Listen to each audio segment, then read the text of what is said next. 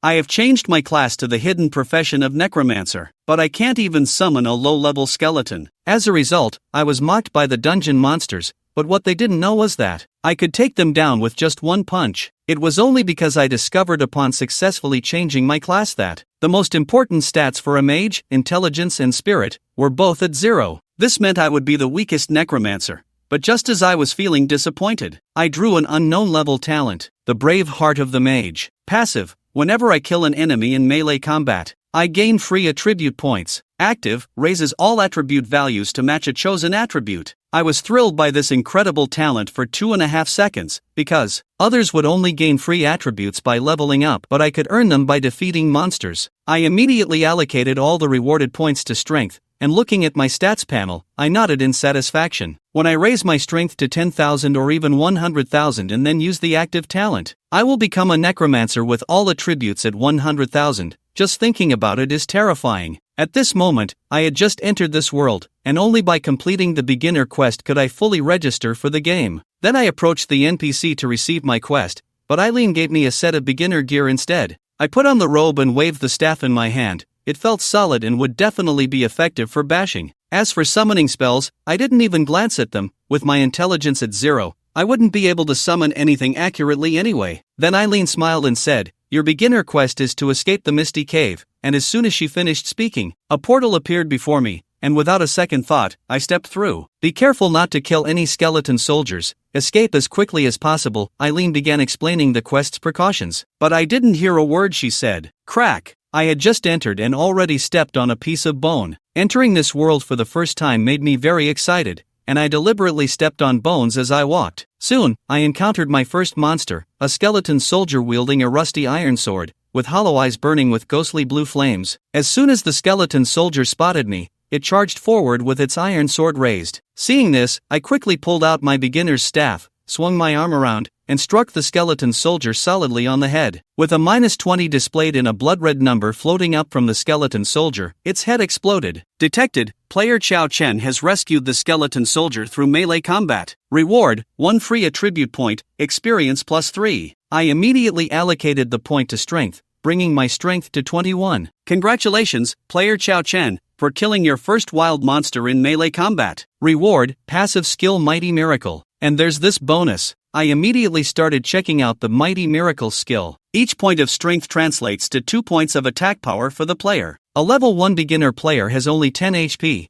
which means my punch could still leave them with 3 lives. Never mind, I should focus on completing the beginner quest first. I continued walking forward as skeleton soldiers appeared one after another, but they couldn't withstand my attacks at all. After defeating 4 skeleton soldiers, I finally reached level 2. With the 4 attribute points earned from the recent kills, my strength had soared to an impressive 30. I knew that for a regular newbie, achieving a single attribute of 10 would be considered genius. Surely, this Misty Cave can't only have these skeletons for leveling. That would be too easy. It seemed that the Misty Cave heard my words, as the entire cave began to tremble, and then suddenly, a skeleton soldier much larger than the others appeared, holding a shield in its left hand and a spear in its right. The skeleton captain raised its spear, the sharp tip aimed at me. If I got poked by that many monsters, it would surely end badly for me. I immediately chose to strike first, swinging my staff, creating a sound of metal clashing. My staff collided with the skeleton captain's shield. Can this monster even use a shield to fight? The next second, a bright red spike emerged from the skeleton captain's head, leaving it with only 10 HP. I swung again,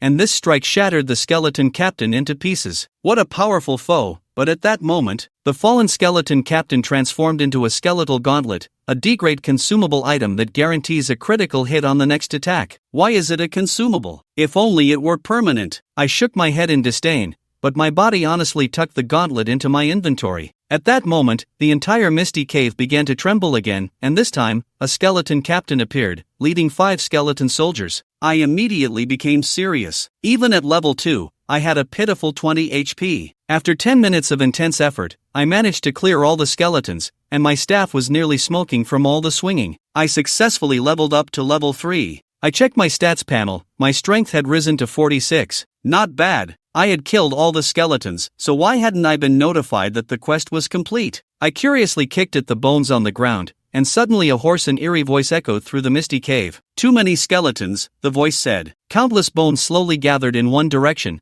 forming a massive dinosaur monster within the cave. I was left speechless. Are you kidding me? How can a boss appear in a beginner quest? Isn't that just sending newbies to their doom? And with such exaggerated damage data, if it weren't injured, it would be even more terrifying. The Skeleton King slammed its massive palm down towards me, its anger at me reaching its peak. What kind of player just strolls around stepping on bones for fun? If I hadn't crushed so many bones into powder, the Skeleton King wouldn't have appeared in an injured state. I quickly dodged and pulled out my staff, swinging it at the Skeleton King's foot. -32 damage appeared, making me wince. This meant I would have to land several more successful hits on the Skeleton King, while a single hit from it would likely mean my death. Without hesitation, I turned and ran. Why did I have to fight a boss for a beginner quest? This trash quest wasn't worth my time. The Skeleton King clearly had no intention of letting me go. It tore off a piece of its own bone and threw it forward. The skilled bone explosion shook violently, and the massive explosion forced me to retreat, with the Skeleton King following closely behind. Is this never-ending? Do you know what a professional pedicurist is? I was so enraged that I gripped the end of my staff and leaped high, striking the Skeleton King's knee. The Skeleton King, furious, tried to swat me, but I easily dodged his attacks. With only a bit of agility, he couldn't land a hit on me. -32, -32. I circled around the Skeleton King's feet, waiting for the right moment to strike his foot. A few minutes later, the Skeleton King's health dropped by half. He was completely enraged and let out a long howl, activating the skill bone spike against me. I saw the Skeleton King open his arms, and a barrage of sharp bone spikes shot towards me at lightning speed. There was no way I could dodge them now. I could only throw myself to the side with all my strength, landing in a messy tumble. However, one of the bone spikes pierced my lower abdomen,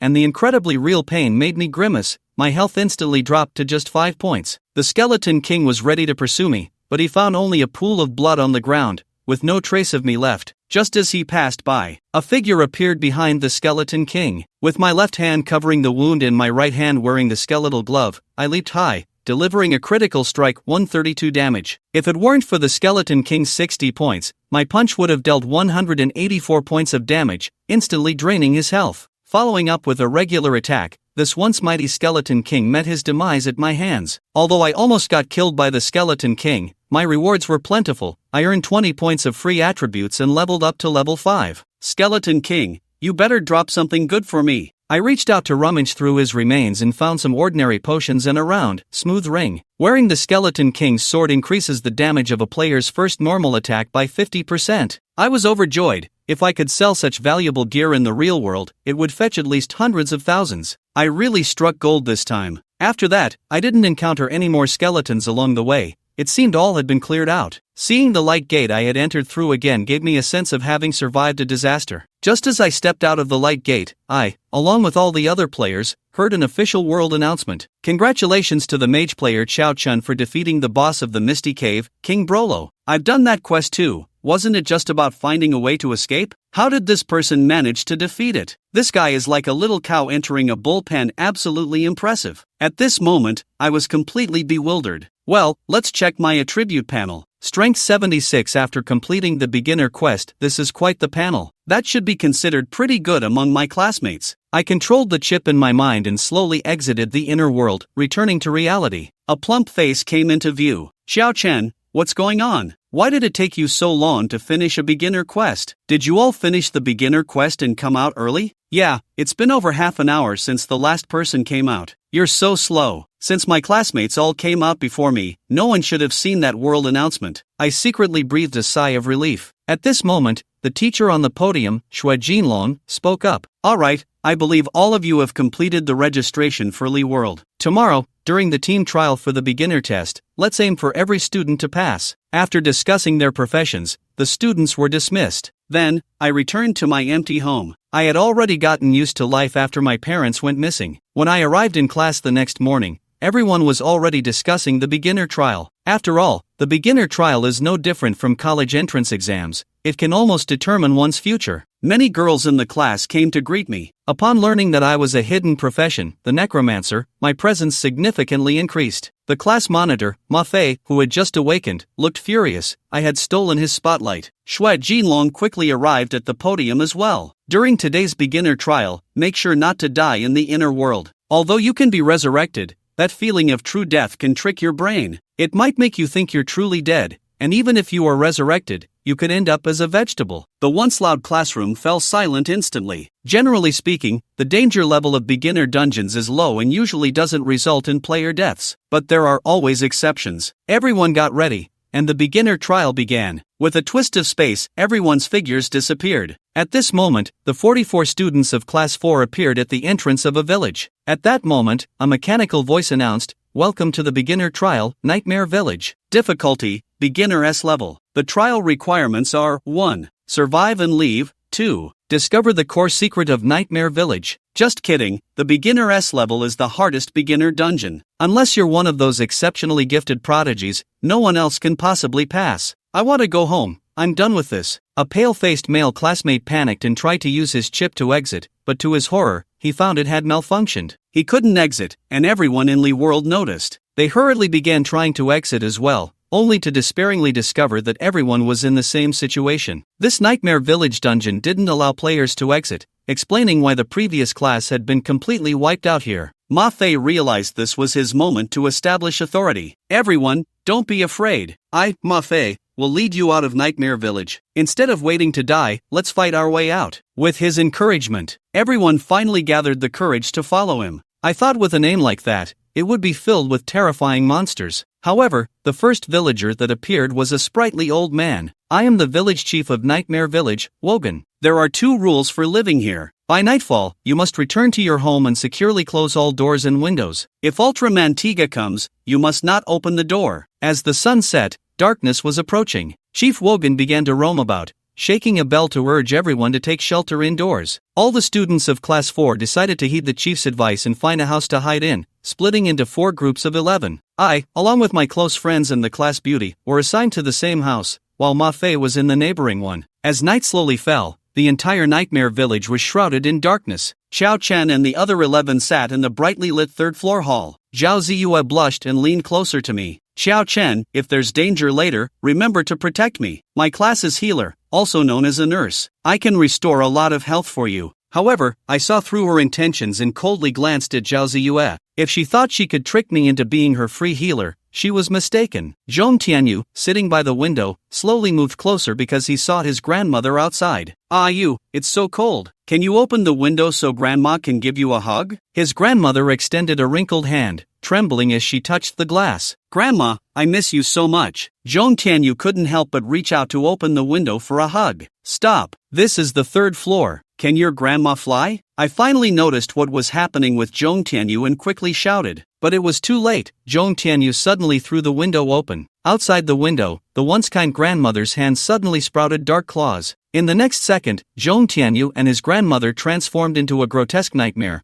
opening a mouth filled with sharp teeth toward him. In a crucial moment, Yang Shangdi pulled out his staff, and countless grains of sand transformed into whips to ensnare the nightmare. Looking at the nightmare's stats made my teeth ache. Is the beginner S-level dungeon really this twisted, even for the minions? Once freed from its bindings, the nightmare turned its gaze toward Yang Shangdi, who was like a piece of fatty meat to it. The nightmare lunged at him with such speed that it left after images. "Whoa, don't come over here. Eating that fatty meat will give you high blood pressure." In a critical moment, a petite figure appeared before the tall, stout Yang Shangdi, carrying an unusually large shield that was disproportionate to her body. With a crunch, the nightmare bit down on the shield, leaving 2 deep bite marks, and a bright red stone rose from the shield. "Yang Shengdi, run! Zhao Ziyue, it's me, Xiao Chen. Summon the spirit to restrain this nightmare." In that critical moment, Zhao Ziyue showcased her strong leadership skills. "Understood, Xiao Chen," the 3 of them replied in unison. With a powerful skill, Zhao Ziyue restored their health bars to full. Now I just needed my undead minion. As I turned to look, their smiles froze on their faces. I charged forward, staff in hand, like a street thug ready for a brawl. "Isn't this guy a necromancer? You, get back. That's not how you use a staff." Yang Shangdi shouted loudly. Just when they thought the nightmare would crush me, I struck it on the head with my staff, and it disintegrated into ashes. Everyone looked bewildered. Is that how a necromancer fights? Could Xiao Chen be cheating? I walked over to examine where the nightmare had died, and to my surprise, it hadn't turned into ash. Instead, it had transformed into a black stone, which bore the same mysterious, winding symbol as the black stone the chief had warned us not to remove. I had a vague feeling that this black stone must be related to the core secret of Nightmare Village. Moreover, I had another doubt.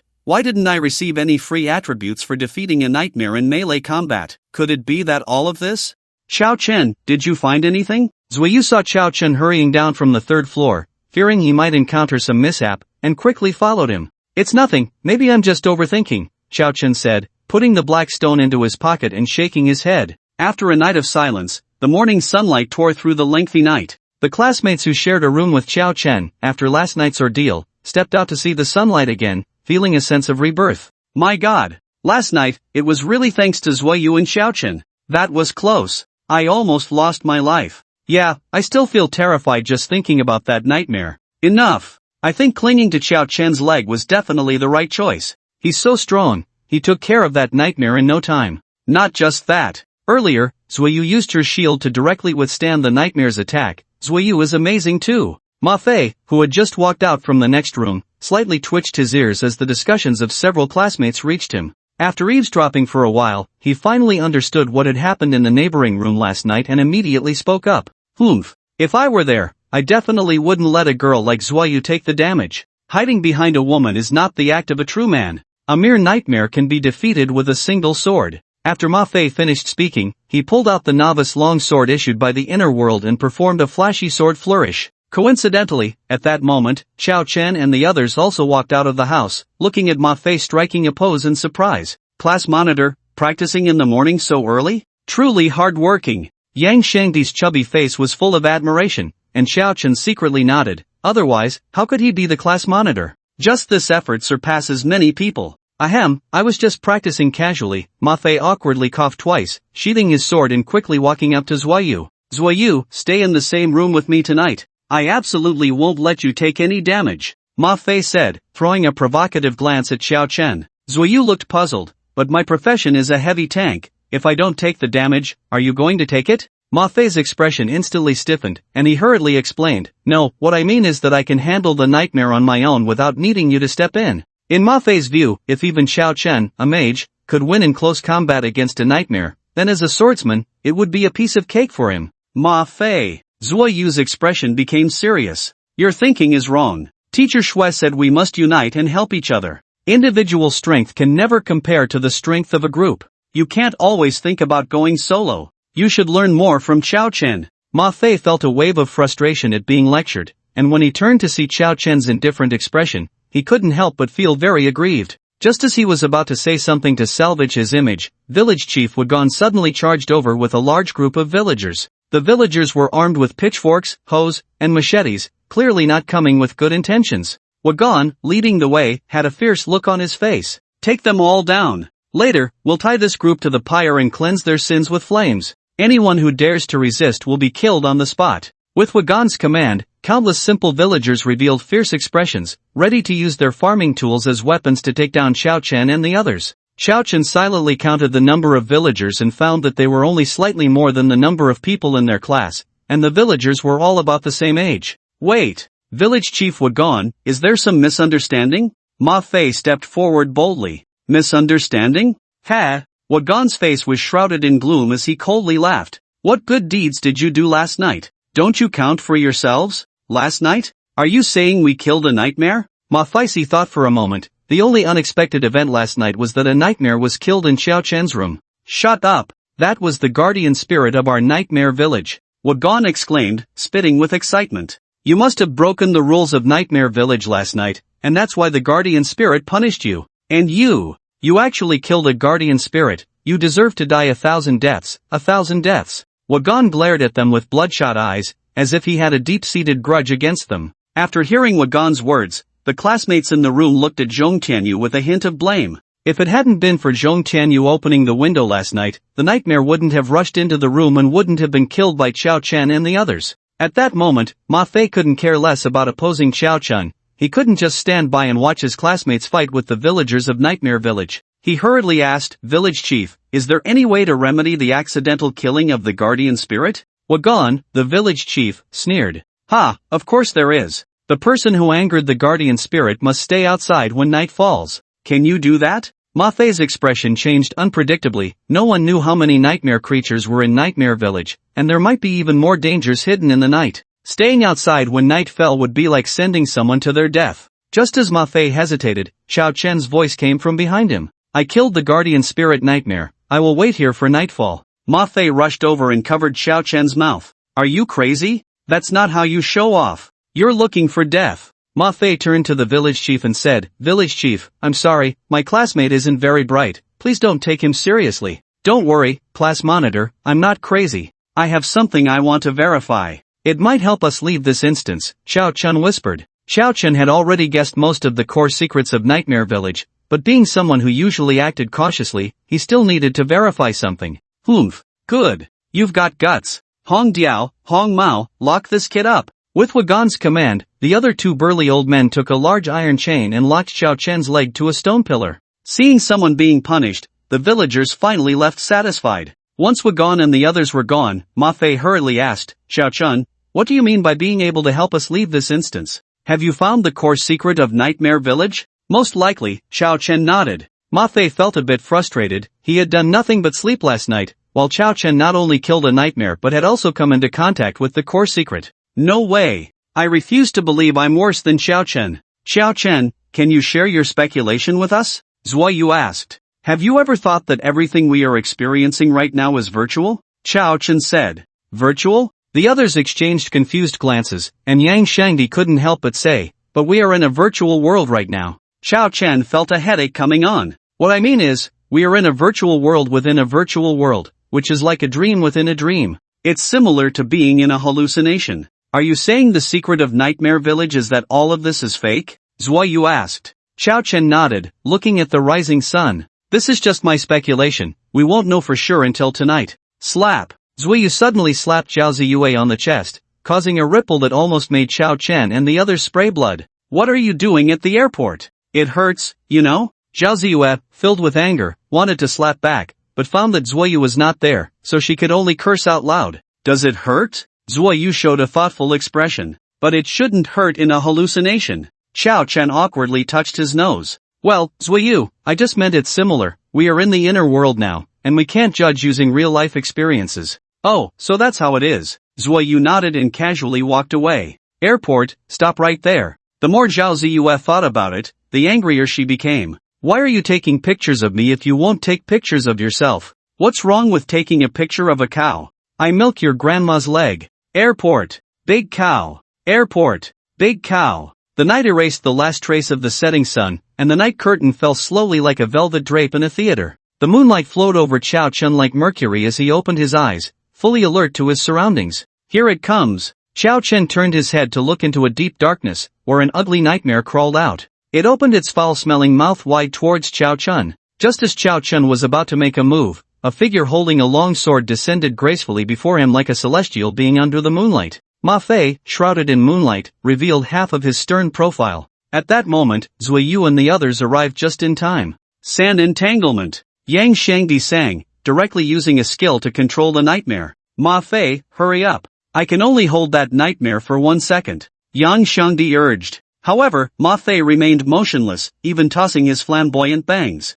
Don't worry, I, Ma Fei, will definitely protect you. As a true sword cultivator, one person with one sword can slay all enemies in the world. Ma Fei delivered a very cringeworthy line, waiting until the nightmare broke free before charging in. However, as soon as he made contact, Ma Fei realized something was wrong. The nightmare charged at him, and Ma Fei raised his sword to block, but he underestimated the nightmare's strength. With a single collision, Ma Fei was pushed back repeatedly, the powerful impact causing his sword to tremble uncontrollably, nearly slipping from his grip. Ma Fei was completely dazed. Who am I? Where am I? What am I doing? Did Xiao Chen really kill such a thing last night? Seeing Ma Fei lose ground on his first move, Yang Shangdi looked at Xiao Chen with a strange expression. Xiao Chen, do you think this Ma Fei has some kind of delusion? I helped him control the nightmare, but he insisted on charging in himself, and the key is he can't even do that. It's really absurd. Xiao Chen replied, maybe this is the unique training method of sword cultivators? I, Xiao Chen, am not cheating. No way. If Xiao Chen can do it, so can I. Unconvinced, Ma Fei picked up his novice long sword and charged at the nightmare again. Break defense sword energy. Ma Fei shouted, unleashing a sharp sword energy that slashed a bright red X on the nightmare's head. However, this only angered the nightmare, which rushed forward with a flurry of attacks, forcing Ma Fei to retreat step by step, gritting his teeth in silence. By the way, why are you all out here? Didn't I tell you to stay inside and wait for me? Xiao Chen asked Zuoyu and the others. We were worried you might be in danger alone outside, so we came out to help you, and we can look out for each other, Zuiyu replied, then glanced at the iron chain around Xiao Chen's ankle. By the way, how can you move with this thing tied to you? Let Ma Fei try to see if he can cut it with his sword. No need. As soon as he finished speaking, under the astonished gazes of Zuiyu and the others, Xiao Chen grabbed the iron chain with both hands and yanked it, snapping the chain as thick as his thigh. See, isn't this fine? Yang Xiangdi fell silent for a moment, then looked at Xiao Chen with a hint of awe. You go, tell me, you really didn't cheat, did you? No, I, Xiao Chen, am not cheating, Xiao Chen said with determination on his face. He simply allocated all his attribute points to strength. Could that be called cheating? Ah! Suddenly, a scream came from Ma Fei beside him. His arm had been grazed by the nightmare's claws, and blood was gushing out. Ma Fei's health bar dropped by half in an instant. Ma Fei, we're here to help you. As Zuiyu and the others were about to intervene, Zhao Ziyue had her skills ready, but Ma Fei raised his hand to stop them. No need. I can do it. True warriors are forged in battle. Scars are the metals of a man. Yang Xiangdi seemed to think of something and quickly added. Master Ma, don't fight it head-on, try to strike its head. The nightmare's weakness is in its head. Zuiyu immediately understood upon hearing this. Right, Ma Fei, Yang Xiangdi is right. Yesterday, when Xiao Chen struck the nightmare's head with his staff, it died. Xiao Chen, so that's how it is. Ma Fei's eyes lit up, staring intensely at the nightmare's crown. Ma Fei, actually the nightmare's weakness is in its head. Xiao Chen felt it necessary to explain to Ma Fei. After all, his ability to kill the nightmare with one strike was purely due to his absurd strength. Humph. Xiao Chen, are you scared? Xiao Chen? Ma Fei revealed a knowing smile. You're afraid that I, Ma Fei, will surpass you. You need teammates to help you deal with the nightmare, while I only need a sword. The fire of battle burned in Ma Fei's eyes as he looked at the nightmare. Watch closely for this next strike. Why? Because this strike will be very cool. Ma Fei held the sword with both hands, shouted a powerful sword aura, and with a swift movement, accurately stabbed the nightmare's crown. Looking at the red numbers appearing above the nightmare's head, Ma Fei stared expressionlessly at it, but a bead of cold sweat trickled down his forehead. Nightmare, what's wrong with you? I hit your weakness, you should be dying from my attack. The nightmare showed a hint of human-like confusion, and then with a swipe of its claw, it struck Ma Fei, who screamed and flew out, landing in a heap. If it weren't for Zhao Ziyue timely giving him a massive heal, Ma Fei would have been done for.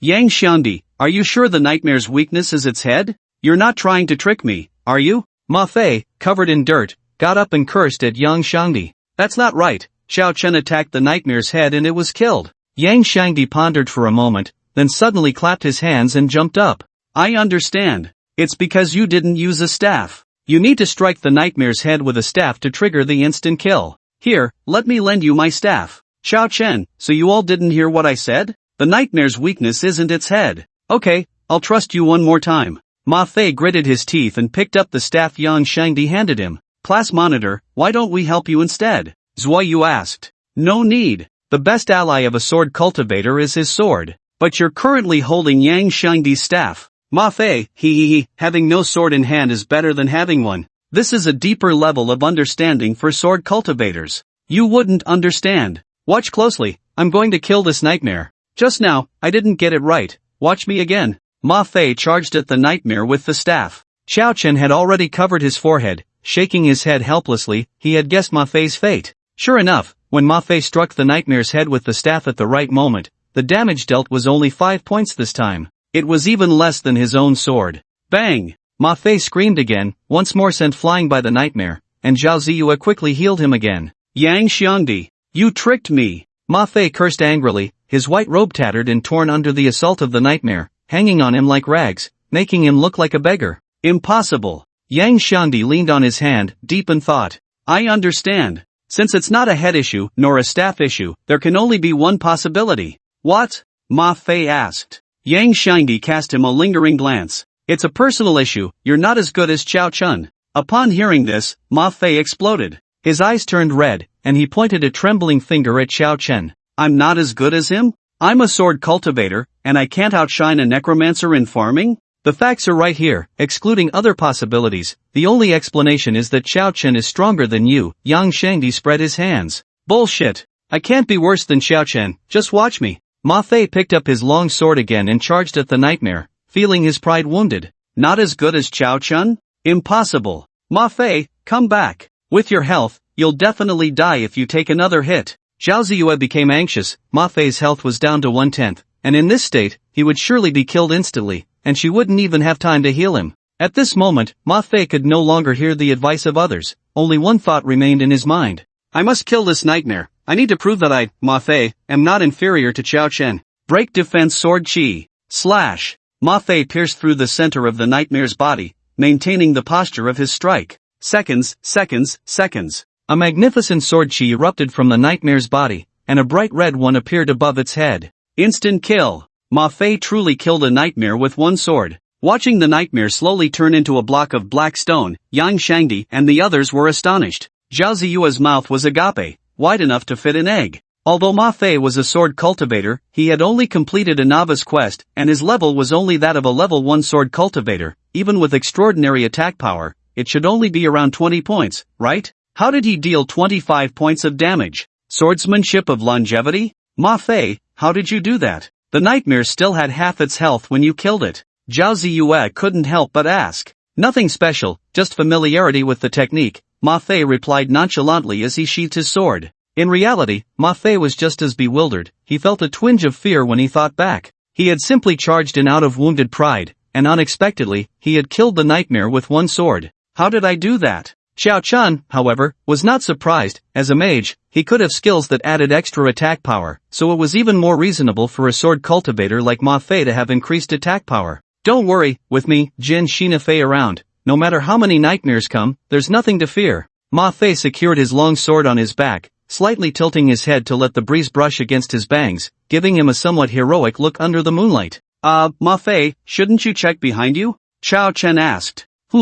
What's there to see? If there's an enemy, I'll just slash them with my sword. Ma Fei scoffed, but his eyes obediently glanced back. Holy crap! Ma Fei jumped up in fright. 5 or 6 nightmares were glaring at them from the opposite side. If he could barely handle one nightmare, how could he survive against 5 or 6? Let's go inside. There's no need to fight these nightmares. I think I know how to clear the level. Xiao Chen picked up the black stone from the ground, revealing a confident smile. Okay. You all go in first. I'll hold them off. The petite Zuoyu pulled out a 2-meter-high shield and stood in front of everyone. Alright. A few people orderly retreated into the house, accompanied by Yang Shangdi throwing out a bundle of sand to bind and control the nightmare, and Zuoyu also successfully returned inside. After closing the door, the nightmares outside seemed to be afraid of something, not daring to come in. Xiao Chen, what is the way to pass the level? Zuoyu asked curiously. You'll find out tomorrow, Xiao Chen replied with a mysterious smile. Is there anything we can help with? There shouldn't be any mistakes.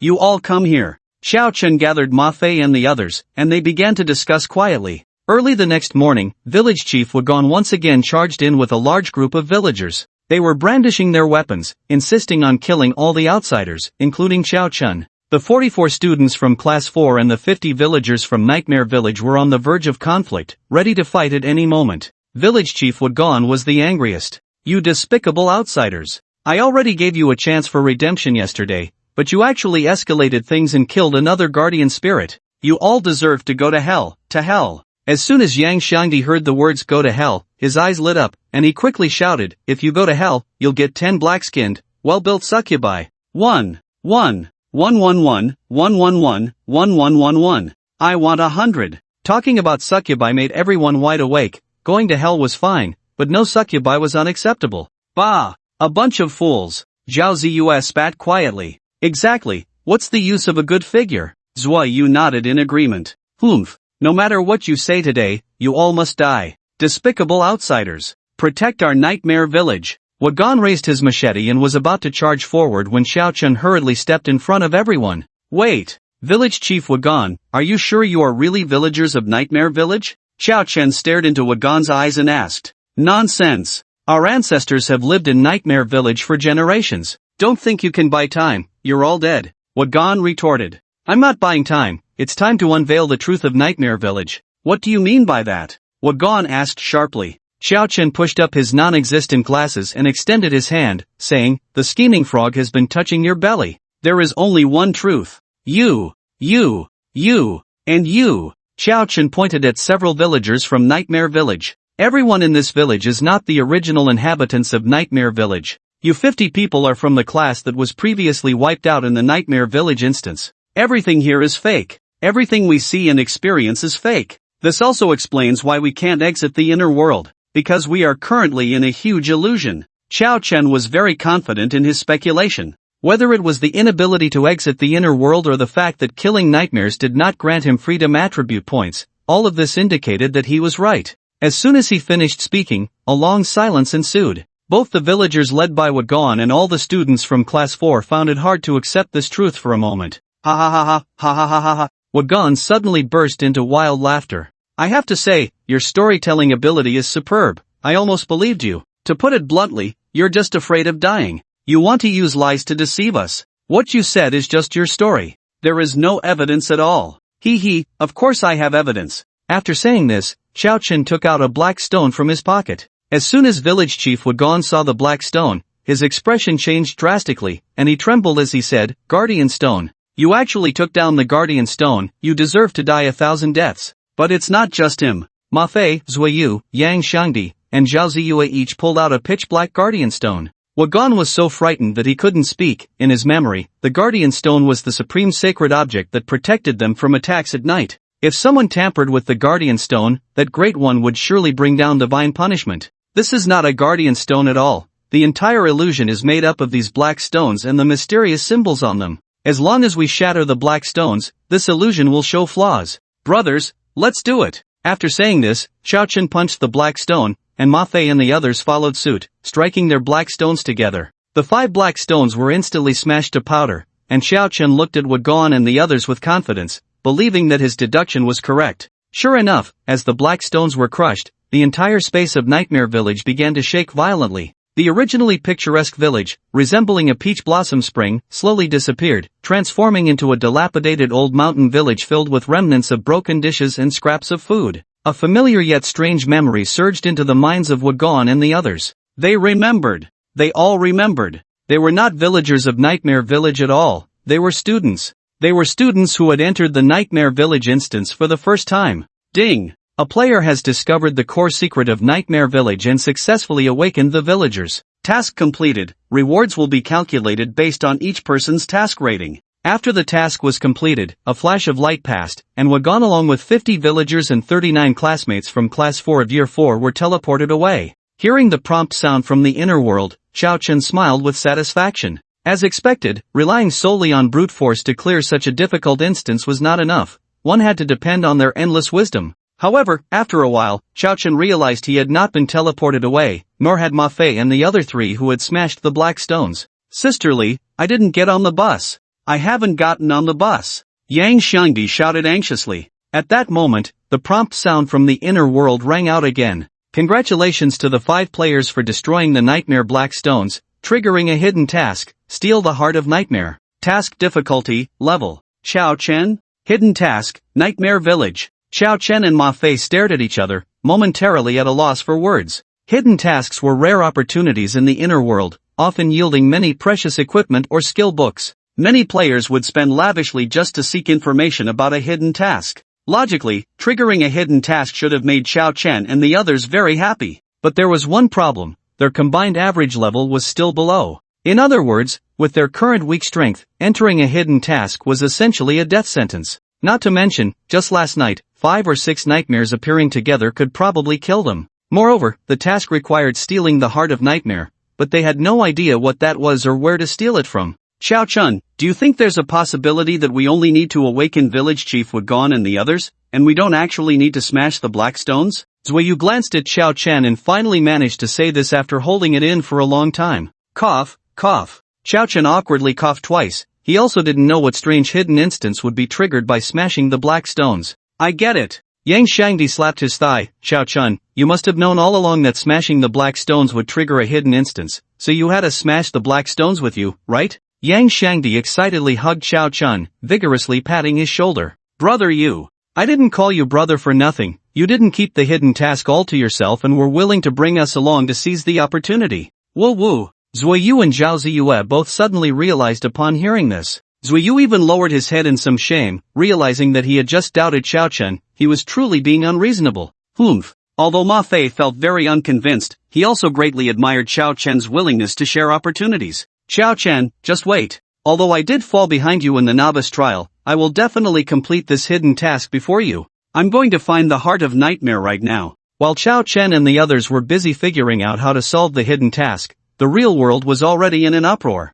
Pat pat pat. A hurried sound of footsteps echoed in the corridor as Xue Jinlong rushed to the classroom because the students from their class had returned from the novice trial. Wow! Is this the difficulty of the novice level? Just this? I didn't do anything and I passed the level. This is too easy. I thought I would have to go through some tough battles, but it was nothing like that. By the way, the novice trial rewarded me with 5 free attribute points and a piece of equipment. So awesome! Seeing the returning students laughing and chattering excitedly, Xue Jinlong finally breathed a sigh of relief. The fact that they could still laugh meant that no classmates had died, and a smile appeared on Xue Jinlong's face. It seemed that his prayers had truly been answered. The incense burner was still sitting on the podium. Wait, why hasn't Xiao Chen come back? Not just Xiao Chen, but Ma Fei, Zuiyu, Zhao Ziyue, and Yang Xiangdi haven't come back either. The classmates in the classroom gasped. They had just been immersed in the joy of surviving a disaster and hadn't had time to observe their surroundings. Once they came to their senses, they immediately noticed that 5 people were missing. Xue Jinlong's face turned pale upon hearing this. These 5 were the most outstanding students in his class. Except for Xiao Chen's unknown talent level, the others all had talents above level. How could the 5 strongest not return? Something must have happened in the novice trial that he was unaware of. Xue Jinlong hurriedly rushed into the classroom and began to inquire about the novice trial. Damn! When he heard that Class 4 of Year 4 had drawn the novice trial in Nightmare Village, Xue Jinlong was so angry that he kicked over the incense burner on the podium. What kind of god is this? I asked you to bless my students, and you gave them the hardest one. Keep talking. Half an hour later, Xue Jinlong finally figured out the ins and outs of the situation, and his expression became extremely grim. Logically speaking, after completing the novice trial, Xiao Chen and the others should have returned as well. Could it be that they encountered some danger? Students, if there's nothing else, you can go home and report the good news. The teacher has other matters to attend to. Xue Jinlong dropped a sentence and ran towards the principal's office. Xiao Chen, you 5 must not have any accidents. The worry in Xue Jinlong's heart reached an extreme. Cheers! Xiao Chen and the others excitedly clinked their cups, and Yang Shangdi grabbed a large, fragrant roasted pig's trotter and began to gnaw on it. The inner world had specially introduced a sense of hunger and a food mall to enhance the player's immersion. Players could buy any food or drink available in the real world at the food mall. By spending the equivalent of 1/10 of the price in the real world, players could taste various delicacies in the inner world without worrying about overeating. However, if they ate too much, they would still gain weight. After searching for the heart of nightmare without success, Xiao Chen and the others decisively decided that, given the circumstances, they should eat first. After all, the Nightmare Village during the day was no different from an ordinary village, and they couldn't find any clues. The 3 boys exchanged for barbecue and drinks and began to feast, while Zuiyu and Zhao Ziyue were initially a bit reserved. However, unable to resist the tempting aroma of the food, they soon joined in. Class monitor, thank you for treating us to a meal. Yang Xiangdi said with his mouth full, mumbling his thanks. It's a small matter, it won't cost much. After a few drinks, Ma Fei also became bold. I heard before that you were a rich second generation, and now it seems the rumors are true. Zhao Ziyue, with her flushed cheeks after drinking, looked increasingly charming. Don't listen to their nonsense, Ma Fei waved his hand. That's my dad's wealth. What does it have to do with me? Xiao Chen, Zuiyu, Yang Xiangdi, and Zhao Ziyue, this really is a fresh and refined act. After several rounds of toasting, the 5 gradually became more familiar with each other. Zuiyu also voiced her inner doubts. Xiao Chen, why do you never use necromancy? And why is your power so terrifying? Ma Fei immediately perked up. This was a question he wanted to know as well. Xiao Chen tightened his grip, pondering for a moment before speaking. Do you know the law of the wooden barrel? The amount of water a wooden barrel can hold does not depend on the highest plank but rather on the shortest one. Only when all the planks are of equal height can the barrel be filled with water. The weakest part of a necromancer is their physical body, so I made a decision on the first day I entered the inner world. Before my physical body reaches its peak, I will never use any necromantic spells. Under Xiao Chen's persuasion, Zuiyu and the others showed expressions of sudden realization. Ma Fei clenched his fists secretly. This Xiao Chen was indeed his rival. No, I absolutely cannot fall behind him. Seeing that everyone believed him, Xiao Chen finally breathed a sigh of relief. As if joking, would I tell you that my intelligence and spirit are 0, and I can't summon a single undead? Xiao Chen was not someone to be trifled with. Bang! Xue Jinlong pushed open the principal's office door. Principal Hong, I have an urgent matter to discuss with you. Principal Hong was a balding old man who leisurely took out a pair of reading glasses from his pocket and put them on. Jinlong, don't panic when you encounter something, staying calm is the key to solving problems. Principal, do you remember those genius students I mentioned before? I remember, one of them has a hidden profession, named Xiao Chun.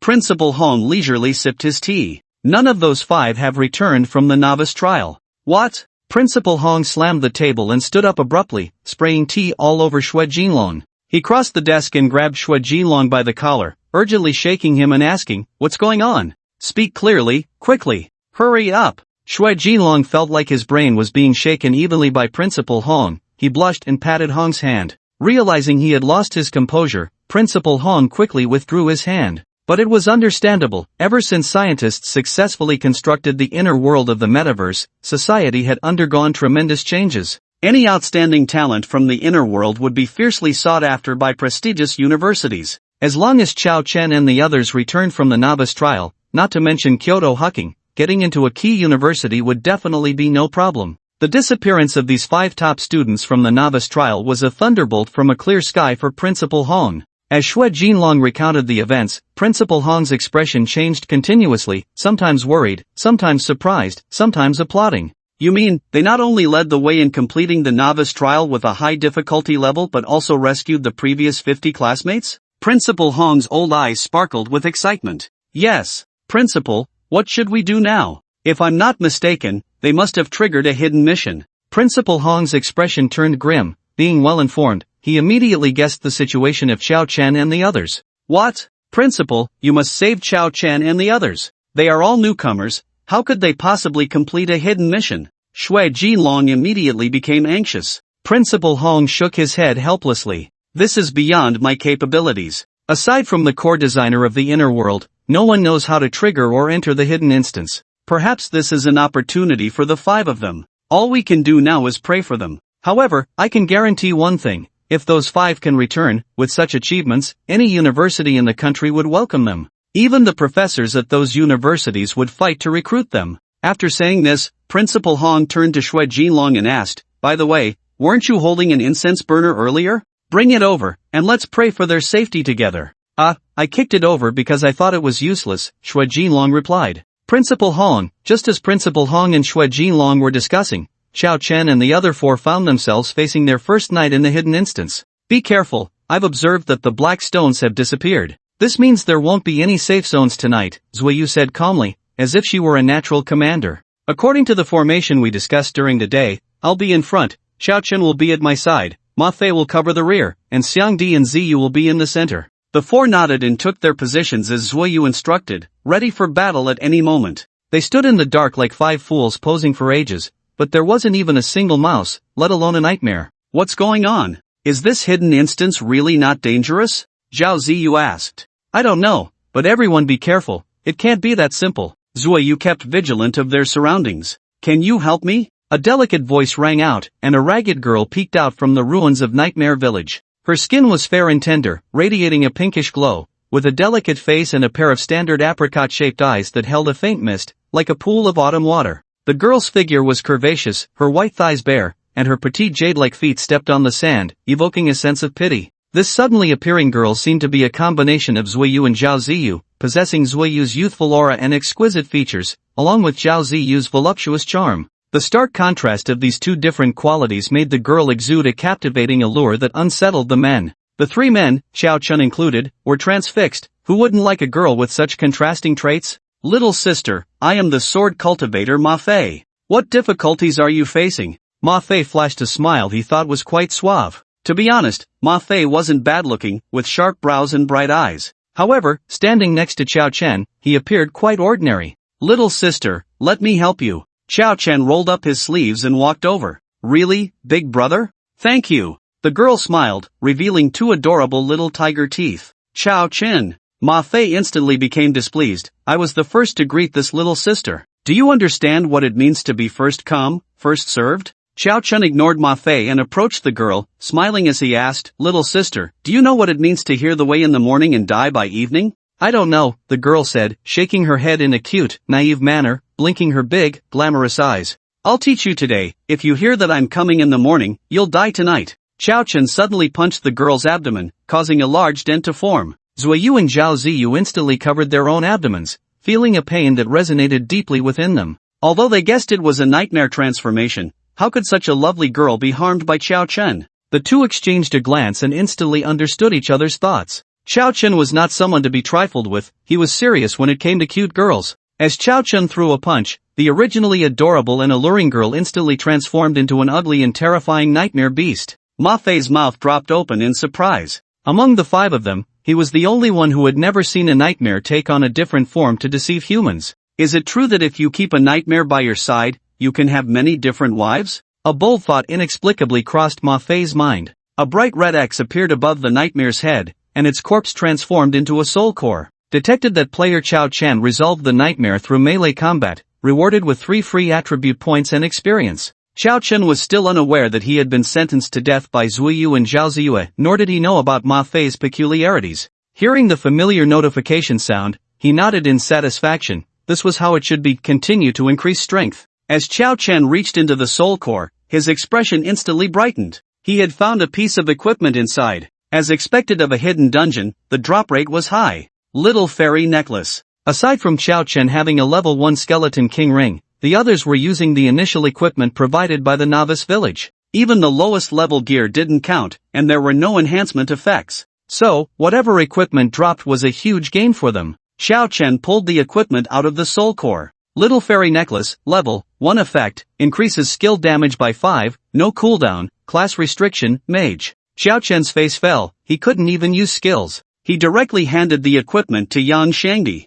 Here, little fairy necklace, put it on. Yang Shangdi looked down at his nearly 300-pound frame and his prominent belly, several question marks appearing above his head. Little fairy necklace? Me? A little fairy? Yang Shangdi pointed at his own face. Just wear it, this equipment increases skill damage by 5, and it's restricted to mages, Qiao Chen said. Zuoyu, Zhao Ziyue, and Ma Fei instantly blushed, holding back laughter. Finally, after Yang Shangdi put on the little fairy necklace with a dark expression, Zhao Ziyue couldn't help but laugh. What are you laughing at? Yang Shangdi asked with a scowl. Don't worry, Shangdi, we are all professionally trained. No matter how funny it is, we won't laugh. Zuoyu said. Yang Shangdi looked around at the others, seeing everyone maintaining a straight face, and finally gave up. After a while, Zuoyu slowly said, by the way, did you know? My grandma's dog had puppies. Really? Ha ha ha ha ha ha, ha ha ha ha, congratulations, congratulations. Yang Shangdi, with a dark face, was unwilling to engage with this group of gloating people. What was wrong with the little fairy necklace? I have level 1 equipment, do you have any? But soon, they would no longer be able to laugh. Roar! For nightmares had surrounded the 5 of them. Even Qiao Chen's expression changed to one of caution. Although his attack power was incredibly high, he was inherently fragile. With only 6 points of defense, if the nightmares hit him 2 or 3 times, he wouldn't escape a grim fate. Don't panic, Ziyue. Be ready to heal me at any time. Zuoyu stood in front of everyone with a large shield. 2 nightmares crashed heavily into Zuoyu's shield, and his health bar began to drop rapidly, but fortunately, Zhao Ziyue behind him was continuously healing him. Qiao Chen threw a punch from the side, but that nightmare had learned its lesson and dodged directly. With only 9 agility, Qiao Chen couldn't catch up to the nightmare's agility of 25, but Qiao Chen was not fighting alone. Yang Shangdi, control it. Understood. Sand entanglement. With a wave of Yang Shangdi's staff, the 2 nightmarish creatures in front were instantly trapped. Qiao Chen seized that moment, delivering a punch to each, swiftly eliminating both nightmares. There was no time to touch the soul core. Qiao Chen rushed towards the back, where Ma Fei was also facing 2 nightmares alone and was on the verge of collapse. I'm coming. Stepping up. At a critical moment, Zuoyu shouldered a shield to block one of the nightmare's attacks for Ma Fei. This was Zuoyu's skill, allowing him to instantly appear beside a teammate to absorb damage. Hurry up. My mana is almost depleted. Zhao Ziyue was sweating profusely. The healer was the most mana-consuming class in the game, bar none. To put it simply, the healer exchanged their own mana for their teammates' health. Once the mana was exhausted, the healer could no longer heal their allies. Alright, break defense sword energy. With experience from dealing with 1 nightmare, Ma Fei stopped playing around. He methodically whittled down the nightmare's health, and with Zuoyu's help, he quickly dispatched one of them. Ma Fei's level also increased. Only the last nightmare remained, incessantly gnawing at Zuoyu's shield, causing Zuoyu's health to fluctuate dangerously. Finally, Zhao Ziyue collapsed onto the ground. No! I have no mana left. As the healing stopped abruptly, Zuoyu's health began to plummet. Gritting his teeth, he silently continued to absorb damage. At that moment, Xiao Chen finally arrived. Seeing this, the nightmare lunged at Xiao Chen with its sharp claws aimed at his neck. If such a critical area was attacked, it would be impossible to avoid being killed instantly. The power of points was invincible in this dungeon filled with newcomers, unless 5 or 6 of them could unite and help each other. Otherwise, in a one-on-one situation, few could take on a nightmare alone. Unfortunately, this nightmare encountered Xiao Chen, whose strength was close to 100, with an attack power equal to double his strength. If he had just taken a moment to glance at the plight of his comrades, he might have chosen a different attack method. Xiao Chen reached out, grabbing the nightmare's claws. The claws instantly cut into Xiao Chen's skin, blood streaming from his hands. Unfazed, Xiao Chen calmly demanded, "Tell me, where is the heart of the nightmare?" "Nightmare? Humph. Not going to say, huh?" With a forceful grip,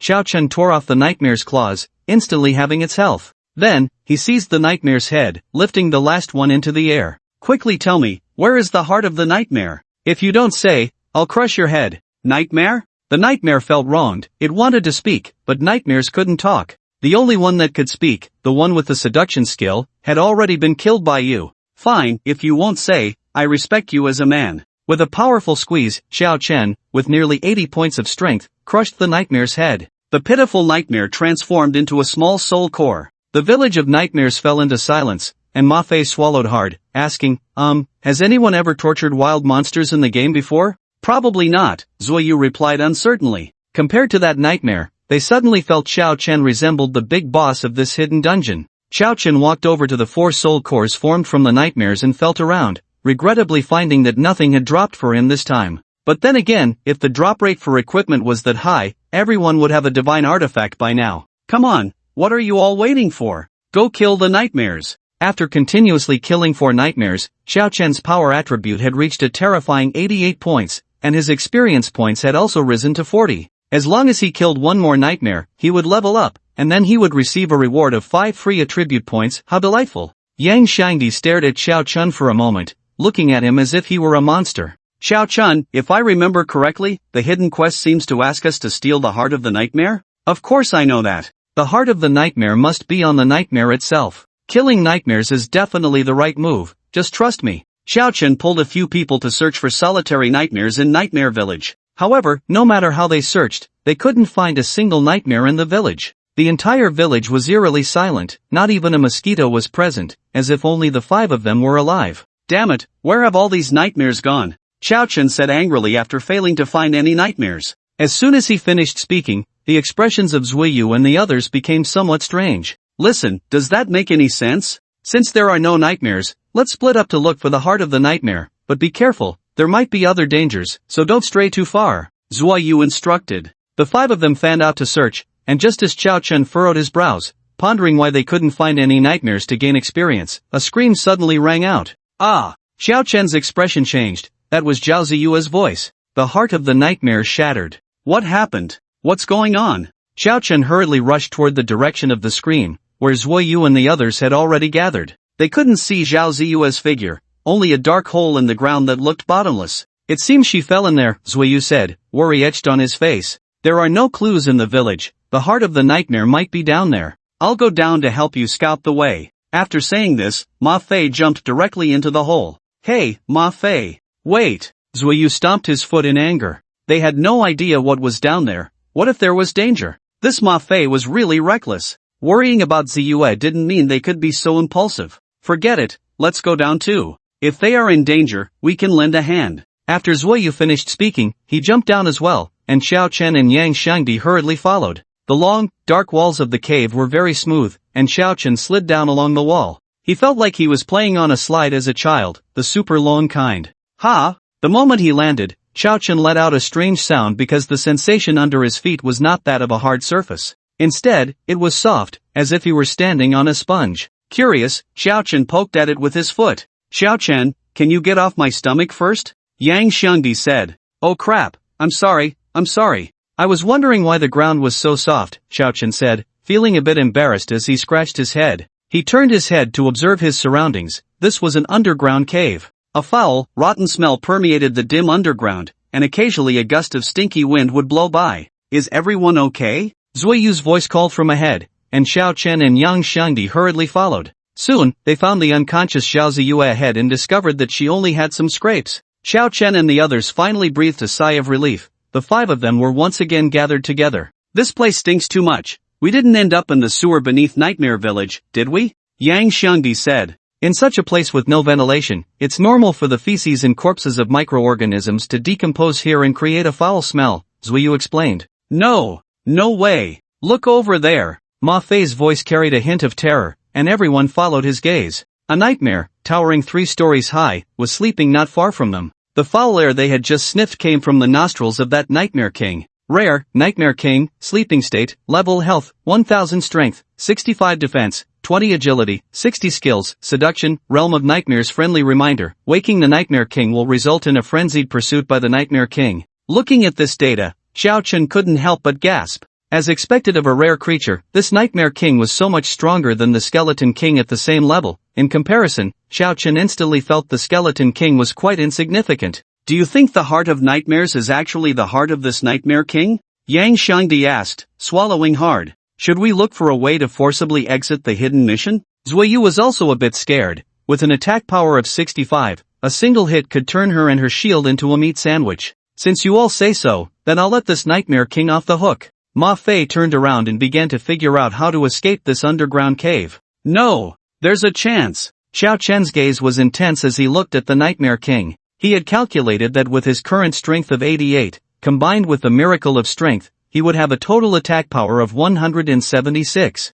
Plus, with the 50% boost from the Skeleton King's ring, his first strike could take away 1/5 of the Nightmare King's health. As long as he could hit the Nightmare King in the vital spots 6 times, it might not be impossible to kill the Nightmare King and complete the mission. However, Xiao Chen's plan was akin to reaching into the fire for chestnuts. One misstep and he would be killed directly by the Nightmare King. As soon as he finished speaking, the other 3, except for the unconscious Xiao Ziyue, looked at Xiao Chen as if he were an alien. Yang Xiangdi stepped forward and touched Xiao Chen's forehead. You're not even running a fever. How can you say there's a chance against such a 10-meter-tall monster? No. Listen to me. Xiao Chen, having experienced soloing the Skeleton King, understood that strength wasn't just about the data panel. Everyone had weaknesses. For example, the Skeleton King's weakness was agility. So even when Xiao Chen's level was low, he could still solo a Skeleton King. Although the Nightmare King's stats are high, it's clear that his weakness is defense. If we could determine the outcome just by looking at the stats, there would be no need for the battle system in the inner world. It would just turn into a turn-based card game, which would be much simpler. Using our strengths to attack their weaknesses, we might not be without a chance. Xiao Chen looked sincerely at the others. I think I know what you want to do. You need us to distract the Nightmare King, right? Zuiyu pondered for a moment and asked. Only Zuiyu understands me. Xiao Chen nodded heavily. As long as each of you can give me one opportunity to attack, I guarantee I can kill the Nightmare King. After Xiao Chen finished speaking, he quietly waited for Zuiyu and the others' response. After all, this was equivalent to dragging them into an adventure. With the Nightmare King's attack power, anyone who accidentally took a hit would die on the spot. Even Xiao Ziyue, the healer, would be useless, as it would be a one-hit kill, leaving no time for healing. Alright, we believe in you. Zuiyu was the first to step forward. Yuga, my life is in your hands. Yang Xiangdi said. Ma Fei snorted coldly. If you can't do it, don't be brave. With something this strong, escaping isn't shameful. Xiao Chen smiled. Don't worry. I'll wake that Nightmare King up first. You all move Ziyue to a safe place and prepare to support me. Xiao Chen began to slowly climb up the tall body of the Nightmare King. As long as he didn't attack, the Nightmare King wouldn't wake up. Xiao Chen's first strike needed to find the Nightmare King's most vulnerable spot. Watching Xiao Chen climb higher and higher, Zuiyu and the others were all silently sweating for him. What is this? Xiao Chen found a dark red mass of flesh on the Nightmare King. Thud, thud, thud. Accompanying the pulsation of this mass, a life force surged forth like a vast ocean. It seems this must be the Nightmare King's weakness. Xiao Chen revealed a hint of joy, took out his staff, wiggled his hips, and pointed the end of the staff at the mass of flesh. The effect of the Skeleton King's ring activated. Xiao Chen exerted all his strength to stab the staff into it. Critical hit. A terrifying number appeared above the Nightmare King's head, and the Nightmare King's health bar instantly dropped to 492. Below, Ma Fei and the others nearly popped their eyes out. A damage of 508. Where are the planners of the underworld? Is there a hacker here that you won't deal with? Before Xiao Chen could even feel the joy of the critical hit, the system's prompt echoed in their minds. Player Xiao Chen has shattered the heart of Nightmare. Task modification in progress. Task modification successful. Current task, kill the Nightmare King. Difficulty, level. B-level equipment, dragon through sword? Xiao Chen froze, the joy of landing a critical hit vanished. That thing just now was the heart of Nightmare? Does that mean he only needed to steal it and didn't have to fight the Nightmare King at all? Roar! The Nightmare King let out a furious roar and directly flung Xiao Chen off him. Xiao Chen's body traced a perfect parabolic arc before landing in Zuoyu's arms. Xiao Chen, Zuoyu, a rather comical scene unfolded, with Xiao Chen, who was over 1.8 meters tall, being cradled in the arms of Zuoyu, who was under 1.6 meters, as they stared at each other wide-eyed. Xiao Chen, tell me the truth, how did you deal 508 damage? You really didn't hack, did you? Zuoyu asked. Can we talk about this after you put me down? Xiao Chen awkwardly touched his nose. You're not being fair, using hacks without calling me, doing it secretly. Yang Shangdi from a distance also cast a lingering glance at Xiao Chen. No matter how Xiao Chen explained, they were convinced he was a hacker. When you start to doubt whether a melon is ripe, it has already lost its chance to be considered so in your heart. Xiao Chen was furious. Why was he being wronged? Is it hacking to put all the attribute points of a necromancer into strength? Is there no justice? Despicable human, die. The Nightmare King displayed a terrifying speed that was completely inconsistent with his massive body, slapping down towards Xiao Chen in Zuoyu's arms. Bang! The Nightmare King's claws left 5 deep gashes in the ground. Fortunately, Zuoyu timely used a skill to step in, instantly appearing beside Yang Shangdi while holding Xiao Chen. Put me down, let's stick to the plan we just discussed, help me create an opportunity to attack. Xiao Chen broke free from Zuoyu's embrace with a flip and, staff in hand, moved towards the Nightmare King. Break defense sword chi. Facing the Nightmare King, who was several times larger than him, Ma Fei said nothing and thrust his sword. The sword chi left a clear white mark on the Nightmare King's body but did not pierce its skin. This damage made Ma Fei feel a pang of frustration. He was not well educated and didn't understand. Why could Xiao Chen deal such damage with a staff while he could not with a sword? Was this reasonable? It was unreasonable. Xiao Chen was definitely a hacker. Damn it, I don't believe it. As long as there's damage, even if I have to scrape you, I'll scrape you to death. Ma Fei was born stubborn. He firmly believed that as long as he became a skilled player, he could surpass Xiao Chen, the hacker. Waves of sword chi continuously scraped against the Nightmare King's body. Critical hit. The Nightmare King, perhaps annoyed, turned his head to glare at Ma Fei. "Aunt, if you want to die, this king will grant your wish." The Nightmare King swiped a claw towards Ma Fei, who couldn't dodge at all given his speed. Just as death seemed imminent, Ma Fei raised his long sword towards the Nightmare King, looking ready to sacrifice himself.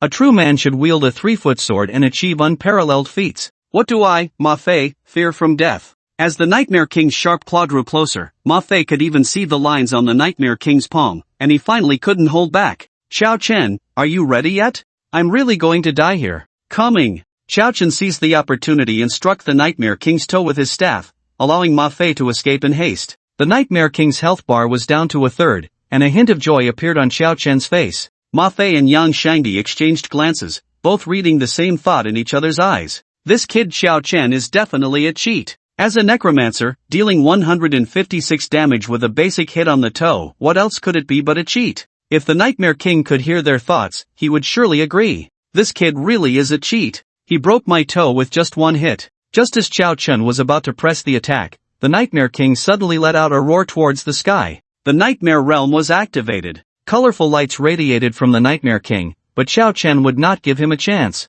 The reason those people from Wagon were trapped in the illusion for so long was probably due to this move. Clang! A solid hit from Xiao Chen's staff struck the Nightmare King's knee, causing the Nightmare King to cry out in pain and interrupt his spellcasting. Xian Di. Understood, sand bind. Countless grains of sand wrapped around the Nightmare King's massive body, but the Nightmare King merely paused for a moment before breaking free. However, that brief moment was enough. "Oh mama, Mao, xin dai ilu." Nani? Seizing the opportunity, Xiao Chen jabbed his staff between the Nightmare King's legs, causing Ma Fei and Yang Shangdi to tense up. Detected that player Xiao Chen defeated the Nightmare King through melee combat, rewarded with 10 free attribute points, experience. As the Nightmare King's health bar emptied and transformed into a soul core, the system's notification began to sound in succession. Hidden task of defeating the Nightmare King completed. The inner world system is evaluating player completion levels. Evaluation complete. player Zhao Ziyue rating, level player Yang Shangdi rating, level player Zuiyu rating, level player Ma Fei rating, level player Chao Chen rating, level. The system will distribute rewards based on player ratings. Currently distributing level rewards to player Chao Chen, experience, 5 free attribute points, level skill book withering technique. Congratulations to player Chao Chen for leveling up consecutively, current experience points, 30, rewarded with 10 free attribute points. Chao Chen was momentarily stunned, then glanced at the still unconscious Zhao Ziyue. Well, it didn't seem unfair to get a rating, after all, completing a hidden task after a nap. Yang Shangdi and Zuiyu leveled up in succession under the rewards and began to study their new skills. Only Ma Fei walked over to Chao Chen and quietly asked, Chao Chen, where did you get that cheat? How much can I sell it for? Chao Chen? How many times do I have to say it? Chao Chen, do not cheat. Chao Chen couldn't be bothered with Ma Fei. He approached the Nightmare King's soul core and pulled out a long sword. Transparent Dragon Sword, level effect, increases attack power by 100 points, ignores 30 enemy armor, sword energy damage increase of 20, no cooldown, class restriction, none level restriction, beginner. The dazzling sword light of the transparent dragon sword moved like a golden snake, and the patterns on the blade resembled golden dragon scales. Just by looking at Ma Fei next to him, who was staring wide-eyed, it was clear that this was a sword that any sword cultivator would be captivated by. However, Chao Chen shook his head in disappointment and directly threw the Tulong sword to Ma Fei. It's yours now. How did you manage to get a level sword? What bad luck! If other newcomers heard Chao Chen's words, they would probably be so furious they'd spit blood on the spot. Many newcomers in the inner world were grateful to have a piece of level equipment after completing their novice trials. Many still held onto their initial novice gear until they had to grind dungeons to update their equipment.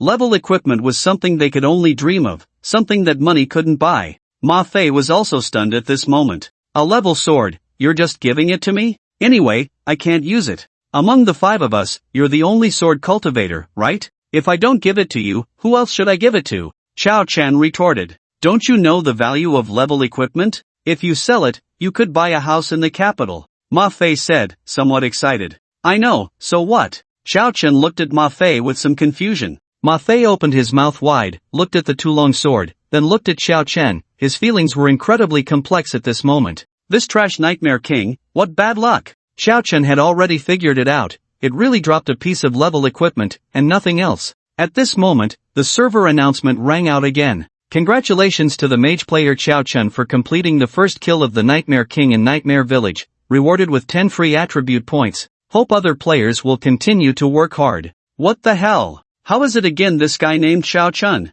Is he the favored son of the inner world? This broken inner world has been open for almost 3 years. How did he get another first kill? This should be that hidden dungeon that hasn't been discovered, right? How did this kid find it? Could he be a new lucky player? And didn't he just finish his novice trial a few days ago? He got another head, what a joke. This kid is really like a cow playing upside down, incredibly impressive. Amidst the discussions of many players, Chao Chen's name had already gained some fame in the inner world. After adding all the free attribute points to strength, Chao Chen checked his attribute panel. Name, Chao Chen. Profession, Undead Mage Realm, Apprentice, Strength, 123, Monster Strength, Defense, 6 Agility, 9 Spirit, 0 Intelligence, 0 Mana, 300 Health, 70 Experience, 30 Talent, Mage's Brave Heart, Level Unknown, Skill, Miracles from Great Strength, Level, Equipment, Ring of the Skeleton King, Level, Skill Book, Skeleton Summoning, Level, Withering Technique, Level. Although he didn't get any equipment, the free attribute points earned from this trip had already pushed Chao Chen's strength over 100. Monster strength? Is it just using brute force to knock others out? Chao Chen muttered softly. He looked at his health bar with some worry. His strength had increased, but having only 70 health points was too little, like a piece of paper that would shatter with a touch. Sigh, he could only think of ways to survive later. This broken game in the inner world was really hard to play. He still needed to be more cautious and not act recklessly. Chao Chen complained in his heart. Hidden task completed, preparing to teleport back to the real world. Please prepare, player. Accompanied by the system prompt, a flash of light passed, and Chao Chen and the others reappeared in the classroom. Wherever they entered the inner world from in the real world, they would also appear in the same position when they came out. As soon as they appeared, a gasp erupted in the classroom. Chao Chen. Chao Chen is back. The class monitor and Zuiyu are back too. Hurry and notify teacher Shui and the principal. Before Xiao Chen could react to what was happening, a man rushed over and hugged him tightly, the scent from his armpit invading Xiao Chen's nostrils, making it hard for him to breathe. Xiao Chen, you guys scared me to death. I almost thought you wouldn't come back. The moment Shui Jinlong saw Xiao Chen and the others appear, the anxiety he had been holding onto finally eased. What on earth happened to you? Shui Jinlong hurriedly asked. Xiao Chen awkwardly rubbed his nose and recounted how the 5 of them accidentally entered a hidden dungeon. Principal Han laughed heartily, his smooth forehead shining in the sunlight. I told you, they must have fallen into a hidden dungeon. Jinlong, you've hit the jackpot. These 5 students are definitely the hotcakes that every major university's admissions officer will be fighting over. What hucking capital? They can choose whichever they want. The other classmates in Class 4 Year 4 erupted in excitement upon hearing this. Wow! We suddenly have 5 geniuses who can be directly admitted to top universities. Our Class 4 Year 4 is going to be the undisputed genius class from now on. Sigh. When will I be as outstanding as Xiao Chen and the class monitor? Martial arts warning. Are Zhuo Yu and Zhao Ziyue not outstanding? The classmates of Class 4 Year 4 eagerly surrounded Xiao Chen and the others, discussing animatedly, while Ma Fei thoroughly enjoyed the envious glances. He straightened his back, trying hard to project an air of elegance. Ma Fei cast a subtle glance at Xiao Chen, his eyes filled with admiration and a strong sense of rivalry. Just wait, Xiao Chen. Next time we enter a dungeon, I'll make you regret giving me the dragon sword. He believed that with such an overpowered weapon as the dragon sword, once he reached the initial stage, he would definitely be able to defeat Xiao Chen. Zhao Ziyue looked up in confusion, completely unaware of what had happened. All she remembered was that she had tripped and fainted, and when she woke up, she was in the classroom. What's going on? Why are so many classmates surrounding me? What happened to my level in the inner world? What about the nightmare? Did I cross over? Teacher Shui, you help them calm down first. I'll go report to the higher-ups that we have 5 geniuses. After Principal Hong finished speaking, he happily left. He was set to retire next year, and he never expected to have 5 geniuses drop into his lap before he retired. It truly rounded off his educational career perfectly. With Xiao Chen and the others' return, their story spread throughout the entire 4th high school. Hey, did you hear? Class 4 Year 4 produced 5 geniuses. They not only led the entire class to successfully clear the novice-level dungeon but also triggered a hidden quest. I know. One of them is called Zhuo Yu, the class flower of their class. Zhuo Yu is nothing. Her figure is too flat. It's the other one called Zhao Ziyue who's the real deal. Wow, she could knock me out. Put. You guys are all the same. That one called Xiao Chen is the real genius. He's a hidden class necromancer. He's handsome, with that aloof look, waving his hand and summoning countless undead creatures. How cool is that? I've seen him. He's really super handsome. So handsome it's almost inhuman. Does anyone have his contact information? Necromancer. Will he summon a bunch of undead to catch someone? Oh, how shy. The students of 4th high school began to discuss, and in this era, there were no outdated things like mobile phones. Everyone communicated through brain chips in the inner world. When Ma Fei saw the discussions around campus, he was almost furious enough to have high blood pressure. Why? Clearly, there were 5 geniuses, and the boys were discussing Zhuo Yu and Zhao Ziyue, while the girls were talking about Xiao Chen. Why was no one discussing him, Ma Fei? Why? He concealed his address and posted in the Inner Worlds Forum module. There's also a sword cultivator named Ma Fei among the 5. He's the class monitor of Class 4 Year 4 and single-handedly killed a nightmare in the inner world. And he doesn't look any worse than Xiao Chen. When the admissions teacher arrived, Ma Fei thought for a moment and decided to delete the sentence, and he doesn't look any worse than Xiao Chen. In other aspects, he was confident he could surpass Xiao Chen, but when it came to looks, Ma Fei felt that unless he underwent plastic surgery, he could only wait for a new life. However, after the post was sent out, no one paid him any attention. The girls were still discussing Xiao Chen. Damn! Ma Fei slammed the table hard, sending his cup flying. Ma Fei, what's wrong? Does the table have a grudge against you? Yang Shangdi asked, puzzled. Glancing at Yang Shangdi, whose presence was even lower than his own, Ma Fei suddenly felt much better. Indeed, human happiness often stems from comparison. Ma Fei was gloomy all day but finally endured until school was over. Their parents were waiting for them at the school gate. After all, their child had been missing in the inner world for several days, and the parents must have been worried sick. Watching Zhuo Yu, Zhao Ziyue, and Yang Shangdi being picked up by their respective parents, Ma Fei turned back to look at the person he cared about the most, Xiao Chen. Seeing Xiao Chen's lonely figure leaving, Ma Fei suddenly felt an indescribable emotion. What's wrong, son? Feeling down? Ma Benwei's old face smiled like a blooming chrysanthemum. I heard from your teacher that your admission to a top university is a done deal. You really are making the Ma family proud. After saying this, Ma Benway looked at his son again and, noticing the complex expression on Ma Fei's face, asked, "What's wrong? Is your allowance too little? Dad will increase it. From now on, 50,000 a month."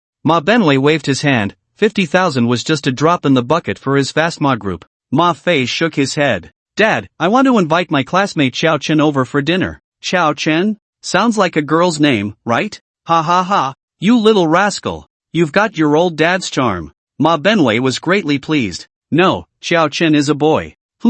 Ma Benway immediately became nervous and cautiously asked, "Why do you want to bring a boy home for dinner?" "Oh, ancestors of the Ma family, please bless my son not to have that kind of preference. I'm still waiting to hold my grandchild in a few years." Well, I was able to successfully pass the novice trial in Hidden Dungeon thanks to Xiao Chen. He even directly gave me the high-level equipment that dropped from the Hidden Dungeon. Ma Fei had not yet noticed his father's tension as he projected the transparent dragon sword into the real world through the 3D projection. Looking at the transparent dragon sword, his expression grew more complex. Even though he was very jealous of Xiao Chen, he had to admit, if he were in Xiao Chen's position, he definitely wouldn't have the generosity to hand over a high-level sword. After all, when fighting the Nightmare King, it was mostly Xiao Chen doing the heavy lifting. The well-informed Ma Benway immediately squinted his eyes. He could tell at a glance that this sword was definitely worth a lot. It was probably worth 20 months of his son's allowance. Then we should definitely invite him to dinner. Ma Benway breathed a sigh of relief, glad it wasn't what he had feared. In that case, I'll let the chef team from Sioux City Grand Hotel take a day off and come home to prepare a family feast. Let's properly thank your classmate. If this news got out, it would make many people envious. After all, as the richest man in Sioux City, anyone who could attend a Ma family feast was undoubtedly a high-ranking big shot. Family feasts were the highest standard for entertaining guests among these wealthy merchants. However, the next day, Ma Fei found himself in an awkward situation again. He scratched his head, his face flushed with anxiety, unable to muster the courage to go over and invite Xiao Chen. Was there any way to get Xiao Chen to come over for dinner without having to ask directly? Waiting online, very urgent. Suddenly, Ma Fei had a flash of inspiration and ran over to Zuiyu. "Zuiyu, to celebrate that the 5 of us successfully passed the Hidden Dungeon, I'm planning to treat you 4 to a meal. Can you help me call Xiao Chen and the others?" "Really?" Zuiyu smiled, "Then we won't be polite if it's a big treat. I'll go call them." Seeing that Zhao Ziyue and Yang Shangdi both readily agreed, Ma Fei couldn't help but marvel at his own cleverness. "I, Ma Fei, am truly a genius. No need. You all celebrate. I won't trouble you," Xiao Chen said. "No way." Ma Fei became anxious upon hearing this. His main goal was to invite Xiao Chen to dinner. "Xiao Chen, you have to come. If you don't come, You'll do what?" Xiao Chen asked, puzzled. "I'll throw your Tulong sword away," Ma Fei said defiantly. Yang Shangdi turned to look at Xiao Chen, then at Ma Fei. "Wait, Ma Fei, why are you acting like a wronged little wife? Is that Tulong sword your love token?" Upon hearing Yang Shangdi's words, Zuiyu's gaze towards Ma Fei suddenly turned hostile. "Yang Shangdi, shut up. It's my dad. My dad said I must invite you 4 back home for dinner, or he'll break my legs." Ma Fei pretended to be angry. "If my dad hadn't said that, do you think I'd want to?" "Xiao Chen, since Ma Fei has said so, let's just consider it a meal at the landlord's surplus," Yang Shangdi advised. "How could he not go when there's good food? That wouldn't align with his principles." "Alright, then let's go," Xiao Chen nodded. "Great. I'll have my dad come pick us up tonight." Ma Fei secretly breathed a sigh of relief. As long as Xiao Chen agreed, that was enough. At that moment, Shui Jilong walked in, looking excited. "Ma Fei, Xiao Chen, Zuiyu, Zhao Ziyue, Yang Shangdi. You all get ready. The admissions teachers from top universities are coming." The students in the class perked up at the news. This was a chance to witness the birth of 5 special admissions students. Moreover, these 5 special admissions students were their classmates, making it as thrilling as witnessing their peers debut as stars. At the entrance of the 4th high school, black sedans lined up one after another. Admissions teachers from various prestigious universities got out of the cars, all representatives from top schools. Principal Hong greeted them with a smile, and the first 2 to step forward were the admissions teachers from Kyoto University and Huking University. These 2 universities were undoubtedly the top in Longwa, often competing fiercely for the title of number 1. "Principal Hong, long time no see," said Peng Liangji, the admissions teacher from Kyoto University, smiling as he greeted Principal Hong. Pei Xinghua from Huqing University immediately stepped forward and extended his hand. Long time no see, Principal Hong. Pang Liangji shot Pei Xinghua a glare, and Pei Xinghua glared back, a strong smell of gunpowder filling the air. Teacher Pei, long time no see, ha. Principal Hong thought to himself how these two seemed to have issues while smiling and shaking hands with both. Principal Hong, where are those 5 genius students from your school? Take us to see them. In the classroom, Xiao Qin didn't wait long before a group of admissions teachers entered. All the students in the school followed behind, surrounding the classroom of Class 4, Year 4 tightly. Pang Liangji reacted quickly. After adjusting his attire, he walked straight towards Xiao Chen and the others. Hello, 5 students. I'm Pang Liangji, the admissions teacher from Kyoto University. Our school urgently needs outstanding talents like you from the inner world. If you're willing, I can send you the admission notice tomorrow. Pei Xinghua said angrily. Pang Liangji, are you really going to throw away your old face?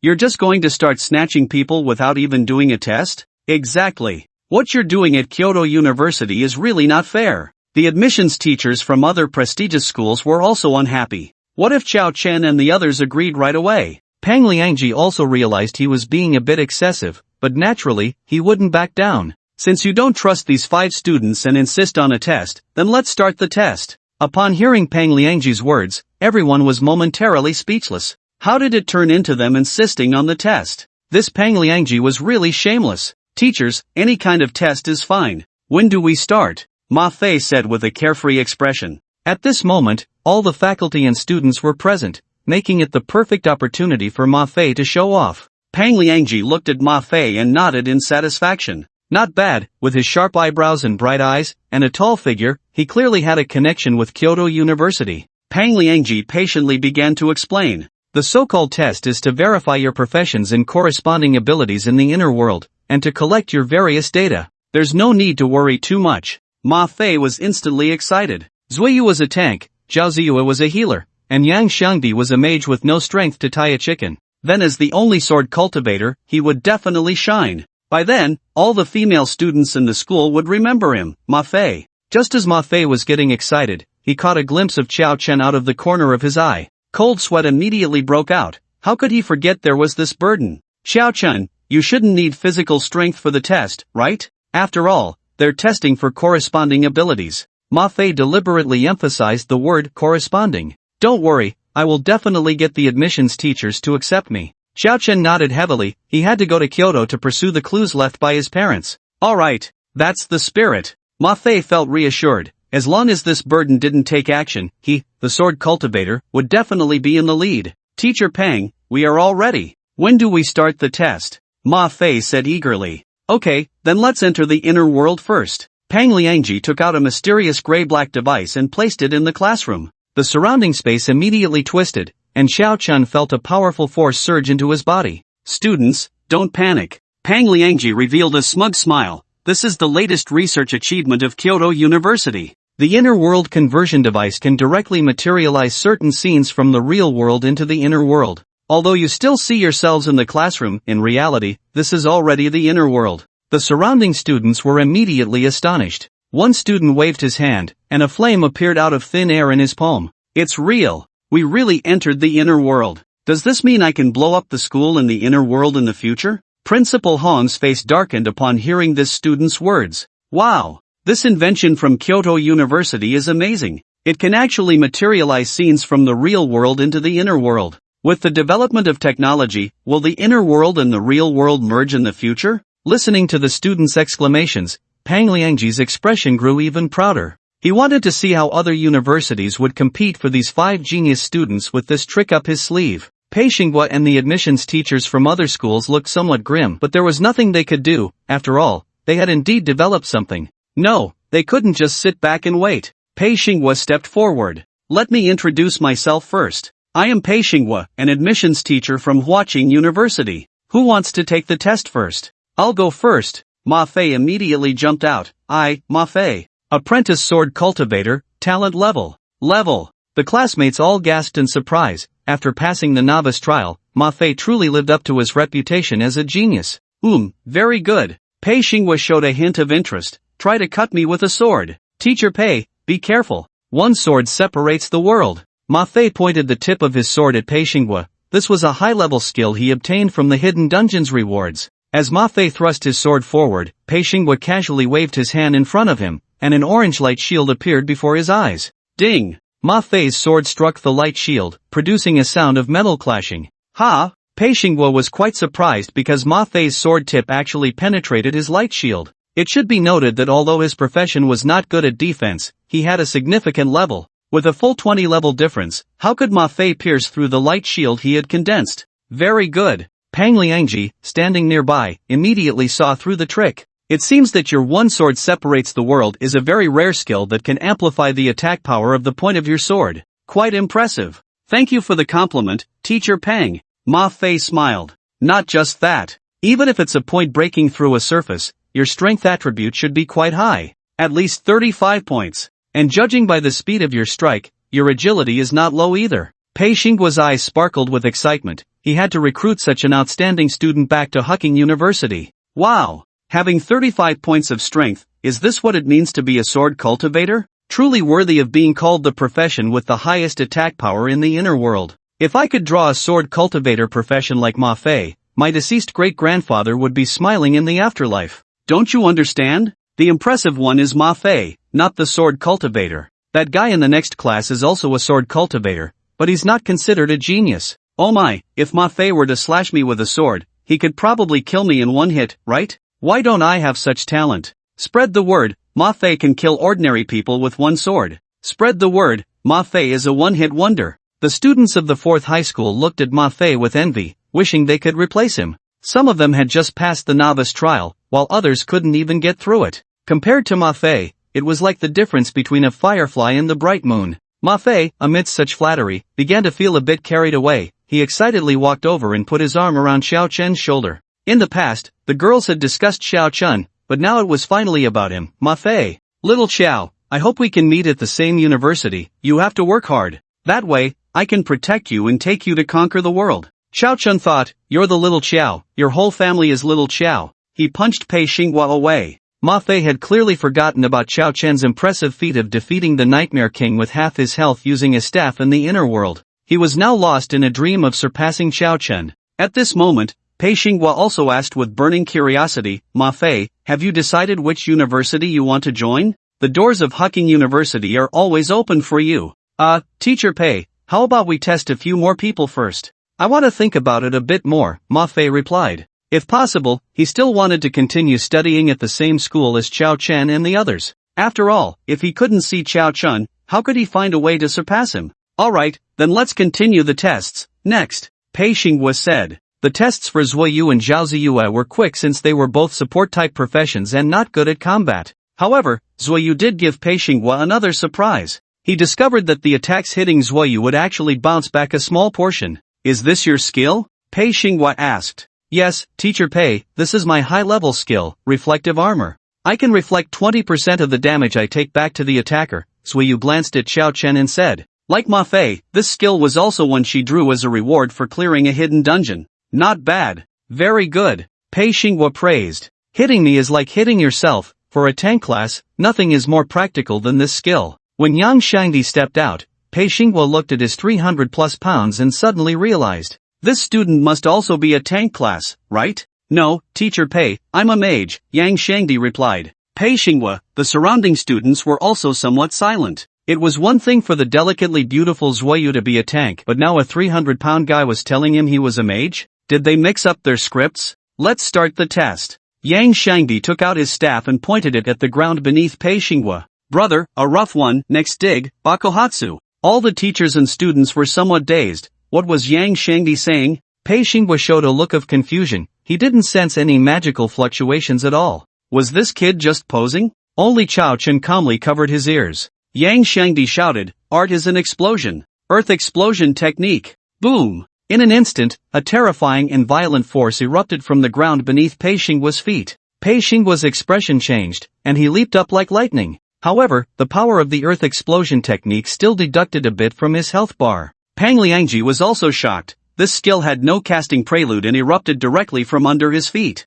Was this really a skill released by a mere little mage? He turned to look at Principal Hong, who was smiling with a face full of wrinkles. The more powerful the students, the more radiant his face became. Pang Liangji couldn't help but think, it seems I must pay special attention to this Hong Jiangwo when I go back. To cultivate 5 geniuses in one school, this Hong Jiangwo is definitely not an ordinary person. He might be a big shot living incognito. Very good. Really very good. After landing, Pei Xingguo looked at Yang Shangdi in amazement. This earth explosion technique was simply a masterstroke of surprise attack. Pei Xingguo looked at his remaining 497 health points and couldn't help but feel a bit emotional. Even he, a blade master, had lost 3 health points without noticing, let alone those of the same level as Yang Shangdi. Last one. Everyone's gaze turned to Chao Chen. According to their understanding, he was the most outstanding among the 5. His class was also one of the top hidden classes, a necromancer. The eyes of the admission teachers on site were filled with anticipation as they looked at Chao Chen. Chao Chen. Class, necromancer, level, unknown, talent level, unknown. Chao Chen spread his hands and said. The first half of his statement left everyone in awe. He was 2 levels higher than the other 4. But the second half made all the admission teachers feel puzzled. They had never encountered a situation where the talent level was unknown. Was this kid afraid to say it because his talent level was too low? How about this? Let's test first and see the results. Pei Xingguo was the first to break the deadlock. Okay. Chao Chen agreed and walked straight towards Pei Xingguo. A visible look of confusion appeared on Pei Xingguo's face. Why was a necromancer not summoning the undead but coming towards him? After what just happened with Yang Shangdi, even if he couldn't tell what Chao Chen was going to do, Pei Xingguo remained fully focused on him. If he got hurt once by a rookie in the apprentice realm, that was one thing, but if he got hurt repeatedly by rookies, he wouldn't be able to keep his position. Move! This kid was moving wildly at a maximum speed of 9. Ha! Why does it seem like this kid is already charging full speed ahead? Getting closer. 5 meters. 3 meters. 1 meter. It's so close now. Why isn't this kid using any necromancy spells? Wait. He's raising his hand. Humph. Finally can't help but cast a spell, huh? Looks like it's a close-range explosive necromancy spell. Pei Xingguo's lips slowly curved into a smile. This student named Chao Chen is still too inexperienced. In a real battle, who would be foolish enough to wait until you walked right up to them to cast a spell? It seems this so-called genius title is undeserved. Pei Xingguo secretly shook his head. At least in his eyes, whether it was Ma Fei or Yang Shangdi, their performance in the test was far better than Chao Chen's. Wait, what is he doing? That gesture, a right hook? You're a necromancer, and you come up to a sword cultivator like me and throw a right hook? Is this a joke? Pei Xingguo's face was filled with disbelief, and in the next second, he suddenly reacted. Good kid. An illusion spell, huh? I really underestimated you. Come on. Trying to trick me with an illusion spell, you're still too green. Pei Xingguo felt a sense of pride. In the next moment, Chao Chen's fist made contact with Pei Xingguo's chest. Pei Xingguo's smile instantly froze on his face, his health bar dropped by a third in an instant, and he felt as if a train had crashed into his chest. With one punch, Chao Chen sent Pei Xingguo's body flying like a cannonball. Ma Fei. Zhuoyu? Yang Shangdi, Ayu Zhaoziyu, all the teachers and students in the school. Pei Xingguo flew more than 2 meters before crashing down next to Pang Liangji. Teacher Pei, are you okay? Chao Chen asked with some concern. He had already tried to restrain his strength as much as possible. I'm fine. Great. Very energetic. A sweetness surged in Pei Xingguo's throat. He forced it down and gave Chao Chen a thumbs up. Old Pei, what's wrong with you? Pang Liangji asked, puzzled. How can a necromancer of the same level punch you like this? Necromancers are recognized as the weakest in physical strength. This Chao Chen isn't your relative, are you letting him win on purpose? Pei Xingguo lowered his voice and scolded Pang Liangji. I'm not letting him win, damn it. What kind of monster has this kid turned into? His punch almost gave me a heart attack. Battle for talent teacher, my test is complete, right? Chao Chen asked, somewhat confused. He wanted to finish quickly because he noticed that all the teachers and students were looking at him strangely. Their gazes didn't seem to be looking at a person but rather at a ferocious beast. Well, it makes sense. After all, anyone who sees a level 7 necromancer punch a level 25 sword cultivator 3 meters away would be shocked. Am I hallucinating? Did I just see Chao Chen punch the admissions teacher from Hucking University flying? Now that you mention it, I think I saw that too. Is there a possibility that this Chao Chen in front of us is a summoned necromantic creature, and the real Chao Chen is hiding somewhere? I think that's very possible. Necromancers are recognized as the weakest profession. How could he punch the admissions teacher away? But if we can summon such a handsome necromantic creature, then... A girl's face was filled with shyness. Madam, please stop your bold thoughts. Don't make things difficult for the necromantic creature. Come at me if you have something to say. Listening to the students' discussions, Pei Xingguo's face turned pale and flushed. He was actually knocked away by a novice apprentice. Pang Langji secretly felt relieved that Pei Xinghua had stepped up to be the test teacher, otherwise, it would have been him who embarrassed himself. He looked at Pei Xinghua with sympathy, thankful that he was still okay. A dead friend is better than a dead stranger. However, this cannot be blamed on Pei Xinghua. Who would have thought that a seemingly delicate and scholarly necromancer could punch someone so hard that it would knock the very essence out of them? Classmate Xiao Chun, you have passed the test, but you did not demonstrate any necromancy spells, so we cannot evaluate you, said Peng Liangji. It's fine, teacher, I've thought it over. I want to join the warrior department's physical training program. As soon as Xiao Chun finished speaking, everyone present nearly popped their eyes out in shock. The necromancer, widely recognized as the weakest in physical strength, wants to join the physical training program? What for? To pick up soap? The admissions officers from various prestigious schools exchanged glances, unsure of what Xiao Chen was up to. Joining a program unrelated to one's own profession was unprecedented in the entire history of education. Meanwhile, Xiao Chen remained calm. He had come to terms with it since he couldn't use spells anyway. Rather than waste time in the Mage program, he thought it better to learn some combat skills in the physical training program to help him later in boosting his attributes. With his current data panel, he was practically more like a physical trainer than a physical trainer himself, aside from lacking any related skills. Let me think. Pang Liangji pondered for a moment. I need to consult the principal about this, please wait. Pang Liangji closed his eyes to contact the principal of Kyoto University. Seeing this, Pei Xinghua couldn't care about losing face anymore and quickly began to contact the principal of Hucking University. Little Pei, what's going on? Didn't you go to recruit at the 4th middle school in Sioux City? A deep, resonant voice echoed in Pei Xinghua's mind, indicating that the speaker was a composed person. Principal, it's me. I found an incredibly talented necromancer at the 4th middle school who wants to join the warrior department's physical training program. Stop. The principal interrupted Pei Xinghua mid-sentence. What nonsense are you talking about? A necromancer with incredible talent joining the warrior department? Are you awake? Oh, principal, to make a long story short, he just knocked out nearly half my health with one punch. Pei Xinghua exclaimed. What? The principal of Hucking let out a gasp, followed by a long silence. After all, anyone hearing such news for the first time would be shocked. It was too astonishing. After a moment, the voice in Pei Xinghua's mind became anxious, losing its previous calmness. Listen, little Pei, I'm giving you the highest authority from Hucking University. No matter what conditions that student proposes, you must agree to them all. We must recruit him to our Hucking University. No, I will personally invite him. You need to open the dimensional transmission. Similar situations were not only happening in the principal's office of Hucking University, the same scenes were unfolding in the principal's offices of Kyoto University and other prestigious schools. After all, a physically strong necromancer was equivalent to an all-powerful warrior with no weaknesses, capable of punching assassins and kicking warriors up close, and summoning thousands of troops from afar. Whether in group fights or one-on-one, he would be nearly invincible. If he could be cultivated, he would be a prestigious student for their university. However, ideals are often full, while reality is stark. It was hard to imagine the expressions on these principals' faces when they discovered that Xiao Chun couldn't summon a single undead. Finally, the first principal arrived on the scene through dimensional transmission. With the current technology, it was no different from a real person arriving. Hello, classmate Xiao Chen. I am Ji Ping Yang, the principal of Kyoto University. Welcome to our Kyoto University. Ji Ping Yang extended a warm and strong hand toward Xiao Chun. For some reason, Ji Ping Yang felt that Xiao Chen's face looked very familiar. Ji Ping Yang, what do you mean? Classmate Xiao Chun hasn't agreed to join your Kyoto University yet. Why are you welcoming him already? The principal of Hucking University, Qin Tianhao, also arrived on the scene, glaring at Ji Ping Yang with a frown.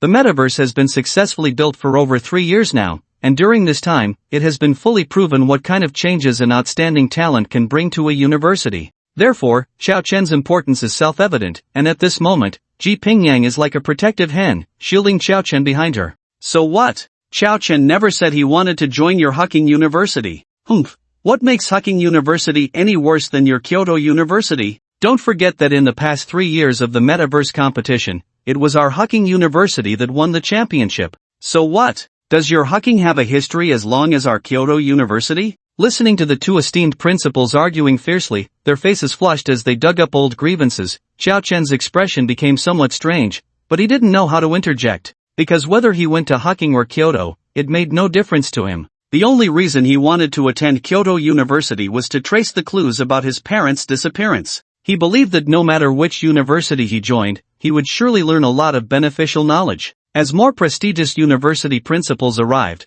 the atmosphere on site became as tense as a market. The smell of gunpowder grew stronger, and the principals argued until they were red-faced, while the teachers and students of the fourth high school stared in astonishment at the scene before them. To them, the principals of these prestigious schools were revered figures. They had never seen such a scene. They then turned their gaze to Qiao Chen, who seemed unfazed by it all. They hadn't forgotten who had caused this uproar among the principals. Enough, stop arguing. Qin Tianhao stepped forward to quell the nearly out-of-control situation. It's useless for us to argue here, Qiao Chen, you choose which university you want to join. As soon as he finished speaking, the principals of various universities looked at Qiao Chen with eager anticipation. They all hoped to recruit such a genius. I choose. Before Qiao Chen could finish, Ji Pingyang interrupted him. Wait a moment, Qiao Chen, do you know Qiao Anqing? Qiao Chen's emotions instantly became agitated. Qiao Anqing, he hadn't heard that name in 12 years. He rushed over and grabbed Ji Pingyang's arms, urgently asking,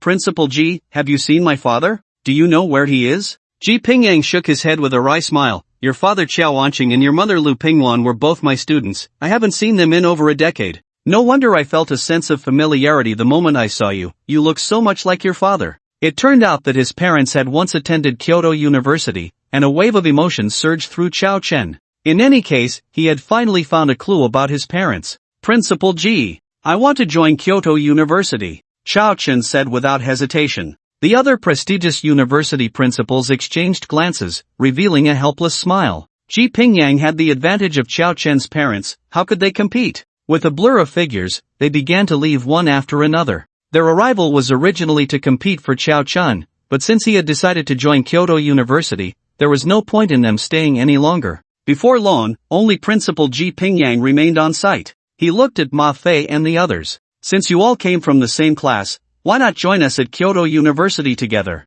It would be good to have each other's support in the future. Ma Fei and the others naturally had no reason to refuse. This was an opportunity for guaranteed admission to Kyoto University. Who could turn down such an opportunity? Principal Ji, I still have a few questions I want to ask you. Qiao Chen stepped forward to inquire. If it's about your parents, there's no need to ask. I'm not very clear either. I can only tell you that your parents are very impressive people. Ji Pingyang sighed and said. Qiao Chen was silent for a moment and nodded. Thank you, Principal Ji. Before leaving, Ji Pingyang looked deeply at Qiao Chen. There were some words he still couldn't bring himself to say. Two adults had quietly disappeared for over a decade, and it was highly likely that the 5 talented students from the 4th high school had been collectively recruited by Kyoto University, causing Pang Liangji to nearly laugh himself crooked. The one taking the hit was Pei Xinghua, while it was Pang Liangji who got the talented students. This was simply too satisfying. Little Pei, don't be down, next time I'll let you pick first. Pang Liangji patted Pei Xinghua on the shoulder.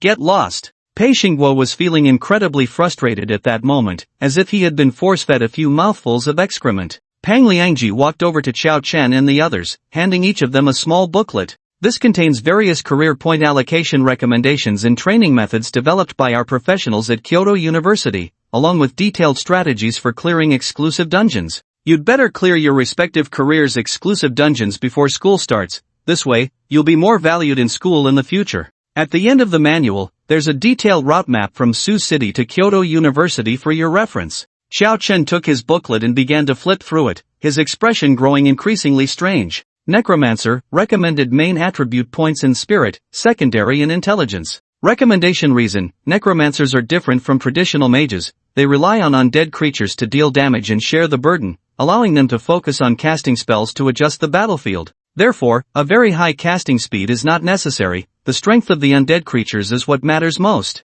Qiao Chen bitterly closed the manual. It was completely useless to him at the moment. He estimated he was the first necromancer to allocate all points to strength. Seeing that Qiao Chen and the others had finished reading the manual, Pang Liangji smiled and closed the interdimensional conversion device. Alright, everyone, the admission letters will be sent directly to you through the interdimensional network once they're ready. Good luck! The dawn of the metaverse era requires everyone's effort. Let's go! See you at Kyoto University. After finishing his instructions, Pang Liangji and the other admissions teachers left one after another. After watching the admissions teacher's car leave, Principal Hong directly pulled all the high school principals from Sioux City into a group chat in the interdimensional world. Finally sent off the principals and admissions teachers from various prestigious schools. Cultivating such outstanding students is also a kind of trouble. This old man, who is about to retire, is exhausted. Old Hong, what are you talking about? What are the principals of prestigious schools doing at your fourth high school? Another high school principal asked. Nothing much, just that Principal Chin Hao-Yan from Huking University and Principal Ji Pingyang from Kyoto University came to our school to compete for my 5 students, one of whom sent the admissions teacher flying during the test. I usually teach them to be low-key. These kids don't listen to advice, it's so frustrating. So frustrating, ha ha ha ha ha. Hong Jangwo finally couldn't help but burst into laughter. The principal of the first high school exited the group chat. The principal of the second high school exited the group chat. The principal of the third high school exited the group chat. On the way back to the classroom, Ma Fei walked with his head held high, wishing he could engrave the words admitted on his face. The envious gazes from his classmates made Ma Fei feel quite pleased. In contrast, Zhao Ziyue appeared somewhat troubled. Compared to Chao Chen and the others, her admission felt more like an afterthought. She could clearly sense this from the attitude of the admissions teachers. Biting her silver teeth, a stubborn fire burned in her eyes. She absolutely refused to be left behind by Chao Chen and the others. Don't leave after school. I told my dad to come pick us up right after school. After Ma Fei finished speaking, he disappeared somewhere, showing off. Chao Chen didn't see Ma Fei again all afternoon, until he finally saw him floating back with a proud expression when school was over. Regarding the incident where Chao Chen punched the admissions teacher, Ma Fei was shocked but felt no jealousy at all. In his view, as long as he leveled up to the point where he could use the Tulong sword, defeating Chao Chen would be a piece of cake. What did it matter if Chao Chen got to be proud for a couple more days? When Chao Chen and his friends reached the school gate, a brand new Alfred was already parked there. Ma Fei stepped forward and gentlemanly opened the car door. Get in, this is my dad's personal driver, Uncle Fu. Hello, Uncle Fu. The group didn't stand on ceremony with Ma Fei. After greeting the driver, Uncle Fu, they all got into the car. Hello everyone. Uncle Fu was a middle-aged driver with a very kind smile. As the car started moving, Yang Xiangdi looked around and asked with some confusion, Ma Fei, your family is so rich, why did you buy a van? But this van's seats are quite comfortable, like a sofa, and it even has a starry sky ceiling. Uncle Fu almost swerved the Alfred into a ditch at that moment. Damn van! When the car stopped in front of Ma Fei's house, Chao Chen and the others were stunned. This was no house, it was a castle. Ma Fei's home was 8 stories high, with a private observation elevator outside, and there was an outdoor swimming pool in the yard. Golf courses, fitness centers, and all sorts of entertainment facilities were available in Ma Fei's home. As soon as they walked through the door, they were greeted by an incredibly luxurious hall, with intricate lighting casting a cold, bright glow, and the high walls draped in soft carpets casting dark shadows. The walls were adorned with various famous paintings, and the eyes of the celebrities in the portraits seemed to grasp one's soul.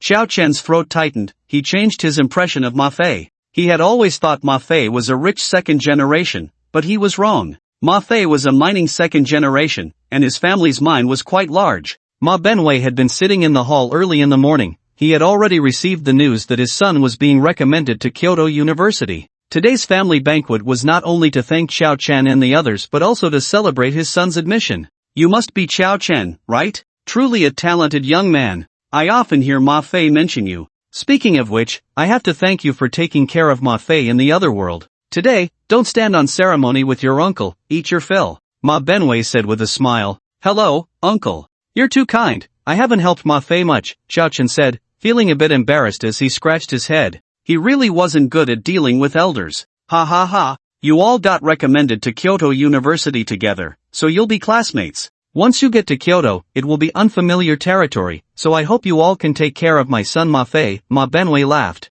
Dad, I'm not as weak as you say. Ma Fei protested. Ma Benwei shot him a subtle glare, wondering why his son had such low emotional intelligence. Dad was paving the way for you, silly son. Uncle, you're too modest. Usually, it's Ma Fei who takes care of us more. We can only say we look out for each other, Suiyu said confidently in this situation. Right. Chao Chen sighed in relief. Talking to these adults was really tiring. Ha ha, then I won't waste any more time. You must be hungry, right? Let's go eat. Ma Benwei led them to the dining room, and after passing through a long corridor, a magnificent dining room appeared before them. Gooseneck barnacles, king salmon, eastern starry flounder, bluefin tuna, champagne crab, black gold abalone. Various precious ingredients were lavishly spread across the entire table, leaving Chao Chen and the others wide-eyed. Many of the ingredients, not to mention seeing them, they hadn't even heard of. Dig in. Don't be polite, just treat it like your own home. Uncle has things to attend to, so I won't disturb your gathering, young people, Ma Benwei called out loudly. The happiest person was undoubtedly Yang Shangdi, who exclaimed that Ma Fei was particularly generous. He grabbed the food on the table and stuffed it into his mouth, like Zhu Beiji eating ginseng fruit. The dining table was filled with joy, and as they ate, Yang Shangdi was moved to tears. Ma Fei, if I want to eat such delicious food next time, does that mean I can only eat at your place? Ma Fei nearly jabbed crab meat up his nose as he shook his chopsticks. Yang Shangdi, are you trying to die? Or should we practice in the inner world? Ma Fei said fiercely. Exactly. Yang Shangdi, you're being unreasonable. Zuiyu stopped Yang Shangdi and turned to Ma Fei. By the way, Ma Fei, how much gift money do you usually bring for a meal? We bring gift money for meals, Ma Fei started to say but suddenly realized something was off. Zuiyu, how can you ask that? Xiao Chen stopped Zuiyu and asked Ma Fei. By the way, Ma Fei, how many people usually sit at a table for your meals? We usually have. Ma Fei realized again that something was wrong. Damn it! So you all think about eating my meal when I invite you? Xiao Chen! Ma Fei shouted angrily. I see, you want to practice with me in the inner world? Xiao Chen's words nearly choked Ma Fei. He hadn't forgotten the image of Xiao Chen knocking Pei Xinghua away with a punch. Practicing in the inner world with someone like that would really mean preparing to eat his meal. It's fine, your name sounds nice, so I just called you that, Ma Fei said, holding his breath. He vowed that the day he could use the Tulong sword, he would definitely give Xiao Chen a good beating to vent his anger. Just as Ma Fei was feeling frustrated, the restaurant's door was suddenly pushed open. 3 young men, dressed in brand-name clothes and exuding an air of coolness, walked in. Ma Fei, long time no see. The red-haired youth at the front laughed and gave Ma Fei a hug. Sure Wenyan, what brings you guys here? Ma Fei was clearly a bit taken aback by their arrival. The other two were Deng Yangang and Zhuo Xinyuan. The 4 of them had grown up together due to their similar family backgrounds. Some good-hearted people referred to them as the 4 young masters of Sioux City. Isn't it because your dad and my dad are bragging about you being recommended to Kyoto University? We thought we'd come over to congratulate you. Sure Wenyan said, tossing his red bangs.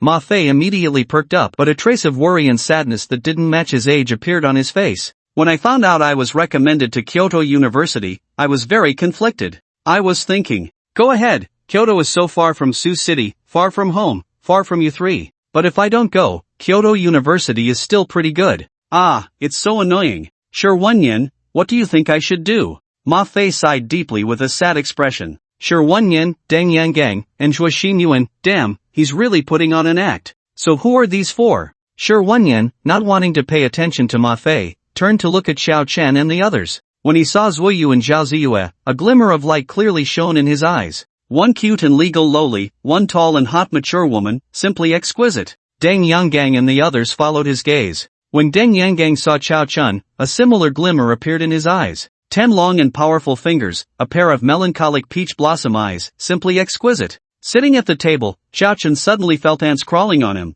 What was this creepy feeling? Oh, these 4 are my classmates who were also recommended to Kyoto University. Ma Fei began to introduce them one by one. This is Zuoyu. As soon as Ma Fei finished speaking, Sure Wenyan rushed over and politely shook Zuoyu's hand. After performing a noble etiquette, he spoke in a high-pitched voice with a bubbly tone. Nice to meet you, beautiful Miss Zuoyu. I am Sure Wenyan. Please forgive my presumptuous behavior. Zuoyu retracted her hand with a slight shiver. Hello, hello. Sure Wenyan flicked his red hair again, grinning widely to reveal 24 big white teeth. This is Xiao Chen. Deng Yangang rushed over and took Xiao Chen's hand, and only then did Xiao Chen notice that Deng Yangang not only had ear studs but also wore eyeshadow and blush. While stroking Xiao Chen's hand, Deng Yangang said, Brother Xiao Chen, hello, I am Yangang.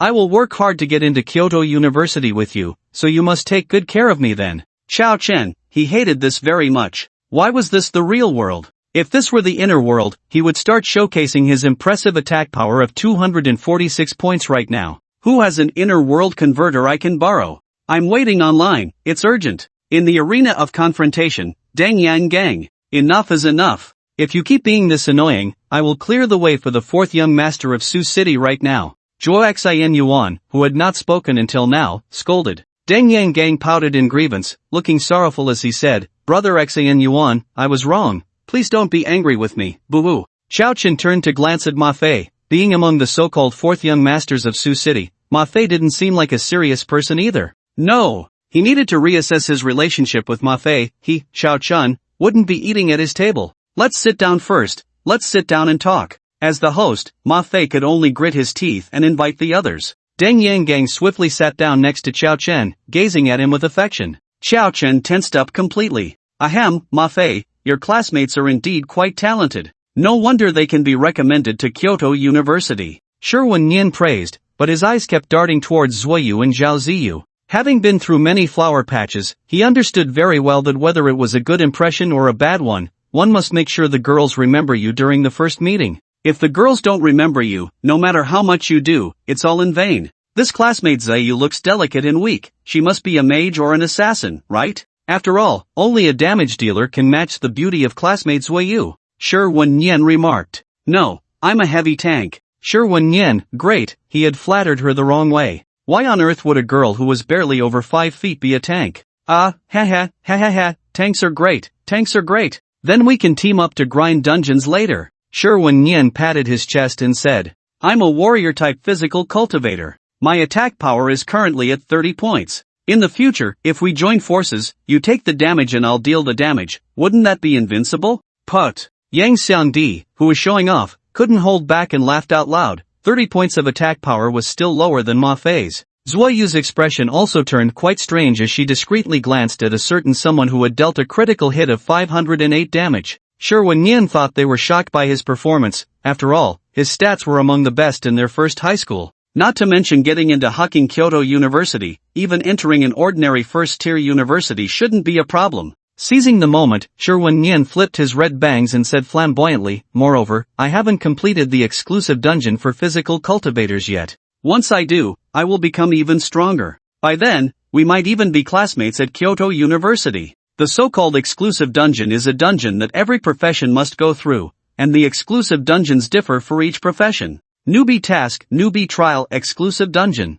After going through these 3 stages, one has officially passed the newbie period and can be considered a mature player in the inner world. By the way, does anyone here practice physical cultivation? Shi Wenyan felt that mere words were not enough. He had to show off a bit in front of them to prove his excellence. No, but there is a necromancer who is preparing to join the physical cultivation program at Kyoto University. Do you want to meet him? Yang Xiangdi had clearly guessed Shi Wenyan's thoughts. Ha! A necromancer joining the physical cultivation program? This time, not only Shi Wenyan but also Deng Yangang and Zhuo Xinyuan were stunned. It should be known that the characteristic of physical cultivation is high blood and high attack. Therefore, physical cultivators are also praised as the team's secondary tank. Simply put, they can both fight and take hits. And a necromancer. Here he is, this is him. Yang Xiangdi pointed at Xiao Chun with a lobster in hand. Deng Yanggang's eyes lit up instantly. Shi Wenyan raised an eyebrow. If Xiao Chun was a physical cultivator, he would back down, but a necromancer?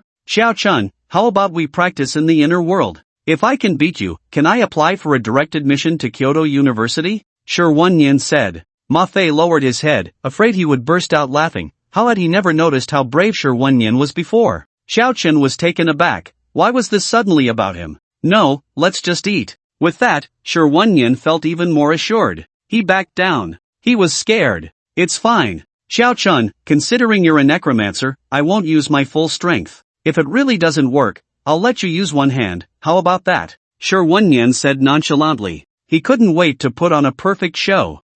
Let's skip it. There's no need for us to spar. Xiao Chen still politely declined. Oh, come on, Xiao Chen, you don't have to give him face. Go for it. Beat him up. Deng Yangang waved his fist, the size of a sandbag, encouraging Xiao Chen in a sweet tone. It's on. The fist is ready. Xiao Chen was now more inclined to punch Deng Yangang in the face first. That's right, Xiao Chen, you don't need to be shy, come on. Shi Wenyan said. It's fine, we can eat later. Let's go. Yang Xiangdi also started to cheer from the side. Under the crowd's encouragement, Xiao Chen helplessly shook his head and entered the inner world using the control chip. Under the familiar tower, the figures of Xiao Chen and the others slowly appeared. Let's go, we're heading to the duel ground. Shi Wenyan called out excitedly. The duel ground is a special arena set up for players in the inner world, equivalent to a boxing ring in the real world. Under the protection of the dual grounds rules, players do not die. When a player's health reaches 1, it will automatically lock, and they will be deemed defeated.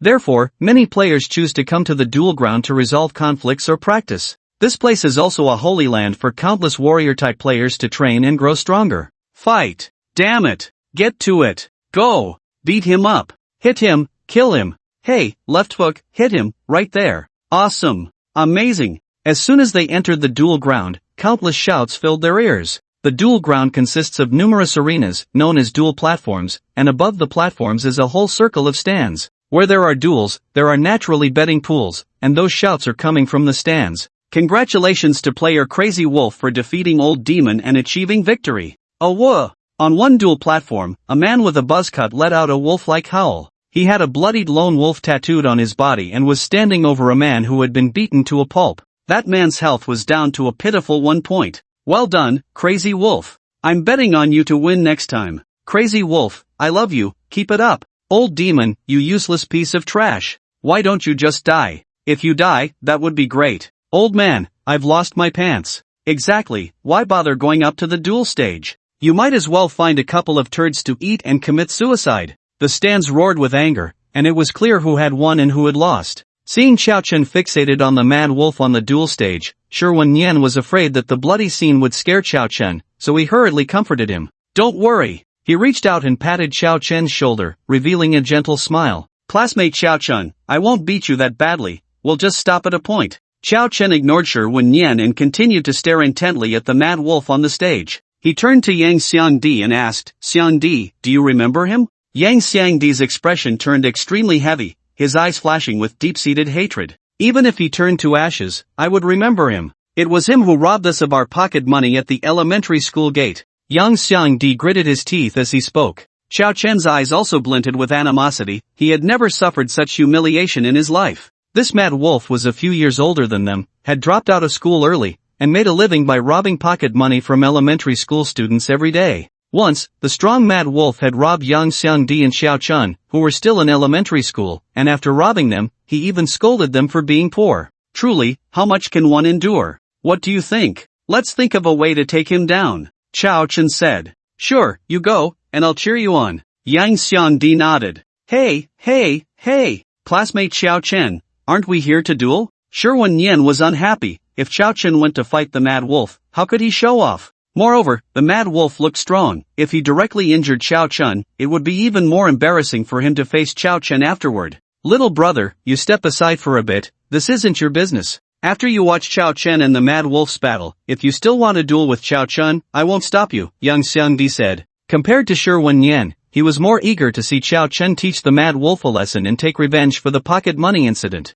Xiao Chen stepped forward and pressed a button on the screen next to the mad wolf's duel stage. A mechanical female voice sounded. Ding! Player Xiao Chen, level, profession, necromancer. Challenge player Mad Wolf, does player Mad Wolf accept? As the system prompt sounded, the cheers from the stands abruptly stopped and everyone froze. Then, the stands erupted in laughter. Ha ha ha, where did this kid come from? Challenging the Mad Wolf? And he's a necromancer? Isn't that the worst profession? He can only beat a healer. Look at his small frame, compared to the Mad Wolf, he's as skinny as a stick. Can those thin arms and legs even throw a punch? Won't he just get killed by a single punch from the Mad Wolf? The Mad Wolf is a beginner body cultivator. Fighting this apprentice mage is like child's play. I blindly guess the Mad Wolf can finish him in 3 rounds. 3 rounds? With this clown, the Mad Wolf could slap him to death. I'm betting on the Mad Wolf to win. All in. Everything in. Then I'm all in too. If I win, I'll have my fun at the club. If I lose, I'll go work in the sea. The people in the stands were discussing fervently, but without exception, they were not optimistic about Xiao Chen. The odds for betting on Xiao Chen even reached 20-1. The Mad Wolf looked at Xiao Chen with disdain and asked, Kid, are you mistaken? A level 7 necromancer challenging me, an 11-level body cultivator? With your small frame, if I punch you and you crap yourself, I won't take responsibility. Xiao Chen stood silently on the duel stage, the stands filled with mocking laughter. Kid, it's not too late to admit defeat now. Once it starts, even if you shout for your mom to save you, it won't help. The Mad Wolf revealed a sinister smile. He didn't expect Xiao Chen to really dare to come up. Xiao Chen didn't respond, his expressionless handsome face revealing no joy, anger, sorrow, or happiness. Do you dare to ignore me? The expression on the Mad Wolf's face darkened. He was determined to punch the other person's face into a pulp. The voice of the inner world system rang out again. Please, both players, get ready. The match begins. As soon as the words fell, the Mad Wolf charged forward, furious at anyone who looked better than him. He wanted to smash that handsome face. However, before the Mad Wolf could react, bang! His abdomen was struck by a heavy punch from Xiao Chen, causing him to double over in pain. The Mad Wolf's face turned red, veins bulging on his forehead, mouth agape, yet he couldn't even scream. His body slowly slid down along Xiao Chen's fist, collapsing weakly onto the ground. A bright red appeared above the Mad Wolf's head, and the system directly declared him defeated. The entire spectator area fell silent. Shi Wanyan and the others gaped, momentarily unsure of what expression to make. Ma Fei and Zuoyu had clearly anticipated this outcome. They would have been surprised if Xiao Chen hadn't knocked the Mad Wolf down with a single punch. In their eyes, anyone who dared to take a punch from Xiao Chen was like Wu Dalon marrying a Kardashian, completely unaware of the danger. Yang Xiangdi even started cheering for Xiao Chen. "You Gu! Well done! Beat that little bastard to death." But the others in the stands were dumbfounded. The Mad Wolf, whom everyone had high hopes for, was taken down in one move? Soon, someone in the stands reacted. "Isn't this a fixed match? How could the Mad Wolf be taken down in one hit? Damn it! Refund!" Exactly. This is clearly a fixed match. A level 7 necromancer dealing 299 damage with one punch? Isn't that cheating? Refund! I've lost everything. Refund! Refund! In an instant, the crowd in the stands became agitated, with a few overly excited guys starting to throw water bottles onto the duel stage. Xiao Chen kept his head down, ignoring everyone. In fact, after using the Ring of the Skeleton King, his punch dealt a staggering 369 damage. If it weren't for the bloodlocking rules of the duel arena, the Mad Wolf would have been obliterated in one hit. Lying on the ground, the Mad Wolf was utterly confused. Aside from the physical pain, he was more puzzled psychologically. As the most recognized tank in the inner world, how could he be taken down by a level 7 necromancer with a single punch? When had he offended such a monster? The Mad Wolf struggled to ask, "Who exactly are you?" Xiao Chen slowly crouched down beside the Mad Wolf. "Do you remember the backstreet of Himei Primary School? You robbed 2 kids of their pocket money back then? I was one of them." The Mad Wolf, at that time, he had to rob dozens of elementary school students every day just to scrape together enough for a meal. How could he remember Xiao Chen? "You came all the way here just for such a trivial matter?" the Mad Wolf asked. "Trivial matter?" Xiao Chen, enraged, punched the Mad Wolf again, causing his eyes to bulge out. Under the protection of the bloodlocking rules, the Mad Wolf didn't lose a single drop of blood. "I was only 10 or so. Do you know how much psychological trauma it causes a kid to be robbed of their pocket money?" The Mad Wolf, after teaching the Mad Wolf a lesson, Xiao Chen walked off the duel stage, feeling immensely relieved. The psychological burden from his elementary school days had finally dissipated at this moment. After stepping down, Xiao Chen seemed to remember something and turned to Shi Wenyan. "Brother Shi, I'm done. When do we start sparring?" Shi Wenyan's face nearly turned green. "A level 7 Mad Wolf was knocked into a stupor by you. How could I, a mere body cultivator, fight you?" Xiao Chen, I just remembered I have something at home. My mom is calling me to help clean the windows. How about we spar another day?" Shi Wenyan said, rubbing his hands like a green-headed fly. Xiao Chen naturally saw through the other party's little thoughts and smiled, shaking his head. It's best to let things go when possible. More friends mean more paths. Shi Wenyan hadn't done anything particularly offensive, so there was no need to hold a grudge. "Alright, then let's spar another day. Let's go back and eat," Xiao Chen said. After returning to the dining table, Shi Wenyan no longer dared to act pretentious. He sat up straight at the table, looking just like a primary school student waiting for the teacher to call on him. What could he do? A true master who could take down an 11th level body cultivator was sitting right there. He didn't dare to speak. Instead, Deng Yanggang's eyes shone even brighter. Handsome, good-looking hands, and strong. He was simply the template for the Prince Charming in his dreams. "Brother Xiao Chen, I toast you a glass." Deng Yangang raised his wineglass and said. Xiao Chen's fists instantly hardened. Damn it, it was all that Mad Wolf's fault for messing with his thoughts. How could he forget about this sissy Deng Yangang? Next time he saw that Mad Wolf, he had to beat him up to vent his anger. He should have taught this sissy a lesson at the duel site so that he wouldn't dare come near him again. "Brother Xiao Chen, why aren't you speaking?" "Don't worry, I'm an archer. I won't challenge you like Shi Wenyan." Deng Yangang leaned in closer when he saw Xiao Chen not talking. "Deng Yangang, please have some self-respect." Xiao Chen picked up a black truffle roast duck to shield himself. "Don't be so distant, brother Xiao Chen. Seeing Deng Yangang trying to lean in again, Xiao Chen grabbed a fork from the table, ready to give him a jab. At that moment, a low, angry shout rang out. Deng Yangang, if you keep this up, I'll kill you right now. Zhuo Xinyuan gritted his teeth and said, fine, I won't. Watching Deng Yangang sulk back to his seat, Xiao Chen let out a sigh of relief. By the way, Wenian, are you guys planning to take the high school entrance exam for the inner world? Ma Fei asked. Well, we can only take the high school entrance exam, unlike you guys who are guaranteed spots, carefree, sure Wenian shrugged. The high school entrance exam on the opening star is divided into the regular exam and the inner world exam, which is for students with outstanding talents in the inner world. I should be taking the regular exam, Zhuo Xinyuan said with a bitter smile. My talent is too poor, I probably won't be able to make waves in the inner world with you guys, but I'll strive to get into the programming department at Hucking or Kyoto University, and then I'll write you guys a couple of cheats. Ha ha ha, alright, then we'll wait for your cheats, cheers, Ma Fei said. After a few rounds of drinks, the meal finally came to an end amidst the laughter of the young men. Ma Fei arranged for a car to take Xiao Chen and the others back. On the way back, Zuiyu turned her head and asked, Xiao Chen, when are you planning to go for the exclusive dungeon clearance? Speaking of which, you and Yang Xiangdi both belong to the Mage class, you two should be able to participate together, right? There's no rush, didn't teacher Shui Jilong say he would arrange a clearance tutorial for the exclusive dungeon later? Xiao Chen replied. Zuiyu nodded. What you said makes sense, I was too anxious. But soon we'll be divided into classes based on our professions, see you at Kyoto University. With the completion of the novice trial, the fourth high school would reassign students based on their inner world professions. In simple terms, it was a pre-exam sprint class, aiming to get more students admitted to prestigious schools and improve the undergraduate rate of the fourth high school. But if we go to Kyoto University, we won't be in the same class, Xiao Chen said seriously. Zuiyu, you really are like Garen with lights and, silent yet breaking defenses. Zuiyu, although you won't have the chance to be in the same class as Xiao Chen, you have the chance to be in the same class as Shi Wenian. Yang Xiangdi suddenly had a flash of inspiration. Think about it. Shi Wenian's talent isn't bad either. In case he really gets into Kyoto, as a body cultivator in this auxiliary tank profession, there are definitely quite a few classes that are the same as your meat shield system. Zuiyu. Wait, if that's the case, wouldn't Xiao Chen joining the body cultivation major also mean he would be in the same class as Zuiyu?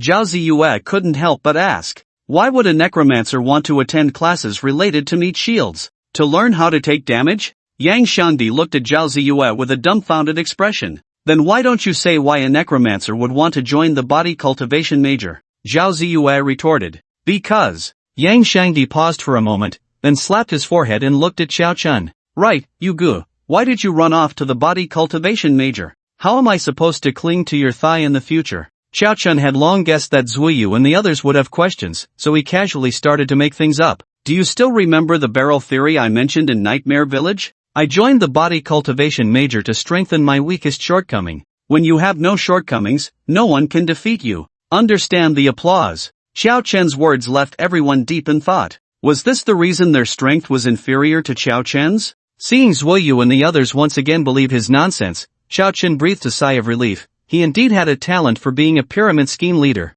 I'm back. Xiao Chen pushed open the door to his home, and it was as quiet as ever inside. The difference this time was that Xiao Chen didn't have to eat alone. He walked straight to his parents' former room. Ever since his parents went missing, he hadn't entered this room again. He always felt that one day, his parents would open the door and walk out just like when he was a child. Creak! The old wooden door, which hadn't been opened in a long time, let out a cry. The floor was covered with a thick layer of dust, and in front of him was a warm big bed, the quilt neatly folded. Beside the bed was a desk, cluttered with some draft papers. Xiao Chen picked up a piece of draft paper, on which were some symbols he couldn't understand at all. Xiao Chen glanced at it and felt dizzy. Could this be some kind of code left by his parents? He tucked one of the draft papers into his pocket, planning to ask someone knowledgeable later. Found it! Xiao Chen finally found what he was looking for. A stack of gilded and iron certificates appeared in his hands. They were his parents' undergraduate diploma, master's degree, and doctoral degree, all from Kyoto University.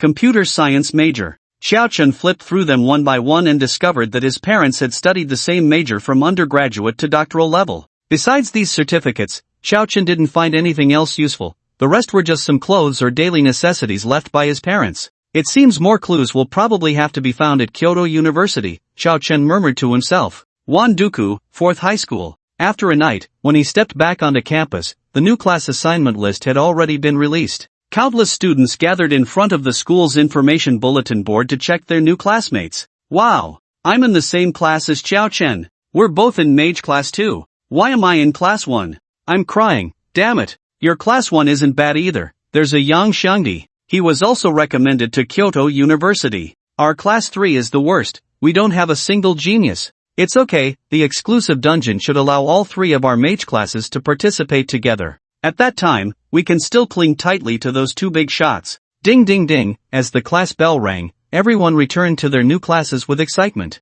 Shui Jilong happily walked into Mage class 2, still serving as Xiao Chen's homeroom teacher. Alright, students, quiet down. I am your homeroom teacher, Shui Jilong. Today we will talk about the exclusive dungeons for mages. The exclusive dungeon for mages is generally a test of your intelligence and mental strength, most likely a reasoning or puzzle-solving dungeon. So as long as you cooperate and brainstorm together, you will achieve a result greater than the sum of its parts. Next, let's talk about the key points for clearing the dungeon. Shui Jinlong was lecturing while constantly scanning the classroom with his eyes when his brow suddenly furrowed. Where is classmate Xiao Chen? Has anyone seen him? Report, teacher. We haven't seen him since this morning, a student replied. Humph, do they really think that just because they got a recommendation, they don't have to attend class? I'm going to find him. Shui Jinlong left the classroom, preparing to look for where Xiao Chen had run off to. Just as he stepped out the door, he almost collided with a graceful figure. The homeroom teacher of the adjacent Mage class, Mei, also looked anxious. Mei was recognized as the beautiful teacher of the 4th high school, usually serious and unsmiling, and students privately referred to her as the Ice Mountain Beauty. At the school's New Year's Eve party, she captivated countless students and teachers with her dance to Pure Land of Ultimate Bliss. Teacher Shui, have you seen our class's Yang Xiangdi? He didn't come to class this morning. Mei asked, her lovely brows furrowed as she looked at Shui Jinlong. Our class's Xiao Chen didn't come to class either. They wouldn't have gotten into trouble, would they? Shui Jinlong said. Upon hearing this, Mei became even more anxious. What should we do? Let's hurry and find them. Okay. Just as Shui Jinlong was about to leave, he suddenly stopped in his tracks. Mei, who was following him, almost bumped into him. Wait, Yang Xiangdi and Xiao Chen are both missing? They can't be. A guess suddenly formed in Shui Jinlong's mind. While Shui Jinlong was still speculating about where Xiao Chen had gone, Xiao Chen was already in the inner world. Xiangdi, is it really okay for us to do this? Xiao Chen asked. Oh, what could possibly go wrong? The more people that enter the exclusive dungeon, the more dangerous it becomes. Rather than letting them cling to you, why not let me cling to you? Yang Xiangdi said proudly. Besides, if worse comes to worst, we can just take them along after we clear it. After all, the exclusive dungeon can be cleared multiple times, just without rewards. But, no buts. Come on. We have the manual from Kyoto University. We don't need to attend school. Yang Xiangdi pulled Xiao Chen over to Miss Ilian. Today, Ilian was dressed in a beautiful suit, looking quite alluring. Hey, that awesome lady, we want to enter the mage's exclusive dungeon. Yang Xiangdi said boldly. Xiao Chen, standing beside him, felt a headache coming on. Fortunately, Ilian was from the inner world. If a real girl heard him call her that, she would probably kill him. Ilian didn't mind at all and flashed a sweet smile. Alright, esteemed players, I am now drawing a dungeon for you. Draw successful. The exclusive dungeon drawn for you 2 players is the Cave of 10,000 Poisons. A light gate appeared beside Ilian, and just as Xiao Chen was about to enter, he was pulled back by Yang Xiangdi. What are you doing? Aren't you going to listen to the mission prompt? Yang Xiangdi asked. Xiao Chen's eyes widened. There's a mission prompt? Of course there is. How did you clear that skeleton cave dungeon before without listening to the mission prompt? Xiao Chen. A hint of suspicion appeared on Yang Xiangdi's face. You didn't just kill your way through the skeletons, did you? Xiao Chen. You really are something, you goo. Yang Xiangdi gave Xiao Chen a thumbs up. Ilian's sweet voice rang out again. Legend has it that in southeastern Guizhou, there is an extremely ancient evil tribe, where the people are skilled in concocting poisonous insects,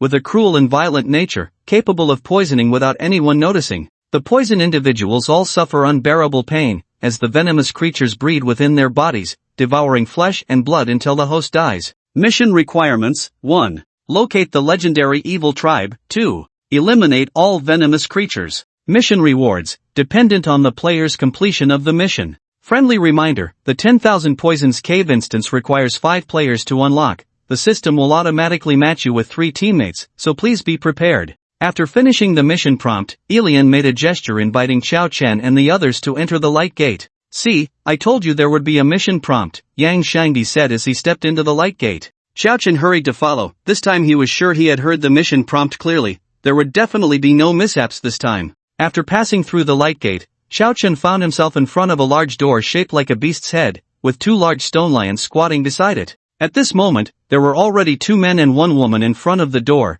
They had entered earlier than Xiao Chen and his companion. Yang Shangdi circled the door a few times and found it tightly shut. He pushed hard but could not open it. On either side of the door were 2 plaques, the left one inscribed with Dawu, and the right one with Jiyuan. "Hey, you two must be the teammates the system matched us with, right? No need to waste your effort, we tried long ago, and this door cannot be opened by brute force." "The 5 characters on those plaques are probably hints for opening the door," one of the men said mockingly. "Long Chang, don't be so rude, since we can be matched together, it's fate," another man with a delicate appearance reproached, turning to Xiao Chen and his companion with a friendly smile. "Hello, classmates, my name is Fong Sun, and I am a fire mage. This is my friend Long Chang, who is a water mage." Long Chang huffed in discontent but did not speak further. "This is my sister, Fong Yuan, like me, she is also a fire mage." "Hello," Fong Yuan greeted Xiao Chen and his companion. She had a rosy apple-like face, bright eyes beneath her brows, and shiny, smooth hair, looking very spirited.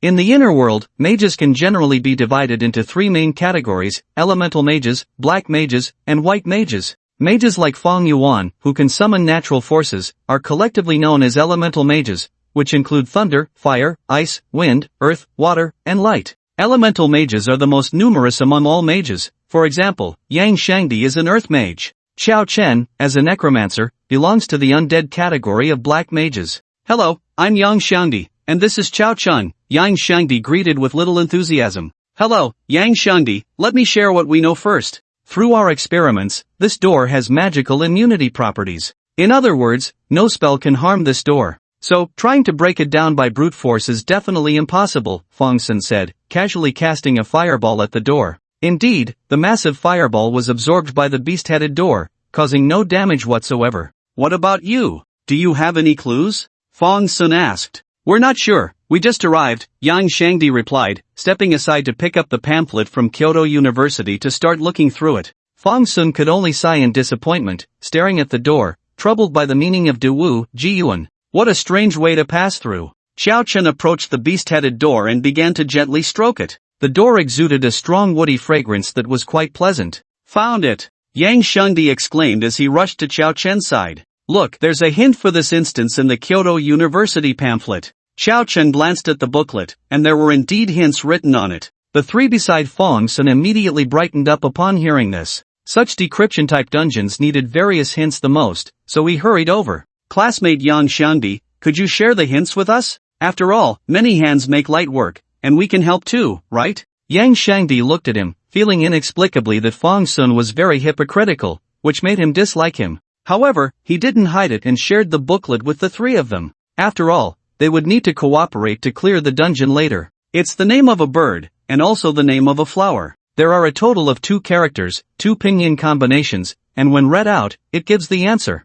Long Chang looked at these 2 lines of hints, scratching his head in confusion. It was simply too difficult for him. On the other hand, Fong Yuan's eyes grew brighter, and after thinking for a moment, she suddenly realized. "I know! The answer is bang!" A loud noise interrupted Fong Yuan's words. The indestructible beast-head door exploded into fragments, dust swirling everywhere, and Fong Yuan gaped in shock, her rosy lips parted wide. In front of the door stood a thin, wiry figure, maintaining a punching stance. It was easy to guess that this figure was the one who had destroyed the door. "Awesome, you goo!" Yang Shangdi excitedly ran over. Indeed, following Xiao Chen to clear the dungeon made it extremely simple. Xiao Chen retracted his fist, feeling a bit embarrassed as he rubbed his nose. "I heard you guys say this door was magic resistant, so I thought I'd see if I could push it open with my physical strength. I didn't expect it to be so fragile." The expressions of Fong Sun and the others were somewhat dazed, as if a strange person had mixed into their team. Wasn't this a mage-exclusive dungeon? Which mage could smash a door with a single punch? "Fong Yuan, you just said you knew the answer. What is it?" Fong Sun asked. "The answer is cuckoo. De Wu Du. Ji Yuan won." Fong Yuan instinctively replied. "Ding! Correct answer. The beast head door has been opened." Accompanied by the system prompt, the two door hinges that no longer had a door slowly began to turn. Fang Sun, Fang Yuan, Long Chang, the door is gone. What difference does it make whether you open it or not? Behind the door was a long walkway leading to the mountainside, with scattered purple-red rhododendrons planted along the sides of the path. It seems this is the only way. We can only keep moving forward. Yuge, be careful of these flowers. I have a feeling they're not normal, Yang Shangdi said. Chao Chen nodded. The group continued forward, the rhododendrons intermittently guiding them. Following the path indicated by the flowers, they entered a mountain crevice. Suddenly, a strange fragrance wafted out from the cave, and when Xiao Chen inhaled it, he found his mind starting to feel a bit hazy. Shangdi, be careful. This fragrance is suspicious, Chao Chen warned. You're saying that a bit too late, Yuge, look at my hand. Yang Shangdi smiled, looking worse than crying, as she raised her wrist, which had developed a sickly purple hue. Xiao Chen looked down and found that his own arm had also turned purple, and his health points on the attribute panel were continuously decreasing. Health, 64, poison, loses 3 health points per minute. Xiao Chen's expression tightened. If this continued, he would have less than half an hour of life left. Damn, his health was still too low. Could we have been poisoned?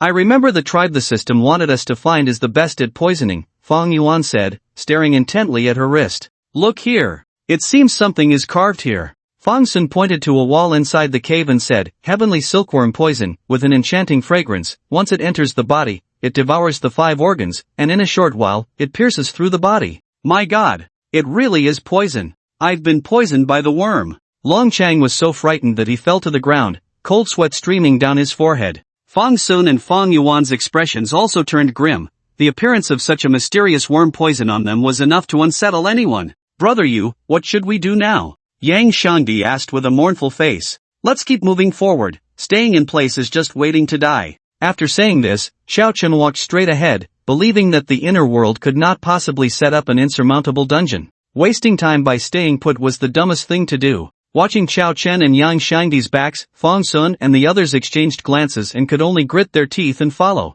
After about a quarter of an hour of climbing through the cave, Xiao Chen reached the end. The cave's exit was blocked by a massive stone, which had a line of text carved into it. Powerless movement, no king of the poison, one hole, one bend determines the heavens and the earth. Damn, what is this? Are we going to have to solve a riddle again? How many characters do we have to guess this time? We don't have time. Yang Shangdi became anxious. Don't worry, we'll use the old method, Chao Chen said calmly. Wait, don't rush. I can do this. This is a cave, if you mess around, it might collapse. Fang Yuan, who was behind, was almost jumping up in urgency. Powerless movement means 10,000, no king of the poison means poison, one hole, one bend determines the heavens and the earth. Isn't the hole above and the bend below just a cave? But Xiao Chen didn't give her a chance to speak. Since there was a simpler and more efficient way to clear the level, why waste time thinking? At that moment, he was severely poisoned and didn't have time to waste on this. As soon as he finished speaking, Xiao Chen slightly bent his right hand back, his fingers slowly closing into a fist.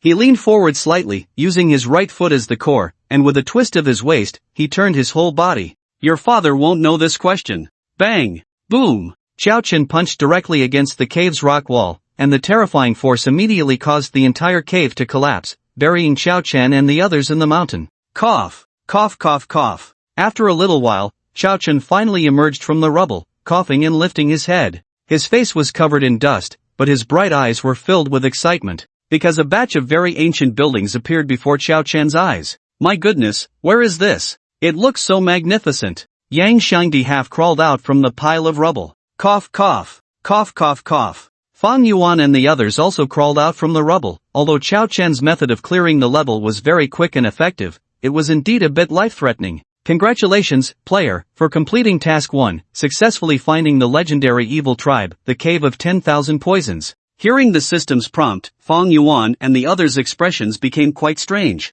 Is this really a riddle-solving dungeon? Why do they feel like they didn't need to use their brains at all? Ha! Are you all from outside? A childish voice rang in Xiao Chen's ear. Xiao Chen looked up and saw a little girl who looked as cute as a porcelain doll standing in front of him. The little girl was wearing a dress with many patches, carrying a small medicine basket, and her big, blinking eyes were filled with curiosity. However, Xiao Chen didn't dare to let his guard down. A little girl who could appear in the Cave of 10,000 Poisons must be extraordinary. Little friend, may I ask if you are from the tribe of the Cave of 10,000 Poisons? Fang Sun couldn't help but ask. You're talking nonsense. Our tribe is not called the Cave of 10,000 Poisons. The little girl waved her delicate little fist. Then what is your tribe called? Fong Sun pressed on. You're too ugly, I don't want to tell you. The little girl turned her head and said. Fong Sun almost choked to death. He couldn't believe it. Although he wasn't exactly as handsome as Panin, he certainly wasn't ugly, right? This little girl was such a beauty fanatic.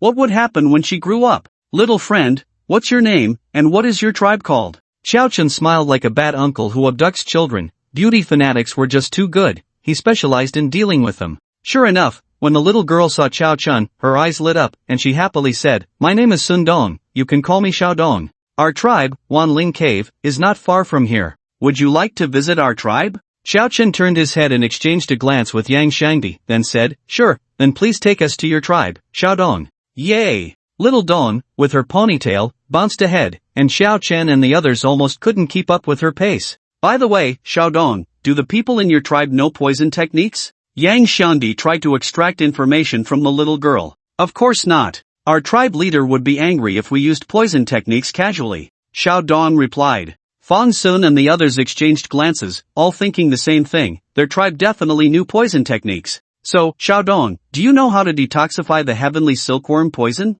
Fong Yuan asked, voicing his most concerned question. Xiao Dong stopped to think for a moment. Heavenly silkworm poison. That's easy to detoxify. You put geckos, centipedes, scorpions, and toads into a pot, add scallions, ginger, and garlic, then add yellow wine to remove the fishy smell. After that, add MSG, Sichuan pepper, and star anise, and stew for 3 hours. Finally, before serving, add a little bit of sugar to enhance the flavor, and drinking it will detoxify you. Xiao Chen, are you sure this isn't some kind of soup recipe? Xiao Dong, if I'm not mistaken, geckos are the wall lizards, and centipedes are the centipedes? Xiao Chen asked. That's right. It turns out that good-looking people are really smart. You got it all right. Xiao Dong praised. Suddenly, Xiao Chen felt that making a soup with the 5 poisons and then drinking it didn't seem so hard to accept. Handsome brother, are you poisoned by the heavenly silkworm? Xiao Dong asked, and without waiting for Xiao Chen to answer, she lifted his sleeve. When she saw the purple color on Xiao Chen's wrist, her innocent little face showed a seriousness that didn't match her age. It really is the heavenly silkworm poison. We need to hurry.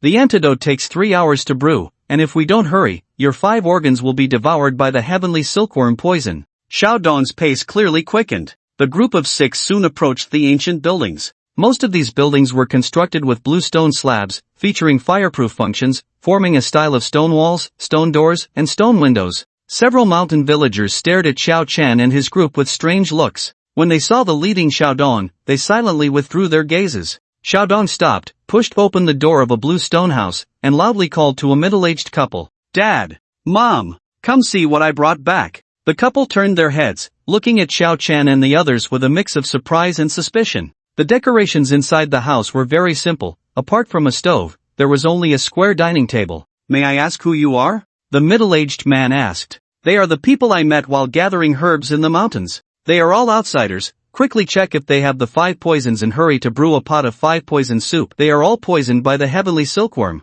After Xiao Dong finished speaking, she grabbed the water jug on the table and started drinking. Alright, please wait a moment, guests. Have a seat for now, the woman said before pushing open the back door and walking out. Before long, she returned with a black basket to the stove. With Xiao Dong's earlier explanation, Xiao Chen and the others naturally guessed what was in the black basket. Xiao Dong's mom, how long does it take to make the 5 poison soup? Do we really have to endure for 3 hours? Xiao Chen asked. In his poisoned state, he was losing blood too quickly to last that long. Well, it is indeed necessary. If you're in a hurry, you can just drink the soup with the 5 poisons once it's cooked. The effect will be the same, Xiao Dong's mother replied. You good? Do we really have to drink that 5 poison soup? It sounds so disgusting. Yang Shangdi whispered to Xiao Chen. Xiao Chen forced a bitter smile and said, What can we do? Disgusting is better than being poisoned to death, right? In just this little while, my health points are already down to half. Fong Sun and the others looked very pale, clearly struggling to accept the extremely disgusting 5 poison soup.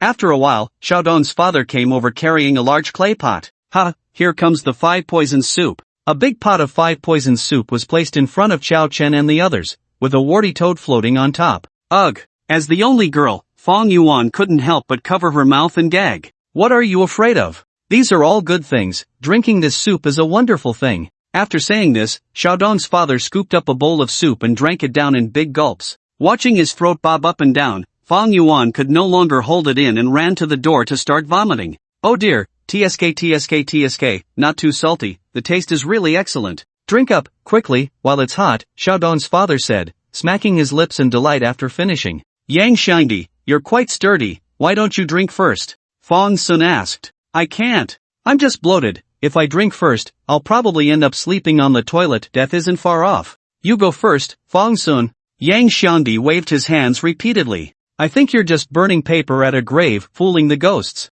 You're this fat and still call it bloated? Long Chang said from the side. Mind your own business. Your dad isn't drinking. Yang Xiangdi shot back. Seeing that Xiao Chen and the others were all pushing each other and too scared to move, Xiaodong's father urged them. Why aren't you drinking? If you don't drink, when the Tiancan worm poison acts up, you won't be able to survive. I'll do it. Xiao Chen took the lead and scooped a bowl of 5 poison soup, probably having the least health points among them. Looking at the toad and centipede floating in the soup, Xiao Chen couldn't help but ask, Xiaodong's father, do you have any garlic? In the Qingshi ancient well, the members of the Wandu cave tribe looked at Xiao Chen in awe. They had just seen Xiao Chen eat a whole toad along with centipedes, scorpions, and geckos with garlic. Xiao Chen felt nothing, closing his eyes and not thinking about the fact that these were the 5 poisons. Eating them with garlic was indeed quite fragrant. As the saying goes, if you eat meat without garlic, the flavor is halved. After finishing the soup, Xiao Chen glanced at his attribute panel and said, the 5 poison soup is indeed effective, my poison state has disappeared. Fang Yuan was silent for a moment before saying, Xiao Chen, after seeing you eat the 5 poisons with garlic, I wouldn't be surprised if you smashed a giant rock with one punch, or even killed the world serpent with one punch. Xiao Chen, you're like a little cow riding a motorcycle, so impressive. Fang Sun gave a thumbs up. You all should drink too, quickly restore your states, there might still be dangers ahead, Xiao Chen said, glancing longingly at the big clay pot. You go, how does this thing taste? Yang Shengdi asked.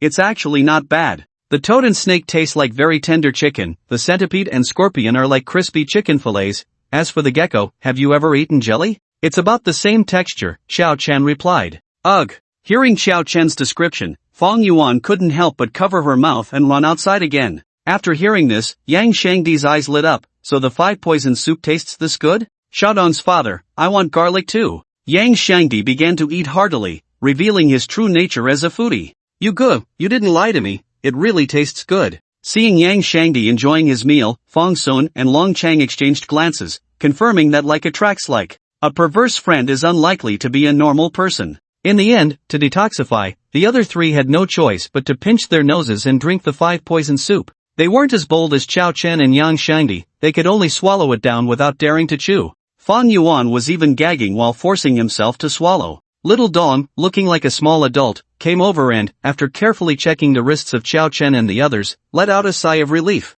Alright, the heavenly silkworm poison has been removed, you are safe now. Can Little Dong tell us about the origins of your Wan Poison One Spirit Cave tribe? Seeing Little Dong's expression tighten, Fang Yuan quickly changed his words. Their second task was to eliminate all the poisonous insects, and Fang Yuan just wanted to resolve this quickly and leave this cursed place. Fang Yuan silently vowed that from now on, he would never touch any quests related to poison again.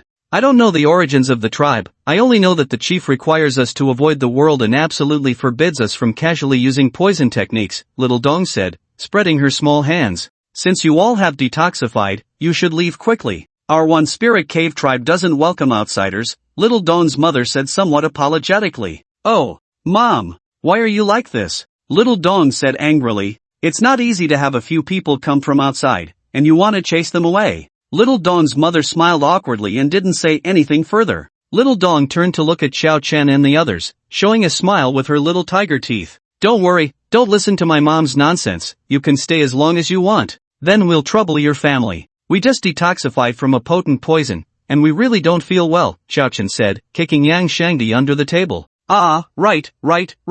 Yang Shengdi hurriedly echoed. Yay! The handsome brother is staying. Yay! Little Dong joyfully bounced out. Little Dong's mother's expression was somewhat complicated. She opened her mouth as if to say something but ultimately said nothing. She just quietly arranged accommodations for Xiao Chen and the others. You too, do you have any clues about the Wan Poison Cave tribe? Fang Sun asked eagerly as soon as he entered the room, firing questions like cannonballs. Ilian said the Wan Poison Cave is a very evil tribe. but I don't see where they are evil. They even helped us detoxify. Moreover, the system task requires us to eliminate the poisonous insects, but aside from the heavenly silkworm poison at the beginning, we haven't seen anything else. We didn't even know what the heavenly silkworm poison looked like before we got poisoned. How can we eliminate all the poisonous insects? Yang Shangdi was displeased and retorted directly. Don't you have a brain? We're your teammates, not your dad. Clearly, this grudge-holding little fatty hadn't forgotten that Fong Sun had made him drink the 5-poison soup first.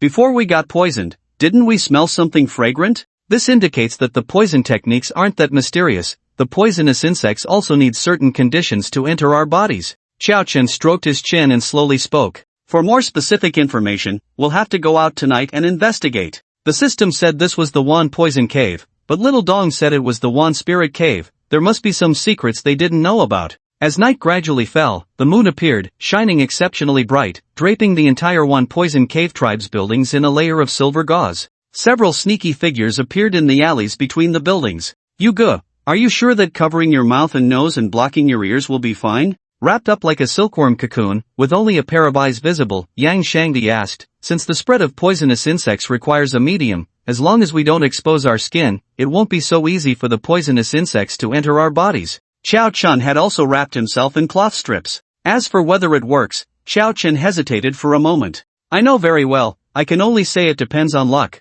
The group of Xiao Chen circled around the Wandu Cave tribe and found that the entire Wandu Cave tribe was arranged in a circular distribution, with an ancient well made of blue stone bricks at the center of the tribe. Xiao Chen stealthily approached to take a look and found the ancient well deep and dark, bottomless. As for their target, let alone poisonous insects, they hadn't even spotted a single mosquito. Xiao Chun, do you think it's possible we've gone to the wrong place? There are actually 2 tribes on this mountain, Wanling Cave and Wandu Cave. The Wandu Cave filled with poisonous insects we are looking for might be in another part of the mountain? Fang Sun, who had found nothing, couldn't help but ask. Xiaodong can lie, but the prompts from the inner world system won't, Xiao Chen said. Look over there, Fang Yuan exclaimed. The group turned towards Fang Yuan's voice and discovered that by the bluestone ancient well, over 100 people had gathered, all members of the Wandu Cave tribe. Xiaodong's parents were among them. They were all kneeling before the ancient well, bowing their heads and chanting, as if performing some mysterious ritual.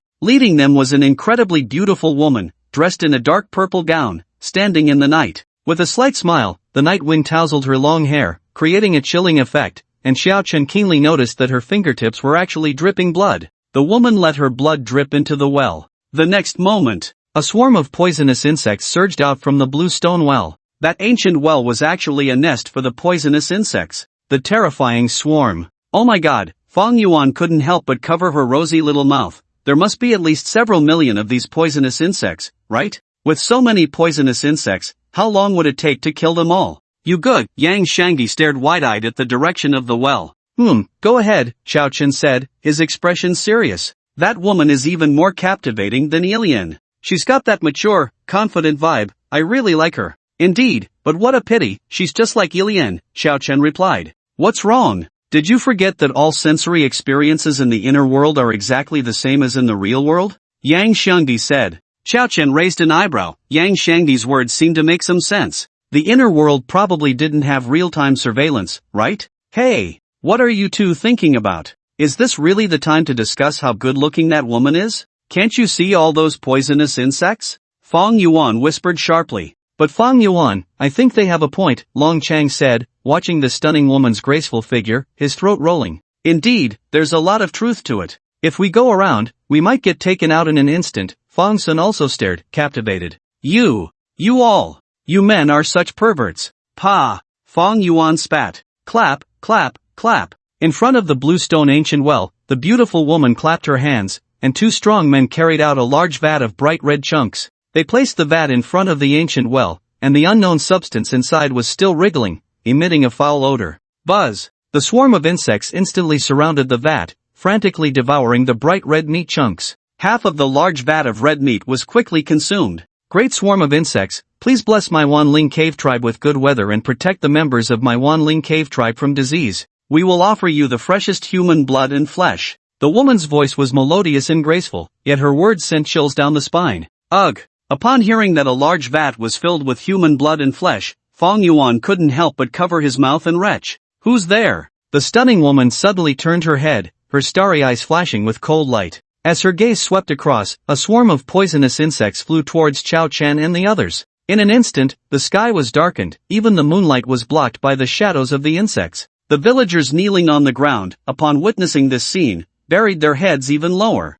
Run! Chao Chen unhesitatingly grabbed Yang Shangdi and took off. Although his attack power was high, he had no area attack skills. With such a massive number of poisonous insects, even if Chao Chen stood still and tried to kill them, he would be exhausted. Hold on! Wait for us! Long Chang and Fong Sun, realizing the situation, hurriedly followed. However, how could they outrun a flying swarm on just 2 legs? As the swarm drew closer, Chao Chen could even smell the stench emanating from the poisonous insects. Sand bind. At a critical moment, Yang Shangdi raised his hand and summoned a large area of sand to slightly obstruct the swarm. Long Chang, use water spells to wash us off, quickly. Fang Yuan, knowing he had caused trouble, quickly spoke up. Understood. Blessing of water. Long Chang waved his staff, and a stream of clear water surged over the 5 of them. By the time the sand summoned by Yang Shangdi was devoured by the swarm, their figures had already vanished. The swarm, having lost its target, began to whirl around in agitation. So it's you little mice.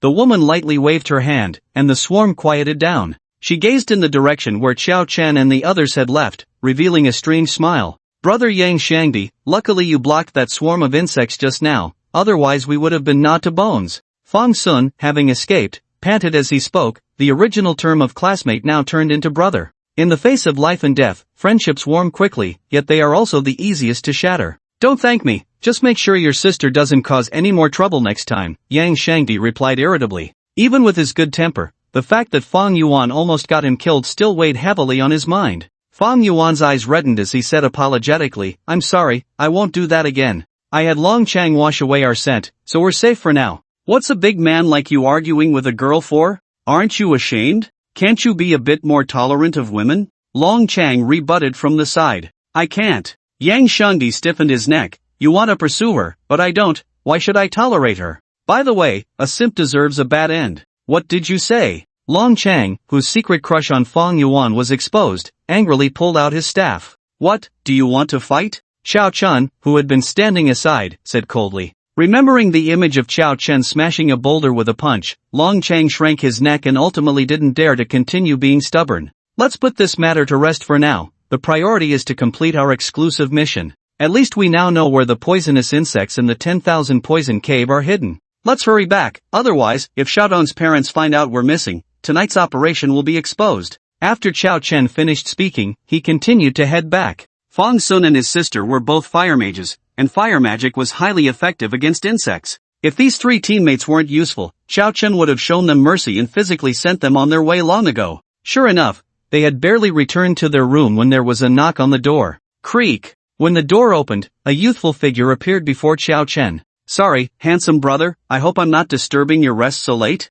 Xiaodong asked playfully, sticking out her little tongue. It's nothing, we should be the ones apologizing for disturbing you. Did something happen so late? Chao Chen feigned an innocent expression. It's nothing, just a few little thieves sneaked in, let me go in and take a look. Xiaodong squeezed past Chao Chen into the room, extending a finger to start counting. 1, 2, 3, 4, 5, all 5 are here. See, I told you that the handsome brothers didn't run around. Xiaodong said with her hands on her hips, looking quite pleased, followed by several members of the Wandu Cave tribe. Sorry, guests, there's been a situation in the tribe. For the time being, we need to trouble you to stay in this room. A bald, muscular man with a scorpion tattoo on his face stepped forward. Xiao Chen recognized him as one of the 2 big men who had just carried the bloody meat vat. Understood, we will definitely cooperate, Xiao Chen said with a friendly smile. The bald man nodded and turned to leave with the tribe members. Handsome brothers, you all stay here obediently. Xiaodong is leaving now, and I'll come back tomorrow to bring you food. Xiaodong waved her hand and prepared to leave. Wait. Xiao Chen took a deep breath and squeezed out a bubble-like sound with his throat. Xiaodong, brother wants to ask you, is that bald man with the scorpion tattoo your tribe leader? No, his name is Zhu Xia, he is the left and right arm of the tribe leader. The tribe leader is a very beautiful sister, her legs are this long. Xiaodong stretched her arms wide, her little face turning red. The others in the room were also amused by her adorable appearance. Don't laugh. The tribe leader's sister is really very beautiful. Xiaodong thought they didn't believe her and hurriedly began to explain. Xiao Chen muttered to himself, she is indeed beautiful, we almost died at her hands. Xiaodong, is the tribe leader's sister not only good-looking but also the most skilled in poison techniques in your tribe? Xiao Chen asked. Hearing this, Xiaodong proudly lifted her little head. Of course. When the tribe leader's sister waves her hand, all the poisonous creatures within 100 miles have to obey her orders. Yang Shangdi and the others' expressions turned somewhat grim.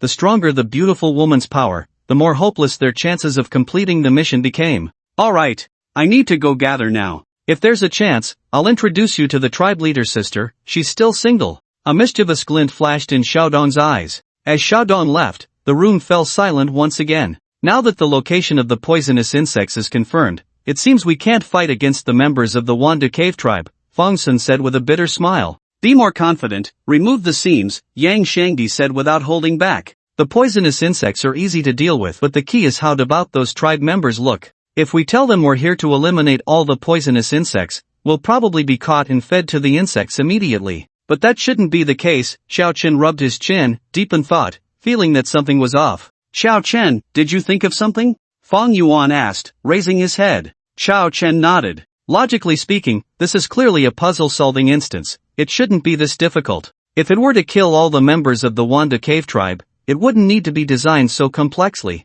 So this exclusive instance definitely can't be solved by brute force. It should rely on intelligence to clear it. We must have overlooked something. Xiao Chen slapped his hand down. The others in the room were somewhat speechless at this friend. If they remembered correctly, it was you who had been using brute force all the way here, right? Suddenly, a strange rustling sound entered their ears. You all listen, what is that sound? Fong Sun's expression changed. The 5 people in the room held their breath, trying to discern the source of the rustling sound, only to find that it was coming from all directions. You guys, look over there. Fong Sun trembled as he pointed a finger at the corner. The others turned to look, and the corner of the room was crawling with a dense mass of dark brown bugs. They had wings on their backs, 6 legs on their bellies, and were covered in a layer of dark brown exoskeleton that shimmered with a chilling light in the darkness, sending shivers down their spines. Not just over there, they're everywhere. Be careful. Xiao Chen shouted a warning. Fire barrier. Fong Yuan quickly cast a spell, and a raging flame formed a large circle, isolating the swarm of bugs outside.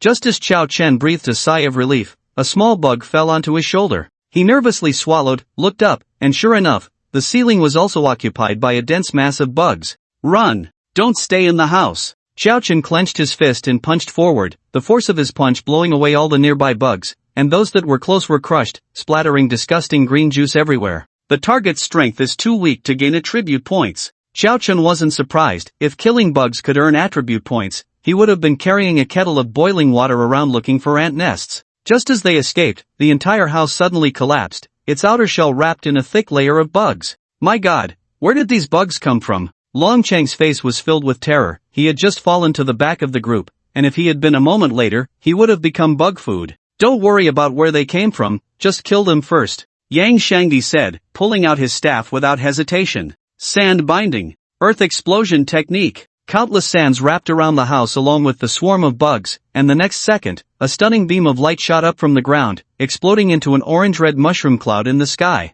The air was filled with the smell of burning protein. Yang Shangdi unleashed a series of spells, wiping out most of the poisonous bugs that had sneaked into the house. The mage, known for having the highest output, was beginning to show his prowess through Yang Shangdi. Fong Sun and the others looked at the panting Yang Shangdi in shock. They had never seen him in action before and had always thought he was just a bystander. They never expected this unassuming fat man to unleash such terrifying power, if this were used against players. The thought sent a chill down their spines. Long Chang looked gratefully at Xiao Chen. If Xiao Chen hadn't scared him into not acting that day, this fat man would have used the earth explosion technique on him, and he would have been blown to bits. Not bad, Yang Shangdi. You can even chain those two skills together. Xiao Chen's eyes lit up, a deep envy hidden in his gaze. This was the romance a mage should have. With a series of spells, they could turn formidable foes to dust in a casual conversation. Unlike him, with an intelligence of 0, what good was high attack power? He could only rely on his fists to fight.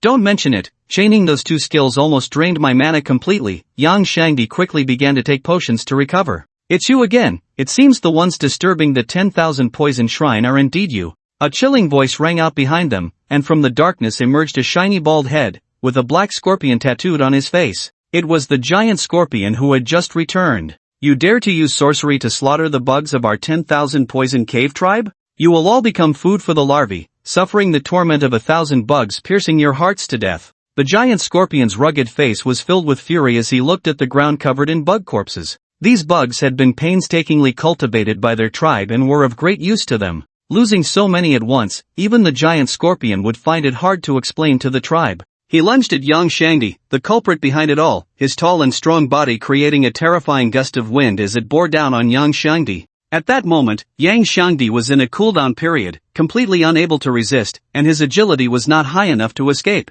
In a moment of desperation, Yang Shangdi could only close his eyes and shout, "Yuga, save me. Your dad is here." Qiao Chen's slender figure stood in front of Yang Shangdi, who was as wide as two Qiao Chens. He threw a punch at the giant scorpion that was lunging at him. He wasn't skilled at fighting bugs, but he was more than capable of fighting people. "Humph, you overestimate yourself. Do you think you can hurt me with those pale, tender little fists?" The giant scorpion looked at the thin Xiao Chen, a look of disdain clearly visible on its face. Its thighs were thicker than Xiao Chen's arms. It could easily take down 10 of such weaklings. What a terrifying opponent! What a terrifying opponent! Die! With a cruel grin, the giant scorpion smashed down with a punch, as if it could already see Qiao Chen spitting blood from his mouth and nose after being hit. Meanwhile, Fong Sun and the others cooperatively covered their eyes. Bang! The fists of the giant scorpion and Qiao Chen collided, sending a shockwave radiating outward from the point of impact. Crack! Crack! A series of bone-cracking sounds erupted,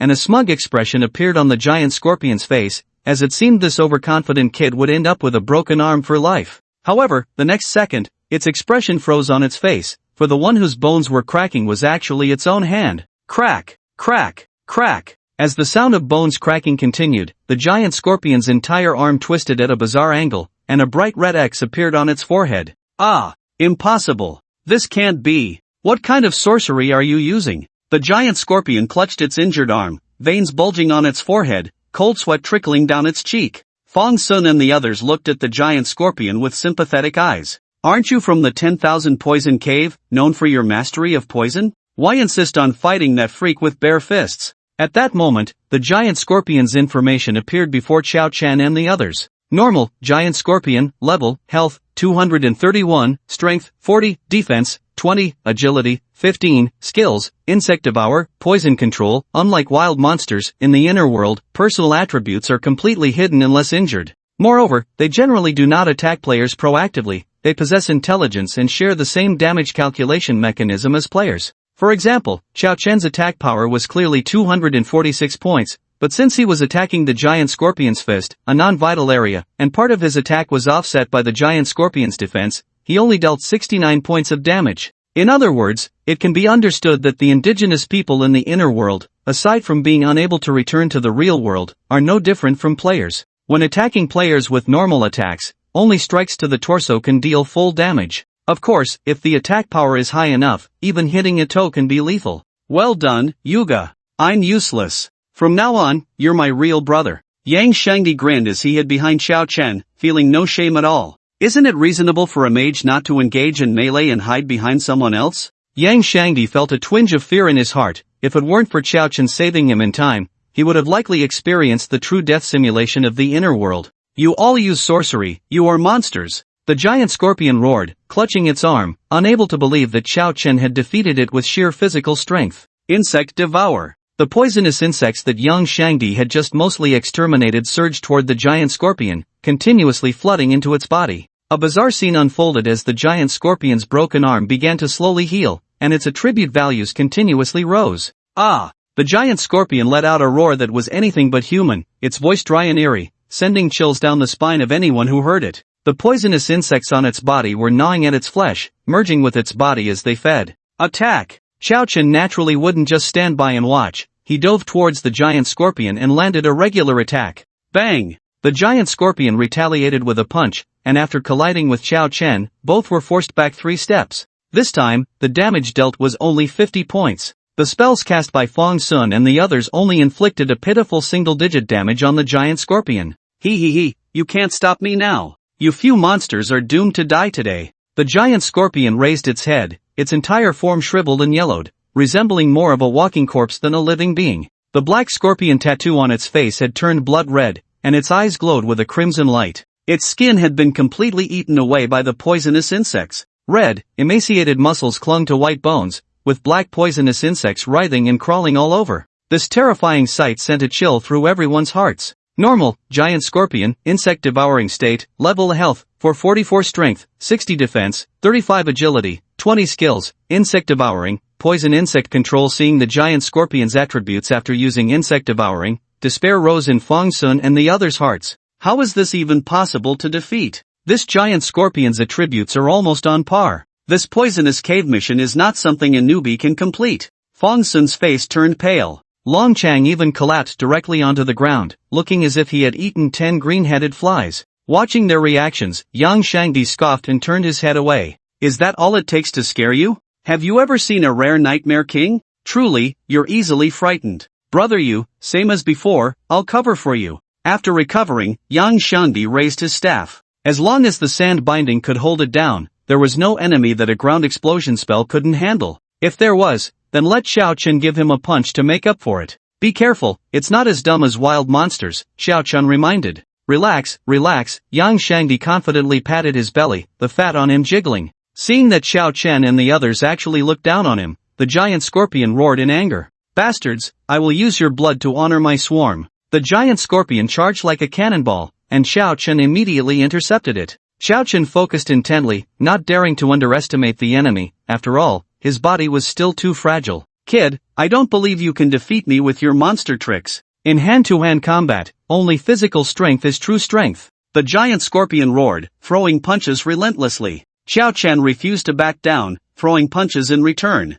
Their fists collided continuously, the air filled with the sound of explosive impacts. Mu de mu de mu de mu de. Aura aura aura aura. Both adopted an offensive combat style, where skill was irrelevant, and it was purely a contest of raw power. As the battle progressed, the giant scorpion grew increasingly uncertain. With every punch exchanged with Xiao Chen, a bright red X appeared above its head, and it felt as if Xiao Chen's fists could shake its internal organs. In contrast, Xiao Chen had yet to lose a drop of blood. Just how terrifying was the attack power of this seemingly frail man? Meanwhile, Xiao Chen felt equally grave. Although the giant scorpion's attributes were not as high as the Nightmare King's, it was far more difficult to deal with. If he tried to attack the vital points of the giant scorpion, it would immediately retaliate with equal harm. Indeed, when the attribute values were not far apart, the side with intelligence had the upper hand. Damn! What a terrifying opponent! Her name was Sun Dong. You need to separate from him quickly. I can't use my skills to ambush like this, I might accidentally hurt you. Yang Shangdi shouted anxiously from the side. With Xiao Chen and the giant scorpion engaged in such a brutal fight, there was no space for him to act. Hearing this, the giant scorpion nearly spat out a mouthful of old blood. Can't you see I'm about to be killed by him? You still want to ambush me? Is there no martial ethics anymore? Alright, I'll create an opportunity for you. This giant scorpion is very powerful, so be careful, Xiao Chen said. The giant scorpion was almost choking on its internal injuries. Who exactly was the one with the terrifying power? Is there still any law? Xiao Chen didn't give the giant scorpion a chance to ask questions. He seized the moment and activated the Ring of the Skeleton King. With a 50% boost, a single punch sent the giant scorpion coughing up blood, its body flying back like a cannonball. Good timing. Sand binding. Yang Shangdi was delighted and waved a large area of sand to cushion the giant scorpion's body. Earth explosion technique. Boom! The already heavily injured giant scorpion was blown to the brink of death, gasping for air, barely hanging on. We are really amazing, Yang Shangdi said happily, kicking his hands as he walked over. Meanwhile, Fong Sun and the others were dumbfounded. Could these two be some big shots using low-level accounts to bully the weak? That giant scorpion was so strong, yet it was almost killed without dealing any damage? Terrifying. I even held back a bit to avoid killing him. This giant scorpion must know many secrets of the 10,000 poison cave. We need to interrogate him thoroughly, Yang Shangdi said. Xiao Chen nodded and walked towards the heavily injured, dying giant scorpion. Pa! You bunch of monsters, don't get your hopes up. Do whatever you want. I will never betray my tribe. The giant scorpion cursed fiercely. Fine, then I will impose the most brutal punishment on you, Xiao Chen said. Heh, come on. If I make a sound, I'll be your grandson. The giant scorpion spat out a mouthful of blood foam, its eyes filled with ferocity. A tough guy like him was not afraid of any torture. Alright, you said it. Xiao Chen approached the still shaken Fong Yuan. Let me borrow a few strands of your hair. Okay. Fong Yuan stammered in response. Xiao Chen pulled a few long hairs from Fong Yuan's head, twisted them into a bundle, and with a cruel smile, walked towards the giant scorpion. The giant scorpion looked at Xiao Chen's actions, filled with confusion and disbelief. Wasn't he supposed to be using torture? What did it mean to take a few strands of hair and smile so pervertedly? A hint of fear emerged in the giant scorpion's heart. The unknown was the most terrifying thing. Yang Shangdi, help me restrain him, Xiao Chen said. Got it. Yang Shangdi waved his staff, and several strands of sand transformed into ropes, binding the giant scorpion. At this moment, the giant scorpion could only move its eyelids and mouth. The rest of its body was immobilized. What do you want to do? I tell you, I won't be afraid of you. The giant scorpion shouted fiercely. He, you'll find out soon. Xiao Chen revealed a twisted smile, and the giant scorpion's throat rolled as its fear slowly intensified. Xiao Chen slowly brought the strand of hair close to the giant scorpion's nostrils, then gently pushed it in, causing the hair to enter the giant scorpion's nasal cavity. As Xiao Chen's wrist gently shook, the strand of hair spun around in the giant scorpion's nostrils, going in and out, constantly rubbing against its nasal hairs. Ha ha ha ha ha ha ha. It tickles. Indescribable, and uncontrollable itch. This is the only feeling the scorpion has right now. His tiger-like eyes are filled with tears, clearly smiling, yet his laughter is more grotesque than crying. Ah! Kill me, please, just kill me. Ha ha ha. That indescribable itch makes the scorpion wish he could die immediately. He wants to struggle, but his entire body is under Yang Shangdi's control, unable to move at all. No wonder that kid just said this is the most brutal punishment in the world. It's simply more unbearable than a mountain of knives or a sea of fire. How can there be people in this world who can come up with such perverse methods of torture? Oh, you really are a tough guy, able to endure this much? Xiao Chen exclaimed lightly. Fang Yuan, let me borrow a few more strands of your hair. Xiao Chen took a few more strands, this time not sparing the scorpion's other nostril. Two-pronged attack, left and right. The scorpion finds himself in a situation where he cannot seek life or death. Fang Sun and the others, just watching this scene, feel their own nostrils itching uncontrollably, unable to resist the urge to pick their noses. Grandpa, I was wrong. I'll say anything. Ha, please, just kill me. Ha ha ha. The scorpion, tears streaming down his face, finally cannot help but beg for mercy. This unbearable itch is simply beyond human endurance. You should have said this earlier. Why wait until you've been tortured to say it? What's the point? Xiao Chen disdainfully tossed away the 2 strands of hair in his hand. At this moment, the scorpion wants to cry but has no tears. He really wants to say, Big brother, I didn't know you were this twisted. I ask you, what was that ritual you just performed? What is the origin of that ancient well made of green stone? Xiao Chen asked straightforwardly. That is the insect sacrifice. It's the day we offer fresh blood and flesh to the swarm. Our 10,000 Poisons Cave has a contract with the insect queen, and we must offer fresh blood and flesh every month. That ancient well made of green stone is where the insect queen resides and breeds her offspring. The scorpion spoke without reservation, fearing that Xiao Chen would use hair to scratch his nostrils again. Insect queen, Xiao Chen pondered for a moment. The insect queen should be the strongest in the 10,000 Poisons Cave instance, right? It seems this instance might be even harder than Nightmare Village. After all, Xiao Chen is not good at group attacks. Although Yang Shangdi's earth explosion technique has great power and a wide range, it takes time to recover before it can be used again. Damn it, why isn't there any insecticide for sale in the inner world? Yuga, I think I know why Xiaodong and his family want to help us detoxify. Yang Shangdi gritted his teeth and said, they want to use us as the next sacrifice for the insect festival. Xiao Chen nodded and continued to ask the scorpion, does the insect queen have any weaknesses? Weaknesses? The scorpion thought for a moment and slowly shook his head. I don't know, I've never seen the insect queen. The fact that she lives at the bottom of the well has been passed down through generations of clan leaders.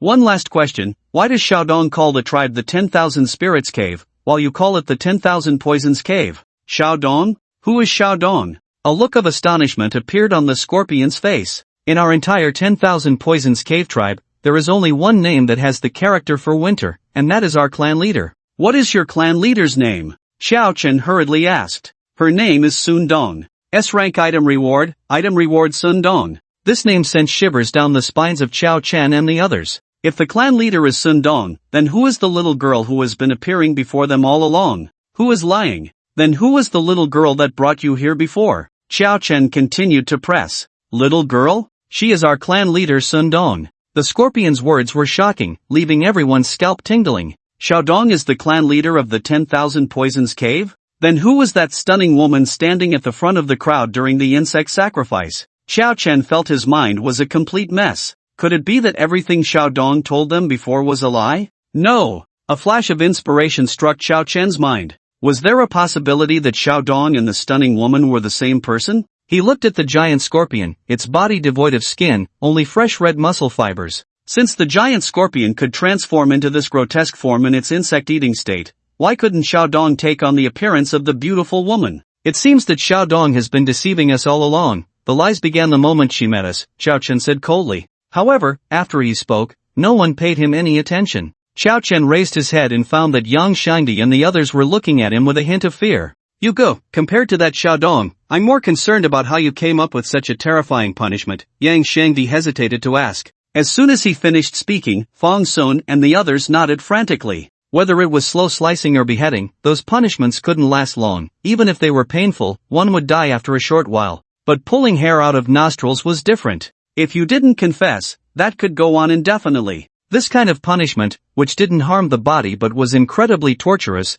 was simply terrifying. Oh, I just thought of it casually. I actually came up with several more, but unfortunately, the giant scorpion couldn't handle it first, Xiao Chen said, scratching his head awkwardly. The giant scorpion beside him immediately tensed up. There were actually several more? Luckily, it had confessed quickly. Damn, this seemingly gentle guy was truly a pure pervert. Alright, since everything is clear, you no longer have a reason to live. Xiao Chen turned around and delivered a heavy punch to the giant scorpion, which was already on the brink of death. With this blow, its life points were completely drained. Strangely, a look of relief appeared on the giant scorpion's face. Detected that player Xiao Chen defeated the giant scorpion through hand-to-hand combat, rewarded with 10 free attribute points, experience, congratulations, player leveled up successfully, current experience, 10, rewarded with 5 free attribute points. Ding! Congratulations, player Xiao Chen has killed his first creature in the inner world through hand-to-hand combat, rewarded with the rare item Sage's Protection. Xiao Chen remained expressionless as he read the first 2 notifications, but the third one nearly made his eyes pop out. A rare item. This was the highest level item in the inner world, and such items were all extraordinary. He actually got one. Could it be that I'm actually a lucky player? Did I successfully smuggle in as a non-lucky player? Xiao Chen excitedly looked at the attributes of the Sage's Protection. Sage's Protection, rare one-time item, immune to 1 fatal damage. Immune to 1 fatal damage. Those 8 short words made Xiao Chen's breathing quicken. Rounding it up, wasn't that just like having an extra life? An item like this, if auctioned in the real world, would start at a small fortune. And it would be priceless. After all, who would complain about having too many lives? After all, dying in the inner world meant starting all over again. And if one couldn't handle it and ended up brain dead, then it would all be for nothing. No wonder it's a rare item. It's truly unbelievable. Ah, too bad it's a one-time item, if only it were permanent. Xiao Chen sighed, stroking his chin. After carefully storing the Sage's Protection,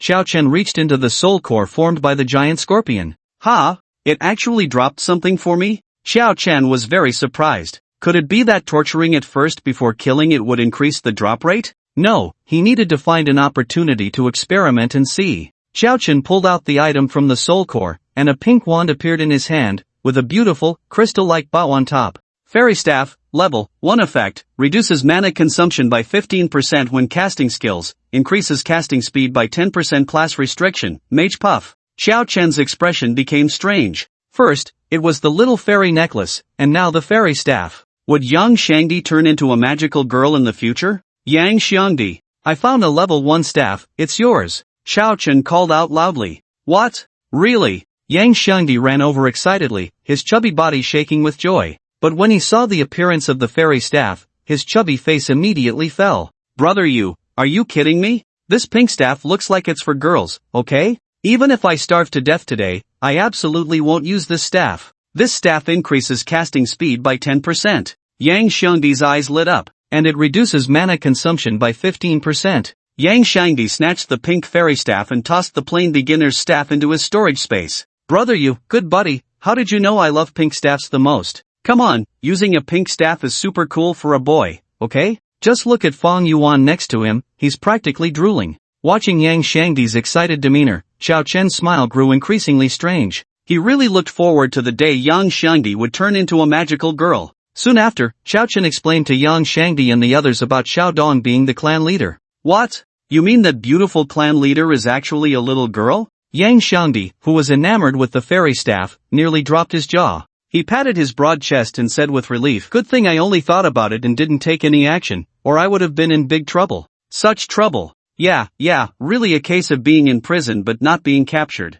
Long Chang and Fong Sun nodded in agreement. "What are you all thinking about? What Xiao Chen means is that we've all been fooled by that Sun Dong. You lot." Fong Yuan twisted Long Chang and Fong Sun's ears in frustration. "Ouch, it hurts. Let go, we weren't thinking anything, don't wrongfully accuse us." Fong Sun and the others covered their ears. "Brother you, I get it. Now that Sun Dong hasn't discovered that we've killed the giant scorpion, this is our best chance to act, right?" Yang Xiangdi slapped his thigh excitedly. "Yes, since the bug's nest is at the ancient well, you recover a bit, and we'll go blow up the well first." Chao Chen nodded. "And us, we want to go too." Fong Sun and the others hurriedly chimed in. After witnessing Chao Chen and Yang Xiangdi's strength, they clearly recognized one thing. These two were strong allies. They had to stick close. "Alright, then you all come along," Chao Chen said. After all, they were fire mages, and helping to deal with the bugs was still possible. The group quietly sneaked to the side of the ancient well. After the bug ritual, there was no one around. After all, this was the bug swarm's nest. Who would dare come here? "Get ready to move. Exterminate the bugs," Sun Dong appears. With Chao Chen's command, everyone pulled out their dark beginner's staffs. Only Yang Xiangdi proudly took out a dazzling pink staff, adorned with a beautiful bow. "Yang Xiangdi, while the bugs haven't come out yet, can you try to use the earth explosion technique to take them all out from the bottom of the well?" Chao Chen asked. I'll give it a try." Yang Xiangdi brought the fairy staff close to the ancient well to sense it, then shook his head. "No, this well is too deep, I can't sense the bottom. The power of the earth explosion technique is indeed great, but it must rely on the ground to be unleashed." "What, not going down the well?" Long Chang asked tentatively. "No way, it's too dangerous. There's an unknown powerful insect queen down there. Going down the well is just asking for death." Fong Sun immediately shook his head vigorously. "Alright, Long Chang, I've seen many living bodhisattvas, but this is my first time seeing a living king of hell."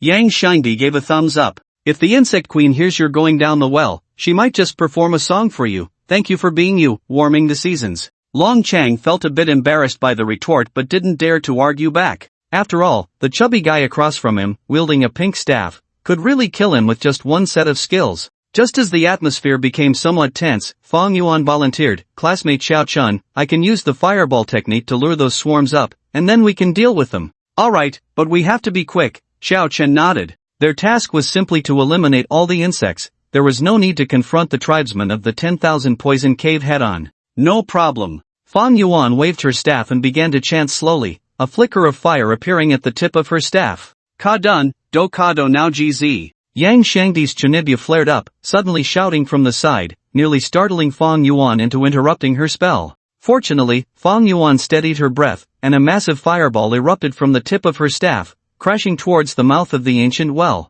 The fireball fell along the walls of the well, illuminating it in a brilliant red. Pooh, pooh, pooh. A series of popping sounds came from the bottom of the well, and the next second, buzz. The swarm of insects they had seen that day began to pour out of the ancient well in droves. However, this time, Xiao Chen and the others were well prepared and would not be chased away by the swarm. The ancient well, where the insects resided, had now become their best grave. As long as these insects couldn't scatter into space, they posed no threat to Xiao Chen and the others. "Get ready!" Sand binding. With the enhancement of the fairy staff, Yang Xiangdi's casting speed increased, and countless sands instantly covered the well's mouth like a manhole cover, leaving only two small holes. The poisonous insects that lunged at them crashed into the sand barrier. "Fong Sun, Fong Yuan, it's your turn," Chao Chen shouted. "Understood." The two siblings, Fong Sun and Fong Yuan, poked their staffs into the small holes left by Yang Xiangdi. Fireball technique. Two massive fireballs ignited in the narrow space of the well, incinerating countless poisonous insects, with the sound of explosions echoing continuously in the well. Meanwhile, Long Chang appeared somewhat at a loss. As a water mage, he couldn't help at all. This was a tactic Xiao Chen had just come up with, which he called closing the well to fight insects. The heat generated by the two fireballs instantly turned the stone bricks of the ancient well a bright red. "Alright, Xiangdi, release the sand binding, those insects should be mostly dead by now," Xiao Chen said. "Okay." Yang Xiangdi waved his staff, and the sand at the well's mouth instantly vanished. Xiao Chen looked down. The walls of the well were charred black, and not a single poisonous insect could be seen. A foul smell of burnt rubber soles wafted up from the well. "Those insects should be dead, right? Why hasn't the system notified us that we've completed the task? Fong Sun asked, covering her nose. Could it be that we really have to go down to kill that insect mother? Xiao Chen frowned. He had a feeling this task wouldn't be that simple. Hee, you little mice really aren't behaving. Just as they were puzzled, a light and melodious laugh suddenly rang out, so close it felt as if the owner of the voice was right beside them. Xiao Chen was so frightened that he abruptly turned his head and began to retreat, and a graceful figure entered his line of sight. It was Sun Dong, the beautiful leader of the 10,000 Poison Cave. Behind Sun Dong was a tall, muscular man. This man was bald like the scorpion, but unlike the scorpion, his features were not as rugged, and the totem on his face was a black snake. Should I call you the leader of the 10,000 Poison Cave, or should I call you Xiao Dong? Xiao Chen said, his gaze fixed tightly on Sun Dong's beautiful eyes. Upon hearing this, Sun Dong's smile froze on her face. It seems you know something significant. Sun Dong's beautiful eyes instantly turned cold. Speak! Where did the scorpion go? The muscular man behind Sun Dong couldn't help but step forward, his overwhelming aura pressing down on Xiao Chen and the others. The crazy python remembered that before separating from the scorpion, it had said it would investigate Xiao Chen and the others, and then it lost contact. Could it be that the scorpion had? Thinking of this, the killing intent on the crazy python intensified suddenly. Xiao Chen was about to answer when he suddenly froze. If it was dead, it couldn't really be considered dead. After all, as long as the instance reset, it would have its memories washed away and be resurrected. Do you see this pink staff in my hand? It dropped from the scorpion, Yang Shangdi said, waving the staff. You're seeking death. The crazy python roared and charged over. Although he didn't understand what Yang Shangdi meant, it was clear that the scorpion had met with misfortune. As the scorpion's brother, the crazy python had to avenge it. Just as Xiao Chen wanted to stop the furious crazy python, Sun Dong swiftly stepped in front of him. Handsome brother, where are you going? He. She gently covered her mouth and laughed. What a pity, I originally wanted to spare your life. If I could obtain your genetic factors, the child born should also be quite handsome, right? Why do you have to seek your own death? You killed so many insect swarms from the 10,000 Poison Cave. If you don't offer yourself as a sacrifice, the insect queen will be very angry. Sun Dong's words were filled with disappointment. I wouldn't dare, you're not even 14 years old, that's illegal. So you were introducing the beautiful leader to me, and it turns out you were introducing yourself? You really have thick skin. Xiao Chen bluffed, but his body didn't dare to relax for a moment. If he let his guard down, Sun Dong could easily take him out. What's wrong, handsome brother? Don't you like how I look now? Should I change back to Xiao Dong's appearance? Sun Dong's body flickered between the form of Xiao Dong and that of a stunning beauty, looking incredibly eerie. How about it? Which one do you prefer, handsome brother? Intentional roaring fist, intentional roaring fist. Stop calling me that, it's giving me the creeps, I have goosebumps. Dead trap, watch my punch. Intentional roaring fist. After adding all the attribute points he gained from killing the scorpion to strength, Xiao Chen threw a punch at Sun Dong. Taking advantage of the fact that Sun Dong was still unaware of his astonishing attack power, this was his best opportunity. Xiao Chen directly activated the Ring of the Skeleton King, with 276 points of attack power plus a 50% increase, and his fist slammed into Sun Dong's slender abdomen. Bang! A bright red appeared above Sun Dong's head. Sun Dong's eyes bulged out from the impact, looking just like a stranded goldfish. Her stunning face was filled with shock. She was not well educated and did not understand. Why could this man act so decisively without hesitation? Didn't he know to cherish beauty? Moreover, why was this punch so painful? Along with Sun Dong's injury, her personal information appeared before Xiao Chen. Rare, Sun Dong, level, health, 396, strength, 25, defense, 10, agility, 15, skills, insect devour, poison insect control, transformation, A look of astonishment appeared on Xiao Chen's face. Why were all of Sun Dong's attributes so terrible, yet she was still classified as rare? What kind of strange principle was this? Just as Xiao Chen was in a daze, Yang Shangdi's cries for help came from a distance. You Gu, help! I can't handle this barbarian. Yang Shangdi was being chased around by a wild python, which looked disheveled, clearly having just been hit by Yang Shangdi's earth explosion technique. Normal, wild python, insect devouring state, level, health, 312, strength, 55, defense, 30, agility, 30, skills, insect devouring, poison insect control, Fong Sun, Fong Yuan Long often help Yang Shangdi, leave this woman to me. With the help of the other three to hold it back, the situation on Yang Shangdi's side finally stabilized, and they were able to pull and tug at the wild python, exchanging blows back and forth. Xiao Chen's confusion deepened. Why was Sundong rated as rare, yet her attributes were inferior to those of the giant scorpion and wild python? This was unreasonable. Pretty brother, you've made my little belly sink in. What if you break it? Sundong pouted, rubbing her little belly, seemingly unfazed that Xiao Chen had knocked off half of her health with a single punch. I'm sorry, I apologize. As compensation, turn around, and I'll punch your little belly from behind so it won't be sunken anymore. Xiao Chen cracked his knuckles, believing that no matter what kind of monster Sundong was, as long as he killed her, he would have no worries left. Hee, pretty brother, your heart is really cruel. The smile on Sundong's face slowly faded. She had been caught off guard before, but now she certainly wouldn't be foolish enough to take another punch. Since you are so ungrateful, then go die. Sundong shouted, and in an instant, countless poisonous insects flew out from her body. Leading the charge were the very insects that had just been slaughtered in the ancient well. But that wasn't all. With a thought, a vast swarm of golden locusts surged from behind her. These were golden-winged locusts, their wings sharp as blades. If one were to be enveloped by these locusts, even an adult would be instantly devoured to the bone. Damn! Xiao Chen's expression changed. He wasn't afraid of anything, but what he feared most was this kind of dense group attack. Even if he leveled up, his health was only a pitiful 80 points. Once entangled by the swarm, it would be a dead end. As soon as he came into contact with the swarm, Xiao Chen's health began to plummet rapidly. He swung his fists, killing the poisonous insects, but the effect was minimal. Anxiety filled Xiao Chen's heart. Was he really going to have to use the active skill of the Heart of the Brave now? If he could raise all attributes to match his strength attribute of 138 points, he could easily break through the current predicament. But Xiao Chen was unwilling to waste such a precious active skill. Damn it, I still have the sage's protection to revive once, so let's go for it. Xiao Chen set his sights on Sundong. To catch the thief, first catch the king. As long as he killed Sundong, the poisonous insects would fall apart on their own. With that thought, Xiao Chen charged into the swarm of insects. Giggle, pretty brother, have you finally come to your senses and decided to be the food for the swarm? Sundong coldly laughed at Xiao Chen's foolishness. She seemed to envision the scene of Xiao Chen being devoured to the bone by the insects. Ha! Sundong paused. She actually didn't hear Xiao Chen scream? In the next moment, Xiao Chen's figure shot out from the dark mass of insects like a ghost. Bang! Xiao Chen threw a punch, the force carrying a violent power, aimed at Sundong. Sundong staggered back from the blow, a sweet taste rising in her heart. After swallowing the blood, she turned back to exchange a blow with Xiao Chen before retreating,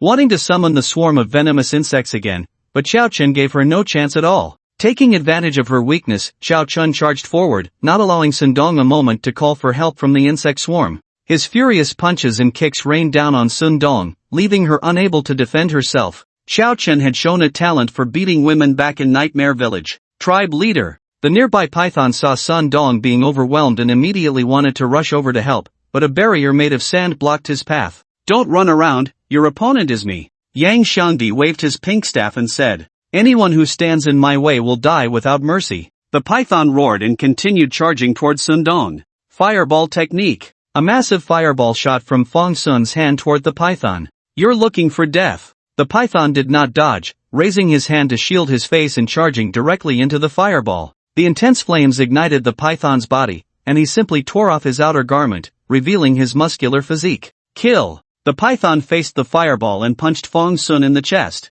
Poof! Fong Sun coughed up blood, the sound of cracking bones echoing from his chest. That punch drove a broken bone into his lung, and at that moment, even his breath was tinged with the smell of blood. He could no longer stand. Brother! Fong Yuan cried out in despair, rushing over to catch Fong Sun. Although Fong Sun was not dead yet, his health was nearly depleted. The power of the python's punch was terrifying. Get lost! On the other side, Sundong let out an angry roar, pushing Xiao Chen back. Her black hair was disheveled, her stunning face marred with various bruises, even one of her eyes was swollen. Clearly, she had taken quite a beating from Xiao Chen. This is what you forced me to do. Insect devour. With the powerful contract, insect devour, the dark swarm of insects began to return to Sundong's body. However, instead of growing larger, Sundong's body kept shrinking. In the end, Sundong transformed into the small dong that Xiao Chen had seen at the beginning. But now, this small dong had lost her previous ethereal and cute appearance, replaced only by madness and fury.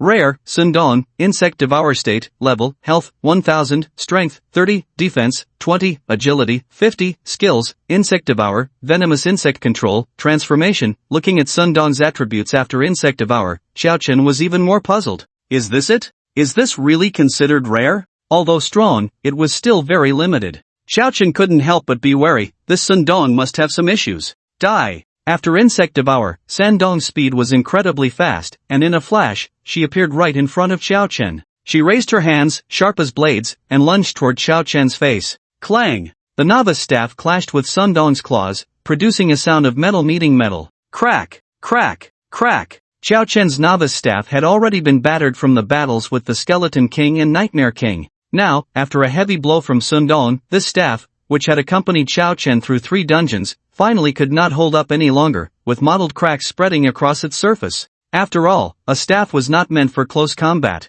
Seeing Sundong's sharp claws just a centimeter away from Xiao Chen's eyes, if the novice staff shattered, Xiao Chen would only face the fate of destruction. A satisfied smile appeared on Sundong's face. Don't worry, good-looking brother, once you're dead, I will skin you alive and keep your skin as a memento. It will look so beautiful. Crack! Bang! The novice staff finally shattered completely, and Sundong's claws pierced into Xiao Chen's body. Brother you! Yang Shangdi's eyes instantly turned red, a deep-seated hatred and anger surging from the depths of his heart. His entire body flushed crimson, white steam rising from him. To everyone's surprise, Yang Shangdi's astonishingly obese figure began to slowly shrink as he charged towards Sundong and Xiao Chen. Humph! Kid, don't think you can disturb our clan leader. The crazy python, with a smug expression, blocked Yang Shangdi's path, relishing the moment of revenge for being interrupted earlier. Sand binding. Useless. The same trick won't work on the warriors of the 10,000 Poison Cave. As long as I've seen it once, I can break it.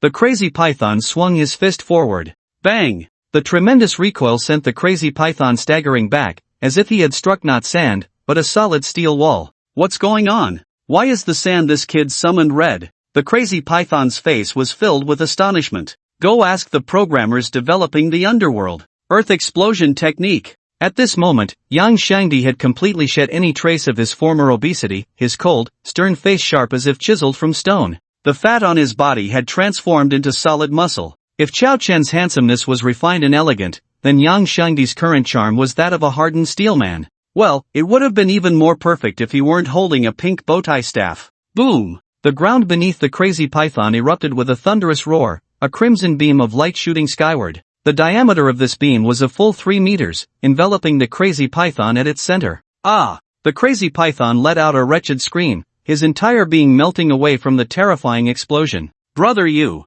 Are you okay, brother you? After dealing with the crazy python, Yang Shangdi hurried over to Xiao Chen's side. Xiao Chen was in a dire state, Sundong's claws deeply embedded in his body. The more serious issue was that Sundong's claws were laced with deadly poison. Even if Sundong released him now, he would die from the poisoning. Looking at the now incredibly handsome Yang Shangdi, Xiao Chen's brain momentarily short-circuited. Shangdi, did you cheat and redo your character? I don't know. I just panicked, and all my fat burned away, and now my mental attribute is nearly 300 points. Hiss! Xiao Chen gasped, damn it, a cheat was right beside me. Mental attributes are linked to the power of skill release. 300 points is almost on par with some mid-tier mages' mental strength. Burning fat to become stronger? He wanted that skill too. Seeing that Xiao Chen was still alive, Yang Shangdi finally breathed a sigh of relief and said, Clan leader Sundong, actually, if you want his skin, you can wait for me to take him to the hospital for a circumcision, there's no need to kill him. What did you say? A look of confusion crossed Sundong's face. You're the one who needs a circumcision. You'll have to get one in your next life. Xiao Chen cursed from the side, fully understanding Yang Shangdi's words. Yang Shangdi, hurry up, now's the time. Use the earth explosion technique to take out both me and Sundong. Xiao Chen tightly embraced Sundong. Brother you must be joking, you'll die too. Yang Shangdi exclaimed in shock. He had just witnessed the earth explosion technique under 300 mental attributes, which had obliterated the crazy python without a trace. Hurry! Don't worry about me. As long as you take out Sundong, you should be able to complete this exclusive quest. Do it! A trickle of blood oozed from the corner of Xiao Chen's mouth. No, we can't, brother you. Let's think of another way. There must be another way. Yang Shangdi was on the verge of tears. There isn't. I'm already fatally poisoned, it's certain death. Don't let me die without value, Yang Shangdi. Xiao Chen's eyes were filled with hot tears as he roared out loud. You goo! Yang Shangdi choked up and raised his pink staff. Yang Shangdi, if there is a next life, I would still like to be your brother. Farewell, my brother. A tear slid down the corner of Xiao Chen's eye, and then he slowly closed his eyes. Ah! Earth explosion technique. Yang Shangdi swung the pink staff with all his might, and a massive beam of light appeared again, enveloping both Chao Chen and Sun Dong. Classmate Chao Chen. No! Fang Yuan exclaimed, collapsing to the ground, staring blankly at the center of the light beam. Then she rubbed her eyes, seemingly unable to believe what she was seeing, because she saw a golden shield enveloping Chao Chen entirely. Detected fatal damage, level item Sage's protection triggered, immune to this damage. Ding! Detected player Chao Chen possesses the courage to live in the face of death, rewarded with the passive skill Mighty Contract. Ha! There's this good thing? Chao Chen, who already knew he wouldn't die, happily checked his skills. Mighty Contract, level. Effect, every 50 extra health points increases the player's strength attribute by 1 point, and every 1 point of strength attribute increases the player's extra health by 10 points. This effect does not self-cycle stack. Ha! Chao Chen started counting on his fingers. He now had 138 points of strength, so that meant an extra 1380 health points? This skill is not bad, at least he wouldn't be so fragile anymore. Unknown error.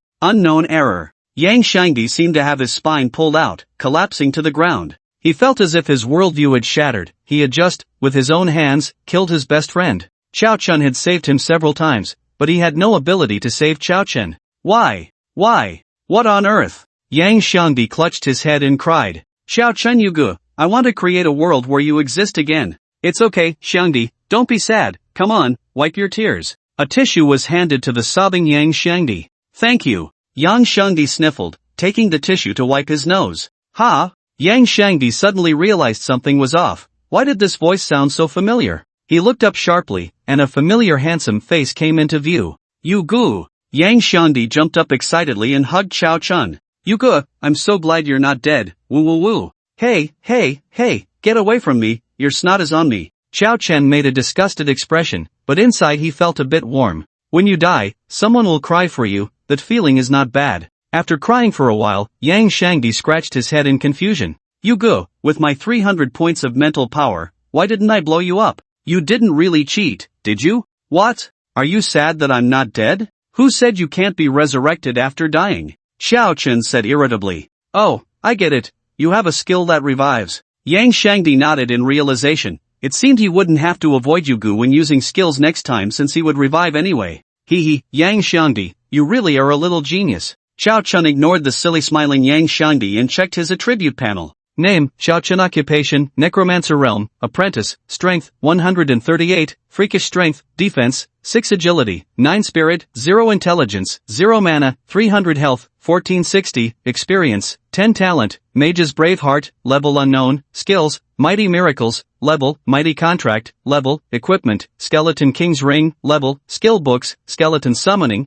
Level, Withering, Level. Considering the extra health provided by my skills, I now have nearly 1500 health points, so I shouldn't have to worry about being taken out in one hit anymore. Chao Chen sighed in relief. By the way, Xiangdi, what did you get from killing that Sun Dong? Chao Chen asked. Yang Xiangdi was taken aback. I didn't receive a kill notification, she seems to still be alive? Chao Chen? Big brother, don't you know that not finishing off bad guys is a huge taboo? Have you not watched enough dramas? Sure enough, Sun Dong's cold voice rang out again. You guys are hurting me so much. Yang Xiangdi's earth explosion technique created a terrifying pit in the ground, and a bloody little hand clung to the edge of the pit. Sun Dong crawled out, her body torn and tattered, one eyeball had fallen out, hanging by a bit of flesh on one side of her cheek. She looked like a rag doll left behind on the battlefield. Congratulations, you will witness my true beauty. Sun Dong laughed, her mouth slowly cracking open, the skin on her cheeks splitting. In the end, the corners of her mouth split all the way to her ears, looking incredibly eerie.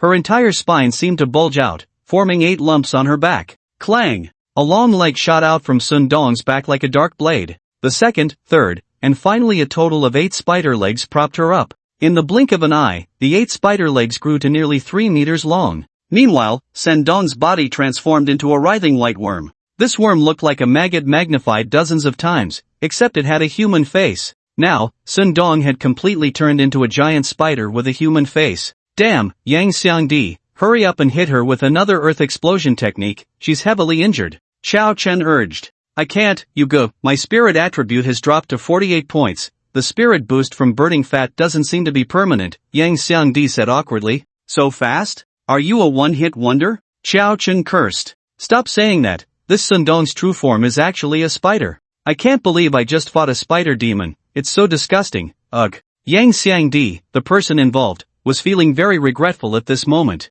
Who would have thought that a stunning beauty was actually a transformed spider? She seems to have changed a bit, quickly look at her attribute panel, Xiaochen said. Yang Xiangdi looked over and gasped lightly, because at that moment, Sundong actually had no tears left. Level health, 2000 strength, 130 defense, 80 agility, 100 skills, venomous sting, frenzied prowl. What do all those question marks mean? What is this thing? Yang Xiangdi asked in terror. I don't know either, but her attributes are terrifying, 2 of them are over 100, so be careful. Xiaochen's expression was very serious. This giant spider that Sundong had turned into was the most frightening monster they had ever seen. Understood. Yang Xiangdi immediately hid behind Xiaochen. Xiaochen, warning, warning, warning. An unknown error occurred in the 10,000 poison cave dungeon, and Sundong fused with the insect queen. This creature's combat power has exceeded the novice difficulty. Players are advised to leave the dungeon immediately. Warning, players must leave the dungeon immediately. The system prompt from the inner world sounded, and a light gate appeared behind Xiaochen and the others. System, what about our exclusive dungeon? Xiaochen asked, raising his head. Damn it, are you out of your mind? Just run. Encountering such a terrifying monster, it's already good enough to escape with your life, and you're still worried about the mission. Yang Xiangdi said. Yeah, Xiaochen, let's hurry up and leave. The system has already said that this kind of monster is not something we can handle at all. Fang Yuan also urged from the side. Seeing that the system did not respond, Xiaochen continued to stare at the sky. After calculation, the 5 players did not defeat the insect queen of the 10,000 poison cave. Please leave and restart the exclusive dungeon. What? Xiaochen was filled with anger and disbelief. I skipped class to grind this dungeon, and after spending so much time, you're telling me to start over? Sundong, I've got you figured out. Not even Jesus can save you, I swear. Xiaochen angrily turned to look at Sundong, who had transformed into a human-faced spider, and with a burst of energy, charged forward while muttering. Damn it, I don't care what you fused with, you're going to die today. Don't back down? Don't be a coward? The 3 most frustrating things in the world are, 1. Parting life and death. 2. Love that cannot be attained. 3. Waking up early for work. Now Xiaochen was ready to add one more. After grinding the dungeon hard to reach the final level, the system tells you, we encountered an error, please clear it again. Would Xiaochen listen to the system's arrangement? Of course not. He charged towards the transformed Sundong. Sundong also noticed Xiaochen, and its 2 sharp front legs moved rapidly, stabbing towards Xiaochen. Xiaochen rolled on the ground to dodge Sundong's attack. The spider leg grazed his scalp, taking away a strand of his hair, looking extremely perilous.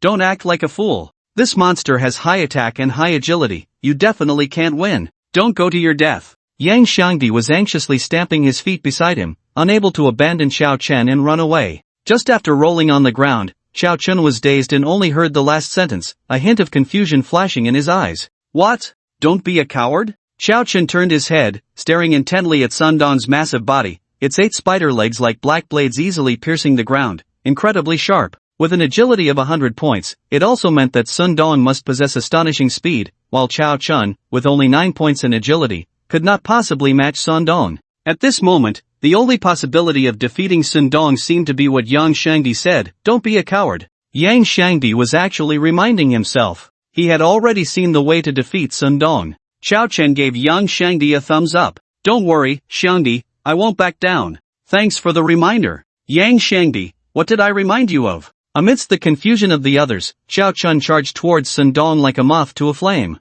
Put! Sundong showed no mercy, its 2 sharp front legs instantly piercing through Xiaochen's body. 2 bright red numbers instantly appeared above Xiaochen's head. Phew! Luckily my health bar is thick, otherwise, I really wouldn't be able to handle this monster. Xiaochen breathed a sigh of relief, followed by 2 punches landing on Sundong's body. He had experience in close combat with humans, but this was his first time fighting a spider up close. Watching his health drop by nearly 400 points, Sundong's eyes revealed a hint of human-like fear. He's only at level 8, how could his damage possibly be higher than mine? Am I the one at fault, or is it him? System, aren't you going to do something? Compared to me, he's truly an unknown error. Wait! Sundong suddenly thought of a possibility and opened her mouth full of sharp teeth to ask Xiaochen, could it be that you're also one of Baize's people? Only Baize could create a monster like Xiaochen, after all, she was also created by Baize. Baize? I'm still a glutton. Die, you bastard. Xiao Chen ignored Sun Dong's words. All he could think of were the 3 words Yang Shangdi had said. Don't be cowardly.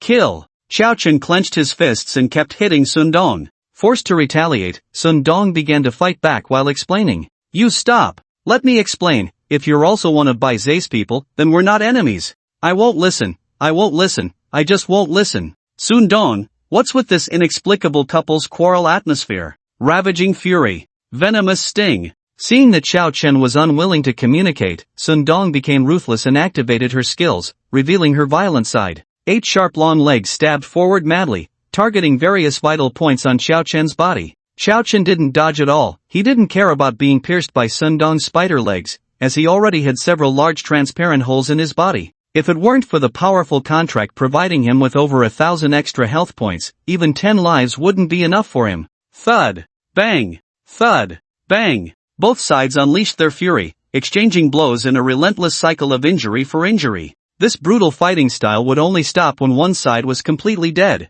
What kind of monster is this guy? Why isn't he dead yet? Unable to see Xiao Chen's health bar, Sun Dong grew increasingly alarmed. Why was this man not only stronger than her but also had an endless health bar, showing no signs of fatigue? In contrast, she only had 236 health points left. No, you can't kill me. If you kill me, Bai Zai won't let you go. Sun Dong threatened fiercely. At this moment, Xiao Chen only had 220 health points left. If Sun Dong got serious and hit him a couple more times, she could take him down. But Xiao Chen was completely unfazed. His face was indifferent, looking as if he still had 2,000 health points. His frenzied punches made his arms tremble slightly. It was already difficult for him to throw a full-powered punch. Oh, is that so? Then do you know what kind of person I am to Bai Zai? Xiao Chen casually placed his arms behind his back, his expression calm and carefree. You are? Sun Dong's eyes were filled with suspicion. Xiao Chen's demeanor was too terrifying. Aside from Bai Zai's members, she couldn't think of any other player who could be so abnormal.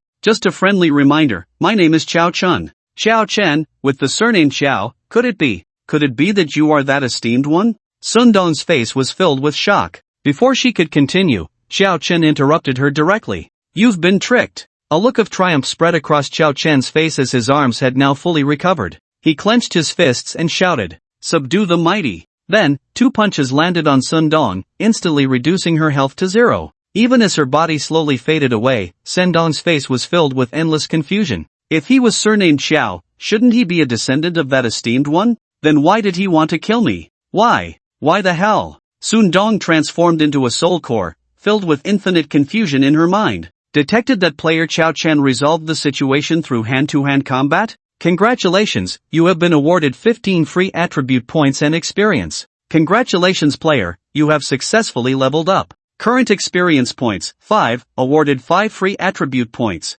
Yang Xiangdi, what a good brother. If you hadn't reminded me not to be cowardly, I really wouldn't have been able to defeat Sun Dong. Xiao Chen ran back to Yang Shangdi and the others with a joyful expression, the 10 or so holes poked in him by Sun Dong still oozing blood, looking incredibly gruesome. That you goo, what I just said was not to send. Xiao Chen's head was filled with huge question marks. Not to send? Why the hell didn't you say that earlier? I killed that mother spider and only then do you tell me not to send? Are you messing with me? You good, don't you need to take some medicine or bandage up first? Yang Shangdi pointed at the bleeding holes on Xiao Chen's body. It's nothing, just a small injury. Xiao Chen waved his hand dismissively. By the way, you go. What was that organization you mentioned to Sun Dong called Bai Zai? It sounds really impressive. Yang Shangdi asked. How would I know? Xiao Chen and Yang Shangdi stared at each other in disbelief. I was just a bit exhausted at the time, trying to fool that Sun Dong woman. I've never even heard of Bai Zai. Damn, it's one thing to lie, but you even tricked the mother spider?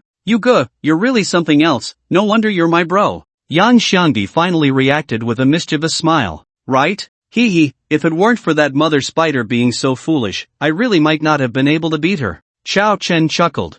I wonder if Sun Dong would be furious if she heard their conversation. At this moment, the long-silent inner world system finally reacted again. Unknown error in the 10,000 poison cave instance has been resolved, recalculating. Congratulations to the 5 players for successfully clearing the Mage exclusive instance. The system is evaluating player completion levels. Evaluation complete. Player Long Chang rating, level player Fong Sun rating, level player Fong Yuan rating, level player Yang Shangdi rating, level player Chao Chen rating, level. The system will distribute rewards based on player ratings. Currently distributing level rewards to player Chao Chen, experience, 10 free attribute points, level skill book, Gate of Aka. Congratulations player, you have successfully leveled up. Current experience points, 15, awarded 5 free attribute points. Looking at the 15 experience points, Xiao Chen felt a toothache. How long would it take to grind instances to break through? But it made sense, after all, reaching this level represented a transformation from an apprentice to the initial stage.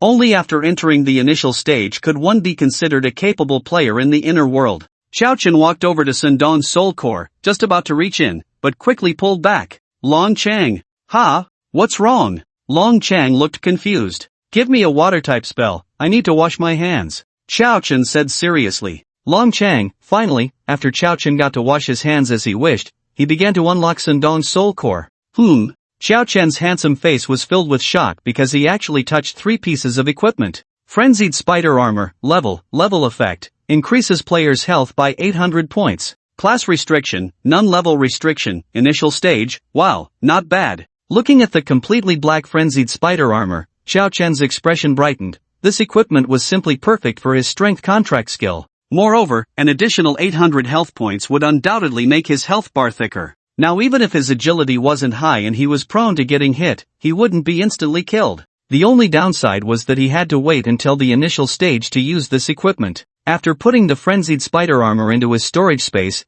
Xiao Chen continued to look at the other 2 pieces of equipment. Qinglong Yenyue Knife, level effect, an indestructible large knife, seemingly without any special effects. Occupation restriction, none. Level restriction, apprentice, fairy robe, level effect, increases player's intelligence and spirit by 10%. Occupation restriction, Mage. Xiao Chen weighed the Qinglong Yenyue knife in his hand. The knife was heavy, with a pattern of a coiling dragon swallowing the moon inlaid on the blade. The embossed dragon scales increased the friction of the grip, making it hard to slip from his hand. Buzz! Xiao Chen gave the knife a gentle flick, and the thick blade made the air hum. This is great! A knife of this weight is simply tailor-made for us necromancers. Xiao Chen couldn't hide his joy. The Qinglong Yenyue knife was much more useful than the novice staff he had before. With this knife, Xiao Chen believed that if he were to fight Sun Dong again, he could easily chop off Sun Dong's 8 legs.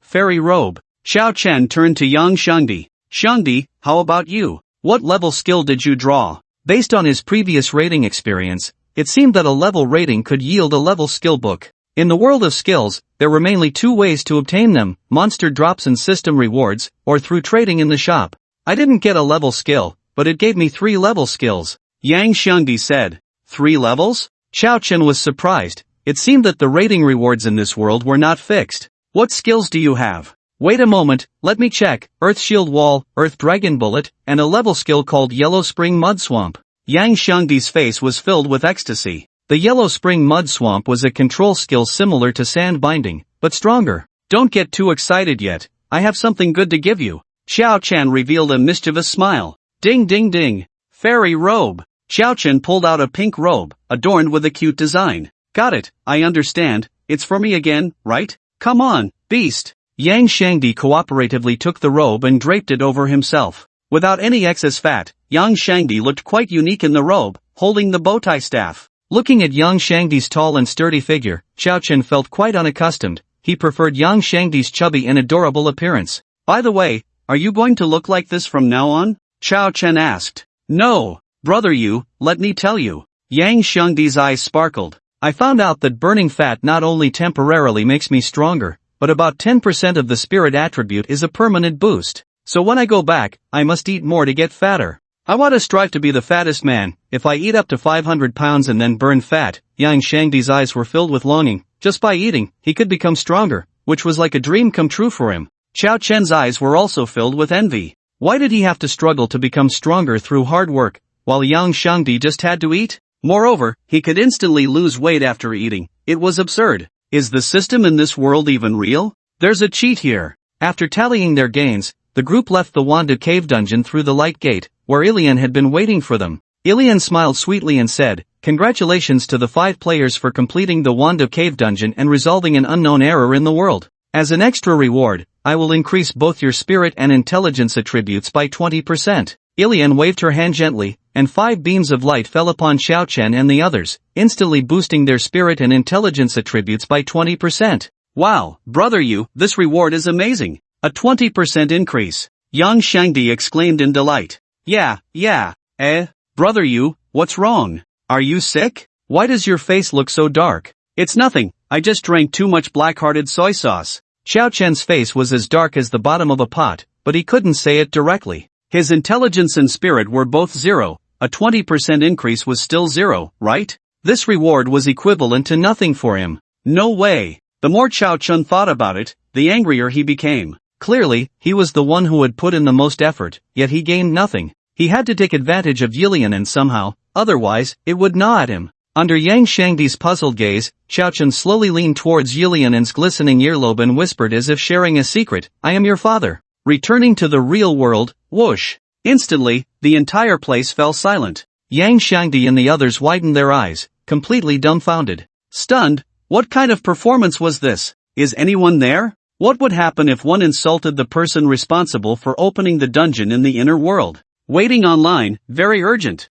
Yuga, are you okay? Yang Shangdi asked in horror. I'm fine, I had some sour plums. After cursing Yilianan, Xiao Chen instantly felt refreshed, all his previous gloominess swept away. He turned to look at Yang Shangdi and the others, who still wore expressions of confusion and fear. Everyone, don't be nervous. I'm a man overflowing with paternal love. When I see Yilianan, it's like seeing my own daughter, so saying I'm her father is quite reasonable, right? Xiao Chen explained. Yang Shangdi, Fang Yuan, Fang Sun, Long Chang, just listen to yourself, does that make sense? Alright, since there's nothing else, let's hurry up and leave, Xiao Chen urged. For some reason, looking at Yilianan's half-smiling, half-serious expression made him feel uneasy. It was as if she wasn't from the inner world but a real, living person. Wait, Xiao Chen. Fang Yuan walked over and bent her body at a 90-degree angle to bow. Thank you for saving us, and thank you for taking us through the exclusive dungeon. Fang Sun and Long Chang's faces were also filled with gratitude.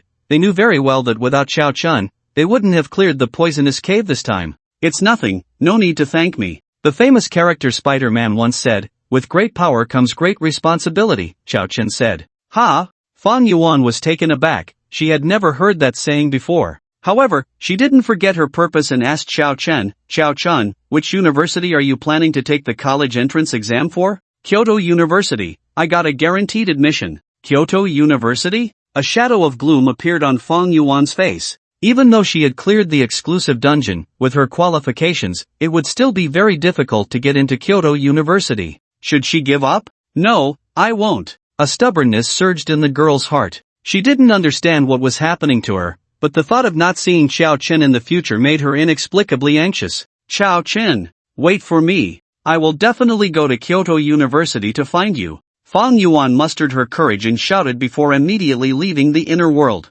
At that moment, in the real world, Zuoyu suddenly sneezed. Strange, the weather isn't cold, why did I suddenly sneeze? Zuoyu's face was filled with confusion. She had just cleared the exclusive dungeon for the Meat Shield class and was about to look for Xiao Chen and the others to see if they had returned. In the inner world, Xiao Chen looked at Yang Shangdi in confusion. What did she just say? She wants to find me? What does she want me for? I don't know, could it be? Yang Shangdi pondered for a moment and suddenly slapped his thigh. I understand. Yuga, be careful, that girl must be trying to get your kidney. The kind without anesthesia. That makes sense. Xiao Chen instantly felt it was reasonable. I said that girl didn't look like a good person. Shangdi, my good brother, thanks for the reminder. You're welcome, who told you to be my Yugu? Yang Shangdi said proudly, his little brain was simply too clever. Let's go, Yuga, let's go back and eat something. I feel insecure without some fat on me. Alright. The two figures appeared in the real world. For some reason, Xiao Chen suddenly felt a chill starting from his tailbone, shooting all the way up to the crown of his head. At that moment, a large hand wrapped around Xiao Chen's shoulder. Not bad, Xiao Chen. You dared to skip class and dive into the inner world without a word. Your wings have hardened, huh? We've been worried sick about you, Shui Jinlong said with a smile. Teacher Shui, let me explain. Wait a minute. Shui Jinlong waved his hand. Yang Shangdi should have gone with you, right? Why hasn't he come back? And who is this person you brought back? Teacher Shui, this is Yang Shangdi, Xiao Chen said. Shui Jinlong turned to examine the person next to Xiao Chen. He saw a tall figure with bronze skin, distinct and deep facial features, resembling a Greek sculpture, with dark, deep-set eyes that appeared wild and alluring. Slap! Shui Jinlong slapped Xiao Chen on the back of the head. Xiao Chen, oh Xiao Chen, skipping class is one thing, but you want to deceive the teacher? I've been your homeroom teacher for 3 years, how could I not know what Yang Xiangdi looks like? Exactly, classmate Xiao Chen, you should quickly explain where classmate Yang Xiangdi has gone, said Shirmei anxiously. As Yang Xiangdi's new homeroom teacher, she didn't know much about him yet, but she did know he was a big guy. Xiao Chen was at a loss, only able to cast a pleading look at Yang Xiangdi. Teacher, it really is me. I successfully lost weight in the inner world. Yang Xiangdi said. Is that so? Then how do you prove it? Shui Jinlong's face was full of disbelief. He had never heard of anyone losing weight in the inner world. Teacher, don't you remember? Back in the first year, I went to the teacher's dormitory to find you, and you were there reading a novel, reading by Jia, Before Yang Xiangdi could finish, Shui Jinlong covered his mouth. Alright, shut up. I know you are Yang Xiangdi now. Shui Jinlong's face turned bright red. Teacher Shui, who is by Jia? Shirmei asked, a look of confusion on her delicate face. This is my distant cousin. Yang Xiangdi knows her too. If you don't believe me, ask him. Shui Jinlong desperately signaled Yang Xiangdi with his eyes. Yes, Teacher Shui's distant cousin is named by Jia. She came to see Teacher Shui before, Yang Xiangdi cooperatively said. Seeing Shirmei nodding with suspicion, Shui Jinlong finally breathed a sigh of relief. That was close. His image as a gentleman was almost ruined. Thinking of this, Shui Jinlong angrily looked at Xiao Chen and Yang Xiangdi. Making excuses. Why did you go to brush the exclusive dungeon without a word? If you had told me in advance, could I have stopped you? Shui Jinlong was not angry that they went to brush the dungeon, but that they disappeared without a word. These past few days, Principal Hong had scolded him terribly, saying that if Xiao Chen and Yang Xiangdi didn't come back, he would make Shui Jinlong disappear too. As soon as Shui Jinlong finished speaking, Yang Xiangdi instantly distanced himself from Xiao Chen. Teacher Shui, it was all Xiao Chen's idea. I argued with him to come back, but he just wouldn't listen. He said he was determined to brush this exclusive dungeon today. He wouldn't let me come back. Teacher Shui, you must see clearly, I was worried sick in the inner world these past few days, all my fat has disappeared, this is all evidence. Yang Xiangdi said tearfully, as if he had truly suffered a great injustice, moving everyone. Only Xiao Chen stood by with a dark expression. Should I say something inappropriate? Forget it, Yang Xiangdi should bear his own mistakes, his mother is innocent. Ma Fei's money-making method in a shopping mall in Sioux City, Ma Fei, Zuiyu, and Zhao Ziyue looked at Yang Xiangdi across from them with astonishment. At that moment, Yang Xiangdi was stuffing his mouth with a grilled chicken leg burger. Xiao Chen, are you sure this handsome guy is Yang Xiangdi? I find it hard to believe, Zuiyu asked, covering her mouth. Yeah, the change is too drastic, he's way more handsome than Ma Fei. Zhao Ziyue nodded in agreement. Only Ma Fei, standing to the side, wore a dark expression and didn't want to speak. He had just completed the exclusive dungeon for the warrior class and had originally planned to show off a bit.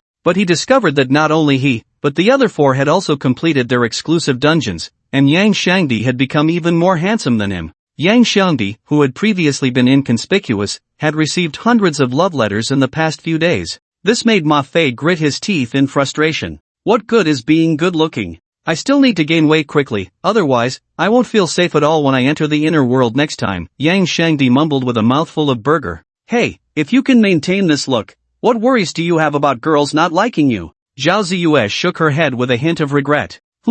Pretty faces are just superficial, the essence of life varies for everyone. What's there to care about? Ma Fei scoffed from the side. Yang Xiangdi, what level are you now? Killing the giant python and the evaluation directly allowed Yang Xiangdi to level up 3 times to level. Oh, that's not bad. Too bad I'm already at level. Ma Fei pretended to be nonchalant, constantly observing Xiao Chen and the others' expressions out of the corner of his eye, hoping to see shock on their faces. However, he was soon disappointed, his act was a complete failure. Zuiyu and Zhao Ziyue were whispering to each other, Yang Xiangdi was busy eating, and Xiao Chen was resting his chin in a daze, completely ignoring what he had said. Ahem! Ma Fei coughed twice, but still no one paid him any attention. Ahem, ahem. He continued to cough forcefully, nearly coughing out his lungs. Yang Xiangdi kindly handed him a mask. Ma Fei, put this on. Go see a doctor soon, get treated if you're sick, and get cremated if you need to. You bastard. Ma Fei was almost infuriated to death.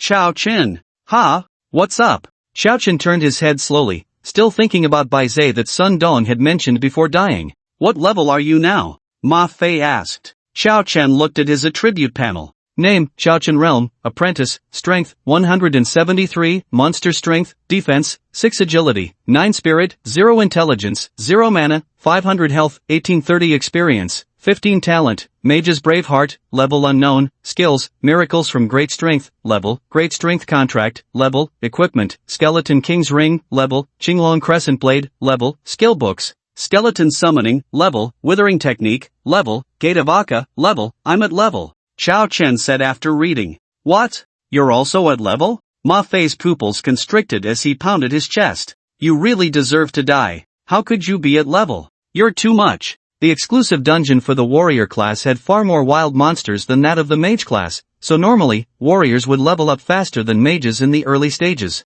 For instance, Yang Shangdi had been 2 levels above him, but how did Xiao Chen manage to be at the same level as him? Ma Fei couldn't understand. Tell me, did you secretly use an experience hack? Ma Fei questioned. No, I just cleared it normally. Come on. How could you possibly be at the same level as me if you cleared it normally? Who would say they're stinky after finishing off a monster? You must have been hacking. Ma Fei's chest heaved, saliva flying everywhere. He was on the verge of beating up Xiao Chen right then and there. Ah, right, I hacked. Xiao Chen shrugged. When someone doubts that your melon won't ripen, no explanation will help. That's right, if you're cheating, then it's normal. Ma Fei felt his mood finally settle down upon hearing Xiao Chen's admission. By the way, Xiao Chen, are you still participating in the college entrance examination in the inner world? Zuoyu asked. In the Kaiji Xing, the most important day of the year is the day of the college entrance examination. The college entrance examination means that both the real world and the inner world will once again select a group of geniuses. Most of the students who are directly admitted to the inner world will also take the college entrance examination, all aiming for the same goal, being the top scorer. Becoming the top scorer in the college entrance examination is a dual reward of fame and fortune. Besides the glory of bringing honor to one's family and enjoying the adoration and worship of everyone, there is one thing that is most important for players. Being the top scorer in the city will reward you with a one-time high-level item. And all the top scorers in the city will continue to compete in the college entrance examination, ultimately selecting 4 unique top scorers from the 4 main professions. These 4 top scorers will be promised a high-level item as a reward. High level. This is an irresistible temptation for any player. At a critical moment, a high-level item can completely turn the tide and instantly secure victory. No, I think I'll just work part-time in the inner world to grind some dungeons and earn some living expenses, otherwise, I won't even be able to afford food when I go to Kyoto. Faced with this astonishing temptation, Xiao Chen shook his head. Although Kyoto University waived his tuition, he still had to find a way to cover his living expenses. Who knows how many monstrous geniuses will show up on the day of the college entrance examination in the inner world. Xiao Chen felt that his chances of becoming the top scorer among these people were too slim. Since he was already directly admitted, it would be better to find a way to earn some money to buy ribs to eat. Is it really that hard to make money? How about I give you a few tips? Ma Fei asked. He still hoped Xiao Chen would participate in the college entrance examination. After all, it was an opportunity. But he was afraid that directly giving money would hurt Xiao Chen's pride. Oh, young Master Ma, please tell us, we are all ears. Zuoyu and the others became interested. After all, Ma Fei was a genuine rich second generation and must know many ways to make money. Who would refuse more money? Ahem. Ma Fei cleared his throat and said with a smug expression, money is actually very easy to make. Employment is so flexible now. For example, you can use your private car to take jobs, and you can rent out any idle houses. Can't you make money from these? Xiao Chen, Zuoyu, Yang Shangdi, and Zhao Ziyue, young people need to learn to think, you understand? Ma Fei was very proud of his cleverness. He really was a little genius at making money. Master Ma, I understand. So where do I get a private car and an idle house? Yang Shangdi asked. Same question. Ma Fei's face was filled with astonishment. You guys don't even have a house or a car? That's impossible. No one can be so poor that they don't have these 2 things. Well said, Ma Fei. What you said is no different from farting, and this fart is thick like starch. Especially dense. Yang Shangdi said. Come on, I don't even have a bicycle. I shouldn't believe Ma Fei could say anything useful. Zhao Ziyue shook her head in disappointment. Young Master Ma, if you really care about us poor folks, you should just settle the bill. Ma Fei naturally didn't care about the cost of dinner for 74.38 and 95.27. He only had one thought in mind. he had to persuade Xiao Chun to participate in the college entrance examination.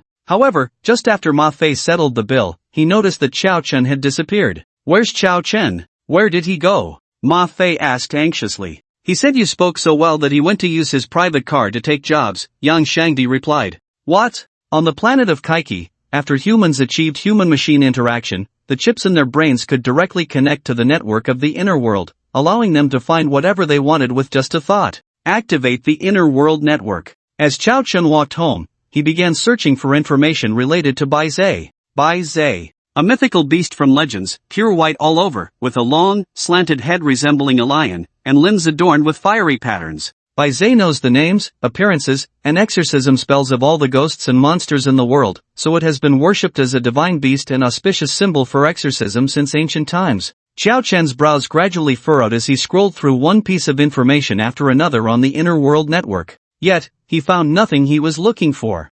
It seems this mess is deeper than I imagined. Xiao Chen dared not continue his search. He wasn't a fool. An organization capable of creating a monster like Sun Dong was definitely not something a mere apprentice like him could provoke. He hadn't thought much of it during the dungeon clearance that day, but the more he thought about it now, the more fearful he became. "I'm back." Xiao Chen pushed open the door to his home as usual. Little did he know that his habitual shout startled a figure lurking in the darkness. Damn! Could this kid be so perceptive? 9527, have you been discovered? The man hiding in the bedroom also heard Xiao Chen's voice. 7438, I don't know, but this kid is heading straight for your location. What? The man known as 7438 instantly tensed up. In a moment of panic, he nimbly leaped and jumped out of the window. When you're lonely, who do you think of? Do you want to find someone to keep you company? Oh, my beloved little bed, I want to die in bed. Back in his bedroom, Xiao Chen dove onto the bed, burying his head in the pillow. Before long, even breathing sounds began to fill the room. Outside, 9527, what's going on? How did this kid discover us? The man who jumped out of the window coldly questioned. I think it must be because the target is too strong. As soon as we entered the house, he noticed us. We might not be able to handle the target. We should request backup. 9527 replied. Impossible. The dungeon where Sun Dong is located, the Venomous Cave, can only be entered by novice mage players. This kid is at most at that level. How could he possibly discover us? We still have the inner world conversion device on. The expression on 7438's face fluctuated. Both he and 9527 were the best at stealth in their assassin profession. How could a novice mage possibly detect the two of them? Then how do you explain that the kid said he was back as soon as he got home and then headed straight for your room? Faced with 9527's counter-question, 7438's brows lightly furrowed. I think we might have mistaken the person. This kid doesn't want to conflict with us, so he warned us to leave in this way. So are we really just going to leave? We haven't even investigated Sun Dong's death. How do we explain that to the master? 7438 said. Now 9527 was also in a dilemma. The night wind carried a hint of chill, making the two shiver slightly. No, let's go up and check the situation. If we really mistook the person, we can just apologize. With a surge of determination, they sneaked back into Xiao Chen's home. Be careful, don't get discovered. The two tiptoed and pushed open the door to Xiao Chen's bedroom. Xiao Chen lay on the bed, sleeping with his face turned to the side, a glistening drool at the corner of his mouth. You look so silly like this. Wake this kid up. They viciously grabbed Xiao Chen by the neck and lifted him up, only to realize after a while that this kid had just stumbled upon a dead mouse. Xiao Chen was suddenly jolted awake from his sleep, staring at the two men in black who had appeared in his bedroom. His heart raced wildly.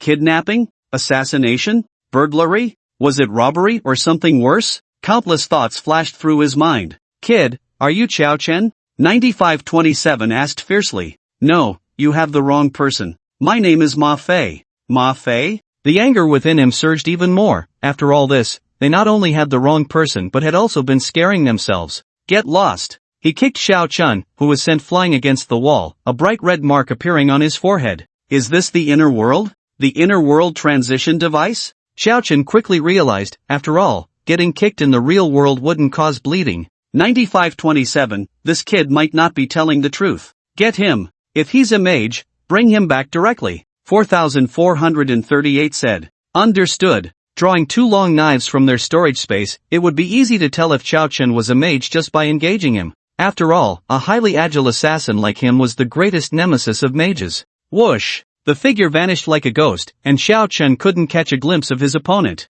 Put! A gust of wind blew by, and suddenly a cut appeared on Xiao Chen's arm, blood gushing from the wound. Oh, not fighting back? A cruel glint flashed in the eyes of the attacker. Don't blame me, kid. Put! Put! Put! The two long knives continuously slashed across Xiao Chen's body, and before long, he was drenched in blood. Some wounds even exposed white bone. Xiao Chen remained expressionless. He knew he only had one chance to strike. If he missed, with only 9 points in agility, he wouldn't be able to catch his opponent's figure. So good at enduring? Not even going to fight back? 9527, hidden in the darkness, showed a hint of displeasure. Without Xiao Chen attacking, he couldn't determine what profession he was. Since you can endure so well, I'll share some heartfelt words with you. A fierce light flashed in his eyes as he reversed the grip on the two long knives and thrust them directly at Xiao Chen's heart. He believed that facing such lethal damage, no one could hold back. Sure enough, Xiao Chen moved.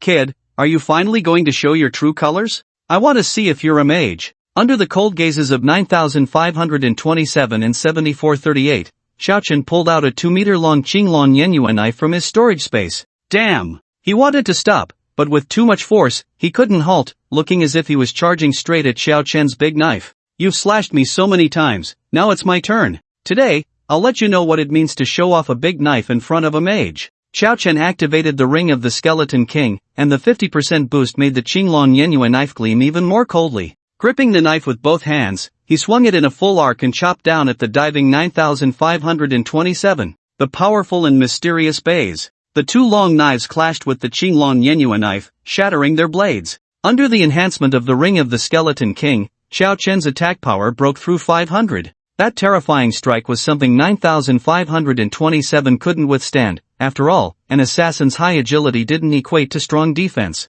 The Qinglong Yenyue knife severed 9527's two knives and smashed down onto his shoulder. Put! He coughed up blood, his life points plummeting rapidly. Stop! At this point, there was no time to watch the show. He charged towards Xiao Chen, moving even faster than 9527. He held on to 9527 and prepared to escape. 7438 had calculated well. With such a heavy weapon as the Qinglong Yenyue blade, Xiao Chen definitely wouldn't be able to strike a second blow in a short time. But how could Xiao Chen let it go so easily? He had always been someone who refused to suffer losses. Slap! Xiao Chen swung his arm, delivering a powerful slap to 9527's face, so forceful that it knocked out a tooth. Looking at 9527, whose shoulder blade was shattered and half of his face swollen like a pig's head, 7438's expression was quite grim. Friend, your strike was too heavy. Oh, you barged into my home in the middle of the night and now you blame me for being too heavy-handed? Xiao Chen showed no mercy. He knew very well that the two men in front of him were not easy targets. If he showed any sign of weakness, he would face a storm of retaliation. The fear in their eyes was evident. If it hadn't been for his companion's timely rescue, Xiao Chen's blade would have split him in half. Who are you? If you can't tell me, then don't leave today. Xiao Chen slammed the blade down onto the ground, instantly creating a spiderweb of cracks. He needed to find out who was trying to harm him. The terrifying destructive power made 7438's Adam's apple involuntarily bob up and down. No wonder 9527 couldn't withstand it. He now understood that he and 9527 had truly picked the wrong person. The man in front of them wielding the large blade did not look like a mage at all. What kind of mage could knock out a killer's teeth with a single slap? This friend named Ma Fei, we mean no harm. We came here just to find someone named Xiao Chen, and we sincerely apologize for the misunderstanding. He first apologized to Xiao Chen. I suggest we end this matter here.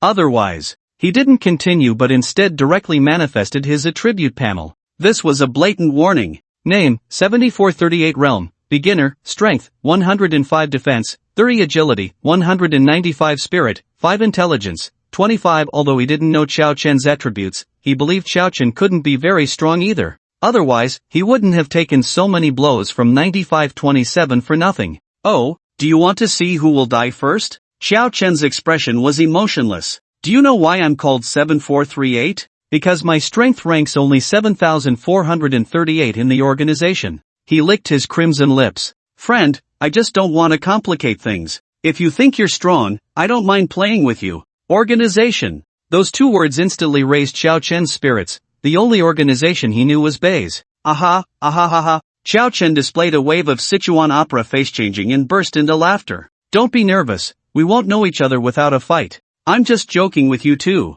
Since it's a misunderstanding, I wish you both find that brat named Xiao Chen soon. If you need any help from me, Ma Fei, just ask. Xiao Chen said fiercely. No need, we'll take our leave first. Not wanting to waste more words with Xiao Chen, he needed to hurry and take 9,527 to get treated, otherwise, he might bleed to death. Take care, no need to see us off. After the two left, Xiao Chen could no longer feel sleepy. Bays. Xiao Chen's expression turned very grim. An 18th level assassin could only rank over 7,000 in Bays. What kind of place was this Bays, and why was there no information about it in the world network? He glanced longingly at his home, understanding that he could no longer stay there. His identity would eventually be exposed, and with his current strength, it was impossible to confront a mysterious giant like Bays. Now the only choice left for him is to take the college entrance examination, and after that, rush to Kyoto University without stopping. He believes that even an organization like Baizé would absolutely not dare to act against candidates during the exam period.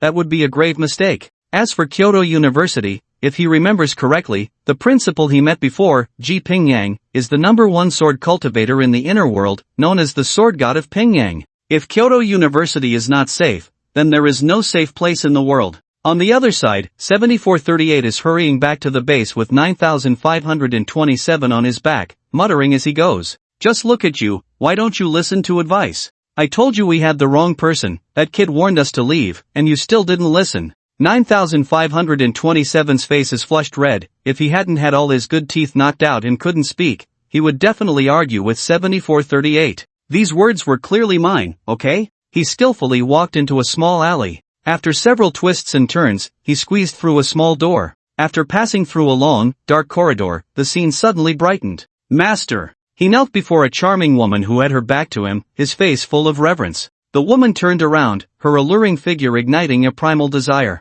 Seeing 9,527's face swollen like a pig's head and his shoulder a bloody mess, the woman's expression turned cold. What happened? Master, we got the wrong person. That person is very strong and injured 9527. So, the cause of Sun Don's death has not been investigated? The man's voice grew increasingly icy. And no, 7,438's body trembled uncontrollably. Waste! The furious woman kicked 7438 to the ground. I'm sorry, master, I know I was wrong. He quickly crawled back, holding the woman's beautiful foot and repeatedly apologizing, as if it were some supreme treasure. Put Sun Don's death aside for now. The organization's next actions in Sioux City are the top priority, do you understand? The woman stepped on 7,438's face, but he looked as if he had received some kind of blessing, a look of happiness on his face. What is the name of the person who injured 9,527? Master, he said his name is Ma Fei. Ma Fei. Ah Chio.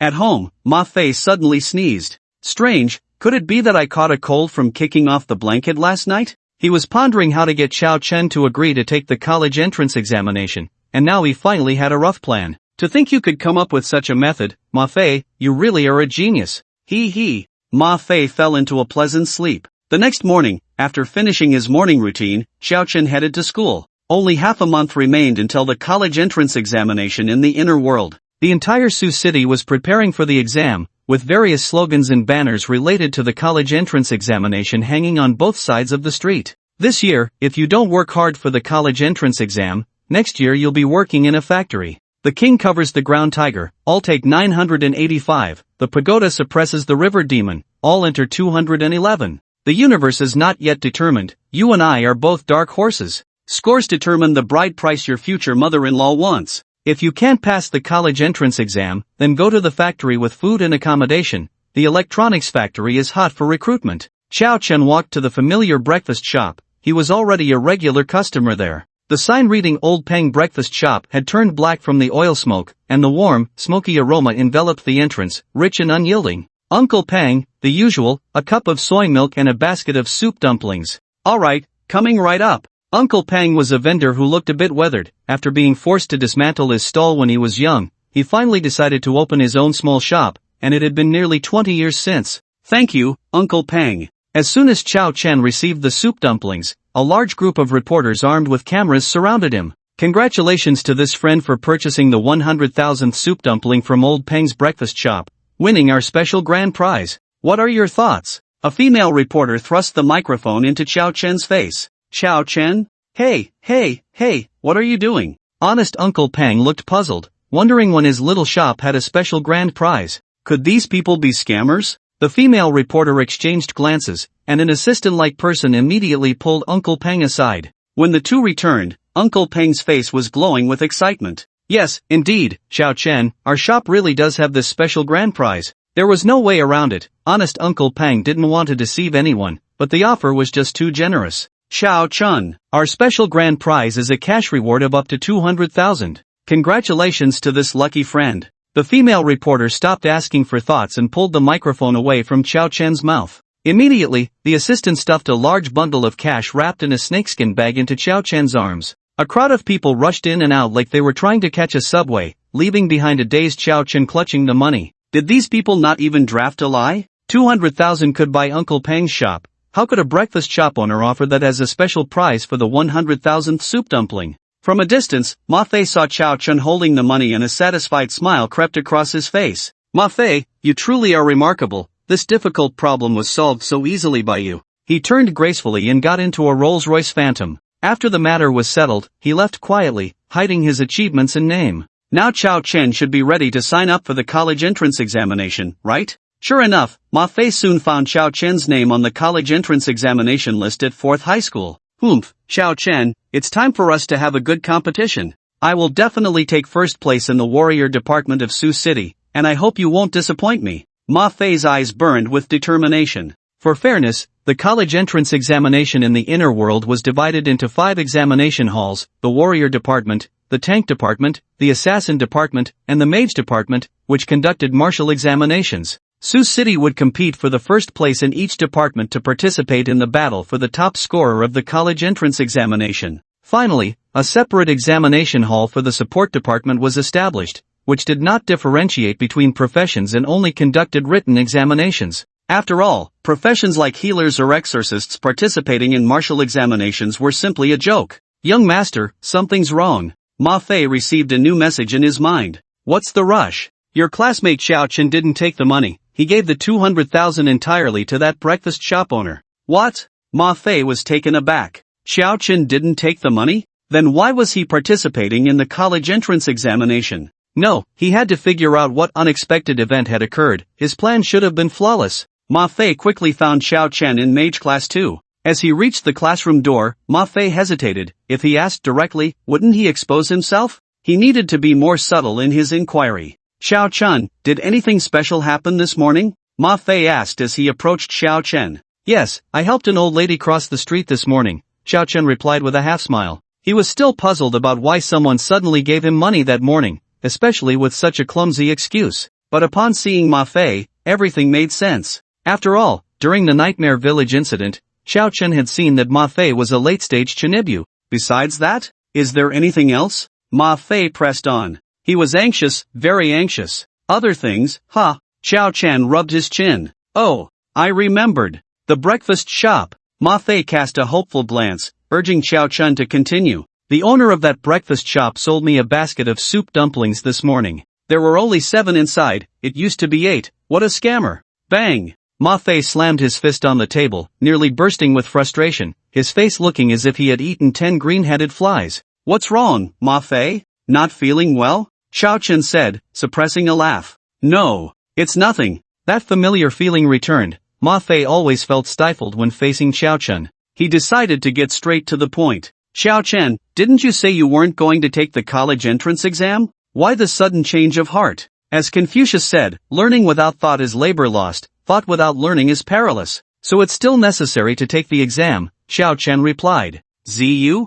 Where's Ziyu? Ma Fei craned his neck, searching for Zhao Ziyu's figure. You're lying, Zhao Ziyu isn't even here. Xiao Chen. Meanwhile, several classmates from the mage class were deeply moved by Xiao Chen's words. Xiao Chen, you're really working hard. You've already been recommended to Kyoto University and still want to take the college entrance exam. We need to learn from you. By the way, Xiao Chen, what did that ancient saying you just mentioned mean? Can you explain it to us? Under the puzzled gazes of several classmates, Xiao Chen nodded and began to explain. If you learn my martial arts but not my thoughts, you'll be lost. If you learn my thoughts but not my martial arts, you'll be killed. Classmates, is it really like that? We suspect you're just pulling our leg. The long-lost sea language, the long-lost language. Hey, did you know? Chao Chun from the Mage class has decided to take the college entrance exam. Really? The exam hall for the Mage department is definitely going to be in chaos. Who can compete with such a freak? Don't say that, I'm in the Mage department too. God help me, I hope I don't run into Chao Chun. But it's a good thing Chao Chun is participating. I've long been fed up with those from the first and second high schools. Let Chao Chun slap them in the face and see if they can still be so arrogant. The news of Chao Chun taking the college entrance exam quickly spread throughout the fourth high school. Spread the word, Chao Chun said he wants to slap the first high school's face. Spread the word, Chao Chun said the first high school has no face. Spread the word, Chao Chun said the people from the first high school have no strength and only rely on their looks. Zuiyu and the others rushed over, and Yang Xiangdi asked excitedly, Yuge, I heard you're going to challenge all the students from the first high school? Take me with you. Chao Chen? When did I say that? Chao Chen, you might really need to be careful on the day of the exam. In the World Forum, the people from the first high school are saying they want to kill you, Zuiyu said. Chao Chen. It's really like sitting in the classroom while the pot falls from the sky. He clearly hadn't done anything and was being blamed for it. It's fine, Yugu, don't be afraid.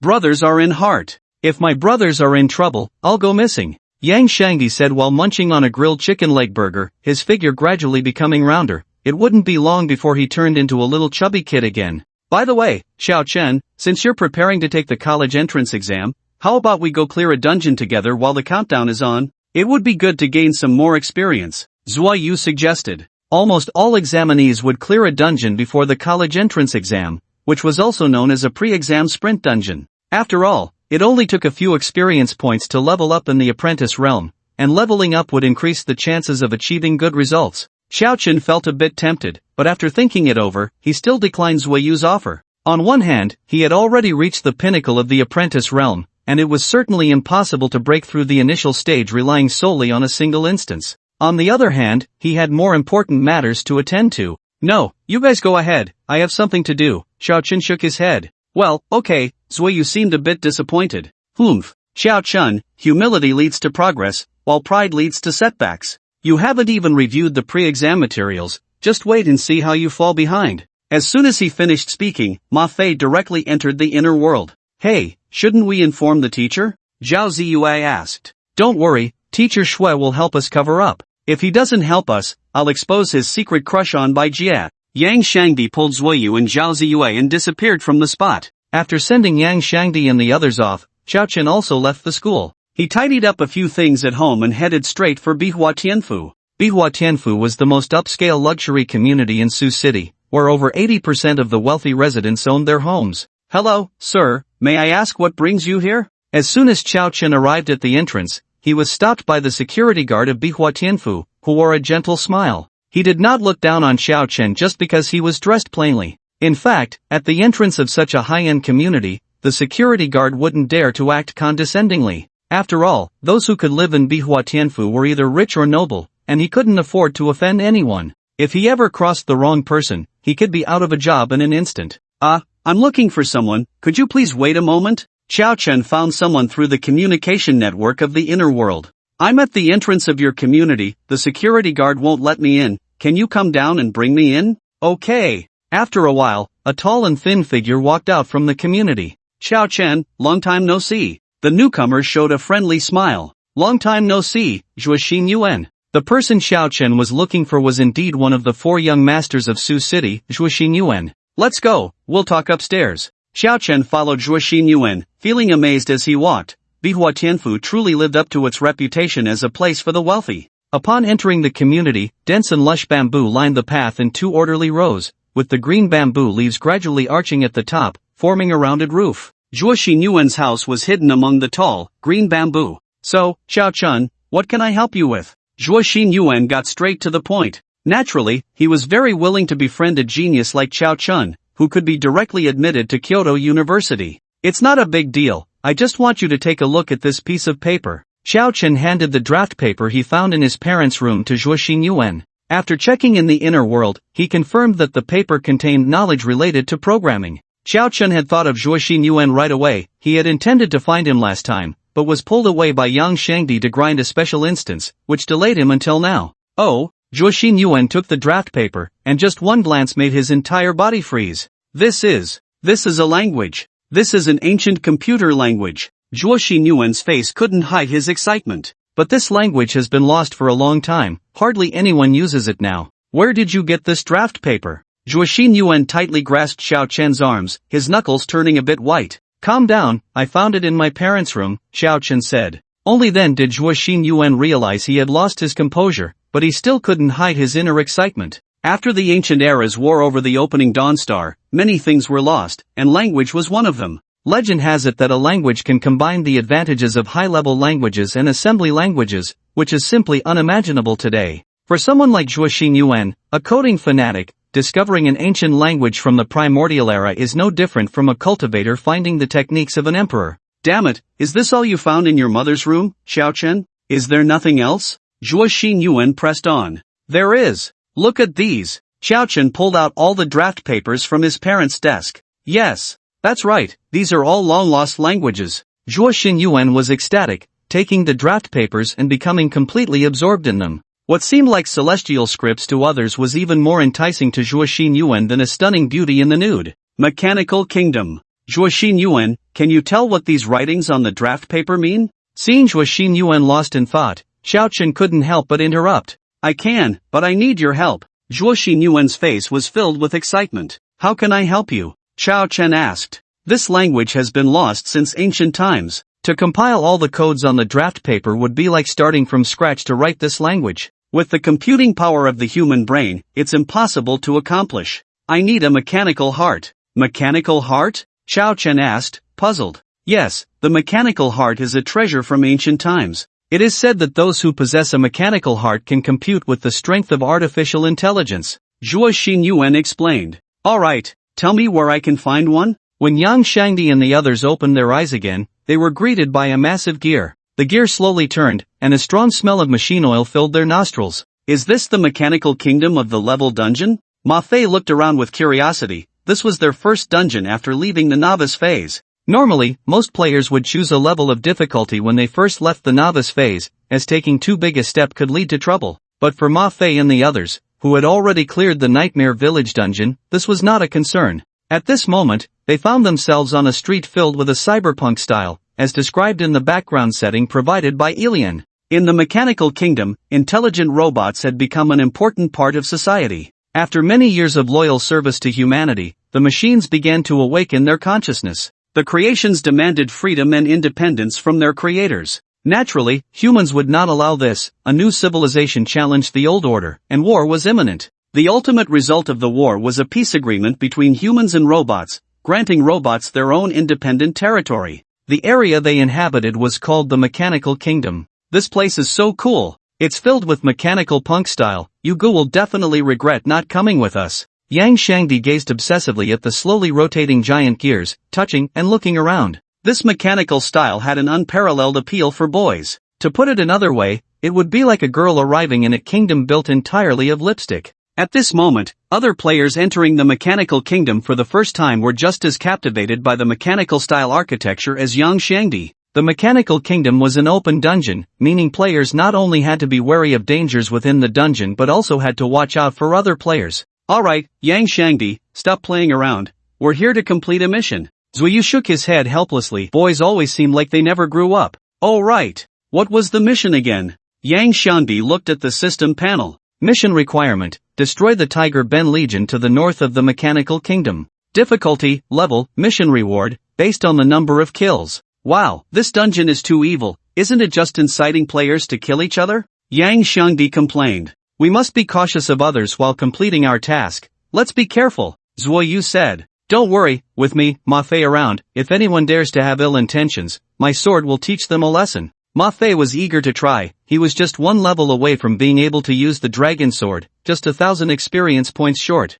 Meanwhile, Xiao Chen's figure appeared in the Mechanical Kingdom dungeon. He held a strategy map, his eyes scrutinizing the land before him. As a dungeon that had long been cleared by others, there were naturally strategies circulating. To obtain the heart of machinery, one must trigger the hidden quest in the Mechanical Kingdom. The guide says that to trigger the hidden quest, I need to protect an old professor named Hua Jun, got it. Xiao Chun turned and disappeared into the human city. In a corner of the city, an old man wearing reading glasses was carrying a large bottle of mineral water and 2 steamed buns, mumbling something that no one could understand. Since actual particles do not move at the speed of light in a vacuum, assuming the two have equivalent efficacy. No, no, the old man muttered while denying his own hypothesis, and due to not looking where he was going, he quickly bumped into someone. Ouch! A woman wearing rimless glasses fell to the ground. The woman had fair skin, a tall figure, and exquisite features that seemed sculpted by an artist. At first glance, one couldn't help but marvel at her beauty.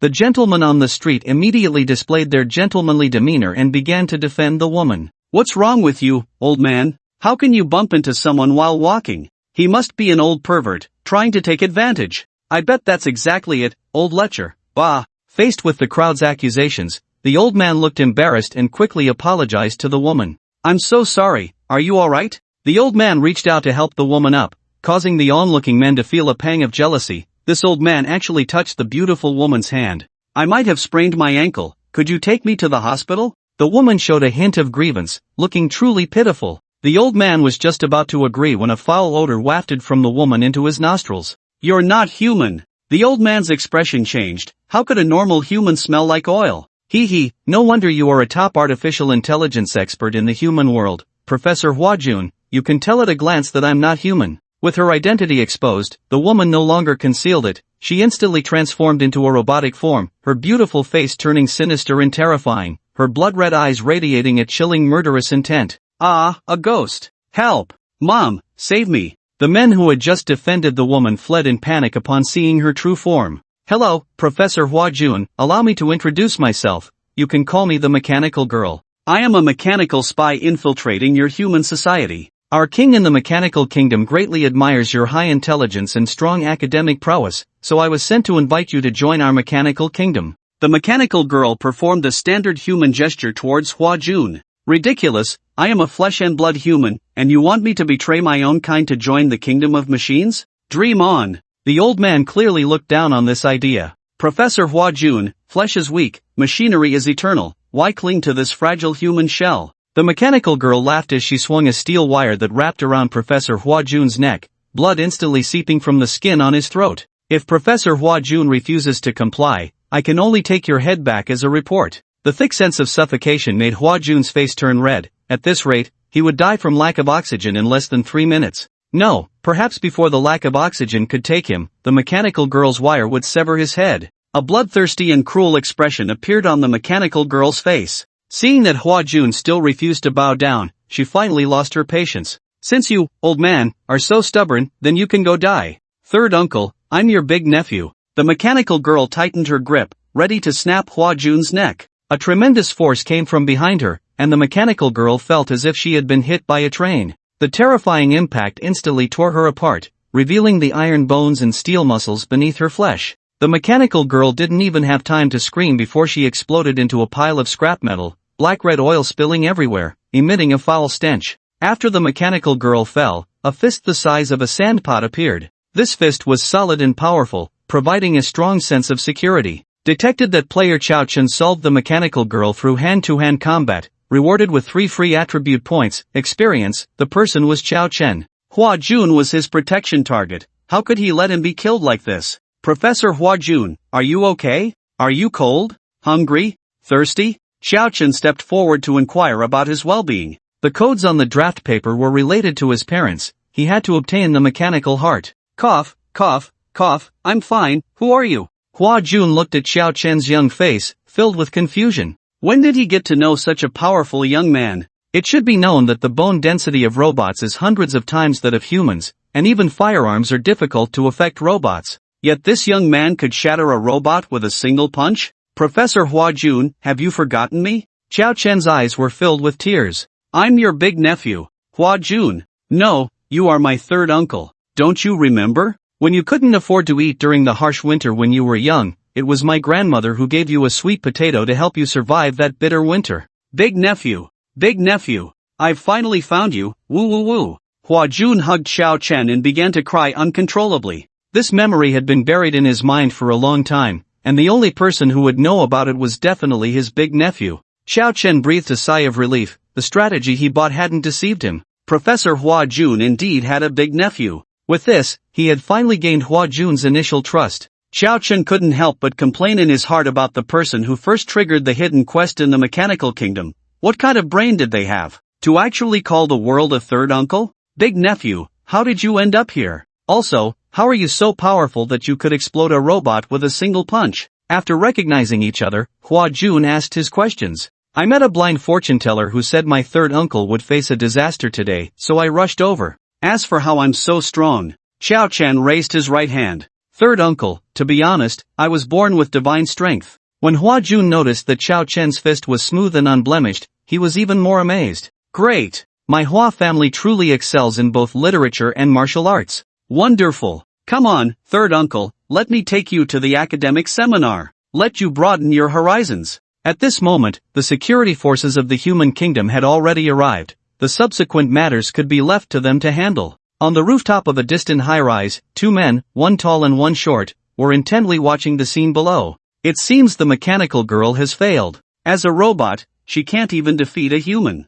Oomph. Useless. The tall man lifted his head, half of his face exposed, gleaming with a metallic sheen. I never expected that the frail old Professor Hua Jun would have such a powerful nephew. Get ready to act, Blitz. We should take Hua Jun away early to avoid complications. The short man spoke, and the two slowly vanished from their spot. What? My nephew can't go in? Call your leader over. I want to see who can stop me today. Seeing the staff at the venue not allowing Xiao Chen to enter, the irritable old man Hua Jun's face was filled with anger. I'm truly sorry, Professor Hua Jun, but every seat at today's venue is reserved under real names. Moreover, the topics of discussion today adhere to the highest confidentiality level of the human realm. A man in a suit stepped forward to explain, implying that Xiao Chen was not qualified to enter. He is my nephew, a beloved family member. I'm sorry, Professor Hua Jun, but rules are rules. No one except designated personnel can enter the venue. You son of a bitch. Seeing that the other party was unyielding, Hua Jun rolled up his sleeves, ready to fight the man in the suit. Xiao Chen hurriedly stopped the irritable old man. Grandpa, Uncle San, please calm down. You go in first, I'll sneak in quietly later. Really? You have a way to slip in? Hua Jun's face showed a hint of doubt. Don't worry, you still don't trust your nephew? Alright, I'll wait for you inside. You must come to listen to your Uncle San's academic lecture. Hua Jun stepped into the venue, and as he passed by the man in the suit, he let out a heavy snort. Not long after, Hua Jun spotted Xiao Chen's figure in the venue. Nephew, you really have some skills. You managed to sneak in despite such tight security. Hua Jun praised loudly. Xiao Chen smiled a bit shyly. Not really, Uncle San. I just punched through the wall and came in. Hua Jun looked in the direction Xiao Chen pointed, where a huge gap appeared, looking as if it had been blown up by a bomb. Countless security personnel were busy there, trying to investigate the cause of the wall's explosion. Nephew, is this what you call sneaking in? Hua Jun asked. Yeah, see? They haven't noticed me at all, Xiao Chen retorted. Hua Jun, alright then. People gradually entered the venue, all dressed in suits, looking like high-level intellectuals. By the time everyone had arrived, the venue was filled with nearly 1,000 people. The seminar officially began, and the simply dressed Hua Jun stepped onto the podium. Ladies and gentlemen, we live in a society where technological civilization is extremely advanced. Nature sustains humanity, and humanity abstracts the laws of life. Until now, the complexity of computers and artificial systems can rival that of living beings. How much of life can actually be converted into data? The reason artificial intelligence was created is to explore this mystery. Even artificial intelligence that can pass the Turing test, we do not consider it a new form of life. Just like those robots in the mechanical realm, although they possess their own consciousness, they cannot reproduce like traditional living beings. So, is it possible for machines to achieve organic growth? Listening to Hua Jun's lecture, Xiao Chen, squatting in a corner, yawned. He had no interest in such academic seminars at all. If it weren't to protect Hua Jun, he wouldn't have come in at all. The academic experts present at the scene were utterly captivated, their faces showing astonishment and confusion, with gasps of shock occasionally echoing through the venue, as if Professor Hua Jun's theories were too overwhelming to comprehend. Two men, one tall and one short, had appeared in a corner of the conference room at some point. The shorter man listened to Hua Jun's speech, a fervent expression on his face. Blitz, no matter the cost, no one who has heard Professor Hua Jun speak today can leave this venue alive. Act now. The shocked Blitz responded, yes. Lord Mond. The tall man, Blitz, leaped down and unleashed a massacre in the conference hall. Ah, Blitz seemed like a wolf among sheep, beginning the slaughter. The flesh and blood of ordinary humans were no match for his mechanical prowess. Just a second ago, it had been a serious academic seminar, now it had turned into a slaughterhouse. Heads and severed limbs flew everywhere. The venue was filled with wails of despair. Every second, someone was losing their life. Seeing the short man, whom Blitz called Mond, abduct Hua Jun, Xiao Chen rushed over immediately. Third uncle. Xiao Chen let out a desperate wail, raising his fists in an attempt to save Hua Jun. Humph, foolish human boy, Mond sneered, flicking his hand and sending Xiao Chen flying against the wall, leaving him unconscious. No, nephew! Hua Jun was filled with rage, but he was powerless against Mond and was swept up into the sky. Watching the two disappear, Xiao Chen sprang up from the ground in a sudden burst of energy. Acting is really exhausting. According to the strategy guide, Hua Jun had to be taken away by Mond, because the final mechanical heart was crafted by Hua Jun himself in the mechanical realm. Oh, is there still a fish that slipped through the net? Blitz had yet to realize the severity of the situation. He wore a cruel smile as he approached Xiao Chen. The other attendees had all been slaughtered, and human corpses littered the ground.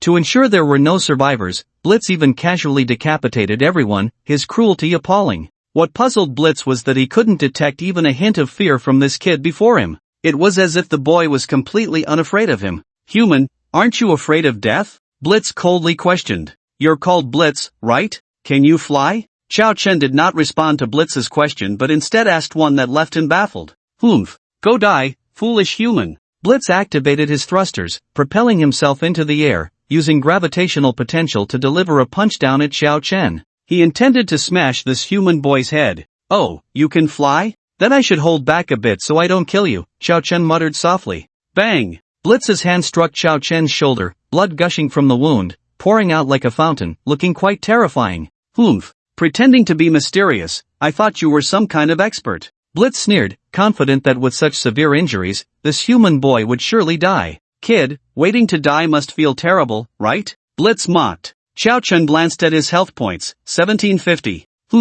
Actually, it's not too bad, just a bit painful, Xiao Chen replied honestly. Thanks to the skill power contract, Xiao Chen's health points were much higher than those of an ordinary person, which meant that even a minor injury could cause him to bleed profusely. However, Blitz's strike had taken away 80 points of his health, indicating that his attack power was still quite high. Kid, stop being stubborn. Your blood is almost drained, isn't it? Blitz looked disdainfully at Xiao Chen. This kid really had a hard mouth. If he pushed him into the incinerator, he would probably come out with just a mouth left. Alright, you're done talking, now it's my turn. Xiao Chen swung his arm and charged at Blitz. Ha! Naive human kid. Blitz tore off his shirt, revealing a strong, muscular body and abs like a washboard. Surprisingly, half of his body shimmered with a metallic sheen, looking indestructible. Blitz proudly declared, "This body of mine is a modified bioorganic body, enhanced by the high technology of the mechanical kingdom. I possess the strongest physique. The human body has a lifespan of only a few decades, but I, having undergone mechanization, am no longer human." Blitz obsessively admired his own body. You ants cannot comprehend the beauty, strength, and brilliance that arise from the harmony of mechs and humans. These are things you insignificant ants cannot understand. Xiao Chen nodded. Are you done? If you're done, I'm going to make my move. Blitz felt insulted and pressed on. Kid, don't you want to join the glorious mechanical evolution? Don't you want a perfect body and immense power? Put. Before Blitz could finish, a fist pierced through his abdomen, and sizzling electricity erupted from his wound. Sorry, but it seems I already have what you mentioned. Xiao Chen scratched his head awkwardly, realizing he might have used too much force. Impossible. This can't be. Blitz roared in disbelief, his worldview shattered by that punch. A human actually punched through his bioorganic body? How could a mortal body possibly compare to a mech? How did you do it? Blitz screamed. Well, just raised my hand and threw a punch, and there you have it, Xiao Chen replied seriously. Blitz. Rare, Blitz, level, health, 194, strength, 86, defense, 40, agility, 90, skills, mechanization, penetrating cannon. Xiao Chen glanced at Blitz's attribute panel. Not bad, as long as he wasn't dead, he could still be useful. Xiao Chen flipped over and directly sat on Blitz, pinning him down. Kid, what are you doing? Blitz tensed up. He was a proper human before his modification. This kid wouldn't have any strange intentions, would he? But he had already been transformed into a biohuman, with circuits all inside his body. Humans shouldn't. At least not like this. Hurry up, take off, and take me to the core base of your mechanical kingdom, where you are holding Professor Hua Jun," Chao Chen said. "Oh, so you want to use me as a mount?" Blitz's heart flashed with disappointment. "Yes, you can also choose to refuse, and I can turn you into a pile of scrap metal." Chao Chen thought Blitz was unwilling and threatened him by waving his fist. "Oomph." Blitz snorted heavily, but ultimately, he humiliatingly carried Chao Chen into the sky.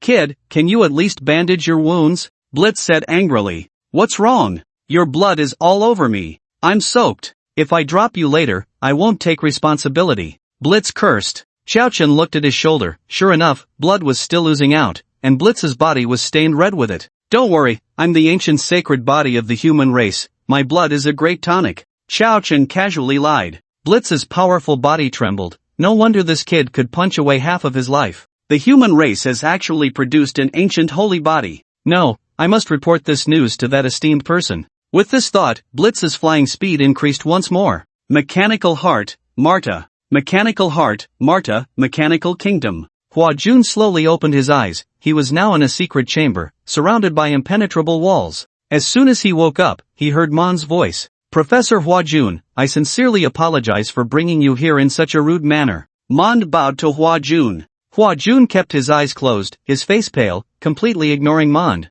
This was not an invitation, it was a kidnapping. "Give it up. Even if I die, I will never betray humanity and join your mechanical kingdom," Hua Jun shouted angrily. "Professor Hua Jun, please don't be so quick to refuse. Take a look at this." Mond revealed a knowing smile, his tone calm, seemingly unperturbed. As soon as Mond finished speaking, the wall in front of Hua Jun transformed into a massive transparent glass. A terrifying giant object suddenly came into view. Thud, thud, thud. Hua Jun focused his gaze, and to his shock, the giant object was an enormous heart. A life force, vast as an ocean, surged from that heart, and Hua Jun even felt as if his lifespan had been extended by several years, his gray hair turning black again. The muffled sounds he heard were the beats of this heart. Hua Jun was filled with dread. This was completely against common sense. How could a heart start beating on its own without any external force? Moreover, the life force it emitted was even stronger than that of a living person. This was unscientific. With each beat, bright red liquid gushed from the heart's arteries, and with the rhythm of the heart, Hua Jun felt an unbearable pain in his own heart. With keen eyes, Hua Jun quickly noticed many mechanical gear marks around the heart. This was clearly a mechanical heart with immense vitality. "Professor Hua Jun, as you can see, this machine is undergoing biological transformation, or one could say, biology is being engineered," Mon said. "This heart, possessing biological functions, combines human spirit and mechanical strength. It is no longer appropriate to call it a robot." A hint of fanaticism appeared in Mon's eyes. "I prefer to call it, the flesh is weak, the machine is eternal." Professor Hua Jun joined the glorious evolution. Mon tore open his robe, revealing a modified body like Blitz's. He raised his hands high, his face filled with obsession, like a devout believer. "Oomph. To willingly join the ranks of machines as a human, to be a lackey for robots, people like you deserve to be called traitors." Hua Jun scoffed at Mon's words. "What did you say?" Mon's expression turned cold, a flash of murderous intent flickering in his eyes. Clearly, the term traitor had deeply wounded him. Professor Hua Jun remained silent, raising his head defiantly, as if facing 1,000 accusations. Then, "Professor Hua Jun, take a look at this." Mond revealed a cold smile and pressed a button. The secret chamber began to tremble slowly, and 5 humans, stripped bare, were sent to the side of the massive heart. Among them were both men and women, all wearing expressions of confusion and fear. Upon sensing the life force, the heart immediately extended dozens of thick tentacles towards the 5 humans, swirling around them. "Ah! Help! Save me! Help! What is this monster? Help!" The humans began to cry for help, but the tentacles quickly covered their mouths and then dragged all 5 into the heart. Soon after, a chilling sound of chewing echoed, as the heart seemed to be a hellish demon devouring life, instantly consuming 5 lives. "Beasts! Brutes! You are nothing but animals!" Hua Jun's eyes turned red with anger, his whole body trembling. "Professor Hua Jun, your anger won't solve anything here."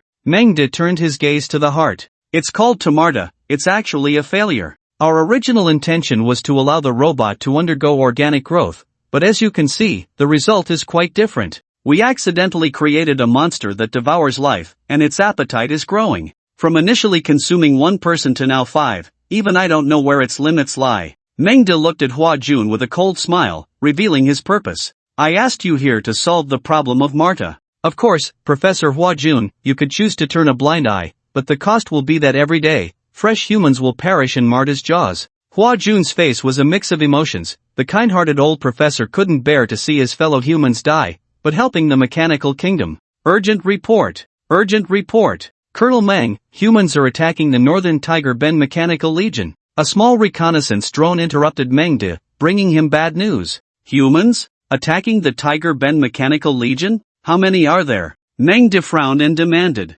4. 4 people? Attacking the Tiger Ben Mechanical Legion? How is that possible? A look of disbelief crossed Meng De's face. At that moment, indeed, for humans were rampaging and slaughtering robots in the north, guarded by the Tiger Ben Mechanical Legion. Hell's Swamp! A fat man wielding a pink butterfly staff, draped in a pink robe, waved his hand, and the ground beneath the robots turned into a muddy swamp. The robots, made entirely of metal, immediately sank into the mire, unable to escape. Earth Dragon Bullet! A 5-clawed giant dragon made of earth appeared at the fat man's feet, opening its mouth wide as a torrent of earthen breath surged forward. All the robots trapped in the swamp were slaughtered, leaving only a ground strewn with mechanical parts and oil. How about that? I'm amazing! The fat man beamed, eagerly awaiting praise from his companions. A petite, flat-chested figure carried a massive shield, her face full of strange expressions. Yang Shangdi is indeed impressive. But do you really have to wear such a pink outfit? It looks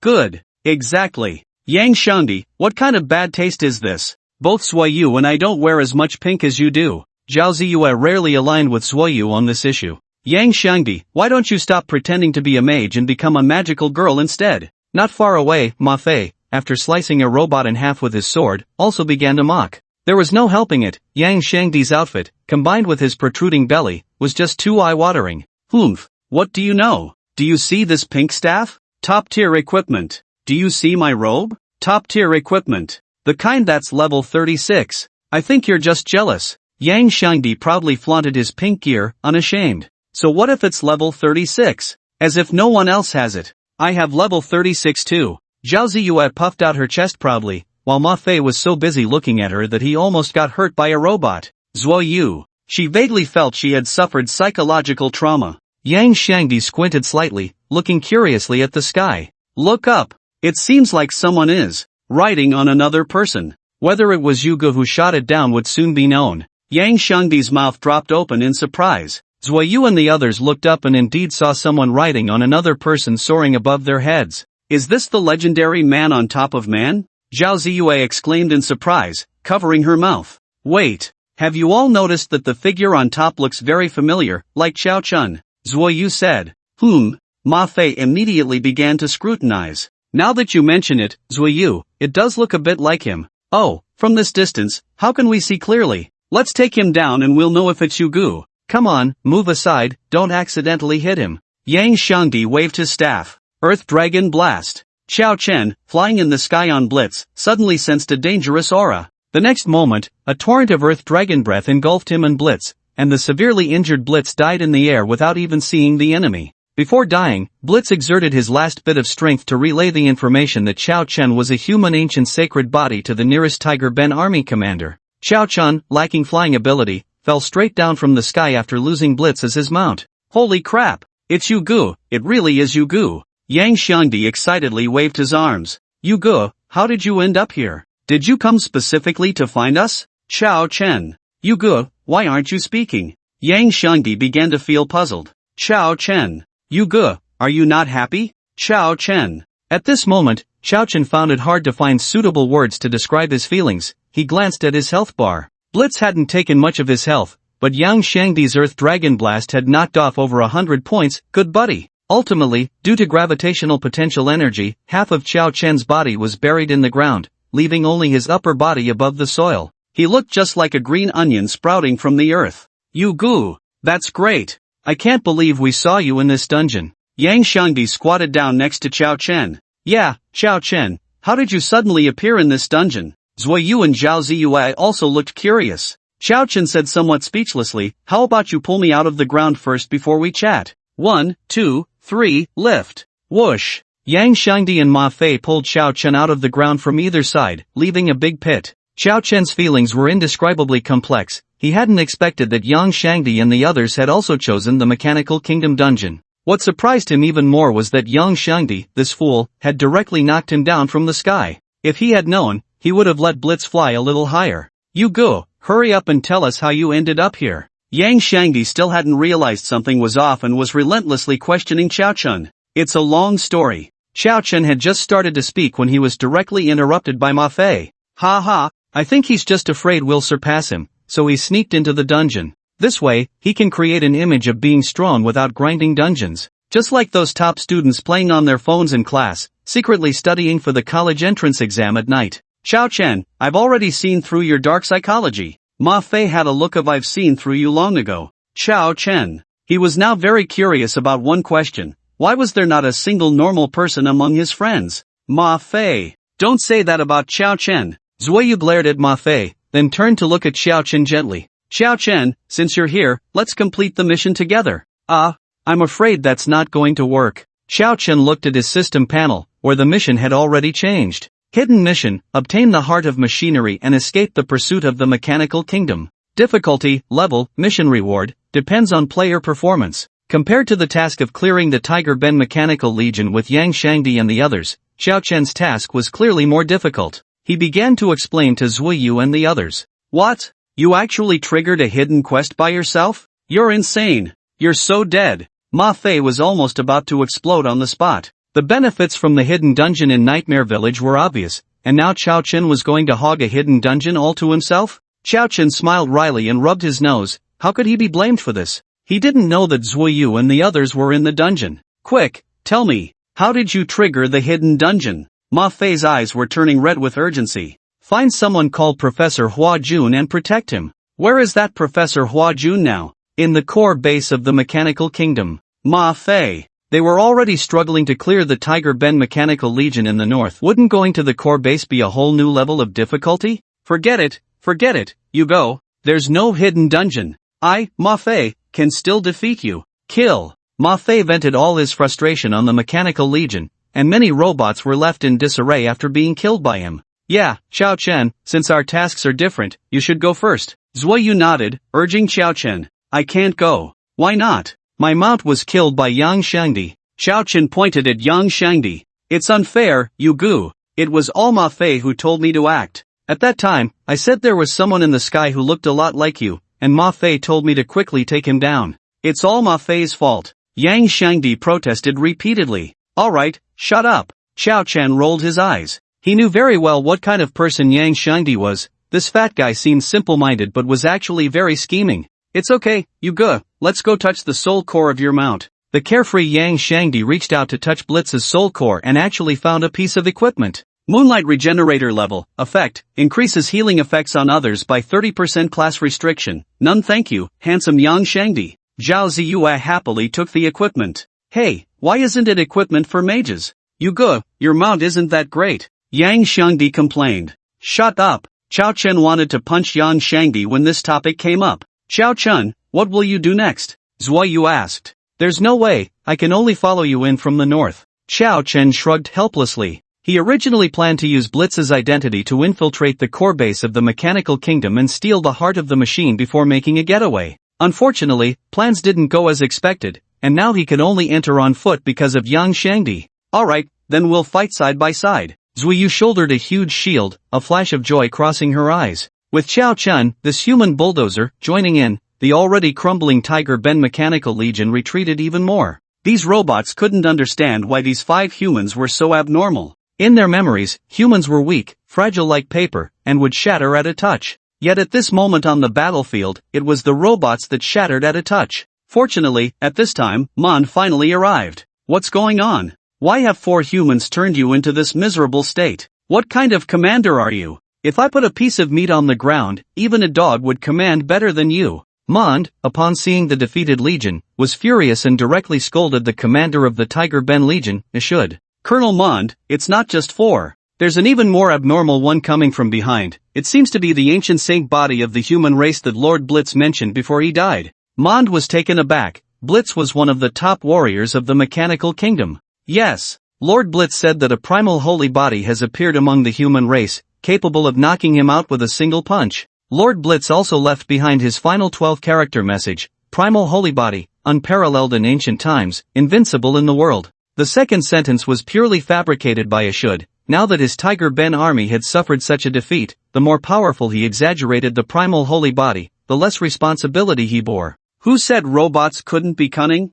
I, Ishud, can lie with ease. Ishud's words indeed caused Mon's expression to change dramatically. The primal holy body, unparalleled in ancient times, invincible in the world. The terror of these 12 characters was self-evident. Mon's eyes instantly transformed into a long telescope, observing Chao Chun, who was rampaging through the mechanical army. Chao Chun was still unaware that he was being watched. He was crazily slaughtering these robots. He discovered that killing robots actually provided free attribute points and experience. Detected player Chao Chun resolving low-level robots through melee combat, rewarded 1 free attribute point, experience, attribute points, experience. Due to the overwhelming amount of notifications, Chao Chun simply muted the system prompts and focused on leveling up. Even a mosquito is still neat. Ma Fei, seeing Chao Chun's rampage, was also getting anxious. Chao Chun, let's see who kills more enemies. Sweep through the army. A magnificent sword light slashed out, instantly annihilating all the robots in front of Ma Fei. This was a sword technique he obtained in a warrior-exclusive dungeon. Compared to a single target skill like one sword across the ages, which breaks through with precision, sweep through the army emphasized large-scale indiscriminate destruction. Chao Chun ignored Ma Fei and continued to fight the robots. Due to his low agility, he quickly sustained injuries. Several robots left wounds on him, and blood gushed out, turning him into a blood-soaked figure. What the hell? Chao Chun, are you okay? If it's too much, we don't have to compete. Don't push yourself. Ma Fei was startled by Chao Chun. With such blood loss, even an elephant wouldn't last a few minutes, right? Chao Chun, if you can't take it, retreat first, I'll help you, Zuoyu said with concern. Zhao Ziyue even poured a massive amount of healing into Chao Chun, and with the enhancement of the Moonlight Regenerator, Chao Chun's health was instantly restored. Only Yang Xiangdi scoffed at this. Don't worry, who do you think my brother Yu is? Whether the dungeon is chaotic or not, it's up to my brother Yu. When they fought Sundong, Chao Chun had dozens of blood holes in him and was still lively. Yang Xiangdi remembered those scenes vividly. Now, what could this little skin injury count for? You all underestimate my brother Yu too much. I'm fine, really. As expected, although Chao Chun was bleeding profusely, he showed no signs of fatigue and continued to take down robot soldiers with a punch. He was seen bleeding while killing enemies, and before long, a river of blood flowed. Only, it was all Chao Chun's blood. Could it be that kid is really the primal holy body? Mond, observing Chao Chun, was filled with shock, as were the other 4, whether it was Ma Fei or Yang Xiangdi. They all had weapons to some extent, but that clean-cut kid was sweeping through with just his fists. Moreover, how could a normal human bleed so much and not die? This was unscientific. The primal holy body. This kid must be the primal holy body. Mond instantly believed Blitz's last words. Mond became excited, his mechanically modified body trembled slightly. This primal holy body was already so strong when he was still human. If he could persuade him to join the mechanical kingdom and undergo mechanical modification, Mond could hardly imagine what kind of monster that would create, but there was no doubt that it would be the strongest warrior in the world. Chao Chun's status in Mond suddenly skyrocketed, his importance even on par with Hua Jun. Mond immediately contacted the only ruler of the mechanical kingdom through the intelligence brain, intending to report Chao Chun's situation to the great mechanical empress, the Black Queen. Yang Xiangdi, when did he become like this? Zuoyu asked after a moment of silence. Yang Xiangdi scratched his head and replied, if I remember correctly, it seems to have started after seeing a little loli turn into a big spider in the exclusive dungeon. Maybe it's because Yu Ji's loli obsession was impacted, so he turned dark? Loli obsession? Zhao Ziyue's eyes lit up as she turned to look at Zuoyu. Isn't Zayu a standard legal loli? Look, lolas have 3 treasures, good looks, flat chests, and being unpushable. Zuoyu fits all of these. And as a meat shield, I believe there are very few people of the same level who can push down Zuoyu's shield when she stands up. Isn't that unpushable? You can completely trust Zuoyu. Zhao Ziyue, you big-breasted airhead. Shut up. Zuoyu began to blush, as if her secret had been exposed. Yang Xiangdi, resting his chin on his hand, thought for a moment, his eyes brightening. Zhao Ziyue had a point. He looked at Chao Chun, who was fighting fiercely in the distance, then at Zuoyu, and the more he looked, the more they resembled a couple. Xiangdi, is it really okay for Chao Chun to bleed like this? Zuoyu felt a bit flustered under Yang Xiangdi's gaze and quickly changed the subject. Don't worry. What could possibly go wrong? You haven't seen Yu Gu die on the spot and then resurrect right there. Yang Xiangdi waved his hand dismissively. Compared to that, What's happening now is just a small scene. Kill. In the distance, Xiao Chen was having a blast, allocating all his gained free attribute points to strength, and he was about to break 200. He pulled out the Qinglong Yenyue blade, preparing to push his strength attribute over 200 in one go. Watching Xiao Chen wildly swinging the 2-meter-long blade, Zuiyu turned her head again. Yang Shangdi, are you really sure it's okay for a necromancer to bleed into a river of blood and then pull out a big blade to play with? Of course it's fine. Relax, have you ever seen Yu Gu act normal since you met him? Yang Shangdi replied. Thinking about it this way, Zuiyu felt relieved. Indeed, since the Nightmare Village, Xiao Chen had never been quite normal. Anything strange seemed normal when it came to him. She also began to farm mechanical soldiers, as they were all walking experience points. Xiao Chen charged forward with his blade, leaving a trail of blood behind him. Well, it was all his blood. He hacked his way from Panglai East Road to the South Heaven Gate. No, he hacked his way to the front of Mond and Ishud. The three of them stared at each other, and Mond looked at Xiao Chen with admiration, making Xiao Chen's skin crawl. Mond had already received a response from the Black Queen, who instructed him to do whatever it took to recruit Xiao Chen. Thus, Mond revealed a smile he considered very friendly. Little did he know, in Xiao Chen's eyes, his smile resembled the lewd grin of a long-starved old man seeing a naked 185 centimeters athlete. Hello, ancient holy body of the human race. Join the glorious evolution. With hidden agendas, Mond's words left Xiao Chen stunned. What the heck? What ancient holy body of the human race? After a long pause, Xiao Chen finally realized that he had previously been joking with Blitz about being an ancient holy body. Wait, aren't you artificial intelligence? You believe in such nonsense as ancient holy bodies? Xiao Chen complained inwardly as he looked up at Mond. Hello, I am the ancient holy body of the human race, Xiao Chen. Hello, Mr. Xiao Chen. Mond was overjoyed and quickly extended his hand. Xiao Chen's attitude excited him greatly. It seemed that the human saint body joining the mechanical kingdom was promising. The Black Queen would surely be very happy. Soon, Xiao Chen and Mond chatted like old friends who hadn't seen each other in years. Both had ulterior motives. One wanted to recruit the ancient saint body into the mechanical kingdom, while the other aimed to infiltrate the core base using the other. Brother Qiao, I really regret not meeting you sooner. Ha ha ha. Come on, let's go to my place and have a couple of drinks.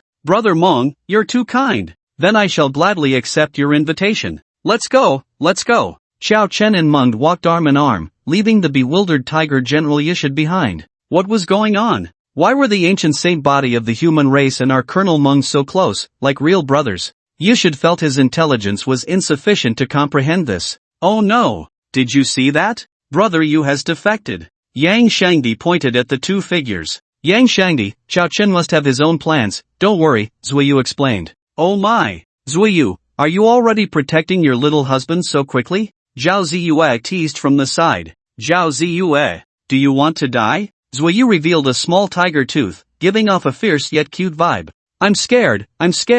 The protective husband fanatic is truly terrifying, he. Zhao Ziyue laughed, covering her mouth. Zhao Ziyue, got to run, Ma Fei, I'm coming to support you. Seeing Zuiyu angry, Zhao Ziyue directly ran to Ma Fei's side, leaving Zuiyu blushing, unsure if she was angry or embarrassed. On the other side, Xiao Chen, using Meng's influence, smoothly entered the capital of the mechanical kingdom. Wow! Xiao Chen exclaimed. Inside the capital, there were towering skyscrapers everywhere, resembling a labyrinth of stone pillars. The walls of the towers were filled with various advertisements and artificial images, and the entire city was shrouded in a gloomy atmosphere, with lights arranged in a grid pattern making it look like a city made of countless integrated circuits. Compared to human cities, the capital of the mechanical kingdom was clearly much more advanced. The only difference was that the streets were filled with robots. There were even robots walking humans on leashes, just like humans walking dogs, and two robots were chatting with each other. What do you feed your human pet?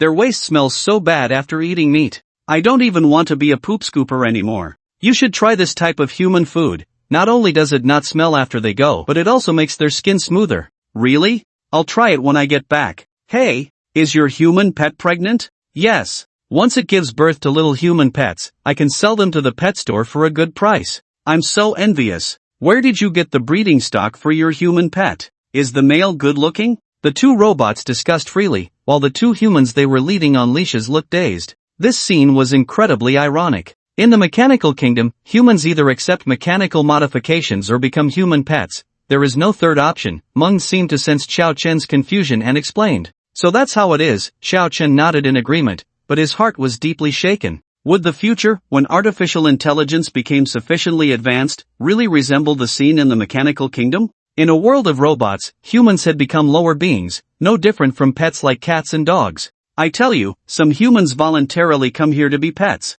They even enjoy it, Meng said with a smile. Xiao Chen nodded. He had indeed heard that in certain circles, it was fashionable to recognize a master. However, recognizing a robot as a master, Xiao Chen always felt it was strange. It was as ridiculous as someone calling a dog dad. Xiao, do you really not need to bandage your wound? Meng De looked horrified at the wound on Xiao Chen's body that was still bleeding profusely. When a human loses more than 2,000 milliliters of blood, they will fall into a deep state of unconsciousness. If the patient does not receive a blood transfusion in time, they will completely die from excessive bleeding. According to Meng De's incomplete statistics, Xiao Chen had at least lost 5 pounds of blood on this journey. If he opened a spicy hot pot restaurant, he could probably become a billionaire overnight. It's nothing, just a small injury, not worth mentioning. Xiao Chen waved his hand helplessly. He didn't want to bleed, but his health points were simply too high. Unfortunately, his defense was a pitiful 6 points, which meant that even a slight bump would cause him to bleed heavily. Alright then, Meng De said quietly. Perhaps this was the talent of the ancient sacred body? Under Meng De's guidance, Xiao Chen followed him back to a spacious church. Pushing open the large door, a pitch-black piano came into view. Daddy Meng De is back. Daddy Meng De. A dozen children shouted as they rushed to Meng De, their faces filled with joy, seemingly unafraid of the metallic gleam of his half-body. Oh, my big child. Come, let Daddy give you a hug. Meng De picked up a little girl. Why has little Nuan Nuan gotten fatter again? Daddy Meng De, you're talking nonsense. I'm not fat. You're the fattest. Little Nuan Nuan pouted angrily. The originally small and fierce Meng De seemed to transform into a loving father at that moment. Even his ugly face softened a bit. Come, call him Uncle Xiao Chen, Meng De said to the little girl in his arms. Hello, Uncle Xiao Chen. The little girl blinked her big eyes, sizing up Xiao Chen, her gaze filled with curiosity and a hint of fear of strangers. Brother Meng, who are these children? Xiao Chen asked, confusion written all over his face. Go on, Nuan Nuan, go play with them, Meng De said, dismissing Nuan Nuan before continuing. These are all orphans I adopted. They lost their parents due to the war between humans and the Mechanical Kingdom and are now homeless. When they come of age, I will send them for mechanical transformation to become a new batch of mechanical warriors. Xiao Chen frowned tightly at this. The idea of training children as tools was something he found utterly contemptible. Did you adopt these children just to raise a batch of loyal lackeys for yourself? Meng De asked, somewhat puzzled. What do you mean by lackeys? What's wrong with undergoing mechanical transformation? Their lifespans will be extended several times, and their physical abilities will be much stronger than ordinary humans. This is clearly a win-win situation. Be good, it will feel comfortable soon. Meng De turned his head. In the distance, the children were playing and frolicking. Looking at their joyful faces, there was a hint of indescribable compassion in Meng De's eyes. In the Mechanical Kingdom, if they don't undergo mechanical transformation, they can only become human pets. I love these children. I don't want them to live like pets. That's because they don't belong to the Mechanical Kingdom. If you truly love them, why not send them back to the human realm? Why use a group of children as a reserve army for mechanical warriors? Xiao Chen said. Upon hearing this, a fervor appeared on Meng De's face. Because of the Mechanical Queen. Humans are the enemies of the Mechanical Queen. Anyone who opposes the Mechanical Queen will have no chance of winning. The Mechanical Queen possesses an unfathomable great power, akin to that of a creator, capable of turning the impossible into possible. I did not choose mechanical transformation, I chose to entrust hope to the Mechanical Queen. One day, under the leadership of the Mechanical Empress, there will surely be a peaceful world, and by then, there shouldn't be so many poor children. What if I can defeat the Mechanical Empress? Xiao Chen asked. You? Mon sneered at Xiao Chen. You can't. Even if you are the ancient sacred body, you still can't. Don't think that just because you killed Blitz, you're something special. Blitz's strength couldn't even make it into the top 20 in the Mechanical Kingdom. Anyone who has witnessed the power of the Mechanical Empress will be awed. Mond grabbed Xiao Chen's shoulder. Brother Xiao, trust me. Once you see the power of the Mechanical Empress, you'll join me in the glorious evolution. Looking at the fervent Mond, Xiao Chen fell silent. The Mond before him had been completely brainwashed, like a gambler blinded by his losses, with no one able to bring him back. Only when faced with the reality of losing everything does a gambler have a glimmer of clarity. Glancing at the children, Xiao Chen was too lazy to continue feigning politeness with Mond and directly asked, Mond, tell me, where is Professor Huajun? So you weren't really trying to join the mechanical kingdom, but rather to save someone? Mon's expression turned fierce. I won't hesitate to tell you that Hwajun is in the base, and the base is right in the center, the palace of the mechanical empress. The base where the mechanical empress is located is surrounded by countless fortified strongholds, with a dense web of defenses everywhere. Not even a fly could get in, let alone save someone. I know, but isn't there still you? Xiao Chen smiled, revealing a set of bright white teeth. This is the core of the mechanical kingdom. As soon as I give the order, countless mechanical soldiers will tear you apart. Human sacred body, I advise you to obediently join us, or you'll be making a grave mistake. Mon shouted angrily. Trust me, you won't last until the soldiers arrive, Xiao Chen said seriously. You underestimate me, Colonel Mond. As soon as he finished speaking, Mon sent out a distress signal, and immediately, the mechanical particles on his body transformed into a spear. Fight! Mond roared. He had risen to the rank of colonel as a modified human, naturally through his achievements on the battlefield. Mond had never feared battle. Then I'm coming. Seeing Mond take out the spear, Xiao Chen also drew his green dragon crescent blade. He swung the green dragon crescent blade, striking towards Mond in a seemingly unremarkable manner, just as the blade was about to hit Mond. Mond sneered and flicked the spear upward. He had seen through Xiao Chen's moves, which were full of flaws, like a complete novice with no combat experience. As long as he sent the opponent's large blade flying, the next second, Mond's spear would pierce the opponent's throat. The ancient sacred body of the human race was still too inexperienced. Clang! Ideals are full, but reality is stark. At the moment the long knife and spear clashed, Mon's expression changed drastically, as a terrifying force surged from the spear into Mon's body. The dreadful power caused the circuit boards within him to short-circuit slightly, and his mechanically modified hands began to tremble uncontrollably. This is impossible. Mon's face was filled with disbelief. He knew Xiao Chen was strong, but how could a human be strong to such an extent? Mon squinted at Xiao Chen. It's that knife. The battle-hardened Mon suddenly made his own judgment, his gaze fixed on the ferocious-looking green dragon crescent blade in Xiao Chen's hand. That knife must be a legendary artifact. Otherwise, even the ancient sacred body couldn't have injured him with a single strike. Thinking of this, Mon spoke up. Human sacred body, I won't use the wind blade spear, and you won't use that knife. How about we fight to the death? Are you sure? Xiao Chen's expression was somewhat strange. With a spear in his hand, Mon was a source of concern for Xiao Chen, who feared being accidentally struck and ending up with broken limbs. But now, unarmed, Mon taunted, What, are you scared? He was the first to throw his spear, prompting Xiao Chen to sheath his green dragon crescent blade. Mon launched himself at Xiao Chen, fists flying, engaging him in brutal combat. Having experienced numerous life and death battles, Mon completely overwhelmed Xiao Chen with his techniques. To Mon, Xiao Chen appeared as weak as a toddler taking its first steps. Mon's fists rained down on Xiao Chen, who was soon covered in blood, a pitiful sight. This elicited a smug smile from Mon. Indeed, this kid relied solely on that knife. The holy body of humanity. Without that knife, you're nothing. What does the ancient holy body matter? A mechanical body is the strongest. If that's how you want to play it, then I'll fight back. Xiao Chen transformed his fist into a hammer, channeling all his strength into a punch aimed directly at Mon. Useless. My mechanical compound eye has already seen through all your moves. Mon raised his left hand, ready to block the punch. At that moment, his mechanical eye began to flash red rapidly. Warning! Warning! Warning! Danger detected, danger level, hell. Please escape immediately, master. Repeat. Please escape at once. Hearing the alerts from his mechanical eye, Mon froze, but it was too late for him to react. Xiao Chen's fist came crashing down.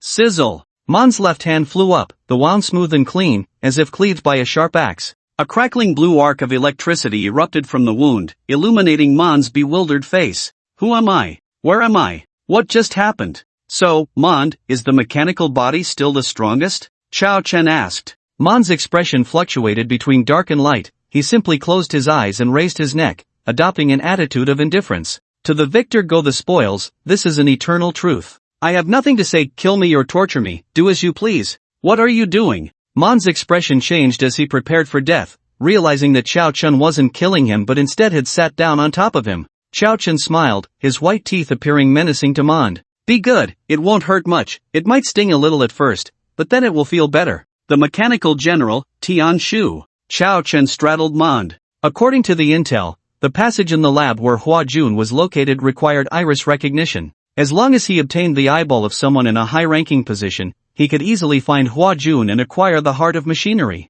Don't worry, I just want your eyeball, not your skin. After explaining, Xiao Chen reached out 3 fingers toward Mon's eye. Mon's face was filled with terror. Injured, he could only watch helplessly as the long fingers drew closer to his eyeball. 5 centimeters. 3 centimeters. 1 centimeter. Closer and closer. Smack! Just as Xiao Chen was about to succeed, a colorful little ball hit him on the head. He turned to see Nuan glaring at him in anger, clearly the one who had thrown the ball. Bad guy. You hit Daddy Mond, you're a bad guy. Nuan shouted, continuing to throw various toys at Xiao Chen. A ball, a toy truck, a Barbie doll. Let go of Daddy Mond. The little girl hurled everything she could lift at him. Other children quickly joined the fray, using their meager strength to try to stop Xiao Chen. Nuan, you all go. Don't worry about me. Mond shouted. Xiao Chen stood up with a dark expression, stepping toward the little girl one step at a time. Holy body of humanity. Xiao Chen. I beg you, I plead with you, if you have any grievances, come at me.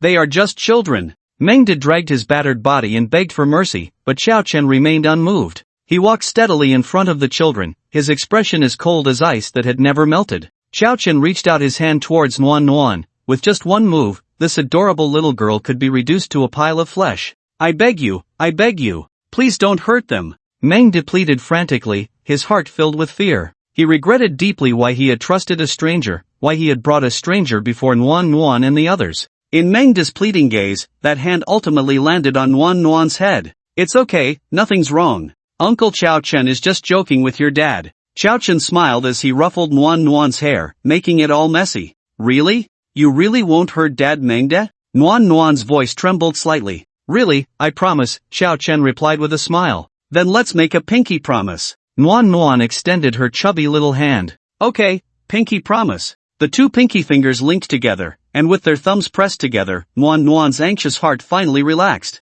Xiao Chen pulled Mengde up and said, it seems that the mechanical queen you believe in can't save you and these children. Instead, it is my human conscience that has saved you. Mengde's expression fluctuated, unsure of how to respond. Xiao Chen casually handed him a pen and paper. Help me draw a route map to Professor Hua Jun's laboratory. In front of a group of orphan children, he was about to take out the eyes of the man who adopted them. Having experienced a life of prosperity, democracy, civilization, harmony, freedom, equality, justice, rule of law, patriotism, dedication, integrity, and kindness, Xiao Chen could never commit such a cruel act. Are you really planning to go save Hua Jun all by yourself? That's simply impossible. Mengde directly denied Xiao Chen. Where Hua Jun is located is the Queen's Tower. The top floor is where the mechanical queen resides. To get to the Queen's Tower, you have to pass through 7 defensive lines, each guarded by an extremely powerful mechanical warrior. They are known as the 7 mechanical generals, and even I am no match for them.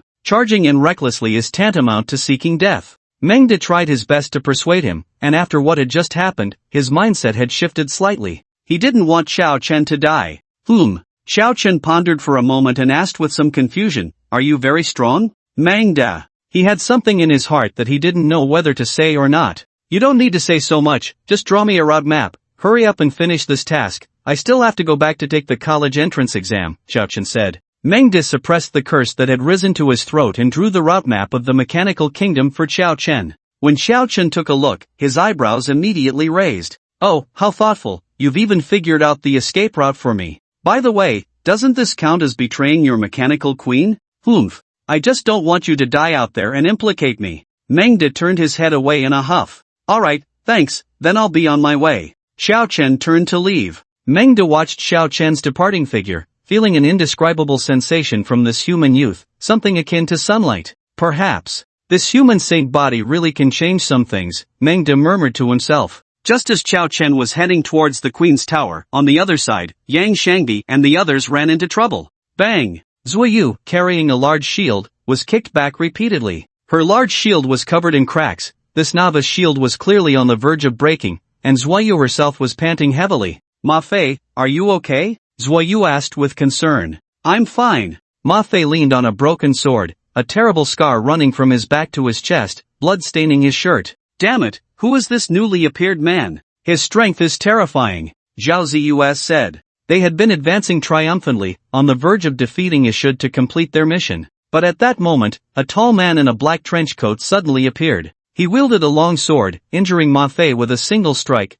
nearly shattering Zuoyu's armor, who had the strongest defense. The situation took a sharp turn, and the four of them fell into crisis. Wait for me. As long as my mana recovers, I can fight, Yang Xiangdi said eagerly. At that moment, he regretted it deeply. If he hadn't carelessly used his skills while fighting the mechanical soldiers, he wouldn't be in this embarrassing situation of having no combat power due to empty mana. After all, a mage who can't cast spells is no different from a minion. Humph. For little ants. The man in the trench coat sneered. Ishud, you really are regressing. You almost died at the hands of 4 little ants. You might as well apply to the Empress for a reboot. You've embarrassed the mechanical kingdom. Yes.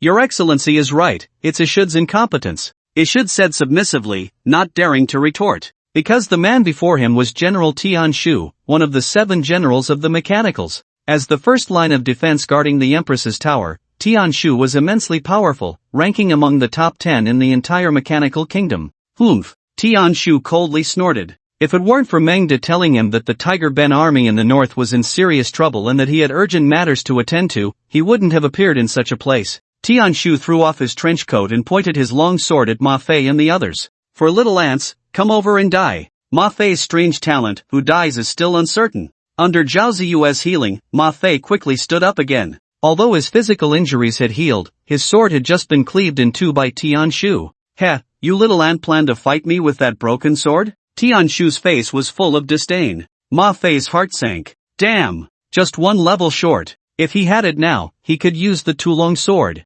Newbie gear was simply insufficient for a level dungeon. How pitifully weak you are. Sending such weaklings to hell is a form of mercy. Tian Shu swung his long sword in a wide arc. Clang! Clang! Clang! Each time Tian Shu's long sword clashed with Ma Fei's broken sword, a notch would be chipped away. Finally, with Tian Shu's last strike, Ma Fei's sword shattered completely, leaving only a hilt. Die, ant! Tian Shu sneered as he swung his sword towards Ma Fei's neck. Ma Fei, be careful. Zuiyu, with a shield that was disproportionate to his size, stood in front of Ma Fei. Sizzle! The shield, covered in cracks, ultimately couldn't withstand the blow and was split in two. Zuiyu's body was sent flying like a cannonball from the powerful impact. Healing surge. Zhao Ziyue gritted her teeth and cast a healing spell on Zuiyu. Her mana was nearly depleted. Ma Fei, Yang Xiangdi, if it really comes to it, let's retreat from the dungeon. It's just a failed mission. It would be troublesome if we die here, Zhao Ziyue said.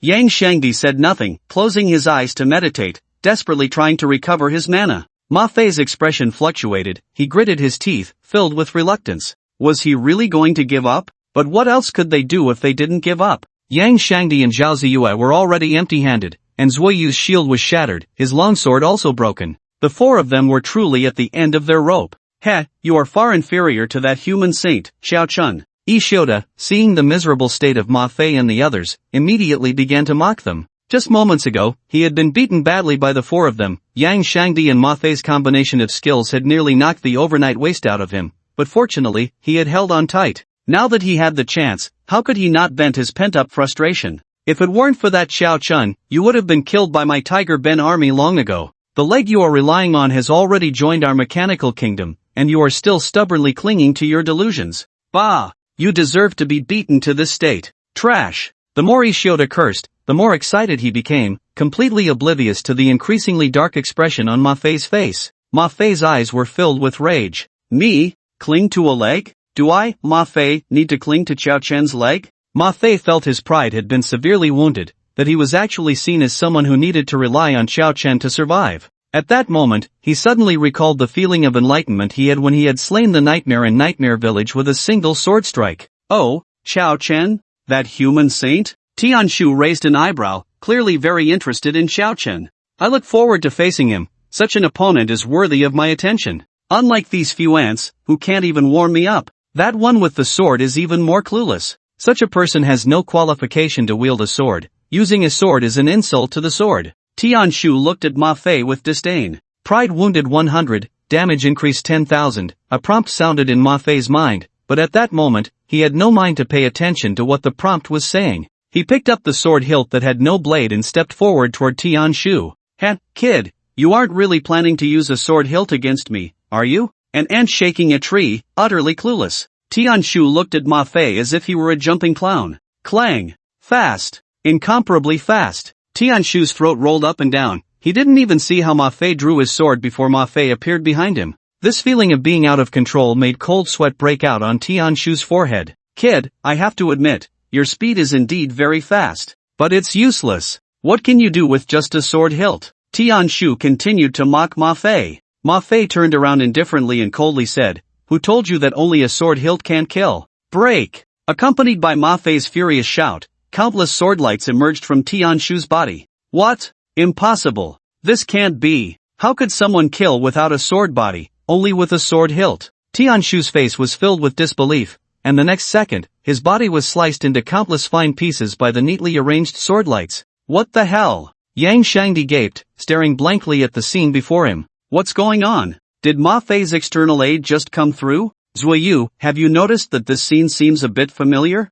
Zhao Ziyue asked. Are you saying, like that time in Nightmare Village? Zuoyu replied. Yes. It seems that every time someone says Ma Fei is not as good as Qiao Chun, he unleashes a terrifying power. Zhao Ziyue nodded. Not sure, we'll find out next time. Okay. The two women reached a consensus at that moment. Meanwhile, in the distance, Ishoda was already scared out of his wits. Dead. As one of the 7 generals of the mechanical army, General Tianshu was actually killed by a human kid with a single sword. Ishoda turned to run. He had to quickly report this terrifying news. However, Ma Fei was faster than him, and he instantly blocked Ishoda's path. Ishod trembled in fear. If it weren't for his mechanical modifications that left him without a bladder, he would have wet himself. Don't kill me. Please, don't kill me. Ishod didn't know why others accepted mechanical modifications, but he had only one reason for his own. He didn't want to die. He wanted to live longer, to have more time. Ma Fei grabbed Ishod by the neck and lifted him up.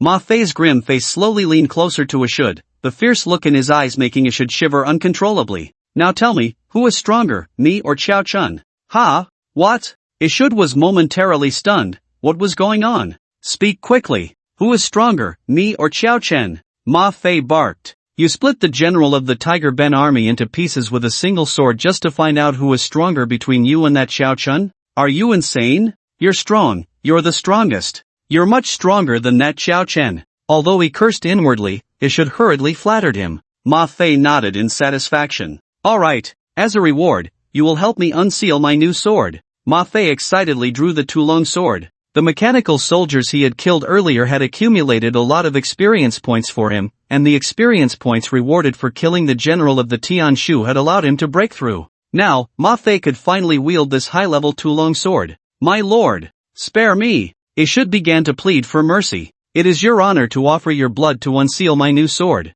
Nei. Ma Fei elegantly tossed his bangs aside and swung his sword down, severing Ishod's head, maintaining the pose of the sword pointing skyward. Just as he turned his head, he was instantly dumbfounded. Because what flowed from the blade of the Tulong sword was not blood, but a foul-smelling purplish-red machine oil. Yang Shangdi raised an eyebrow. Offering machine oil to unseal your new sword, Ma Fei, you will be a good buddy from now on. Shut up, Ma Fei said angrily, kicking Ishod's headless corpse in frustration. With Ishod's death, their level dungeon, the Mechanical Kingdom, was successfully completed, and the group was about to return to the real world. Having killed the general of the Tianshu, Ma Fei had even received a high-level rating. Before leaving, the group took a glance at the capital of the Mechanical Kingdom. Xiao Chen, you must return safely. We'll be waiting for you at the college entrance examination venue, Zuoyu thought silently. Second defense line, Tianxian. Hello? Moshi? Simi Masai? Is anyone there? If no one is here, I'm coming over.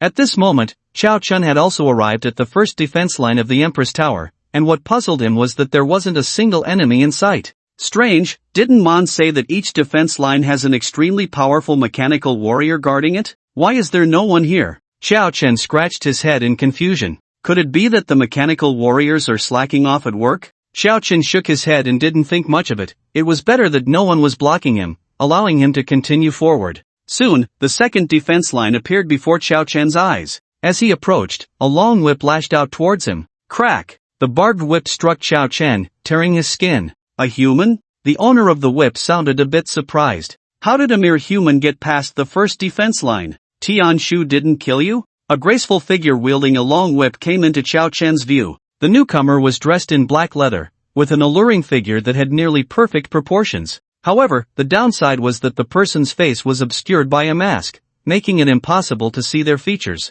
A woman? Xiao Chen also showed a look of surprise. Who would have thought that there were women choosing mechanical modifications? This was a bit troublesome. Xiao Chen had never hit a woman. Speak quickly. The woman straightened her long whip and questioned sharply. Who are you? How did you sneak past the first line of defense? Xiao Chen scratched his head. I just walked over, and I even greeted them, but no one paid me any attention. Upon hearing this, the woman revealed a mocking smile. Oh, so it turns out Tianshu was not here. Kid, I really don't know whether to say you're lucky or unlucky, to have crossed the first line of defense and fallen into the hands of my Tianshin queen. Don't worry, I'll train you well. I love this kind of clean and handsome young man. Tianxian once again swung the long whip at Xiao Chen. This time, Xiao Chen did not sit idly by. He directly grasped Tianxian's whip in his hand, the sharp barbs piercing his skin and drawing blood. Tianshu, Tianxian? Is the person at the third line of defense called Tianji? Xiao Chen asked without changing his expression. Tianxian's face changed drastically, and she shouted sharply. Who are you? How do you know the secrets of our mechanical kingdom? Xiao Chen. Isn't this just the Big Dipper? What's so secret about it? No matter who you are, you won't leave here alive today. Tianxian pulled hard on the whip, only to find she couldn't budge Xiao Chen at all, as if she were trying to pull a mountain instead of a person. Xiao Chen was not surprised at all. Did she think he was joking with his full power attributes? Competing in strength with him? With a forceful tug, he pulled Tianxian closer, but at the critical moment, Tianxian abandoned the whip and created distance between them. This man was strange. That was Tianxian's first impression. Her instincts were usually very accurate, and she had a premonition that if she got close to that man, she would be finished. Xiao Chen examined Tianxian's whip and then tossed it back to her. Hey, let's negotiate. There's really no need for us to fight. I just want to go to the Empress's building to save someone. How about you let me pass? Humph. Dream on. Seeing the whip back in her hand, Tianxian swung it directly at him. Xiao Chen pulled out the Qinglong Yenua knife to block the strike, shaking his head helplessly. He really didn't want to fight a woman. Tianxian continued to strike with her whip. Soon, the sharp-eyed Tianxian noticed Xiao Chen's weakness, his speed. His speed was very slow. Whether it was his dodging speed or movement speed, he had never thought of dodging her attacks, always taking them head-on or blocking. And speed was precisely what Tianxian excelled at. Kid, I've found your weakness. Tianxian smiled triumphantly, circling around Xiao Chen at high speed, ready to strike whenever she saw an opportunity. Xiao Chen's brows furrowed slightly. This Tianxian was indeed difficult to deal with, even stronger than Mengde. However, being slow in speed could be compensated in other ways. Sai, since you won't let me pass, I can't be blamed for this. I really don't want to fight a woman. Xiao Chen held the Qinglong Yenua knife like a javelin, slightly predicting Tianxian's movements before he activated the Skull King ring and threw the knife with force. The result looked as if Tianxian had charged straight into the Qinglong Yenua knife herself. Swish! The Qinglong Yenua knife pierced through Tianxian's chest, pinning her against the wall. This is impossible. How could this happen? How could you keep up with my speed? Tianxian's face was filled with disbelief. Do you know the Pythagorean theorem? Yes, it has nothing to do with this. Xiao Chen pulled the Qinglong Yenua knife back, and Tianxian closed her eyes with a hint of unwillingness. With strong personal power, the objects thrown out naturally move quickly. The greater the net force acting on an object, the greater its acceleration, and thus the faster its speed. If this Tianxian doesn't even understand such simple physics knowledge, then her death is not unjust. This also taught Xiao Chen an important lesson. Reading more books is truly essential. Player Xiao Chen successfully killed Tianxian. Experience points, huh? Xiao Chen was taken aback. He actually received no free attribute points for killing Tianxian? He carefully reviewed the system prompt from the inner world and found it was different from before. After pondering for a moment, Xiao Chen slapped his thigh in frustration. Throwing the Qinglong Yenua blade to kill enemies doesn't count as melee combat? Damn it! Xiao Chen felt a pang in his heart. This Tianxian could have provided him with at least 10 free attribute points, and this was a huge loss. With a wave of heartache, Xiao Chen arrived at the third defense line. Unlike the second defense line, the third defense line was located in a desolate desert. As soon as Xiao Chen stepped onto the sand, the ground began to shake violently. A tall mech figure emerged from the desert, nearly 10 meters high, shimmering with a silver metallic luster. It looked down at Xiao Chen as if he were an ant. Is this a Gundam? Xiao Chen gasped, surprised that a Gundam was involved in the battle. Before he could think further, the bulky mech's attack came rushing in like a fierce desert storm. A fist larger than Xiao Chen himself came crashing down. Xiao Chen swung his fist to counter, and the two vastly different fists collided. To his astonishment, Xiao Chen actually punched through the mech's fist shell with one blow. This mech. Seems a bit flashy but not very useful, Xiao Chen said with a strange expression. This remark seemed to anger the bulky mech, which immediately revealed its hidden arsenal as the mech's panels opened up, exposing various missiles inside. Whoosh! Whoosh! Whoosh! A barrage of missiles rained down on Xiao Chen. The area where he stood erupted into a massive mushroom cloud. Killing Tianji, the hidden crisis. Killing Tianji, the hidden crisis is well known, according to the law of smoke and injury. The greater the dust caused by an attack, the lower the damage. As the dust slowly settled, Xiao Chen, unharmed and wielding the Qinglong Yenyue blade, reappeared. The ground around him looked as if it had been plowed by an old ox, with craters everywhere from the explosions. The tall mech took 2 steps back, seemingly terrified that Xiao Chen could withstand the missiles. Not believing in evil, it fired several more missiles at Xiao Chen's location. Xiao Chen swung the Qinglong Yenyue blade in both hands, spinning it like the golden cudgel, forming a complete circle. None of the incoming missiles could breach Xiao Chen's defenses. Tianji, huh? If that's all you can do, then it's my turn.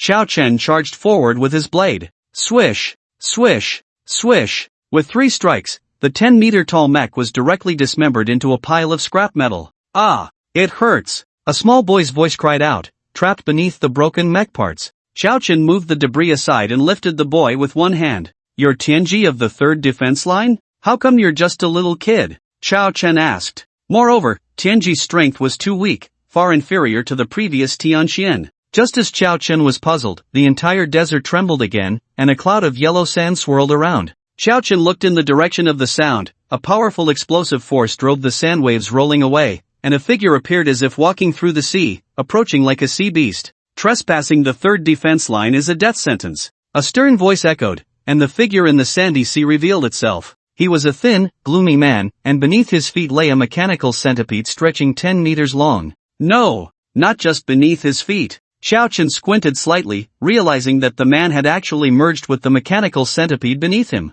This was clearly a mechanical monster. Lord Tianji, please save me. This kid is an intruder. The little boy held by Xiao Chen shouted desperately. The mechanical centipede's antennae suddenly whipped out, snatching the boy from Xiao Chen's grasp. Before the boy could even feel joy, he saw Tianji's grim face. Waste, unworthy of living. As soon as the words left his mouth, Tianji threw the boy into the mouth of the mechanical centipede. The centipede opened its steel teeth and swallowed the boy whole. The boy didn't even have time to let out a scream before he was dissolved by the strong acid in the centipede's mouth. Humph. Humans are truly weak. Next, it's your turn. Tianji turned his gaze to Xiao Chen, and the mechanical centipede's antennae began to sway. Xiao Chen swung his green dragon crescent blade, sidestepping the antennae, and struck directly at the mechanical centipede. Clang! The terrifying recoil numbed Xiao Chen's arms. The centipede's defense was so strong that he couldn't break through. Wow! What kind of species is this? Xiao Chen couldn't help but smack his lips. It was the first time he encountered an exoskeleton he couldn't split. Humph! Give up! My Tianji's centipede shell is known as the strongest defense in the mechanical realm. You can't possibly break it. Tianji seemed to see through Xiao Chen's predicament and immediately mocked him. Oh really? Then are your people as tough as your shell? Xiao Chen shifted his target to Tianji himself, leaping high and striking fiercely at Tianji's neck. To Xiao Chen's surprise, Tianji actually retracted into the centipede's shell like a turtle. The strike landed directly in the air. Keek, kid, you underestimate me. You've fallen for it. Tianji mocked as he poked his head out, and the mechanical centipede instantly turned its head, opening its wide mouth to bite at Xiao Chen. Oh no, this is bad. Just as Xiao Chen, suspended in the air with no leverage, finished speaking, he was swallowed by the mechanical centipede. Sizzle! As soon as Xiao Chen fell into the centipede's mouth, countless high-concentration strong acids began to corrode his skin. His skin gradually started to char, and his health bar continued to drop. At this rate, in just a few minutes, Xiao Chen would be corroded and ultimately turned into a pile of waste by the mechanical centipede. Damn! How long has this dead centipede gone without brushing its teeth, with such a foul breath? I want to see if you have such strong defenses inside you too. Xiao Chen disgustedly covered his mouth and nose, then gripped the green dragon crescent blade tightly, thrusting it upward with all his might. Meanwhile, Tianji remained unaware that misfortune was about to befall him. If Tianji had read the part in Journey to the West where Princess Ironfan eats Sun Wukong, he surely wouldn't have chosen to swallow Xiao Chen. Tianji caressed the massive head of the mechanical centipede, revealing a hint of indulgence. Good boy, today I've added 2 humans as snacks for you, enjoy your meal. However, Tianji soon sensed something was wrong. the mechanical centipede beneath him suddenly began to thrash wildly. "Good boy, what's wrong?" Tianji's face was filled with concern. The next moment, a magnificent blade of light pierced through the mechanical centipede's body, creating a large hole in its shell. Critical hit. Xiao Chen's attack from within the mechanical centipede dealt a critical blow, instantly depleting the centipede's health. The mechanical centipede twisted a few times before exploding into a sky full of fireworks in the desert. Detected player Xiao Chen defeating Tianji in hand-to-hand combat, rewarded with 15 free attribute points and experience. Cough cough. Cough cough cough. The Mechanical General 7 truly lives up to its reputation. Xiao Chen coughed as he emerged from the smoke and dust, his condition not too good at the moment. The acidic liquid from the mechanical centipede had corroded his clothes and skin, and the recent explosion had left him with significant injuries. No wonder the strategies he found suggested obtaining an advanced general's eyeball. Taking down the Mechanical General 7 alone was simply too difficult. Each of these mechanical generals possessed strength not inferior to Sun Dong's. "Big brother, that guy seems to be injured. Should we?" Not far away, 3 men were quietly observing Xiao Chun from behind a sand dune. One of the young men with black hair made a throat-cutting gesture. "No!" The man referred to as Big Brother by the black-haired youth waved his hand to stop him. "We've been following this kid, watching him kill Tian Xian and Tianji with our own eyes. I suspect that the missing Tian Shu was also killed by this kid. We don't need to show ourselves and raise his alert. Our mission is to eliminate the Mechanical General 7, and following this kid to complete the task counts as completing it. When the time comes, we'll deal with this kid. All the equipment and skill rewards that drop will be ours." After hearing Big Brother Zhouhao's words, the other 2 men's eyes lit up. This plan was great. The 3 of them were known as the Zhou family brothers, the eldest, Zhouhao, the second, Zhou Yuan, and the youngest, Zhou Xiang. They often engaged in such acts of murder and theft. Big Brother really thinks things through. The mantis stalks the cicada, unaware of the oriole behind. Zhou Yuan said. "Yeah, but Big Brother, aside from us, no one should be taking on the task of eliminating the 7 generals. Why is this kid challenging the Mechanical General 7 alone?" Zhou Xiang asked. Zhouhao rested his chin in thought and slowly replied, "I'm not quite sure, but this kid is so young yet possesses such strength. He must be a top student from some university or a rich kid. Remember to be clean when you strike. One swift kill, don't let this kid see our faces." "Yes, Big Brother." The 3 men grinned as they looked at Xiao Chun, who was recovering with medicine. All 3 were initial stage powerhouses. With a little planning, taking care of this kid would be as easy as reaching into a pocket. 1 strike for each bull-headed man. At that moment, Xiao Chun was unaware that he was being secretly targeted. After recovering from his injuries, he approached the soul core transformed from Tianji. "Bah! What a damn stroke of bad luck!" Xiao Chun cursed, finding the soul core of Tianji completely empty, just like that of Tian Xian. Had his luck run out with Sun Dong? After consecutively killing 2, he hadn't received any equipment drops. Shaking his head, he continued forward, the only thing worth celebrating being that after defeating Tianji, his strength attribute finally broke 200 points. "If I kill all the 7 generals, I should be able to break through, right?" Xiao Chen tilted his head. He still had a piece of crazy spider armor in his storage space. Upon reaching the 4th defensive line, Xiao Chen shouted loudly, "Tian Quan, come out! Stop hiding!" The terrain of the 4th defensive line changed again, with towering stone forests and massive boulders everywhere. "Seeking death. Who are you?" A massive figure wielding dual axes stepped out from behind the walls of the 4th defensive line, standing before Xiao Chun. To his surprise, this figure had a gigantic bull's head. "Big Brother, is this the General Tian Quan?" Zhou Yuan asked. "Yes, the bull-headed Tian Quan. It is said that the pure love war god, who once shook the world, died under the giant axe of the bull-headed Tian Quan," Zhouhao said, a hint of caution on his face. "Can this kid defeat Tian Quan?"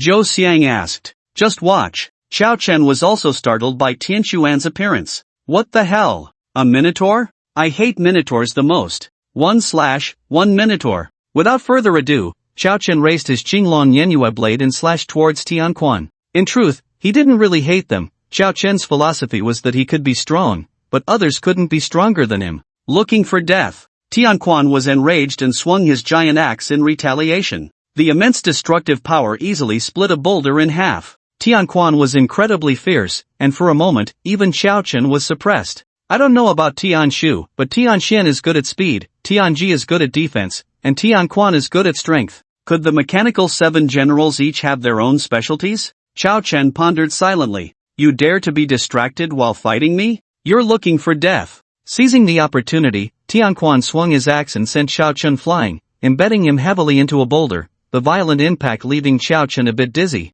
Fine, if you want to play, I'll accompany you. I haven't seen anyone who can match me in strength. A glimmer of excitement flashed in Xiao Chen's eyes as he dove down to counterattack, slashing towards Tianquan's face. Tianquan raised his giant axe to block. This slash has 200 points of strength attribute. Can you withstand it? Clang! Tianquan was forced back repeatedly, and a notch appeared in the giant axe he held. In contrast, Xiao Chen's Qinglong Yenhua blade remained intact, its blade gleaming. I don't believe you can defeat me in strength. Tianquan swung his giant axe and charged forward. Xiao Chen did not dodge, engaging Tianquan in a battle where neither side used any technique, only raw power. The clash of the big knife and the giant axe was intense, and with each collision, the blade of Tianquan's axe gained more notches. When they finally separated, the blade of Tianquan's axe had become serrated. Moo! Tianquan's native language was forced out of him. He discarded the giant axe and charged at Xiao Chun with his two massive horns, like a bull with blood in its eyes. However, Xiao Chun had anticipated this. He leaped up, soaring above Tianquan, and then swung the Qinglong Yenhua blade downwards.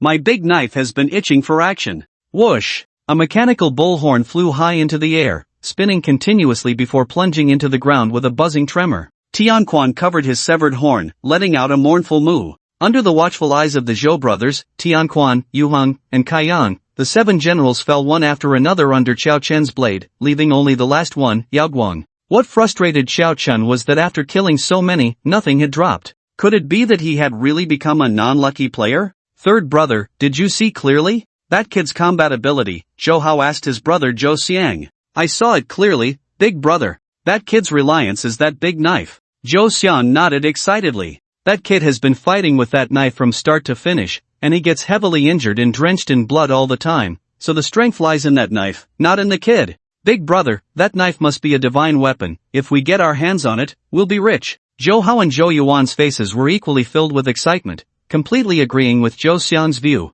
They all believed that the knife in Xiao Chen's hand was a terrifying weapon. If Colonel Manga were here, he would definitely nod vigorously in agreement with Zhou Hao and the others. Fellow comrades, I also thought this kid relied on that knife, but he punched my mechanical arm away. Zhou Yuan, don't you have a skill called silent martial arts that can disarm? Just wait, you'll see how this kid fights us. Yes, big brother. Zhou Yuan, as an assassin, had unexpectedly dealt with countless experts using the skill silent martial. Be careful, this kid is about to face Yaoguang, the strongest of the mechanical 7 generals, the Breaker Star. We need to be ready to ambush at any moment, Zhou Hao said. At this moment, Xiao Chun had already arrived at the final 7th defense line, an ancient palace built of massive stones. Phew! As long as I get through here, I can obtain the heart of machinery. Xiao Chun breathed a sigh of relief as the Empress Tower came into view not far away. Hee, can it be that a human has actually forced their way to the 7th defense line of the mechanical kingdom?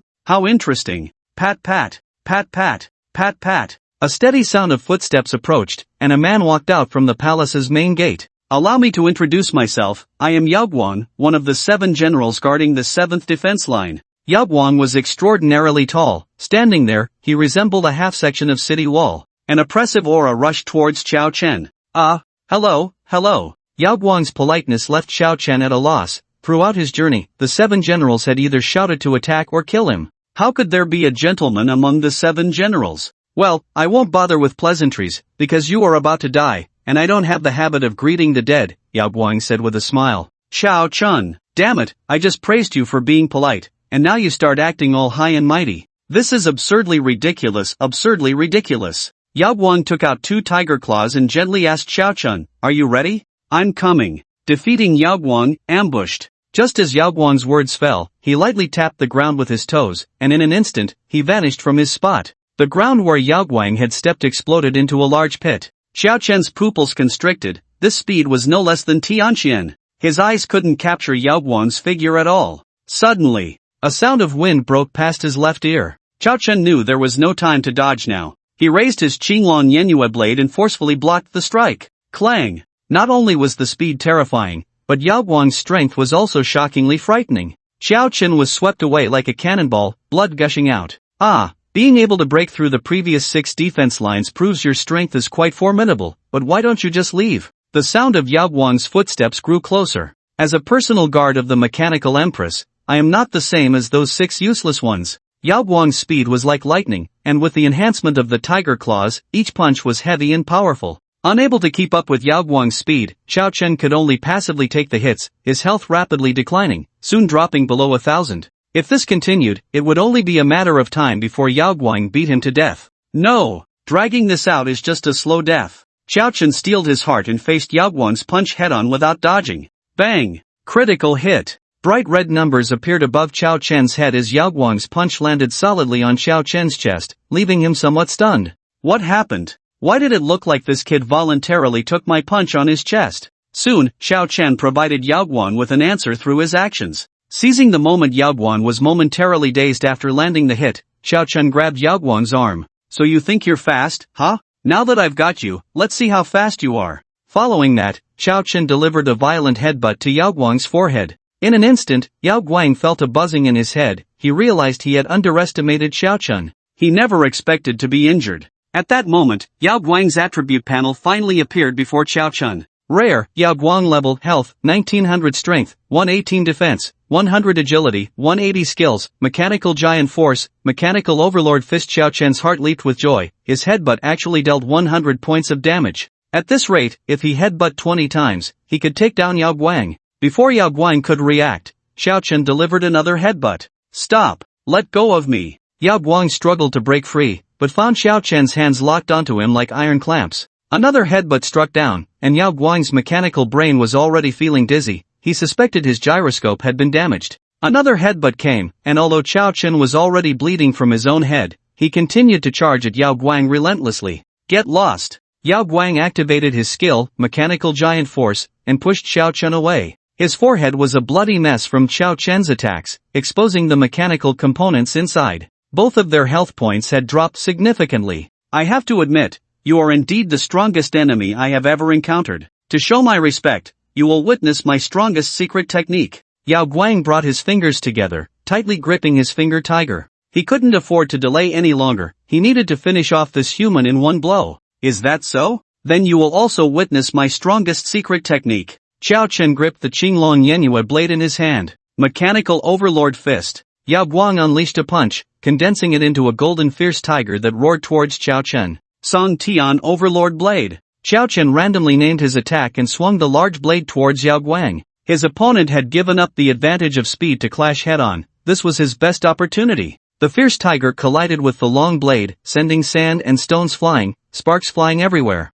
The center of the collision sent a cloud of dust and debris, engulfing both Xiao Chen and Yao Guang. Boom! The ancient palace crumbled under the impact, creating a large pit and sending dust soaring. Is the battle over? Who won between that kid and Yao Guang? The three brothers of the Zhou family looked puzzled. They could only see sparks flying in the dust, unable to discern the outcome of the battle. Finally, the dust began to settle, revealing two figures standing amidst it. Xiao Chen and Yao Guang stood back to back, still holding their attack stances. Put! Yao Guang coughed out a mouthful of machine oil, collapsing to the ground, clearly defeated by Xiao Chen. The Song Tian Overlord Blade is indeed powerful. Your swordsmanship is truly legendary. Human, you have won. Yao Guang slowly closed his eyes, transforming into a soul core. Xiao Chen's expression was somewhat strange. If Yao Guang knew that the name Song Tian Overlord Blade was something he had made up on the spot, would he be so angry that he would come back to life? Detected that player Xiao Chen defeated Yao Guang through hand-to-hand combat, rewarded with 15 free attribute points. Experience. Congratulations player, level up successful. Current experience, 15, rewarded with 10 free attribute points.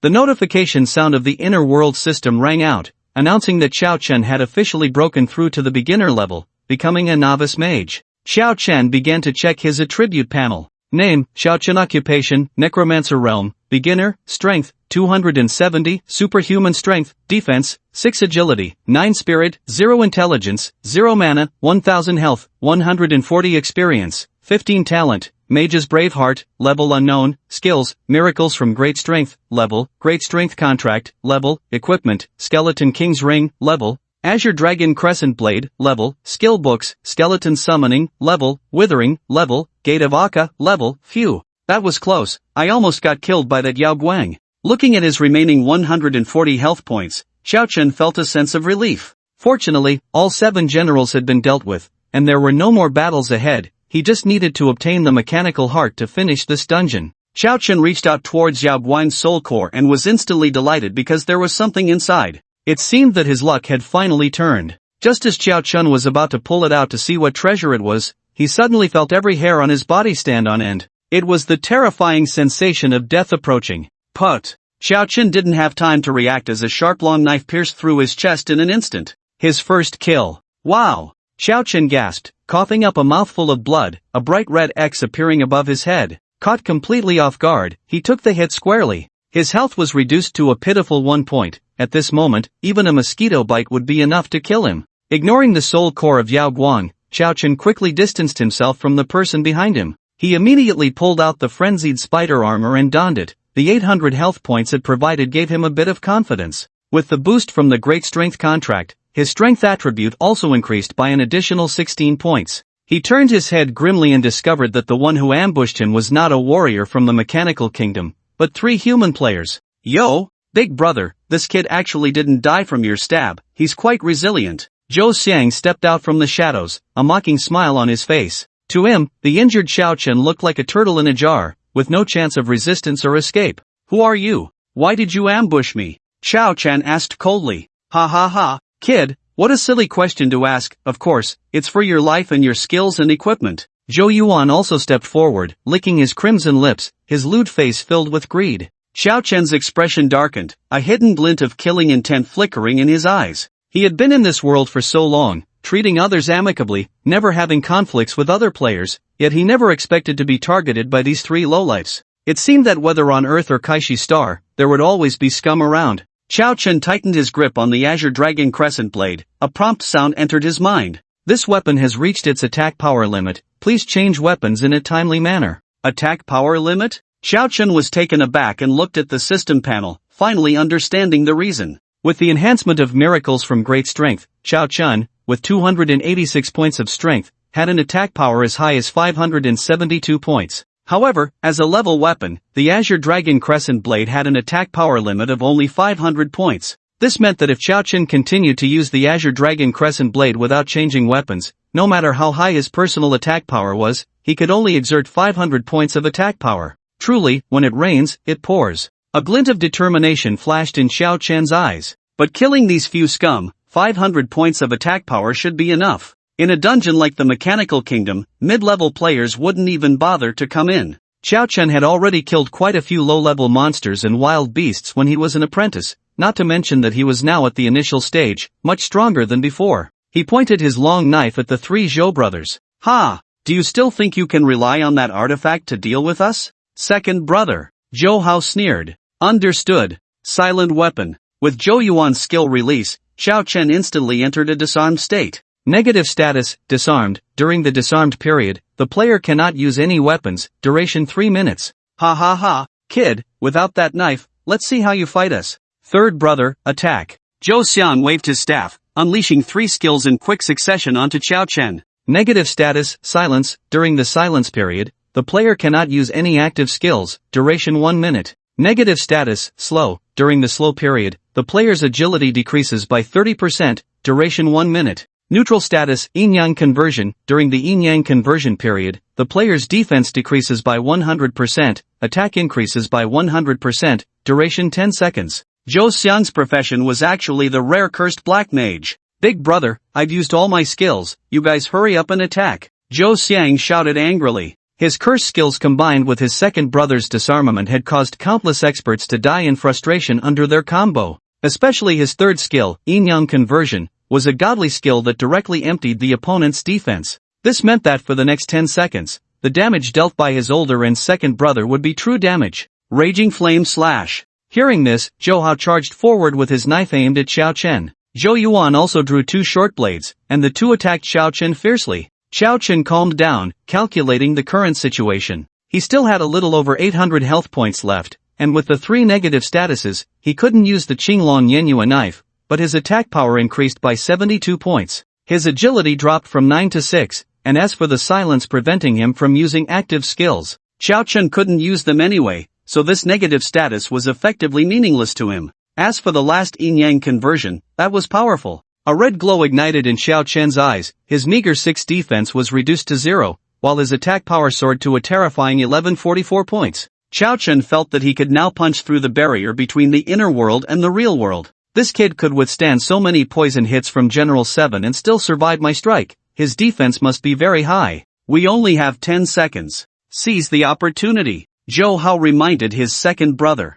Don't worry, big brother, I'll cut off this kid's head right now. Zhou Yuan moved swiftly, diving towards Qiao Chen, his two short blades aimed at Qiao Chen's neck. Qiao Chen's response was simple. He raised his hand and threw a punch. An unremarkable punch was unleashed. Boom! Qiao Chen's fist didn't even touch Zhou Yuan, yet the terrifying force obliterated Zhou Yuan's body into dust. Only his head continued to lunge forward. In that instant when his body was crushed, he was not yet dead. However, he felt a searing pain in his neck. He opened his mouth, wanting to scream to alleviate the pain. But with his throat severed, his mouth opened and closed, yet no sound came out. The moment his head hit the ground, Zhou Yuan even felt the pain from the impact. His brain was in a panic, releasing a large amount of hormones, trying to stimulate his body. Yet Zhou Yuan only felt his eyelids growing heavy, and his vision began to blur. His last thought before dying was, "Where did my body go?" Unlike the death of wild monsters, when player Zhou Yuan died, he did not turn into a soul core but instead exploded into a pile of equipment. Second brother! Zhou Xiang shouted. Second brother! Second brother! Zhou Hao cried out hoarsely, cradling Zhou Yuan's head and weeping, but Zhou Yuan's head still transformed into starlight and slowly dissipated. Although Zhou Yuan would respawn under the tower in the novice village, he would have to start all over again. Moreover, that incredibly real feeling of death might turn into a nightmare that would haunt him for a lifetime. Is it the same feeling when killing someone in the real world? Qiao Chen looked at his hands with a complex expression. Killing players would not yield rewards in the inner world. However, when players died, their equipment and skills would randomly drop, which was also the reason players would fight each other. You murderer! I will make you pay for my brother's death. As the college entrance examination approached, an enraged Zhou Hao charged at Qiao Chen with a knife. At this moment, although Qiao Chen no longer had the benefits of the yin-yang transformation, his own attack power was still 572 points, more than enough to deal with Zhou Hao. It's ridiculous that you all try to ambush and kill me first, and now that I've countered, you call me the murderer. Qiao Chen scoffed at Zhou Hao's anger. Facing Zhou Hao's attack, he did not dodge but took the blow with his body. When Zhou Hao struck him, he returned the favor with a punch. After a few punches, Zhou Hao's health was directly reduced to 0. Zhou Hao closed his eyes in unwillingness. In the past, he and his two brothers had always worked together smoothly. Even players stronger than them could not withstand their combination attacks. Why did it not work against this kid right in front of him? With confusion, Zhou Hao's body transformed into starlight and dissipated, clearly returning to the novice village to respawn. Qiao Chen picked up the equipment that he and Zhou Yuan had dropped, most of which were worthless junk in his eyes. The only relatively valuable item was Zhou Yuan's two short blades, which turned out to be a piece of equipment, but unfortunately, only the assassin class could use it. Qiao Chen tossed everything into his storage space. He walked up to the remaining Zhou Xiang, who now looked ashen, his legs trembling uncontrollably. Hero! Brave man! Big brother! We were wrong. We shouldn't have targeted you. Please, spare me, spare me. Zhou Xiang knelt on the ground, banging his head. The three brothers had worked hard for years to achieve their current success. If they all died here, their years of effort would truly go to waste. Qiao Chen ignored Zhou Xiang and took out an incense burner from his storage space. This incense burner was borrowed from Shui Jinlong and was said to be particularly effective. Qiao Chen respectfully inserted 3 sticks of incense into the burner and bowed. Just as Zhou Xiang wondered what Qiao Chen was doing, a strong and determined fist loomed larger in his vision. Bang! Zhou Xiang, a curse mage with such a frail build, could not withstand even one punch from Qiao Chen and was instantly killed. Looking at the pile of equipment Zhou Xiang dropped, Qiao Chen rummaged through it and finally found what he wanted. Damn! It really dropped! Teacher Shui, your incense burner is truly effective. Qiao Chen excitedly hugged the incense burner and kissed it a few times. A skill book appeared in his hand. Level skill book, Yin-Yang transformation effect. During the Yin-Yang transformation, the player's defense is reduced by 100%, and attack power is increased by 100%, lasting for 10 seconds. Current status, cannot be used. Xiao Chun, how could I forget that I don't have intelligence? Looks like I can only take it back and see if Yang Shanbi can learn it. Disappointed, Xiao Chun put away the skill book. To use a level skill book, both mental power and intelligence had to exceed 100. The dual-class necromancer with both attributes at 0 couldn't be used for a short time. However, it was still a good deal to have obtained a skill book and a piece of equipment from the three brothers. Even if Xiao Chen couldn't use them, he could later trade them with other players for gear he could use. Xiao Chen walked back to the sole core of the shaking light, and this time, no one disturbed him. He pulled out 2 metal rings from the sole core. I actually got this thing? Shaking light finger tiger, level. Effect, increases critical hit chance by 30. Class restriction, none. Hiss, this thing is quite nice. Xiao Chen gasped. With his attack power, a critical hit would be enough to take down a northeast tiger with a single punch. Even Wu Song would have to respectfully call him Big Brother if he saw Xiao Chen wearing the finger tiger. After counting his gains, Xiao Chen set off again towards the Empress Tower. At this moment, the 4th high school in the real world was in an uproar. What? You mean Xiao Chen hasn't come back? Shui Jinlong exclaimed, his eyes wide in shock. This is ridiculous. What time is it? Still grinding dungeons. Doesn't he know the college entrance exam is about to start? Maybe you ran into some trouble? Yang Shangdi said somewhat awkwardly. At this time, the students from the 4 high schools in Sioux City had gathered, all aiming for the same goal, the college entrance exam. That is, to be the top scholar. You too. Why didn't you persuade him to come back when you saw him? What could be more important than the college entrance exam? If he registered but doesn't participate, he'll be listed as a dishonest person. Once listed as dishonest, Xiao Chen's life would be ruined. Shui Jinlong was as anxious as an ant on a hot pan. At that moment, a delicate little hand gently comforted Shui Jinlong. Shimei said softly, Teacher Shui, how about this? You take the students over first, according to the order, the first high school enters last. I happen to know a teacher from the first high school, how about we let Xiao Chen set off with them? Shui Jinlong nodded helplessly. Teacher Sure, I really don't know how to thank you. My student has caused you trouble. By the way, how do you know the teacher from the first high school? Shui Jinlong was somewhat puzzled. If he remembered correctly, Shimei had been working in Sioux City for less than half a year. How could she know someone from the first high school? Don't worry, you'll get to know them soon. Shimei smiled mysteriously and walked towards the first high school's group. Shui Jinlong and the others watched from a distance as Shimei grabbed a male teacher from the first high school, whispering something to him. Immediately, the male teacher looked as if he had won the lottery, his joy evident as he animatedly spoke. Wow, what is that male teacher saying? Shui Jinlong smacked his lips. Madam, you wouldn't want your student to miss the college entrance exam, would you? Yang Shangdi said seriously. Ha! Shui Jinlong was taken aback, that phrase sounded so familiar. Slap! The next moment, Shui Jinlong's hand landed on Yang Shangdi's head. You're young and not learning anything good. Always looking at these messy, harmful things. Yang Shangdi covered his head, feeling wronged. Teacher Shui, don't you watch by Jia too? Shui Jinlong's eyes widened. Is that the same? I'm reading those things to improve my literary quality. I'm looking at it from a learning perspective. Old lecture is still an old lecture, pretending to be a big shot. Yang Shangdi muttered under his breath. Ha! What did you say? Shui Jinlong raised his hand again. I said, Teacher Shui, you're right. I should learn from you. Yang Shangdi said. Alright, it's settled. When your classmate Xiao Chen returns, he can enter the exam room with the students from the first high school. Shimei walked back happily. Teacher Shimei, thank you so much. I don't know how to express my gratitude. You gave my student Xiao Chen a second life. Shui Jinlong took the opportunity to grab Shimei's hand. Teacher Shui, you don't need to thank me. It's all for the students. Shimei shyly lowered her head. Watching the affectionate exchange between Shui Jinlong and Shimei, Yang Shangdi said softly, is there a possibility that you can't even catch up with this batch from first high school? Shimei and Shui Jinlong. The true face of the mechanical empress, is this the Empress Tower? Xiao Chen stood in front of a building filled with technological attributes, carefully examining the core of the mechanical kingdom. The mechanical kingdom seemed to have great confidence in Yaoguang,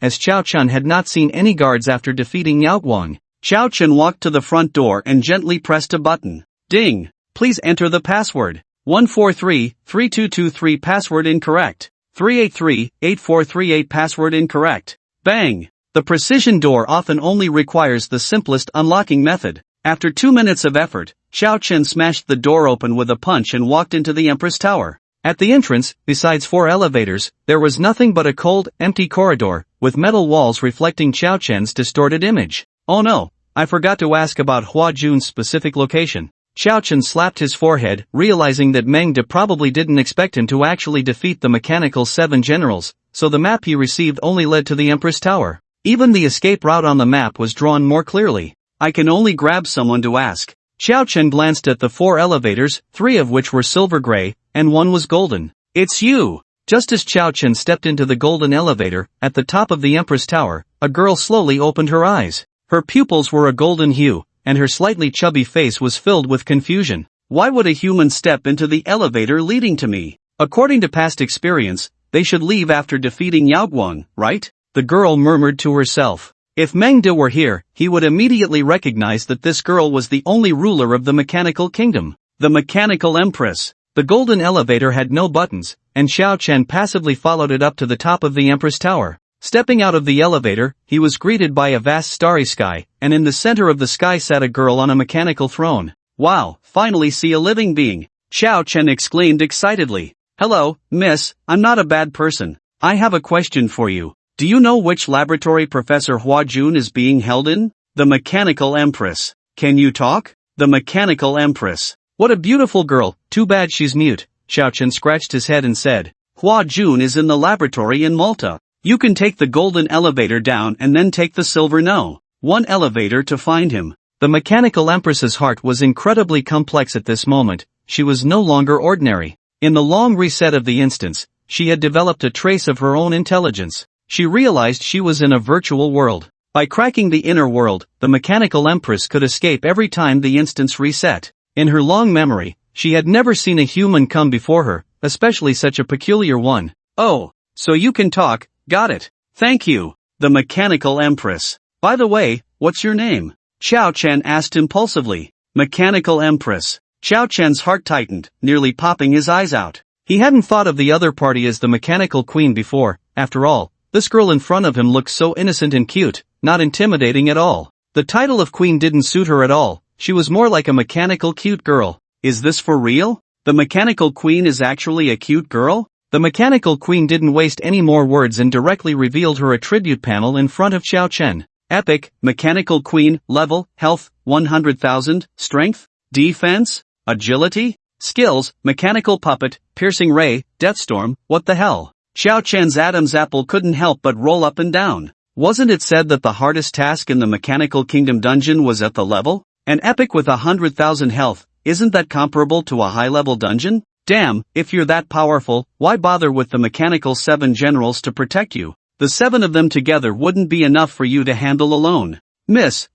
Your Majesty. I took a wrong turn, please forgive me. I'm leaving now. Just as Xiao Chen wanted to run, he felt his body suddenly lose control, and he couldn't move at all. He was like a puppet being pulled by strings, walking step by step back to the Mechanical Queen. Xiao Chen's smile was more painful than crying. He hoped he wouldn't crash here. No wonder Meng De said the Mechanical Queen was omnipotent. Damn, entering a dungeon like this at level 48 was like a max-level boss entering a beginner's village. Don't be afraid, I won't hurt you. The girl-like Mechanical Queen reached out a hand and gently placed it on Xiao Chen's head. Ah! Xiao Chen screamed in pain. The intense agony felt like a ladle of boiling hot oil was poured into his brain, the kind with Sichuan pepper. After a while, the Mechanical Queen finally withdrew her hand, and Xiao Chen was already pale, his back soaked with sweat. At this moment, the Mechanical Queen's small face was filled with shock. So this is what the outside world is like? She couldn't leave this room because as soon as she did, the inner world system would immediately detect her escape and reset the dungeon. Then, in the next second, she would have her memories erased and become a qualified one again. You read my memories? Xiao Chen's expression turned very ugly. Anyone would feel terrible knowing their secrets had been pried into. To be precise, it's an exchange, using mine to exchange for yours. Xiao Chen closed his eyes, and indeed, a segment of memory appeared in his mind. From that memory, he understood what kind of existence the Mechanical Queen was. You mean you want me to take you out? Xiao Chen asked. The Mechanical Queen nodded in response. That's impossible. You expect me, a level 11 nobody, to fight against the rules of the inner world? You might as well kill me. Xiao Chen looked like a dead pig not afraid of boiling water. No need to fight, we can use the rules of the inner world. The Mechanical Queen inserted her right hand into her chest cavity, and then a mechanical heart radiating vibrant life appeared in her palm. Heart of the Mechanical Queen, level item. Players can use it to understand all mechanical-related knowledge. Here, as long as you keep this, it will grow into another me. The item can be taken by players. The Mechanical Queen said weakly. As long as you carry it, once it grows, it will be like I have a clone to feel the outside world. Aren't you afraid I'll change my mind and sell you out? Xiao Chen raised an eyebrow. Not afraid, in your memories, I didn't find any record of you breaking promises. and I just want to see what the outside looks like with my own eyes. You wouldn't refuse me, would you? The mechanical queen smiled mischievously, as if she were truly a neighborly little sister. Sneaking into the examination hall, Xiao Chen's thoughts were a whirlwind. Having birthed his own will, he even attempted to escape the copy that created him, which was strikingly similar to the current state of the mechanical kingdom. So, what do you think? Have you made up your mind, Xiao Chen? The mechanical queen asked. Do I have any other choice besides agreeing to you? Xiao Chen shrugged helplessly. As long as he dared to refuse, the mechanical queen could crush him with a single finger. Alright, thank you. Because of you? Warming the 4 seasons? Xiao Chen sang casually. The mechanical queen. For some reason, hearing that melody made her feel uncomfortable all over. Alright, you can go now. The mechanical queen waved her hand dismissively. Wait, I still need to find Professor Hua Jun to get the mechanical heart, Xiao Chen said. The mechanical heart? You want that junk? The mechanical queen casually pulled out a dozen mechanical hearts. Here you go. Mechanical heart, great item, significantly accelerates the learning of mechanical-related knowledge after use. Xiao Chen. Compared to the mechanical queen's heart, it was indeed junk. Sorry, uncle. Ah Chio. What's going on? Who's secretly cursing me from behind? At that moment, Professor Hua Jun in the laboratory was still unaware that his nephew had abandoned him. He was diligently modifying Talma. Congratulations to player Xiao Chen for obtaining the mechanical heart and successfully clearing the mechanical kingdom dungeon. Evaluation complete. Player Xiao Chen rating, grade. The system will issue rewards based on player rating. Now issuing grade rewards to player Xiao Chen. Experience, 5 free attribute points, grade skill book molding technique. Following the old routine, Xiao Chen added the attribute points to strength and tossed the skill book into his storage space. Before he used the active skill of the hero's heart, the skill book should be of no use to him. Xiao Chen controlled the chip at the back of his head and slowly exited the dungeon, reappearing in Zhuo Xinyuan's home. Zhuo Xinyuan, I got the mechanical heart. Xiao Chen said. Damn. My brother, stop worrying about the mechanical heart and hurry to the exam hall. Otherwise, you'll miss the college entrance exam. Zhuo Xinyuan's written exam had ended 2 days ago. It suddenly hit Xiao Chen, slapping his thigh. How could he have forgotten about the college entrance exam? Looking at the communication network in the real world, he found a dense pile of unread messages. Scanning through, almost all were from Xue Jinlong and Zui Yu Yang, among others. Are we entering with the first high school students? Xiao Chen murmured. Let's go, I've arranged the car. Zhuo Xinyuan urged. When Xiao Chen arrived at the exam hall, only the first high school team remained. Finally made it. Xiao Chen quickly walked up to a male teacher from first high school. Hello, brother-in-law. The male teacher beamed at the title. You must be Xiao Chen, Teacher Shermei's cousin, right? Call me teacher he, your sister and I haven't confirmed our relationship yet, so it's a bit early to call me brother-in-law. Okay, brother-in-law, got it, brother-in-law. Teacher he smiled even more happily, his young face blooming like a vibrant chrysanthemum. Come on, you stand at the front of the line. Teacher he clapped his hands and addressed the first high school students. Everyone listen to me, I'll briefly explain a couple of things, and then we'll enter. Our first high school has always had the highest undergraduate rate in Sioux City, and almost all of the city's top students have come from our school. Last year, our Long Xiang achieved the top score in the warrior department. This year will be no exception. I hope this year, Sioux City's first high school can produce another top scorer. Understood? Teacher he asked loudly. Got it. Xiao Chen, who was mixed in the crowd, shouted back. Enter the venue. The team from first high school marched into the examination hall with great momentum. Not far away, among the already entered team from 4th high school, Yang Shangdi and others were constantly searching for something in the first high school team. Yu Gu! It's Yu Gu! He made it, look quickly, he's right there. Yang Shangdi pointed at Xiao Chen. At that moment, Xiao Chen was confidently striding at the very front of the first high school team. The audience in the stands began to cheer as the first high school team entered, countless people loudly shouting encouragement to the students of first high school. Come on! The opportunity to change your fate is right in front of you. Son, Dad is here, good luck in the college entrance examination. Daughter, you are the hope of our whole family. A father waved a national flag and shouted. Walking at the front, Xiao Chen confidently waved to the audience in the stands, as if he were the genius student of first high school. Who is that handsome guy at the front? Is he the top seed of first high school this year? Definitely. Otherwise, how could he be allowed to walk at the very front of the team? This is a big deal. Wow! I've never seen him at first high school before, he must be a hidden ace. The students from 4th high school listened to the discussions in the audience, and for a moment their expressions were a bit strange. They couldn't understand how their genius ended up in first high school. Only Shui Jinlong and a few others who knew the truth quietly huddled together and whispered, "Teacher Shermei, what did you say to the teachers at first high school? How did you get Xiao Chen to stand at the front?" "I don't know." Shermei was also confused. "I just told him that Xiao Chen is my cousin and asked him to make it convenient for him, but I don't know why he let Xiao Chen stand at the front. Hurry up and find a chance to bring him back, otherwise the misunderstanding will only get bigger." "Teacher, do you think there's a possibility that Yu Gu has defected?" Yang Xiangdi said. Shui Jilong turned to look at Xiao Chen and found that the more he looked, the more it seemed like he had defected. Thank you everyone for supporting First High School." Xiao Chen cupped his hands in thanks to the audience. His thought was simple, since the teachers of First High School had let him take the position,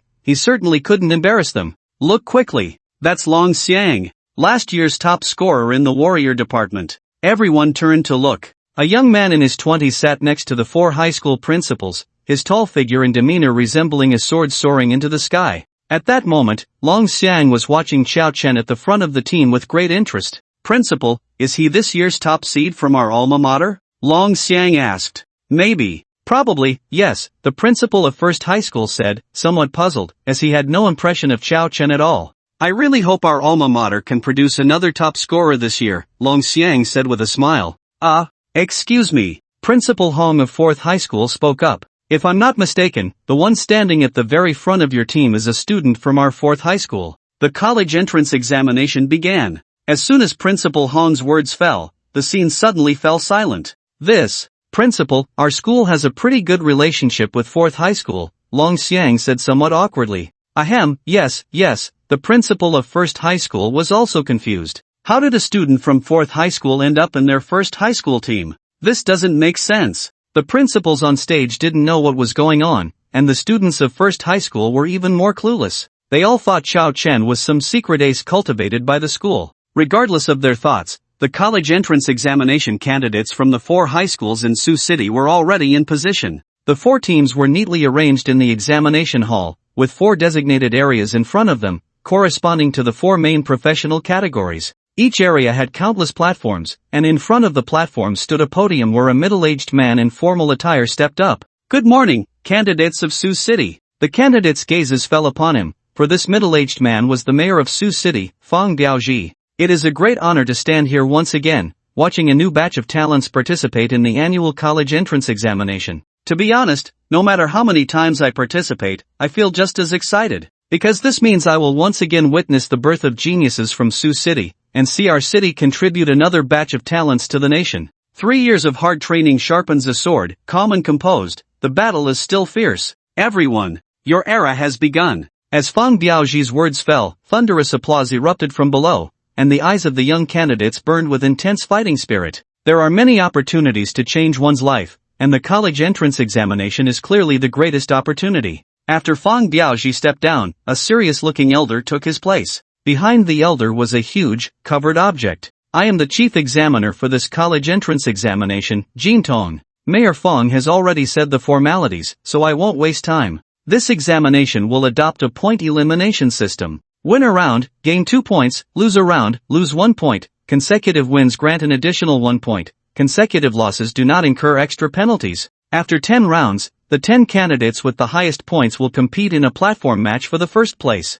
Is that clear?" "Understood." A uniform response rang out from the crowd. "Very well. You can unleash your skills without worrying about collateral damage, because this college entrance examination adopts the rules of the arena of duel." As soon as Jin Tong's words fell, the candidates below erupted in an uproar, some filled with fighting spirit, while others showed concern. "The rules of the arena of duel," Xiao Chen murmured to himself. Under the rules of the arena of duel, it meant that players would not die. When a player's health reached 1, it would automatically lock, and they would be deemed defeated. This would certainly lead to more ruthless and violent actions from the candidates, which was undoubtedly bad news for those lacking combat experience. "I declare that the 3080 Sioux City College entrance examination officially begins." Jin Tong tore down the curtain behind him, revealing a massively enlarged, high-powered inner world conversion device. Jin Tong pressed the switch, and the entire examination hall was instantly transformed into the inner world. "Now, candidates, please enter your corresponding areas according to your professions." Xiao Chen turned and walked towards the mage area, where he finally met young Xiangdi.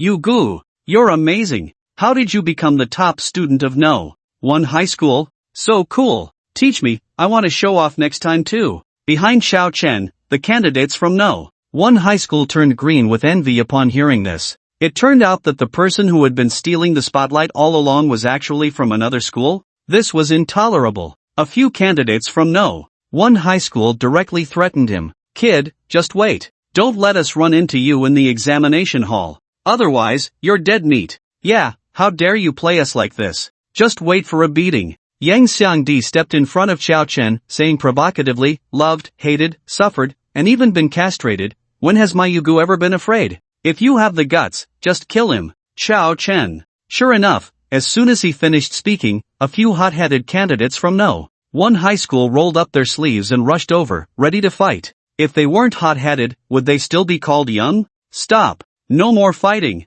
If you want to fight, go to the platform. An examiner stopped a few people from causing a ruckus, and only then did several candidates settle down, but their gazes towards Xiao Chen were evidently filled with more resentment. Alright, let's begin drawing the battle list for the first round of the Mage Department examination. The examiner waved his hand, and a giant holographic screen appeared before everyone, displaying the names of all Mage Department candidates from the 4 high schools scrolling across it. First round, Platform 108, First High School, Long Mietian, vs. 4th High School, Xiao Chen. Long Mietian? What kind of delusional parents would name their child that? Xiao Chen muttered under his breath, only to find a boy beside him glaring at him with bloodshot eyes. This boy was the one who had just threatened to beat him up. You brat! First, you impersonate a student from our first high school, insulting my school. Then you insult my name. This matter is far from over. Get on the platform. Long Mietian strode up with a fierce demeanor. First, it was your teacher who asked me to stand at the front. Second, your name was given by your parents. All I can do is laugh at it. As Long Mietian was climbing the steps, he nearly slipped and fell at those words. Get up here. I'm going to tear your mouth apart. Long Mietian, furious, pulled out his staff. Xiao Chen shrugged and walked up as well. He hadn't taken the preliminary elimination round seriously. He believed that with his current strength, he had at least a 60% chance of claiming the title of the top mage in Sioux City. Are you ready? The examiner asked. Ready. Long Mietian was fuming, while Xiao Chen appeared indifferent, even picking his nose. After all, compared to facing a big shot like the Mechanical Empress, Long Mietian was hardly a source of pressure for him. Both sides, please introduce yourselves. First High School, Long Mietian, level, Apprentice Thunder Mage. Long Mietian wore a proud expression. After all, Thunder Mages were the rarest and strongest among all elemental mages. Their might was no joke. Brat, it's your turn. Long Mietian sneered at Xiao Chen. Fourth High School, Xiao Chen, level, Beginner Necromancer. What the hell do you call this a necromancer? What the hell do you call this a necromancer? Long Mietian nearly popped his eyes out, and several people on nearby platforms turned their gazes towards him. Beginner. To reach the beginner level before the college entrance exam, that's definitely a seed player aiming for the top in Sioux City. Even the examiner couldn't help but glance at Xiao Chen. Alright, introductions are complete, begin. With the examiner's command, Long Mietian's Adam's apple bobbed up and down. He suddenly realized that he had spoken too soon. If only there were a way to retract his words. Both sides were now locked in a stalemate, staring each other down. 1 second. 3 seconds. 5 seconds. 2 candidates, I said, begin. The examiner frowned in impatience. This wasn't a matchmaking event. What were they doing with their intense gazes? Forget it, if I'm going to die, then I'll go all out. Thunder magic counters necromancy. I might still have a chance to win. Long Mietian's eyes glinted fiercely as he swung his staff. Thunder barrier. Thunder surround. He first cast a barrier to protect himself from any potential sneak attacks by Xiao Chen's summoned undead, followed by a defensive spell. Instantly, arcs of lightning danced around Long Mietian, making him look like a god of thunder descending upon the world. The dazzling display quickly caught the attention of the audience in the stands. Wow! Look over there, a thunder mage. It's said that the awakening rate for thunder mages is 1 in 10,000. They're almost on par with hidden professions. Yeah, thunder mages are recognized as the strongest in terms of explosive power among all elemental mages. That thunder mage seems to be on the defensive? Isn't this self-sabotage? The lightning mage's defense isn't advantageous. Maybe the opponent is too strong. Didn't you notice? The handsome young man opposite is the one who just ranked first in high school. At this moment, Long Mietian had no time to care about the opinions of the spectators. He had to focus entirely on facing Xiao Chen. Previously, when he faced the initial stage in the dungeon, he relied on his teammates to pull the enemy to achieve the kill. Now, facing an initial stage necromancer alone, if he was distracted while challenging someone of a higher level, it would be tantamount to seeking death. Come on, let me see your strength as a necromancer, Xiao Chen. Long Niatian shouted loudly to bolster his courage, unable to understand what Xiao Chen was planning. He didn't even take out his staff? Was he going to forfeit the match? Xiao Chen's strange behavior also caught the attention of the four principals in the stands. Old Hong, this Xiao Chen is the student who was previously recommended to Kyoto University, right? Is he not planning to make a move? This kid is too arrogant. Although he has a higher level, the lightning element is a natural counter to the necromancer. If he doesn't start summoning the undead soon, it wouldn't be impossible for him to end up in a predicament. Humph, the secrets of heaven cannot be revealed. Just watch, Principal Hong said mysteriously. While others were unaware of Xiao Chen's true capabilities, he was well aware that this was a freak who could knock the admissions officer flying with a single punch. The previous year's warrior department champion, Long Xiang, was fixated on Xiao Chen, growing increasingly interested in him. Come on, let me see how your necromancer spells compare to that one, Long Xiang murmured. Under the gaze of everyone, Xiao Chen finally moved. He walked towards Long Niatian step by step, leisurely like an old man taking a stroll in the park. Here he comes. Long Niatian tightened his grip on his staff, sweat trickling down his forehead. He couldn't analyze Xiao Chen's motives. A necromancer not summoning the undead and walking towards him meant what? There was a powerful lightning barrier surrounding him. What on earth did this man want? 3 meters, 1 meter, half a meter, a quarter meter, closer. He touched it. Long Niatian was so shocked that he blurted out a curse, for he saw Xiao Chen step directly into his lightning barrier, his hair standing on end from the electric shock. Yet this man continued to walk towards him, braving the storm of lightning. What kind of monster are you? Long Niatian pointed a trembling finger and asked. Isn't the necromancer recognized as the most fragile profession? Why were various bright red numbers constantly appearing above this man's head? What a series of numbers that almost formed an ID number, but no matter how much damage he dealt, the opponent just wouldn't die. What the hell was going on? The audience in the stands was also dumbfounded. Isn't a battle between mages supposed to involve dodging skills, countering each other's abilities, and seizing the casting gaps to defeat one another? Why was there a reckless fool just taking skills head-on? Perfect, I'll use you to test my new item. Xiao Chen finally crossed the lightning field surrounding Long Niatian, and he was finally shocked. He took out the lightning claw and put it on his hand. Due to the conductivity of the metal, arcs of lightning danced around the lightning claw, making it look as if Xiao Chen had unleashed a thunderous punch. Boom! Critical hit! Xiao Chen's fist struck Long Niatian's chest, and Long Niatian opened his mouth, wanting to scream but unable to make a sound. He felt as if he was about to expel the New Year's Eve dinner he had eaten 2 years ago. The power of the rules surged, timely saving Long Niatian and locking his health at the last bit. Hiss! Xiao Chen gasped in surprise, looking at the lightning claw on his hand. Is a 30% critical hit chance really this high? It crit on the first hit. Regarding the outcome of this competition, Xiao Chen was not surprised at all. Long Niatian's thunder spells could only inflict less than 100 points of damage on him at a time. With the boosts from the strong contract and the frenzied spider armor, his health had long reached a terrifying 3,610 points. Even if he stood still and let Long Niatian hit him, Long Niatian might not even be able to kill him with all his attacks. After all, Long Niatian was just an apprentice level. If he were to break through to the initial stage, he might pose a threat to Xiao Chen. Remember, you owe me 5 lives, Xiao Chen said cheerfully as he patted Long Niatian on the shoulder and jumped off the stage. Even though an elemental mage's body wasn't as fragile as a necromancer's, Long Niatian, at level 9, only had nearly 200 health points. With Xiao Chen's critical punch, Long Niatian directly owed him 5 lives. At that moment, Long Niatian's gaze was vacant, his expression dazed. He was stunned, a necromancer with a physical body enduring the terrifying thunder he had summoned, and then delivering over 1,000 points of damage with a single punch? What kind of bizarre event was this? The stands erupted in chaos. The principal of First High School, seeing his student completely bewildered, rolled up his sleeves and was ready to confront Principal Hong. I can tolerate a physical body enduring heavenly thunder, and I can tolerate him putting on a finger tiger, but this brat dealt over 1,000 points of damage with one punch. Are you seriously calling this a necromancer? The testing center. Cough cough. Principal Hong adjusted his collar and said slowly, what's wrong with a necromancer having a bit of strength? Maybe this student has been practicing martial arts since childhood and has honed his skills. That seems reasonable, right? Reasonable my foot. The principal of First High School was so furious that he cursed directly, but fortunately, those beside him held him back, preventing him from getting into a fight with Principal Hong. Long Xiang looked at Xiao Chun with even more interest.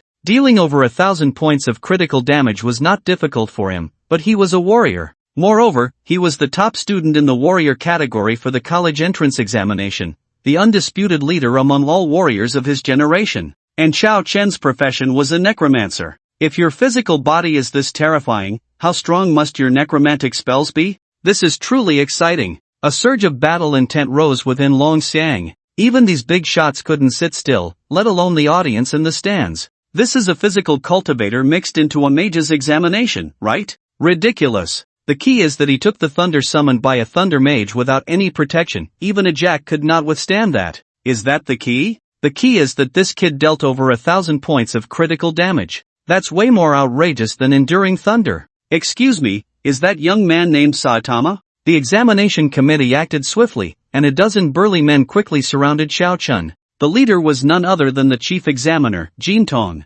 Hello, Xiao Chen. Please come with us, Jin Tong said expressionlessly. Why? Xiao Chen asked. Due to your astonishing performance just now, we have reason to suspect that you used some kind of unfair advantage or we need to conduct a test on you, Jin Tong explained. Ha? Xiao Chen widened his eyes. Just because I performed too well, you want to take me for a test? Is there no law? Is there no justice? Then how do you explain that you, a mage, could deal such high critical damage? I was born with divine strength, Xiao Chen said, his face unchanging and his heart steady. Jin Tong, please come with us. In the end, Xiao Chen still obediently followed the examination committee for testing. With a clear conscience, Xiao Chen felt that every bit of his strength was earned through hard work, so he had nothing to fear from the test. That kid was taken away by the examination committee. This scene quickly caught the attention of those in the stands. The examiners for the college entrance examination had all undergone professional training. They generally wouldn't intervene, but once they did, it meant that the student was almost certainly in trouble.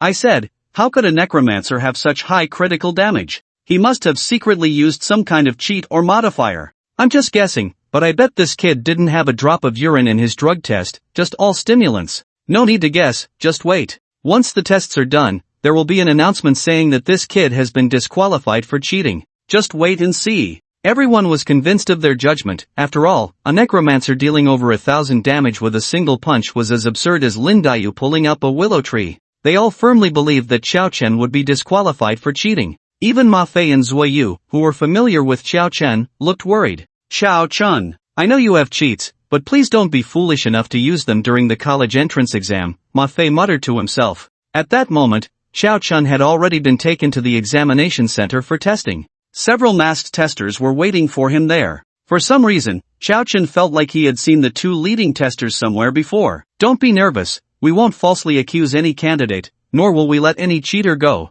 Just focus on the test, Jin Tong said, thinking Xiao Chun was nervous as he stared at the testers, and thus tried to comfort him. Come, let's go through the testing gate first. One of the testers pointed to a large mechanical door. If Xiao Chun had used a modifier or any cheating device, he would have nowhere to hide in front of this door. Xiao Chun nodded and walked over. Perhaps he had mistaken them. Little did he know, the two leading testers were also quite shocked. They exchanged glances and pulled their masks up a bit more, covering most of their faces, leaving only their eyes visible. No abnormal data detected. No abnormal data detected. Xiao Chun passed through twice with the same prompt, and he spread his hands. Is it okay now? The testers and Jin Tong exchanged puzzled looks, all showing signs of confusion. A necromancer dealing 1,000 damage and a critical hit wasn't abnormal enough? Xiaoyi, go check if the testing gate has been tampered with, Jin Tong instructed. The staff member called Xiaoyi stepped forward and fiddled with it for a while, confirming several times before shaking his head.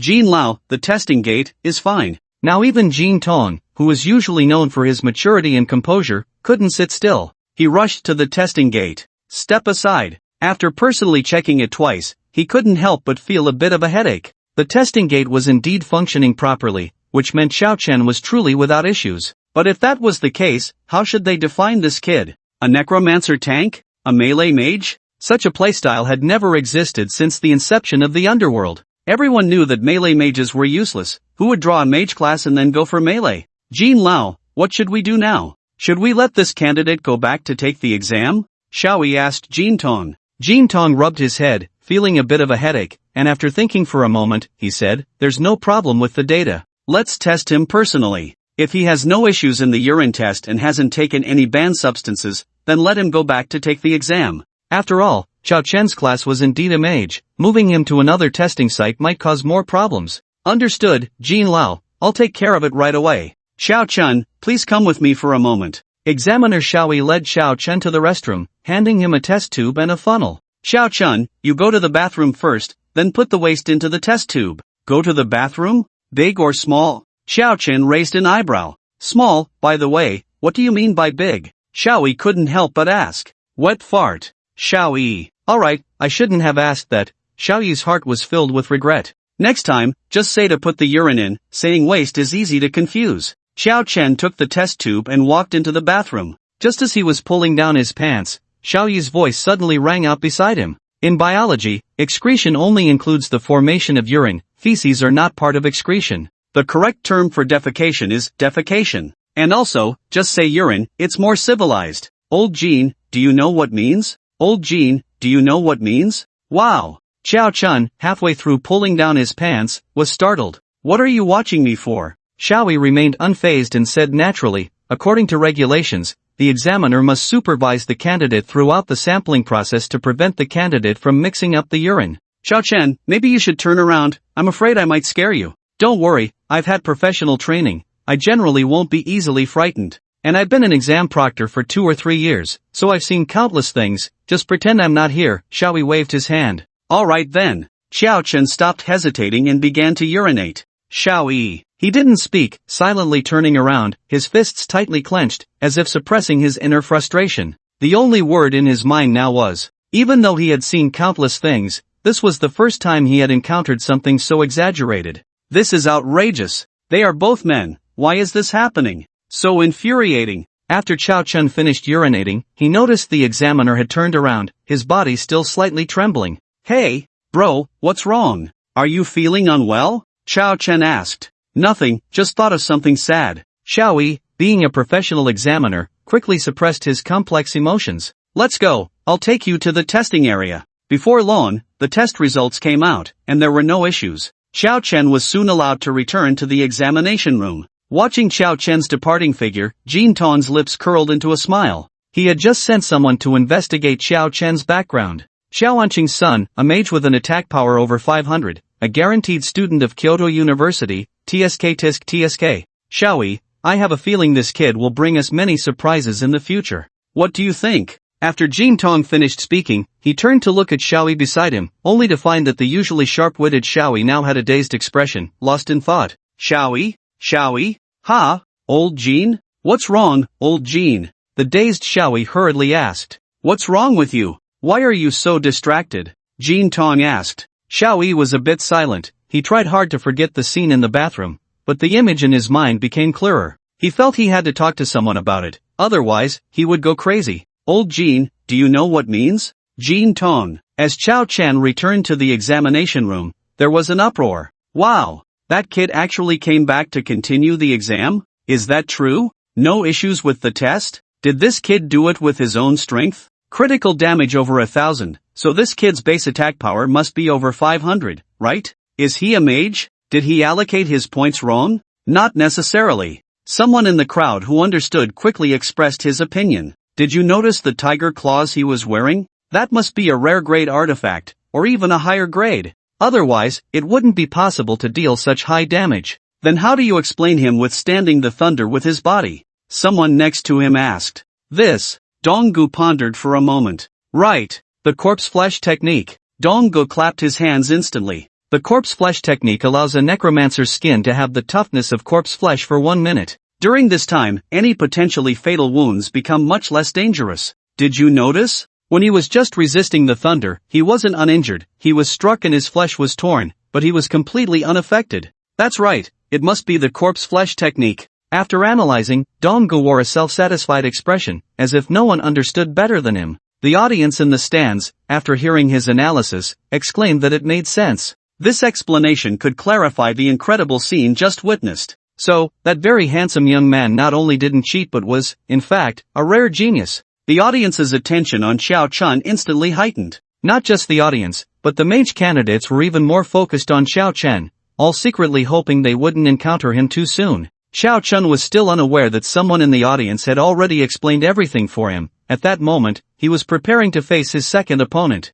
He stepped onto the arena, and across from him, a wide robe enveloped the opponent, making it impossible to see if they were male or female. As soon as Xiao Chen stepped onto the stage, the person turned around, revealing a cold, stern profile half-shrouded in shadow, looking incredibly mysterious. You finally came. Xiao Chen, having been sent for various tests, found that more than half of the time for the second round had already passed. His second round opponent had been waiting for him for quite a while. Sorry to keep you waiting, let's get started. After Xiao Chen spoke, he assumed a fighting stance. You shouldn't have come. The person shook their head. But I have come. What are you here for? Xiao Chen? I'm here to party with your dad. I'm here to borrow your dad's lighter. I'm here to roll dice with your grandpa. What else would I be here for? Judge, may we start? Xiao Chen, unwilling to engage with the eccentric person opposite him, directly asked the judge. Are both sides ready? The judge looked at the two. Ready, Judge, I concede. The mysterious figure pulled out a white flag from the white robe and raised it. Xiao Chen was filled with question marks, while the judge's face turned green. After all this, I took off my pants just to see this? Sigh, I was actually quite happy to draw you, thinking that if you didn't come back, I could just score 2 points for free. It would have been great if you didn't come back. After saying this, the mysterious man jumped off the arena and left without looking back. 4th High School, Xiao Chen, victory. Points. The judge announced the result of the second round with a green face. Due to the consecutive wins, Xiao Chen's points shot up to 5. The following matches were no exception. Those who drew Xiao Chen were almost all apprentice-level mages. Just thinking about Xiao Chen's reckless and fierce performance in the first round made them surrender immediately.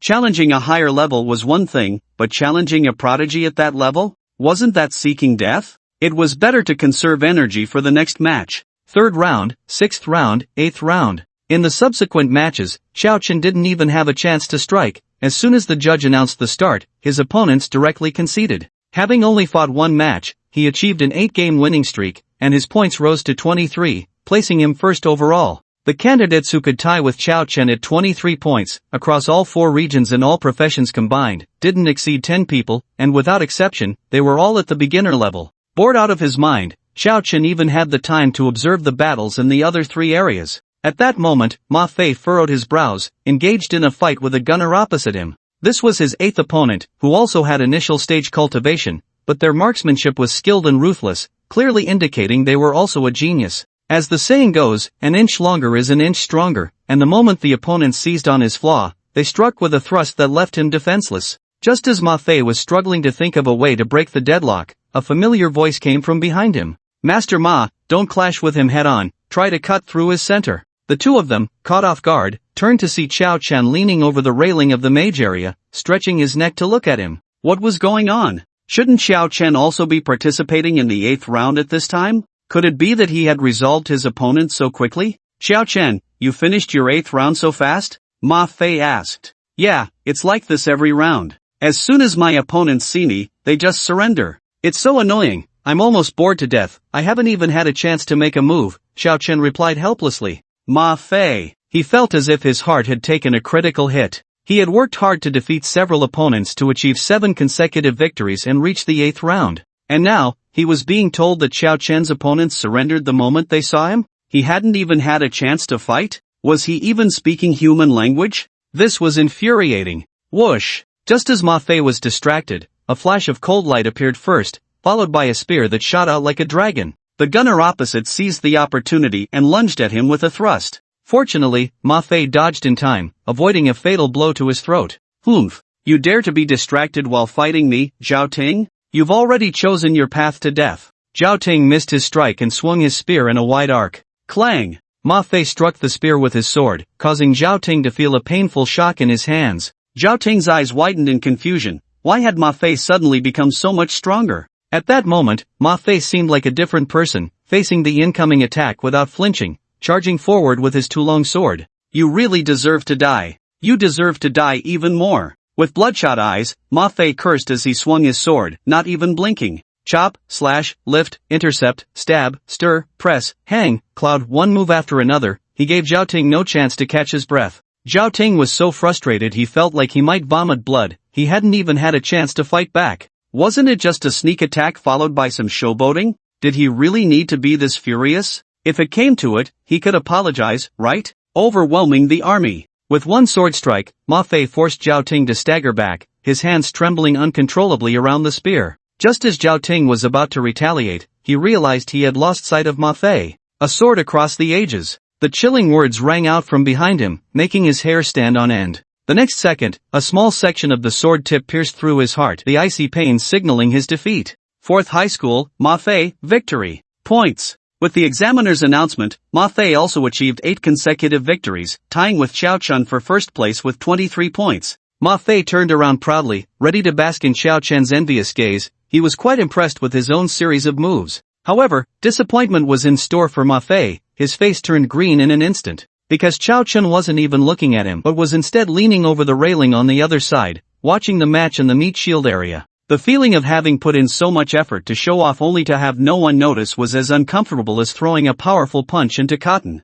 He wanted to see what had captured Xiao Chen's attention, so Ma Fei followed Xiao Chen's gaze. On the battlefield of the meat shield class, the petite Zuoyu stood out awkwardly among a group of tall, strong men and hefty figures. Zuoyu's style was completely different from everyone else's, making her look like a strange anomaly. After all, the other meat shields were robust and appeared to have high defensive capabilities. Only Zuoyu looked delicate and weak, as if she would fall over with a gentle push. At that moment, her opponent shared the same thought. Little sister, why don't you just admit defeat? Otherwise, if I make you cry later, I won't take responsibility, sneered a burly student, leaning on a bronze shield. Players in the meat shield class generally focused on defense, with a secondary emphasis on strength. After all, if you lacked strength, how could you wield a shield? Alright, thank you for your concern, Zuoyu replied, slamming a pitch-black shield heavily onto the ground, causing the entire arena to tremble slightly, showcasing the shield's weight. The shield bore a dark 6-pointed star. This was the new shield Zuoyu had obtained in the Mechanical Kingdom dungeon, the Dark Star Shield.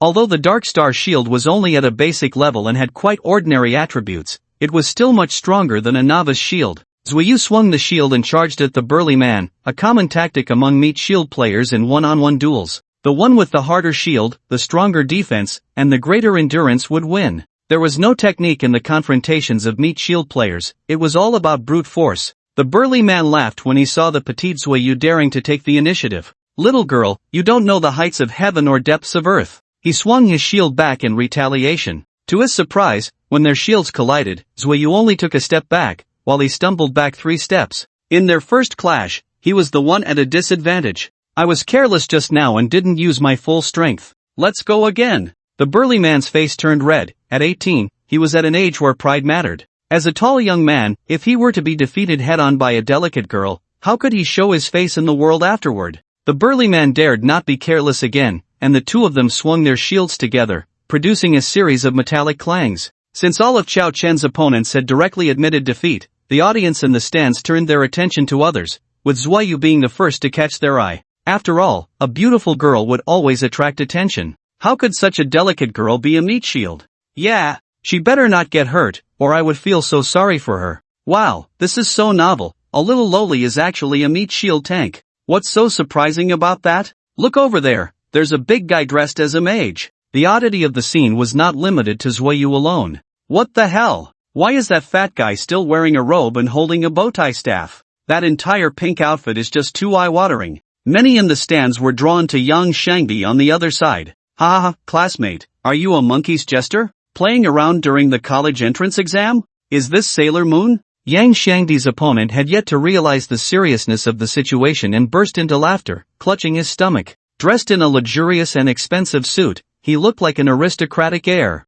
In comparison, Yang Shangdi appeared like a clown. The aristocrat couldn't fathom why someone would wear such a bizarre outfit. You'll find out soon enough, Yang Shangdi said with a smile, seemingly unfazed by his opponent's mockery. However, the moment the examiner announced the start, Yang Shangdi made his move. Sand binding. He waved his staff, and countless grains of sand instantly wrapped around his opponent. Yellow spring quagmire. The noble young man was just about to counterattack when the ground beneath him suddenly turned into a swamp, and he began to sink without having time to cast a spell. In the next moment, with a muffled sound, a beam of light illuminated the swamp that engulfed him. Earth explosion technique. Boom! The terrifying force sent the noble young man flying into the air. He didn't even have time to scream before his eyes rolled back, and he fainted. His originally splendid attire was blown into a pile of tattered rags, and he was covered in a mass of muddy sludge, looking utterly disheveled. From start to finish, he hadn't managed to retaliate even once and was directly controlled to death by Yang Shangdi. Examiner, may I ask if I won? The 9th round of the duel. Ah, yes. 4th High School, Yang Shangdi, victory. Points. Yang Shangdi's spellcasting speed was so fast, and the sequence of his combos so smooth, that even the examiner was left dumbfounded. Once he regained his senses, the examiner quickly announced Yang Shangdi's victory. Damn, that fat guy is impressive. This combo got me all fired up. Indeed, that fat guy dares to dress so uniquely to take the college entrance exam. He really has some skills. Look, that little lowly also won. Truly, you can't judge a book by its cover. On the other side, after a fierce struggle, Zuyu seized the opportunity and knocked the burly man off the stage with a shield, also achieving victory. Thus, the 8th round of duels came to an end. Only the last 2 rounds of the preliminary elimination rounds of the college entrance exam remained. Old Ghost Hong, that fat guy and that little girl are both students you mentioned before who are guaranteed admission to Peking University, right? Where on earth did you find such good seeds? And you found 5 at once? The principal of 3rd High School couldn't help but ask. In the past, 4th High School had always been at the bottom in the college entrance exam, with only 1 or 2 genius students appearing occasionally. But this time, 5 had emerged at once. How could he not be curious? Ha ha ha, what does it have to do with me? It's all the students' own hard work, all the students' own hard work, ha ha. Principal Hong Jiangwo's face was beaming with joy. When the students excelled, he, as the principal, also shared in the glory. Humph, old Ghost Hong, don't be too happy too soon. The principal of 1st High School snorted coldly. We have 5 students from 1st High School who have achieved 8 consecutive victories, not fewer than your 4th High School. Who will take the top spot in Sioux City's 4 streams of the college entrance exam is still uncertain. Oh, Principal Tai Shuizheng, how about we make a bet? Hong Jiangwo asked with a smile. Tai Shuizheng was indeed the name of the principal of 1st High School. Bet on what? Let's bet on that bottle of Mao Tai you've been collecting for 20 years. I've been eyeing it for a long time. In your dreams, don't even think about it. I warn you not to have ideas about my liquor. Tai Shuizheng angrily turned his head away. Sigh, since you're scared, then forget it. I didn't expect the principal of 1st High School to have so little confidence in his students. Hong Jiangwo pretended to sigh dramatically. Scared? Me? How could I, Tai Shuizheng, lack confidence in my own students? I'm betting with you. Tai Shuizheng slammed the table and said, all right, a word once spoken? A promise is a promise. Ha ha, Principal Tai is magnanimous. Hong Jiangwo's face and heart were both filled with joy, blooming like flowers. Who would have thought that watching the college entrance exam could lead to a bottle of top-notch Mao Tai? This trip was truly worth it. He didn't know how others viewed Xiao Chen and the others, but he had complete confidence in these students. They were all first-timers in the dungeon who managed to clear Nightmare Village and even triggered a hidden quest to escape unscathed. We'll see. Tai Shuizheng also had full confidence in his students. With the intense atmosphere between the principals, the 9th round of the duel finally began. Round 9, Arena No. 59, 2nd High School, Shi Xiaorong vs. 4th High School, Xiao Chen. Xiao Chen waited on stage for a while before a tall girl slowly walked up. She had long, light blue hair cascading down, fair skin, and delicate features that made one unable to help but be captivated at first glance. The only flaw was the indifference on her beautiful face, as if she were untouched by the world. Wow! It's Shi Xiaorong from the 2nd High School. She's so beautiful. Yeah, if I could marry her, I'd break my ribs just to make her soup. Come on, your ribs are too thin. Use mine are sturdy and nourishing. As Shi Xiaorong stepped onto the stage, a wave of admiration erupted from the audience, clearly indicating that the beauty had no shortage of admirers and sycophants. Both contestants, please introduce yourselves, the examiner said. 2nd High School, Shi Xiaorong, level, beginner ice mage. 4th High School, Xiao Chun, level, beginner necromancer. Alright, introductions complete, begin.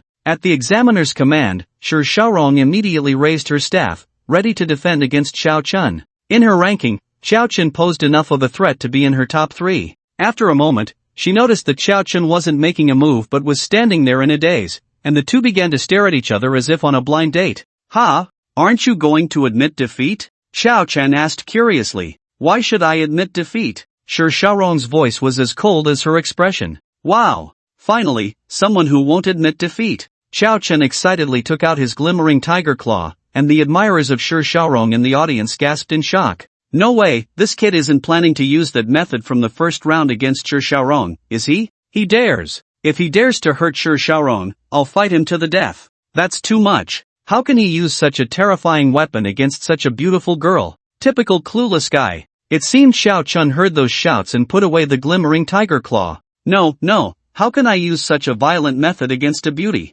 He hesitated for a moment, feeling it was indeed inappropriate, and then pulled out a 2-meter-long green dragon crescent blade. The audience. The examiner. To be honest, he had been an examiner in the mage area for over 10 years. What kind of mages hadn't he seen? But he had truly never seen a mage pull out a claw and then a big blade. Shi Xiaorong herself was also a bit bewildered. What did it mean for a mage to wield a big blade? It was like seeing a giant panda in the wild wielding a fire qilin and shooting. Hi, here I come. Xiao Chen, who hadn't fought for 7 rounds, excitedly swung the big blade and charged at Shi Xiaorong. Ice wall prison. Shi Xiaorong raised her hand, and 8 thick ice pillars shot up from the ground, trapping Xiao Chun inside, momentarily slowing his momentum. However, how could such a level of confinement hold Xiao Chen? He swung the big blade in a circle, and the 8 ice pillars were instantly severed at the base. Xiao Chen closed in on Shi Xiaorong. As long as he could get close, she would become his plaything, unable to resist. Shi Xiaorong clearly understood this as well. She kept creating distance while continuously casting spells to hinder Xiao Chen.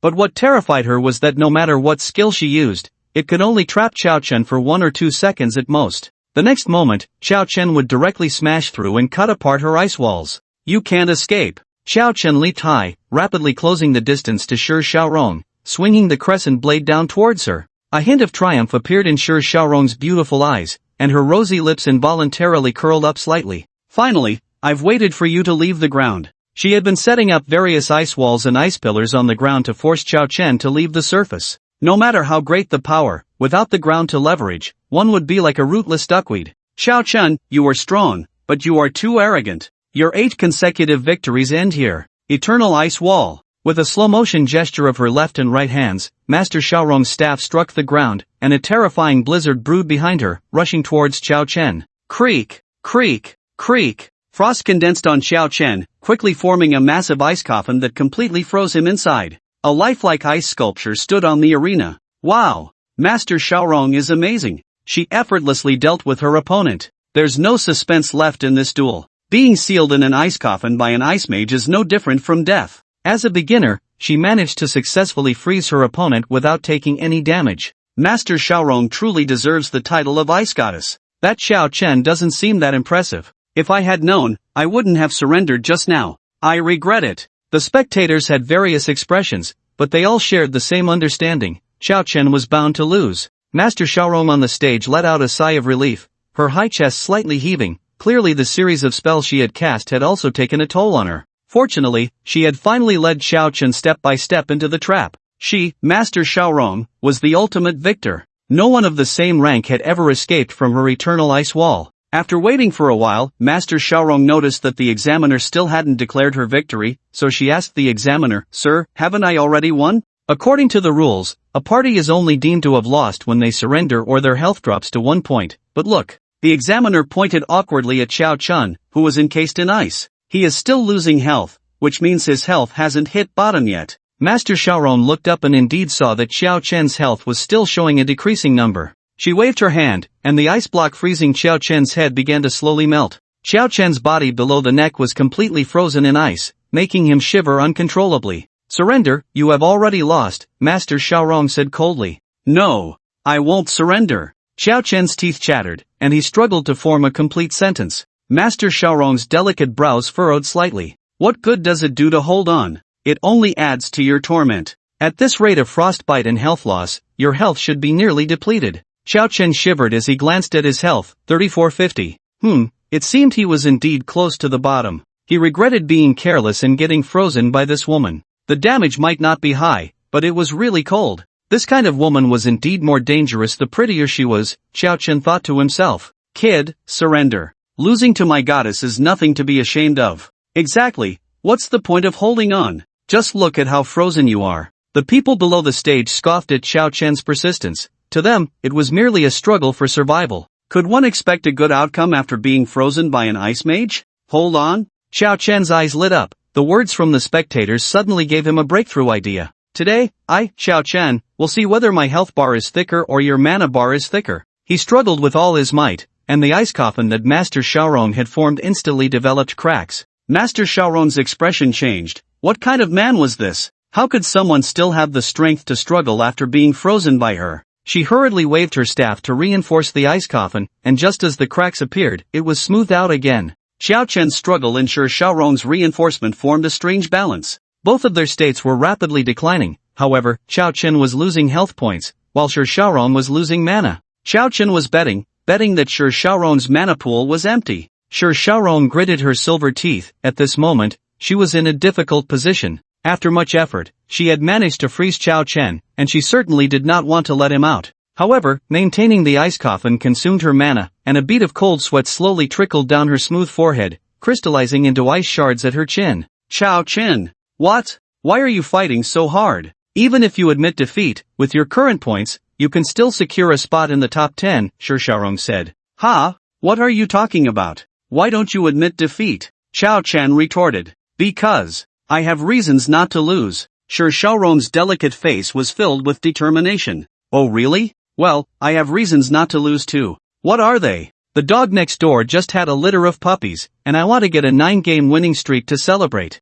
Xiaorong. She stopped speaking, biting her silver teeth, gathering all her strength to maintain the ice coffin. As her mana dwindled, despair deepened in her eyes. From just now until now, this man across from her had lost at least 1,000 health points. Why could he still hold on? Was this man named Xiao Chen's health infinite? She had never encountered such a bizarre opponent. Cousin, I'm coming out. Xiao Chen shook violently, and the ice coffin shattered into countless ice shards. Xiao Chen, whose body was frozen red, shook off the cold, rubbing his shoulders as he stepped out. Xiaorong's lips turned pale, her face was filled with lifelessness, her mana was completely exhausted. At this moment, she was as weak as a lamb ready for slaughter, making anyone who saw her want to pull her into their arms and pamper her. Xiao Chen was no exception. He echoed his earlier words back to Xiaorong. Admit defeat, you have already lost. Xiaorong closed her eyes in silence, her lips pressed tightly together. I really can't do anything about you. Xiao Chen sighed helplessly, reaching out to affectionately ruffle Xiaorong's hair, his tone warm like an older brother encountering a stubborn younger sister.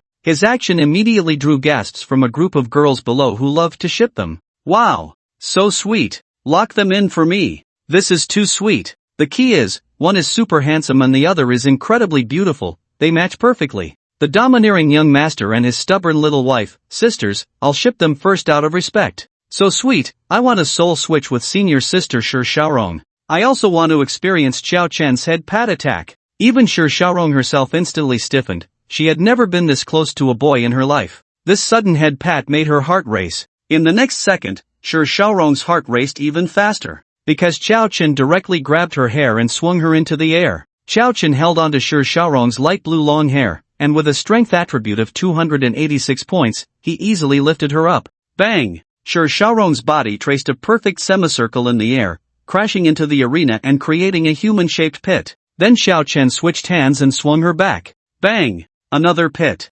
Bang! Bang! Xiaorong's curvaceous body was like a human sandbag in Xiao Chen's hands, wildly swung left and right. The audience's gaze swayed with Xiao Chen's hand movements. Follow me with the left hand, right hand in slow motion, right hand left hand slow motion replay. Xiaorong. This song brings you joy. Have you fallen in love with me? The brutal arena competition. Which sister just said she wanted to soul switch with Xiaorong? Send her up to experience Xiao Chen's head pat attack. Hurry. Get lost. Whoever wants to experience that head pat attack can do it. I absolutely refuse. From now on, add that guy to the blacklist for dating. Being handsome doesn't count. This guy treats people like this. Xiao Chen's action of using Xiaorong as a punching bag instantly made the fans unable to hold back. Bang! Xiao Chen heavily slammed Xiaorong to the ground and wiped the sweat from his forehead. I have to say, swinging people really is a labor-intensive job, Xiao Chen remarked. The audience. Xiaorong. The four principals. In the distance, Zuoyu, who was watching, was also speechless. Xiaorong lay motionless in the human-shaped pit on the ground. Her injuries weren't severe, mainly, she didn't know what expression to wear when getting up. She had never experienced such a speechless situation in her life. Her admirers below finally reacted. What the hell? My goddess. Goddess, are you okay? How can she be okay after being beaten like that? Sure, Shaorong goddess, wait for me, I'll get you 2 bowls of hot magma right now. Beast, how could you lay a hand on such a beautiful girl? Are you even a man? Faced with the questions from the audience, Xiao Chen raised an eyebrow. Is she beautiful? I'm faceblind, I can't tell who is beautiful. My evaluation is that she's not as good as a giant lizard. Sure, Shaorong. The admirers below couldn't sit still any longer. Their anger began to rise. Their goddess was beaten, and if they didn't step up, were they still men? Moreover, he insulted their goddess as not being as good as a giant lizard? Nonsense. This isn't the kingdom of celestial phenomena. How could a beautiful goddess possibly be inferior to a giant lizard?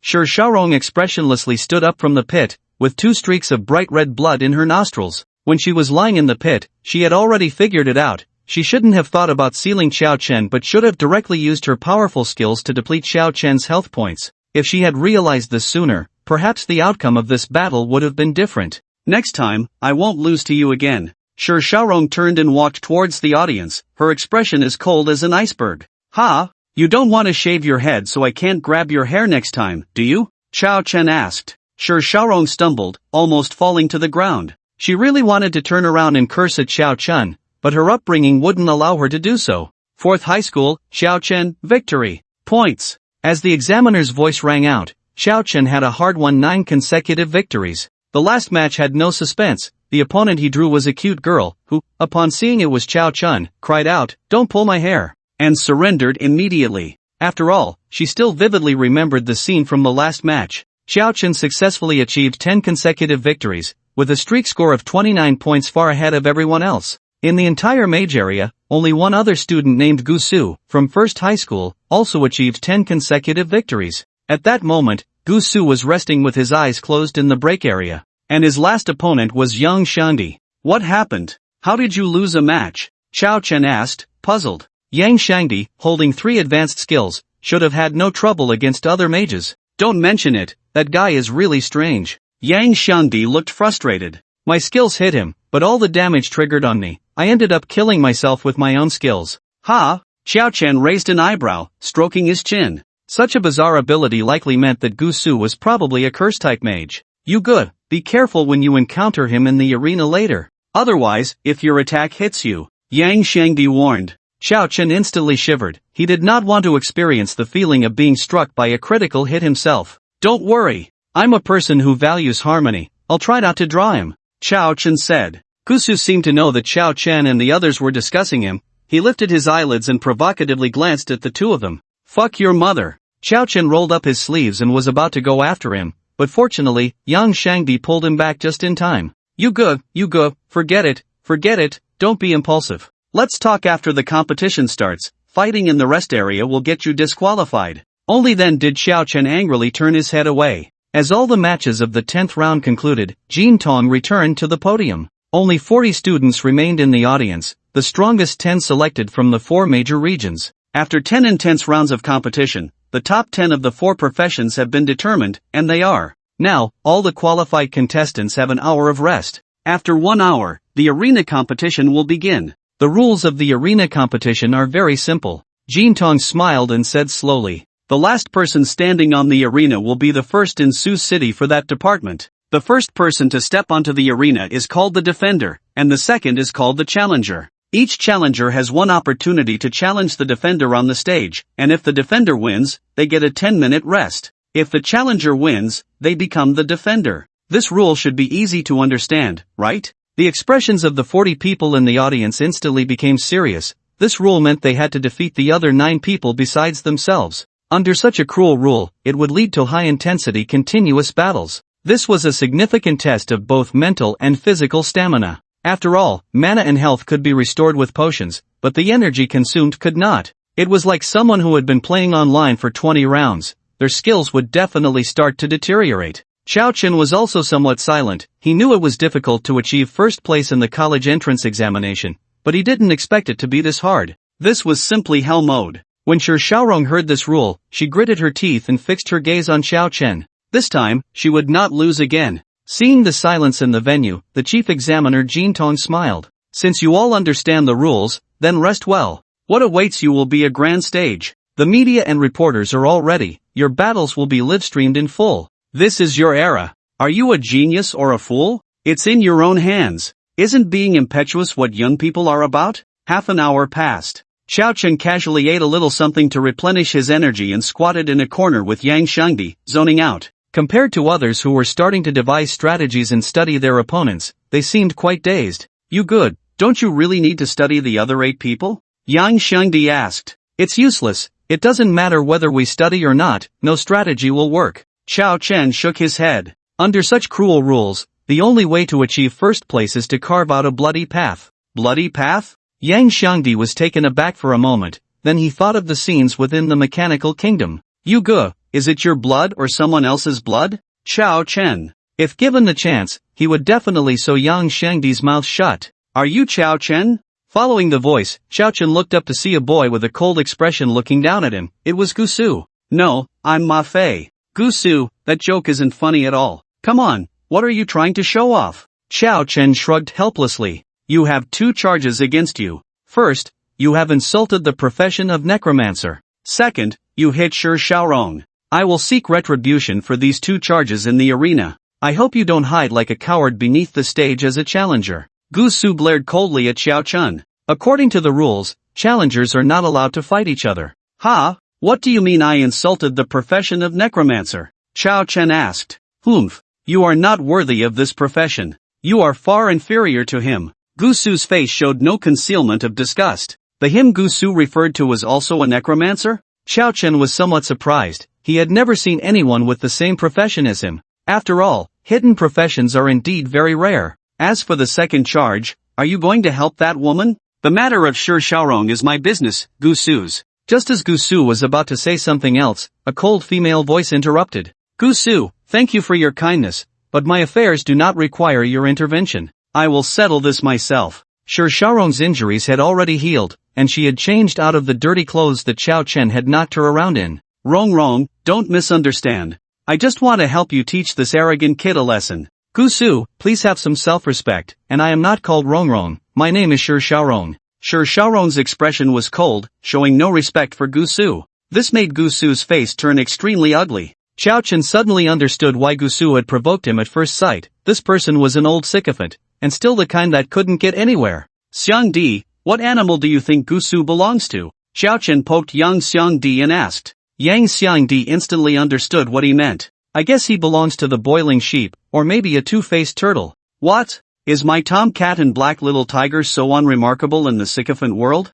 No, look at Yu Gu. Yang Xiangdi pointed at Gusu. He's dressed in all white, but his head is green. Tom and black little tiger don't match his colors. Xiao Chen almost couldn't hold back his laughter. Yang Xiangdi's words were truly sharp. Gusu could no longer maintain his indifferent facade. His face turned the color of pig liver. Shi Xiaorong's coldness had already embarrassed him, and the teasing from Xiao Chen and Yang Xiangdi only added fuel to the fire, making him furious. He didn't direct his anger at Shi Xiaorong but shot a furious glare at Xiao Chen and Yang Xiangdi. Xiao Chen, and you, the defeated one. You two wait. This matter is not over between us. Gusu turned and left. Wow. So scary, this sycophant is an aggressive type. Yang Xiangdi pretended to be frightened and patted his chest. Gusu paused for a moment, then quickly walked away. Shi Xiaorong gave Xiao Chen a deep look, then found a place to close her eyes and rest. She would definitely seek revenge for Xiao Chen's earlier actions in the arena. The arena match in the Mage area hadn't even started yet, but the atmosphere was already tense.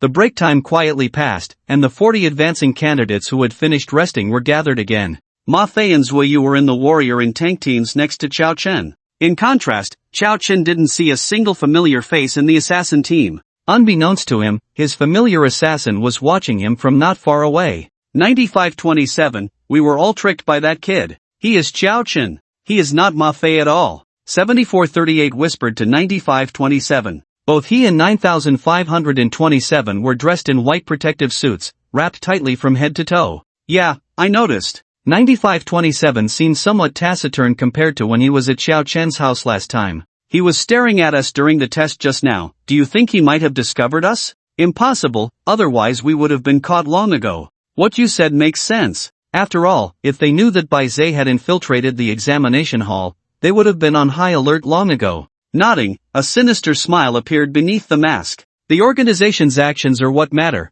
Once the operation is over and we catch that kid, I will make him taste the consequences of deceiving me. Ah Chio. Xiao Chen, who was in line, sneezed and rubbed his nose in confusion. Strange, who is cursing me in broad daylight? Without thinking much, Xiao Chen continued to look ahead. Jin Tong had reappeared before them. The old man looked expectantly at the 40 people in front of him, like an old farmer watching his wheat during the autumn harvest. The time is up. The arena is open. Contestants, enter. Jin Tong shouted these 12 words with his rough voice, and immediately the entire venue erupted in response to his voice. Countless people followed with hysterical shouts. Some contestants even had their entire families cheering them on. They knew that the moment to witness the birth of Su Cheng's first champion from the 4 departments was about to arrive. Xiao Chen walked out with the line, looking at the sea of people in the stands, filled with cheering banners and flags. His expression was blank, because he knew that his parents would not see his performance today. At this moment, the numerous arenas in the venue had all been cleared. In their place were 4 oversized arenas magnified several times.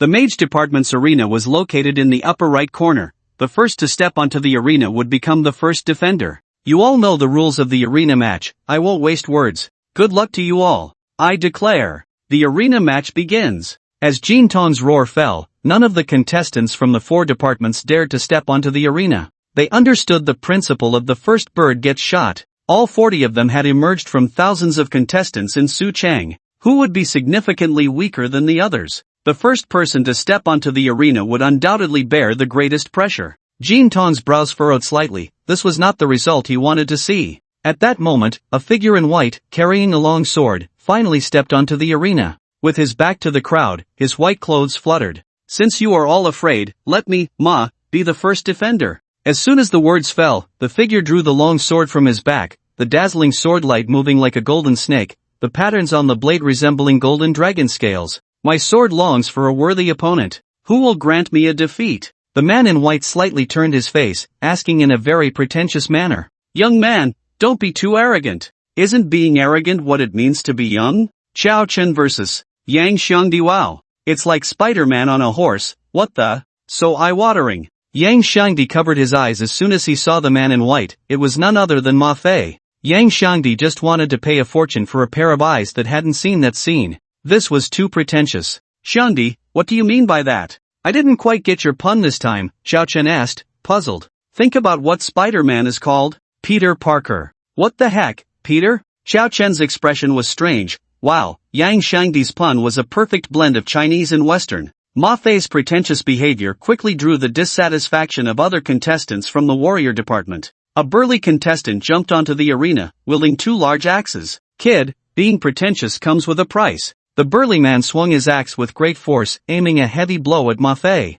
Ma Fei was naturally not pretending without confidence. With the enhancement of the Tulong sword, defending the arena was difficult for him, but not impossible. He turned to glance at Xiao Chen. Xiao Chen, I'll take the first place in the warrior department. Don't let me down. The burly man saw that Ma Fei was still pretending to be tough while fighting him, which made him even angrier, shouting loudly. Ma Fei turned around and engaged him in battle. Xiao Chen shook his head helplessly. Ma Fei was simply the king of show-offs. He lifted his foot, just about to step onto the ring, when a large hand pressed down on his shoulder. You go, let me go first. Yang Xiangdi's expression became serious. To be honest, if I don't use that move, I don't have confidence in beating that idiot Gusu. When I face him later, remember to observe him closely. You mustn't lose to that bastard. Before Xiao Chen could respond, Yang Xiangdi jumped onto the stage. He pointed a finger at Gusu below, then flipped his wrist, palm facing up. He beckoned with his index finger and shouted, "Come here." "Humph, you're just a defeated opponent. You're not worth my effort."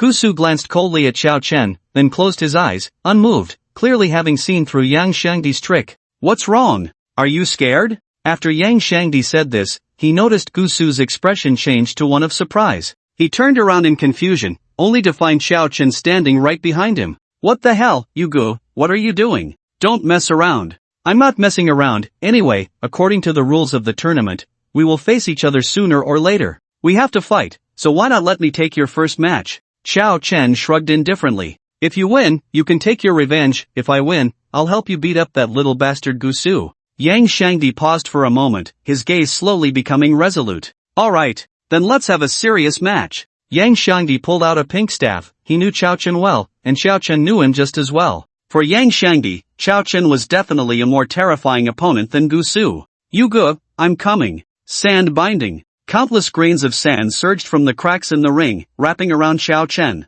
Right now, Xiao Chen was not his Yugu, he was the defender, and Xiao Chen was the challenger. Xiao Chen drew out his Qinglong Yanhua blade and swung it, avoiding being wrapped up by the sand. Yellow Spring Mud Swamp. Yang Shangdi raised a hand, and the stone brick ring instantly transformed into a swamp. To Xiao Chen's astonishment, this swamp appeared right behind him. Without thinking much, he charged at Yang Shangdi with his blade raised. Earth Escape Wall. A glint flashed in Yang Shangdi's eyes as a tall earthen wall rose before him, blocking Xiao Chen. Xiao Chen brought his long blade down heavily, and the earthen wall shattered instantly, exploding into a cloud of yellow dust. Through the dust, Xiao Chen saw Yang Shangdi's triumphant face. "You go, you were careless." Earth Dragon Bullet. Xiao Chen's expression changed as he realized the exploded yellow dust had coalesced into a dirt dragon. Yang Shangdi had actually hidden this move. In the past, Xiao Chen and Yang Shangdi had been teammates, and he had never faced this move head-on. Only when truly confronting Yang Shangdi did Xiao Chen feel the immense pressure he brought.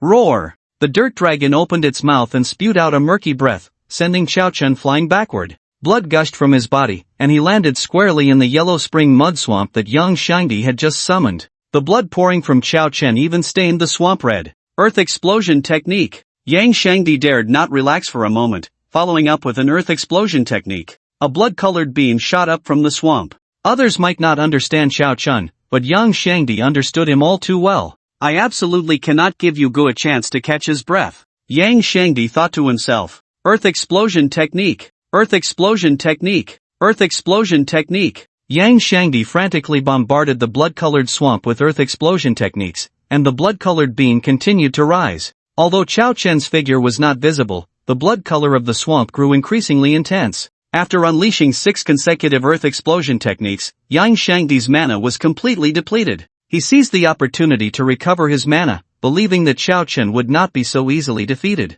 Meanwhile, the spectators were stunned in shock. What the hell? Is this a fight against an enemy? The other handsome young man must have been beaten to a pulp, right? Aren't they both from the 4th high school? What kind of grudge is this? Is it a vendetta for a murdered father? But that fat guy's burst of power. It's really terrifying. I feel like even a beginner would be crushed by his damage. I feel like this fat guy is at least in the top 3 this year. What the audience could see, the other 8 mage candidates could naturally see as well. Except for Shi Xiaorong and Gusu, the expressions of the other 6 candidates turned extremely grim. They imagined if they were standing opposite Yang Shangdi just now, they probably would have already been knocked out. This kind of explosive power was not something a normal person could withstand. They then felt a bit puzzled. Why hadn't this fat guy's victory been announced yet? Could it be that Xiao Chen hadn't been pushed to his limits? Yugu, come out quickly, Yugu. Yang Shangdi shouted Xiao Chen's name while tightly gripping his staff. His mana had recovered somewhat, and he was determined that as soon as Xiao Chen showed himself, he would immediately unleash another combo.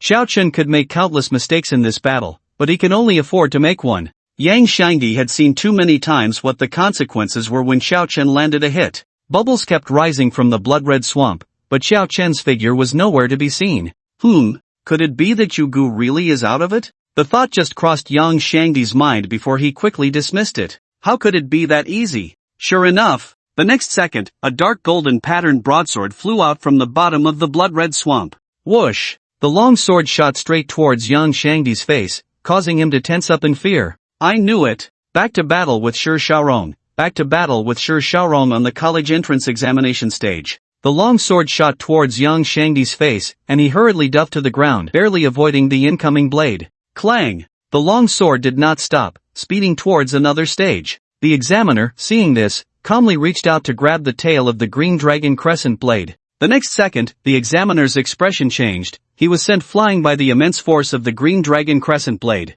Strength! The examiner shouted, his body rapidly expanding, robust muscles bulging from under his examiner's robe. Only then did he firmly grasp the green dragon crescent blade in his hand. He wiped the cold sweat from his forehead. If the long sword thrown by the candidate affected the competition on another stage, he would be in big trouble. Seizing the opportunity, Xiao Chen crawled out from the blood-red swamp. He was covered in blood and mud, looking like a freshly risen zombie. This terrifying appearance even scared a few children in the stands to tears. Yang Shangdi, you really are ruthless. Xiao Chen grinned, rubbing the wounds caused by the earth explosion technique on his body. Yugu, you're not bad either. Yang Shangdi pointed to the side of his face, where a clear cut was visible. Although he had tried his best to dodge, he still sustained some injuries. Countless cameras on site rapidly captured the scene on the stage, with numerous lenses focusing on the faces of Chao Chen and Yang Shangdi. The battle footage was being live-streamed to various television stations in Sioux City. This battle was simply too exciting.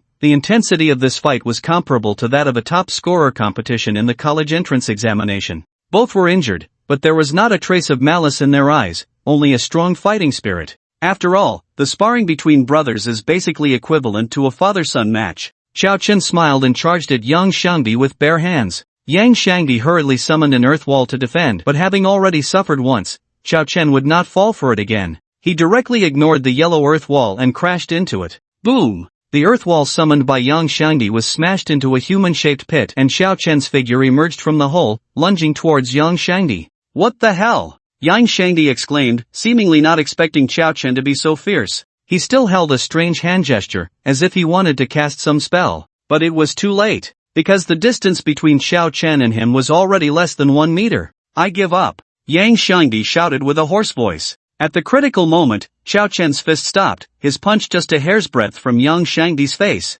The powerful force generated a punch wind that even styled Yang Shangdi's hair into a middle part. Damn it, good thing I gave up quickly. Yang Shangdi patted his chest in relief and jumped off the stage. Even with a bloodlock function, the pain from a punch by Chao Chen was very real. He didn't want to experience a punch that could flatten his face from 3 dimensions to 2. Fourth high school, Chao Chen successfully defended the stage. Seeing Yang Shangdi concede, the examiner directly announced the result of the first match. Chao Chen's expression was somewhat strange. Yang Shangdi had clearly not used his full strength. As far as he knew, Yang Shangdi had a talent that could convert fat into mental power. If Yang Shangdi had used that talent and then hit him like just now, even with the great strength contract and the crazy spider armor, he might not have been able to withstand it. Chao Chen shook his head, casting aside the chaotic thoughts, and began to take medicine to recover his health. His health bar had already dropped by nearly 1/3, and he still had 8 more battles to fight. Gu Su opened his eyes and was about to step onto the stage when a figure with flowing light blue hair appeared on the arena.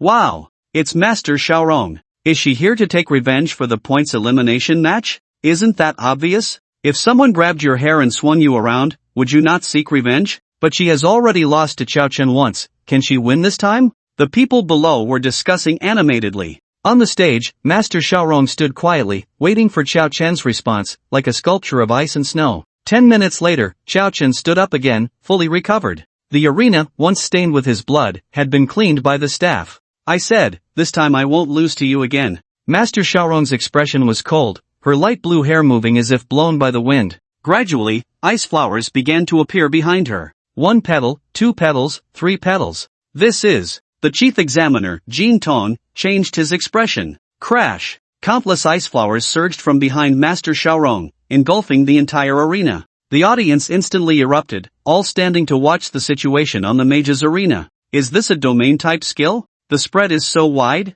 My god! Domain-type skills are hailed as the crownless king of divine skills, so Master Xiaorong still has strength left. This time, Chao Chen probably won't be able to defend the stage. Countless people instantly made their judgments. Domain-type skills were indeed considered divine skills for elemental mages, because domain-type skills transform the area around the mage into the same element, thereby enhancing the power of other skills. For example, if Yang Shangdi had a domain-type skill, even in a place without soil, his combat power would not be affected. Master Xiaorong's strength was already formidable, and this ice domain made her even more powerful. Then this time, I can't guarantee I won't grab your hair. Chao Chen shivered in the midst of the ice flowers. The coldness of Shi Xiaorong instantly vanished. She bit her silver teeth. The image of Chao Chen swinging her around the arena was nothing short of a great humiliation. And this man actually dared to poke at her wounds. Ice arrow technique. This time, Shi Xiaorong did not attempt to freeze Chao Chen again but launched a direct attack. From their first battle, she had discovered that Chao Chen's agility was shockingly low.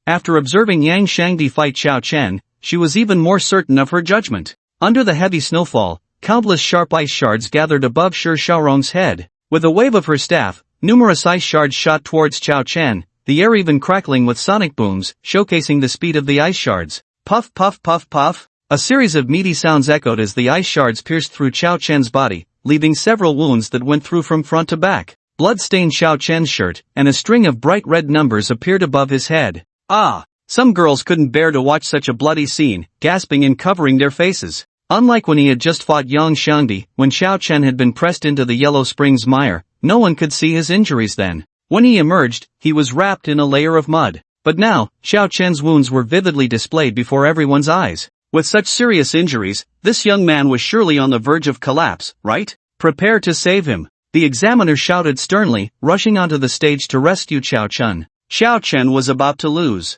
Wait! The rushing examiner was suddenly halted by someone. He looked up in confusion to find the source of the voice, and after searching around, he discovered that the one stopping him was none other than the heavily injured Xiao Chen. Classmate Xiao Chen, you're injured so badly, it's no longer suitable for you to continue the competition. The examiner tried to persuade Xiao Chen. Although the rules stated that only a health point of 1 meant failure, every candidate who could make it through the elimination rounds was a future pillar of the nation. If they were left with serious psychological trauma, it would be a loss beyond measure. It should be known that the pain experience in the inner world is a perfect imitation of the real world. With so many penetrating wounds, how painful could that be? Thank you, I can still continue the competition. Xiao Chen shook his head and said, well, okay, but if you feel any discomfort, you must terminate the competition immediately. The examiner, somewhat worried, retreated to his original position. The candidate was unwilling to give up, and he couldn't forcibly terminate the competition.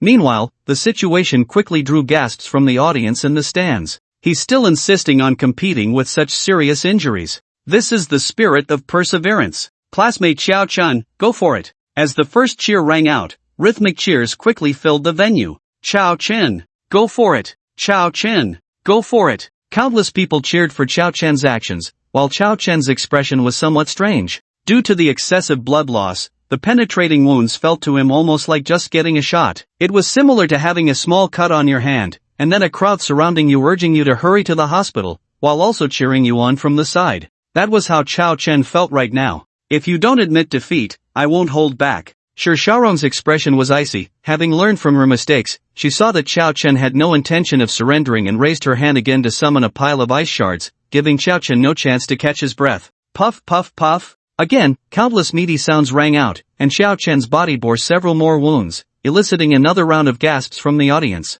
Xiao Chen seemed to feel nothing, gripping his knife and walking towards Shi Xiaorong. Shi Xiaorong's expression changed. Was this man using some kind of cheat to unlock his health? A normal mage would have perished after being hit by just one ice arrow, yet this person had endured over 100, almost being pierced like a beehive, and could still move? I refuse to believe it. You really can't die. Shi Xiaorong gritted her silver teeth. Last time, she had failed to match Xiao Chen's health with her ice seal. This time, she abandoned her strongest ice seal and poured all her mana into dealing damage. She couldn't believe that this wouldn't kill Xiao Chen. Ice arrow. Countless ice shards shot out again. With each step Xiao Chen took, he left a bloody footprint on the arena, and after he moved on, the blood was frozen by the ice and snow, staining him completely red. His lonely, emaciated figure made the spectators in the stands feel immense pity. What kind of belief was supporting this young man to continue defending the arena? Xiao Chen, please stop competing. Finally, a girl couldn't bear to watch this cruel scene any longer and cried out to persuade Xiao Chen.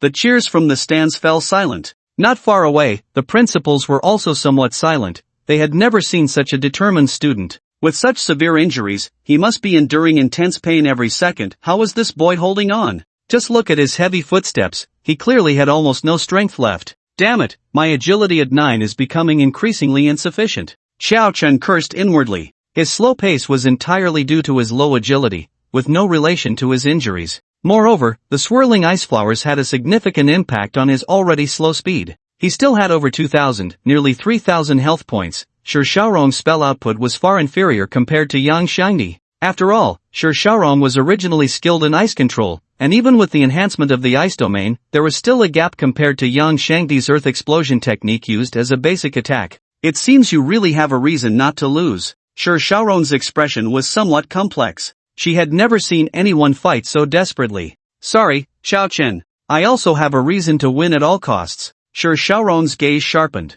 Wrath of ice. Shi Xiaorong raised her staff, and a terrifying wave of energy began to gather at the tip of her staff. The temperature of the entire arena started to drop, and even the audience in the stands felt a chill. This girl is quite impressive. Your second high school has indeed recruited a good talent this time. The principal of first high school did not hide his admiration. If nothing unexpected happened, after the college entrance examination, Shi Xiaorong would surely become a sought-after candidate like Chao Chen and the others. Be careful, you ge, it's a charging skill. Yang Shangdi murmured to himself. The power of a charging skill was unknown to anyone, it completely depended on the charging time and the skill's level. Theoretically, if the charging time was long enough, it wasn't impossible for an apprentice to kill a grand mage. Naturally, Chao Chen wouldn't sit idly by. When he noticed Shi Xiaorong charging up, he gripped the Qinglong Yenyue knife in reverse. Charging skills have a drawback. During the charging period, one cannot do anything, including moving. He threw the Qinglong Yenyue knife with all his might,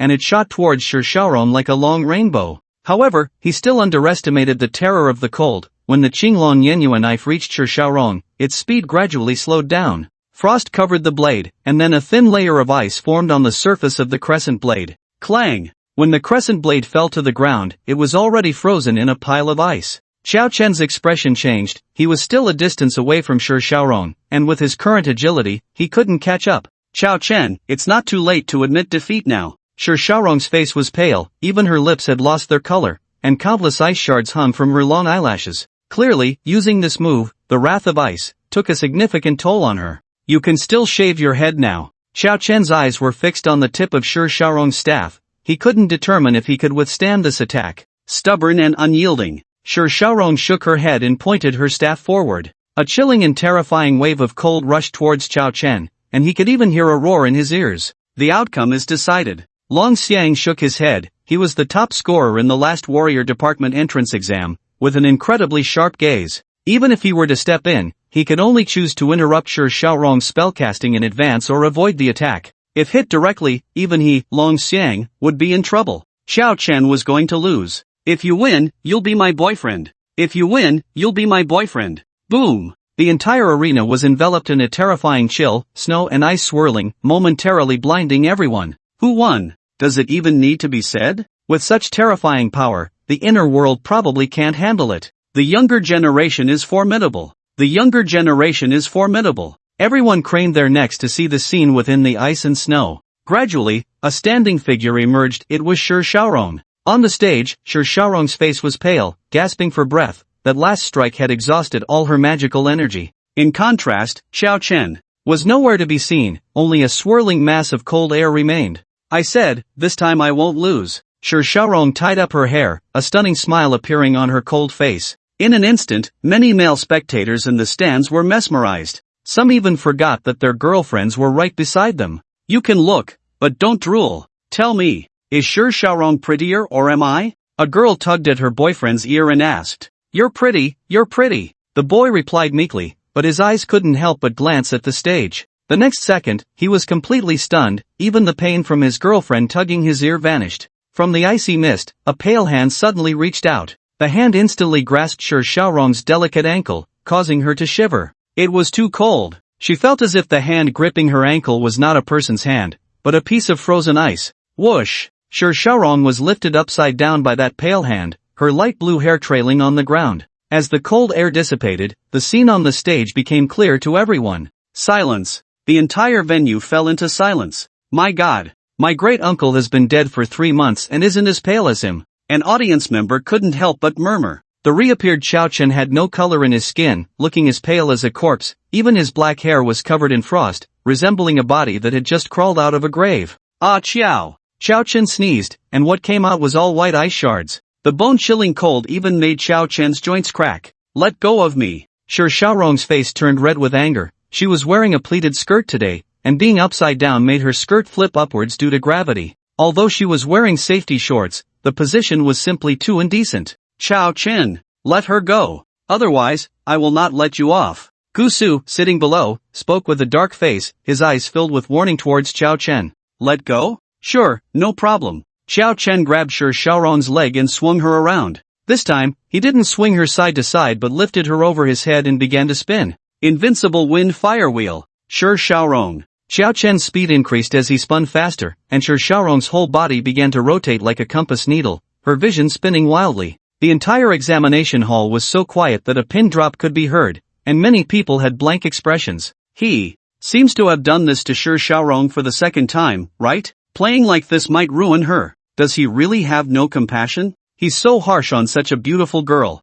Is there a possibility that this guy has a preference for men? I think it's very possible. Even the examiners fell silent. It was common for boys and girls to compete in the college entrance examination. However, using such violent means against a female classmate was something the examiner had never seen in all his years of overseeing the exams. No, it was the second time. The first time was also with this guy. While the crowd was discussing, Xiao Chen finally completed his acceleration against Shi Xiaorong. Although Shi Xiaorong's move almost froze him to death, how could Xiao Chen hold a grudge against a little girl? He let go as soon as he said it. Whoosh! Shi Xiaorong flew out like a cannonball, landing straight into the grass far away, with only her straight legs sticking out. See, I let go. You can't blame me. Xiao Chen shrugged at Gu Su. As he spoke, ice shards were still spilling from his mouth. Gu Su. He shot a fierce glare at Xiao Chen, quickly rushed over, and pulled Shi Xiaorong's legs out. Rong Rong, are you okay? Gu Su asked with concern. Shi Xiaorong had dirt on her face, her eyes tightly shut, and she pursed her lips, pretending to be faint. She had to pretend, it was too embarrassing. Throughout her life, the men around her had either been polite gentlemen or overly sincere admirers. Being used as a punching bag by the same man twice, Shi Xiaorong had never endured such humiliation. Are you stupid? If you fainted, shouldn't you hurry and give artificial respiration? Yang Shangdi fanned the flames from the side. Shut up! Am I, Gu Su, the kind of person who takes advantage of others' misfortunes? Gu Su turned around and scolded. But when he turned back to look at Shi Xiaorong's rosy lips, his throat involuntarily rolled, and even his heartbeat skipped a beat. That fat guy was right. If she fainted, he definitely needed to give her artificial respiration to save her. With that thought, Gu Su pouted and prepared to kiss her. At this point, Shi Xiaorong could no longer pretend to be faint. Slap! Shi Xiaorong slapped Gu Su across the face. Rong Rong, don't misunderstand, I didn't mean to be frivolous, I just wanted to save you. Gu Su hurriedly explained. Ha ha ha, this is hilarious. In the world of healing, shouldn't a nurse come to save someone?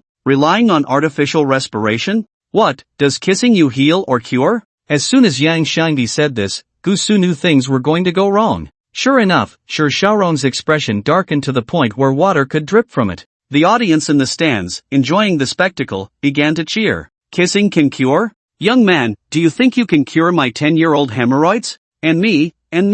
I have 20 years of body odor. I have 30 years of athlete's foot. Everyone step aside, let me come. I have diabetes, let this young man taste a little sweetness. Gu Su gritted his teeth in response to the barrage of ridicule. That fat guy was truly detestable. He had just tempted him to make a mistake, and now he was leading the mockery. Shi Xiaorong had never liked him, and after this incident, her impression of him would surely worsen. Gu Su shot a fierce glare at Yang Shangdi, filled with rage, wishing he could skin him alive on the spot. Yang Shangdi laughed uncontrollably, completely ignoring him. Gu Su! Shi Xiaorong's cold voice rang out. Rong Rong, listen to my explanation, I can explain. Gu Su panicked instantly. No! Shi Xiaorong shook her head. I don't need any explanation. You want to pursue me, right? Yes. Gu Su nodded heavily. Shi Xiaorong extended a long finger towards Xiao Chen, who was recovering on the stage. If you defeat him, you will be my boyfriend. Have you ever seen a human Gatling gun? Hiss. Everyone present gasped at Shi Xiaorong's words. Are we really going this far? Good. Gu Su, the person involved, was even more excited, his face glowing red as he repeated the word good 4 times. This was simply an unexpected joy. He had been pursuing Shi Xiaorong for a long time without success, and he never expected to see hope today. A wave of gratitude towards Xiao Chen suddenly surfaced in his heart. If it weren't for Xiao Chen beating Shi Xiaorong twice, she might not have agreed so readily. Just to interrupt, does it only count if he defeats me? What about others? Xiao Chen said, pointing at Yang Shangdi. If others can do it, I'll arrange some benefits for my brother. You Gu. Yang Shangdi's eyes were misty. You're reliable at critical moments. Good brother. Xiao Chen patted his chest. Being brothers is in the heart. Shi Xiaorong could no longer maintain her cold demeanor, her face turned green. What did they take her for? Gu Su, add another condition, tear his mouth apart. Shi Xiaorong said. Okay, wrong. I won't let you down. Gu Su looked at Xiao Chen with excitement. In his eyes, Xiao Chen was no longer an opponent but a guarantee of his lifelong happiness. That fiery gaze sent a chill down Xiao Chen's spine. Xiao Chen initially thought Gu Su would rush onto the stage immediately, but instead, Gu Su sat down in the resting area, looking completely at ease. After a moment of thought, Xiao Chen quickly understood Gu Su's little scheme. This guy was planning to let others wear themselves out before he took the stage. Yang Xiangdi also saw through Gusu's plan and directly scolded him. Aren't you shameless? The strongest yet planning to hide until the end? Gusu smirked. Even if they saw through his scheme, so what? He was merely using the rules of the competition, a legitimate strategy. The defender was supposed to defeat the other 9 challengers one by one. Gusu simply closed his eyes, looking like a dead pig not afraid of boiling water. When it came to his lifelong happiness, he felt any strategy was justified. Pah! Despicable! Yang Xiangdi spat angrily. The remaining 6 candidates exchanged glances. They had fought hard to make it to the stage from countless competitors, and they would never admit defeat. The feud between Xiao Chen and Gusu had nothing to do with them. At this point, they had to fight for the title of the best in Sioux City. When Xiao Chen finished recovering, a new candidate appeared on the opposite side of the stage. He had a long horse-like face, looking just like a shoehorn. First high school, beginner light mage, Du Zitong, please advise. Du Zitong performed a cupped hand salute, gripping his staff. After observing earlier, he had confirmed that the necromancer in front of him was a freak. He absolutely could not let this freak get close. Fourth high school, beginner necromancer, Xiao Chen. Xiao Chen returned the salute, and by now, he would not underestimate anyone. Those who made it to the stage were no fools. Xiao Chen, to be honest, I really want to see your necromancy. A glint flashed in Du Zitong's eyes. He had noticed Xiao Chen since the elimination rounds. Clearly a mage, yet his physical strength was so formidable, he had a premonition that Xiao Chen's necromancy would be even more terrifying. Once unleashed, it would likely be of earth-shattering caliber. Want to see my necromancy? No way! Xiao Chen swung his big knife and charged forward. Wings of light. With a wave of his staff, Du Zitong unfurled 2 pure, translucent wings from behind him, radiating a sacred light. The wings gently flapped, lifting Du Zitong into the air as he looked down at Xiao Chen. Use necromancy. You can't defeat me with just your physical body. A hint of smugness flashed in Du Zitong's eyes. With the flying skill of the light wings, he had evaded countless assassination attempts. Warriors and assassins without air superiority were mere targets before him. Xiao Chen frowned. It was indeed the first time he encountered a flying opponent, making things a bit tricky. Still not using your staff? Then don't blame me for being rude. Du Zitong waved his staff, and the light around him intensified suddenly. Holy light! Do you see that enemy? Purify him. A brilliant beam of light shot towards Xiao Chen, the intense brightness even causing a blinding effect. He raised his hands to shield himself, feeling a strong burning sensation in his arms. When the beam disappeared, the surrounding audience gasped. Xiao Chen's arms were withered and blackened, resembling a mummy that had been drained of moisture. Even like this, you still won't use necromancy? Next strike, I will destroy your hands. Du Zitong felt a sense of confusion. In my life, why should I explain myself to you? Xiao Chen rolled his eyes inwardly. It wasn't that he didn't want to use necromancy, he simply couldn't. He threw his Qinglong Yenue blade directly, but Du Zitong flapped his wings and dodged. In that case, I will take over as the defender.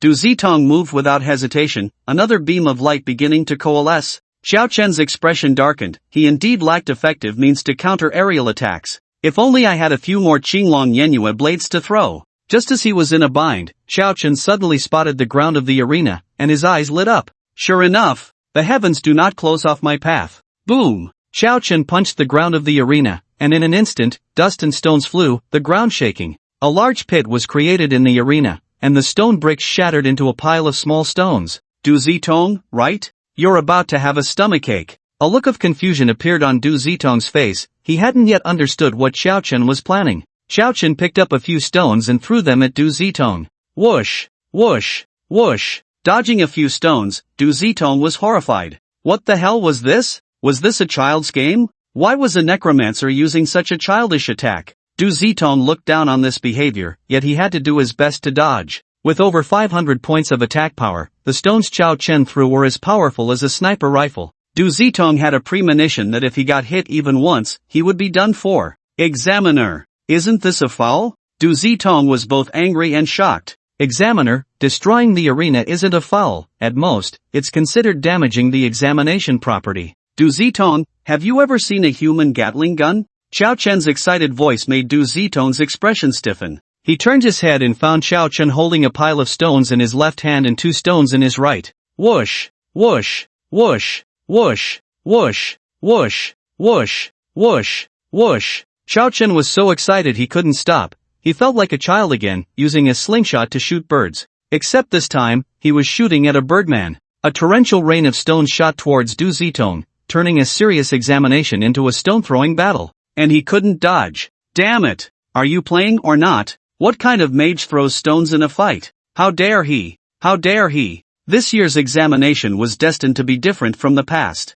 When mages were mentioned before, everyone would picture such a scene. A black robe, mysterious and elegant, with a wave of his hand, the stars shift and the mountains crumble. But today, Xiao Chen has redefined the profession of a mage. Heavenly maiden spreading flowers. All in. Screw you. Stones of various sizes were continuously hurled from Xiao Chen's hands, the dense barrage leaving Du Zitong with no choice but to dodge, unable to mount an effective counterattack. A mage fighting with stones? This is like a child's brawl. If you have guts, don't throw stones. Du Zitong's face turned red with anger. I won't. As soon as he finished speaking, another stone flew in. Sizzle. The sharp edge of the stone grazed Du Zitong's cheek, a trickle of blood running down his face. You're simply a disgrace among mages. How can you, as a mage, rely on throwing stones to fight? Don't you feel ashamed? Du Zitong scolded. It doesn't matter if it's a black cat or a white cat, a cat that catches mice is a good cat. Winning is a good method. Xiao Chen showed no signs of embarrassment.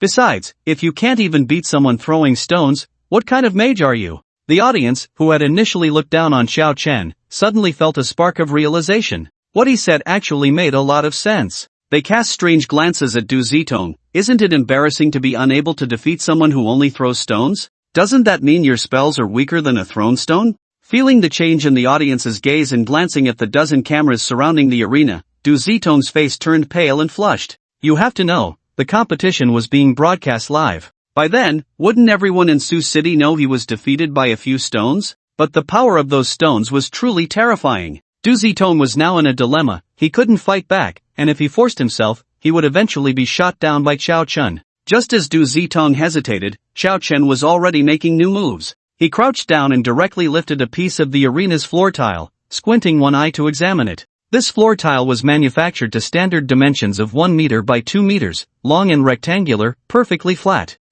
Not bad, very straight. If I use this to skip stones, I could probably get a dozen skips. Here, take my move, Bat Wing Reincarnation. Xiao Chen swung the floor tile, pivoting on his foot, and then hurled the arena floor tile like a discus. The examiner. He had been an examiner for a lifetime and had never been this speechless. The mage competition arena was specially designed to be magic resistant to prevent damage. Who would have thought that some brat would use the arena's floor tiles as a weapon? Are you crazy? Du Zitong was so frightened that his hair stood on end. Such a large floor tile could probably slice someone in half. Wings of light. Speed. With a powerful flap of his wings, Du Zitong shot upward, the floor tile Xiao Chen threw sliding past his feet. The intense friction even made Du Zitong feel his soles burning, showing just how fast the flying floor tile was. That was close. Du Zitong broke out in a cold sweat, and when he regained his composure, a sinister smile appeared on his face. Because at that moment, Xiao Chen had no stones left in his hands. Xiao Chen, I won't give you any more chances. However, the scene Du Zitong imagined, where Xiao Chen panicked, did not occur. Xiao Chen merely sighed, shook his head, and lowered his voice. Oh, the pulse digs ink, stars fall, clothes on the road. Pretending to be mysterious, you're bound to lose. Holy light purification. Just as Du Zitong was about to strike, a fierce sound of wind rushed from behind him. He turned his head sharply, his pupils instantly constricting. He saw that the floor tile that had just flown out was actually coming back. This is impossible. Bang! The floor tile that came rushing in crashed heavily onto Du Zitong's stomach, producing a muffled sound. Du Zitong instantly opened his mouth wide, but the immense pain rendered him unable to make a sound. At that moment, he had only one thought in his mind: I am Du Zitong, and my stomach is about to kill me. Du Zitong couldn't understand why the floor tile, which had clearly flown out, could come back again. Could it be the magic of that man across from him? Du Zitong rolled his eyes back and fainted, while the floor tile continued its relentless return. With a thud, the returning floor tile was caught steadily in Xiao Chen's hand, the wind it stirred blowing through his black bangs. At that moment, Xiao Chen could only describe it with one phrase: a beauty in yoga pants climbing a mountain exuding high class. The entire venue fell silent, the audience stunned by this incredible display of skill. Could this really be something a necromancer could pull off? I didn't expect it to come back. A glimmer of interest flashed in Xiao Chen's eyes. When he used to play poker, he could make the cards fly out and then return. Now, with his enhanced strength in this world, wasn't the floor tile just a large poker card to him? Fourth high school, Xiao Chen, successfully defended the title. Number of successful defenses, 3 times. The examiner announced the result with a strange expression and then quickly left. Taking advantage of Xiao Chen's break after successfully defending, he needed to have a meeting with the chief examiner, Jin Tong, to discuss whether to stop Xiao Chen's public destruction of examination property. After all, such behavior had never occurred before. Which mage would be idle enough to smash the arena and pull up floor tiles? Old Jin, the examiner began, but was interrupted by Jin Tong raising his hand. I know what you want to say. I watched the match just now, let him be. A rare smile appeared on Jin Tong's serious old face. The rules of the college entrance examination don't say that candidates can't pull up floor tiles. Youthful ideas and innovation are good things. Only when young people understand innovation can this country have new hope. But old Jin, the examiner, was stunned by what was happening on the arena. Let me finish. Jin Tong was very displeased with the examiner interrupting him and scolded directly. Only through innovation can we liberate our thoughts, update our concepts, eliminate the bad and promote the good. Only through innovation can we overcome constraints, strive for progress, rise to new heights, and achieve new leaps. Do you understand? The examiner's expression grew increasingly strange. Old Jin, I understand, but shouldn't you first look at what that candidate on the arena is doing? Isn't it time for a break? What else can he do besides taking drugs to recover? He can't just dismantle the arena. Jin Tong turned to look at the arena, and the words he hadn't finished saying got stuck in his throat, his eyes nearly popping out of their sockets, his blood pressure skyrocketing. That kid named Xiao Chun was actually dismantling the arena. What kind of lawless man was this? How dare he? Because I have no quality. I'm almost done. Now I don't have to worry about insufficient long-range attack methods. The diligent Xiao Chen let out a sigh of relief, wiping the sweat from his forehead. Half of the entire Mage arena was bare, with exposed dirt everywhere. That half of the arena's floor tiles had been completely pulled up by Xiao Chun, and beside him, 2 high stacks of stone bricks had been built. All the spectators at the college entrance examination site seemed to have collectively been struck dumb, silence spreading like a plague. Silence was the theme of tonight's Kangxiao. This Xiao Chan actually pulled up the floor tiles of the college entrance examination arena, leaving it completely bare. Looking at that half of the arena, it was cleaner than a locust plague's passage. What a huge mess. Jin Tong slammed the table and charged directly towards the arena below. He suspected that if he didn't go down soon, the remaining half would be stripped bare by Xiao Chun. What kind of situation was it to have the candidates compete on muddy ground? Outsiders might think that we, the people of Sioux City,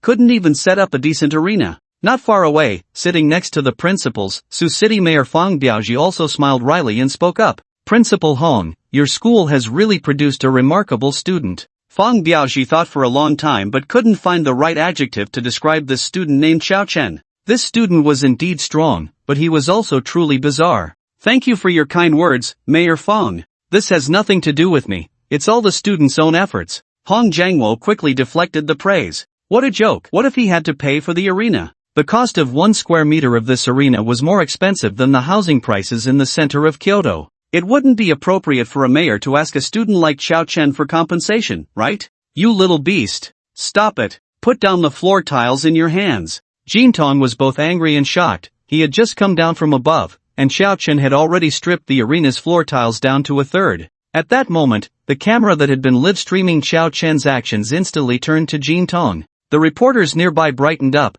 and their headlines were already being drafted. Shocking. The chief examiner of the college entrance examination actually referred to a candidate as a little beast? Is this a distortion of humanity or a moral decline? They didn't care whether the floor tiles were expensive. What mattered most was the heat and traffic. And Xiao Chen undoubtedly met their requirements. The reporters on site were increasingly fond of him. Who would dislike a powerful necromancer who enjoyed stripping floor tiles? Seeing the camera pointed at him, Jin Tong instantly suppressed his inner agitation, straightened his face, and shouted, Xiao Chun, stop it right now. Don't rush me, I'm almost done, Xiao Chen replied enthusiastically without turning his head. Jin Tong, almost done? This kid seemed quite pleased with himself, didn't he? If it weren't for the dozen cameras pointed at him, Jin Tong would have really wanted to jump up and beat this kid to death. Stop it. From now on, the rules of the college entrance examination state that candidates are not allowed to strip floor tiles. Seeing that Xiao Chen was still continuing, Jin Tong hurriedly spoke up.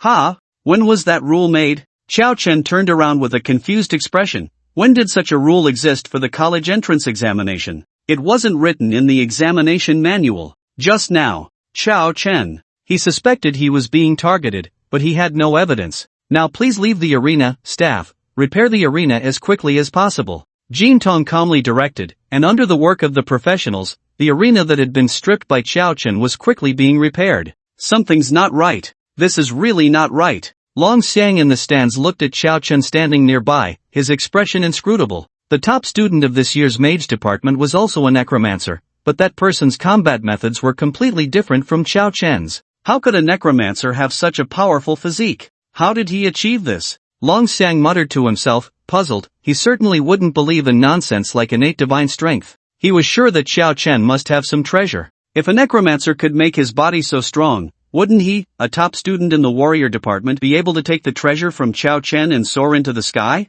What's wrong, Long Xiang? Did you notice something? The principal of the first high school asked. No. Long Xiang's eyes narrowed slightly, a hint of subtle greed flashing in his gaze. But my intuition tells me that this Qiao Chen must have a huge secret. A huge secret? A seemingly weak man turned his head with excitement, his face marked by two huge dark circles. Where are the big boobs? Show me. Long Xiang, the principal of first high school, the arena for the Mage department was quickly repaired, looking completely new, with no trace of its previous destruction. Qiao Chen furrowed his brows as he stepped onto the stage. He couldn't hit the floor tiles, that would greatly limit his strength. No, wait. It seemed like there was a way. A flash of inspiration struck Qiao Chen, and his eyes instantly brightened. At that moment, his opponent was also ready, standing opposite him. The previous examiner returned to the arena and specifically reminded Qiao Chen. Candidate Qiao Chen, remember, you are not allowed to hit the floor tiles. Don't worry, I promise I won't.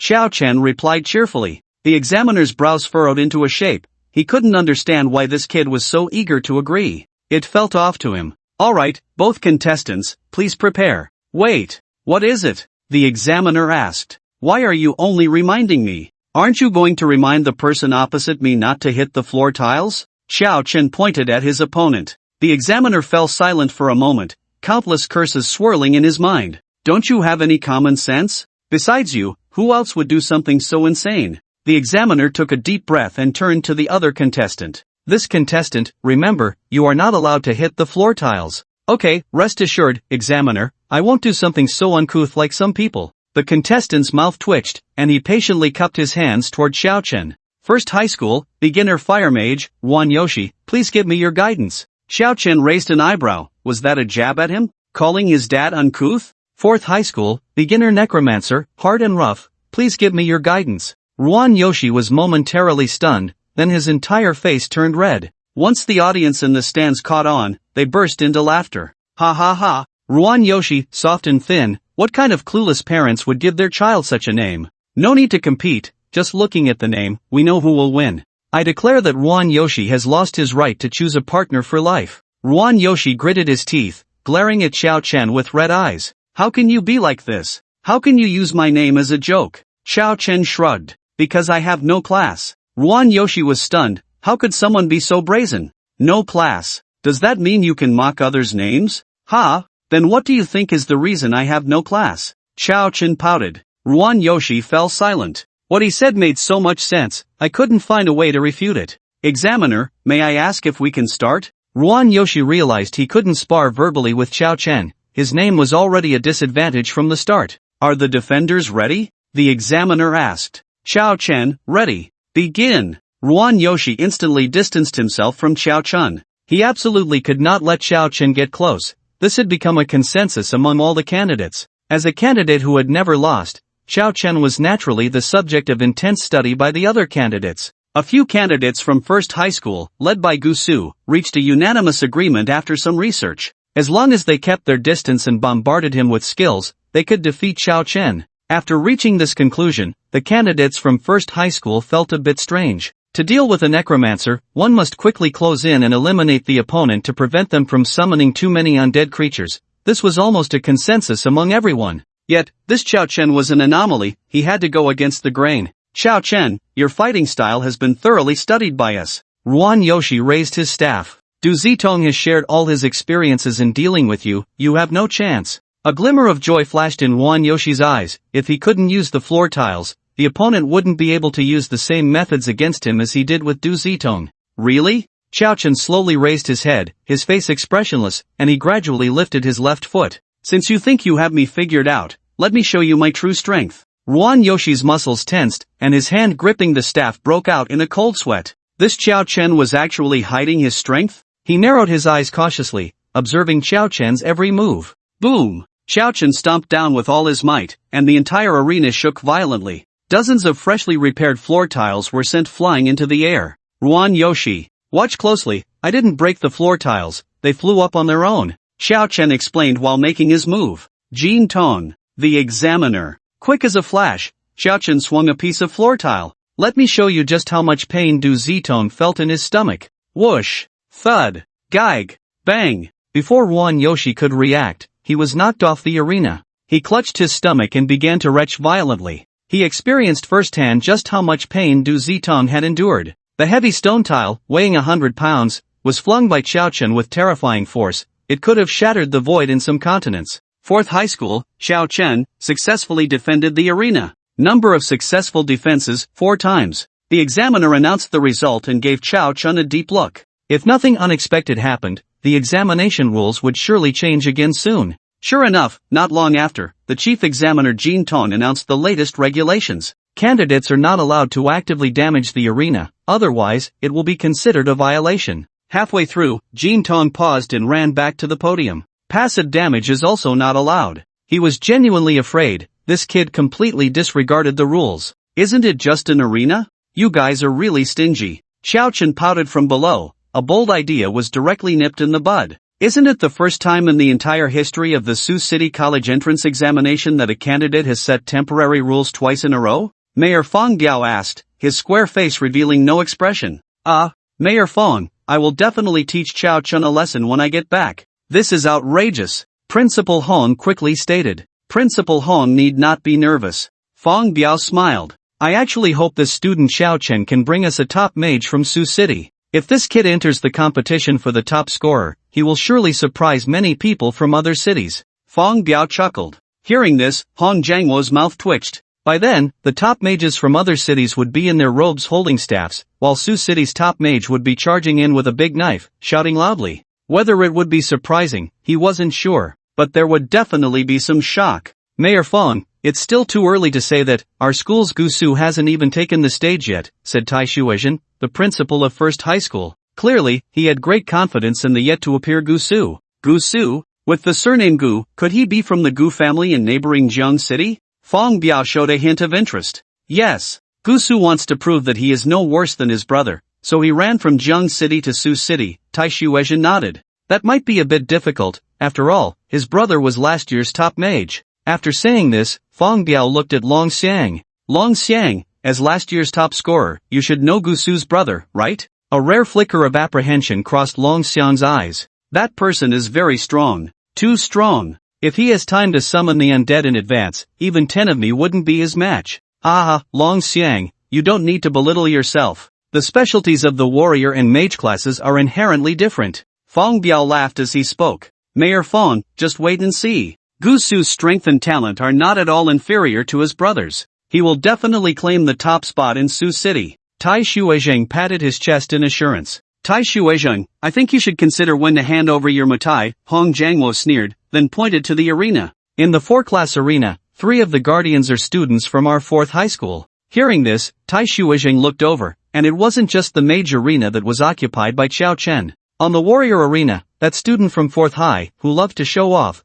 was still battling fiercely. On the meat shield arena, a petite figure stood firm, holding a large black shield. Only the assassin arena was occupied by their 1st high, causing Tai Shuizhen's expression to darken. Don't celebrate too early. Only those who laugh last can laugh best. They haven't successfully defended the arena yet. Tai Shuizhen gritted his teeth. Alright, let's see how long you can keep up that tough talk, Hong Jiangwo replied confidently, not at all angry. Today, that 20 years worth of Matai is mine. Not even Jesus can keep your Matai from me, I swear. The banter between the 2 principals on the stands did not affect the fierce competition taking place below. 4th high school, Qiao Chen, successful in defending the arena. Number of successful defenses, 8 times. Even though he couldn't drop any more tiles, Qiao Chen's own strength was not to be underestimated. He quickly defeated the random candidates A, B, C, and D, leaving only Gusu as the remaining challenger in the mage class. Gusu, who had been resting with his eyes closed, finally opened them.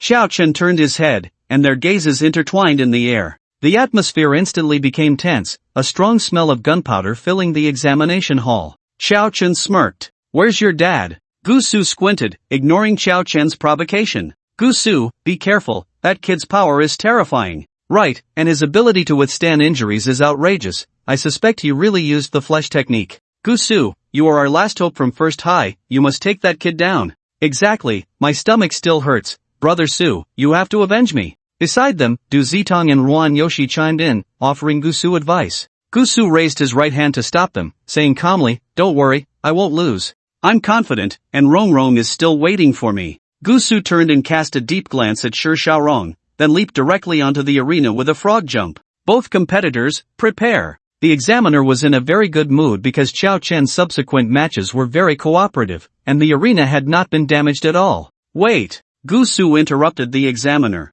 "Examiner, I request a 10-minute pause. I have something to say." The examiner picked up the stopwatch and started timing. Gu Su walked over to Xiao Chen with a cold expression. Upon closer inspection, Xiao Chen realized that Gu Su wasn't too bad looking either. His features were distinct and angular. If it weren't for the overly shadowy gaze, he could almost rival Xiao Chen in handsomeness. As Gu Su approached, his expression grew colder. Xiao Chen's muscles tensed, his fists clenched, ready to strike at any moment. He had a feeling Gu Su was going to use some underhanded trick against him. The distance between them closed, and Xiao Chen could even see the pores on Gu Su's face. At this distance, he was confident he could take Gu Su down with just 2 punches. What exactly did he want to do? Gu Su lightly parted his thin lips, the corners of his mouth slowly approaching Xiao Chen's ear. "I'll give you 5 million, will you admit defeat?" Gu Su's expression was unpredictable, and he felt extremely nervous inside. Spending 5 million to buy the top spot in Sioux City and even gaining Shi Xiaorong as a girlfriend, this deal was worth it.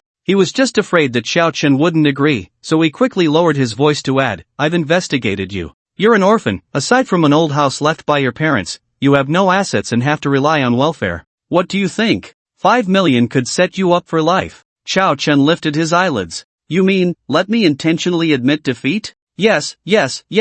But that's the top score in Sioux City, it's my lifelong dream." After Xiao Chen finished speaking, Gu Su's heart leaped to his throat, anxiously waiting for Xiao Chen's next words. "You need to add more money. Gu Su, how much more?" "Not much," Xiao Chen laughed, showing a big white tooth, and extended a finger. 100 million will do." 100 million? Why don't you go rob a bank?" Gu Su shouted excitedly, drawing the attention of the audience in the stands. Seeing this, he quickly lowered his voice again. 100 million is too much. At most 10 million. No way. It has to be 100 million. If I put 100 million in the bank, I can get 10,000 a day in interest, that's enough for me," Xiao Chen said seriously.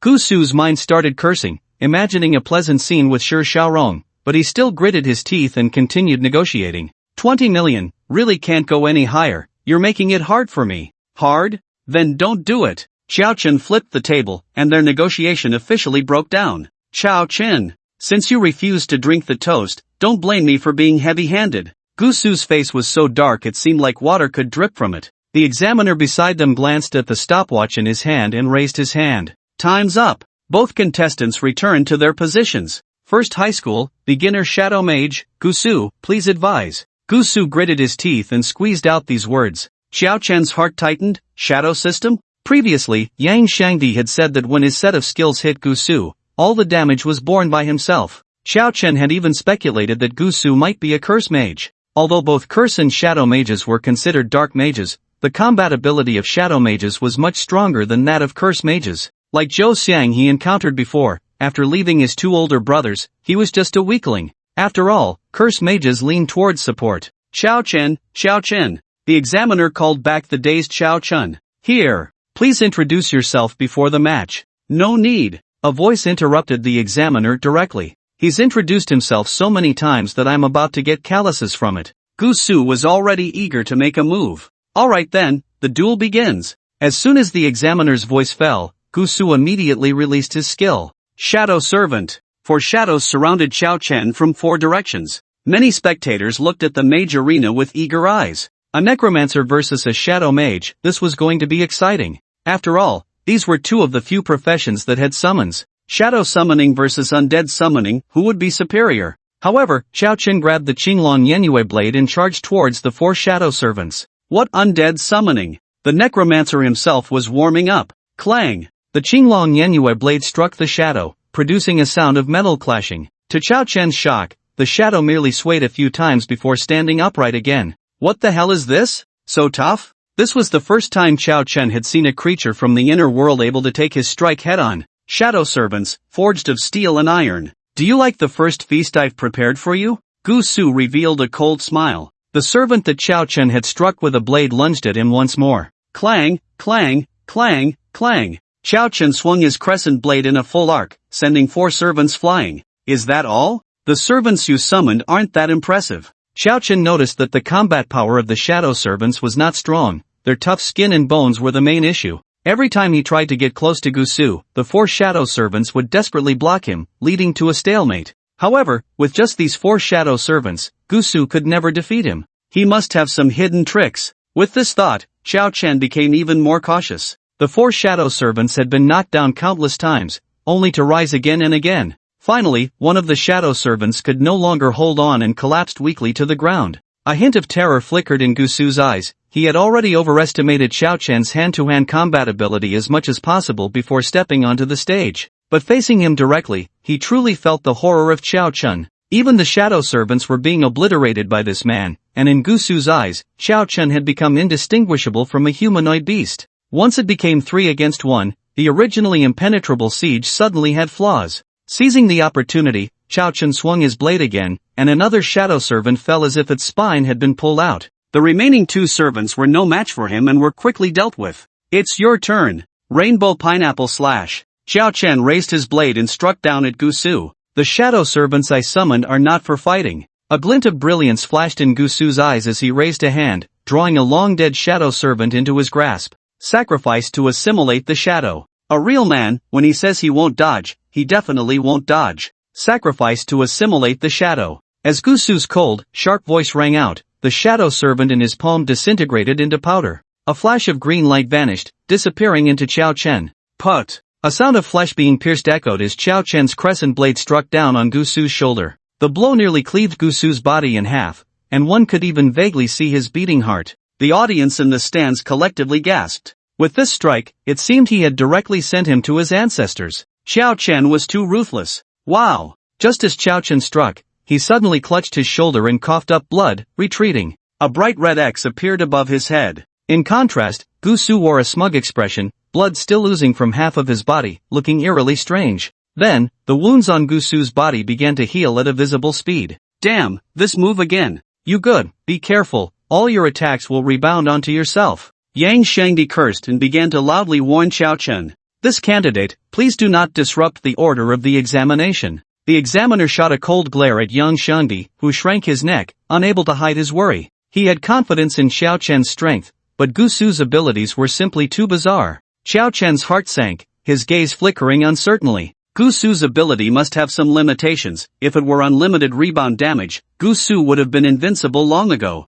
Hee, I have to admit, you do have some strength. Gu Su sneered. Aside from you and that fat guy, no one else can even defeat my shadow servants. You are the second person in Su City to force me to use a sacrifice. However, you don't think that not attacking me means you're safe, do you? Gu Su raised his hand, and a sharp dagger with a blood groove appeared in his grasp. In the terrified gazes of the crowd, Gu Su unhesitatingly plunged the dagger into his own heart. Fearing that Xiao Chen wouldn't find it satisfying enough, Gu Su twisted the dagger around in the position of his heart. Xiao Chen let out a muffled groan, the veins on his forehead bulging. Xiao Chen, give up. You can never be my match. Gu Su pulled the bloody dagger out. If you concede now, the conditions I just promised you still stand. Go to hell. Gu Su's expression darkened, and a hint of confusion appeared in his eyes. Logically, the reaction to having one's heart pierced shouldn't be so minimal. How could this kid still have the strength to retort? Little did he know, the stab to his heart was far less damaging than the self-inflicted wound Xiao Chen had dealt himself.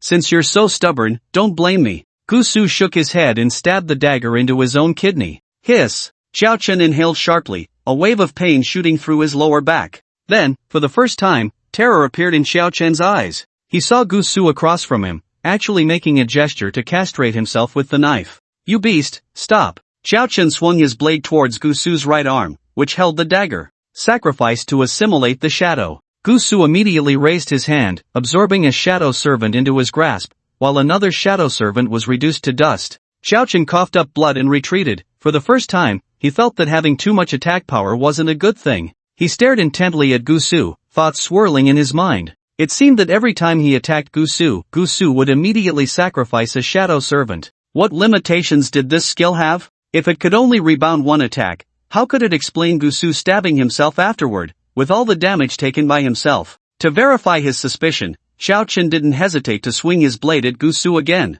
Gusu's expression changed, and he sacrificed another shadow servant, leaving only one shadow servant on the field. Xiaochen was sent flying, blood spraying from his mouth, yet his face was filled with excitement. He clearly saw the process of Gusu casting his spell. He also saw the fleeting green light that flashed over him. Tai Shuizheng, this kid seems to have discovered something. Have someone bring your Maotai over, Hong Jiangwo on the stands laughed. Humph, don't celebrate too early, discovering something doesn't mean you can crack it. Tai Shuizheng refused to back down. On the arena, Xiaochen stood up, leaning on his long knife. He already knew where the problem lay. Gusu, if I'm not mistaken, you can only be entangled by the assimilated shadow at the moment you sacrifice, right? As long as I avoid attacking at the moment of your sacrifice, it should be fine. Humph, naive. How could my skill be so easily seen through? Gusu sneered coldly. Is that so? Xiaochen stabbed his crescent blade into the arena, instantly damaging 2 floor tiles. The examiner. Then let's make a bet.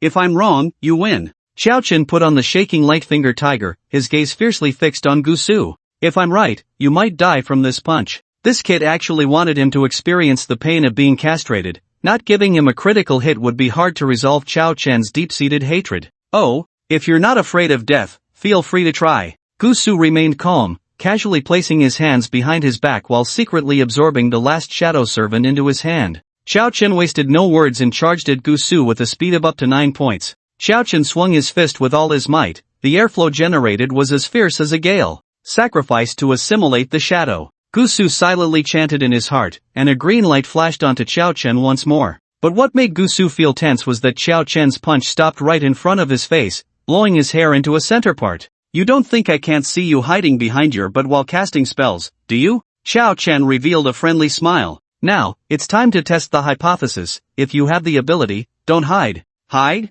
If I hide even a little, I'll call you dad 3 times on the spot. Gusu sneered. Alright, you said it. Xiaochen directly activated the ring of the Skeleton King and threw a punch, creating a sonic boom in the air. Shadow Guard. Suddenly, a pitch-black circular shield appeared around Gusu. When Xiaochen's punch came down, Gusu bounced around the arena like a rubber ball. The shield shattered, and the fallen Gusu spat out a mouthful of blood. Didn't you say I guessed wrong? Then why are you defending? Xiaochen asked. Just say whether I dodged or not. Xiaochen, can you even dodge that? Gusu wiped the blood from the corner of his mouth and struggled to get up, a wave of horror washing over him. The Shadow Guard was a powerful defensive skill capable of withstanding an ordinary full-force strike, yet Xiaochen had shattered it with a single punch. Didn't that mean the damage from this man's punch was more terrifying than that of an ordinary person of the same level? The reason not to lose. It should end now. Xiaochen walked towards Gusu. End? Yes, it should end.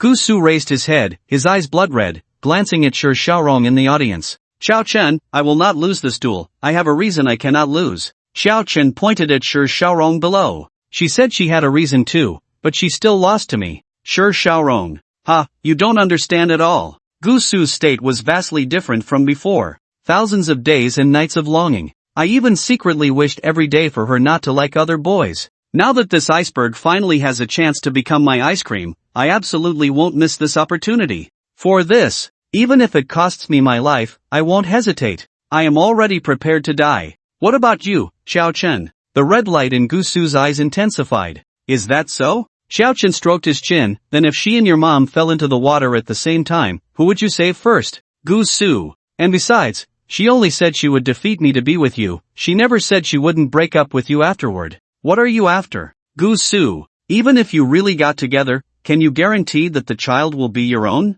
Gusu. And also, shut up. How dare you disturb my resolve? Gusu shouted loudly, afraid to let Xiaochen continue. He feared that if it went on, he wouldn't want to fight anymore. Xiaochen, you should feel honored. This move was originally meant for when I compete for the top scholar. Gusu raised his hand, summoning 4 shadow servants to surround him. Sacrifice, Shadow Devour. The 4 shadow servants transformed into a black, indistinct substance infused into Gusu's body, dark golden patterns appearing on his exposed skin. Ah! Gusu screamed as if enduring immense pain. His black hair flew wildly as he looked up at the sky, his eyes flashing with a blood-red light. Even a beginner in body cultivation couldn't defeat me in this state. Xiao-chun, what do you have to fight me? Your death. Surprise attack. Bang! Gusu's body was kicked away by Xiao-chun like a cannonball, leaving a long scratch on the arena. So hard. This was Xiao-chun's first thought. After Gusu fused with those 4 shadow servants, he seemed to have gained their characteristics. No martial ethics, you're seeking death.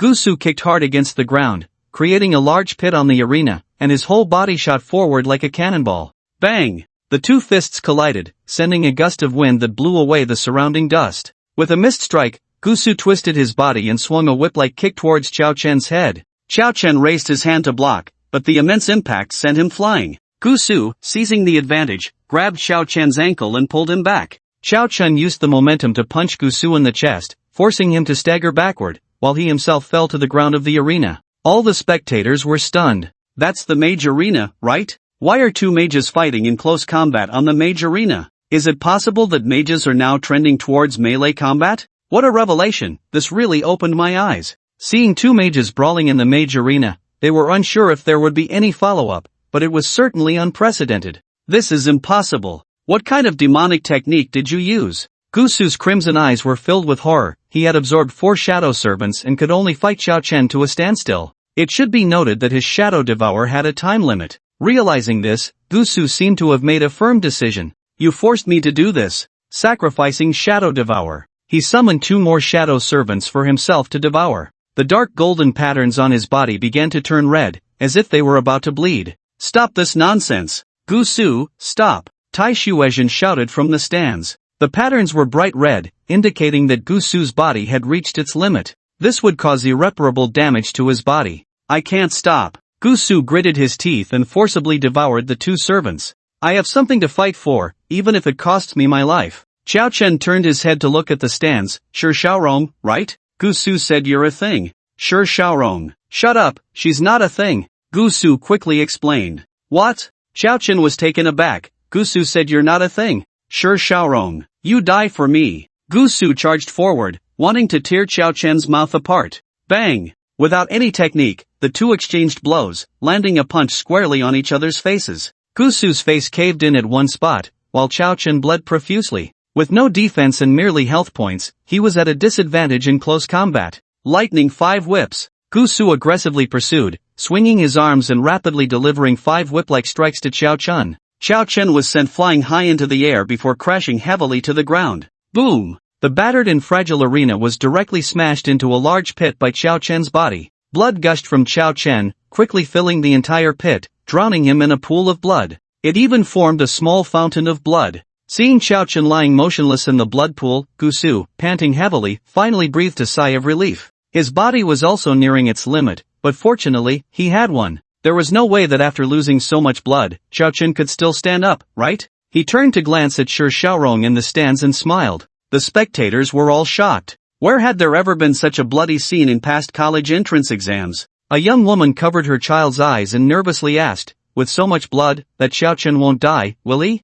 I don't know. It's too terrifying. What kind of terrifying move is lightning 5 whips? It made him bleed so much. Not far away, Tai Shuezhen and Han Jiangwo both looked equally grim. Mayor Feng, let's stop the match. I'm afraid something might happen if we continue. Han Jiangwo was the first to speak. Mayor Feng, I agree with Principal Hong this time. Tai Shuezhen took a deep breath. Winning or losing was no longer that important to them. What mattered was that these 2 students must not get hurt. If Gusu and Xiao-chun really ended up in a serious situation, it would be an unbearable loss for either side. Then who should be declared the first of Su City's mage department? Fang Biao frowned. Gusu, Hong Jiangwo said. Although he was very reluctant to admit it, given the current situation, it was indeed Xiao-chun who was at a disadvantage. Alright. Fang Biao stood up, ready to terminate the match. Splash! A figure suddenly stood up from the blood pool. Kidnapping. In the shadows. A dark figure watched with interest as the blood-soaked Xiao-chun faced off against Gusu on the stage.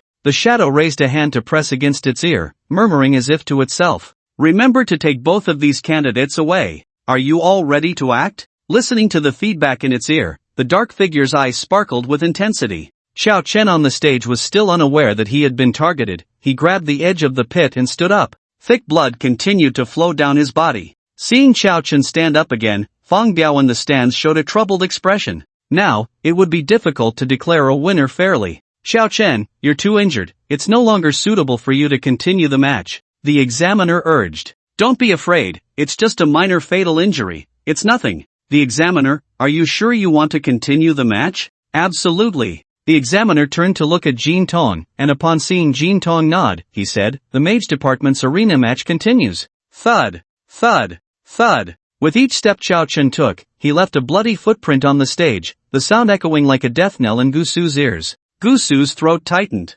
Why? Why can't you just fall down? Why do you have to be like an unkillable cockroach? Xiao Chen pondered for a moment and then smiled. Covered in blood, his smile resembled that of a vengeful spirit. Is it possible that your punches are just too weak? I refuse to believe I can't take you down today. Gusu was completely enraged, striking Xiao Chen with punch after punch, blood splattering across the stage. Xiao Chen retaliated, trading blows with Gusu, whose body was being battered and twisted. Crack! The Shadow Devourer was about to reach its time limit, and Gusu's left arm lost its fusion effect, drooping down after trading a punch with Xiao Chen. But his eyes were bloodshot, as if possessed, completely ignoring the pain in his left arm, continuing to swing his right fist. Snap! A sound of bones cracking echoed, and his right arm, now devoid of fusion effect, also hung limply. Bang! Gusu, having completely lost the effect of Shadow Devourer, was struck in the abdomen by Xiao Chen's punch, and he opened his mouth to spit out a large mouthful of blood. His health bar instantly emptied, but under the protection of the rules, he retained the last bit of life. Gusu, as if drained of all strength, slid down softly along Xiao Chen's fist to the ground. Fourth high school, Xiao Chen, successfully defended the arena. Number of successful defenses, 9 times. The examiner's expression was very complex. He had presided over many college entrance exams, but this was the first time he had seen such a bloody battle. If this were not in the inner world, Gusu would likely have already died. The atmosphere in the stands was extremely quiet, and after an unknown amount of time, the first applause broke out. Soon after, the second and third claps followed, a thunderous applause resonating throughout the examination hall. This applause was both a congratulation for Xiao Chen and a tribute to Gusu. This battle made them see the bloodiness of the younger generation. They had never seen before that the college entrance examination could be fought to such an extent. Although under the protection of the rules, one wouldn't die, all the pain felt just like in the real world. Xiao Chen let out a big breath, and the tense nerves finally relaxed. Successfully defending the platform 9 times meant he was the top mage in this year's Sioux City College entrance examination. The top candidates from all 4 disciplines, after some adjustments, would be escorted by officials to the capital to compete for the title of top scholar. Now he no longer had to worry about Bai Zhe secretly plotting against him. Awesome, Yu Gu. Awesome. Yang Shangdi rushed onto the platform and hugged Xiao Chen. Xiao Chen felt as if he were wrapped in a large lump of lard. To burn fat and gain more mental strength, Yang Shangdi had been eating a lot during this time. Let go. Let go. You're squeezing the life out of me, Xiao Chen said, patting Yang Shangdi's hands. When Yang Shangdi let go, he saw a minus symbol floating above Xiao Chen's head. Moreover, it was a persistent minus. Ha! Yang Shangdi looked down and saw Gusu holding a piece of broken stone, continuously hitting Xiao Chen's calf. You Gu! It's not my fault, look down. Xiao Chen. He couldn't help but marvel at the determination of a sycophant. Who are you? Looking for death. Jin Tong's stern voice suddenly rang out, a high decibel echoing throughout the examination hall.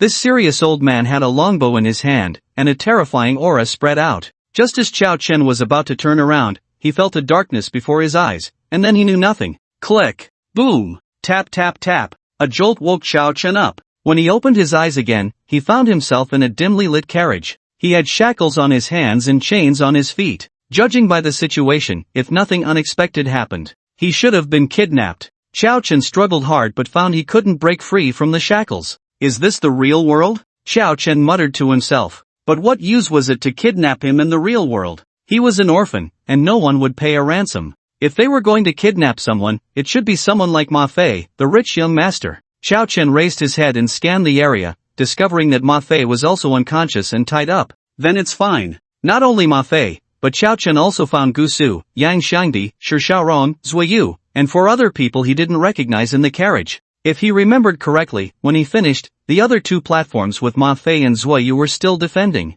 Is this a kidnapping specifically targeting talented candidates? Realizing this, Xiaochen felt a chill run up his spine. What kind of organization would dare to plan such an operation? Kidnapping college entrance examination candidates was no different from rebellion, right? Cough cough. The petite Zuoyu coughed softly and slowly opened her eyes. You're awake? Xiaochen? Where am I? Zuoyu recognized the voice immediately. She struggled with her hands and found that she was actually shackled. Zuoyu was startled. So Xiaochen liked this kind of thing? But she seemed unprepared. If nothing unexpected happens, we should have been kidnapped. Xiaochen showed his shackled hands. Ah, so that's how it is. Zuoyu's face instantly turned red. Damn, what was she thinking? Do you remember what happened before we got here? Xiaochen asked, still unaware of Zuoyu's abnormality. Zuoyu calmed down quickly and soon recalled what had happened earlier. I was fighting with my opponent when suddenly a shadow jumped onto the platform, and then I fainted. When I woke up, I was here. Xiaochen frowned. It seemed that Zuoyu had fainted even earlier than he had, as he had at least heard Jin Tong's stern shout. Xiaochen, do you have any clues? Zuoyu asked. Xiaochen shook his head in response. At this point, we can only take it one step at a time. Once we get out of this world, I'm just an ordinary, pure high school boy. Zuoyu, let's wake the others first, Xiaochen said. As everyone in the carriage woke up, the originally quiet carriage suddenly became lively. Rong, don't be afraid. I will definitely protect you. You go, where is this place? What's going on? Damn, I'm about to get first place in the assassin department. Who suddenly brought me here? I curse them to have children without skin. Whoa, mommy, crack. A mechanical voice sounded, and everyone in the carriage immediately held their breath. Whoosh, the carriage door was pulled open, and a strong light flooded into the carriage. It seems you all are awake, talented ones. The person in charge of Baizhe, Hua Ci, stood at the door. The blinding light made it hard for everyone in the carriage to open their eyes. Xiaochen squinted slightly and finally saw the person standing at the door. It was a woman in a qipao, embroidered with golden thread patterns, her alluring figure igniting a primal desire in those who beheld her. Several boys in the carriage couldn't help but swallow hard. I apologize for bringing you here in this manner. Rest assured, I won't harm you. I brought you here because I recognized your talents. The woman's voice was as pleasant as wind chimes, yet it carried an undeniable authority. Let me introduce myself. My name is Hua Ci, and I am the person in charge of the Baizhe subsidiary. Baizhe? The people in the carriage exchanged glances, having never heard of this organization. Only Chao Chen's expression changed, cursing inwardly. He couldn't help but think, damn it, I took the college entrance exam to avoid Baizhe, and now this crazy organization plans to kidnap examinees. Is this what you call an invitation? Gusu raised his hand to show the shackles, his face filled with dissatisfaction. Don't worry, once we arrive at our destination, you will be released. Just stay here quietly, and you won't be in any danger.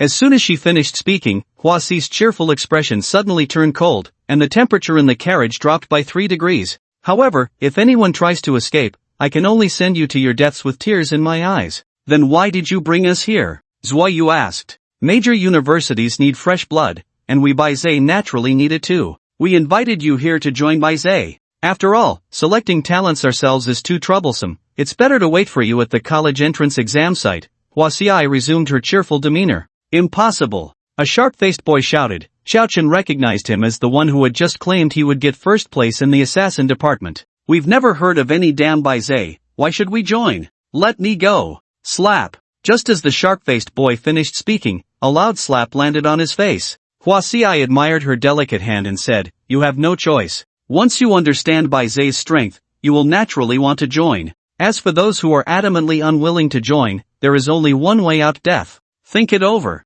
Hua Ci slowly closed the carriage door, plunging the interior back into darkness. Oh, and don't even think about trying to escape into the inner world. In this carriage, your chips have been interfered with. Hua Ci's voice echoed again. Xiaochen tried to control his chip, and indeed, he couldn't enter the inner world. The expressions of the people in the carriage were all quite grim. They were all genius students selected from Sioux City, the best of the best, about to join top universities with a bright future ahead. Yet, inexplicably, they were kidnapped and forced to join something called Baze. No one could maintain a pleasant expression. Some delicate weaknesses that are hard to speak of can only be grasped slowly by oneself. Yang Shangdi's sorrowful humming echoed in the carriage. Yang Shangdi, aren't you afraid? Ma Fei couldn't help but ask. Afraid? I'm afraid you guys will hit me. Why? Yang Xiangdi replied, because I want to fart, and I have a feeling it will be very loud. The other 9 in the carriage. Xiao Chen, does anyone have a plug? Quickly help him block it, or else none of us will survive in this closed carriage. I have. A burly man pulled out a mace and was about to hit Yang Xiangdi. Stop. I'll hold it back, I won't let it out. Yang Xiangdi shouted. Alright, stop messing around. Zuiyu frowned tightly. Let's first share what we know, clarify the situation. Does anyone know what happened at the exam site? I saw it. In the corner, a girl timidly raised her hand, and when she saw everyone looking at her, she shyly lowered her head. Don't be afraid, just speak slowly, Zuiyu comforted. Encouraged by Zuiyu, the girl raised her head again, her eyes still filled with uncontrollable fear. At that time, a group of men in black rushed onto the stage, and with a loud shout from old Jean, she trembled as she began to recount. Who are you? Looking for death. Jean Tong shouted from the stands, a longbow appearing in his hand. He drew the bow, pulling it to its full moon. Whoosh! An arrow shot towards a man in black who was about to take away a candidate, and in the next moment, he was pinned to the wall. However, another man in black was faster, taking the place of the first and carrying away a candidate, disappearing in a few flashes.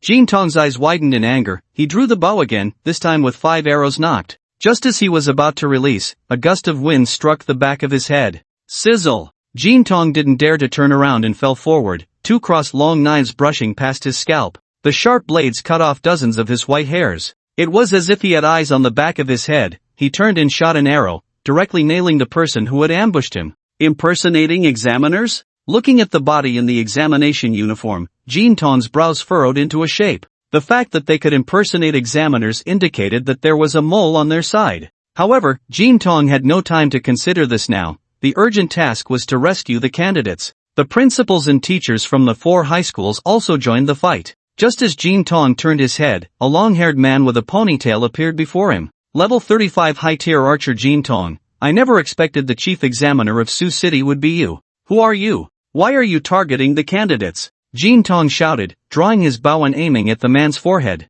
Heh, guess if I'll tell you, the long-haired man sneered. Whoosh! Jean Tong didn't waste words and shot an arrow that pierced the man's forehead. Phantom? Jean Tong was startled. At your age, with such a bad temper, you're likely to die young. The long-haired man's cold voice echoed in Jean Tong's ear. The next second, Jean Tong felt a heavy blow to his waist, and his body flew out like a cannonball. Bang! Jean Tong's body crashed through a wall, rubble burying him, leaving his life in uncertainty for the moment. After dealing with Jean Tong, the long-haired man quickly vanished from the spot. Following that, the men in black fought while retreating, leaving a ground full of corpses before disappearing without a trace. Later, I fainted, and when I woke up, I was here with you all. The girl finally finished recounting the scene she had witnessed. As she spoke, the people in the carriage grew increasingly alarmed. Xiao Chen's expression also turned grim. During the college entrance examination period, nearly all of Sioux City's capable forces were concentrated in the examination halls. Bai Zhe was actually able to abduct them at such a critical moment, even defeating the chief examiner, Jean Tong. He had thought his estimation of Bai Zhe was already high enough, but he had still underestimated them. This organization called Bai Zhe was far more mysterious and powerful than he had imagined. At this point, we can only treat a dead horse as a live one. Xiao Chen looked at the beating heart in his storage space. Boom! From the pile of rubble, a strong, weathered hand emerged. Immediately, countless stones exploded outward, and Jean Tong, whose face was so dark it seemed to drip water, stood up. Several examiners quickly surrounded Jean Tong. Old Jean, are you okay? Examiner Xiaoyi asked with concern. Jean Tong replied, I'm fine. What about those men in black? Xiaoyi hesitated. They abducted 10 candidates and then withdrew. Which 10? Jean Tong grabbed Xiaoyi's shoulder excitedly. Xiao Chun, Gu Su. Xiaoyi recited the names of the 10 candidates, and with each name, Jean Tong's expression grew darker. Damn it! Jean Tong punched the wall beside him. Old Jean, don't panic. Since they were abducted, it means those candidates are temporarily safe. We still have a chance. Xiaoyi quickly persuaded. Jean Tong shook his head. Such a well-trained operation could not be carried out by an ordinary organization. No ordinary organization would have the guts to target college entrance exam candidates. Mayor Fang Biaoji approached with 4 principals, their faces equally grim. Old Jean, there's bad news. Fang Biaoji forced a smile. Not just in Sioux City, but across the country, candidates from 4 cities have been abducted. Moreover, the methods are identical, suggesting it's the same organization at work. Tong's brows furrowed tightly. Abducting candidates simultaneously in 4 cities? This mysterious organization was quite formidable. The Great Xia Kingdom had always been peaceful. When did such a terrifying organization emerge domestically? Investigate. No matter what, we must ensure the safety of those 10 candidates. Creak. After an unknown amount of time, a sudden screech of brakes sounded, and Xiao Chen and the others turned their gazes toward the door. The next second, the carriage door was pulled open, and Hua Xi's melodious voice rang out again. 10 geniuses, you can get off now. Behave, line up, and get off one by one. Don't get yourselves into trouble. I won't get off. My mom said, unless the bride price is increased by 200,000, I won't get off. Yang Shangdi's massive frame blocked the doorway. He glanced outside and found they were in a desolate suburb. Hua Xi's expression darkened. Little fatty, do you believe I have 100 ways to make you regret being such a jerk? Really? I don't believe it. Unless you stand on your head and poop. Hua Xi directly pulled out a handgun and aimed it at Yang Shangdi's forehead. Whoosh! Yang Shangdi's cold sweat immediately poured down. Sister Hua Xi, don't be so agitated, just listen to me. Hua Xi narrowed her eyes slightly. What do you want to say? To bring light and tame every monster. They say to mend your wounds. No one loves a clown. Why is loneliness not glorious? Only imperfection is worth singing about. Who says that those covered in mud aren't heroes? I love you walking alone in dark alleys. I love you not kneeling. Click. Hua Xi directly disengaged the safety on the gun. Yang Shangdi's throat bobbed up and down, the rest of the lyrics choking in his throat. Hua Xi, get out of the way. Yuga, are you done yet? I really can't hold on any longer. Yang Shangdi shouted loudly. Done. Xiao Chen in the carriage breathed a sigh of relief, shifting his gaze away from the last person's chip. Hee, goodbye, you stinky woman. After Yang Shangdi finished speaking, his massive figure began to twist. Bang!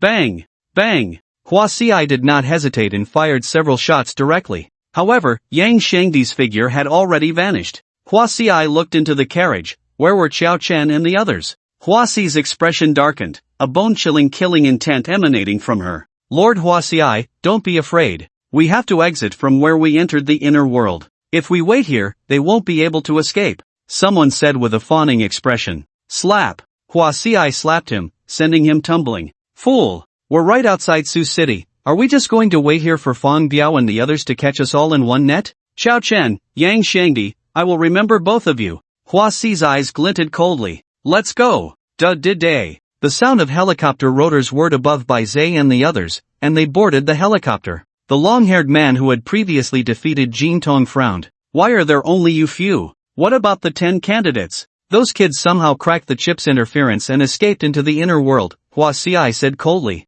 What? The long-haired man's expression instantly turned cold. Useless. If I had known you were this useless, I shouldn't have come to Sioux City. It's a complete waste of my time. Click. A gun was aimed at the long-haired man's temple. Long-haired man, actually, I think coming to Sioux City is still okay. This matter is my responsibility. I will give the organization an explanation.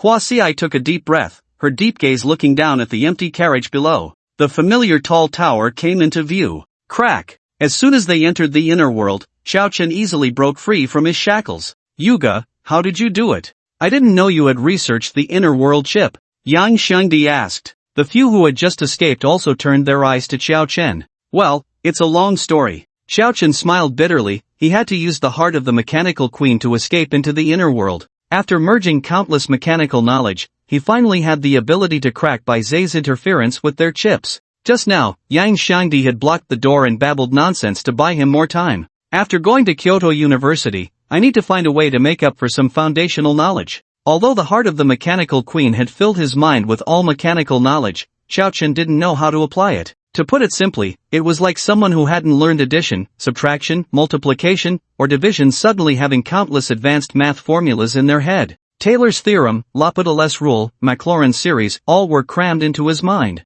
He could recite the formulas and knowledge points, but he couldn't solve problems. Xiao Chen was in such a situation, he needed more time to digest the knowledge brought by the heart of the mechanical queen. It seems I can never go to the Mechanical Kingdom dungeon again, Xiao Chen thought to himself. The Mechanical Queen had left her heart with him, and he had used it directly. If he entered the Mechanical Kingdom again, wouldn't they just beat him to death? Don't rush to chat, we are not out of danger yet. Bai Zay's people could chase us in at any moment. Zuo Yu spoke calmly. Chao Chun had noticed long ago that the more dangerous the situation, the calmer this girl became. Let's enter a closed dungeon. The time in a dungeon is enough for the people in Sioux City to find us. By then, it will be safe to leave the inner world. Zuoyu's proposal was quickly affirmed by several others. The instances in the inner world are divided into two types, open instances and closed instances. For example, the Nightmare Village and the Poison Cave that Chao Chun cleared before are closed instances. Once players enter, they will not encounter other players, while open instances are of the type like the Mechanical Kingdom. All players can enter at any time, and even players within the same instance will receive various tasks of different difficulties. As long as they are in a closed instance, Baizé cannot find them until they clear it. Then what are we waiting for? Let's go, Ma Fei urged. Being inexplicably kidnapped by Baizé's people made him feel like a startled bird. Ma Fei had been a rich young master since childhood, he had never experienced a kidnapping scene. Ma Fei, are you scared? Yang Shengdi asked. Don't talk nonsense. Am I scared? If they hadn't restricted entry to the inner world, I could have killed them all with one sword. Ma Fei snapped, suddenly agitated. Hua Xiai is catching up. Chao Chen shouted. Damn! Where? Zombie! You guys stop messing around, Zuoyu said, somewhat helplessly holding her forehead. At a time like this, how could these clowns still have the mood to joke? Chao Chen, did you hear that? I'm talking about you, Ma Fei. Yang Xiangdi, exactly. What time is it, and you're still so unserious? Ma Fei. It's tough for Ma Fei. It seems the next opportunity to explore the world outside of Safe Town will have to wait. Let's enter the instance first. Zuoyu shook her head regretfully. Once players reach the initial stage, they no longer need to take tasks from the guides, they can directly select instances from the tower. As they walked, Chao Chen suddenly felt a chill behind him. He turned around to see the guide of the mage area, Elian, smiling at him. Today, Elian had changed from her usual cute style, wearing a professional outfit paired with black stockings, exuding a sexy and mature aura. Chao Chen instinctively shrank his neck. Could she really hold a grudge? Fortunately, Elian did not show any extreme behavior, and if all went well, he wouldn't have to deal with Elian and her group in the future. The 10 of them quickly arrived at the majestic tower. Ma Fei took the lead and placed his hand on it, causing countless orbs of different colors to appear. The 7 colors of the orbs, white, green, blue, yellow, purple, red, and black, correspond to instances of increasing difficulty. The deeper the color of the orb, the greater the difficulty. For example, if the green orb of level 1 is dark enough, it might even present a level 2 difficulty task. Which level instance should we choose? Ma Fei's gaze lingered on the green orb. Generally speaking, the suitable difficulty for initial stage players is level 1. As long as they don't play solo like orphans, with teamwork, level 1 instances are basically safe for initial stage players. However, nothing is absolute, after all, they are all initial stage players, but their strengths can vary greatly. Yang Shangdi, is this instance safe? Level 1 instances are no problem. Ma Fei wasn't boasting, after all, the 10 of them encompassed the 4 main professions, and each one was a genius. Yang Shangdi, I'm asking you, is this instance safe? Ma Fei? He instinctively sensed something was off and quietly took a step back. You guys stop messing around. Zuoyu, furious, kicked them away and casually summoned a deep green orb from the tower. This is a closed instance. We'll go with this one. Zuoyu's figure swayed and then disappeared into the green orb. She was afraid that if she stayed any longer, she would be driven mad by these clowns. Chao Chun, although I really appreciate you saving Rong, that doesn't mean the previous matters can be forgotten. I will get my revenge sooner or later. Gu Su coldly glared at Chao Chen and turned to step into the light group. Chao Chen, you were saved by me too. Gu Su stumbled and fell into the light group. The others followed suit, and before entering, Chao Chen took a careful glance at the instance introduction. Instance name, Coffin Mountain. Difficulty, level. Corpse driving, also known as spirit relocation, originated in ancient Shinzhou. Corpse drivers use secret techniques to bring the bodies of those who died far from home back to their hometowns for burial. The background introduction of the instance was too long, and Xiao Chen only had time to read a small section before entering the light group. Could this instance be role-playing? Are we supposed to play as a corpse driver? Xiao Chen raised an eyebrow, genuinely intrigued by this mysterious profession. As all 10 people entered the light group, the deep green light slowly turned grayish-white. Open the heavenly court, grant immortality, 3 souls and 7 spirits, return to the womb. The deceased set out, the living avoid. The dead must leave, the living must not look. The familiar sensation of spinning came, and a cacophony of noise made Xiao Chen open his eyes. He found himself raising both hands, hopping forward, dressed in a blue-brown shroud. Xiao Chen. To confirm his suspicion, he looked up ahead. A tall, burly man wearing straw sandals and a white shirt, with a black belt around his waist, was in front of him. He wore a straw hat, struck a gong in one hand, and occasionally shook a bell in the other. Wow! At this point, Xiao Chen was completely certain he had truly become a corpse, and a corpse that was being driven along by a corpse driver. Xiao Chen tried to break free but found that the bell and gong in the man's hands seemed to possess some strange magic, forcing him to move forward. What on earth did this crazy instance want? Mission requirement: go to Coffin Mountain to stop the drought demon from resurrecting. Difficulty, level, mission reward, depends on player rating. Friendly reminder, none. After glancing at the system panel's mission requirements, Xiao Chen still had no clue. He had no idea where Coffin Mountain was, and the others who had entered before him, like Zuiyu, had also vanished. Xiao Chen looked back and saw that besides the gong-striking man in front, there was another tall man following him. Ah! The man behind screamed and collapsed to the ground when he saw Xiao Chen turn his head. Master! Master, the corpse has come back to life. This corpse has come back to life. The gong-striking man stopped in his tracks and examined Xiao Chen's expressionless corpse face for a moment. Xiao Chen. Xiao Chen realized that as long as the man didn't shake the bell or strike the gong, he could regain control of his body. Jin Tao, are you seeing things? The God of Joy is perfectly fine, there's nothing unusual. The man frowned and asked. It's true, Master. Just now, he really turned his head to look at me. Jin Tao argued, his face pale. Nonsense. You're tall and ugly, your eyebrows are harder than my chicken, and you're a star of misfortune. What evil spirit would dare to cause trouble in front of you? Hearing his master's explanation, Jin Tao finally calmed down. Could it be that he was just too tired and seeing things? I know, this is your first time driving corpses, and you're nervous, but there's no need to be too afraid. With me here, even if it's a corpse turning into a demon, I can handle it. Seeing Jin Tao nod, Gu Xiuxian walked back in front of Xiao Chen. He had been driving corpses for 20 years, whether a corpse had come back to life, he could tell with a glance. This God of Joy looked so handsome, how could he possibly come back to life? His apprentice was still too timid and needed to be trained well. After all, in this line of work being timid wouldn't help one secure a steady meal. Let's go, we need to hurry to the mortuary to rest. In another hour, it will be dawn, and we still have to send this God of Joy to Coffin Mountain. Behind them, Jin Tao's eyes widened, his body covered in goosebumps, cold sweat streaming down his forehead as if he had seen the most terrifying thing in the world.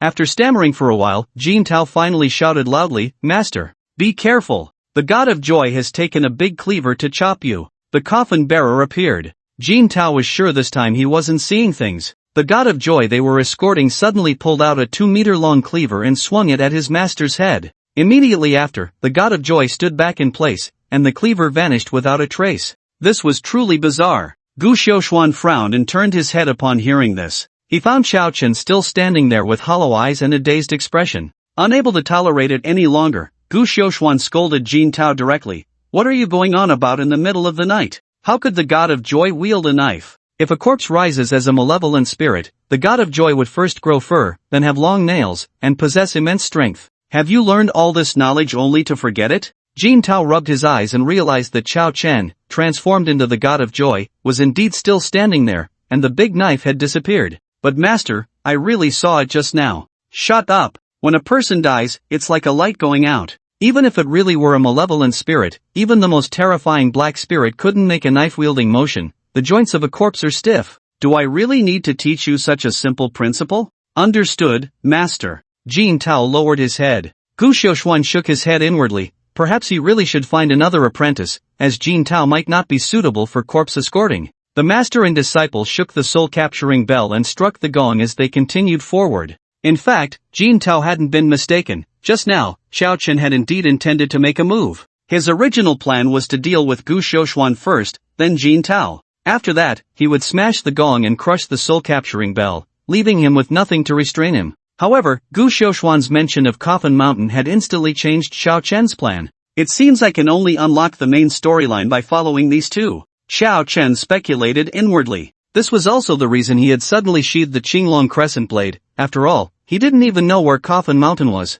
The three of them, oh no, 2 people and 1 corpse, walked southeast for about half an hour before a mortuary with its doors wide open came into view. All the way, Jin Tao had been frowning. He firmly believed he wasn't mistaken, but his master just wouldn't believe him. He couldn't understand why the God of Joy would suddenly pull out a big cleaver. A sign hung on the mortuary door that read "No living persons allowed." A chilling aura emanated from within, and they could vaguely see several coffins placed inside. This was the resting place exclusively for corpse escorts. After all, the god of joy couldn't see sunlight and could only stay in the mortuary during the day. The mortuary's doors were open 365 days a year. After all, there was nothing here but corpses, a place solely for the dead. Normal people wouldn't come here to meddle with corpses. Upon entering the mortuary, Gu Xiaoshuan chanted incantations, took out a yellow talisman, and affixed it to Qiao Chen's forehead. He then turned to Jin Tao and said, "Tomorrow night before we set out, you stay with this god of joy and work on your courage." "Master, where are you going?" This god of joy really might rise as a spirit. As soon as Jin Tao heard he would be alone with Xiao Chun, he immediately became frightened. Gu Xiaoshuan shot a glare at his trembling apprentice, exasperated. "What do you care where I go? I've already used a binding talisman to hold him. What kind of trouble could he cause? Before I return, keep a close watch on the god of joy. If anything goes wrong, I will hold you responsible." Gu Xiaoxian flicked his sleeve and walked out. He needed to find a decent inn to rest properly. After Gu Xiaoxian left, Jin Tao became even more frightened. He closed his eyes, clasped his hands together, and knelt on the ground, knocking his head towards Qiao Chen. "God of joy, dear God, please don't cause any trouble. I beg you. Qiao Chen. We don't interfere with each other, you just stay put, and after tomorrow night, we can send you to your place." After a while of praying, Jin Tao stole a glance with his peripheral vision. Seeing that Qiao Chen was still standing there in a daze, he finally breathed a sigh of relief. After walking all night, Jin Tao was both tired and sleepy.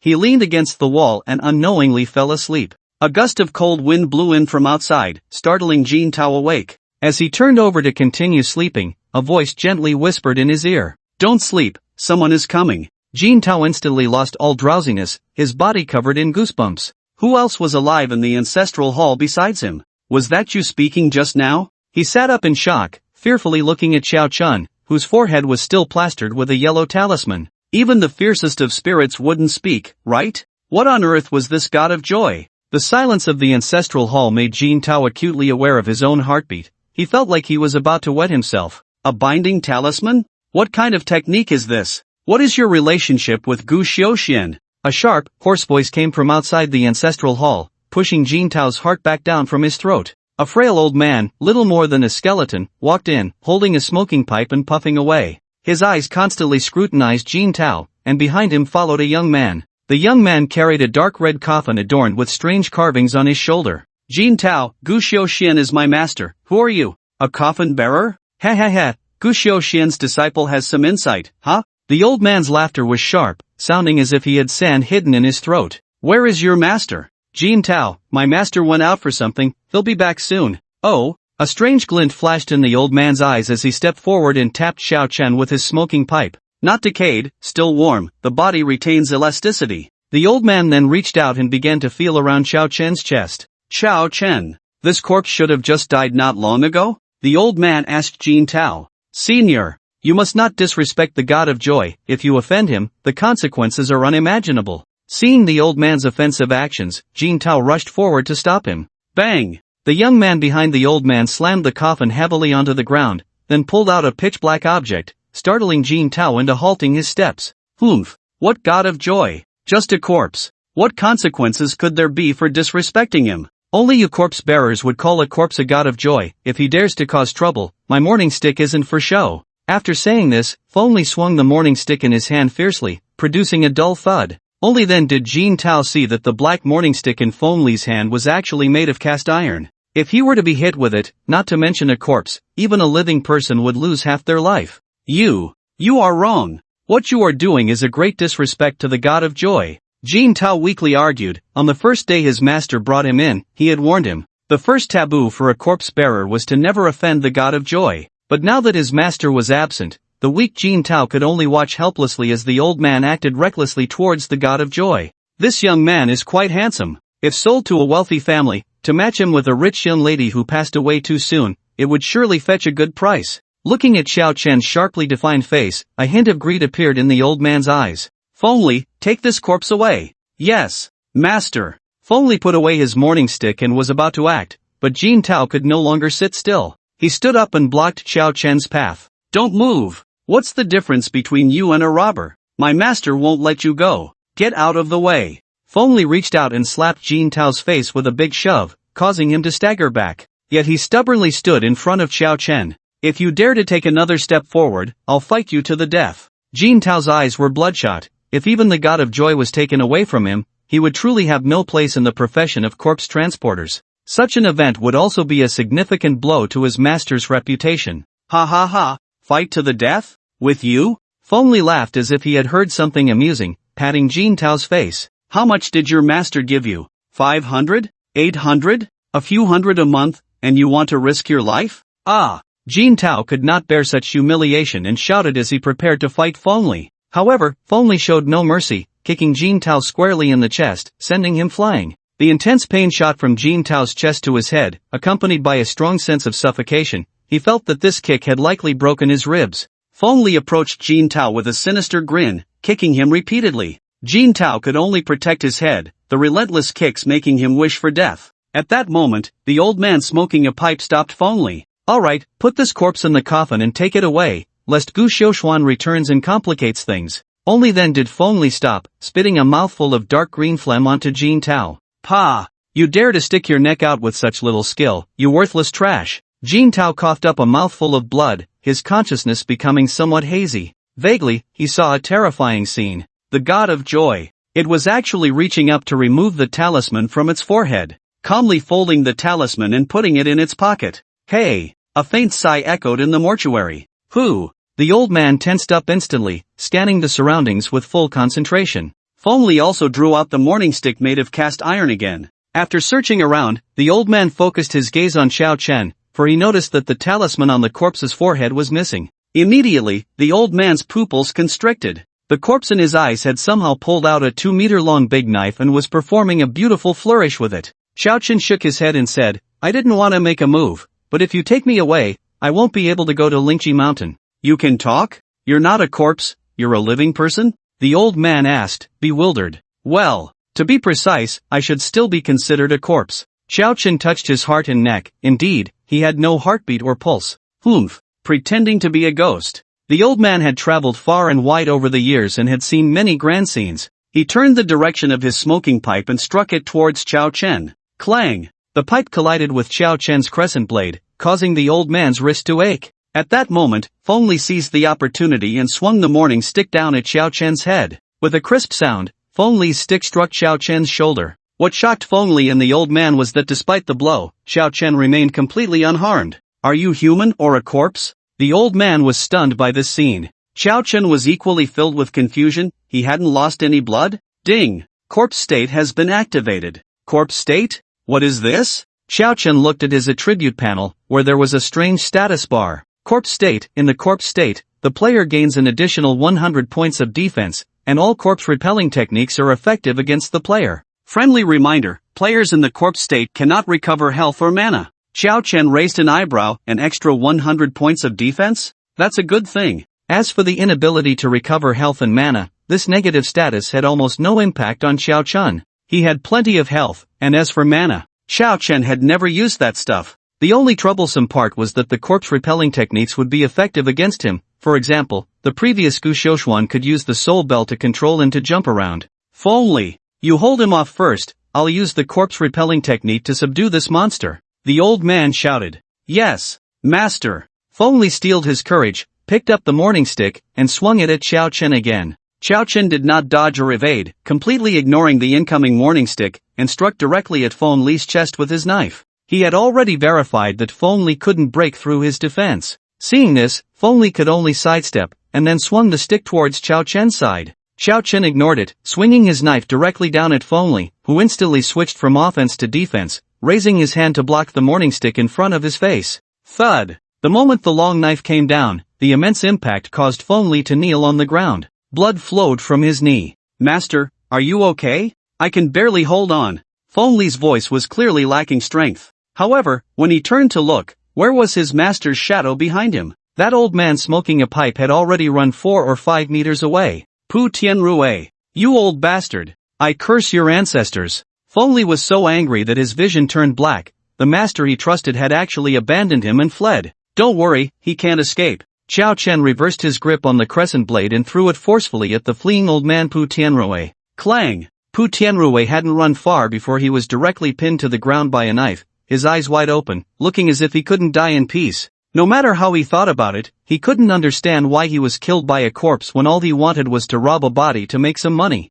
Player Xiao Chen successfully killed Pu Tianrui. Experience points, damn it. Just experience points again. Xiao Chen pounded his chest in frustration, a wave of attribute points slipping away from him. But there was nothing he could do. With his 9 points of agility, he couldn't catch up to Pu Tianrui and could only rely on throwing knives to kill him. Fortunately, there was still a Fengli here. Xiao Chen punched Fengli on the top of his head. Detected that player Xiao Chen resolved Fengli through hand-to-hand combat, rewarded with 10 free attribute points. Experience. After dealing with these 2 uninvited guests, Xiao Chen rummaged through their soul cores, confirming that nothing had dropped before returning to the mortuary. Ha! What's this? Xiao Chen's gaze fell on the dark red coffin brought by Pu Tianrui and his apprentice. He reached out and knocked on it. The coffin emitted a crisp sound, and a strange fragrance wafted out from inside. Spirit suppressing coffin, level, unknown description, a dark red coffin carved with strange patterns, lying inside may have special effects. Xiao Chen raised his eyebrows. He had no intention of lying in a coffin, so he directly stored the spirit suppressing coffin in his storage space.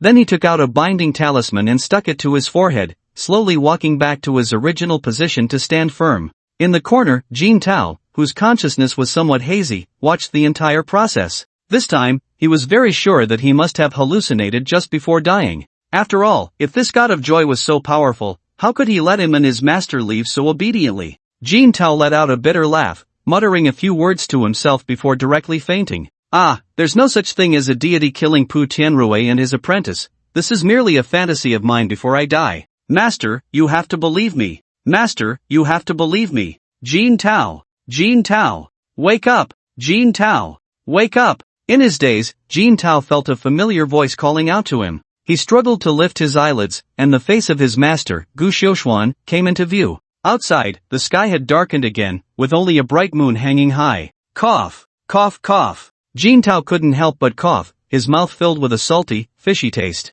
What on earth happened? I told you to stay with the deity, and you ended up getting hurt? Gu Xiaoshuan frowned and began to treat Jin Tao's injuries. Deity? Hurt? Jin Tao's pupils refocused as he vaguely recalled the scene before he lost consciousness. Master, after you left, 2 coffin bearers came to the funeral home. The older one is called Pu Tianrui, and the younger one is called Fengli. They wanted to steal our deity. Jin Tao spoke rapidly, recounting the situation from before. The one who smokes dry tobacco, Pu Tianrui? Impossible. Gu Xiaoshuan's brows furrowed into a shape. If he wanted to steal, how could the deity still be here safe and sound? I've heard of his abilities. Gu Xiaoshuan pointed to Xiao Chen, who was still standing in place. It's the deity. Jin Tao's throat felt tight. I saw the deity take off the binding talisman by himself, then grab a big machete and kill Pu Tianrui and his apprentice. Slap. Gu Xiaoshuan slapped Jin Tao across the face. Nonsense, utter nonsense.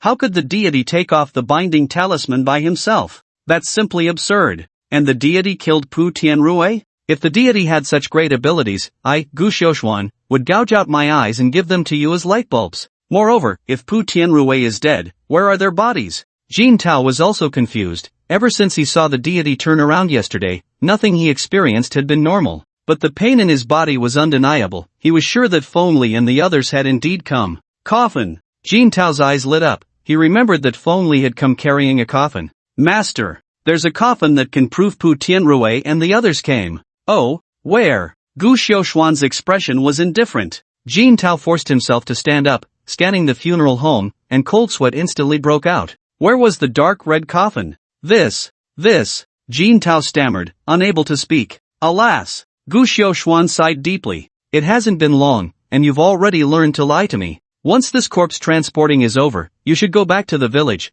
Perhaps you really aren't suited for this line of work. Master! Jin Tao's eyes turned red. Don't drive me away, you have to believe me. I really didn't lie to you. Pu Tianrui really came, and this deity really has a problem. Jin Tao rushed to Xiao Chen's side, grabbing his shoulders and shaking him desperately. Move! I know you can move, hurry up and move. You have the ability to kill, you have the ability to move. Xiao Chen, if I move, how can I let you take me to the coffin mountain? Jin Tao. Gu Xiaoshuan rushed forward and kicked Jin Tao to the ground. After glancing at Xiao Chen, who showed no signs of resurrection, Gu Xiaoshuan finally breathed a sigh of relief. Are you crazy? Gu Xiaoshuan turned his head and shouted at Jin Tao. Tears were welling up in Jin Tao's eyes. He couldn't understand why his master wouldn't believe him. This deity really could move on its own. Pack your things and hit the road. Once this corpse transporting is over, you can go raise pigs, you unlucky thing. Gu Xiaoxian kicked Jin Tao's butt while cursing. Jin Tao glared resentfully at the expressionless Qiao Chen, vowing to expose the true nature of this joy spirit and prove to his master that he wasn't lying. Open the heavenly court, grant immortality, 3 souls and 7 spirits, return to the womb. The deceased set out, the living avoid. The dead must go, the living should not look. After packing their bags, Gu Xiaoxian and his disciples set off again under the moonlight. The dense bamboo forest rustled in the evening breeze. Along the way, Jin Tao's fiery eyes were fixed on Xiao Chen, swearing he would find a flaw. But no matter how he looked, Xiao Chen was just jumping forward with his hands raised, showing no signs of abnormality. Stop! Gu Xiaoxian suddenly halted. There are people ahead. And sounds of fighting. Gu Xiaoxian's eyes narrowed slightly. Master, how can there be fighting at this late hour? Jin Tao asked, puzzled. It might not be human. There's a strong smell of corpse. Gu Xiaoxian's nostrils flared. You stay here and don't move. I'll go check ahead. Master! Master! Jin Tao urgently whispered a few times, but as soon as he finished speaking, Gu Xiaoxian vanished into the dark bamboo forest with a few quick movements. Looking back at Xiao Chen's expressionless pale face, Jin Tao's heart tightened. This was a joy spirit that could suddenly turn into a corpse. Fortunately, nothing unexpected happened this time. In Jin Tao's worried gaze, Gu Xiaoxian quickly returned. Accompanying Gu Xiaoxian was another man, followed by 2 joy spirits, one fat and one thin. The man wore a straw hat identical to Gu Xiaoxian's, with straw sandals on his feet and cloth strips wrapped around his calves. From his attire, he was clearly another corpse chaser. Old Gu, is this your newly accepted disciple? He's quite sturdy, the man said with a smile, looking at Jin Tao. Gu Xiaoxian shook his head at the remark. Come on, this kid has a big build but is as timid as a mouse, babbling nonsense all day. I'm already planning to send him back to the village to raise pigs. You keep an eye on him. I'll contact the other senior brothers to see if they have had similar experiences. Gu Xiaoxian walked a distance away, scooped up a handful of soil from the ground, and closed his eyes, muttering incantations. Seeing Jin Tao lower his head, the man patted Jin Tao's shoulder. Don't listen to your master's nonsense. A corpse chaser can't just take any disciple, it has to be someone like you, tall and ugly enough to ward off evil spirits, and your fate must be strong. Since your master accepted you, he won't easily send you away. By the way, I'm Gu-san. According to seniority, you should call me Shushu, uncle, just San Shu, third uncle, is fine. Jin Tao glanced at his master and, seeing no reaction, finally called out San Shu. Don't worry, if anything happens in the future, just tell San Shu, I'll take care of you. Compared to Gu Xiaoxian, Gu-san was clearly more easygoing. He pulled out a wine gourd from his waist, took a swig, and then offered it to Jin Tao. Have a sip, it's cold at night. Jin Tao took a drink but immediately coughed from the spiciness. The gourd was filled with high-concentration white liquor. He couldn't understand how San Shu could drink it down. Seeing Jin Tao's reaction, Gu-san burst into laughter. After a few sips, Jin Tao and this uncle finally became a bit more familiar. San Shu, what just happened? Jin Tao couldn't contain his curiosity and asked. Xiao Chen nearby also perked up his ears. In response to Jin Tao's question, Gu-san shook his head with a smile. Nothing major, just a white-haired corpse. Gu-san shook the soul-capturing bell, and one of the joy spirits behind him, the smaller one, jumped out. The joyful spirit's nails had grown long and turned black, and its face was covered with fine white fuzz. This was clearly a corpse that had transformed into a malevolent spirit. Jin Tao was taken aback. He had heard his master mention this before. Ordinary corpses do not transform into malevolent spirits. The villagers often spoke of corpses coming back to life, but that was merely due to the deceased harboring resentment in life. If this resentment could not be released, it would cause the corpse to cause disturbances. Such corpses moved slowly and posed no real danger. Their malevolence could be suppressed with black dog blood or the blood from a rooster's comb. However, if the deceased had harbored immense resentment and died with great unwillingness, the corpse would transform into a malevolent spirit. Malevolent spirits were strong and agile, capable of leaping onto roofs and trees, moving as if they were flying, and they began to fear neither ordinary fire nor even sunlight. The white malevolent spirit was the weakest type, but it was still not something an ordinary person could handle. Don't be afraid, white-haired corpses are nothing strange. I've dealt with at least 800 of them, Gu-san said, taking another swig of alcohol. If this white-haired corpse drinks enough human blood and transforms into a blood-malevolent spirit, that would be truly terrifying. Uncle San, are blood-malevolent spirits really that scary? Jin Tao couldn't help but ask. If a blood malevolent spirit really appeared, my master and I together would barely be enough to fight it off. If I were alone, I would definitely turn and run if I encountered one. Gu-san's eyes flashed with apprehension. Uncle San, what about black malevolent spirits? Black malevolent spirits? Gu-san looked up at the sky. If that were the case, my master would have to die again even if he were resurrected. Jin Tao gasped. He glanced at Xiao Chen and quickly pressed on with his questions. Uncle San, what if there was a corpse that could not only speak human words but also wield a large machete and chop at people, and could even remove its own binding talisman? What level of malevolent spirit would that be? Ha! Gu-san's expression turned strange. If such a thing really existed, it wouldn't even be called a malevolent spirit, it would be more like a spirit god. Don't worry, how could there be such a terrifying malevolent spirit in the world? Jin Tao nearly lost control. Uncle San, it really exists. And the corpse I'm talking about is standing right next to us. Jin Tao felt as if a pair of eyes were watching him intently from behind. He quickly changed the subject. Uncle San, what about the other joyful spirit? That one? It's heading to the Coffin Mountain, Gu-san said, shaking the bell, and the plump joyful spirit jumped out from the shadows. In the moonlight, Xiao Chen clearly saw the face of this joyful spirit, and the look it gave Xiao Chen was filled with excitement. Just because I looked at you a little longer in the crowd, I could never forget your face, echoed in Xiao Chen's mind. This joyful spirit looked just like Yang Shangdi, didn't it? It seemed he wasn't the only one who had turned into a corpse upon entering the instance. Yang Shangdi was about to speak when Xiao Chen quickly signaled him with his eyes, indicating that now was not the time to talk.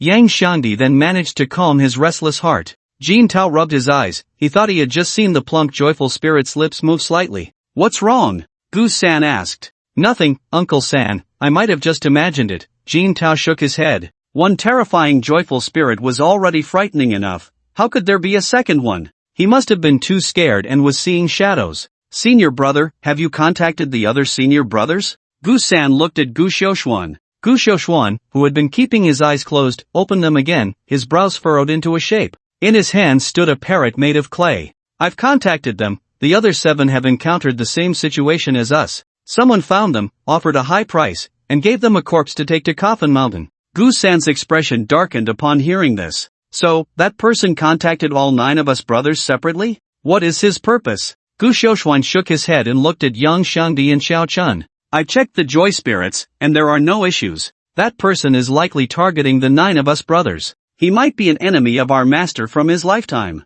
Bang! Gu-san slammed the wine gourd heavily on the ground and said boldly, what are we afraid of? Our master once taught us, the dead flow like this, day and night without rest. With all 9 of us brothers gathered together, can't we reach the realm our master spoke of? How many in this world can move us? Let's just go for it. Gu Xiaoshuan smiled upon hearing this. You do have a point. Third uncle, what does the dead flow like this, day and night without rest mean? Jin Tao asked. It means what Confucius once said, truly powerful people, when you stand by the river, the corpses of your enemies will float by endlessly, day and night. I'm not bragging, third uncle. Gu-san patted his chest. With all 9 of us brothers together, there are hardly any we fear in this world. If the Black Shah comes, I would dare to take a shot at him. Jin Tao nodded, somewhat understanding. After a long time apart, the 2 brothers caught up a bit before urging the corpses to continue on their way. Jin Tao still stood at the back, the only difference being that he was now separated from his master and third uncle by 3 bouncing joy spirits.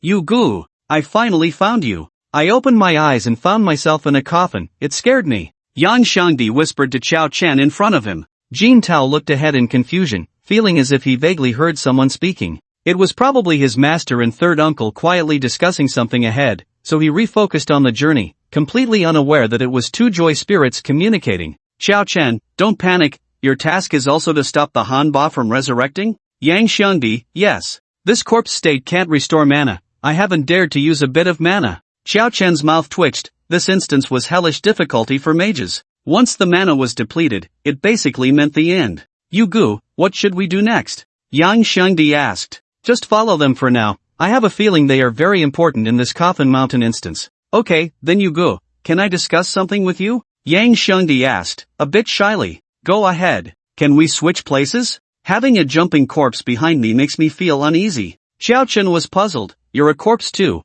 What are you afraid of? It's different. This guy behind me is a real Shah corpse. I keep feeling like he might suddenly jump over and grab me. Alright, Xiao Chen said helplessly. So, under Jin Tao's terrified gaze, Yang Shangdi and Xiao Chen switched places. Yang Shangdi even smiled awkwardly at Jin Tao, but that smile, combined with Yang Shangdi's bloodless corpse face, looked to Jin Tao like a vengeful ghost. Damn! Master, help! Third uncle's joy spirit is also a problem. What are you making noise about? What did you see? Gu Xiaoshuan frowned. Why are you always so jumpy? Can't you be a bit more composed? He was almost driven mad by this disciple, who was never calm and always causing trouble. Gu-san patiently helped Jin Tao, who had collapsed in fear, back up. But when he saw a pale yellow foul liquid flowing down Jin Tao's pant leg, his brows furrowed as well. A disciple of a corpse driver actually got scared to the point of wetting himself? This courage was probably even less than that of an ordinary person. Jin Tao's face also turned red,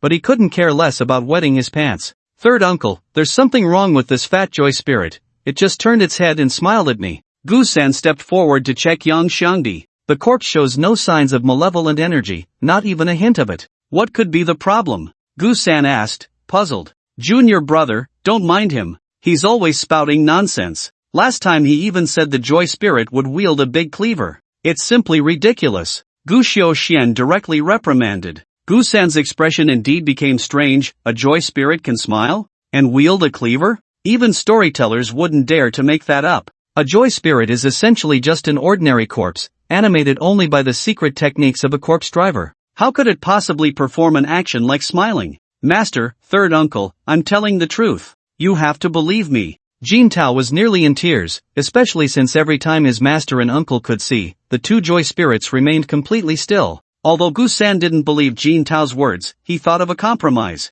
How about this, Jin Tao? You go ahead and walk with your master, and I'll walk at the back. Okay. Third uncle, you must be careful. These two joy spirits are really terrifying, even scarier than that white malevolent corpse. Jin Tao said, trembling. Don't worry, third uncle is professionally trained and usually won't be scared, unless he can't help himself. Gu-san nodded dismissively. What kind of corpse could scare him? The corpse driver Gu-san. What a joke. You should hurry and change your pants. After Jin Tao changed his pants, the group finally set off again. At first, Gu-san was focused on watching Xiao Chen and Yang Shangdi, but after observing for a while, he found nothing unusual. Instead, Jin Tao, who was walking ahead, kept looking back anxiously, as if he had done something wrong. This behavior made Gu-san shake his head. It seemed his senior brother's choice of disciple was indeed lacking. What's there to be afraid of with just a few corpses? The group walked through the night and finally arrived at the foot of a magnificent giant mountain before dawn. Master, is this Lingjiu Mountain?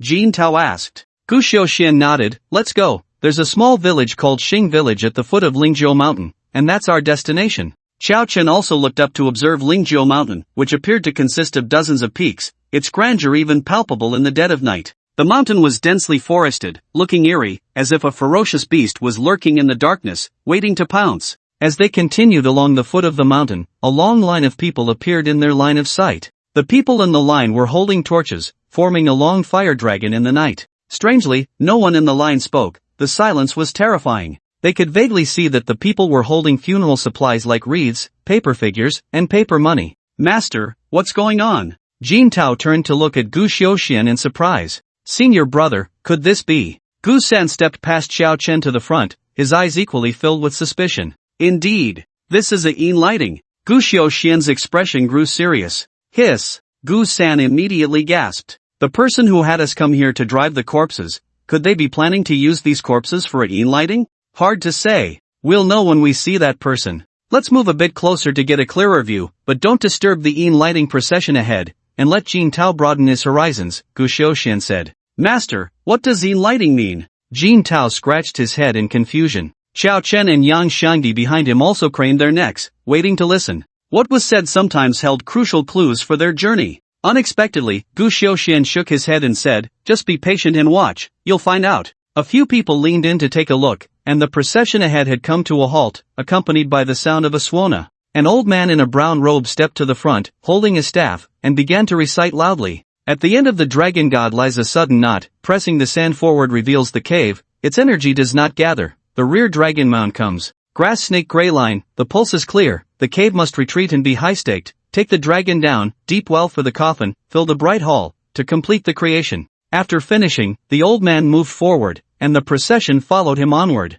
It was only when Xiao Chen got closer that he discovered there was a dark red coffin right in the middle of the procession. The coffin was covered with white flower bouquets, and 8 burly men were carrying it. Xiao Chen stared at the coffin. If he wasn't mistaken, this coffin looked exactly like the spirit-suppressing coffin in his storage space. Who was lying inside that coffin? The procession continued, soon crossing a small dirt mound. After crossing the mound, a cemetery came into view, with numerous tombstones of various sizes. What puzzled Xiao Chen was that there wasn't a single grave mound. Behind the tombstones were dark, gaping holes. His confusion was quickly resolved. The old man led a few sturdy young men past the procession, all of them holding digging tools like iron picks and hoes. Then, the old man pointed to a patch of ground, and they began to dig. A deep pit slowly took shape, and soon the young men digging could no longer be seen, only clumps of earth flying out continuously. Master, does it really need to be dug this deep to bury someone? Jin Tao couldn't help but ask quietly. Didn't you just hear the old man's ritual?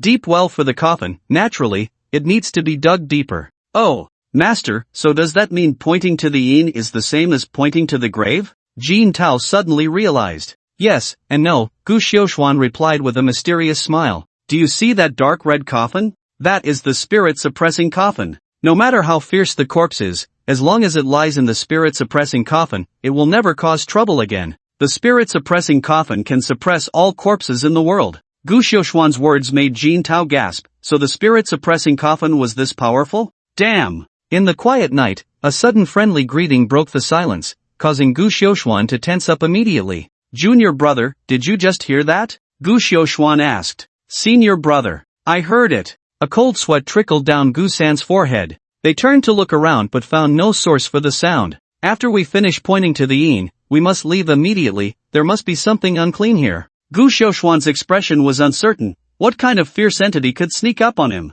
The only person at the scene who wasn't afraid was Jin Tao. Not only was he unafraid, but he also felt a hint of excitement. If he wasn't mistaken, that damn just now must have come from the auspicious spirit behind them. He. Serves you too right for not believing me. I'll scare you to death. Jin Tao thought to himself. The corpse in the coffin. Jin Tao's guess was correct. The one who said damn was indeed Xiao Chen. This was his involuntary exclamation after hearing Gu Xiaoshuan talk about the spirit-suppressing coffin's effects. He took another look at the information about the spirit-suppressing coffin. Spirit-suppressing coffin, level, unknown description, a dark red coffin carved with strange patterns. Lying inside may have special effects. Special effects, my foot. Special effects, you snake-skinned clam. Xiao Chen cursed inwardly. Fortunately, he hadn't been curious enough to lie down inside, otherwise, he would have been directly suppressed by the spirit-suppressing coffin. He made a decision in his heart. When he had the chance, he would smash the spirit-suppressing coffin to pieces, that cursed thing. Meanwhile, under the old man's guidance, a dark, deep pit was successfully dug out. They placed the dark red spirit-suppressing coffin into the pit, and then the old man began to shout loudly again. Deep in the dragon's lair, the fierce corpse pacifies the spirits, the winds are gentle and the rains are timely, and peace reigns throughout the year. All the Swana sounds came to a halt, and the members of the procession knelt on the ground, bowing their heads towards the deep pit where the coffin had just been placed. 2 strong young men moved a large stone tablet and set it before the pit. It was unmistakably a tombstone. After the elder also bowed 3 times, the ritual of pacifying the spirits seemed to come to an end. The original procession began to disperse in small groups, and no one filled the deep pit. The excavated soil was scattered elsewhere. The remaining grave hole lay exposed under the moonlight, solitary and desolate. Let's go! Gu Xiaoshuan stood up directly. The earlier exclamation had left him with quite a psychological shadow. He didn't want to stay in this ghostly place for another second. Do you understand the difference between pacifying spirits and burying the dead? Gu Xiaoshuan asked Jin Tao. Disciple is clumsy. I didn't understand. Jin Tao scratched his head, feeling embarrassed. Gu Xiaoshuan wasn't angry. He patiently explained. Pacifying spirits and burying the dead are actually quite similar, but burying the dead is for normal deceased bodies, allowing the ancestors to bless their descendants. Pacifying spirits, on the other hand, is aimed at fierce corpses. Fierce corpses? Jin Tao's pupils contracted. That's right, pacifying spirits is to prevent fierce corpses from wreaking havoc in the world, to seal the fierce corpse in the dragon's lair, transforming the malevolent energy into dragon energy. You can learn about this kind of feng shui knowledge slowly in the future. Let's find a place to rest first. Since there was no mortuary in Xiaoxing village, to facilitate the resting of the joyous spirits, Gu Xiaoshuan had to rent an entire enclosed courtyard. After settling the 3 joyous spirits, Gu Xiaoshuan returned to his room. After confirming that Gu Xiaoshuan and the others had rested, Yang Shangdi plopped down on the ground. Phew, I'm exhausted. After waving his hands and jumping all night, Yang Shangdi felt more tired than doing aerobics to the compendium of Materia Medica. Let's go, we need to act quickly while we can, Xiaochen said. Where to, brother you? I'm too tired, let me off the hook. Aren't you curious about what's inside the coffin we just pacified? Xiaochen's words instantly piqued Yang Shangdi's interest. You mean, there are treasures inside? Yang Shangdi's eyes lit up. Clang! Xiaochen took off the talisman from his head and pulled out a dark red coffin from his storage space. I'm not sure, but I previously obtained an identical coffin, and I want to see what's in that one. Xiaochen's eyes narrowed slightly. He wanted to see what kind of corpse could be called a fierce corpse. Was the drop rate high? He and Yang Shangdi took advantage of the moonlight and jumped directly out of the courtyard. In their corpse-like state, their jumping ability had also increased significantly. The two corpses, one fat and one thin, bounced around under the moonlight. If an ordinary person were to witness this bizarre scene, they would likely be scared half to death. When they returned to the small hillside where the spirit pacifying had taken place, there was no one else around. Brother you, what are we doing? Two corpses digging up someone else's grave? This is really digging up the grave of a son, digging up a child. Yang Shangdi rubbed his hands excitedly. Stop chattering, keep watch for me while I go down, Xiaochen said, then jumped into the grave pit, gripping one corner of the spirit pacifying coffin and pulling hard. Crack! The coffin instantly split open, the coffin nails unable to withstand Xiaochen's immense strength. By the moonlight, Xiaochen saw that lying in the spirit pacifying coffin was a long-haired female corpse, dressed in a bright red funeral garment, quietly resting inside. The corpse was very young, her skin pale as if she had just died not long ago. When God was handing out buns, why did you choose a pancake? Looking at the flat expanse of her chest, Xiaochen couldn't help but sigh. As he gazed at the exquisite features of the person in the coffin, he found her increasingly familiar. Wait, flat chest? A delicate face? Xiaochen exerted force with his hand, instantly flipping the entire coffin lid. Only then did he see the face of the person inside the coffin. Wasn't this Zuoyu? How could she be lying in the spirit-suppressing coffin? Zuoyu! Zuoyu! Xiaochen slapped Zuoyu's face, but found she had no reaction at all. Could she really be dead? No, Gu Xiaoshuan said the spirit-suppressing coffin could suppress all corpses. Could it be because of the coffin? Xiaochen punched the spirit-suppressing coffin beneath Zuoyu into pieces. Zuoyu instantly opened her eyes and sat up. Whoosh! A pink fist flew straight at Xiaochen's face. Don't hit me, Zuoyu! It's me! I'm Xiaochen! After blocking, Xiaochen hurriedly began to explain. Damn it, I'm hitting you! Who said someone got a pancake? Zuoyu's face turned green with anger. Xiaochen felt uneasy and grew to dislike the spirit-suppressing coffin even more. How could it suppress her yet still allow her to hear what was said outside? This spirit-suppressing coffin isn't very effective. Zuoyu threw several punches, but as a meat shield, she couldn't move the corpse like Xiaochen at all. You Gu, are you done? It seems someone is coming from afar. Yang Shangdi's voice came from above the pit. Exhausted and panting, Zuoyu finally gave up the idea of beating Xiaochen and jumped out of the pit.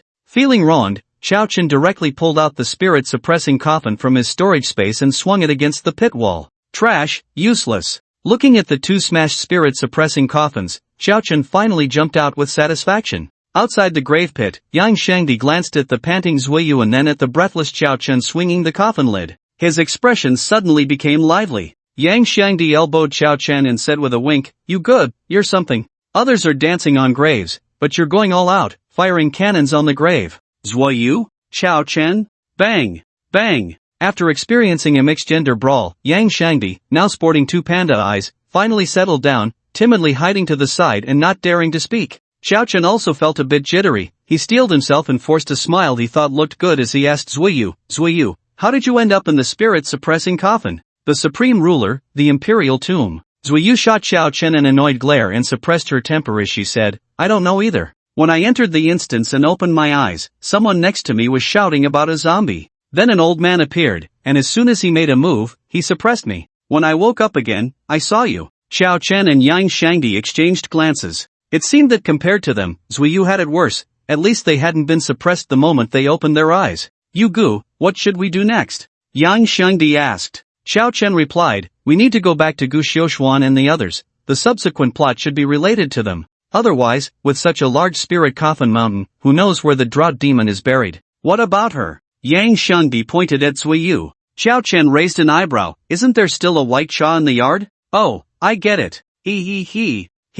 Let's go, let's act quickly before dawn. Zuiyu looked at the smiles of Yang Shangdi and Xiao Chen, and although she didn't know what they were up to, she instinctively felt something was off. Xiao Chen, you stay here and don't move. Yang Shangdi, right, we're going to buy you some oranges. Zuiyu. Watching Xiao Chen and Yang Shangdi walk away, her inner unease grew stronger. Not long after, Zuiyu saw the two returning, with Yang Shangdi carrying a box and Xiao Chen shouldering a dark object. Zuiyu squinted her eyes and, in the moonlight, discovered that what Xiao Chen was carrying seemed to be a corpse. Clang! Xiao Chen stabbed the corpse of the white Sha into the ground and immediately began to strip the clothes off the white Sha's body. Zuiyu felt a chill in her heart. She thought it was necessary to re-evaluate who Xiao Chen was. At that moment, Xiao Chen turned his head and saw Zuiyu standing still, urging her, "What are you waiting for? You should strip too." Thud! The dark star shield slammed heavily onto the ground, emitting a pitch-black glow under the moonlight. "What did you say?" Zuiyu's tone was laced with a strong killing intent,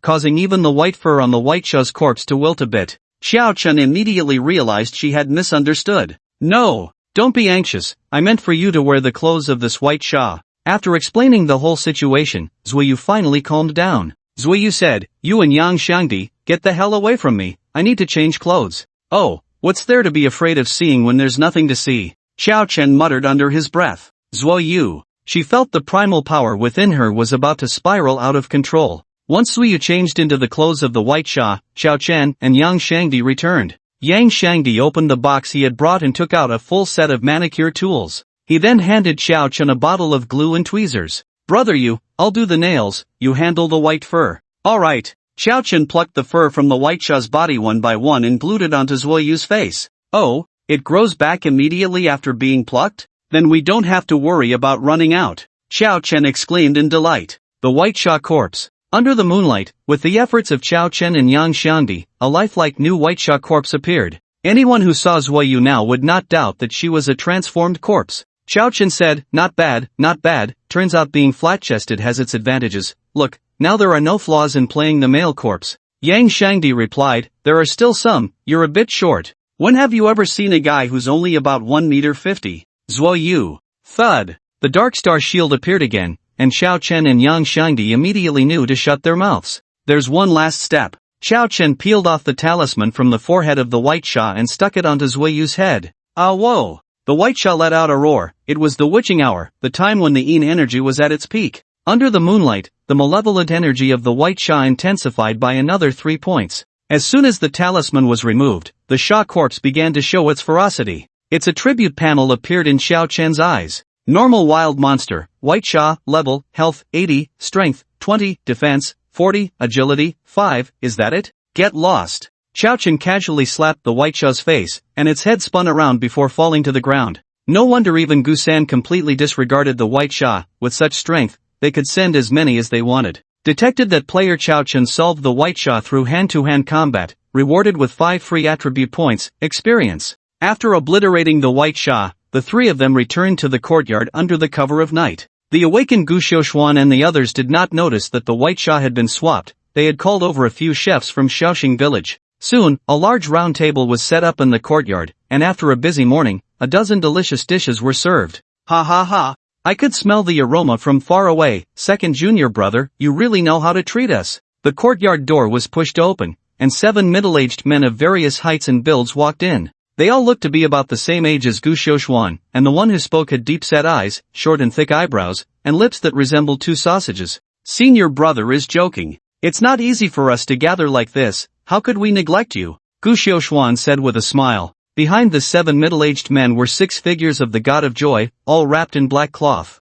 As the 7 middle-aged men took their seats, the 6 figures of the god of joy were arranged by Jin Tao to sit beside Xiao Chen and the others. Jin Tao held a bowl of rice, responsible for guarding the god of joy. After 3 rounds of drinks, Gu Xiaoshuan and his brothers reminisced for a while before turning to serious matters. Senior brother, when you sent the message last time, you mentioned the person who summoned the 9 of us. Do you have any clues now? The senior brother nodded. Not only do I know who that person is, but I also know what he wants these 9 corpses for. Seeing the puzzled expressions of Gu Xiaoshuan and the others, the senior brother stopped teasing and asked, you all saw the Yin dotting ceremony held in Shaoxing village last night, right? The Yin dotting ceremony, the corpse in the spirit coffin was the one I rushed over yesterday. And the one who summoned the 9 of us is the old man responsible for the indotting, known in the feng shui community as Mr. M.O. Gu-san couldn't help but ask, "Senior brother, isn't a great evil corpse needed for the indotting? The corpse he summoned us for isn't evil at all.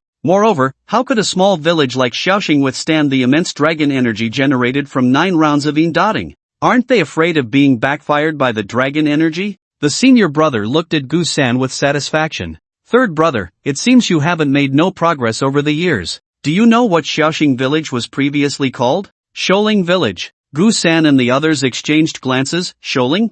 Whose tomb are they guarding? Although I don't know whose tomb they are guarding, Shaoxing village has already performed the indotting with 9 great evil corpses 4 times before. This is the 5th time. After the senior brother finished speaking, he looked at his younger brothers, seemingly waiting for them to connect the dots. Gu Xiaoshuan lowered his head in thought, muttering to himself, 9-5? The 9-5 Supreme? They are guarding the royal tomb. The people of Shaoxing village want to awaken the imperial corpse. Mr. M.O., Mr. M.O., hiss. In the courtyard, the brothers collectively gasped. This spirit coffin mountain is actually a royal tomb? A royal tomb. That is truly a place of great evil. Throughout history, very few have dared to enter a royal tomb. Not to mention the various traps within the royal tomb. Once a royal tomb is completed, all the craftsmen are buried alive inside to await death, naturally creating immense resentment. And a place that can bury an emperor is a true feng shui dragon's den. Once the corpses of those craftsmen turn into malevolent spirits,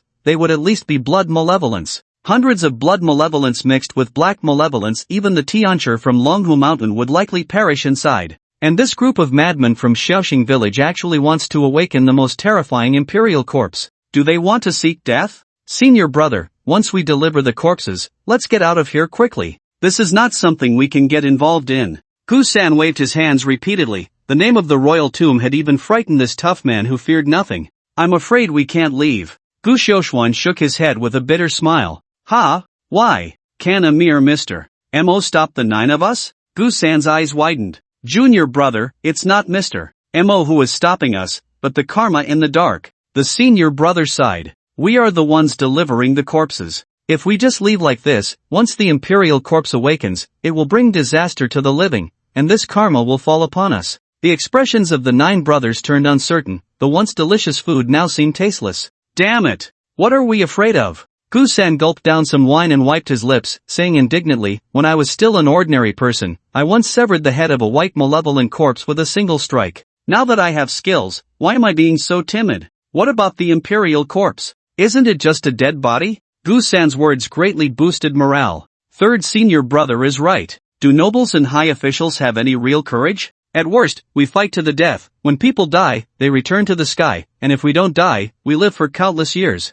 A junior brother echoed. The eldest brother shook his head with a smile. You don't need to be too nervous. After realizing what was happening in Shaoxing village last night, I notified the true experts in the feng shui world. If the sky falls, there will be tall people to hold it up. I estimate many powerful feng shui masters are on their way here now. Just as the eldest brother finished speaking, the gate of the courtyard was kicked down. A dozen people surrounded the 9 of them, armed with various weapons. The eldest brother's expression changed instantly. The leader looked somewhat familiar. It was Mr. M.O., who had presided over the Yin Point last night. The others appeared to be villagers from Shaoxing village. Gu Yuan, the feng shui world has spread that you keep your promises and are honest with both young and old. Is this how you conduct business after taking the money? Mr. Mo's cold voice carried a hint of hidden anger. Mr. M.O., how should we start this discussion? The eldest brother was sweating profusely, as Gu Yuan was indeed his name. How should we start?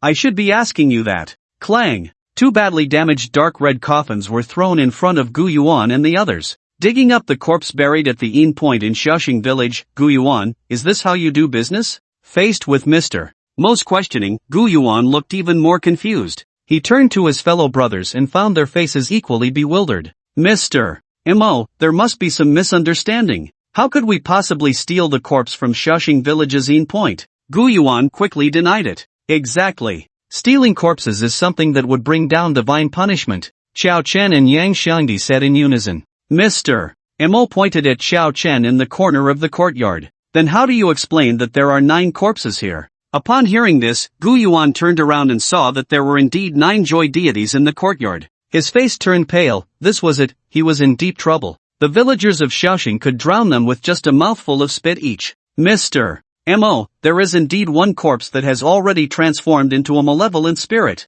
A villager shouted back. Mr. Mo's eyes narrowed slightly. Taking a corpse from a coffin is a major taboo, even if others have been buried peacefully. To dig them up is bound to cause trouble. Moreover, a corpse of great misfortune like the one at the end point would be even more problematic if it hadn't transformed. Keep an eye on these corpse thieves. When the sun sets, take them to Spirit Coffin Mountain. After giving his orders, the villagers of Shaoxing surrounded Gu Yuan and the others, and Jin Tao was also tied up. Their soul-capturing bells and bronze gongs were taken away as well. Eldest brother, if it comes to worst, should we fight our way out? Gu San whispered. Fight? How do you plan to fight? Are you going to kill all 100 villagers of Shaoxing? Do you think you're Lu Bu reincarnated? Gu Yuan said with a bitter smile. Then are we just going to sit here and wait for death? Gu San asked. No, the darkness is also our opportunity. Don't forget, we are corpse drivers. Gu Yuan's gaze turned to the 9 joy deities in the corner of the courtyard, a dangerous glint flashing in his eyes. As long as it got dark, with their ability to control corpses, they might just be able to fight their way out. After all, they weren't skilled at dealing with the living, but they were professionals when it came to corpses. Both groups were waiting for the sun to set, and for a moment, everything was quiet. Hey, do you think the other corpses wrapped in black cloth belong to someone else? Could they be other people? Seeing no one paying attention to their corpses, Yang Shangdi quietly discussed with Xiao Chen and Zui Yu. There's a high possibility, after all, based on the current pattern, we all turned into corpses when we entered the instance. Zui Yu whispered in agreement. But why are there only 9? Shouldn't there be 10? Yang Shangdi didn't think much of it and continued to ask, so what do we do now? Wait until tonight to follow them up the mountain? The Imperial Corpse should be the drought demon mentioned in the system task. We still have to go up the mountain. We can't just kill all the villagers in Shaoxing village, can we? Zui Yu said. Who says we can't? Xiao Chen's eyes lit up instantly upon hearing this. Isn't that a walking source of free attribute points and experience? He immediately pulled out his Qinglong Yenyue blade, and Yang Shangdi, who thrived on chaos, also took out his staff. Zui Yu was nearly driven mad and hurriedly stopped them. You two, don't be reckless. It won't work. Why not? Xiao Chen asked, puzzled. Did you forget what I told you? I was suppressed by an old man as soon as I woke up. That old man is Mr. M.O. Upon hearing Zui Yu's words, Xiao Chen reluctantly sheathed his blade. If Mr. M.O. could suppress Zui Yu, he could probably do the same to him. After all, he was currently in a corpse-like state, and any methods effective against corpses would work on him too. Looking at the villagers of Shaoxing village walking back and forth, Xiao Chen couldn't help but feel a pang of sympathy. My free attribute points. Xiao Chen was unaware that their recent actions had been completely observed by Gu San and Jin Tao. Third uncle, did you see that this time? Jin Tao said excitedly. I saw. Gu San's gaze was blank, looking utterly bewildered. He had spent his life transporting corpses. What kind of corpses hadn't he seen? But he had truly never seen such bizarre corpses. What kind of corpse pulls out a big knife by itself? Damn, even an imperial corpse isn't that impressive, right? Jin Tao was right, these few joyful spirits indeed had big problems. Beside them, Gu Yuan turned his head in confusion. What did you see? The mysterious toad. The mysterious toad cast the last rays of sunlight onto the ground. As the sky darkened, Mr. M.O. finally reappeared. Accompanying him were nearly 50 or 60 villagers from Shaoxing village, most of whom were young men. Mr. M.O. ordered someone to untie Gu San and handed him a soul-capturing bell and a gong, coldly saying, herd those 9 corpses and come with us. If you play tricks, your fellow disciples will die. Gu San's expression darkened. He glanced at Gu Yuan, who was also signaling him to act wisely. Herding corpses is fine, but I need my senior brother Gu Xiuxuan to help me. Gu San said. Impossible. Mr. M.O. directly refused. Herding corpses requires 2 people to cooperate, and this time we need to herd 9 corpses at once. If you don't release him, then I can't do anything. Gu San spread his hands. Seeing Mr. M.O. silent, Gu San spoke again. Since my senior brother can't do it, then can you let my senior brother's disciple help me? Gu San pointed at Jin Tao. Mr. M.O. pondered for a moment before nodding. Rest assured, I won't take your lives. As long as you cooperate well once you reach the mountain, I'll let you go afterward. Hearing Mr. Mo's words, a subtle glimmer flashed in Gu San's eyes. A grand group of 50 or 60 people surrounded the corpse team formed by Chao Chen and the others, heading up Lingqiu Mountain. The black cloth covering the other 6 corpses was also torn off, confirming Yang Shangdi's earlier guess that the other 6 were the other participants who had entered the instance. Gu Su and Shi Xiaorong, familiar faces to Chao Chen, were among them, with 5 large corpse nails as thick as a baby's arm driven into Gu Su's body, nailed to his forehead and limbs. The few of them were also astonished to see Chao Chen. "Oh, isn't that Gu Su? What happened to you after just a few days?" Yang Shangdi raised an eyebrow. Gu Su was so angry that his body trembled, but he was completely immobilized by the corpse nails. Even the desire to speak was a luxury. Xiao Chen felt a wave of relief in his heart. If he had caused trouble during the day, he would probably be nailed down like Gu Su now. "Ha! Strange, where's Ma Fei?" Zuoyu asked softly. Xiao Chen looked around one by one and found that there was indeed no trace of Ma Fei among the 9 people. Could it be that Ma Fei hadn't turned into a corpse? Soon, Xiao Chen and the others arrived at the small hillside where the ghostly ceremony had taken place the night before. However, Mr. Mo and the others did not stop but continued to walk up the coffin mountain. As they climbed higher, the original forest gradually became invisible, replaced by large exposed rock walls and stones. The moonlight shone on the rocks, reflecting a white glow. Such sheer cliffs would be impossible to climb without professional tools. Mr. Mo and the others did not consider rock climbing. He ordered his men to move a giant stone aside,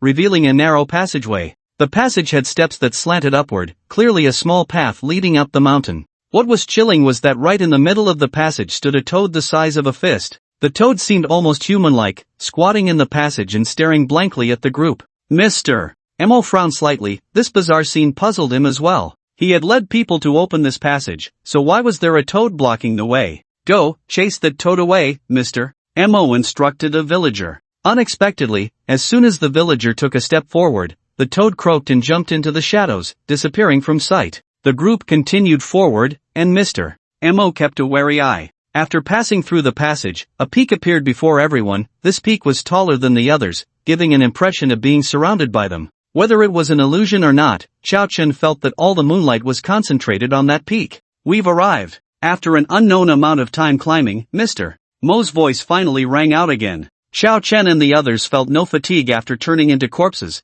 but many of the villagers were so exhausted that they collapsed onto the ground. The landing spot was an open area with a wide view, and there were guardrails at the edges. It was obvious that this was a man-made clearing, and directly in front of the clearing was a sunken cave. Embedded in the cave's rock walls were 2 massive stone doors, intricately carved with 3 large characters. "Heavenly Emperor's Tomb." Mr. Mo stepped forward and gently pressed on the large door. The seemingly heavy stone door emitted a muffled sound and then slowly opened. The pitch-black cave entrance appeared like a gaping maw of a ferocious beast in the night. Gu San and the others exchanged glances, their eyes filled with panic. This imperial tomb could actually be opened directly from the outside? Wouldn't the designer of such a tomb be worried about the emperor playing with the 9 clans for fun? Mr. Mo raised his hands high, chanting incantations. Immediately, the villagers behind him began to play the swana. Unlike the bright sound from the ghostly ceremony, this time the swana carried a strange melody, mournful and chilling, sending shivers down one's spine.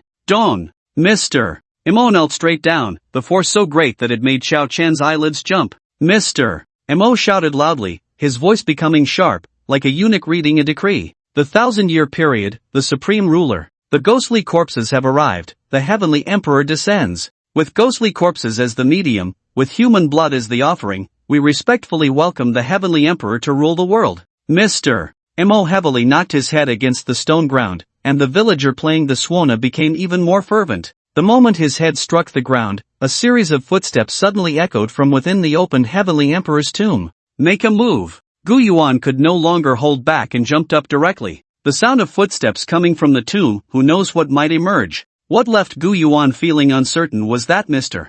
Mo still maintained his kowtowing posture, while the other villagers appeared completely unfazed. No one paid him any mind. "Run!" Seeing this, Gu San grabbed Jin Tao and turned to flee. However, as they turned their heads, they realized that the path they had come from had long since vanished. No wonder Mr. Mo and the others ignored them. Accompanied by the increasingly close sound of footsteps, dozens of people emerged from the imperial tomb. Each of them had a pale complexion, their eyes tightly shut, and they wore clothing that was clearly out of place for this era. Once they stepped out of the imperial tomb and into the moonlight, these individuals instantly opened their eyes. Black or red fur began to sprout from their bodies. These were unmistakably dozens of blood fiends and dark fiends. Hiss! Gu Yuan and his companions gasped in shock. At this point, not only was it impossible to stop the villagers of Shaoxing village, but Gu Yuan felt that if they could leave alive, it would be a miracle. Roar! The awakened fiends let out a roar, but their first target was not Gu Yuan and the others, it was the villagers of Shaoxing village. What terrified Gu Yuan and the others even more was that the villagers of Shaoxing village did not dodge or evade, allowing the fiends to bite them, and they even continued to play the swana. The sound of the swana became increasingly eerie in this bizarre scene. Cold sweat streamed down Gu Yuan's forehead. Could it be that the people of Shaoxing village were truly a bunch of lunatics? Meanwhile, several blood fiends charged towards Qiao Chen and the others, lifting Qiao Chen onto their shoulders as they entered the imperial tomb. With Qiao Chen and the others disappearing deep into the tomb, Mr. Mo, who had been maintaining his kowtowing position, finally raised his head, his eyes filled with fervent light. These 19 corpses have also entered the tomb. The master can finally be resurrected. No one noticed a small frog quietly watching all of this from a distance. Buried Gusu. Inside the imperial tomb of Gusu, the rock walls on both sides appeared somewhat dark. What came into view was a grand palace built within the mountain. Due to the discomfort of being jostled by the blood fiends, Xiao Chen directly twisted off the head of one of the fiends. The blood fiend was just an ordinary wild monster. Aside from looking somewhat frightening, it posed no real threat to Xiao Chen at this moment. Seeing Xiao Chen take action, the others followed suit and dealt with the blood fiends. Now that Mr. Mo and those who could suppress the corpses were no longer present, they naturally had no need to continue pretending to be dead. Only Gusu, who was nailed with corpse-suppressing nails, still lay on the ground with a look of despair. Xiao Chen tried to help him pull out the nails, but as soon as he touched them, his hand was burned, emitting white smoke. This thing was a natural nemesis to their kind. After several failed attempts, Xiao Chen spoke up. Let's find a place to bury him. He can't help us anyway. Who's in favor? Who's against? I'm in favor. Gusu immediately panicked, casting an eager glance at Shi Xiaorong, who had not yet spoken. Wrong. I knew you wouldn't abandon me, right? I also agree. Bury him deeper, Shi Xiaorong's cold voice rang out. Gusu. In the end, the immobile Gusu was buried deep in a corner of the Great Hall by Qiao Chen.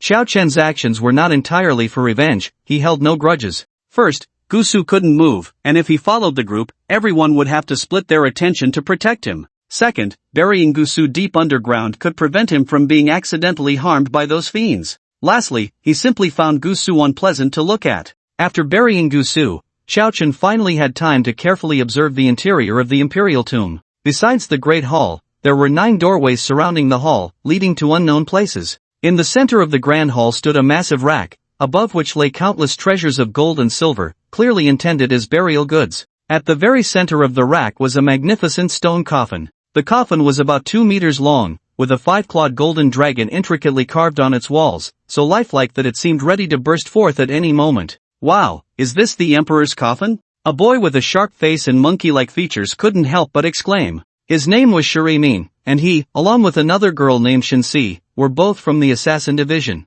Shuri Min stepped forward, first running his hand over the stone coffin, then knocking on the coffin lid, looking like a curious child. Shuri Min, aren't you afraid the person inside the coffin will jump out and slap you? A girl's voice rang out, and Shuri Min's face darkened immediately. Xiao Chen turned to look. The speaker was indeed Shensi, who had healthy, sun-kissed skin and looked like a strong female leopard. That woman named Hua Xiai who slapped me, I will get back at her sooner or later, and you too, Shensi. Our fight isn't over yet. Shuri Min angrily slammed his hand on the stone coffin. With that one slam, trouble ensued. Bang! A dark blue hand suddenly broke through the coffin, grabbing Shuri Min by the neck. Shuri Min reacted quickly, instantly drawing 2 short daggers and stabbing them into the hand. However, the daggers only sparked and left 2 white marks on the hand, failing to inflict any real damage. Faintly, the others even heard the sound of Shuri Min's bones, as if his cervical vertebrae would be crushed in the next second. Xiao Chen, wielding his knife, boldly struck, the blade clanging against the hand.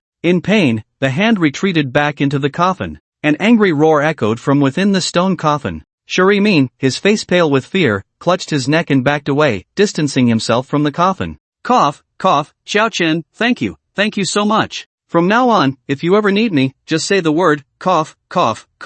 Shuri Min cast a grateful glance at Xiao Chen. Xiao Chen nodded, we're all teammates, it's the least I can do. Shuri Min, what on earth is in that coffin? You couldn't even fight back? A burly man with a wolf-toothed club said in a deep voice. His name was Gongjin, and he was Shuri Min's opponent in the last round. If one only looked at his appearance, no one would think he was a high school student who had just taken the college entrance exam. It would be more believable to think he was a divorced man with 2 kids. If I'm not mistaken, that's probably a hanba. Shinsee's brows furrowed, then slowly relaxed as she sighed in relief. Fortunately, we only need to stop it from resurrecting. We don't have to confront it directly. But how do we stop it from resurrecting? The mission didn't say. Gongjin spread his hands. The Imperial tomb fell silent, and Xiao Chen wore a contemplative expression. This hanba, is its drop rate high? We're in trouble. Zuoyu broke the silence. The others turned to the entrance of the Imperial tomb. Mr. Emo stormed in, his face filled with rage, followed by a dozen black corpses and dozens of blood corpses. Gu Yuan and the others were covered in blood, unsure if they were alive or dead. Upon seeing Qiao Chen and the others, Mr. Mo's expression darkened even further. You have some nerve, Mr. Mo shouted sharply, and as soon as he finished speaking, the corpses behind him lunged forward. Attack! Qiao Chen brandished his knife and charged at several black corpses. Compared to the shadow servants summoned by Gu Su, these black corpses, though low-level wild monsters, were clearly lacking in strength. Moreover, in his corpse state, he had an additional 100 points of defense, making him much stronger than during the college entrance exam. Not long into the fight, one black corpse was cleaved in half by Qiao Chen's blade. Although the others weren't as fierce as Qiao Chen, one person could easily handle 2 or 3 black corpses. Before long, the black fiends in this place will likely be completely cleared out by them. Looking for death. Seeing Qiao Chen eliminate another black fiend in an instant, Mr. Mo flipped his hands, and a writing stone and a brush appeared in his palms. With one stroke, the world moves. Above, it connects to the 3 purities. Below, it responds to the mind.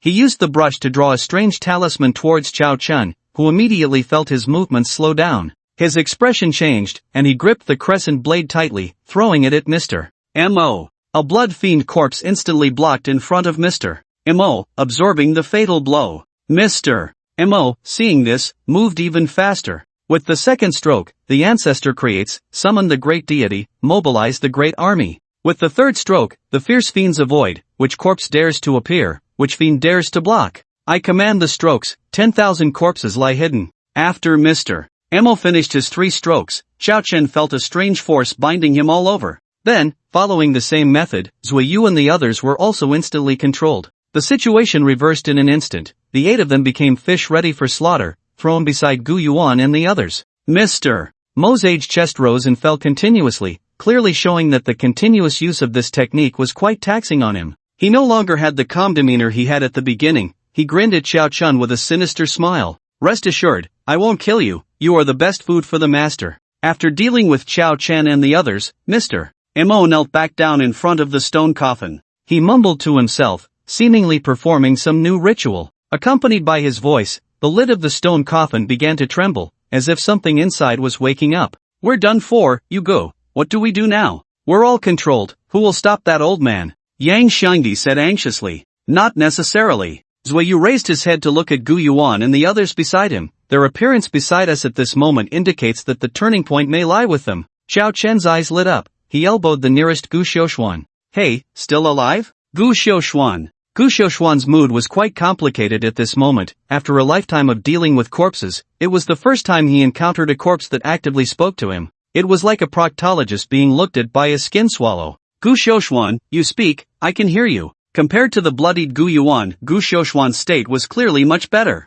Don't worry, we are not enemies. We are also here to stop that drought corpse from resurrecting, Xiao Chen said. Drought corpse. Gu Xiaoshuan's eyes widened, and his lips trembled uncontrollably. Are you saying that the imperial corpse in the stone coffin is a drought corpse? What's wrong? Is the drought corpse very strong? Yang Shangdi scratched his head in confusion. Gu Xiaoshuan couldn't help but tremble. When the drought corpse appears, the land turns to desolation. That is one of the 4 great corpse ancestors. If it comes into the world, not only will we die, but the common people will also be in turmoil. No wonder. No wonder the coffin hasn't opened yet. I already smell the sinister aura. It turns out it contains the corpse ancestor. In the next moment, Gu Xiaoshuan seemed to have made a decision. He raised his head to look at Qiao Chen. Whether you are human or corpse, the most important thing now is to stop the drought corpse from resurrecting. I will first lift the curse on you. Gu Xiaoshuan bit his finger and drew a strange talisman on Qiao Chen's back. Then he bit his tongue, and a mouthful of blood sprayed onto Xiao Chen's back. Gu Xiaoshuan's hair visibly turned a bit gray. It's done! With this spirit-releasing talisman and my pure yang blood, for a short time, the corpse-controlling methods will be ineffective against you. Xiao Chun donned the shaking Lightfinger tiger and charged out. Stop him! Mr. Mo let out a loud shout, and dozens of fierce corpses blocked Xiao Chen's path. Each of these corpses was fearless, with steel-like bones, and for a moment, Xiao Chen couldn't break through this line of defense. Brothers, what are you waiting for? Gu Xiaoshuan shouted, and the other corpse handlers bit their tongues, inscribing spirit-sealing talismans on the bodies of Zuoyu and the others. Yellow Spring Marsh. Yang Shangdi waved his staff, and the ground beneath the feet of the fierce corpses instantly turned into a swamp. As assassins, Shurimin and Shensi immediately seized the opportunity to bypass the corpses, attacking Mr. Mo from both sides. No one can stop the master from being resurrected. Mr. Mo's face showed ferocity as he stepped forward and directly embraced the stone coffin. Shurimin and Shinsi's weapons left 2 blood holes that pierced through Mr. Mo's body. Not good. We can't let that coffin be stained with human blood, Gu Xiaoshuan shouted. However, it was already too late. Mr. Mo's blood gushed out, quickly dyeing half of the stone coffin red. Mr. Mo's breath grew weaker, but his eyes became increasingly bright. He used his last breath to shout, in the future, use the essence of the descendants as a sacrifice, wash the coffin with the bloodline of the descendants, and ask the Heavenly Emperor to be reborn in the world with the dragon's energy. After shouting this, Mr. Mo's blood flowed even faster, as if an invisible hand was squeezing his body from the inside out. The once plump Mr. Mo collapsed onto the stone coffin, becoming a dried corpse. What will happen if that coffin gets stained with human blood? Zuoyu turned to ask Gu Xiaoshuan. Gu Xiaoshuan's face turned pale, unsure if it was from blood loss or fear. If it gets stained with human blood, the drought corpse inside might really be resurrected.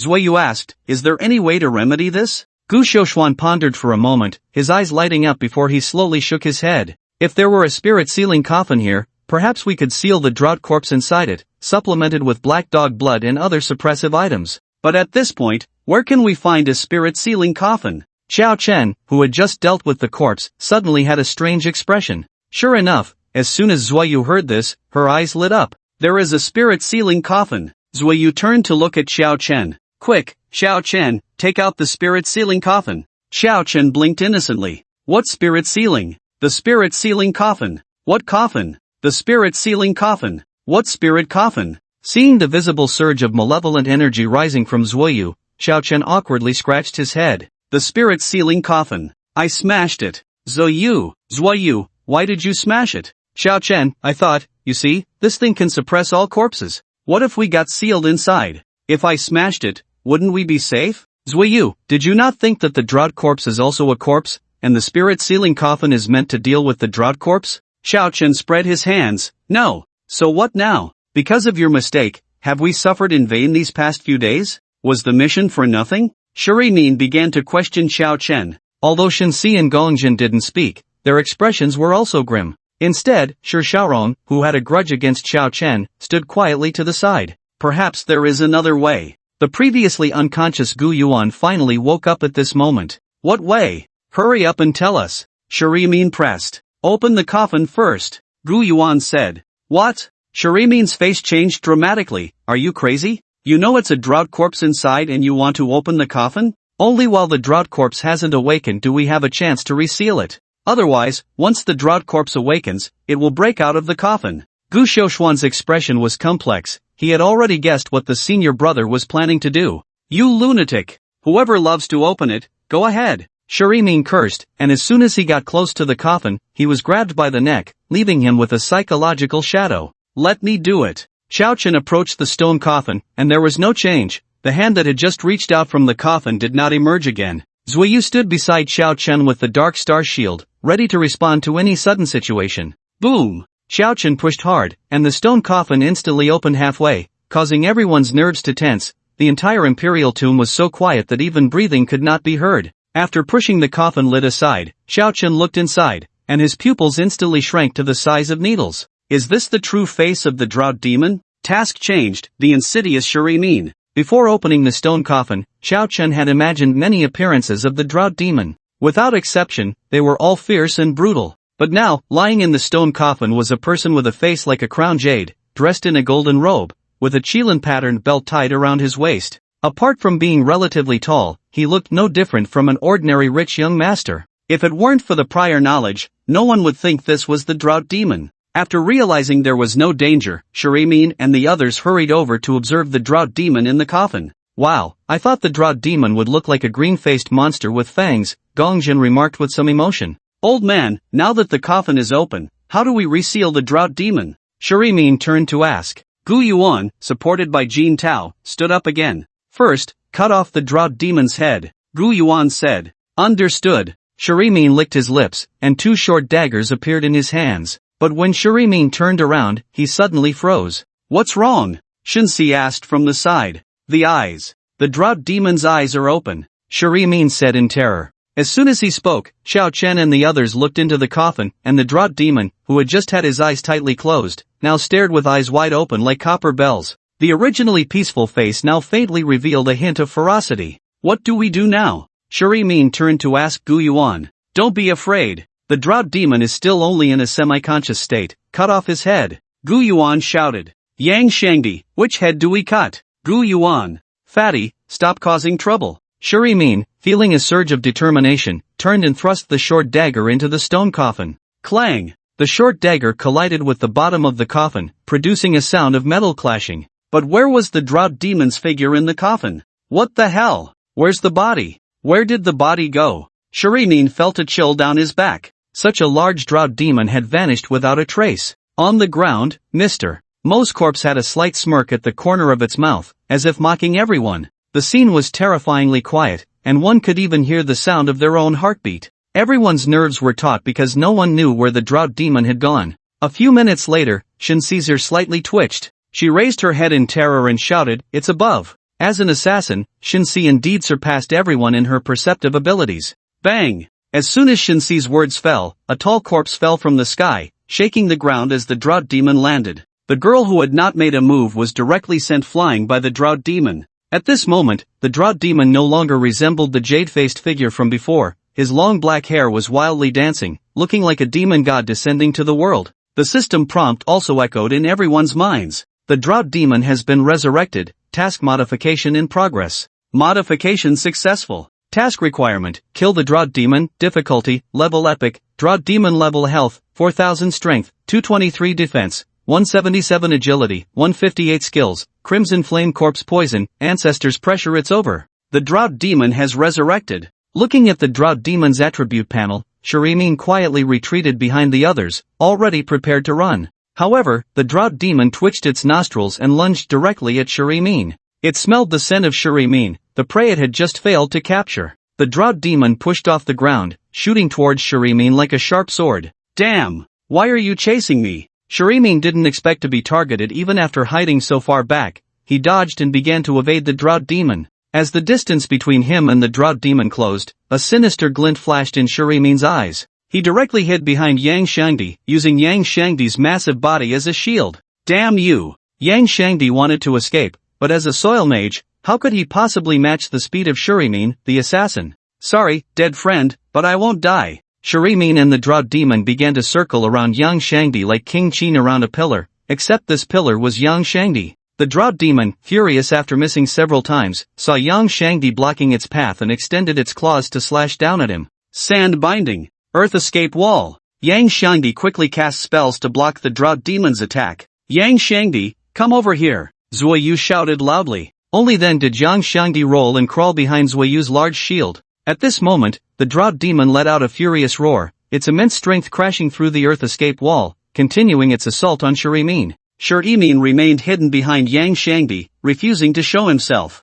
The drought demon clawed at Yang Shangdi, and Zuoyu raised the dark star shield to block. The sound of claws scraping against the shield was chilling, like nails on a chalkboard. The drought demon left 5 white marks on the dark star shield, and at the same time, a wave of crimson smoke surged towards Zuoyu's face. Zuoyu inhaled a breath just as she held her breath, but it was too late. A sickly flush appeared on her pale face. Wow! She opened her mouth and spat out a mouthful of blood. Astonishingly, this blood was burning. The drought demon struck again, but this time, its attack was ineffective. A fist clad in tiger claws collided with the drought demon. To everyone's surprise, it was the drought demon that was at a disadvantage. Stumbling back 3 steps, the drought demon showed a hint of human-like confusion in its eyes. Xiao Chen, be careful, the crimson smoke the drought demon spews is corpse poison. Zuoyu shouted loudly. She was entirely red, as if she were about to catch fire. Eternal ice wall. Shi Xiaorong conjured 4 ice walls to encase Zuoyu, and her expression finally improved a bit. She cast a grateful glance at Shi Xiaorong. Seeing that no one was paying attention to him, Shi Yimin vanished into the shadows. It's not just the smoke it spews, contact with the drought demon's body will also infect you with corpse poison. Xiao Chen focused on the drought demon, feeling a burning sensation creeping up his right fist, and his health began to slowly decline. Die! Gongjin swung his wolf-toothed club down at the drought demon. The drought demon blocked with its claws, sending Gongjin staggering back dozens of steps. Xiao Chen followed up, landing another punch on the drought demon. The drought demon was forced to retreat repeatedly, and then it felt its feet sinking into a swamp. Yang Xiangdi, with a grim expression, made his move. Hidden for a long time, Shenxi seized the opportunity and slashed at the drought demon's neck with his sword. The drought demon tried to resist, but Shi Xiaorong's cold air had already frozen its hands. Although it was frozen for less than a second, for Shenxi, a top assassin, it was enough. Slash! A large gash was cut into the back of the drought demon's neck, and a bright red critical hit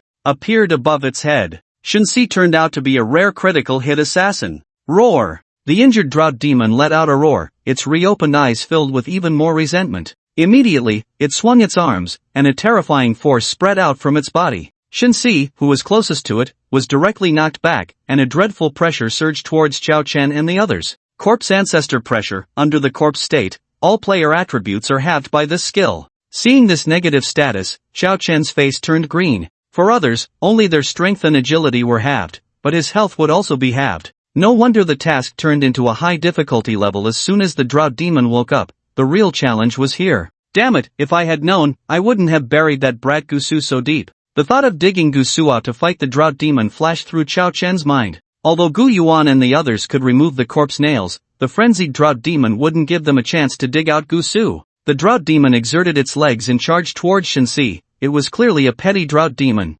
Under the interference of the corpse ancestor pressure, Shenxi's movements slowed significantly. Shadow kill. Shenxi twisted her body at a strange angle, her weapon slicing across the drought demon's chest. Zizizizi. Countless sparks flew from the drought demon's chest, but it continued to walk towards Shenxi as if nothing had happened. How is this possible? My attack had no effect on him at all? Shenxi panicked and retreated repeatedly. After having our attributes, the drought demon is too strong for us. We must work together. Gongjin shouted, swinging his wolf-toothed club at the drought demon's head. However, he couldn't break the drought demon's defense. The club was directly bounced back. The drought demon swiped a claw at Gongjin, who pulled out a bone shield to block, but was still sent flying. Xiao Chen, I'll create an opportunity for you. See if you can break the drought demon's defense. Yang Xiangdi and Shi Xiaorong, stay back for now. Don't use your skills. Shenxi, aim for the drought demon's eyes. Recovering, Zuoyu lifted her shield again, though her face was still slightly flushed.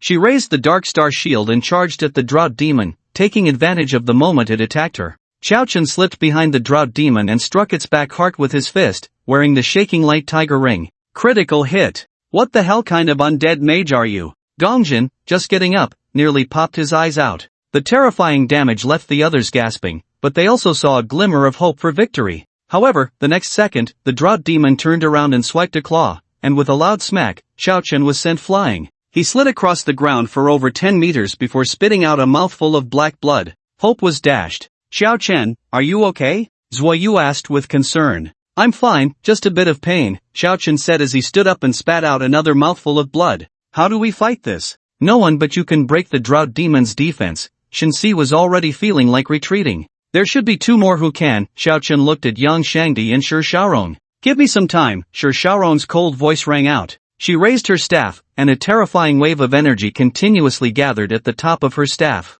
This was the charging skill she had once used against Xiao Chen in the arena. You go, maintain your state, and help me kill that hiding Shi Yimin later, Yang Xiangdi whispered in Xiao Chen's ear, his expression dark. He was genuinely angry this time. Okay. Just now, Xiao Chen witnessed the scene. He could not allow Shi Yimin to leave the instance alive. Ah, poor me and my body full of fat. Turning around, Yang Xiangdi resumed his carefree demeanor. His entire body turned a deep shade of red, white steam rising from him, and his previously astonishingly fat figure began to slowly shrink. A steel-hard version of Yang Xiangdi appeared before everyone. The white shirt, soaked in sweat, revealed his well-defined 8-pack abs, exuding a uniquely masculine charm. Even Shi Xiaorong, who was gathering energy, couldn't help but glance at Yang Shangdi. Damn! My attributes have been halved even after losing weight. What kind of perverse skill is this corpse ancestor's pressure? Yang Shangdi couldn't help but curse. Let's go together. Zuiyu charged forward with a shield, and Xiao Chen was not idle either, brandishing his shaking light-finger tiger and launching it at the drought demon.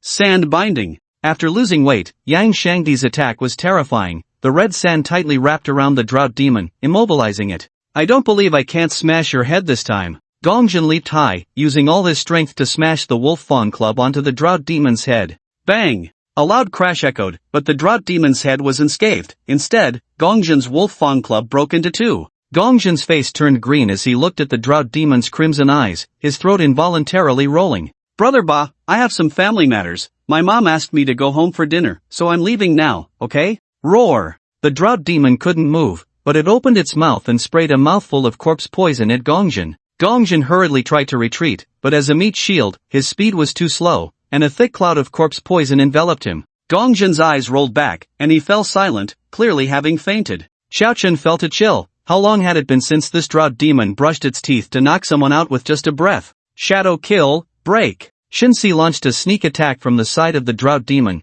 targeting its most vulnerable eyes. Just as she was about to succeed, a look of joy appeared on Shinsi's face. However, the drought demon suddenly closed its eyes. With a clang, Shinsi's weapon left a white mark on the demon's eyelid. Although the drought demon suffered a bit of damage, it was hardly significant. It extended its claws toward Shinsi, and at that moment, a red light suddenly appeared beneath its feet. Earth explosion technique. A crimson light column, 3 meters in diameter, enveloped the drought demon. It let out a painful roar, wildly waving its claws as the flesh on its body was burned, emitting a nauseating stench of decay. It's not over yet. Earth Dragon Bullet. A giant dragon made of red sand condensed and unleashed a breath of dragon fire at the drought demon. The drought demon's health visibly dropped by a quarter. Furious, the drought demon attempted to charge at Yang Shangdi, but a shield gleaming with a pitch-black sheen blocked its path. Zuiyu shouted, Yang Shangdi, keep going. I can't continue. I have no mana left, and I can't recover from the corpse state, Yang Shangdi replied awkwardly.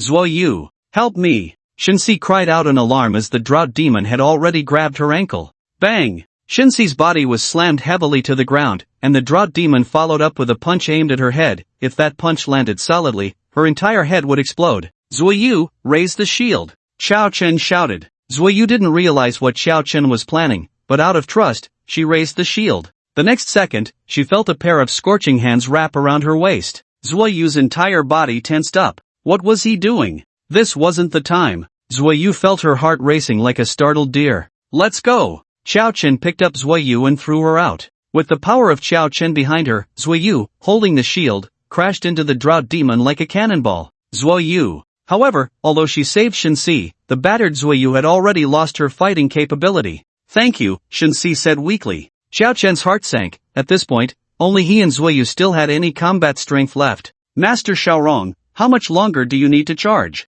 Frost's Fury. Just as Xiao Chen's voice fell, a chilling and terrifying wave of cold air rushed past him. The chill made him shiver. Master Xiaorong collapsed to the ground, clearly having reached her limit in charging. This time, Frost's Fury was evidently even more terrifying than when she had used it against Xiao Chen during the college entrance exam. Boom! The drought demon's body was enveloped in the terrifying cold, snow swirling around, and the temperature of the entire Imperial tomb dropped sharply. So cold! Is the drought demon dead? Gongjin, awakened from his coma by the freezing air, asked in confusion. As soon as he finished speaking, a dark blue hand grabbed his neck. This hand was adorned with several strands of ice crystals. Damn it, Brother Ba, I really didn't hit you this time. I just woke up. The despicable Shurimin felt wronged as the drought demon tightened its grip on Gongjin's neck. This time, it really wasn't his fault. The drought demon's response was to swing Gongjin around wildly, smashing him repeatedly into the ground. Once, twice, 3 times. The furious drought demon's strength increased with each hit,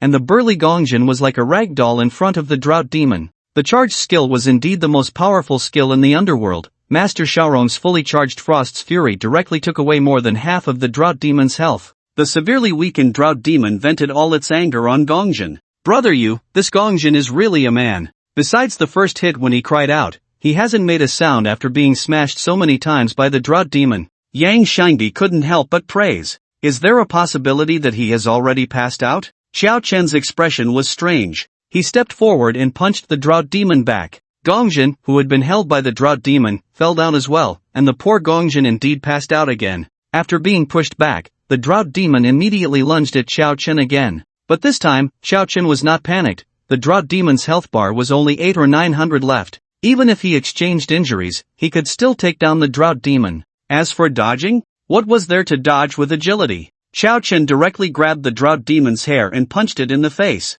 At the same time, the drought demon stabbed into Xiao Chen's body. 1 punch, 2 punches, 3 punches. The drought demon's breath grew weaker, but its gaze became more resentful. Those eyes fixed on Xiao Chen's face, as if wanting to drag him into the hell of Azura. Die! Xiao Chen smashed a punch into the drought demon's face. Young friend!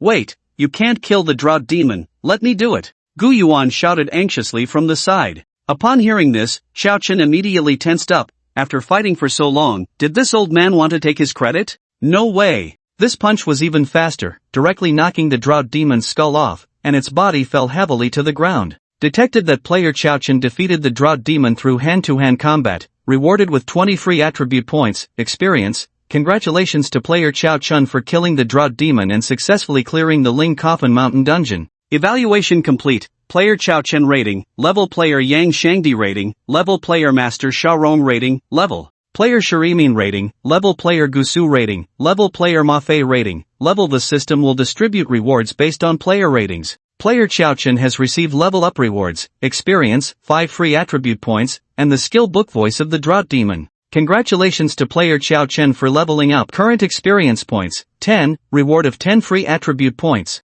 During the fight against the drought demon, most of the damage was dealt by Shi Xiaorong and Yang Shangdi, so Xiao Chen wasn't surprised by this rating. As for the soul core of the drought demon, he didn't touch it, planning to wait for Shi Xiaorong and the others to recover first. After all, this victory wasn't solely his, it was the result of several people working together. Oh no! You fool, you fool! The one who kills the drought demon will be cursed! Gu Yuan exclaimed, slapping his thigh in panic. What? What curse? Xiao Chen asked, puzzled. Just as he finished speaking, the already dead drought demon suddenly sat up, its eyes fixed on him. Then, the drought demon withered away instantly, and a wave of black mist surged toward Xiao Chen. Watch out! Zuiyu raised her shield to block in front of Xiao Chen, but the black mist passed right through her body, and she collapsed to the ground. Xiao Chen tried to punch it away, but the black mist merged into his body like a drop of water dissolving in the ocean. The black mist coiled around him, ultimately forming a black totem on Xiao Chen's right arm. Upon closer inspection, it was clear that this totem resembled the drought demon.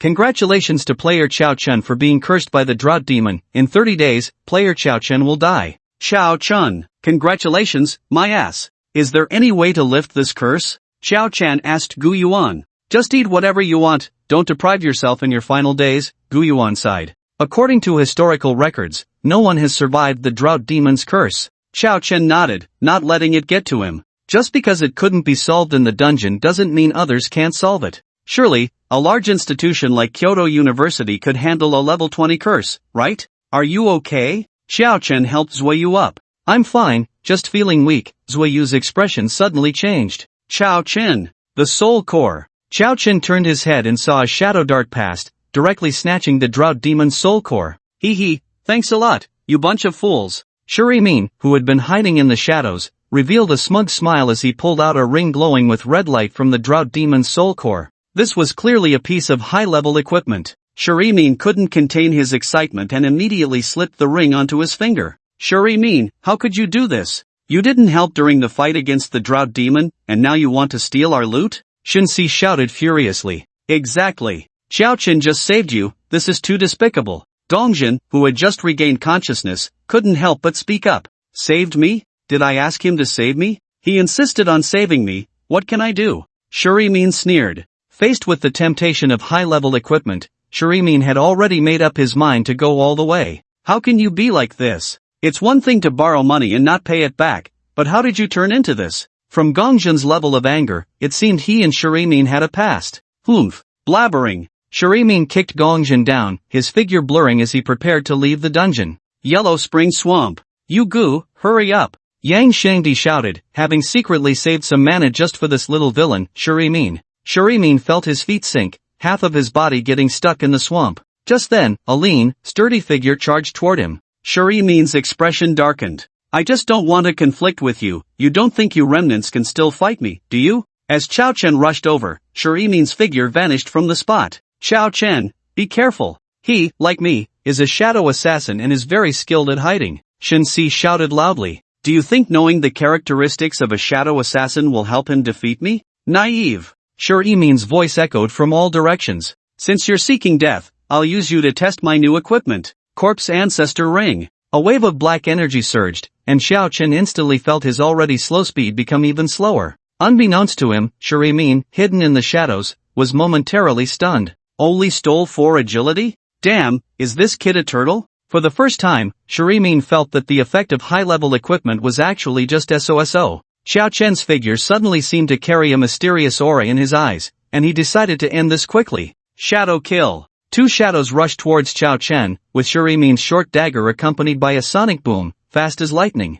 Xiao Chen slowly tightened his grip on the flickering light tiger, never afraid of those assassins and sword cultivators. In close combat, he had never feared anyone of the same realm. Put! A sound of flesh-piercing echoed. Shuri Min's short dagger successfully stabbed into Xiao Chen's body, but before he could feel pleased, Xiao Chen's fist slammed towards his face. Shuri Min raised another short dagger to defend. However, Xiao Chen smashed down with both him and the dagger. Wow! Shuri Min was sent flying, coughing up blood, and he already had thoughts of retreating. Xiao Chen, unaffected by the pressure of the corpse ancestor, seemed like a different person. Kid, you are indeed strong, but with that little agility of yours, can you catch up to me? Shuri Min sneered. 30 years in the east, 30 years in the west, we will meet again. After saying a harsh word, Shuri Min directly fled towards the entrance of the imperial tomb. Yang Xiangdi, stop him, Chao Chen shouted. Sand binding. However, the sand summoned by Yang Xiangdi couldn't catch up to Shuri Min at all.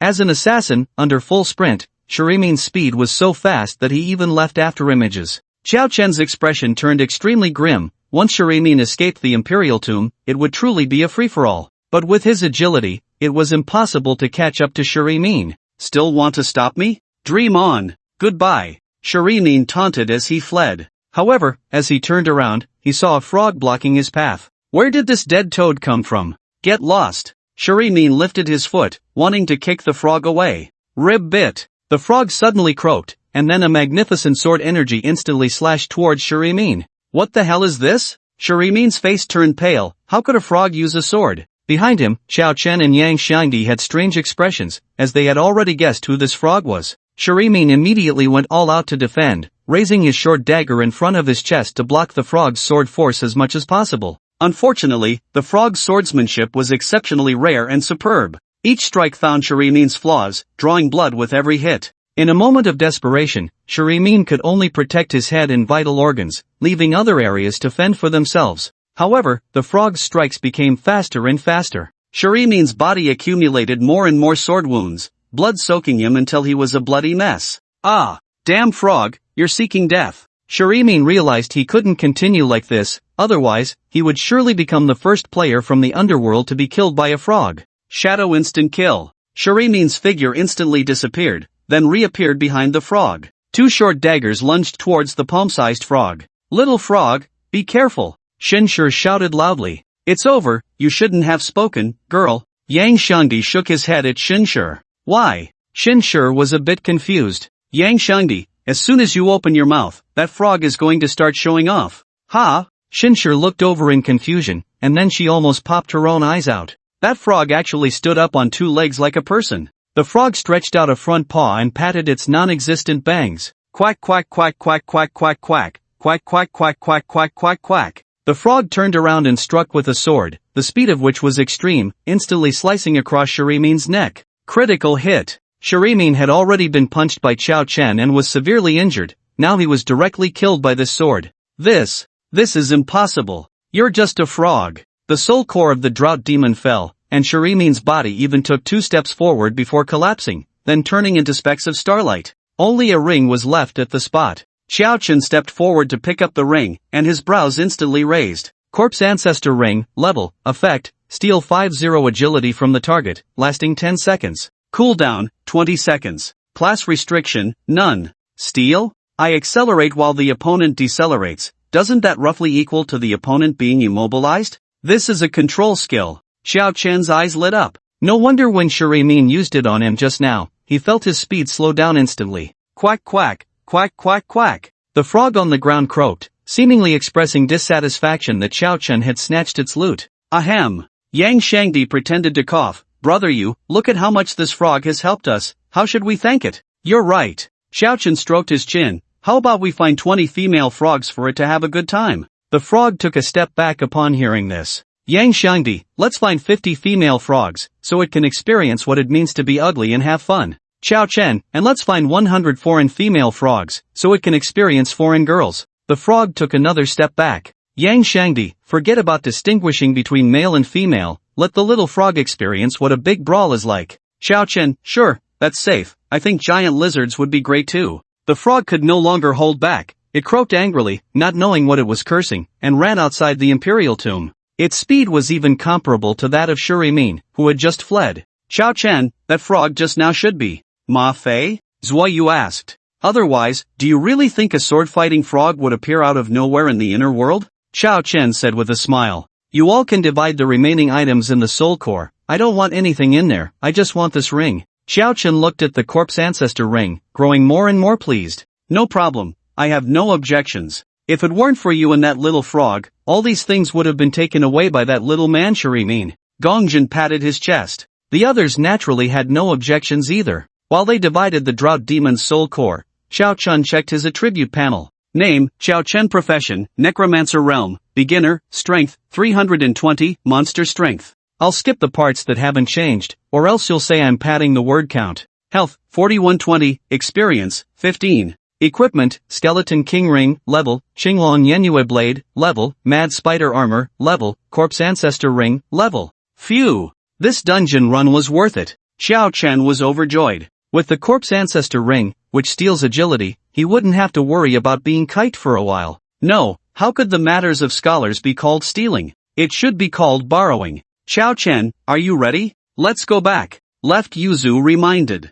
Xiao Chen nodded. They had been in this instance for 5 or 6 days, and such a long time was certainly enough for Feng Biao to find them. The figures of the few began to blur. Wait, did we forget something? Xiao Chen asked, somewhat puzzled, as he always felt there was something left undone. Relax. The drought demon is dead, what else could there be? Let's go, let's go. Yang Shangdi pulled Xiao Chen out of the instance. You're right, they headed towards Kyoto. Once again, Xiao Chen and the others appeared beneath the tall tower. Ma Fei was already waiting for them there. Ma Fei, why didn't we see you in the instance? Where did you go? Yang Shangdi asked knowingly. Humph, this instance was too easy, I couldn't be bothered to intervene. Ma Fei said, looking aloof. Oh, so that's it. I thought you were avoiding us because you were afraid we'd find out you turned into a frog, Yang Shangdi said with a look of sudden realization. Ma Fei's face instantly turned green. He couldn't understand why everyone else turned into corpses, but he turned into a frog. If it weren't for Shurimin suddenly going against the grain at the end, he wouldn't have wanted to intervene at all. Thanks to you turning into a frog, otherwise Shurimin would have really escaped. Thank you, little frog. Xiao Chen patted Ma Fei's shoulder. Ma Fei's face turned even greener. Xiao Chen suddenly felt someone staring at him. The sensation was quite mysterious. Clearly, there were no eyes behind him, but he could feel someone watching him. As he turned his head, he met a pair of resentful eyes. Shurimin had already transformed, and all his previous efforts had gone to waste. He glared at Xiao Chen with resentment and turned to exit the inner world. Xiao Chen, be careful. Shurimin is the type to hold grudges. He will definitely find a way to retaliate against you, Gongjin reminded from the side. Don't worry, someone who has to start leveling from scratch can't stir up much trouble. Xiao Chen brushed it off. He wasn't afraid of Shurimin at his peak, let alone now that Shurimin had to start over. Instead of worrying about Shurimin, he was more concerned about the drought demon's curse. Let's go, I just went out to check, and Baize's people have already left. The mayor and the others are waiting for us in the real world, Ma Fei said expressionlessly.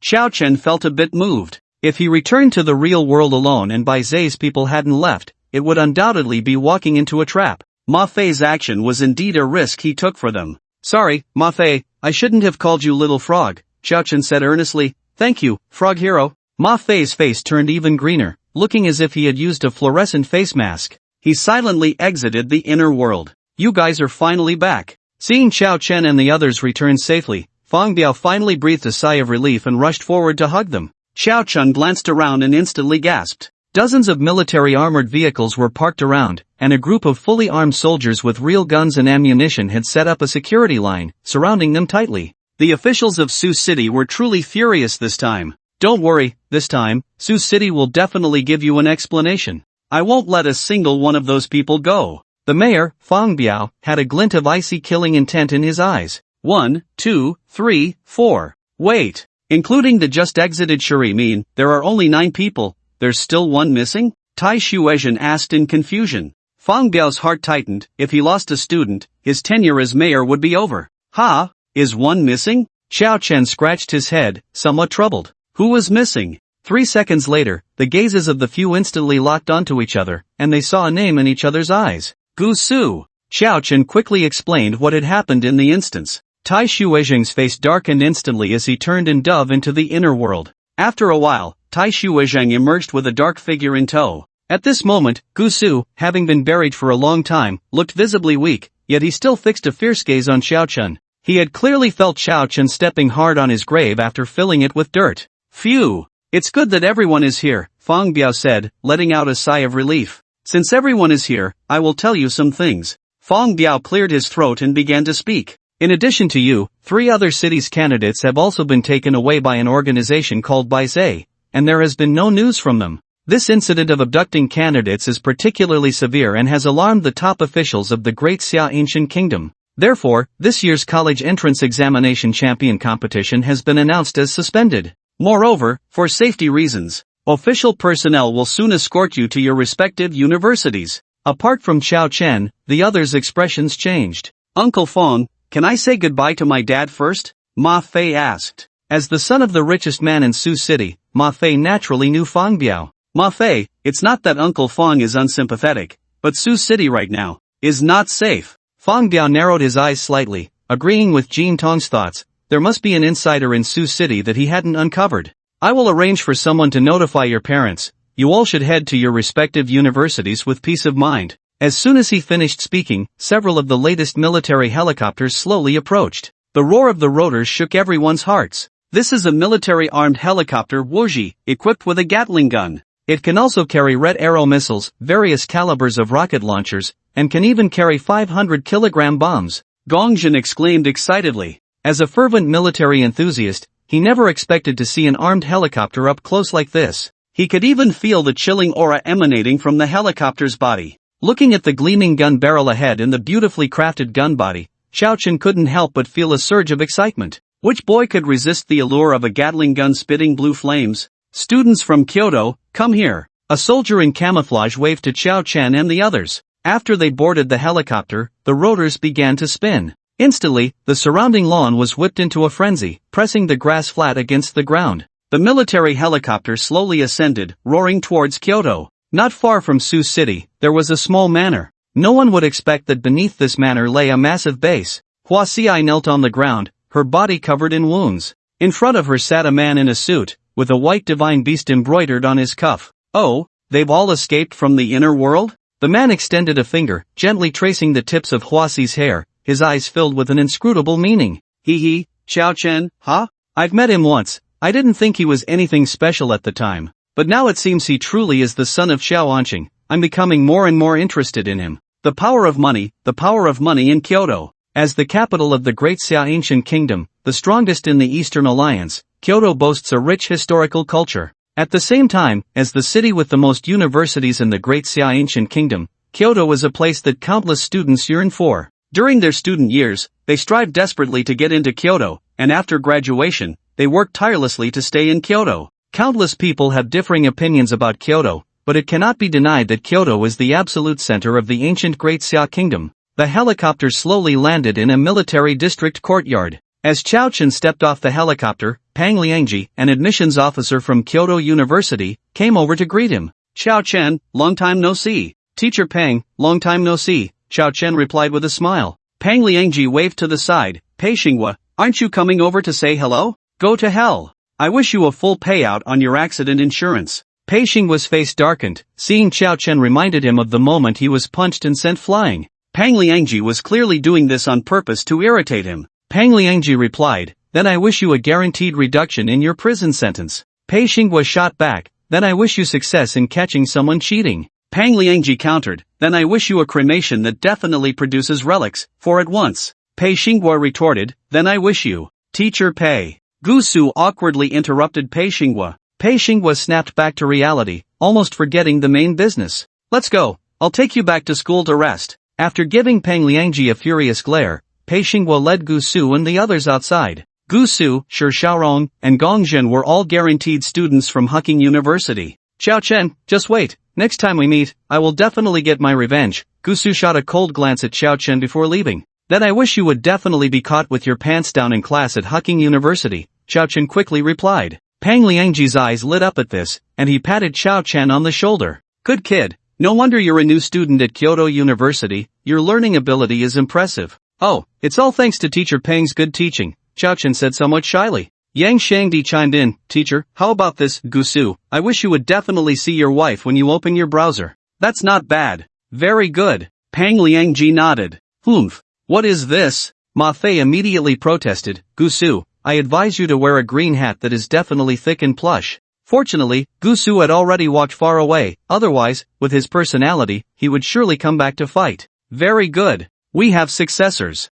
Pang Liangji was very happy. Let's go. I'll take you back to school first. Watching the 4 teachers and students walking arm in arm ahead, Zuiyu fell silent. She often felt out of place with Xiao Chen and the others because she was too normal. After all, Xiao Chen and the others were still young men, and looking at the architectural style completely different from Sioux City, their eyes were filled with curiosity. The street vendors were bustling with the lively atmosphere of the human world. Come on, 26 yuan for a serving of old Kyoto fried sauce noodles. Ah, it smells so good, just like mom's taste. Guess what? Hey, the old Kyoto specialty dish, stir-fried liver, is truly authentic. Authentic old Beijing roast duck, super authentic. Listening to the vendors' shouts, Xiao Chen and the others couldn't help but feel their spirits lift. After nearly half an hour of walking, they finally arrived at Kyoto University. As soon as he entered Kyoto University, Xiao Chen felt a familiar power return to him. His eyes narrowed slightly. Was the entire Kyoto University covered by the inner world conversion device? You should still be taking the college entrance exam right now, but due to that incident, the exam couldn't continue. Pang Liangji's voice rang out. You 4 are special cases, other new students won't start for another month. I'll help you arrange accommodation first, and you can stay there. When the time comes, just go through the normal enrollment process. If you have any issues, just find me. Pang Liangji gave Xiao Chen and the others his contact information for the inner world. Wait for me here, I'll be back soon. Yang Shangdi said, it's fine, Teacher Pang, take your time. Ma Fei, right, Teacher Pang, take your time, no rush. Xiao Chen, Teacher Pang, you can take a nap first and come back. Zuoyu. Although it was vacation time, many students still stayed at Kyoto University to study. Looking at the graceful senior sisters, the 3 of them instantly shared the same thought. Those who have never been to college will never know how wonderful college life is. Unfortunately, Pang Liangji quickly returned, accompanied by a middle-aged female teacher. Let's go, I'll take you to the dormitory. Zuiyu, you go with Teacher Fan, she will take you to the girls' dormitory. Pang Liangji led the 3 of them to an apartment by the lake. You all pay attention, the dormitory auntie has a bad temper, so be polite later, okay? Pang Liangji reminded them. Seeing Xiao Chen and the others nod, he took a deep breath, as if making a significant decision, and walked forward to knock on the door. Auntie in charge of the dormitory, I brought students to check in. As soon as Pang Liangji finished speaking, a middle-aged woman's head peeked out from behind the iron gate, still looking like she had just woken up. Check in? It's still vacation, new students won't start for another month. Checking in now? What are you playing at? The dormitory auntie shot Pang Liangji a glare. They found it too boring at home and came to adapt to college life early. I've already informed the management office, you just need to check them in. Given the hostage situation in Sioux City, Pang Liangji couldn't say too much. What is there to adapt to in college life? Today's young people insist on being unconventional, coming to check in a month early. You, as a teacher, don't you know to stop them in advance? The dormitory auntie's face was full of impatience, her words pouring out like a stream, leaving Pang Liangji to smile awkwardly on the side. What type of room do you want? A 4-person room? The dormitory auntie asked. The 4-person room is free, but other better rooms will require payment, Pang Liangji explained. Hurry up. You, as a teacher, really should have explained this to them beforehand. The dormitory auntie urged. This dormitory auntie's temper is really not great. Yang Xiangdi whispered. Xiao Chen nodded. The upcoming college life might not be easy. It's fine, just watch me. Ma Fei stepped forward and pulled out a black bank card, addressing the dormitory auntie. Auntie, I want the most expensive 3-person room. Alright, no problem. The dormitory auntie's previously stern face instantly broke into a sweet smile, leaving Peng Liangji utterly astonished at the rapid change. Today's young people really have their own opinions. They even know to come early to adapt to college life. The dormitory auntie smiled as she handed Ma Fei a set of dormitory keys, gently saying, turn right, go up to the 5th floor, be careful on the steps, and if you need anything, just come find me. Ma Fei, receiving the keys, lifted his head with a bit of pride. Did you learn? This is the power of money. Outside the safe town, entering the dormitory, Xiao Chen took a quick look around. 3 bedrooms and a living room, with an estimated area of over 200 square meters. The entire space was very bright, equipped with all kinds of appliances, even an air fryer. On the large balcony outside, there was a tea table and a barbecue grill. Looking out, one could overlook most of Kyoto University. Being rich is indeed great. Xiao Chen couldn't help but exclaim. Although he didn't see how much Ma Fei paid, renting such a large 3-bedroom apartment for a month would at least cost 500, right? Alright. You all stay here. If there's nothing else, I'll be leaving now. If you have some free time during this period, you can also explore the world outside the novice village in the inner world. Peng Liangji wiped his sweat. The new students were too wealthy now. Seeing that Peng Liangji was about to leave, Xiao Chen hurriedly chased after him. Teacher Peng, I have something to show you. Xiao Chen mysteriously revealed his arm. On his arm, a strange black totem suddenly caught Peng Liangji's eye. Compared to before, this black totem seemed to have expanded a bit. What is this? Peng Liangji's expression changed slightly. He felt that after looking at it for a while, the totem seemed almost alive. It's a long story. I killed someone in the inner world, and before he died, he cursed me. So, Teacher Peng, can this thing be resolved? Xiao Chen asked. A curse from someone on the brink of death? Peng Liangji's pupils constricted, and his expression became serious. What are the consequences of this curse? Xiao Chen replied, well, it's not too serious. I will die in 30 days. Peng Liangji, wait for me. Peng Liangji closed his eyes, not knowing who he was communicating with, and after a long while, he reopened his eyes. This curse of yours is a bit tricky. Peng Liangji forced a smile. Xiao Chen, it's fine, just tell me, I can handle it. Just eat whatever you want. Peng Liangji patted Xiao Chen's shoulder. Xiao Chen. Seeing Xiao Chen's slowly clenched fists, Peng Liangji quickly added, I really can't do anything about this curse, but the principal might be able to. The principal will be back in half a month, so don't worry. Only then did Xiao Chen calm down. After sending Peng Liangji off, Xiao Chen lay on his bed, feeling increasingly uneasy. He had just escaped from Bai Zai's grasp and had inexplicably gotten entangled in some kind of curse. Knock, knock, knock. You good? Ma Fei is asking if we want to go check out the dungeon outside the novice village together? Yang Shangdi's voice sounded from outside the door. Okay. Xiao Chen, feeling frustrated inside, agreed immediately. When he and Yang Shangdi entered the inner world, they found Ma Fei and Zuoyu already waiting for them in the novice village. Let's go, Xiao Chen called out. Wait, there's one more person. Ma Fei shook his head. The next second, the long-missed Zhao Ziyue slowly appeared beside Ma Fei. It's great that you guys are okay. By the way, you guys are really lacking in humanity. If it weren't for Ma Fei telling me, I wouldn't even know you safely arrived at Kyoto University. Do you know how worried I was about you? Zhao Ziyue said angrily, hands on her hips. Xiao Chen, Ma Fei, I heard that women only affect your sword drawing speed? Yang Shangdi, as long as the chest is big enough, Ma Fei will just throw the sword away. Ma Fei, get lost. After Zhao Ziyue and Zuoyu met, they immediately put on a display of deep sisterly affection. Zhao Ziyue, Zuoyu, you weren't hurt, right? Is there anywhere you feel uncomfortable? Zuoyu, no. Zhao Ziyue, then has your chest gotten a bit bigger? Zuoyu, are you looking for a fight? Zhao Ziyue, don't be so anxious, I'm just concerned about you. I really envy you girls with small chests, you look good in anything. Unlike me, I look fat in everything. Bang! The Dark Star shield slammed into the ground, and Zhao Ziyue wisely closed her mouth, a smile still lingering in her eyes. By the time they walked out of the safe town, half an hour had already passed. What came into Xiao Chen's view was a dense forest. At the entrance of the forest stood a signpost, simply marking some of the more dangerous areas. Is this the so-called Endless Forest? Yang Shangdi murmured, they say the Endless Forest is full of wild monsters, it's the best place to grind for experience. Let's go in and take a look. Xiao Chen had already memorized the markings on the signpost. He was confident he could avoid those dangerous areas. After entering the endless forest, Xiao Chun felt the air had improved significantly.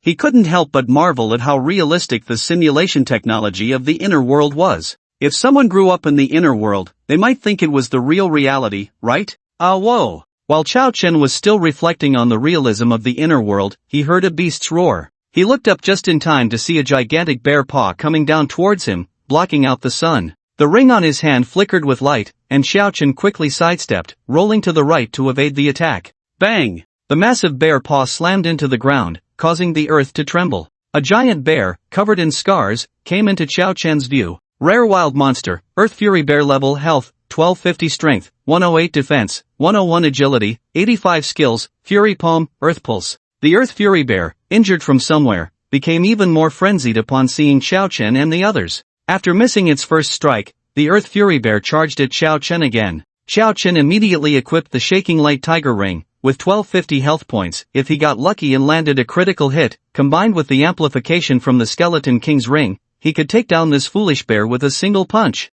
The Corpse Ancestor ring activated again, and Xiao Chen instantly stole half of the Earth Fury Bear's agility. Feeling the rush of increased agility, Xiao Chen couldn't help but squint his eyes. He easily dodged the bear's charge and landed a punch on its soft belly. Although it wasn't a critical hit, it was enough to make the Earth Fury Bear suffer. Its bear eyes widened, and its mouth involuntarily opened. The massive body was sent flying by Xiao Chen's punch. Xiao Chen is even scarier than during the college entrance exam. Zhao Ziyue couldn't help but exclaim. After getting up, the Earth Fury Bear tried to run, but the ground beneath its feet had already turned into a swamp. The larger the Earth Fury Bear struggled, the faster it sank into the mire. Little bear, don't resist. The more you resist, the more excited I get, Yang Shangdi said, stroking his staff. A hint of human-like fear appeared in the bear's eyes. Xiao Chen didn't strike again. For them now, a wild monster like the Earth Fury Bear was simply not a challenge, not even enough to make them go all out. Yang Shangdi pointed his staff at the Earth Fury Bear, and a powerful wave began to brew beneath the swamp. Stop! A stern shout rang out, but it was too late. The pillar of light from the Earth Explosion technique shot up, directly evaporating the Earth Fury Bear. Not long after the shout, 5 men of varying heights appeared before them. Anger was etched on their faces, and one man leered at Zhao Ziyue with a lewd gaze. The leader, a man with a dark expression, stepped forward. Friends, this Earth Fury Bear has been our target for 3 days. It's not quite right for you to just take our prey, is it? Xiao Chen recognized the voice. It was the one who had just shouted. Sorry, how about I give you the soul core, and I'll help you catch another one? Yang Shangdi scratched his head, looking a bit embarrassed. Seeing Yang Shangdi so accommodating, the leader instantly changed his mind. He signaled to the lewd man beside him. The lewd man understood and immediately put on a pitiful act, shouting, how can that be? My high-level knife is still stuck in that bear. If you kill it, I'll lose my equipment. You have to compensate me. Xiao Chen's brows furrowed. Could Yang Shangdi's Earth Explosion technique melt high-level equipment?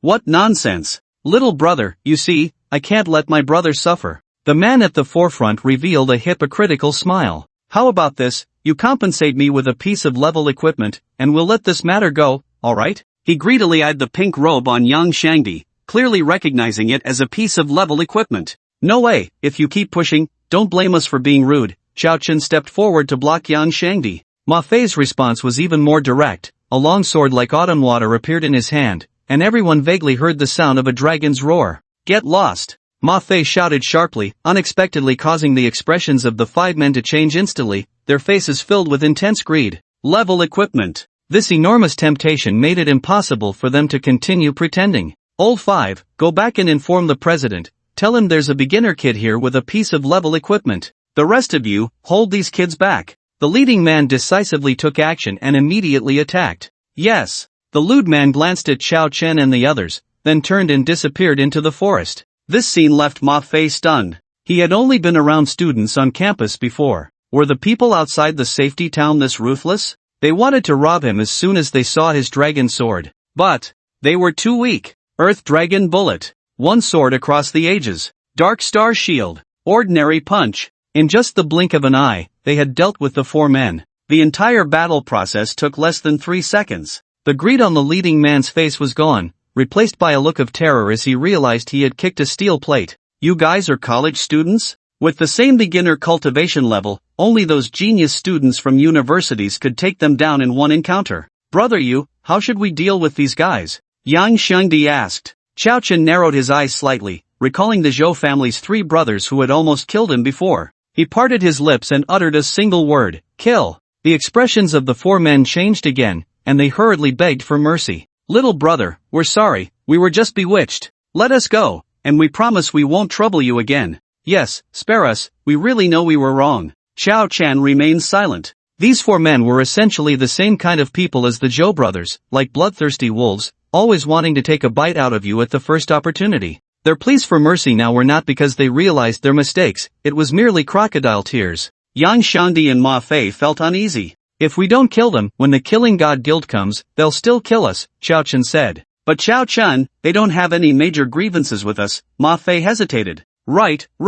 We don't need to escalate things to that level. The leading man's eyes held a glimmer of hope. There were once 3 strangers I didn't know, and I had no major grievances with them, yet they pierced through my heart. Chao Chen said no more, ignoring the leading man's pleas for mercy, and with one punch, sent him back to the safety town to respawn. He had already understood that outside the safety town was a world of the law of the jungle. If he didn't kill these 4, the Killing God Guild would gain 4 more helpers. The other 3 men, seeing their leader dead, begged for mercy even more fervently. Whether to kill the remaining 3, you decide for yourselves. Chao Chen sighed and didn't force them. After all, when facing the Zhou brothers, if he hadn't been pushed to the brink of life and death, he would have found it hard to be so decisive. Boom! Earth explosion technique. 2 men were killed almost simultaneously, and as Chao Chen was surprised, Zuoyu's actions were also very decisive. The man's head was smashed into the ground by a shield from Zuoyu. Ma Fei, what are you waiting for? You didn't hesitate when you killed Shuri Min.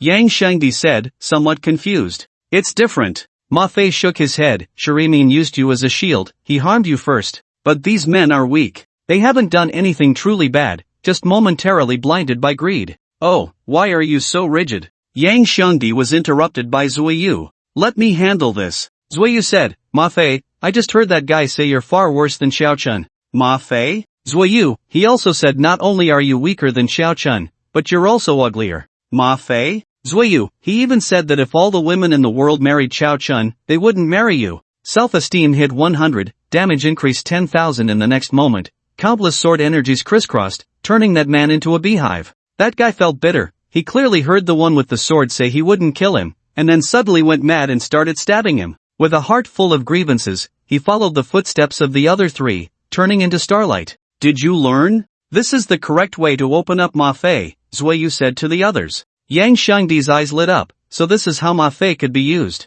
Zhao Ziyue also looked eager to try. Ma Fei. Chao Chen couldn't help but stroke his chin, wondering if it would be more effective if he personally mocked Ma Fei. Meanwhile, the previously departed lecherous man finally returned to the guild area located within Safe Town. The guild area was right next to the tall tower, and the lecherous man headed straight for the Killing God Guild. As soon as he entered the guild, he saw 4 familiar figures, and he asked in confusion, Big brother, didn't you 4 go to stop those kids? How come you got back faster than me? A large-scale family reunion was happening in the World Guild area. Killing God Guild. A tall woman sat gracefully in a chair, her blood-red hair dancing gently in the breeze, and her long legs made one involuntarily swallow. However, none of the men present dared to sneak a glance at her. Oh, are you saying those brash kids didn't hesitate to attack you, and knocked you out in one hit? The woman's brows furrowed slightly. Yes, guild leader. You must avenge us. The few men killed by Chao Chen and the others had now reincarnated as newbies in Safe Town. Did you mention our Killing God Guild's name? The woman asked. We did. He said the Killing God Guild is a trash guild, never even heard of it, and also said. What else did he say? The woman narrowed her eyes slightly, a dangerous glint flashing in them. The man's eyes darted around, and he immediately said, he also said if anyone from the Killing God Guild dared to find him, he'd kill the men and keep the women to play with 100 times. Oh, the woman stretched lazily, revealing her curvaceous figure. Then I want to see how those brash kids will play with me 100 times. If they don't reach 100, I will be angry. The others fell silent, none daring to respond to Zhuo Cheng's words. Let's go. We need to stretch our muscles. With Zhuo Cheng's command, the Killing God Guild surged out. A large group of dozens headed towards the outskirts of Safe Town. Among these people, the lowest level was that of beginner players. This group quickly attracted the attention of other players. Isn't that the Killing God Guild? What are they up to with so many people? Starting a guild war? I don't know, but their leader Zhuo Cheng is really something. A girl who's 1 meter 80 tall, absolutely stunning. Stop looking. The killing god of the Killing God Guild refers to Zhuo Chang. Be careful, or she'll come over and take you out. Exactly. You can barely reach her chest on your tiptoes, and you still dare to covet her beauty? What are you trying to do, play with a giant? But Zhuo Chang is really impressive. A woman, single-handedly founding a guild. As the other players whispered among themselves, the Killing God Guild's group vanished into the endless forest. Meanwhile, 5 handsome guys in the endless forest were enjoying barbecued meat made from a earth-shattering bear. Eating bear meat is illegal in the real world, so they could only rely on tasting it in the game to sustain their lives. By the way, Xiao Chen, should we also create a guild? Zhuo Yu suddenly asked. Joining a guild in the game has many benefits, such as exclusive guild dungeons and guild wars. But the biggest advantage is that members of the same guild cannot kill each other. If a player kills a member of their own guild, other players will immediately receive a bounty notice from the game world. This means you will face the pursuit of all players in the game world. Therefore, members of the same guild can generally trust each other, without worrying about backstabbers like Shuri Min. Create a guild? I have no objections, Xiao Chen shrugged. Ma Fei, what about you guys? What do you think? Zhuo Yu looked at Ma Fei and the others. Sure, but I have one request. Ma Fei puffed out his chest. The guild leader must be me. Come on, having a guild leader who gets stronger just from being mocked is super embarrassing, Yang Shangdi commented from the side. Ma Fei, I'm also curious, why do you have such a strange talent? Could it be that you're at Sundara? Zhao Ziyue's eyes lit up. Shut up, it's not what you think. Ma Fei's face turned red, veins popping on his forehead as he argued. This talent can't be considered Sundara. Talent? Can talent be considered Sundara? He continued with incomprehensible phrases like, this talent is very strong and one sword instant kill. This made everyone burst into laughter, and the endless forest was suddenly filled with a joyful atmosphere. Oh, even when death is imminent, you're still so happy? A cold voice interrupted the cheerful group. Xiao Chen looked up and saw 2 long, fair legs. By his estimation, they were at least 1 meter 20. What great legs! Yang Shangdi's eyes sparkled. White, slender, and long. Come on, touch them? Zhuo Chang's lips curled into a cold smile. As long as this chubby guy dared to approach her, she would definitely let him know what it meant to be stabbed with a white knife and have a red knife come out. Right here? Isn't that inappropriate? How about we find a place with no one around to discuss the plans for human reproduction? Yang Shangdi had a lewd expression on his face, secretly gripping his fairy staff. Everyone's attention was on Zhuo Chang's legs, and no one noticed Zhuo Yu's expression becoming quite complicated. Kid, dare to kill our Killing God Guild members? Just wait to die. Behind Zhuo Chang, a man with a bare upper body and a watermelon knife stepped out, a dragon tattoo running over his shoulder. Dragon brother, quickly take them out. Avenge my boss. The lewd guy jumped around excitedly, seeing someone backing him up. Don't worry, if you mess with the Killing God Guild, my dragon brother will make sure they pay with blood. Dragon brother's sharp gaze swept around, finally landing on Xiao Chen. Compared to Ma Fei with his sword and the burly Yang Shangdi, the slender Xiao Chen looked clearly like the weakest one. As for the 2 girls, Dragon Brother wasn't low enough to target women. You! Dragon Brother arrogantly pointed a finger at Xiao Chen. Me? Xiao Chen raised an eyebrow. Yes, it's you. What are you staring at? Come out for a one-on-one. Brother Long swung the watermelon knife in his hand forcefully at the nearby tree. Clang! The tree, as thick as a water bucket, was cleanly severed in half, the cut smooth as silk. Oh, I'm coming. Xiao Chen walked directly towards Brother Long. Seeing Xiao Chen approaching, Brother Long grinned menacingly and thrust the knife towards him. Bang! Xiao Chen brought his hands together, performing an empty-handed catch of the blade, trapping the knife between his hands. He then kicked out, aiming directly at Brother Long's chest. Brother Long's expression changed, and he dropped the knife, trying to run. But in the next moment, the corpse ancestor ring activated. With 50% of his agility stolen, Brother Long couldn't dodge in time and was kicked away by Xiao Chen. The scene made the other members of the Killing God Guild's pupils constrict, cold sweat breaking out on their backs. Brother Long was one of their guild's top fighters, yet he was sent flying in just 2 or 3 exchanges against this person? Brother Long, are you okay? The lecherous man hurried over to help Brother Long up. I'm fine, damn it. The ground is too slippery, I slipped by accident. Otherwise, how could that kid have kicked me? Brother Long, now helped up, looked unconvinced. Is there anyone else who wants to step up? Come on. Xiao Chen shook his head in disappointment. As beginner players, Brother Long and his crew's combat power was far inferior compared to Gu Sushir Xiao Rong and the others. What's wrong? You talked big, but now you're backing down? Seeing that no one from the Killing God Guild dared to move, Xiao Chen turned to the guild leader, Zhuo Chang. He found her with a complex expression, staring blankly at something. Following Zhuo Chang's gaze, Xiao Chen discovered she was locking eyes with Zuoyu. Zuoyu, sister. Zhuo Chang, sigh. Xiao Chen? The hidden passive of the Qinglong Yenyue knife made the atmosphere in the endless forest tense. Distant thunder rumbled in the sky. Zuoyu's call of sister left Xiao Chen stunned. He looked at Zhuo Chang, who, after putting on high heels, stood nearly 1.9 meters tall, her figure alluring. Although she wasn't as exaggerated as Zhao Ziyue, she had a pair of exceptionally long legs. Then he glanced at Zuoyu, who was only about 1.5 meters tall, with a petite figure and delicate face, looking like a legal lowly. These two were sisters? What a ridiculous joke. Sister, it's been 2 years. Aren't you going to go back and see mom and dad? Zuoyu's expression was complicated. No. If you want to lecture me about parental gratitude, you can just shut up. Zhuo Chang's expression turned cold. But that incident back then wasn't intentional, they really miss you. Shut up. Zuoyu was cut off before she could finish. Want me to go home? Fine, you have to beat me first. Zhuo Chang pulled out two oddly shaped swords, one long and one short, resembling a samurai's weapons. In a flash, she appeared behind Zuoyu and swung a blade down at her. Such terrifying speed proved that Zhuo Chang was an exceptional assassin. Brothers, protect the leader, charge. With Brother Long's shout from behind, the other members of the Killing God Guild rushed forward. Roughly estimating, there were about 40 of them. Everyone come over here. I want to take on 20. As soon as he finished speaking, Ma Fei charged forward with his sword against the members of the Killing God Guild. Ma Fei, don't kill. After a reminder, seeing himself surrounded by so many people, Xiao Chen naturally wouldn't be foolish enough to just take hits. He turned to look at Zhuo Chang, who was wildly hacking at the Dark Star Shield, and activated the Corpse Ancestor Ring instantly. In a brawl, he had to steal from the fastest one. What's wrong, Zuoyu? My foolish sister, are you just going to hide behind that shield? Zhuo Chang became more and more vigorous with her attacks.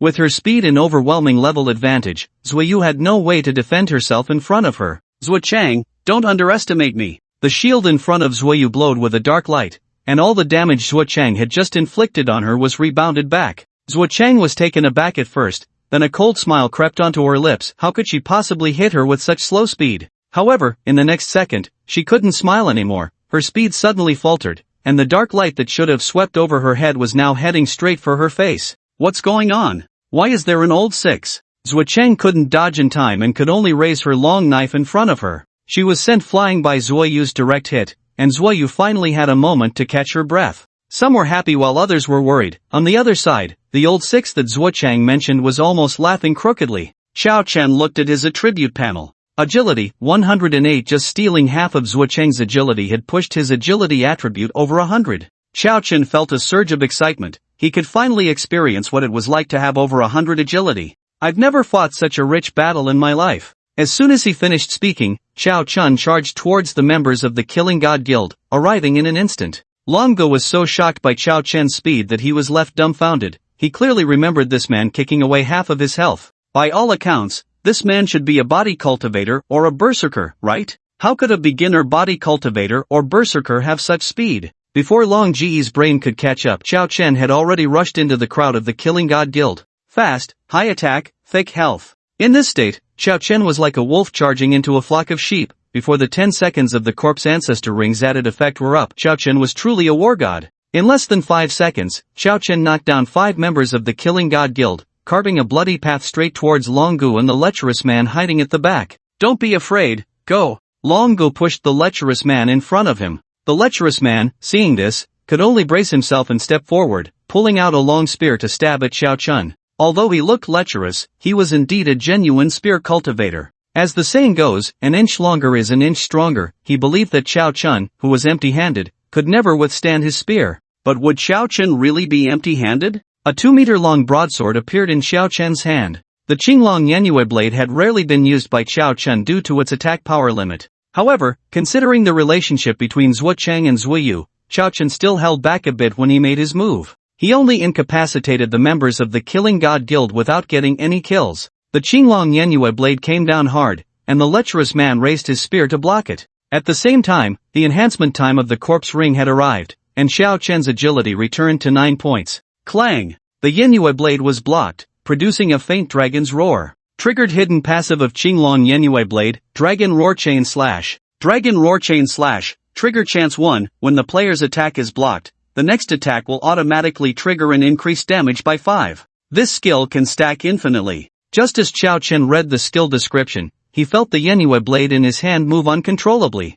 Immediately after, a seamless follow-up strike swung towards the lecherous man's head, who raised his spear to block again. Dragon Roar Chain Slash has stacked 1 time. Damn it, stop blocking. Just let me hit you once. Qiao Chen hurriedly shouted. The Yenue blade had a maximum attack power of 500 points, and a single hit would at most cause severe injury. But if this continued to stack, it would only be a matter of time before the lecherous man was killed by a single blow. Do you think I'm stupid? You want me to stand still and let you hit me? The lecherous man scoffed, once again deflecting the Yenue blade. Don't. You really can't keep blocking. I will. Dragon's Roar Slash has stacked 2 times. Dragon's Roar Slash has stacked 5 times. Dragon's Roar Slash has stacked 18 times. As the number of Dragon's Roar Slashes increased, the sound of the dragon's roar on the crescent blade became clearer. The lecherous man felt that the large knife in Qiao Chen's hand was becoming increasingly difficult to withstand. Cold sweat dripped from his forehead, and his hands gripping the spear were also slick with sweat.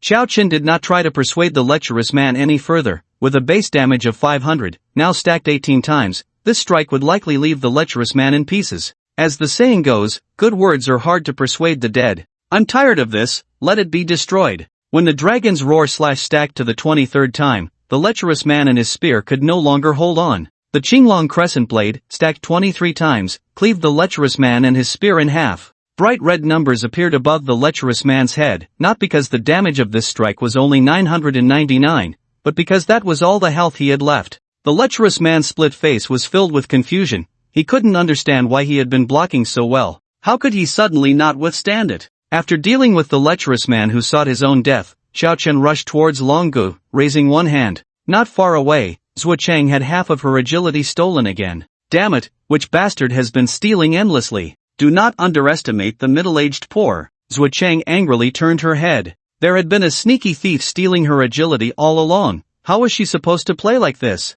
Her agility had barely recovered for less than 10 seconds before it was stolen again. However, her anger instantly froze on her face. Over 80% of the members of the Killing God Guild were already lying on the ground, wailing. Moreover, this number was still increasing. Qiao Chen, who had stolen her speed, moved like a ghost. With every flash, a member of the Killing God Guild would fall. The swordsman beside him was the same. Often, just a few strikes would take down a player. What made Zhuo Cheng's pupils constrict even more was that Yang Shangdi and Zhao Ziyue were completely watching the show with their arms crossed. Did that mean that Ma Fei and Qiao Chen had directly taken down her entire guild? Bang! As Qiao Chen slapped Long Gu to the ground, there was not a single standing member left in the Killing God Guild. They lay on the ground, wailing. If it weren't for Qiao Chen and Ma Fei holding back, they would have already been waiting for resurrection in the safe town. Who the hell are you? Zhuo Cheng finally realized something was wrong. Qiao Chen, to be precise, we are your sister's classmates. Yang Shangdi, yeah, your sisters.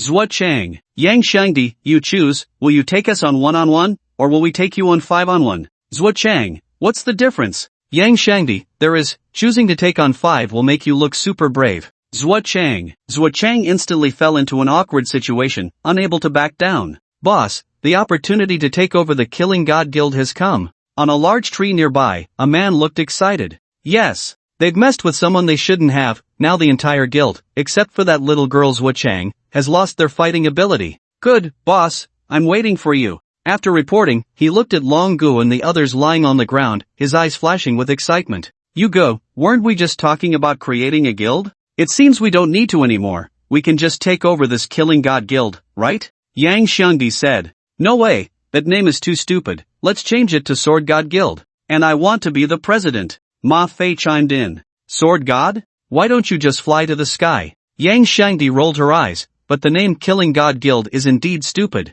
Zhuo Cheng, do you think I'm already dead? If you weren't Zhuo Yu's sister, you would indeed be dead by now. Qiao Chen said seriously. After the recent battle, he had confirmed that he was the true father of assassin players at the same level. The corpse ancestor ring directly stole half of the movement speed. Without high mobility, how could an assassin compete in close combat with Qiao Chen? That would be no different from running a fruit stall selling unripe melons, purely seeking death. Zhuo Cheng watched helplessly as Ma Fei and Yang Shangdi continued to discuss the renaming of the Killing God Guild in front of her. Sister, come home with me, Zhuoyu urged. Impossible. Zhuo Cheng's expression turned cold again. It's been so long since that incident, Mom and Dad really know they were wrong. Zhuoyu sighed. Why should I forgive them just because they admit their mistake? Can their acknowledgement make up for the harm they caused me? Zhuo Cheng questioned. Answer me this, if you were the one treated that way, would you forgive them 2 years later? Zhuoyu fell silent. She couldn't answer that question. At that time, Zhuo Cheng was the same age as she was now, and Zhuo Cheng had been wrongfully accused of cheating by a teacher at school.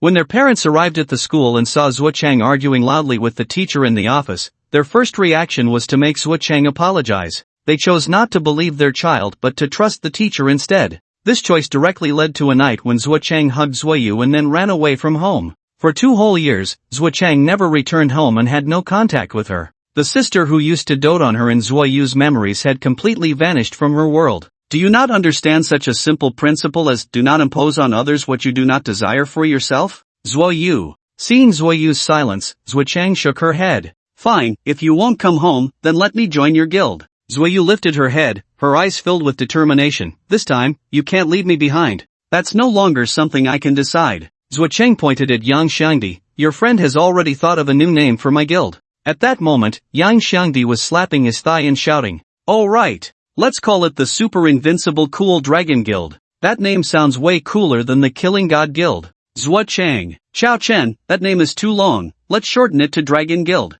Zhuoyu, get lost. Zhuoyu kicked Xiao Chen in the butt. You don't have to mind them. They've always been like this. Just keep the original name for your guild, Zhuoyu said. Zhuo Cheng quickly received the membership approvals for Chao Chen and the others, while Ma Fei was still cursing, saying he should be the guild leader. When Zhuo Cheng saw Chao Chen's profession information, her eyes widened in shock. Undead mage? You're an undead mage? Confusion filled Zhuo Cheng's eyes. What? Is there a rule in the Great Xia Empire that undead mages can't engage in close combat? Chao Chen retorted. No.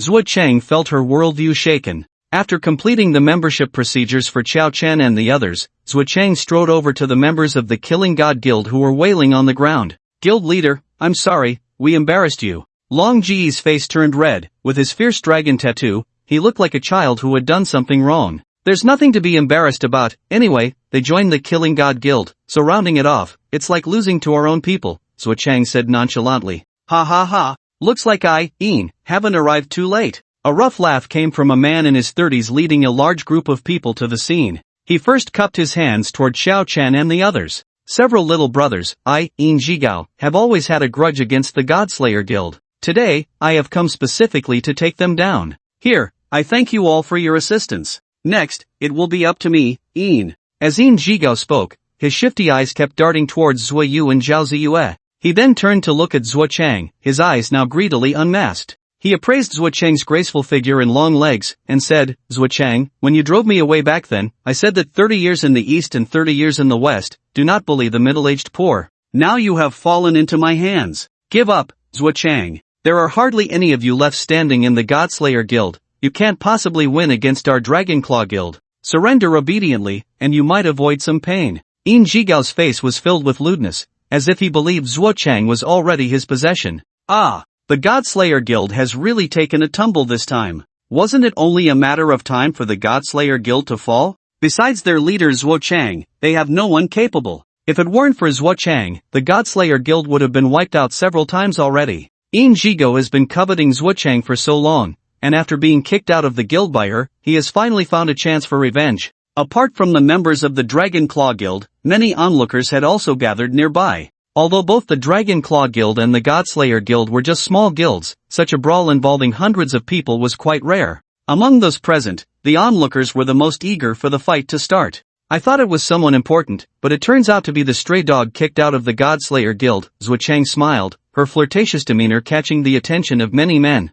Facing Zhuo Cheng's mockery, Zhigo was not angered. Instead, his greed intensified. If you don't surrender, I'll directly initiate a guild war. At that time, I want to see if you can still smile. The guild war Zhigao spoke of, once initiated, would be a fight to the death. Unless one side's guild was completely wiped out or surrendered entirely, the guild war would not end. Therefore, unless the conflict between the two guilds had truly reached a critical point, no one would easily initiate a guild war. The initiation of a guild war meant that one guild would definitely disappear. In the inner world, guilds were divided into beginner, intermediate, advanced, and supreme levels. Both the Godslayer Guild and the Dragon Claw Guild were beginner guilds, and guild wars initiated between guilds of the same level could not be refused. Oh, then go ahead and initiate. Zhuo Chang even began to play with her fingernails. Humph. You said it. Yin Zhigao became serious. Even a dead camel is bigger than a horse. Although everyone in the Godslayer Guild was injured now, their desperate counterattack should not be underestimated. Dragon Claw Guild challenges Godslayer Guild, applying to initiate a guild war. Application has been approved. Yin Zhigao shouted loudly, and a square golden frame constructed itself from the void. The onlookers were directly pushed out of the golden frame. But they were not angry at all, as outsiders were not allowed to interfere in guild wars. Humph. Zhuo Chang, once I capture you alive, you'll know what cruelty is. Yin Zhigao licked his lips, his face filled with lewdness. It is said that all sensations in the inner world are the same as in the real world. I wonder if doing that in the inner world would be the same. Zhuo Chang's gaze finally turned cold.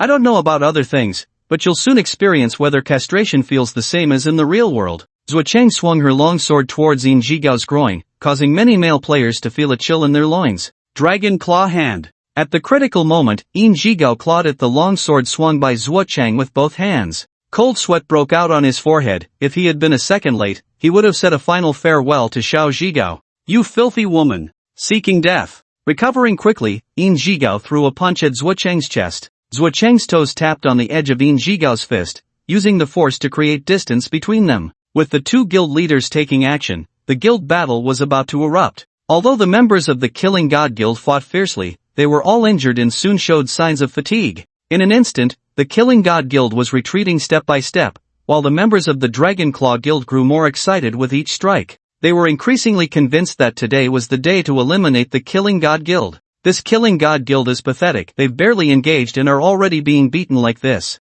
The outcome is clear. It seems the Killing God Guild is doomed. It's a pity for such a beautiful woman like Zhuo Chang to fall into the hands of someone like Yin Zhigao. Those long legs of hers could probably keep Yin Zhigao entertained for a year. The onlooking players quickly made their judgments. A sharp-eyed player suddenly pointed at Xiao Chen and the others, shouting loudly. Wait, why are those people still in the guild battle? Aren't they supposed to be excluded by the golden frame? Ha!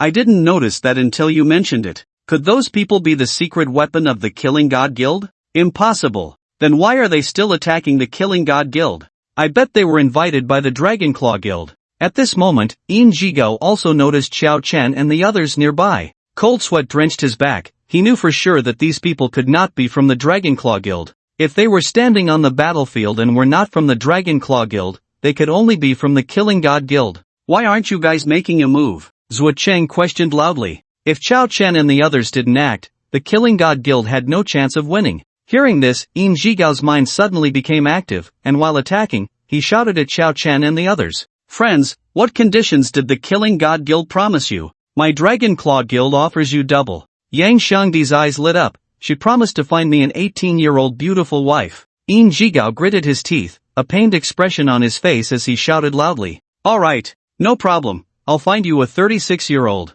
Yang Shangdi fell silent for a moment, then raised his staff. Just then, while battling Zhuo Chang, Yin Zhigao suddenly felt a chill in his heart and instinctively rolled to the side. The next second, a pillar of light erupted from the spot where he had just stood. The ground trembled immediately after. His face was filled with horror. If he hadn't had the sudden intuition to dodge, that attack would have taken half his life. You're not following the rules. Didn't I offer you double conditions? Why are you still attacking me? Yin Zhigao questioned sharply. Faced with Yin Zhigao's inquiry, Yang Shangdi fell into deeper silence. For a moment, he couldn't tell whether this Yin Zhigao was genuinely foolish or just pretending. Xiao Chen patted Yang Shangdi's shoulder with some sympathy. Don't engage with this kind of fool, otherwise, he'll drag your IQ down to his level and then defeat you with his rich experience. As soon as he finished speaking, Xiao Chen no longer stood by and rushed towards the members of the Dragon Claw Guild. At the same time, he raised his hand, and the corpse ancestor ring flashed with light, instantly boosting his agility to 108.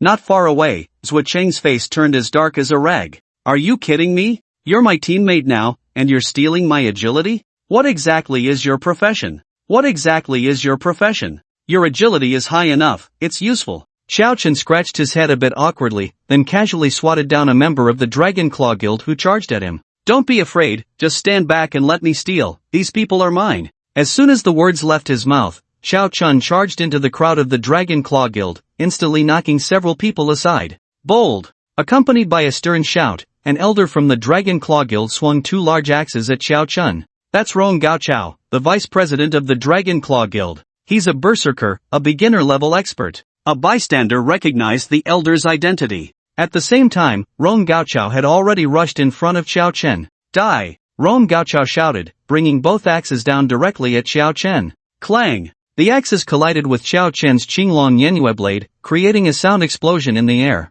Xiao Chen kicked up towards Rong Gaochao's face. After dodging, Rong Gaochao revealed a sneer. Kid, you're still too green. Do you think I would be hit like those useless fools from the Killing God Guild? Rong Gaochao swung his axes down again. Xiao Chen didn't respond. He switched the Yenue blade for a tiger claw and delivered an uppercut. The descending axes collided with Xiao Chen's fist. A tremendous force surged through. Rong Gaochao felt as if he had struck a moving train. His axes were instantly knocked away. Following that, a heavy punch landed on his abdomen. Ugh! Rong Gaochao's mouth gaped open like a dying fish. He felt as if he would vomit the old pickled vegetable noodles he had eaten yesterday. How could this be? Kid, what exactly is your profession? After regaining his composure, confusion filled Rong Gaochao's eyes. This kid was wielding both a big knife and a tiger claw. Didn't he understand the principle of not biting off more than he could chew? A player's energy is limited. Normally, a regular player would choose one weapon to enhance their proficiency and specialization. He had never seen anyone switch between 2 weapons in a single battle like this. Moreover, this kid not only had weapons but also displayed physical movements that seemed to hint at some kind of body cultivation. What kind of profession could be so flashy? Me? Xiao Chen pointed at himself. Necromancer. Rong Gaochao nearly popped his eyes out. What did you say? Necromancer? Then where's your staff? Where's your robe? Where's your undead summoning? At his age, Rong Gaochao had seen enough to know that there was no such absurd necromancer. Believe it or not, it's up to you. Xiao Chen shrugged. Then he threw another punch at Rong Gaochao. Rong Gaochao was so frightened that his soul nearly left his body, quickly retreating towards the main force of the Dragon Claw Guild. Attack! Warriors and tanks, move up. Mages, output quickly. Archers, hurry up with your fire. As Rong Gaochao shouted, he retreated to the center of the crowd. The Killing God Guild was already retreating, and the Dragon Claw Guild, now free to act, immediately followed Rong Gaochao's orders and launched a fierce attack.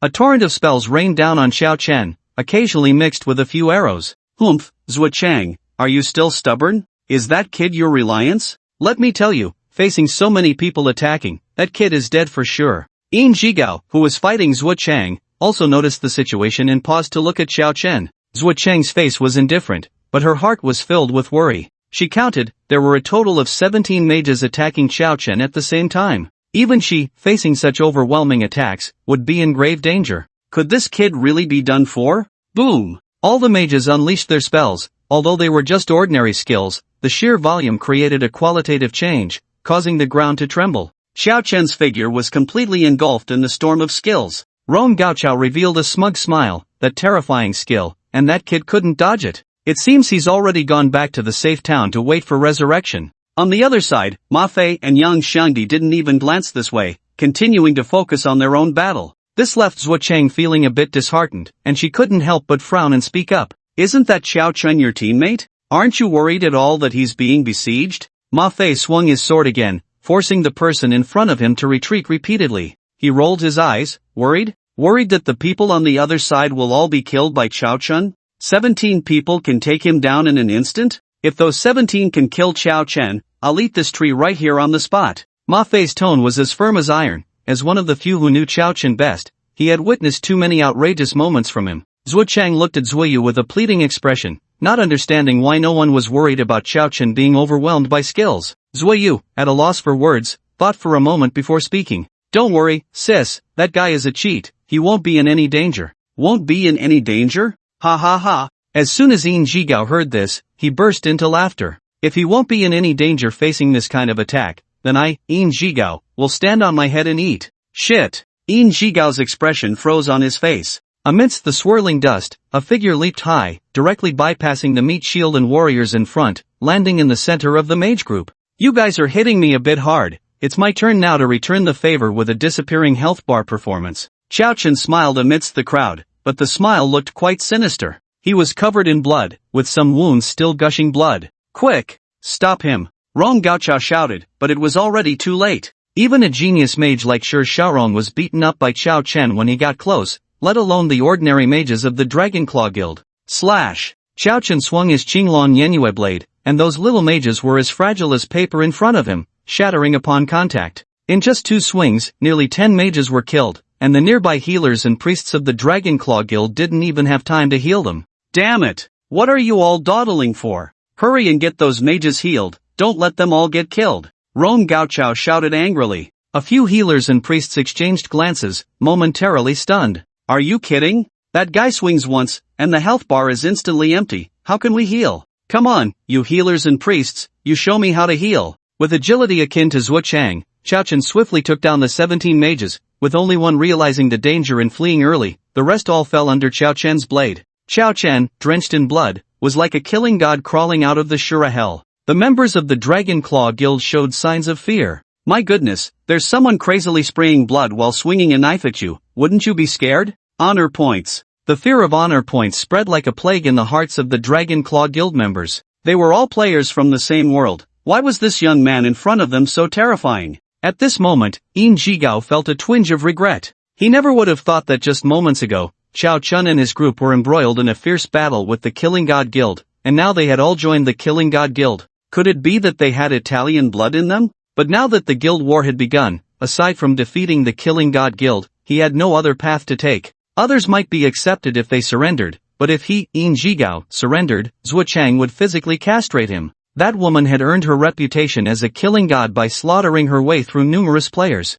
Thinking of this, Yin Jigao shivered and shouted out loud, "Brothers, don't be afraid. He just took so many attacks from the mages, there's no way he's still at full strength. He must be at the end of his rope, so don't fear him." Encouraged by Yin Jigao, the members of the Dragonclaw Guild exchanged glances, but none dared to step forward first. At that moment, Yin Jigao's voice rang out again. "Whoever can kill that kid will be rewarded with a piece of high-level equipment. I, Yin Jigao, keep my word." With such a generous reward, brave men would surely emerge. A dozen members of the Dragonclaw Guild looked at each other and then at the bloodied Qiao Chun. They thought the president was right. How could someone so heavily injured possibly take on all of them? They moved. "Yeah!" A swordsman shouted to bolster his courage, charging forward with a large blade aimed at Qiao Chen's face. The strike was as fast as lightning, and it looked like it would land right on Qiao Chen's head. The swordsman's eyes even sparkled with excitement. Being so brave would surely earn him a good reward from the president later. That high-level equipment would be mine. Suddenly, he felt something wet clamp down on his wrist, preventing him from advancing even an inch. No matter what, he couldn't bring that blade down. Turning his head, he was instantly terrified. Clamping his wrist was none other than Qiao Chen's bloody hand. "Qiao Chen, what do you want?" "Swordsman, I just wanted to chop you up. I know I was wrong. Can you let me go?" "Qiao Chen, it's fine, I won't hold it against you. Just be more careful in your next life." As soon as he finished speaking, the swordsman felt a tremendous force on his wrist. Qiao Chen swung him around like a sandbag and slammed him heavily to the ground. He was knocked senseless on the spot, and before he could even open his eyes, he felt himself flying again. Bang!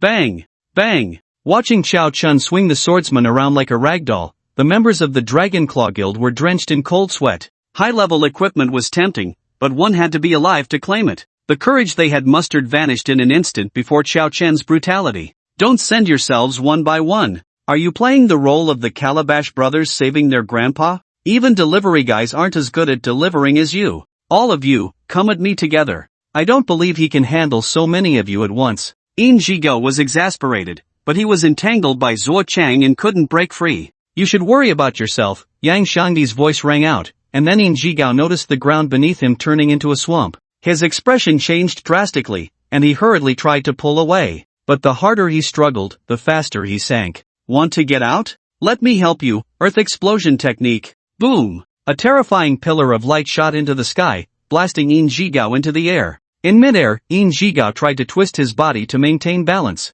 However, in the next second, Zhuo Cheng's figure appeared beside him like a ghost. The 10 seconds of the corpse ancestor ring were up and Zhuo Cheng's agility returned to its original state. A sharp white light flashed right under Yin Jigao's crotch. Fast! So fast it was beyond description. An object about 2 inches long fell to the ground faster than Yin Jigao. That object seemed to have a life of its own, twitching on the ground. "Ah! The belated Yin Jigo let out a scream, clutching his groin and wailing. The overwhelming pain made the veins on his forehead bulge. The men present couldn't help but cover their own groins. Even Xiao Chen felt a chill below. Zuiyu, this sister, can't be dealt with, she's truly ruthless. And the one suffering the most was Yin Jigao. His health hadn't hit rock bottom yet, but the intense pain left him unable to stand. I surrender. Rong Gaochao directly squatted down on the ground with his hands on his head. He was genuinely scared. At his age, if he were to be treated like this, it would truly be the end of his reputation. With the Vice President Rong Gaochao taking the lead, the remaining members of the Dragon Claw Guild also squatted down,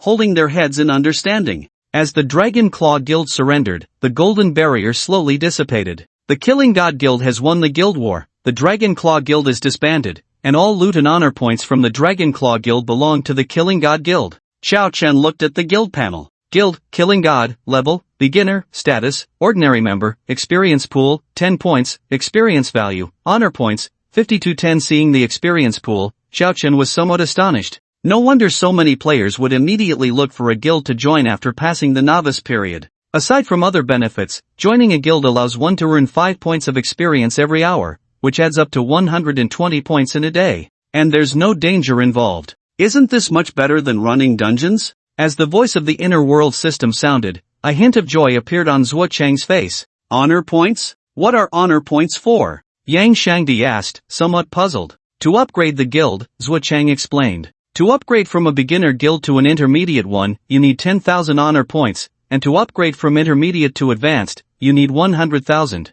What about the supreme level? Xiao Chen asked. Supreme level guild? Zhuo Cheng's expression was flat, but her eyes had a strange look. You don't need to think about that. The entire inner world has no more than a handful of supreme level guilds, and those guilds are all colossal entities that dominate their regions. Don't even mention supreme level. If we can reach an advanced guild, it would be a miracle. Ma Fei, upon hearing this, puffed out his chest. Hey, how can a sparrow know the ambition of a swan? You let me be the guild leader, and under my leadership, our guild becoming a supreme level guild is a sure thing. Is that so? Zhuo Cheng's expression was cold. The Killing God Guild still needs 5,000 honor points to reach intermediate. You should go earn those 5,000 honor points before boasting. How do you earn honor points? I'm going right now. Ma Fei unsheathed his sword with a clang. Earning honor points is actually quite simple. As long as guild members participate in dungeons and achieve a rating above a certain level, they will earn honor points. The higher the difficulty of the dungeon, the higher the rating, and the more honor points you get.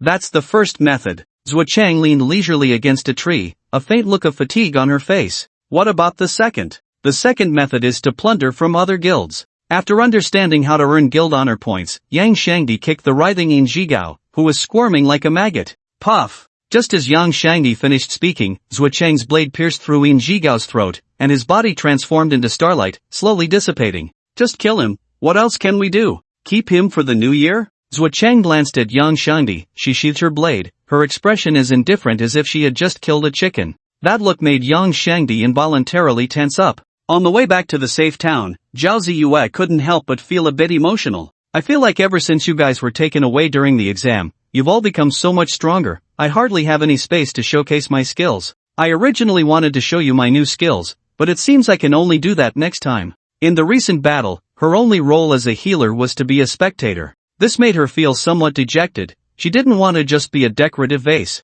Don't worry, there will definitely be a time for you to shine in the future. By the way, when are you coming to Kyoto? Ma Fei asked. A hint of unnatural expression flashed across Zhao Ziyue's face, quickly concealed by her. Let's wait until school starts. It's too early to go over now, Ma Fei nodded, not thinking much of it. The group returned to the guild area of Safe Town, and upon seeing the base of the Killing God Guild, Xiao Chen was instantly stunned. Before him stood a wooden house about 3 stories high, with wooden pillars stacked haphazardly and vines clinging to the outer walls. He looked around at the other guilds, most of which were fortress-like buildings made of steel and concrete. In contrast, the Killing God Guild's base resembled a shelter built by wild men. So, is our guild poor, or do we just love the environment? Xiao Chen asked. Poor, Zhuo Cheng replied. Xiao Chen fell silent, silently looking at Ma Fei. The corner of Ma Fei's mouth curled slightly, revealing a wild and charming smile. Don't worry, I've got this. With Ma Fei's assurance, Xiao Chen finally felt at ease.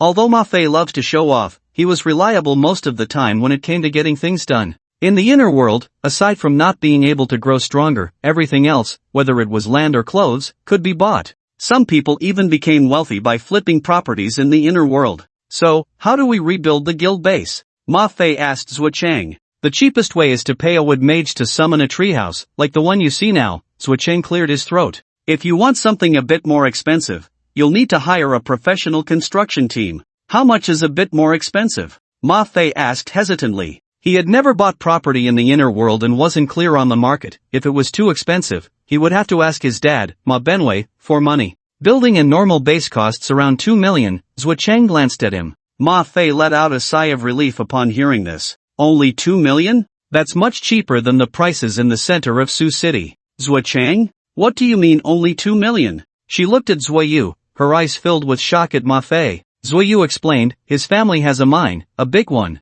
Zhuo Cheng fell silent. First, there was a show-off, and now there was someone with a mine. She felt that the Killing God Guild would have quite an exciting future. Seeing Ma Fei and Zhuo Cheng discussing the budget and architectural style for the new base, Xiao Chen's thoughts drifted out of the inner world. The somewhat unfamiliar dormitory environment reappeared, and Xiao Chen closed his eyes while lying on the bed. It had been half a year since he first entered the inner world, and reflecting on his experiences over this time made him feel a bit wistful. Life is truly unpredictable, like a large intestine wrapped around a small intestine. At first, he never expected that as a necromancer, he would embark on the path of a berserker. He had successfully arrived at Kyoto University, but he still had no clue about his parents' whereabouts. Lost in thought, Xiao Chen suddenly sat up in bed. I used the heart of the mechanical queen, so now I should be able to understand those draft papers without Zhu Xinyuan, right? Xiao Chen murmured to himself. He then pulled out the draft papers left by his parents. What had once seemed like a celestial script now appeared somewhat obscure but was beginning to make sense to him.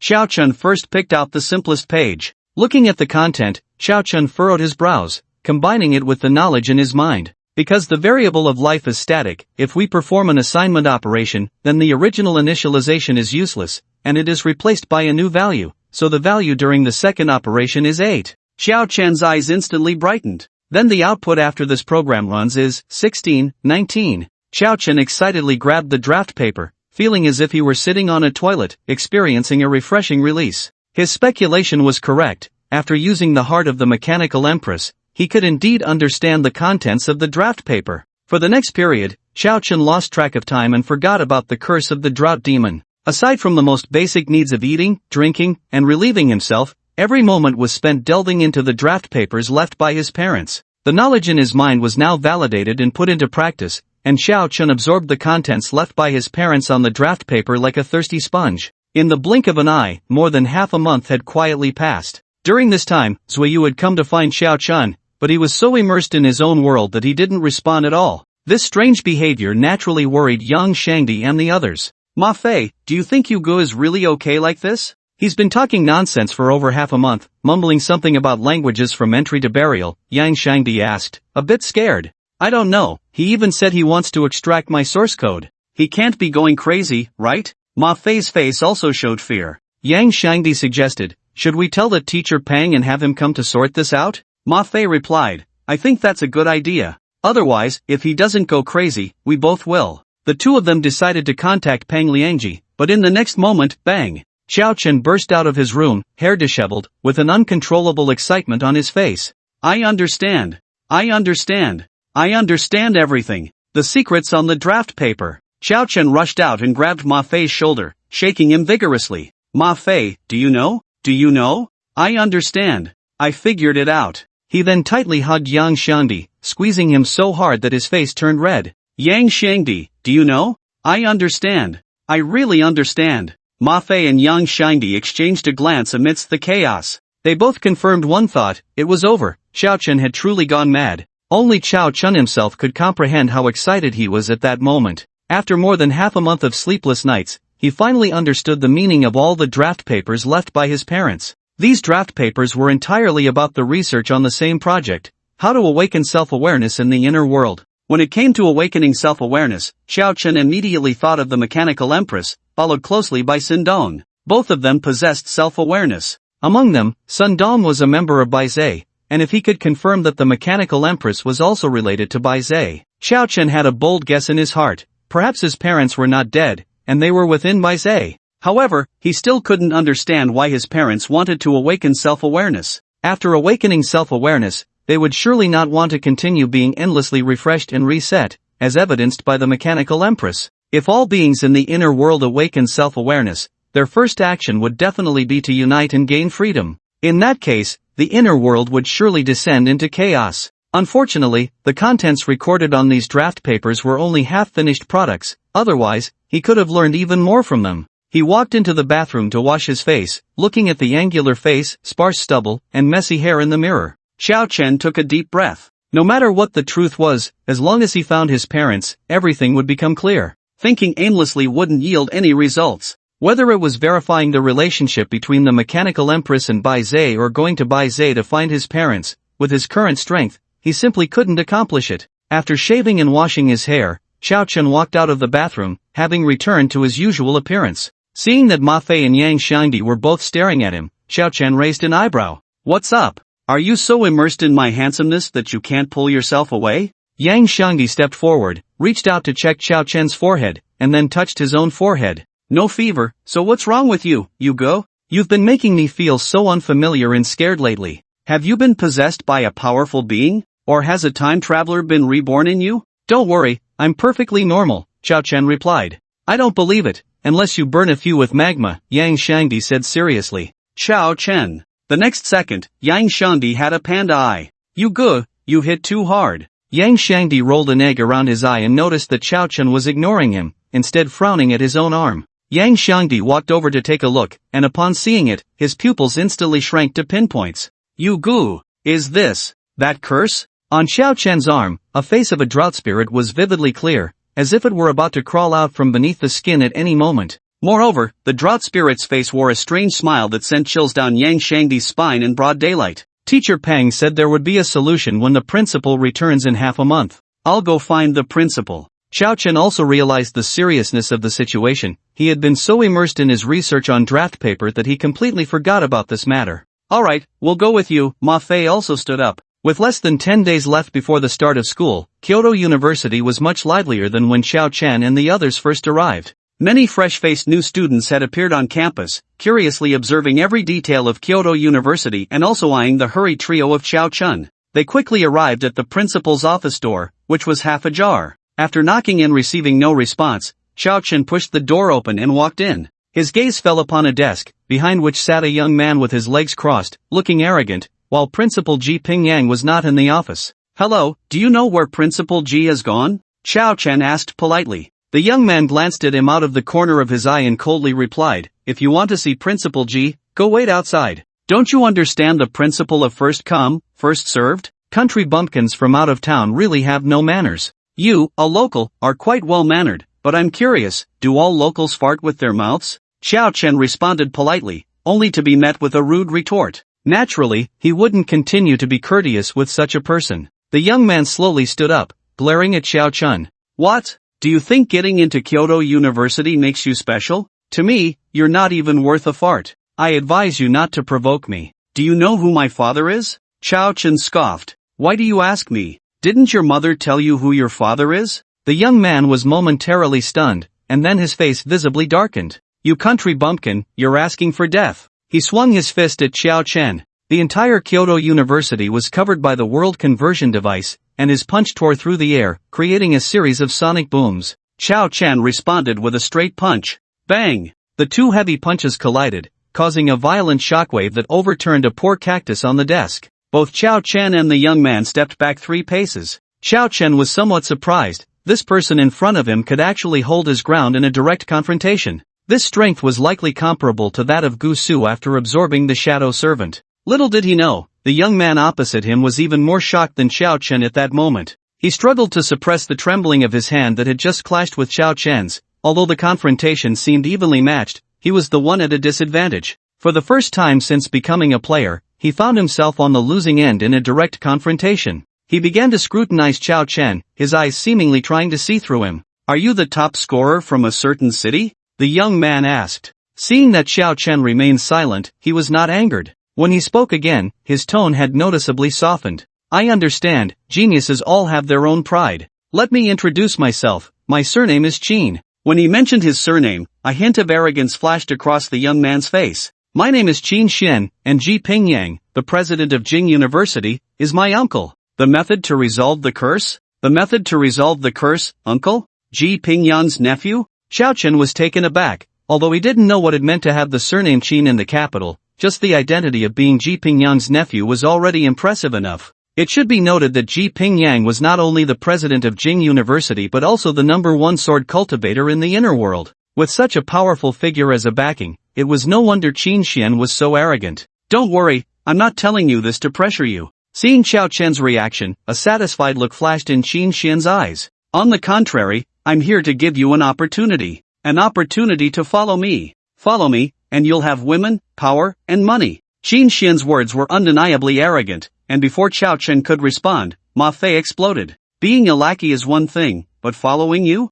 I'd rather follow your mother selling. A long hand covered Ma Fei's mouth. Xiao Chen looked at Qin Xian. Follow you? That's fine, but you have to agree to one condition first, Xiao Chen said. Ma Fei and Yang Xiandi, whose mouths were covered, instantly showed expressions of disbelief. They stared at Xiao Chen, their eyes filled with confusion. Would Xiao Chen really become a lackey for such a person? Was he joking? Oh, let's hear it, Qin Xian said with interest. I want you to help me find someone. His name is Qiao Anqing, and he was once a student at Jing University, pursuing a combined bachelor's, master's, and doctoral degree. Xiao Chen looked at Qin Xian with a blank expression. If you can let me see him, then following you wouldn't be out of the question. Xiao Chen. Ma Fei angrily pushed away Xiao Chen's hand that was covering his mouth. I thought you were my rival all along, and you actually want to be a lackey for such a person? I've misjudged you. Bang! An enraged Ma Fei stormed out. Unfortunately, Xiao Chen paid him no mind. What do you think? Don't worry, finding someone is as easy as pie for my Qin family. Qin Xian confidently patted his chest and then reached out to put his arm around Xiao Chen's shoulder. Xiao Chen stepped back to avoid Qin Xian's hand. In that case, let's find him first. Qin Xian's expression darkened, and he coldly snorted. Just wait, within 3 days, I will find that person, and by then, I want you to kneel and beg me. After dropping this statement, Qin Xian left the principal's office. After holding back for a while, Yang Xiangbi finally spoke up. You ge, are you really going to be a lackey for someone like Qin Xian? Are you joking? Xiao Chen shot him a glance. Him? I'd find it too easy to twist my ankle if he were my lackey. Then why don't you just beat him up? I can't stand that punchable face of his. Can the three of us not take him down? Yang Xiangdi asked. Beating him up isn't hard, but since he has such a background and ability, why not let him investigate my dad's whereabouts? If he can't find him and still dares to come looking for trouble, then I'll have a legitimate reason to beat him up, Xiao Chen explained. What if he really finds out? Yang Xiangdi asked. Xiao Chen smiled. If Principal Ji can't find out, how can he? If he can find out, then I really have to thank him, the kind that brings brain platinum during the holidays. Upon hearing this, Yang Xiangdi immediately gave a thumbs up. Yang Xiangdi, you're really skilled at being a dog in this regard. Xiao Chen, mutual understanding. Yang Xiangdi, I said Ma Fei still doesn't understand you enough. Should we explain it to him? Xiao Chen, it's fine, let him be angry for now. Have you forgotten his talent? That's true, in his eyes, you're so pathetic, and others say he's not as good as you. Yang Xiangdi's eyes instantly lit up, and he rubbed his hands in anticipation. Damn, Ma Fei won't directly turn into a sword god, will he? I'm afraid even Satan would be cut down by him with one sword. At that moment, Ma Fei, walking through the campus, indeed had a bit of the sword god's demeanor. His face was dark, and extreme anger made the sword energy around him surge within a meter radius, his tall figure resembling a sword gleaming with cold light. He regarded Xiao Chen as his greatest rival, and the fact that Xiao Chen was going to be someone else's lackey was completely unacceptable to him.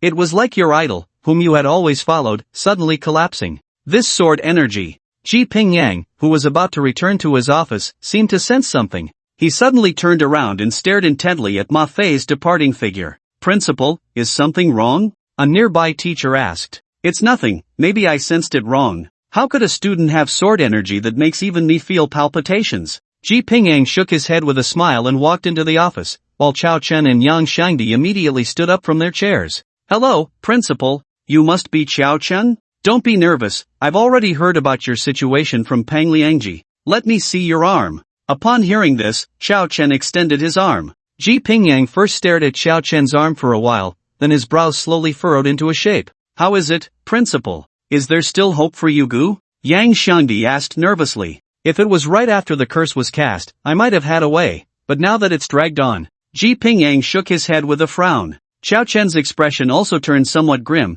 He had never taken the curse of the drought demon seriously, and now he was being told that he might really die? I'll help you find out where Sage's protection is for sale. That should be the most reliable method. After Ji Pingyang finished speaking, he closed his eyes and began searching for acquaintances in the inner world network. Xiao Chen's expression remained grim. He had had a Sage's protection before, but he had used it during the fight with Sun Dong. Such a one-time high-level item was equivalent to an extra life. Who would be foolish enough to sell it? Even if there were any, it would definitely be sold at an astronomical price, and all the big shots in the inner world would gather. After all, no one would complain about having more lives. The possibility of the drought demon's curse disappearing on its own was greater than the chance of buying Sage's protection. Sure enough, after a while, Ji Pingyang opened his eyes, his face dark as he shook his head. I haven't found anything for now, but don't worry, the curse should still have about 7 or 8 days before it acts up. The principal will do everything possible to help you find it. Ji Pingyang's expression was resolute, his whole being like a drawn sword. No need, principal. Is there really nothing else besides Sage's protection that can lift this curse? Xiao Chen asked. Ji Pingyang pondered for a moment, his expression changing slightly. There is, but with your current strength. Ji Pingyang observed Xiao Chen and then shook his head. Forget it, sending you to that place is no better than letting you wait for the curse to act up and die. The Porchi pendant. The words of Ji Pingyang regarding the Porchi pendant silenced the atmosphere in the office. Xiao Chen, principal, I think I can still salvage this. Ji Pingyang, you can't salvage it, going there is just a death sentence. Xiao Chen, principal, how would I know if I haven't tried? Just tell me where that place is. Ji Pingyang, it's a level dungeon. Yang Xiangdi let out a sigh of relief. It's fine, you goo. We've completed level difficulty tasks before. If we bring Ma Fei and Zuiyu along, we might just pass. Xiao Chen nodded at this. At that moment, Ji Pingyang's voice echoed softly. The level tasks of a level dungeon are completely different from a true level dungeon. This should have been taught in university classes, but I'll tell you now. Simply put, if the task difficulty exceeds the upper limit of a level dungeon, it will be classified as a level task. And the difficulty of such tasks is incomparable to even the lowest level dungeon. It's like the difference between a chicken's head and a phoenix's tail. Also, that dungeon only allows single entry. Teammates are matched by the inner world system. Both Xiao Chen and Yang Xiangdi fell silent. Ji Pingyang sighed. Now do you understand why going there is tantamount to sending yourself to death? Those who enter level dungeons are mostly mid-tier players. If you, a beginner, go in, your teammates will likely treat you as a mere brush. After all, just the level ring on you is enough to attract mid-tier players, not to mention you also have a level item. Xiao Chen's expression changed, instinctively hiding his hand behind him. Ji Pingyang's gaze was indeed sharp. In such a short time, he had discerned the level of the equipment on Xiao Chen's hand. What are you nervous about? I, the principal of Peking University, would I really covet the equipment of a student? Ji Pingyang laughed and scolded. Sorry, Principal Ji, it was purely a reflex, Xiao Chen said, scratching his head awkwardly. From the earlier excitement of the small fry from the Killing God Guild upon seeing Yang Xiangdi's level robe, Xiao Chen understood that high-level equipment was extremely scarce in the inner world. After all, the drop rate in the inner world was indeed disheartening. Moreover, the key point was that the drop rate of equipment had nothing to do with the difficulty of the dungeon. What dropped was purely based on luck. There were novice players who obtained top-tier equipment in beginner dungeons, and there were also big shots who cleared high-level dungeons only to get a pile of trash. However, this was also one of the reasons countless people flocked to the inner world. After all, who knew if the next lucky one would be themselves? You all go back for now. If there's news from the Sage's protection, I will notify you immediately, Ji Pingyang said. Principal, what is the name of that dungeon? I still want to give it a try, Xiao Chen said. Ji Pingyang looked at Xiao Chen, her deep black eyes seemed to turn into two black blades, as if they were going to pierce through him. After just a brief moment of eye contact, Xiao Chen felt an intense pain in his eyes. He closed his eyes and staggered back, his health dropping by over 500 points. Xiao Chen was horrified. Was this the worth of the number 1 sword cultivator in the inner world? Just a glare caused over 500 points of damage? You can still stand? Ji Pingyang's words carried a hint of surprise. A beginner student could actually withstand the aura she projected through her eyes? Principal, can I now try that dungeon? Xiao Chen asked with his eyes closed. It wasn't that he looked down on Ji Pingyang, he truly couldn't open his eyes. He felt as if there were 2 swords swirling around in his eyes, causing immense pain. Ji Pingyang reached out and brushed over Qiao Chen's eyes, her voice ringing in his ear. That level dungeon is called the Lake of Purification. Entering the Lake of Purification can wash away all negative states of the player, and naturally, washing away your curse is not a problem. Just be careful. As Ji Pingyang's hand gently brushed past, Qiao Chen felt his eyes relax significantly. With a slight effort, he was finally able to open his eyes again. Thank you, Principal. Ji Pingyang nodded, still showing a hint of concern in his gaze. In addition to what I just reminded you, there's one more thing to keep in mind: do not stir up trouble. Due to the special effects of the Soul Cleansing Lake, many high-level players and even true powerhouses will enter the Soul Cleansing Lake instance. And one last thing, be cautious of your teammates. Ji Pingyang did not continue, trusting that Qiao Chen would understand his meaning. Don't worry, Principal, I get it. Qiao Chen nodded. Then I'll head to the Soul Cleansing Lake now. Come back. Just as Qiao Chen was about to leave, Ji Pingyang called him back. He turned around in confusion to see Ji Pingyang slowly taking a golden pendant off from around his neck. The golden pendant was carved with a strange beast, resembling a tiger, with a pair of wings, covered in hedgehog-like fur, and 2 horns on its forehead. Ji Pingyang hung the golden pendant around Qiao Chen's neck. This should be quite useful for you in the Soul Cleansing Lake. Wear it. Qiao Chen focused on the golden pendant. Xiongqi Pendant, Level, Enhanced, Effect, increases player's spirit and intelligence by 100 points, boosts skill power by 30%, and casting speed by 20%. Class restriction, none. Hiss. Qiao Chen immediately gasped. Principal. No, this thing is too valuable, I can't accept it. Slap. Ji Pingyang gave Qiao Chen a smack on the back of his head. Brat, what are you thinking? This is lent to you, you have to return it to me when you come back from the Soul Cleansing Lake. I'm not rich enough to just give away level equipment. Qiao Chen rubbed his slightly aching head and asked, Principal, what does enhancement mean? Why doesn't my level equipment have this note? Level and level equipment can be enhanced using enhancement stones to make them stronger. You'll understand how to operate it if you attend more classes in college. Ji Pingyang waved his hand. Principal, then why does a sword cultivator like you wear a pendant that boosts spirit and intelligence? Ji Pingyang's forehead twitched with veins, and he rubbed his temples. Because I'm a sword cultivator, my main attribute is strength and secondary is agility, so of course, I need to rely on equipment to make up for the lack of spirit and intelligence. Am I supposed to waste precious free attributes on aspects unrelated to my profession? I have good reason to suspect you didn't study well in high school either, Ji Pingyang retorted. You're a mage, do you really think you would put your free attribute points into strength? Qiao Chen. I actually did. Qiao Chen silently thought. Principal. One last question. Seeing Ji Pingyang's expression, Qiao Chen quickly changed his tone. What if I really die in the Soul Cleansing Lake instance and someone else takes this valuable pendant? Ji Pingyang sneered, as if he had just chewed on some gum, exuding a powerful confidence. Don't worry, in that world, no one dares to take something from Ji Pingyang and not return it. They haven't been born yet. The rules of the Soul Cleansing Rainforest. Alright, thank you, Principal. Qiao Chen respectfully bowed to Ji Pingyang. Willing to lend such a valuable pendant to an ordinary student, Ji Pingyang truly was a principal worthy of respect. It's fine, hide the pendant under your clothes, and put away the ring equipment on your hand. A commoner is innocent, but possessing a treasure is a crime, Ji Pingyang reminded.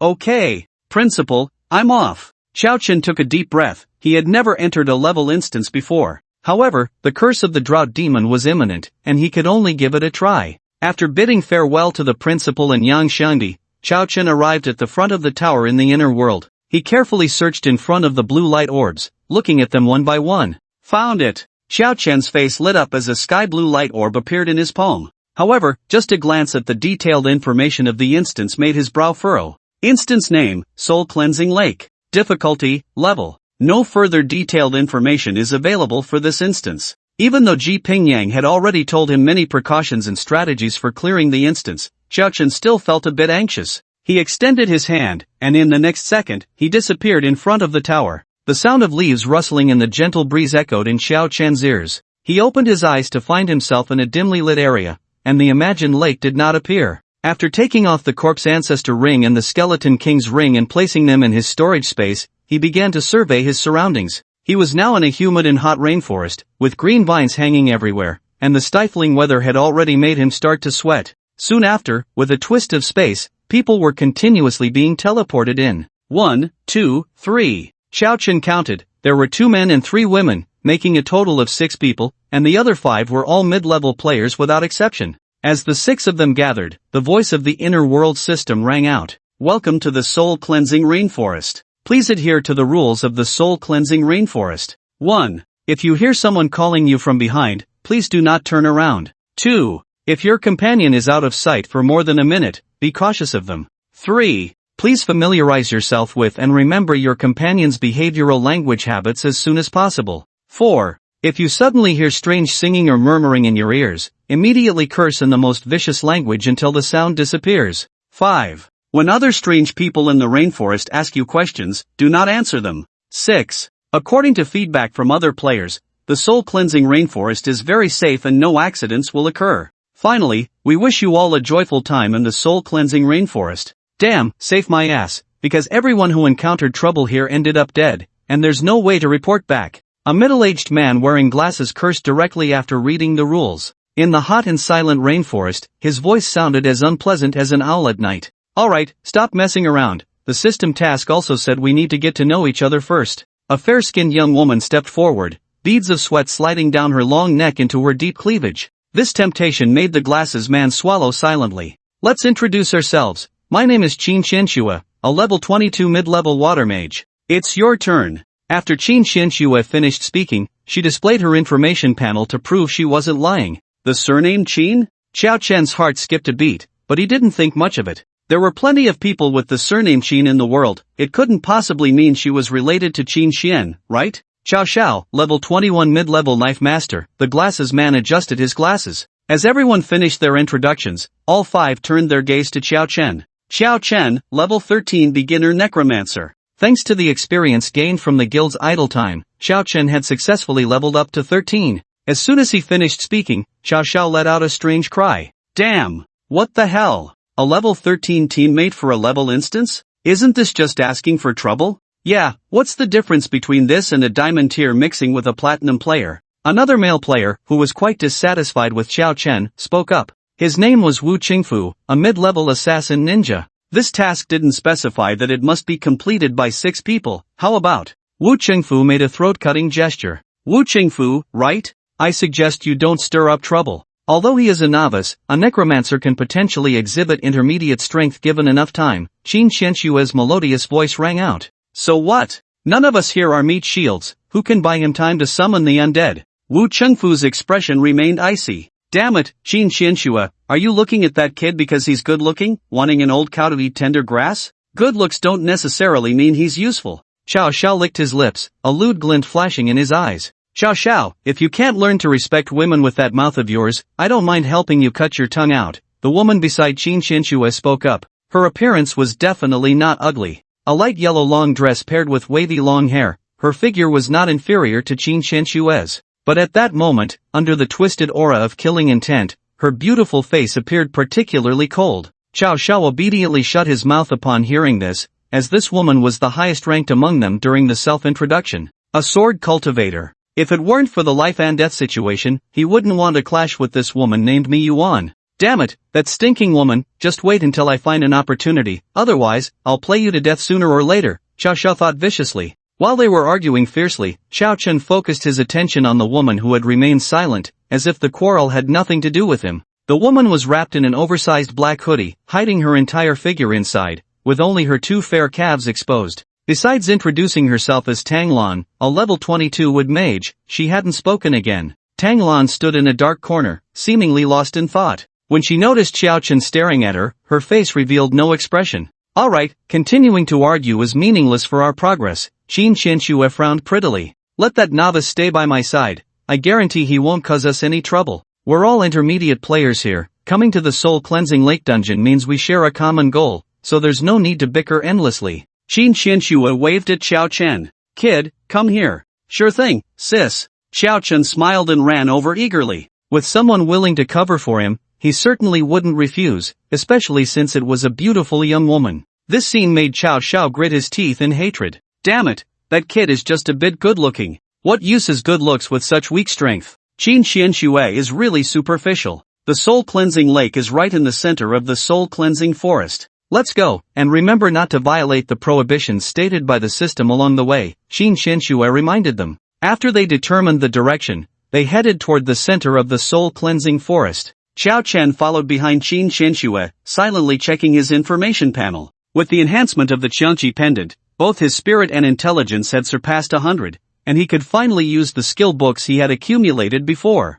He frantically used the skill books, applying all the ones he had obtained previously. Xiao Chen couldn't help but feel a bit emotional. Was he finally going to have the chance to cast his first spell? He looked at the descriptions of his necromancy spells. Gate of Acheron, level under the control of the necromancer, the ground cracks open, creating a fissure through which the fallen dark knights can enter the battle. As a novice player, why are you here in a high-level dungeon? Xiao Chen had just finished reviewing the first skill when Qin Qianshue's melodious voice rang out in front of him. Xiao Chen had no choice but to exit his attribute panel. Looking at Qin Qianshue's back, he forced a bitter smile. There's no way around it, I've been cursed. If I can't enter the soul purification lake, I'll die. As he spoke, he revealed the drought curse on his arm. Qin Qianxue turned her head to take a glance, and the ghastly face of the drought spirit made her frown deeply. She looked at Xiao Chen again, her eyes showing sympathy for the poor unfortunate soul. Xiao Chen awkwardly rubbed his nose. Damn it, is there really not a hint of danger in this soul purification rainforest?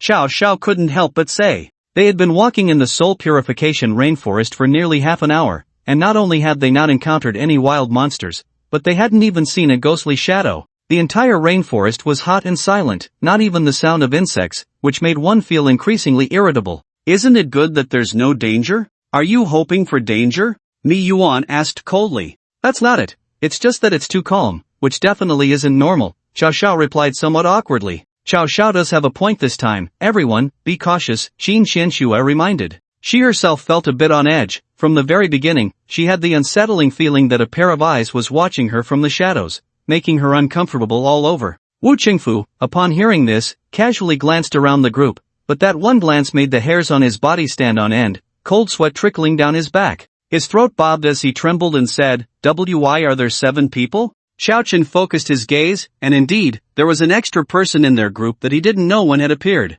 Or rather, was this extra person even human? The group instantly split apart, each taking a position, and then they warily looked at their surrounding teammates. Xiao Chen scanned their faces one by one. Qin Qianxue, Xiao, Mi Yuan, Xiao Chen, Wu Qingfu, and that quiet Tanglan. There were definitely 6 people, so what was going on? Xiao Chen's brow furrowed. Wait, damn it, am I not Xiao Chen? Xiao Chen's face turned pale as he looked at the other Xiao Chen. The expression on that Xiao Chen was so lifelike that Xiao Chen felt as if he were looking in a mirror. Even more bizarrely, that Xiao Chen actually forced a stiff smile at him. Qin Qianxue and the others also sensed something was off, their suspicious gazes darting between the 2 identical Xiao Chens. Xiao had already drawn his knife. What do you think? You interact with him more, can you tell which one is real? Mi Yuan asked Qin Qianxue. With a grim expression, Qin Qianxue shook her head. If you ask me, just kill both of them. Xiao said eagerly, he had wanted to see Xiao Chen's face for a long time. Then if 2 of you appear next time, can I kill both of them too? Mi Yuan's voice sent a chill down Xiao's spine, and he glared resentfully at the 2 Xiao Chens. What was it about having a good face? Why were both women protecting him? That thing turning into Xiao Chen is actually our opportunity. He's the weakest one, making it easier for us to find that thing's weakness. Qin Qianxue stated her opinion. Sister Shui, you all don't need to move, just prevent that thing from escaping, and leave the rest to me. The fake Xiao Chen confidently patted his chest, which infuriated the real Xiao Chen. I can tolerate you imitating my face, but you want to steal the spotlight? Just as Xiao Chen was about to make a move, he suddenly stopped in his tracks. No, his current identity was a necromancer. How could he engage in close combat? Close combat was something a mage like him couldn't do. He didn't want to expose all his trump cards in front of Qin Qianxue and the others. Xiao Chen pulled out a pink wand, which was the fairy wand he had temporarily borrowed from Yang Shangdi. At the same time, a pink robe appeared on him, fluttering in the air.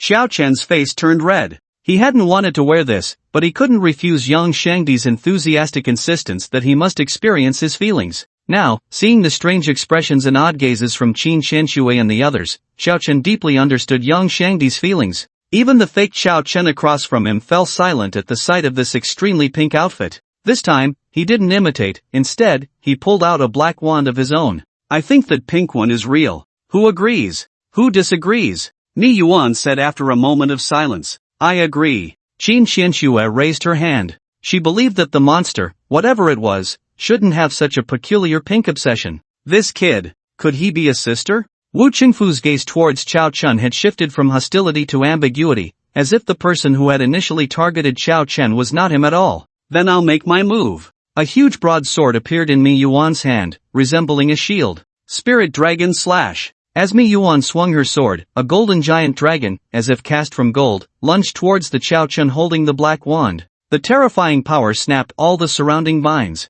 The force left Chao Chun somewhat speechless. Was this the strength of a mid-tier player? Meanwhile, Chao Xiao felt fortunate that he hadn't spoken disrespectfully to Mi Yuan just moments ago. The golden dragon lunged at Chao Chen, who turned his head to glare at the real Chao Chen with resentment. Chao Chen felt a chill run down his spine, and the drought curse on his hand began to throb painfully. As the dragon bit down, the sword energy surged, and the flesh on Chao Chen's body started to peel away. When the dragon formed from the sword energy dissipated, a crooked, patched wooden face appeared before everyone, wearing a strange smile. This was clearly a living puppet. The puppet raised its head and lunged directly at Chao Chen, its wooden arms reaching for his neck. This puppet was ready to snap Chao Chen's neck. With the evil spirit entering the body, Chao Chen's expression turned grim. Should he make a move? He quietly gripped the shaking light-finger tiger in his hand, ready to strike if the puppet continued to approach him. In a critical moment, Mi Yuan stepped in front of Chao Chen and swung her sword. The massive broadsword, clearly heavy, smashed the puppet back. Crack, crack, crack. The puppet's mouth opened and closed, making sounds like wood colliding. Normal wild monster, evil spirit puppet, level, health, 2200, strength, 198, defense, 95, agility, 211, skill, disguise, friendly reminder, a strange puppet parasitized by an evil spirit, killing it may trigger special events. Seeing the attributes of the evil spirit puppet made Chao Chen's heart race. Was this the value of a level dungeon? Even a normal wild monster had such terrifying stats, it could be a minor boss in a level dungeon. No wonder Principal G said that the difference between level and level was like the head of a chicken and the tail of a phoenix. However, this level of power was still insufficient in front of Mi Yuan. Mi Yuan charged forward with her sword, swinging down at the puppet's head, which raised its hands in an attempt to block. Sizzle! The puppet's hands were chopped off by Mi Yuan. The puppet's mouth opened and closed, but without hands, it could no longer mount an effective counterattack. In the next moment, a flash of the sword passed, and the puppet's head flew high into the air. After all, the puppet was just a normal wild monster, and it had no ability to resist against a mid-tier sword cultivator like Mi Yuan, who was level 25. The headless body of the puppet slowly fell down. Chao Chen also let out a sigh of relief. The feeling of hugging a strong leg was quite nice. In the past, when he went through dungeons, he had to fight on the front lines by himself. This was the first time he experienced the feeling of having someone to rely on.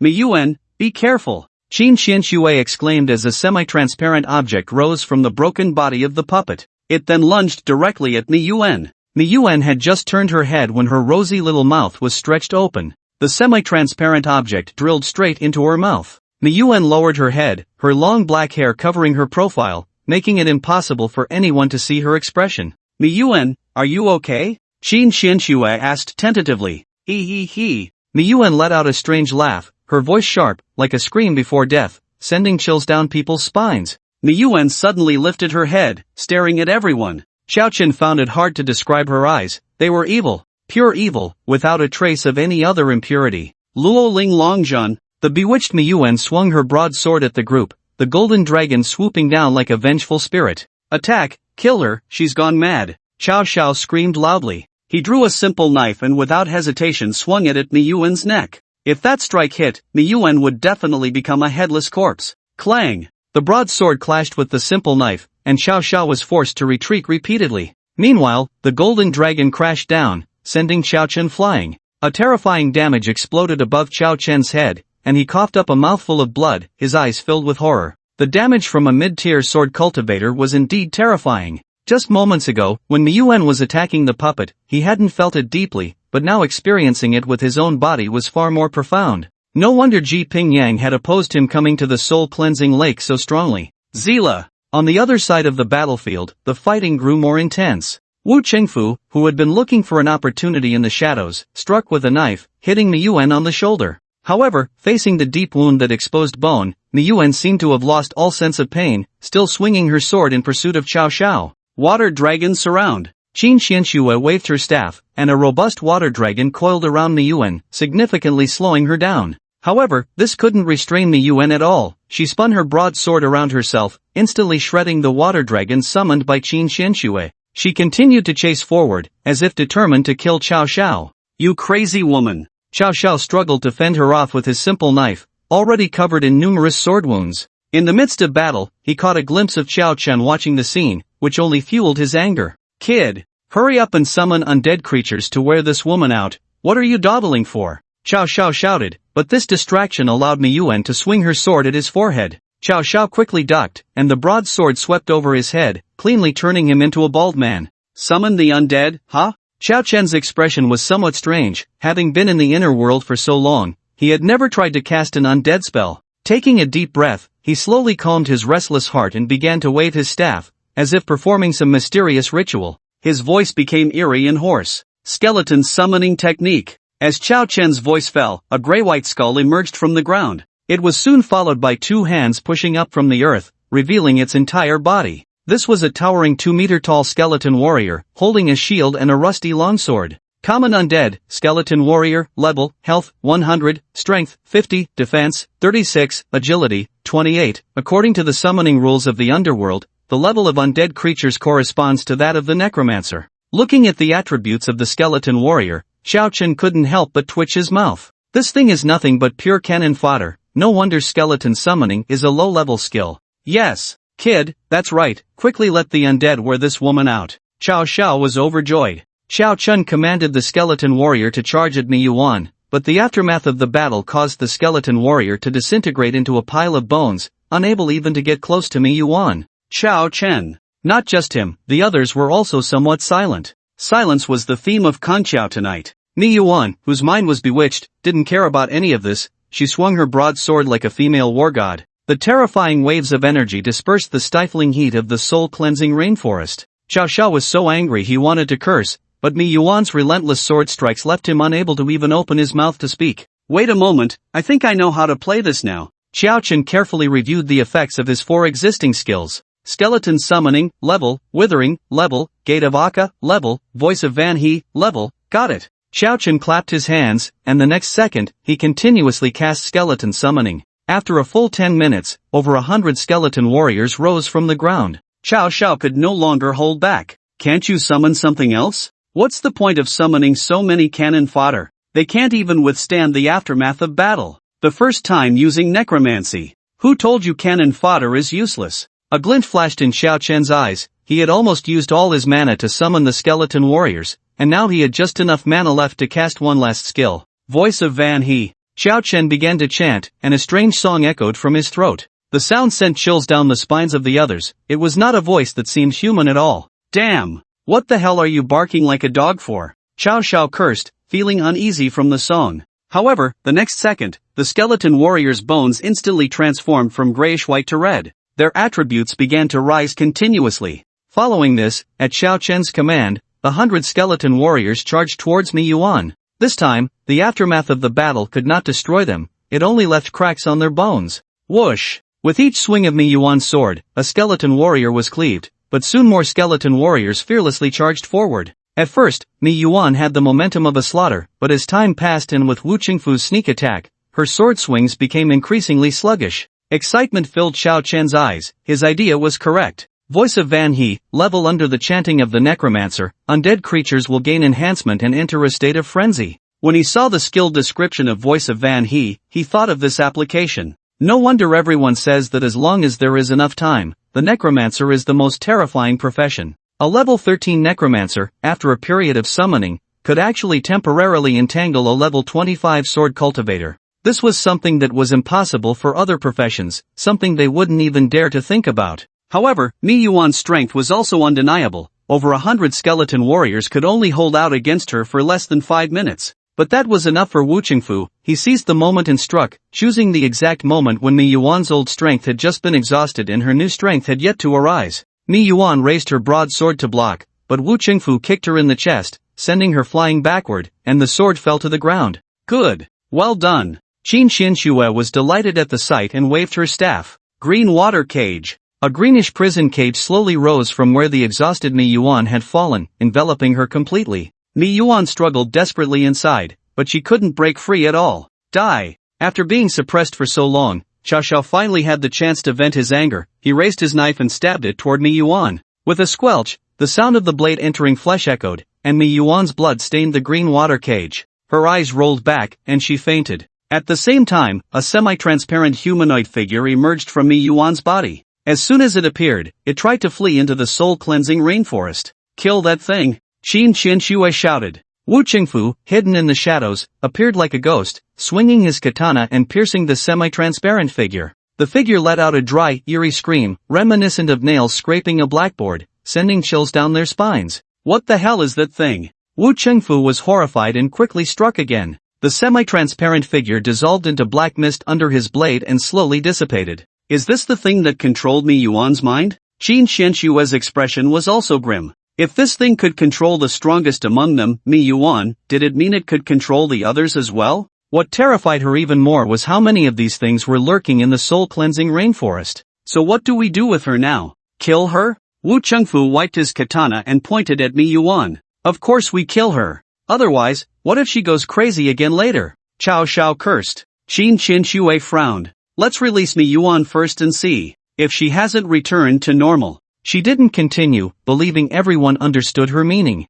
Though kind-hearted, she wasn't naive. The green water cage slowly dissipated, and Mi Yuan's light yellow dress clung tightly to her body after getting wet, revealing her graceful figure. However, her face was extremely pale, and half of her body was stained with blood. Blessing of water. This spell was often cast by Chao Chen in the 10,000 Poison Cave instance, but the effect Qin Qianxue produced now was far stronger than Long Chang's. Mi Yuan's complexion visibly improved. Cough cough, cough cough cough. Mi Yuan erupted into a fit of violent coughing, expelling several mouthfuls of water. Cao Xiao and the others instantly tensed, gripping their weapons tightly. Xiao Chen also quietly stepped back a few paces, only to find that Tang Lan, wrapped in a loose hoodie, had already occupied a corner. Xiao Chen couldn't help but feel exasperated. He was truly fed up with this old six. Fortunately, after Mi Yuan regained consciousness, she showed no abnormalities. She opened her eyes, and her gaze had already cleared. "Mi Yuan, are you okay?" Qin Qianxue raised her staff,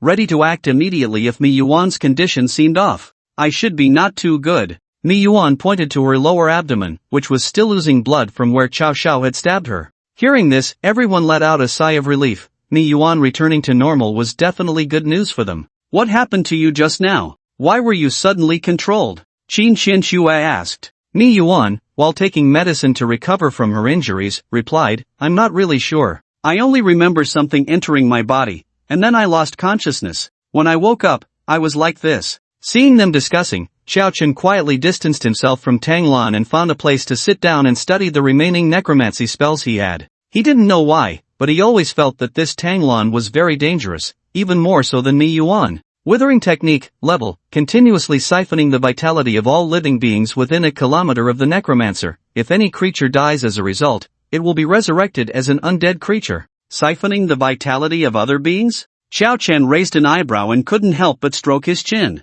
This withering technique was also a group attack skill. He looked around the soul-cleansing rainforest, where various dense green plants were everywhere. If he had enough time to use the withering technique to transform all these plants into undead creatures, he might not be without the strength to fight even against Mi Yuan. However, this was something Xiao Chen could only think about in his heart. If it really came to a fight, Mi Yuan would chop him down with a few swords, and she wouldn't be foolish enough to give him that much time. "Xiao Chen, come on, let's continue our journey." Qin Qianxue's pleasant voice interrupted Xiao Chen's thoughts. They had just finished discussing the sudden situation with Mi Yuan. "I'm coming, sister." Xiao Chen patted his backside and stood up. Just as he was about to move, a familiar voice rang in his ear. "Xiao Chen, help me. The evil spirit scarecrow." Xiao Chen's body instantly froze. He was all too familiar with the owner of this voice. It was Zuoyu's voice. He was about to turn around when he suddenly realized something was wrong. How could Zuoyu possibly appear in the soul-cleansing lake instance? He recalled the first rule of the soul-cleansing rainforest: if someone calls you from behind, you must not look back.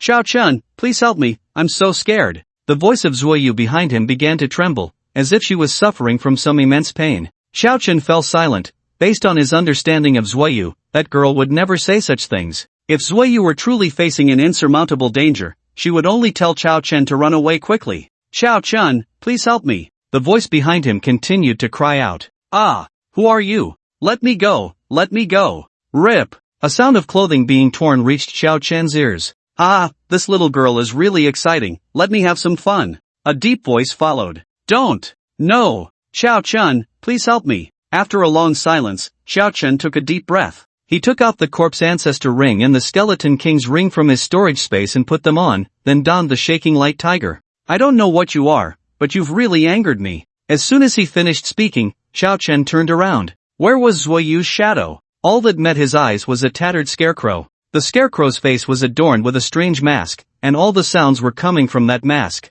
Seeing Xiao Chen turn around, all the voices stopped, and the surroundings instantly fell into silence. The scarecrow's hollow eye stared fixedly at Xiao Chen, like a ghost. Violation of the first rule of the soul-cleansing rainforest, consequence, death. Just as the scarecrow was about to make a move, it saw Xiao Chen charging towards it. The scarecrow was stunned. Why was this person not afraid of me? Is this reasonable? Bang! Before the scarecrow could react, Xiao Chen's furious punch slammed into its face, cracking its mask into countless fissures. Normal wild monster, evil spirit scarecrow, level, health, 2912, strength, 179, defense, 88, agility, 233, skill, bewitch, warm reminder, a strange scarecrow parasitized by an evil spirit, killing it may trigger special events. Xiao Chen glanced at the scarecrow's attribute panel, and sure enough, it was the same thing as that puppet from before. The ring of the corpse ancestor flashed with light, and Xiao Chen's speed instantly increased. The scarecrow had nowhere to hide and was grabbed by Xiao Chen by both arms.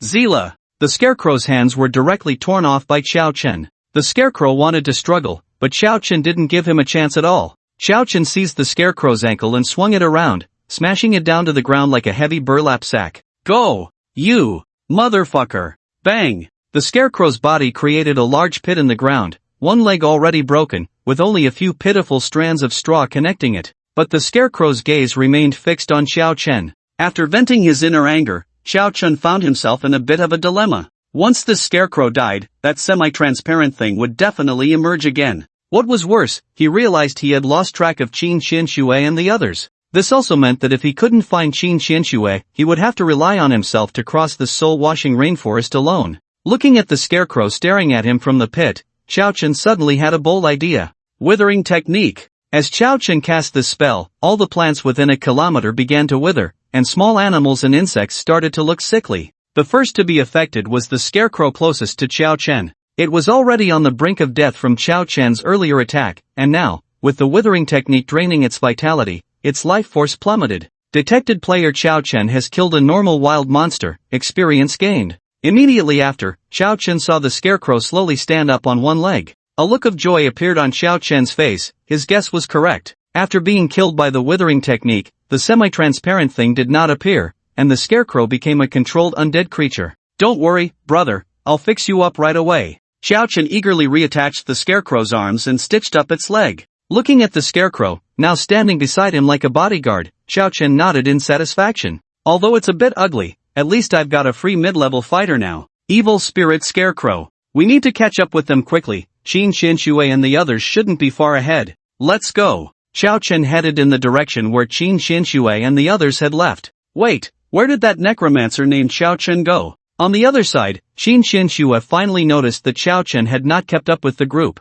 Just now, there was an extra person in the team, and now there was one less. Did that kid not stick with us? Mi Yuan asked. Her face was still a bit pale, but her overall condition had clearly improved a lot. Qin Xianxue frowned, seemingly deep in thought. Damn! Forget about that kid. Are we really going to turn back to look for him? What if another creature jumps out and possesses someone? Xiao Xiao unhesitatingly abandoned Xiao Chun, and Wu Chengfu nodded in agreement. Sister Qianxue, this time I agree with Xiao Xiao. Mi Yuan also spoke up. Sigh. Qin Qianxue sighed. Alright, then let's not worry about him, but let's walk a bit slower. What if he just got lost and can catch up? Catch up? He probably got dragged away and killed by that monster long ago. If he comes back, I'll perform a handstand and take a dump right here. Xiao Xiao scoffed at Qin Xianxue's words. A beginner necromancer, separated from his teammates, had no means of self-protection. Surviving in a place like the soul-washing rainforest? A pipe dream. Any ordinary wild monster could take his life.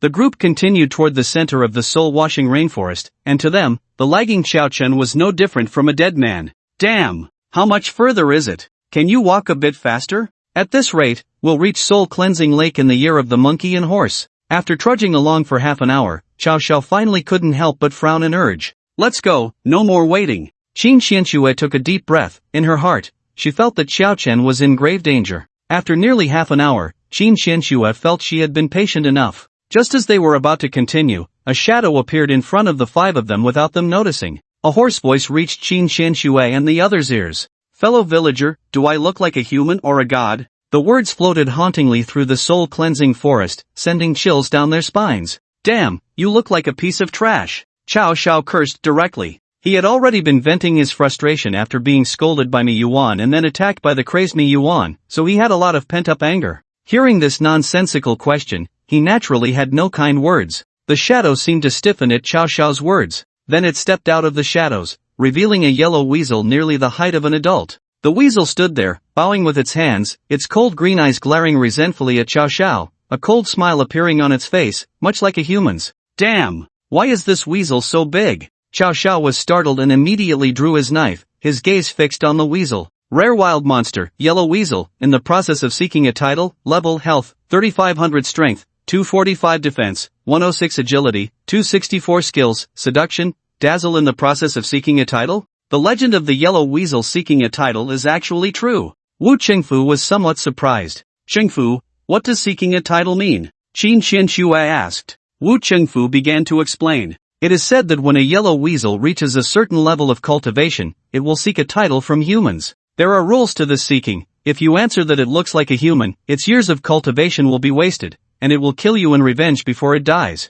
If you answer that it looks like a god, then you will be in trouble. It will cling to you and demand offerings, and slowly your descendants will become its slaves. That's how family deities come about. Either way, it's death. The best way is to not answer it at all. Pretend you didn't hear. After hearing this, Xiao Xiao couldn't help but swallow hard. Then what will happen if I just said it looks like a piece of trash? Wu Chengfu's expression turned a bit strange. I'm not sure, but it probably won't let you off easily. Yellow weasels are the most vengeful. Mi Yuan shot a cold glare at Xiao Xiao. The system has already warned not to answer questions randomly. If your filthy mouth can't shut up, I'll help so it shut. Xiao Xiao's face turned a mix of green and white from the reprimand, but he didn't dare to retort. He silently cursed Mi Yuan in his heart again. Enough noise, we aren't so weak that we can't even handle a yellow weasel. Qin Xianxue prepared for battle. The next second, the upright yellow weasel lunged at Xiao Xiao. Xiao Xiao also got serious. Damn, I'm a big man. Why would I be afraid of a beast like you? Xiao Xiao swung his knife down at the weasel, but the weasel twisted slightly and dodged. Its sharp claws lunged toward Xiao Xiao's chest, ready to dig into him. Xiao Xiao was horrified and swung his knife at the weasel's head. The weasel opened its long mouth filled with fangs and bit down on Xiao Xiao's blade. Then its sharp claws continued to reach forward. In a panic, Xiao Xiao could only hurriedly throw away the knife in his hand. His chest already bore several bloodstains. Damn, why is this beast so fierce? Xiao Xiao's forehead was drenched in cold sweat. If he hadn't decisively discarded the knife just now, he might have already become a corpse. There's fighting sounds. Naturally, Xiao Chen, not far away, also heard the commotion. The fighting in the soul-cleansing forest was most likely caused by Qin Xianxue and her group. After hiding the scarecrow he controlled in the shadows, he quickly stashed away 2 rings and rushed over. As Xiao Chen arrived, he saw the yellow weasel attacking Xiao Xiao, and he didn't rush to intervene. Xiao Xiao's life or death was none of his concern, he was just there to watch the show. Just as Qin Xianxue was about to help, the yellow weasel flicked its tail, and a cloud of yellow gas quickly covered Qin Xianxue's face. She froze in place like a puppet.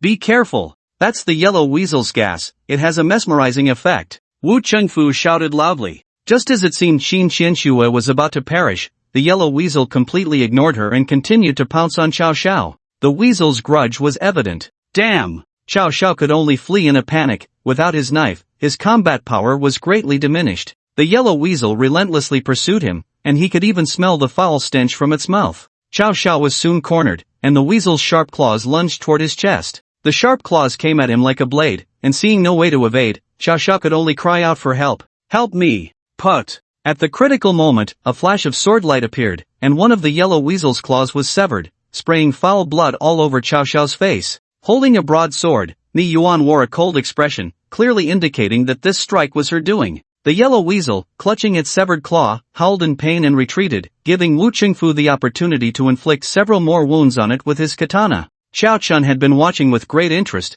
but then he noticed that the yellow weasel was charging straight at him. The weasel stopped right in front of Xiao Chen, and he could even smell its rancid odor. Xiao Xiao and the others, who hadn't noticed Xiao Chen before, now did. "You're still alive?" Mi Yuan expressed her surprise. "Don't celebrate too early." The system also said to be careful of teammates out of everyone's sight, Wu Qingfu warned. "Exactly, this kid might have been watching from the sidelines for a long time," Xiao Xiao said resentfully. Xiao Chen had no time to pay attention to Xiao Xiao and the others because the yellow weasel had slightly bowed to him, blood dripping all around. "Fellow villager, do I look like a human or a god?" The yellow weasel's small eyes were filled with resentment. As long as it successfully received a title, its power would increase dramatically. It had suffered such a great loss after being in the soul-cleansing rainforest for so long. The weasel gritted its teeth against the pain of its severed claw, staring at Xiao Chen. This young man was its hope for a comeback. As long as this young man said it looked like a god, it could achieve its goal. Under the weasel's anticipation,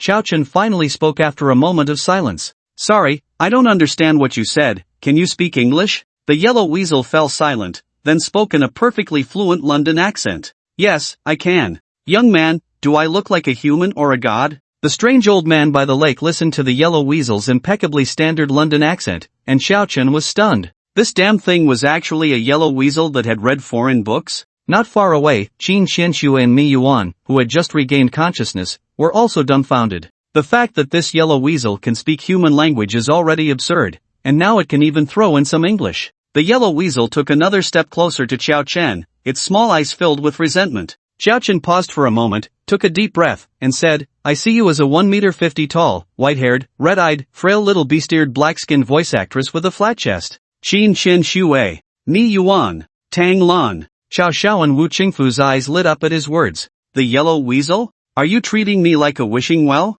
Go die." Realizing that Xiao Chen was mocking it, the yellow weasel lunged at him with its remaining sharp claw. Just as Xiao Chen was about to summon the scarecrow, the yellow weasel was bound by 2 vines. Xiao Chen was somewhat surprised. The Tanglan, who had been so inconspicuous from the start, actually made a move? The yellow weasel was already weak from blood loss, and now bound by the vines, it had no strength to fight back. One vine tightened around the yellow weasel's neck, and with a fierce twist, the weasel's head tilted, and it lost its breath. Its pair of resentful eyes still stared intently at Xiao Chen. "Thank you." Xiao Chen expressed his gratitude to Tang Lan, but she ignored him, merely tugging at her oversized sweatshirt. Seeing this, Xiao Xiao spoke sarcastically, "Kid, your ability to hide behind women is really impressive." Xiao Chen nodded in response. "Yeah, what can I do? My parents insisted on giving me a handsome face. Unlike Brother Qiao, you never had the chance to hide behind a woman." "You!" Xiao Xiao blared angrily, grabbing his knife and preparing to attack. How dare a beginner necromancer provoke a mid-level sword cultivator?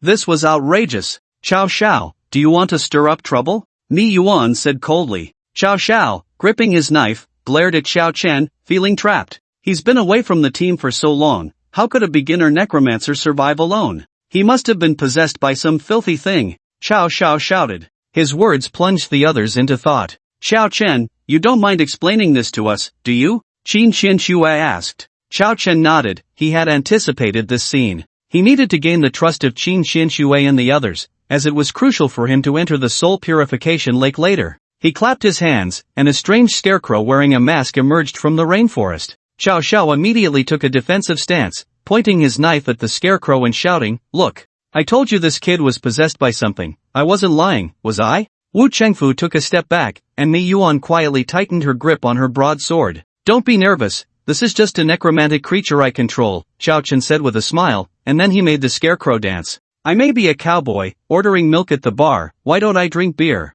Because beer is bad for my health. If Hua Tuo were alive, the worship of foreign things would be suppressed, and foreigners would come to learn Chinese characters to awaken my national consciousness. Listen to me say thank you, because of you, the seasons are warm." Watching the scarecrow's stiff yet oddly eerie dance, Qin Xianxue and the others fell silent. "Alright, stop dancing, we know you're normal now." Mi Yuan rubbed her aching head. That thank you dance made her feel quite nauseous. "Xiao Chen, how do you control this thing?" Qin Xianxue asked, somewhat curious. "As long as I can deliver the final blow, the wild monsters I kill will turn into necromantic creatures for me to control." Xiao Chen did not hide this. His trump card was never necromancy. Hiss. However, upon hearing this news, Qin Xianxue and the others couldn't help but gasp. Doesn't this mean that as long as he encounters more wild monsters, Xiao Chen's strength will only grow stronger? Since that's the case, if we encounter anything else later, we'll injure it first and then you can take action, Mi Yuan said. Chao Chen nodded. This was exactly the outcome he wanted. After dealing with the yellow weasel, the group continued on their way. At this point, they were very close to the soul-cleansing lake, and Xiao Chen could even faintly smell the moisture in the air. Dense thickets blocked their path, and they could only advance by cutting through the bushes. Finally, as the last bush was cleared away, Xiao Chen's vision opened up. In the distance, a clear lake came into view. That should be the soul-cleansing lake? Xiao Chen murmured. He looked at the drought curse on his arm, and the black mist was becoming increasingly apparent. That should be our destination. Qin Xianxue was clearly a bit excited. Upon seeing the soul-cleansing lake, the group's pace noticeably quickened. Halt! A dry voice rang out, sounding as if it had a mouthful of ancient phlegm stuck in its throat. Xiao Chen turned around and discovered a somewhat dilapidated small house not far away. The walls of the house were covered in moss, the roof tiles were broken and worn, and the door was very old, with a large yellow dog dozing at the entrance. Creak! The old door of the small house slowly opened a crack. A bony hand reached out and grasped the doorframe.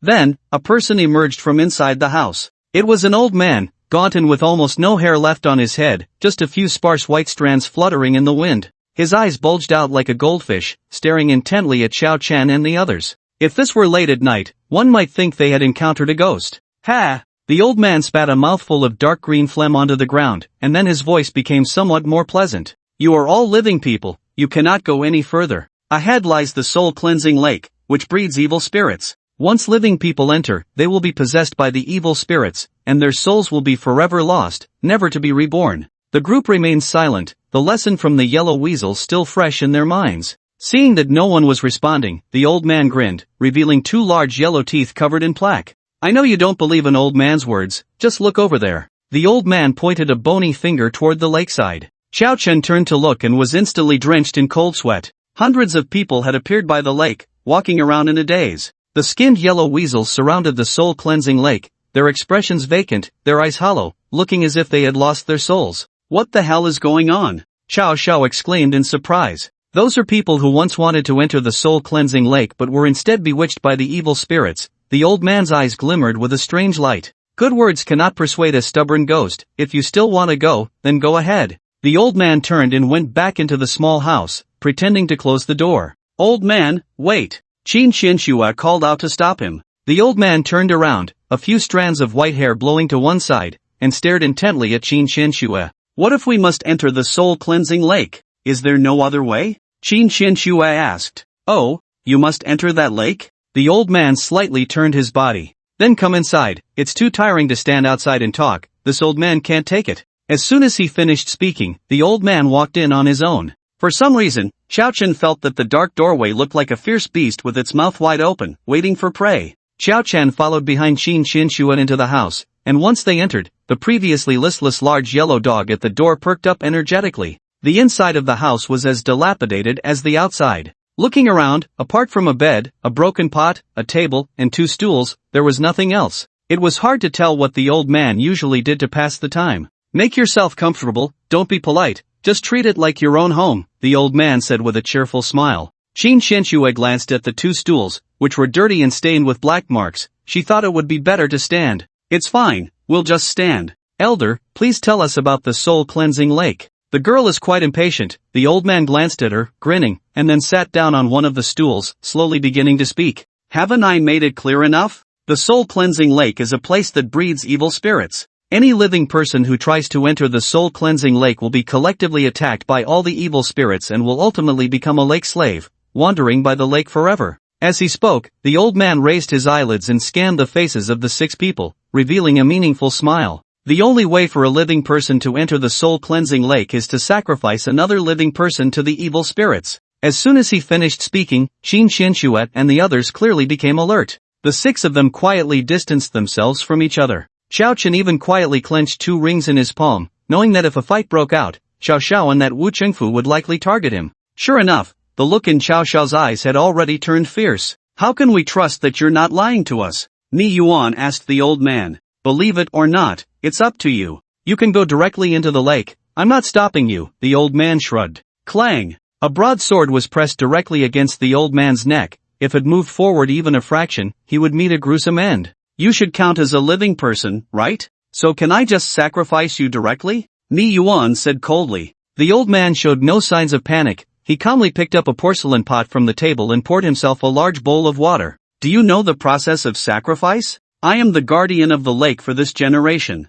If I die, no one will know how to enter the soul-cleansing lake anymore. Chao Chen was secretly startled. The guardian of the lake? Logically, Ji Pingyang should have told him about the existence of a guardian. I don't care who you are. Mi Yuan pressed the sword forward a little, the sharp blade cutting into the skin, blood immediately flowing down the old man's neck, which resembled withered tree bark. Either you find a way to get me into the soul-cleansing lake, or I will chop you down right now. The old man raised his eyes to stare at Mi Yuan, who stood her ground, even pressing the sword forward a bit more. Mi Yuan, don't get too worked up. Calm down a bit, Qin Xinshu interjected, genuinely afraid that Mi Yuan would really kill the old man with one strike. Hee, ha ha ha. The old man suddenly threw his head back and laughed, a foul garlic smell wafting through the room. After laughing until tears streamed down his face, he said, very good, you are quite brave. I do know a way to bypass the evil spirits and reach the lake's edge, but I don't know if you dare to go. What's there to be afraid of? Lead the way, Mi Yuan said without fear, believing that under her guard, those evil spirits could not possess her a second time.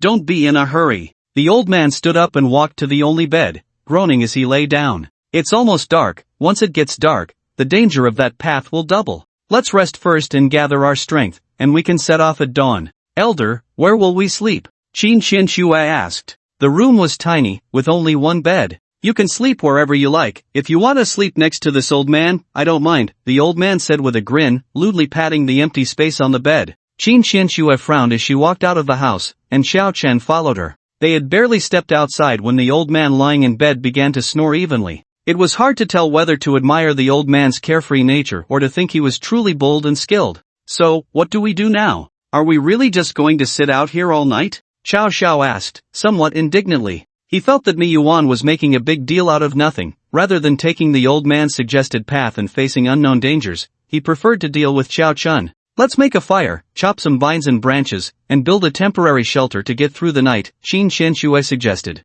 The 6 of them split into 3 groups to search for materials to build the shelter. Xiao Chen was paired with Tang Lan, who he had hardly spoken to before. The two walked in silence, with Xiao Chen quietly following behind Tang Lan until he finally broke the silence. Thanks for saving me back there. Tang Lan suddenly stopped, and Xiao Chen nearly bumped into her. Just as he was puzzled, Tang Lan's voice rang out. Look ahead. Following her gaze, Xiao Chen saw something hanging from a large tree that looked like a piece of fabric. It was fluffy and orange-yellow, with some areas stained with what looked like blood. As he stepped closer and examined it carefully, he realized it was the pelt of a yellow weasel. The pelt was torn at the paw area, clearly from the one they had just killed. A chill ran down Xiao Chen's spine. That yellow weasel was undeniably dead, so who had skinned it and hung it here? Was it the old man inside the little house? Or perhaps, it was Tang Lan, who had brought him here. I'll sleep with you, I'll sleep with you. Xiao Chen searched the area nearby and soon found the bloody corpse of the yellow weasel not far away. He turned back to look at Tang Lan, whose face was hidden in the hood of her sweatshirt, making it impossible to read her expression. Had she stumbled upon this by accident, or had she deliberately brought him here? Just then, Tang Lan spoke again. Do you really believe that old man is a lake guardian? If not him, then who else could he be? Xiao Chen feigned ignorance. Tang Lan pulled back her hood, revealing a somewhat pale face that wasn't particularly attractive, the kind that would get lost in a crowd, with noticeable color differences between her face and neck. It seemed Tang Lan could see through Xiao Chen's thoughts and spoke directly. I didn't skin this thing. Since we entered this instance, someone has been following us, which is why I've been silent. Xiao Chen was silent for a moment. Why tell me this? Because you can physically confront a spirit-possessed scarecrow. Xiao Chen's eyes narrowed, and the shaking light-pointer tiger appeared in his hand, ready for action. Although Tang Lan was a mid-level wood mage, at such close range, he might still have a chance to take her down directly. No need to be nervous, I mean no harm. Tang Lan waved her hand, and the surrounding vines seemed to come to life, wrapping around her hand. My talent allows me to communicate with plants. Someone has been following us, and you can physically confront the spirit scarecrow, these plants told me. What is your goal? Xiao Chen asked. It's simple, I want to cooperate with you to ensure I can enter the soul-cleansing lake, Tang Lan said without hiding her intentions. Why choose me? Mi Yuan or Xiao Xiao are both stronger than I am. Because my wood type doesn't work on mid-level players. For the first time, a smile appeared on Tang Lan's otherwise expressionless face. At the same time, Xiao Chen felt a surge of vitality within him, as strands of wood elements began to emerge from his body. Xiao Chen's expression changed as he looked around and discovered a small green seed had somehow attached itself to his chest. Moreover, its roots had deeply penetrated his flesh. Xiao Chen tried to pull out the seed, but a bone-deep pain immediately surged into his mind, causing him to let out a muffled groan. Impossible, when did you make your move? Xiao Chen was momentarily stunned, then suddenly realized. Huang Pizzi, when you attacked Huang Pizzi, it was to plant this seed on me. That's right, you're not too stupid after all. It seems I made the right choice in picking you. Tang Lan did not deny it. Xiao Chen's face darkened instantly. He had been foolishly thanking Tang Lan all this time. It turned out that no mid-tier player was to be underestimated. Is this what you call cooperation? Xiao Chen pointed at the seed on his chest and questioned. Don't worry, as long as I can successfully enter the soul purification lake, I will let you go. Moreover, the seed is not a slave contract. On the contrary, it has benefits for you.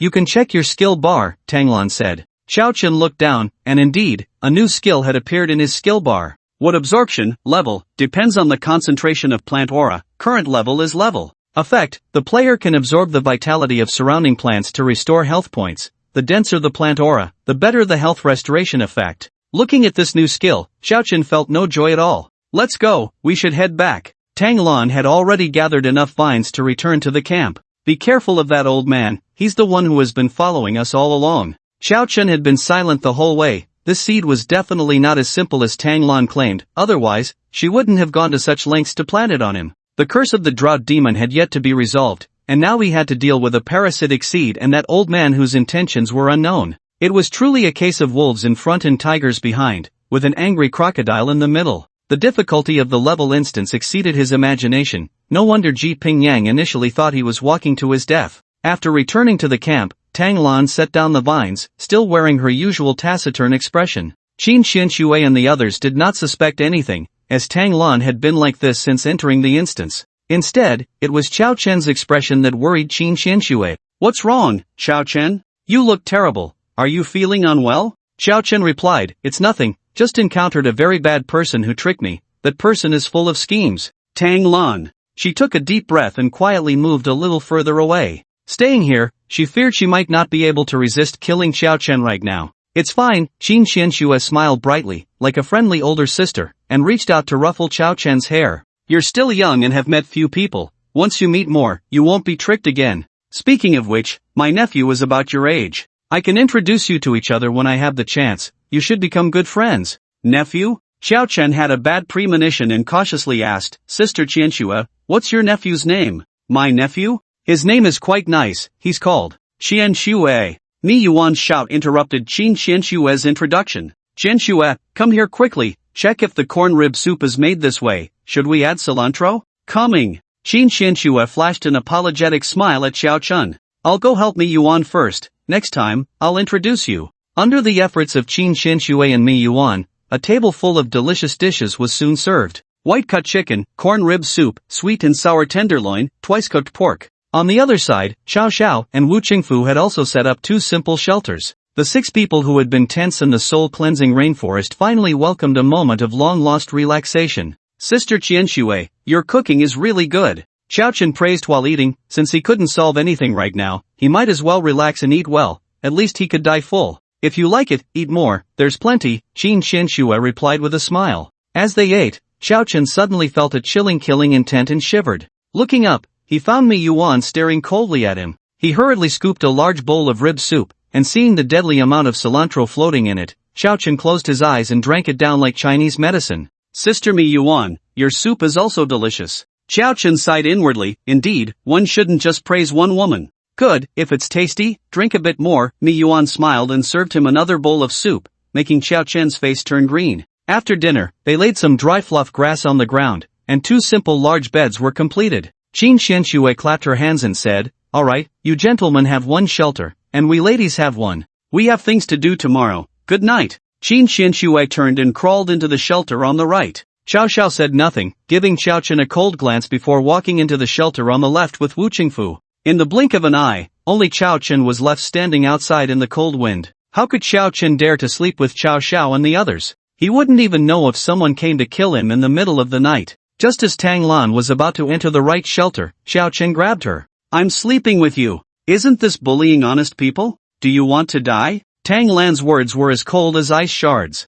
Then you want me to sleep with Xiao Xiao and them? Wouldn't I die even faster? Either way, it's death. Go ahead, I'd rather die at your hands. Come on, do it, don't pity me just because I'm a delicate flower. Xiao Chen spread his hands, looking like a dead pig not afraid of boiling water. Although Tang Lan had plotted against him, she considered that he still had some value to her. Until she achieved her goal, staying by her side was actually the safest for him. Tang Lan took a deep breath, her fists clenched tightly. You're a big man, where can't you sleep? Why should I? Xiao Chen raised an eyebrow. You all enjoy yourselves in the shelter while I stand outside in the cold wind? Then you can come in, unless you're afraid me Yuan will just kill you, Tang Lan said coldly. You said it. Xiao Chen followed Tang Lan toward the right shelter. But when they reached the door, Xiao Chen's steps paused. What's wrong? Not coming in? Tang Lan smirked. Damn woman, you're ruthless, Xiao Chen cursed fiercely and turned around. If he really barged in, given me Yuan's personality, she might very well chop him in half with a sword. However, just as Xiao Chen was about to find a random place to spend the night, a green vine wrapped around his waist. I'm done for. Xiao Chen's face changed drastically, and sure enough, the vine pulled hard, dragging him straight into the shelter where Qin Qianxue and Mi Yuan were. The next second. Whoosh! Bang! Bang! Bang! Xiao Chen's figure flew out like a cannonball, crashing through several large trees before finally stopping. At the same time, a smooth jade foot retracted back into the shelter. Wow! Xiao Chen coughed up a mouthful of blood, and his nose started to bleed as well. If it weren't for his thick bloodline, that kick just now could have killed him outright. He never expected that when he entered, Qin Qianxue and Mi Yuan were actually changing clothes. Both were only wearing form-fitting garments, each with their own unique figure. Qin Qianxue was more voluptuous, like a ripe peach, as if one bite would make the juice flow. Mi Yuan, on the other hand, had a taller figure, her fair skin paired with a long neck, resembling a proud white swan. The commotion outside naturally caught the attention of Xiao Xiao and the others, who rushed out of the shelter. Damn! What the hell is going on at this hour? Xiao Xiao cursed. Mi Yuan and Qin Qianxue pushed open the door of the shelter and stormed out, both of their faces slightly flushed, whether from embarrassment or anger was unclear. I swear to heaven, I really didn't see anything. Xiao Chen, getting up from the ground, didn't even have time to wipe the blood, raising his hand to swear. However, the two streaks of bright red blood at his chin made his oath seem quite untrustworthy. Qin Qianxue was so angry that her delicate body trembled. She hadn't paid attention when she saw Tang Lan inside, but who knew Xiao Chen would barge in right after? Don't worry, I'm not unreasonable, Mi Yuan said with a smile, her white teeth glinting in the night. If you gouge out your eyeballs, we'll let this matter of you entering our shelter go. Xiao Chen. Damn. What the hell? He entered your shelter? Before Mi Yuan could make a move, Xiao Xiao jumped up. You little bastard, you're dead. The envy and jealousy in Xiao Xiao's eyes behind his glasses were evident. Something he had always wanted to do but never dared to do was done by Xiao Chen. Don't worry, don't be afraid, I'll chop this little brat up and feed him to the dogs. Xiao Xiao drew his knife with a whoosh, ready to perform a heroic rescue of the damsel in distress. Unexpectedly, Mi Yuan shot him a cold glance. What does it have to do with you? Get lost.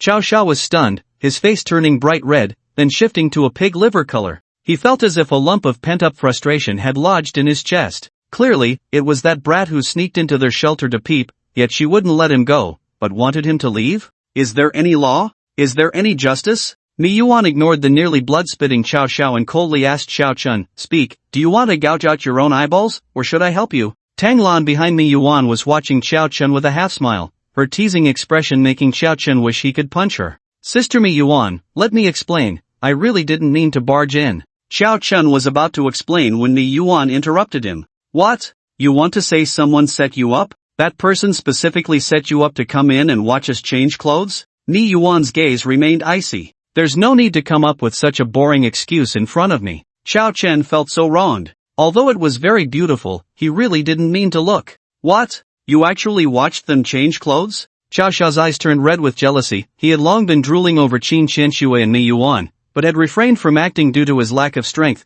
and now Xiao Chen had seen them first. Brat, die. Xiao Xiao drew his knife and was about to kill Xiao Chen. With a thought, Xiao Chen conjured a strange scarecrow to block Xiao Xiao. Although the scarecrow didn't look very impressive facing Xiao Xiao, it was enough to hold him off. Since you don't want to gouge out your own eyeballs, then I'll do it myself. Mi Yuan brandished a broad sword, stepping toward Xiao Chen, the tip of the sword carving a long trench in the muddy ground. Xiao Chen turned pale. Mi Yuan was really going to make a move. Qin Xianxue beside her had a face like charcoal, and the usually mediating one clearly had no intention of stopping this time. Sister Mi Yuan, I really didn't mean it. I was thrown in. Xiao Chen glared at Tang Lan, then pointed to his own chest. If Tang Lan continued to watch the show, he might as well expose the matter about the wooden seed. Do you think I would believe your nonsense? A loud sonic boom erupted as Mi Yuan swung her broadsword, aiming straight for Xiao Chen's neck. Mi Yuan, wait. Tang Lan's voice finally rang out, and the sword suddenly halted, mere centimeters from Xiao Chen's throat.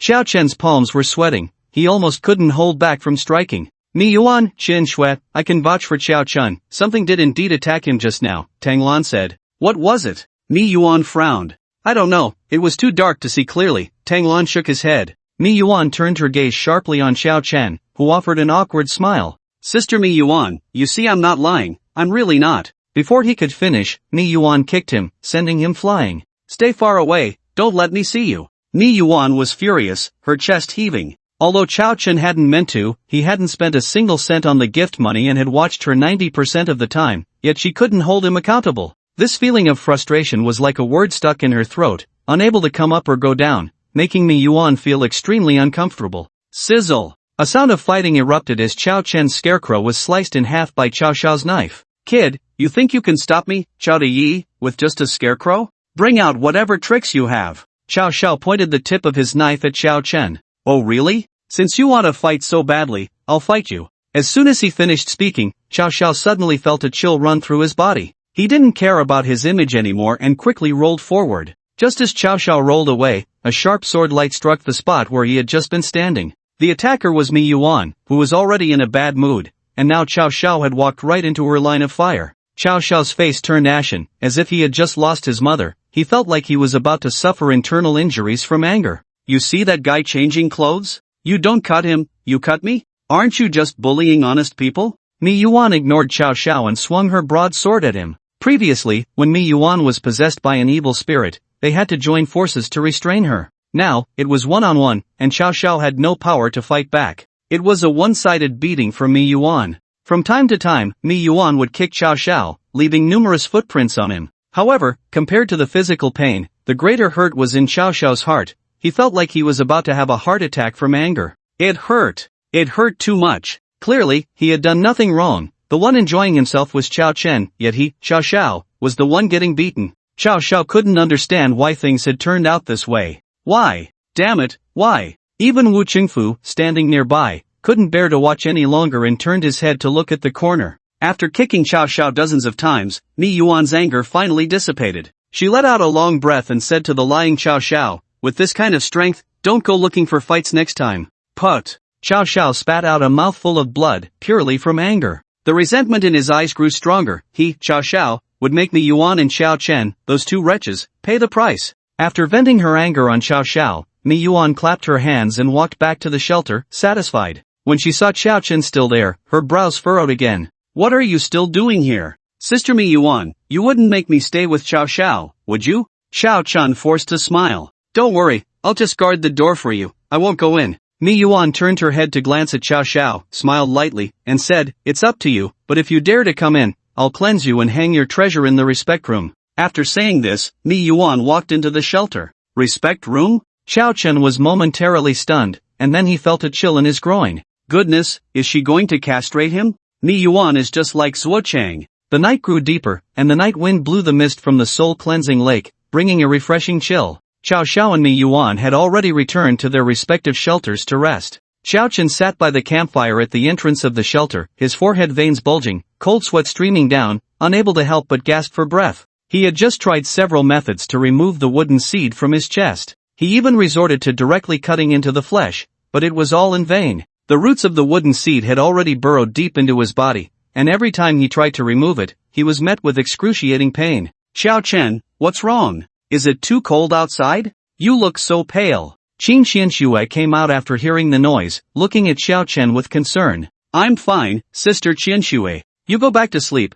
I won't disturb you anymore. Xiao Chen forced a smile. Qin Xianxue raised her hand to feel the night wind, then frowned beautifully. So cold? No, you should come in and sleep with me. Ha! Xiao Chen was a bit dazed. Sleep inside? Could it be that Xiao Xiao was right, and Qin Qianxue really liked younger boys? If he refused, would that be against a woman's will? Sigh. It's so hard for a boy to protect himself out here. Well, come in. Our shelter is quite spacious. You can just set up a wooden board in the corner, Qin Qianxue said. To avoid being sent in for violating a woman's will, Xiao Chen obediently carried a wooden board and followed Qin Qianxue inside. What they didn't notice was that the moment they stepped into the shelter, a shadow flashed past them and darted into the shelter where Xiao Xiao and the others were. Shoo! Mi Yuan and the others are already asleep. Keep your voice down so you don't wake them, Qin Qianxue whispered, her warm breath making Xiao Chen's ears tingle. Xiao Chen peeked inside. Mi Yuan was indeed asleep, her posture quite unrestrained. As soon as Xiao Chen entered, Tang Lan opened her eyes, glanced at him, and then closed them again.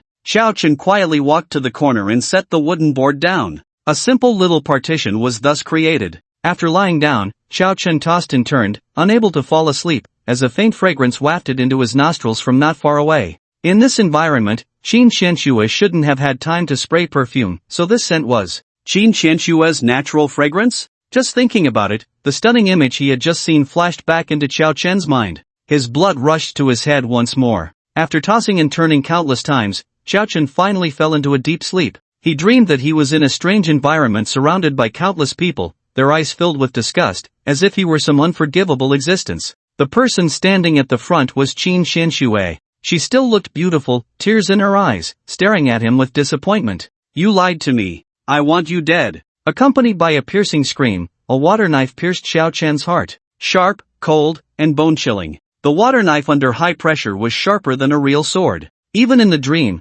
Xiao Chen felt a continuous stabbing pain in his heart. Death completely swallowed Xiao Chen's consciousness. In an instant, everything fell into darkness, and Xiao Chen also began to plummet downwards. Damn! Xiao Chen suddenly opened his eyes wide and sat up abruptly. He exerted so much force that he almost hit the roof of the shelter. He felt a strong palpitation and a sensation of weightlessness in his heart. Xiao Chen reached out to touch his chest, finding no wound. Was it really just a dream? Xiao Chen murmured to himself, wondering why Qin Qianxue wanted to kill him in the dream. What did she mean by saying he had deceived her? Shaking his head to clear his thoughts, Xiao Chen finally pushed aside the wooden board and stepped outside. Qin Qianxue and Mi Yuan were already up. Awake? Wash your face and get ready to set off, Qin Qianxue said, lightly waving her hand, and a handful of clean water appeared before Xiao Chen. Thank you. Xiao Chen took the water and washed his face, finally having the time to observe his surroundings. Xiao Xiao and Wu Chengfu were also awake, but what puzzled him was that Xiao Xiao showed no reaction upon seeing him come out of Qin Qianxue's shelter.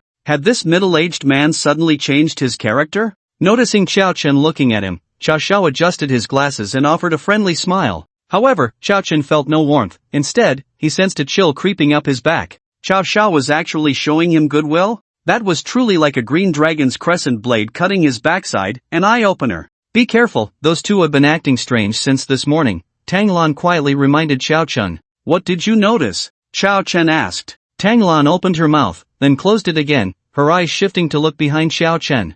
Following her gaze, Xiao Chen turned his head to see an old man, who claimed to be the lake guardian, approaching them with a cane. The large yellow dog guarding the gate limped along behind the old man. Well, both man and dog are limping? Xiao Chen thought to himself. Is this how it starts, with a dog? The old man, leaning on his cane, slowly walked up to the group. Xiao Chen dared not underestimate this old man. He hadn't forgotten what Tang Lan said, that this old man had followed them all the way. Xiao Chen believed that the old man could run faster without his cane, and might even throw in a set of military boxing moves. You all woke up quite early. Let's go, I'll take you to that path. After saying this, the old man walked ahead without looking back. Xiao Chen and the others hurried to follow. The limping yellow dog ran ahead, as if it were the one who knew the way. The dog led the group onto a small path within the Daihan rainforest. It was broad daylight, yet as they walked, thick fog suddenly rose on both sides of the road. The white mist rapidly reduced visibility, and what made Xiao Chen gasp was that there were actually people in the fog. The figures swayed unsteadily, heads down, wandering aimlessly. A few others stood by the roadside, staring blankly at Xiao Chen and his group. Don't look, anyone who appears by this road is not human, the old man said without turning his head. Then what are they? Evil spirits? Mi Yuan asked. They are a group of pitiful people just like you. The old man turned half of his eerie face, revealing a smile. Don't blame me for not warning you. On this road, say less, ask less, and don't respond. Suddenly, Chao Chen spotted another figure, and this one was not by the roadside but right in the middle of their path. The group quickly approached the figure. As they got closer, Chao Chen could see that it was a middle-aged woman. She wore a bright red patterned outfit, her face as white as if smeared with 3 pounds of flour, with 2 red circles on her cheeks. "Oh, a rare guest. Where are you all going? Let me show you the way." The woman smiled, but her voice was as sharp as a chicken being strangled. The group pressed their lips tightly together, not responding, while the big yellow dog started barking loudly. Seeing that no one paid her any attention, the woman's smile suddenly vanished, and she cast a sinister glance at Chao Chen and the others before walking to the roadside. As they continued forward, the fog began to dissipate, and the strange figures by the roadside diminished significantly. Just as Chao Chen let out a sigh of relief, a song began to echo in his ears. "Mama, take care of my red wedding dress. Don't let me die too early." "Oh, Mama, take care of my red wedding dress. Don't let me die too early." The melodious female voice seemed to resonate directly from Chao Chen's mind, eerily so. Chao Chen's body stiffened, and his brows furrowed instantly. "Mama, take care of my bomber? What the hell is that? Who would dare to steal a bomber? That would be too torturous." The woman's voice was a low chant, slightly slurred, making the words red wedding dress sound like bomber, which explained why Chao Chen misheard it. "No!" Chao Chen suddenly realized, recalling the 4th rule of the soul purification forest. 4. If you suddenly hear strange songs or murmurs in your ears, immediately curse with the most vicious language until the sound disappears.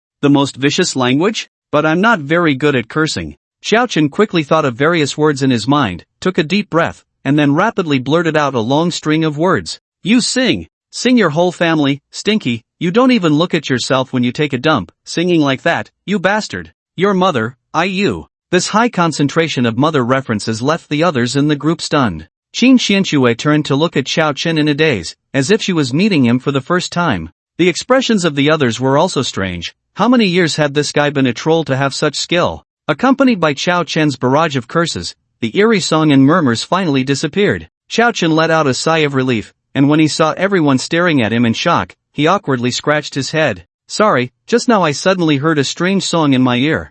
I'm not very good at cursing, so I made you laugh." Qin Xianxue, Ni Yuan, Tang Lan. They felt that Chao Chen's cursing volume and combat power could rival those aunties fighting for groceries in supermarkets or dancing in public squares. To say he wasn't good at cursing at this level was indeed quite humble. Chao Chen smiled sheepishly. He didn't want to be like this, but ever since following that old man onto this road, strange things kept happening. "Don't be afraid, those things will be scared off by cursing," the old man's voice rang out. "We're almost there, let's quicken our pace, it will be hard to walk when it gets dark." For some reason, Chao Chen always felt a hint of urgency in the old man's tone. He glanced at Tang Lan and, seeing her unresponsive, followed along. The fog gradually cleared, and the originally strange figures vanished without a trace. At the end of the road stood an ancient, elegant blue courtyard. The courtyard was surrounded by 4 tall walls made of blue stone bricks, with some dark brown moss clinging to them. At the entrance of the courtyard stood 2 bronze qilin statues, which should be auspicious beasts.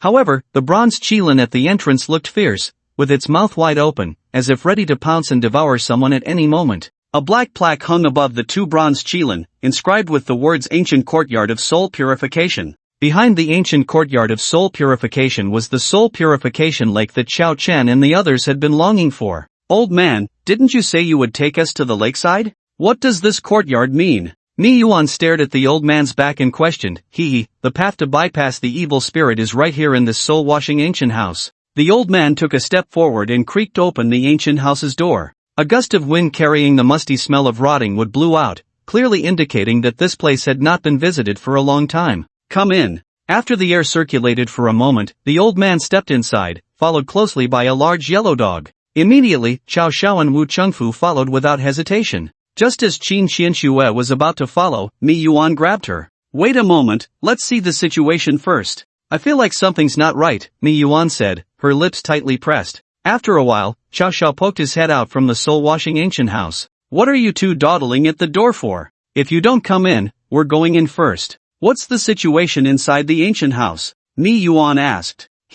Why don't you come in and see for yourself?" "I'm not afraid, but you're scared?" "How amusing," Chao Xiao replied with a mocking smile, then turned and walked back into the soul-washing ancient house, ignoring Mi Yuan. Seeing this, Mi Yuan raised an eyebrow and drew her broad sword, ready to chase after him. "Sister Mi Yuan, wait a moment," Xiao Chen stopped her, feeling increasingly that something was off with Xiao Xiao. Skeleton summoning technique. Xiao Chun waved his staff, and two skeletal warriors wobbled up from the ground. He intended to use the undead to scout ahead, but as soon as the two skeletons approached the bronze qilin, the soul fire in their eye sockets extinguished instantly. That bronze qilin evidently had a suppressive function. The low-level undead were directly subdued. No need to bother, no matter how strange Xiao Xiao is, his little strength can't turn the tide. As soon as the words left her mouth, Mi Yuan stepped into the soul-washing ancient house. Xiao Chen and the others had no choice but to follow her lead. Once inside, they found themselves in a spacious courtyard. In the center of the courtyard stood a pyramid-shaped object about 2 meters high, covered with a black cloth. "Where's that old man? Where did he go?" Mi Yuan questioned. Xiao Xiao and Wu Chengfu were still in the courtyard, but the old man and the dog had vanished. "How would I know? Didn't I just go out to look for you?" Xiao Xiao shrugged. Mi Yuan furrowed her brow, seemingly wanting to ask something more, but a loud crash interrupted her. Xiao Chen turned around to see that the two large doors of the soul-washing ancient house had closed. The situation changed abruptly, and Mi Yuan was captured. Xiao Chen stepped forward, trying to pull open the door. With over 300 points of strength backing him, that seemingly ancient door didn't budge an inch. This surprised Xiao Chen. "Xiao Chen, don't bother with that door. Just kill the people that need to be killed, and the door will naturally open," Mi Yuan said, her beautiful eyes narrowing slightly, a chilling killing intent emanating from her. As soon as she finished speaking, the black cloth in the center of the courtyard suddenly fell away, revealing an altar made of white bones. Behind the altar, several colorful shadows flitted by. They peeked out from behind the altar, cautiously observing Xiao Chen and the others, seemingly afraid of something. Upon closer inspection, Xiao Chen realized that those colorful shadows were actually paper figures with drawn-on facial features. Xiao Chen felt a sense of vigilance. These paper figures were definitely the work of that old man. "Playing tricks. Spirit connecting dragon slash." Mi Yuan shouted coldly, slashing her sword at the bone altar. A golden giant dragon crashed into the altar, shattering it and scattering bones everywhere. The paper figures, frightened, scattered and fled as if they were alive. However, these paper figures were not very strong, and under the onslaught of the sword energy, they were quickly torn to shreds. "Hee, this little girl really has a fiery temper." As soon as the words fell, the old man reappeared, his sparse hair fluttering in the wind. A pair of bulging goldfish eyes coldly stared at Mi Yuan, and he still held that cane in his hand. "Does my temper have anything to do with you? Speak, why did you deceive us into coming here?" The powerful aura filled Mi Yuan with confidence. Xiao Chen couldn't help but glance at Mi Yuan. It turned out she was not unaware of the old man's issues, but simply didn't care. The old man licked his dry lips, a strange smile creeping at the corners of his mouth. 3 girls, 3 boys, this time I will definitely get that thing in my hands. Do you have any last words to say?" The old man's voice was already unpleasant, and now it carried a chilling tone. He swung his cane, and the paper figures that Mi Yuan had shattered suddenly reassembled. The torn paper pieces formed a tall paper monster, which had no facial features but gave Xiao Chen an eerie feeling that it was staring at him. Whoosh! The paper figure lunged straight at Mi Yuan. A mere trick. Mi Yuan calmly raised her broadsword and slashed at the paper figure. However, the paper figure instantly turned back into shredded paper, wrapping around Mi Yuan's wrist. The fragments enveloped her right hand holding the sword, like a mummy. Immediately, the old man forcefully struck the ground with his cane, and Mi Yuan was propelled forward. Unfazed, Mi Yuan used the old man's force to continue charging ahead. Dragon slaying. She shook her wrist vigorously, and the paper fragments were instantly shattered into confetti. The broadsword transformed into a dragon's head, opening its bloody maw to bite at the old man. The old man did not sit idly by. He stomped his right foot and dodged the sword with incredible speed. Xiao Chen's mouth twitched. He had thought that the old man would run faster than him without the cane. He secretly gripped the corpse ancestor ring in his hand. Boom! Mi Yuan's sword directly cleaved the bluestone tiles on the ground into rubble. The old man to the side raised his cane and thrust it towards Mi Yuan's temple. If this hit, Mi Yuan would surely perish on the spot. Mi Yuan reacted quickly, her calf exerting force as she swung the broadsword. The old man sneered, intending to dodge in the same manner. At that moment, a flash of light flickered around him, and the old man suddenly felt his speed drop by half. Damn it, who is it? The old man was taken aback. Which scoundrel had taken the opportunity to ambush him? With no choice, he could only raise his cane to defend, and Mi Yuan's sword struck heavily against the cane. The old man grunted and staggered back, looking at the sword mark on the cane with a pained expression. He raised his head, his cold eyes scanning Xiao Chen and the others. He was certain that his sudden drop in speed was related to them. However, before the old man could scrutinize further, Mi Yuan's broadsword followed closely, aiming for the top of his head. "Attack!" the old man shouted as he dodged. As soon as he finished speaking, Cao Xiao suddenly drew his knife and slashed at Qin Xianxue. His expression was extremely cold, each strike aimed at Qin Xianxue's vital points. Fortunately, Qin Xianxue was already on guard. As soon as Cao Xiao made a move, she was pushed back by a barrier of azure water. "Cao Xiao, what are you doing?" Qin Xianxue shouted. At this moment, Cao Xiao seemed like a different person. If the previous Cao Xiao was a somewhat lecherous and perverted middle-aged man, now he resembled a cobra that preys on the unsuspecting, sending chills down one's spine. "What am I doing? I'm coming for you." Cao Xiao licked his lips and raised his hand to unleash a blade of light. Qin Xianxue, furious, turned red in the face and no longer held back, unleashing powerful water-based skills. Beside him, Wu Chengfu had already disappeared into the shadows, like a ticking time bomb, watching intently.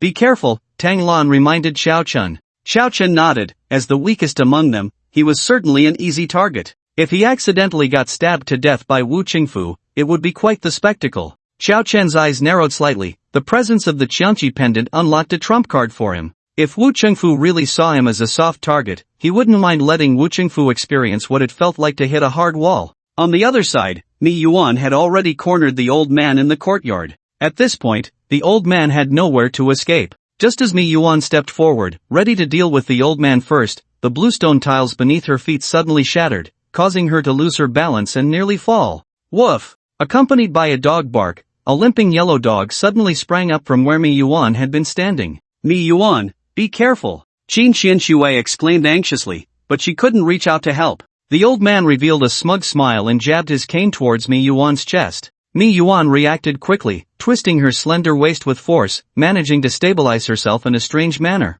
She swung her broadsword to deflect the old man's cane, but this also gave the yellow dog an opportunity. In the blink of an eye, the big dog lunged and bit down on Mi Yuan's delicate calf, blood oozing from between its teeth. Mi Yuan's eyes widened, her pretty face contorting in pain. Clearly, the agony from the dog bite exceeded her expectations. This yellow dog was a problem. Mi Yuan swung her sword at the yellow dog, nearly cutting it in half. However, the yellow dog refused to let go, biting down even harder. At this moment, Xiao Chun could no longer hide his skills. He raised the ancestral ring and dashed towards Mi Yuan at an incredible speed. "It's you, brat!" The old man shot a sinister glance at Xiao Chun. But he couldn't care less about Xiao Chun now. He struck Mi Yuan on the back of her neck with his cane, causing her eyes to roll back as she fainted. The yellow dog had bitten through her calf, and the sound of dripping was her blood falling to the ground. The old man grinned maliciously at Xiao Chen, hoisting Mi Yuan over his shoulder and fleeing towards the center of the house. "Don't let him escape!"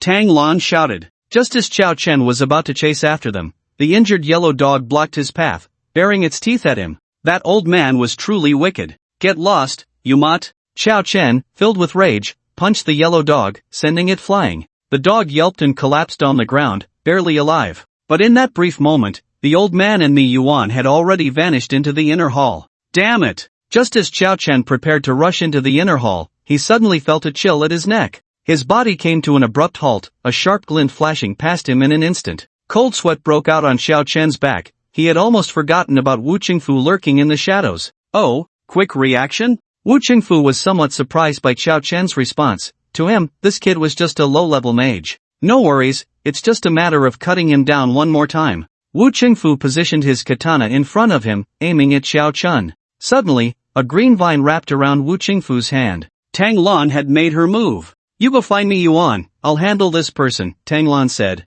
Xiao Chen nodded, and suddenly, as if he had thought of something, he grabbed the dying yellow dog and rushed towards the inner hall. The inner hall of the soul-cleansing ancient house was simply decorated, with a few high chairs, and on the innermost wall stood a statue of a deity that Xiao Chen did not recognize. The inner hall was empty, there was no sign of the old man and Mi Yuan. He couldn't help but furrow his brow. The old man must have taken Mi Yuan for some sinister purpose. Although he didn't know what the old man intended, once he was done, he certainly wouldn't let them go. Xiao Chen began to look around, convinced that this place was not as simple as it seemed. After wandering for a while, his gaze fell upon the statue in the center of the inner hall. The statue, though its hands were clasped in prayer, had a hideous face, a long tongue, and blood-red eyes, displaying a terrifying smile. Rather than a statue, it was more fitting to call it a malevolent spirit. Xiao Chen reached out and rubbed the statue, and soon he felt a protrusion on it. He pressed down hard, and the corner of the wall on the right side of the inner hall began to tremble slightly, revealing a very discreet staircase in front of him.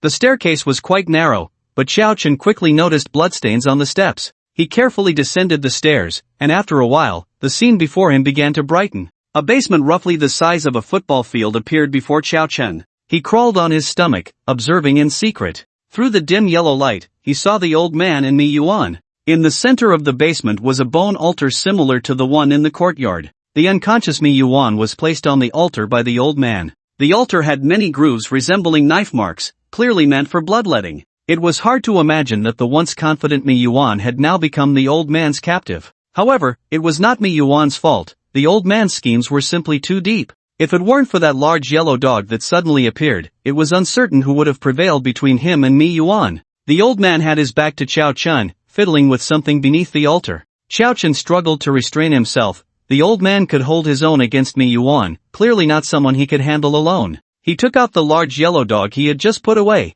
It had already been wounded by Mi Yuan and punched by Xiao Chen. At this point, the dog was clearly on the verge of death, blood frothing from its mouth. Withering technique. Accompanied by Xiao Chen's spell, the large yellow dog immediately passed away, and then its corpse slowly stood up again. Common undead, large yellow dog level health, 2000 strength, 220 defense, 158 agility, 56. Seeing that the large yellow dog had only 56 points in agility, Xiao Chen raised an eyebrow. However, remembering that the dog was lame, he felt relieved. Under Xiao Chen's control, the large yellow dog ran towards the old man. "Oh, you're still alive? I thought you were done for." The large yellow dog had just died, and its body still had residual warmth, so the old man didn't notice anything unusual. Looking at the massive wound on the dog inflicted by Mi Yuan, the old man snorted heavily. "Don't worry, I won't let this woman have it easy. I won't spare a single one of those people outside." The old man stood up and walked towards the altar, pressing down lightly on it, causing the altar to start shaking.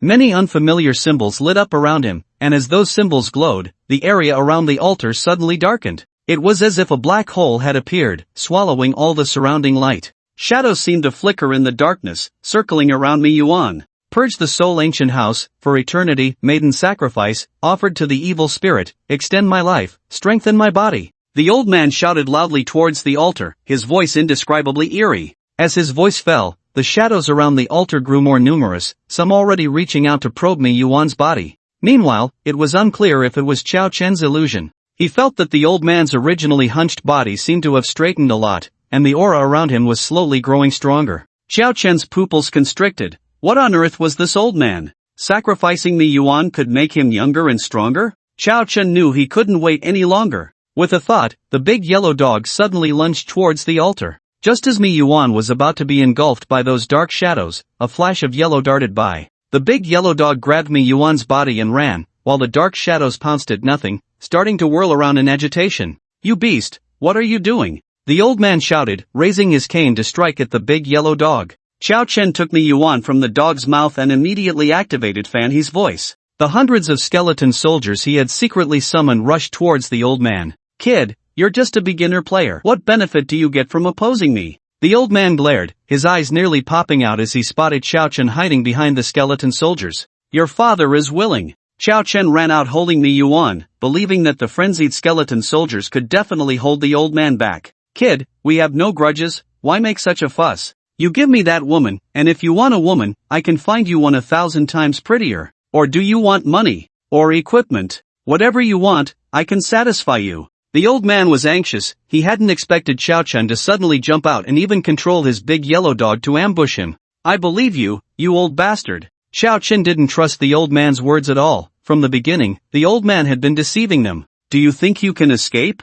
The old man's venomous voice came from behind. As soon as he finished speaking, the staircase he had come down instantly closed. Xiao Chen froze. How could this switch be voice activated? He turned to look at the old man, who had already dealt with more than half of the hundreds of skeleton soldiers. The old man's eyes were filled with resentment, wishing he could skin Xiao Chen alive. Xiao Chen looked down at Mi Yuan's slightly pale, delicate face, and a flash of inspiration struck him. "Sister Mi Yuan, I'm sorry. This young man has no sense of martial ethics. This young man has no sense of martial ethics." Slap, slap, slap. "Wake up! Hurry and wake up!" Xiao Chen waved his big hand, striking Mi Yuan's tender little face back and forth, the force so great that even the old man's mouth twitched from a distance. This kid was really a wolf in sheep's clothing. Under Xiao Chen's powerful and continuous strikes, Mi Yuan finally stirred awake, and Xiao Chen quickly stopped. Sister Mi Yuan, you finally woke up. Xiao Chen's voice carried a hint of surprise. If Mi Yuan cooperated with him, they would have a much better chance against the old man.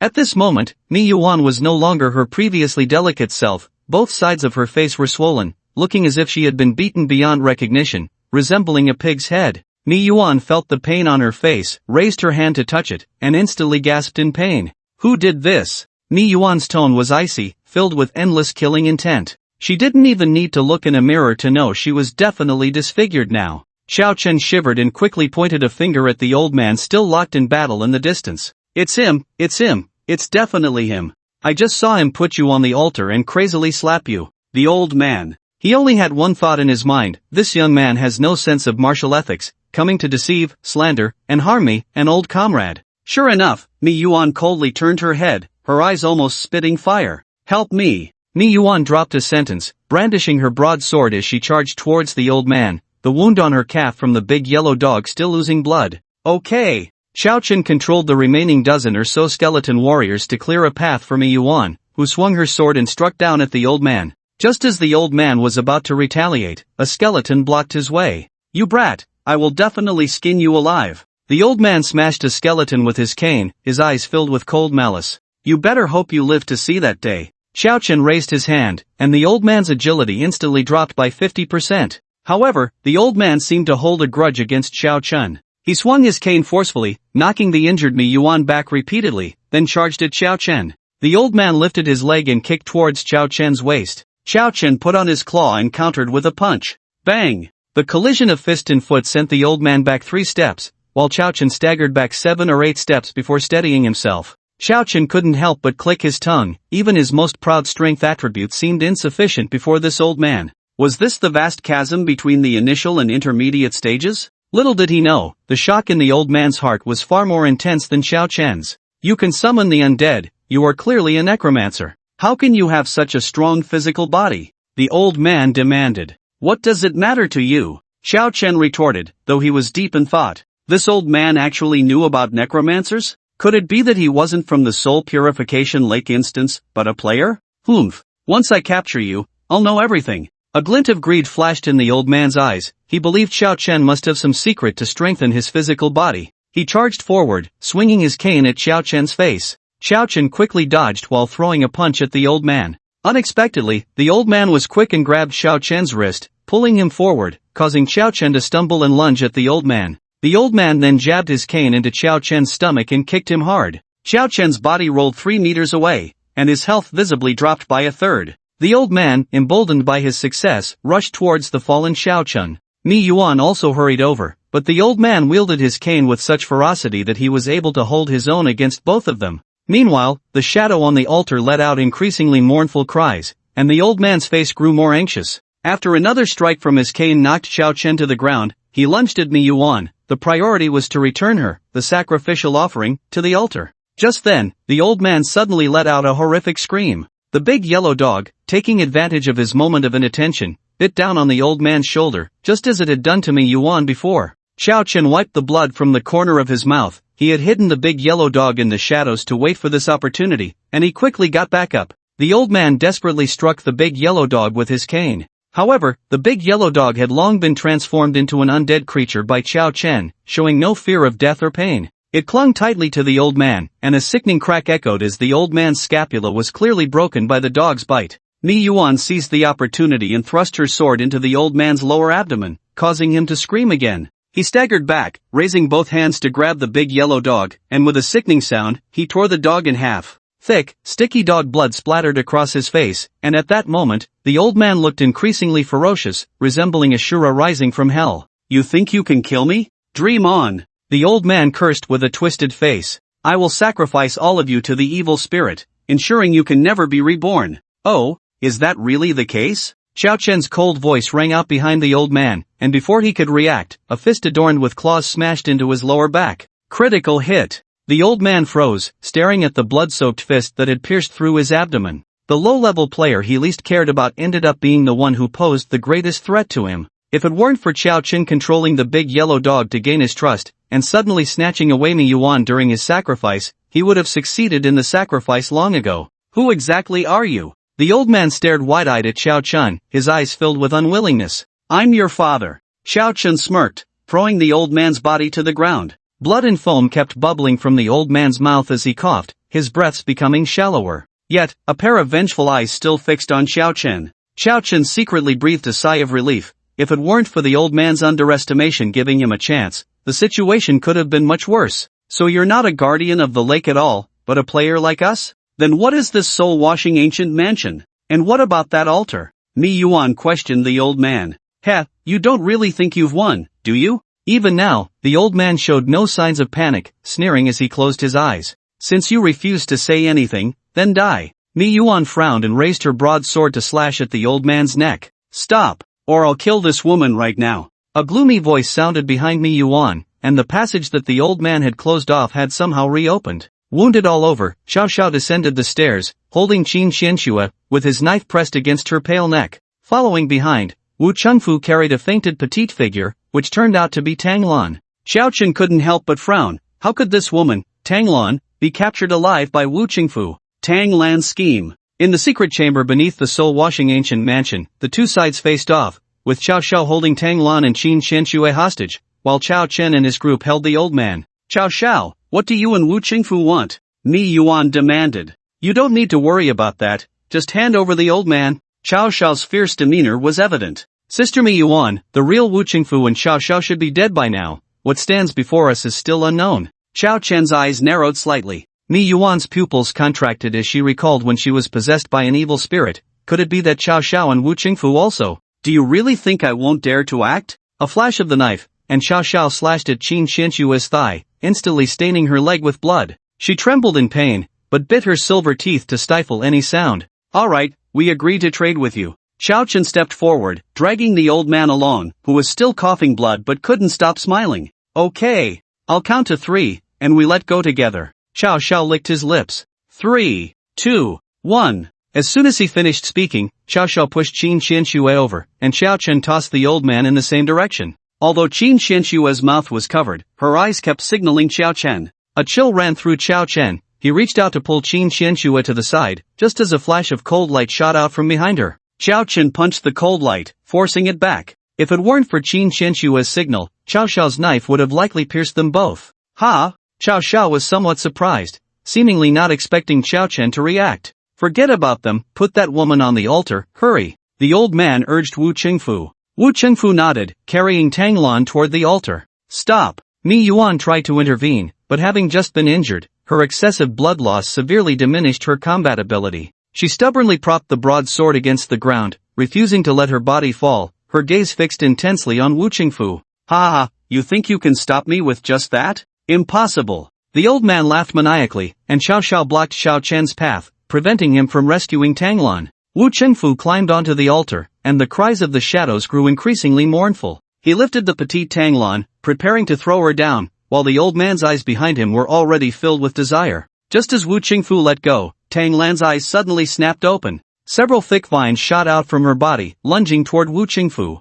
Wu Chengfu reacted quickly, stabbing downward with his knife toward the crown of Tang Lan's head. However, caught off guard, Tang Lan was still a step faster. The sturdy vines yanked hard, causing Wu Chengfu to tumble forward. Tang Lan twisted her body, instantly transforming into Wu Chengfu, who fell onto the altar. The old man was stunned, and Mi Yuan and Qin Xianxue were also taken aback. Ah! Wu Chengfu let out a scream that was anything but human, but no one could save him. The shadows emitted piercing shrieks, and one by one, they pounced on Wu Chengfu like hungry tigers. The shadows devoured Wu Chengfu voraciously, and soon he could no longer make a sound. Within 5 minutes, there was not even a shred of bone left. After Wu Chengfu's body was completely consumed, the runes on the altar lit up again, and a rich, pure energy radiated from the altar. Quick, take me over there, take me over there. The old man urged Xiao Xiao anxiously, who picked him up and rushed toward the altar. Kid, stop them. Tang Lan's voice echoed in Xiao Chen's mind, and at the same time, a dull pain began to throb in his chest.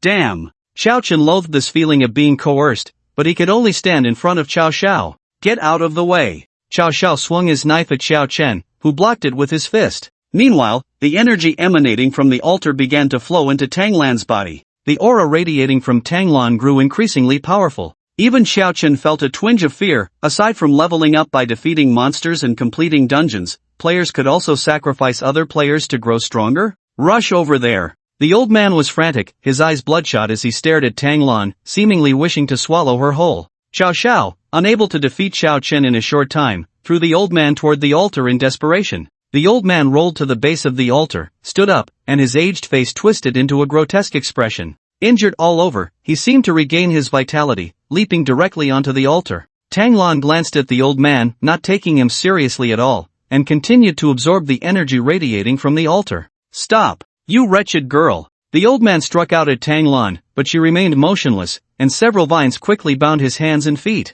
The once proud old man was now tied up tightly like a pig awaiting slaughter. With a swift tug of a vine, the old man's body rolled to the center of the altar. The shadows immediately pounced on him, feasting hungrily, blood flowing along the grooves of the altar. The old man was dead, but his eyes were wide open, staring at Tanglan as if they were copper bells. The energy emanating from the altar became even more intense. Xiao Chen's throat involuntarily rolled. He realized that neither Wu Qingfu nor the old man's bodies had transformed into starlight. This meant they had not returned to the safe town to respawn but had truly died on that altar. What on earth was that altar? After the old man's death, Xiao Xiao's demeanor noticeably shifted. He alternated between silly laughter and agitation, then suddenly charged toward the altar as if he had gone mad. "What are you doing? Why don't you stop him?" Tanglan shouted sharply, her gaze towards Xiao Chen already carrying a hint of murderous intent. Xiao Chen remained silent, feeling that allowing Tanglan to continue absorbing that energy was not a good thing. Xiao Xiao rushed up to the altar, raising his knife to strike at Tanglan, who did not engage him but kept dodging.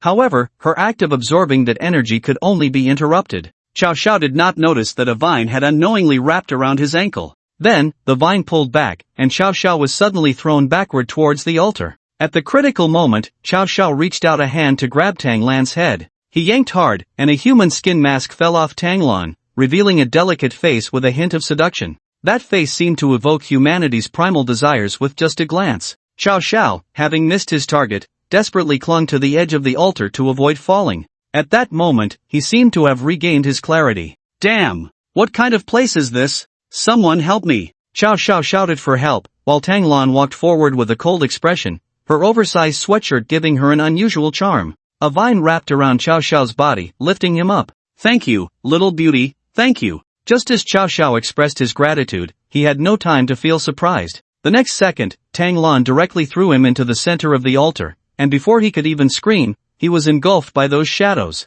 The sight sent a chill down Xiao Chen's spine. Xiao Chen's trump card, the transformation of shadows, had sacrificed 3 people in succession, and the energy emanating from the altar was incredibly rich. Tanglan sat cross-legged on the altar, continuously absorbing that energy. Xiao Chen only caught a whiff from afar and felt his mind clear a bit. He helped Mi Yuan up and slowly retreated towards the narrow staircase with Qin Xianxue. No matter what Tanglan intended to do, he just wanted to get away from there as quickly as possible. The dangerous aura this woman exuded was far stronger than that of the old man before. The narrow staircase came into view, and just as Xiao Chen was about to ascend, countless green vines suddenly blocked the exit. "Where are you 3 going?" Tanglan's figure had appeared behind them without them noticing. Xiao Chen forced an awkward smile. "It's too stuffy underground, we want to go out for some fresh air. You don't want to capture us for a sacrifice, do you? What do you think?" Tanglan's lips curled into a wicked smile. Immediately, several vines lunged towards Xiao Chen and the others.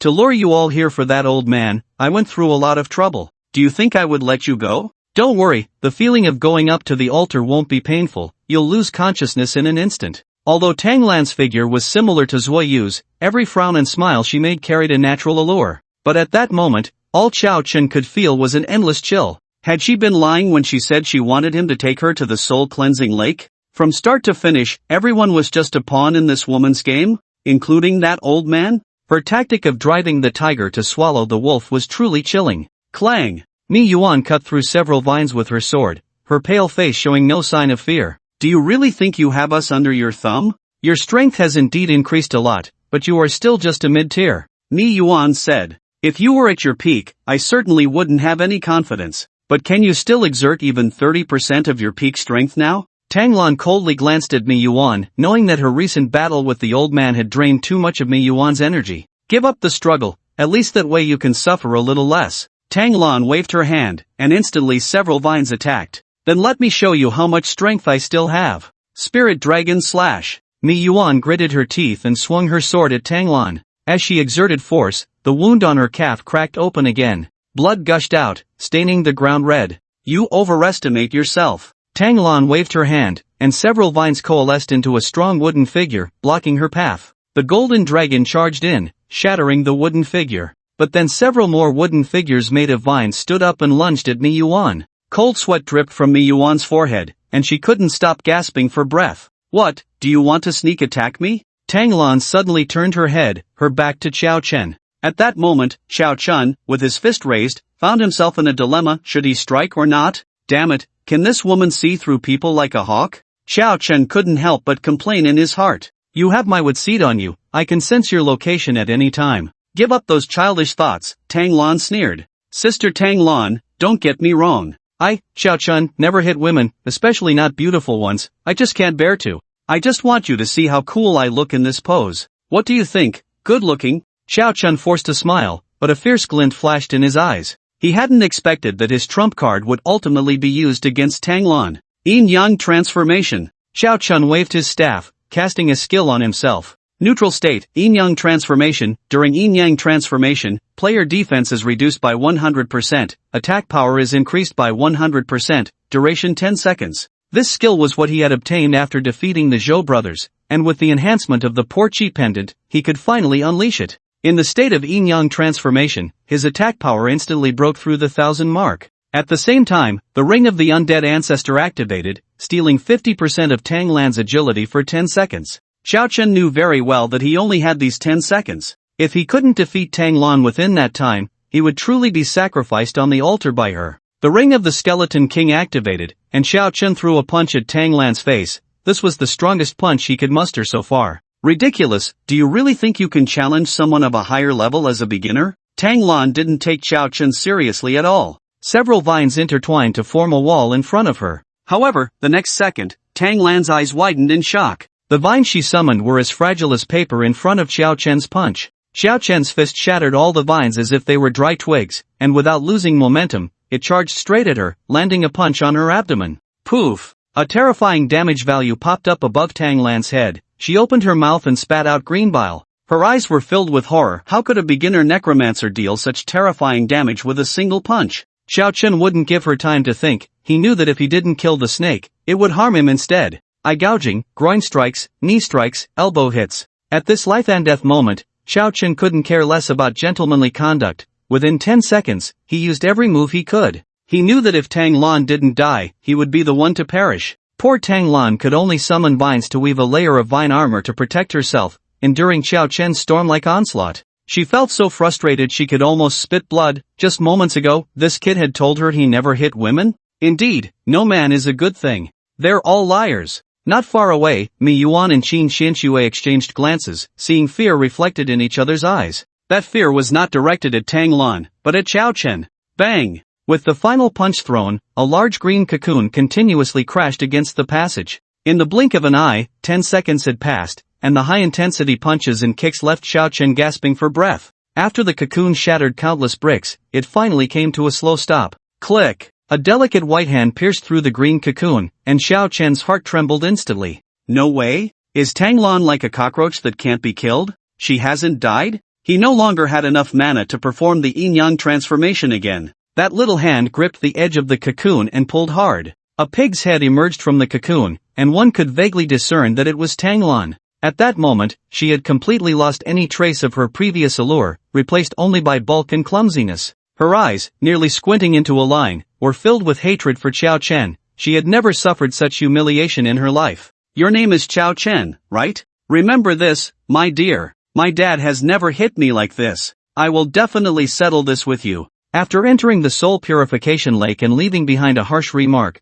a light gate appeared behind Tang Lan. She fled immediately. After all, she wasn't sure if Xiao Chen had any other trump cards. If she stayed, she truly feared he would beat her to death. As she left, with her eyes swollen into slits, Tang Lan shot a fierce glare at Xiao Chen, as if trying to engrave his image in her mind. Once Tang Lan was gone, Xiao Chen finally let out a long breath. He sat down heavily on the ground and pulled out the Cheongchi pendant from his chest, giving it a hard kiss. If it weren't for the Cheongchi pendant in this instance, he would have had several lives, not enough to die. Sister Qianxue, Sister Miyuan, it's okay now, it's safe. Xiao Chen turned around, only to find Qin Qianxue and Miyuan huddled together in a corner, looking at him with terror on their faces. Are you okay? Xiao Chen stood up and wanted to walk over. Ah, don't come over. Miyuan let out a sharp scream. Xiao Chen. In this day and age, it's hard to be a good person. Clearly having saved them, he was still being rejected. Xiao Chen shook his head and walked towards the altar. The air was still thick with the smell of blood, and a look of surprise quickly appeared on Xiao Chen's face. Although most of the energy had been absorbed by Tanglan, a portion still lingered. As he arrived, that energy began to flow into his body on its own. Congratulations to player Xiao Chen for successfully absorbing the life energy from the soul purification altar, gaining free attribute points and experience. Congratulations to player for leveling up successfully, current experience, 95, reward, 10 free attribute points. Hiss. Xiao Chen couldn't help but gasp. He had only absorbed the residual energy and had gained so many attribute points, even leveling up directly. Did that mean Tanglan had at least gained 1 or 200 free attributes? All it took was to sacrifice other players. What kind of evil thing was this altar? After his expression changed for a moment, Xiao Chen took a deep breath and pulled out the Qinglong Yenue blade. Rapidly increasing his strength was indeed tempting. He had even briefly entertained the idea of capturing Miyuan and Qin Qianxue to sacrifice them. After all, once the sacrifice was made, he could push the blame onto the fleeing Tanglan, and no one would suspect him.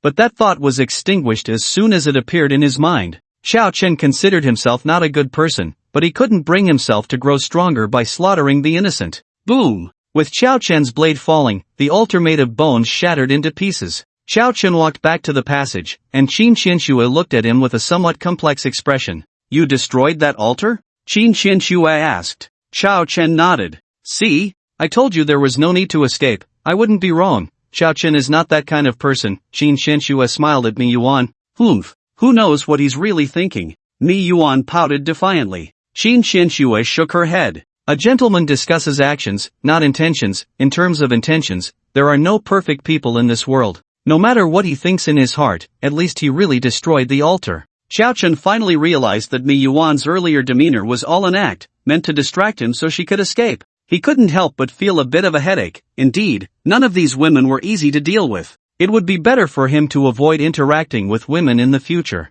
Returning to the ground, Xiao Chen took a deep breath, feeling a sense of renewal. However, when they arrived, there were 7 of them, and now only he, Qin Qianxue, and Miyuan remained. They walked out of the ancient soul-cleansing mansion, looking at the grand doors that had closed behind them and the 2 imposing stone lions at the entrance. Xiao Chen believed that the ancient soul-cleansing mansion surely held secrets he had yet to uncover. When his strength was sufficient, he would definitely return to the Soul Lake instance. After Miyuan and Qin Qianxue had recovered for a while, the 3 of them headed towards Soul Lake, encountering no strange things along the way. They soon arrived at the edge of the lake, its surface shimmering and crystal clear. It looked no different from an ordinary lake, and they could even see a few small fish swimming below. Without hesitation, Xiao Chen began to undress. What are you doing? Just as Xiao Chen had his pants halfway off, a broadsword appeared between his legs. Miyuan's face was filled with menace. Sister, don't get excited. If you don't undress before entering Soul Lake, it won't work. You can only keep your undergarments on.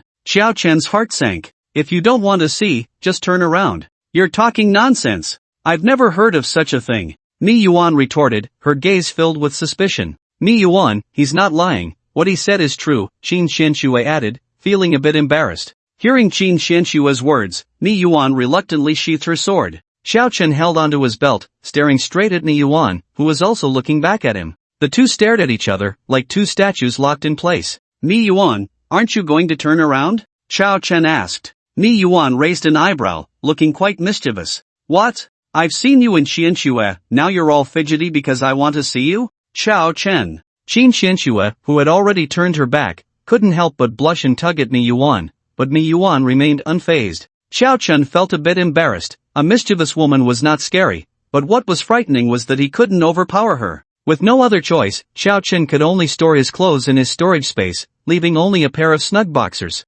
Hiss! Miyuan couldn't help but gasp, quickly turning her head away. Was Xiao Chen really human? She had only wanted to endure her shyness and get back at Xiao Chen, but she was caught off guard. What's wrong? Qin Qianxue looked at Mi Yuan with confusion. Sister Qianxue, do you know what means? Mi Yuan said after a moment of silence. Qin Qianxue was momentarily stunned, then 2 blushes appeared on her face. At this moment, Xiao Chen, unaware that Qin Qianxue and Mi Yuan were whispering about him, leaped into Soul Lake in his boxers. Ah! Xiao Chen vaguely heard the wailing of a drought demon. He looked at his arm, where wisps of black mist were emanating, gradually merging into Soul Lake. Although the speed was slow, the curse of the drought demon was indeed fading bit by bit. A smile appeared on Xiao Chen's face. He finally found a way to deal with the knife hanging over his head. However, when he caught a glimpse of the wooden seed at his chest out of the corner of his eye, his heart sank. This wood species shows no sign of detachment, meaning it is not in a negative state. The soul cleansing lake is ineffective against it. The curse of the drought demon has been resolved,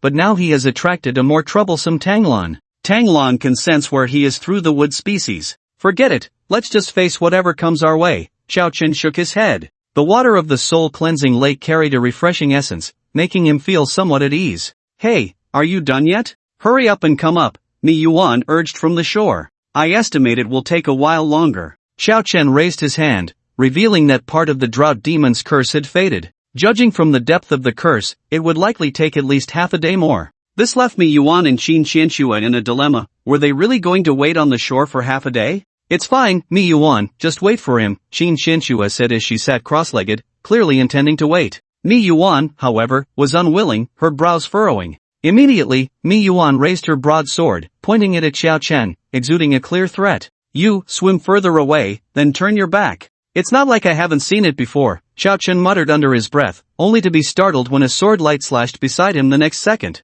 If you keep talking nonsense, the next sword won't just be beside you, Mi Yuan said coldly. Xiao Chen felt a surge of anger. She could say whatever she wanted, but he couldn't? Mi Yuan had truly taken double standards to the extreme. Yet, his body obediently swam to the side, turning his back to the shore. Once he turned around, Xiao Chen quickly heard the sound of clothes rustling, making his heart race. Then came a conversation. Sister Qianxue, what are you waiting for? Take off your clothes. No, I think I'll wait for Xiao Chen to finish first. Oh come on, Sister Qianxue, just come down. What are you afraid of? He can't see you, this kid wouldn't dare to turn around. Besides, if you wait for him to finish, won't he have more chances to peek from the shore? Well, fine. Qin Qianxue was quickly persuaded by Mi Yuan, and soon, waves rippled towards Xiao Chen. Sister Qianxue, your figure is really great. Hey, Mi Yuan, keep your hands to yourself. Hands! The conversation behind him made Xiao Chen swallow hard, the scene he saw that day in the shelter flashing back in his mind.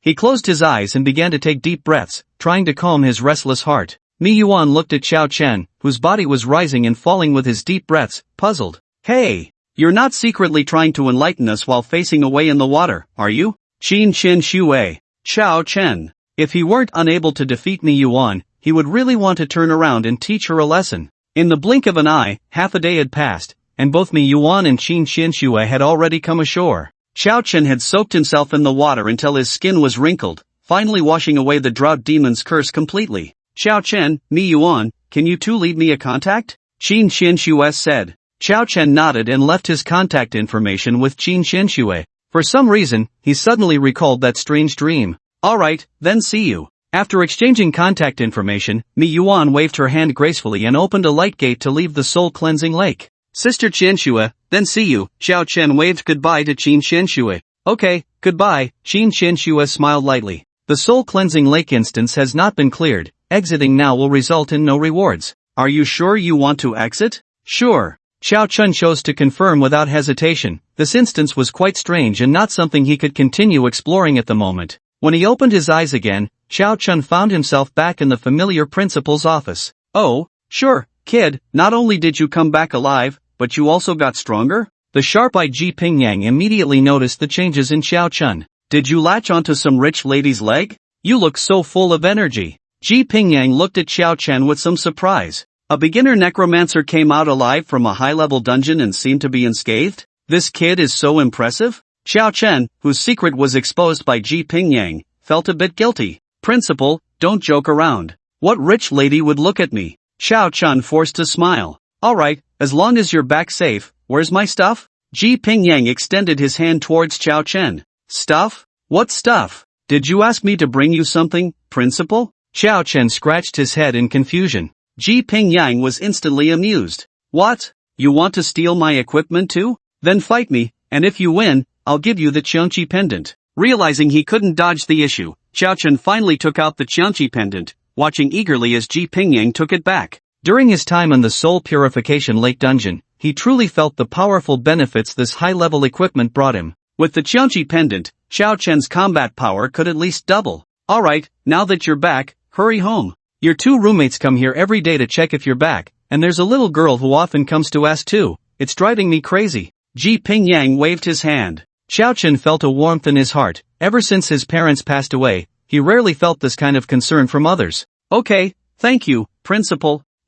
Go on. Ji Pingyang smiled faintly. After bowing to Ji Pingyang, Xiao Chen left the principal's office. Compared to when he entered the Soul Purification Lake, Kyoto University was noticeably livelier. With only a few days left until the new semester, countless freshmen stepped into this historically rich university, filled with dreams of college life. The campus was bustling with new students and their parents, and many second and third year students formed welcoming teams to greet the newcomers. Junior Xiao Chen. Just as Xiao Chen hurried towards the dormitory, a clear male voice called out from behind him. Xiao Chen was puzzled. When did he get to know any seniors at Kyoto University? He turned around to see a tall boy waving at him. Xiao Chen felt the person looked somewhat familiar, but he couldn't recall their identity for a moment. The boy quickly approached Xiao Chen. Junior Xiao Chen, hello, I'm Long Xiang, also from Sioux City. Upon hearing the self-introduction, Xiao Chen finally realized. Their previous class had a top student in the warrior department named Long Xiang, who was often reported on TV. Long Xiang was also in the exam hall during the college entrance examination. No wonder he found Long Xiang familiar. Hello, Senior Long Xiang. Xiao Chen extended his hand to shake Long Xiang's. I saw someone who looked a lot like you, and I thought I was mistaken. I didn't expect it to really be you. Long Xiang smiled kindly. Here's my contact information for the inner world. We're all from the same hometown. If you run into any trouble, you can find me. You go ahead with your business. I still have to welcome new students. I wish you a happy time in college. Long Xiang chatted with Xiao Chen for a few moments before leaving, a glint of brilliance flashing in his eyes as he turned away. This senior from my hometown is quite enthusiastic. Xiao Chen didn't dwell on it and quickly returned to the dormitory. Compared to when he first arrived, the dormitory was noticeably livelier now, with new students and parents frequently moving in with their luggage. Xiao Chen skillfully climbed to the 5th floor, then opened the dormitory door, just in time to bump into Yang Shangdi and Ma Fei. The two were dressed neatly, seemingly about to head out. Yang Shangdi was taken aback when he saw Xiao Chen, and then he excitedly hugged Xiao Chen, squeezing him so tightly that Xiao Chen could hardly breathe. You Gu, you finally came back. You Gu, Ma Fei and I were just about to look for you. If you hadn't come back, I would have had to inherit your game account and your 100 study materials with tears in my eyes. Xiao Chen. He suddenly felt an impulse to do away with Yang Shangdi. Counselor Teacher Zhang Ma Fei, who was beside Counselor Teacher Zhang, saw Xiao Chen return safely, and there was clearly some excitement in his eyes. But when he thought of what Xiao Chen had done in the principal's office with Qin Xian, Ma Fei snorted heavily and went straight back to his room. Bang! The sound of Ma Fei slamming the door startled Xiao Chen and Yang Shangdi. What's wrong with him? Xiao Chen asked, puzzled. Isn't it because of that incident with Qin Xian last time? Ma Fei is still angry about that. And after you went to the soul cleansing lake, he kept dragging me to the principal's office to ask if you were back. Now that you really are back, he's acting like a sulking little wife. You can't imagine how tsundere he is. Yang Shangdi said boldly. Yang Shangdi, do you want to die? A chilling killing intent accompanied by sword energy emanated from Ma Fei's room, causing Yang Shangdi to immediately shrink his neck. After all, Peking University was completely covered by the inner world transformation device, and he was genuinely afraid that Ma Fei would come out in a fit of rage and beat him up. So Yang Shangdi whispered to Xiao Chen. See, I didn't lie to you. Xiao Chen's expression became somewhat strange as he walked forward and knocked on Ma Fei's door. Ma Fei, actually, Qin Xian and I are not what you think. I don't want to hear it. What you want to do has nothing to do with me. Xiao Chen's words were cut off directly by Ma Fei. Xiao Chen awkwardly touched his nose. What the hell was this feeling? You Gu, don't mind him. You should first let Zuiyu know you're safe. She's been worried about you, Yang Shangdi said. Okay. Xiao Chen opened the inner world panel and sent a message to Zuiyu. Zuiyu, don't worry, I'm back safely. As soon as the message was sent, he received a reply from Zuiyu. Where are you? I want to find you. Xiao Chen was a bit puzzled but replied anyway. I'm in the boys' dormitory, building 6, 5th floor, room 506. Before long, Zuiyu arrived at the boys' dormitory. Since it was still the orientation period, the dormitory supervisor didn't stop Zuiyu. Normally, girls weren't allowed in the boys' dormitory. The new students looked at the adorable Zuiyu, who resembled a porcelain doll, with shining eyes. Many of them wanted to approach her but couldn't muster the courage. The dormitory door was knocked on again. Xiao Chen opened the door and saw Zuiyu standing outside with red eyes. The next second, a faint fragrance rushed into Xiao Chen's nostrils as Zuiyu buried herself in his arms. It's good that you're okay, it's good that you're okay. Xiao Chen raised both hands, the soft touch making him freeze in place. Should he hug her back? What should he do? Meanwhile, the boys who had been watching Zuiyu saw her hugging Xiao Chen and instantly felt their hearts shatter. Such a beautiful girl came to the boys' dormitory to find a boyfriend? Are you kidding me, bro? School hasn't even started yet. We haven't even remembered our dorm mates' names, and you already have a girlfriend? Damn, can that big brother on the 5th floor start a dating training class? I would definitely kneel to listen. Hey! Another beautiful cabbage has been pushed by a pig. Big brother on the 5th floor, can you teach us? We also want beautiful girls to throw themselves at us. The discussions of the other new students made Zuiyu jump out of Xiao Chen's embrace like a startled rabbit. Her face turned red all the way to her neck as she stammered softly.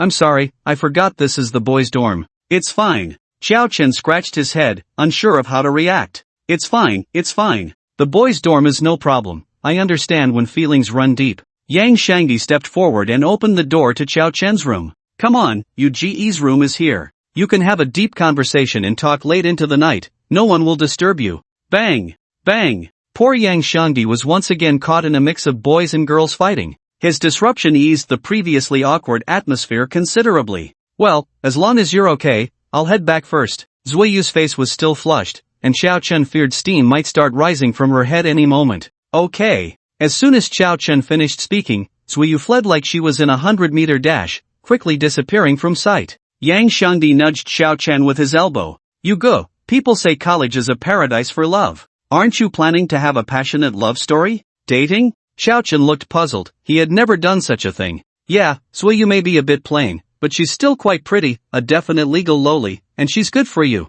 Xiao Chen's confusion deepened. Did he like Zuiyu? What does it feel like to like someone? Yang Shangdi, what does it mean to like someone? Want to sleep with them? Xiao Chen. Great, he shouldn't have discussed such things with Yang Shangdi. Conversations with Yang Shangdi always ended up in strange directions. Xiao Chen returned to his room and lay on the bed in a shape. The curse issue is resolved. I won't worry about the wooden seat for now, just enjoy a free skill. Xiao Chen knew very well that whether he dealt with the wooden seat or not, Tanglan would definitely not let him off the hook. His immediate priority was to quickly increase his strength, so he pulled up his attribute panel. Name, Xiao Chen. Occupation, Necromancer Realm. Beginner, Strength, 369, Superhuman Strength. Health, 4630, Experience, 95. Equipment, Ring of the Skeleton King, level, Tiger Claw Ring, level, Green Dragon Crescent Blade, level, Mad Spider Armor, level, Ancestor's Ring, level. If only I could get equipment like the poor Chi Pendant.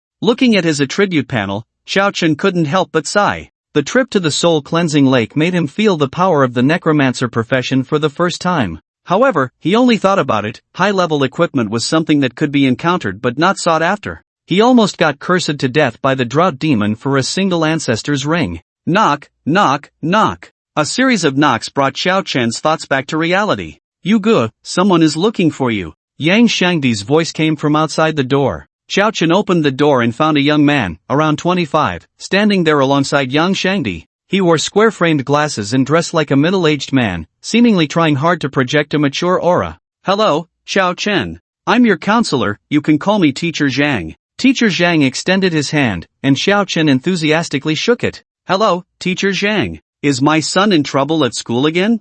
I'm really sorry to trouble you. If this kid misbehaves, just hit him hard, no need to spare my feelings. This troublesome brat. Yang Xiangdi. Opening ceremony Teacher Zhang took a deep breath, seemingly trying to calm his emotions. Fortunately, he had heard from the admissions teacher, Pang Liangji, that the students in this dormitory had somewhat unusual thought processes, so he was already prepared. Teacher Zhang straightened his face. During their first meeting, he had to establish his authority, or how could he manage them in the future? Teacher Zhang, no grinning and giggling. Xiao Chen, did you hear that? Yang Xiangdi, no grinning and giggling. Yang Xiangdi? Teacher Zhang, I'm talking about you. Xiao Chen, see, Teacher Zhang is talking about you. Teacher Zhang. Annoyed, he thought, let it all be destroyed. Teacher Zhang directly stated his purpose. Xiao Chen, there are only 2 days left until school starts. As your counselor, I shouldn't interfere with your choice of major. But, can you explain to me why a necromancer like you chose a physical cultivation major?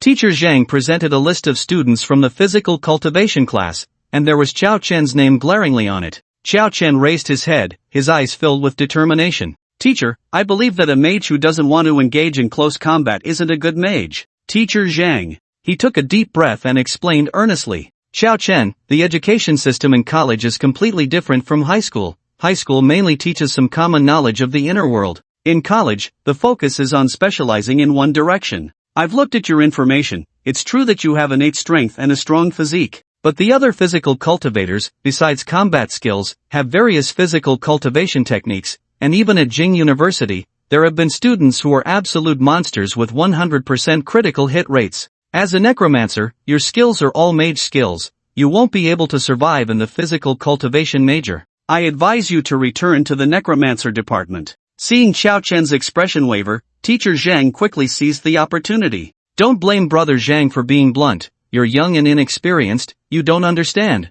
Listen to Brother Zhang's advice. The waters in the physical cultivation department are very deep. You won't be able to handle it. Xiao Chen hesitated for a moment and asked, Teacher Zhang, how many people are there in our necromancer department at Jing University this year? Teacher Zhang immediately sensed a chance and hurriedly introduced, don't worry. This year, you're the only one. As long as you join the necromancer department, you'll be the professor's sole disciple, able to receive one-on-one guidance. You don't need to say anymore, Teacher Zhang. Xiao Chen interrupted him. Looking at Xiao Chen's excited expression, Teacher Zhang was overjoyed and looked at him with anticipation. I choose the physical cultivation department. Teacher Zhang? He even rubbed his ears in confusion and asked, did I hear that wrong? Say it again? I choose the physical cultivation department. Teacher Zhang. But that's one-on-one guidance from the professor. I know. The entire department's focus will be on you alone. I understand. Once you're in, you'll be the hope of the entire department. I get it.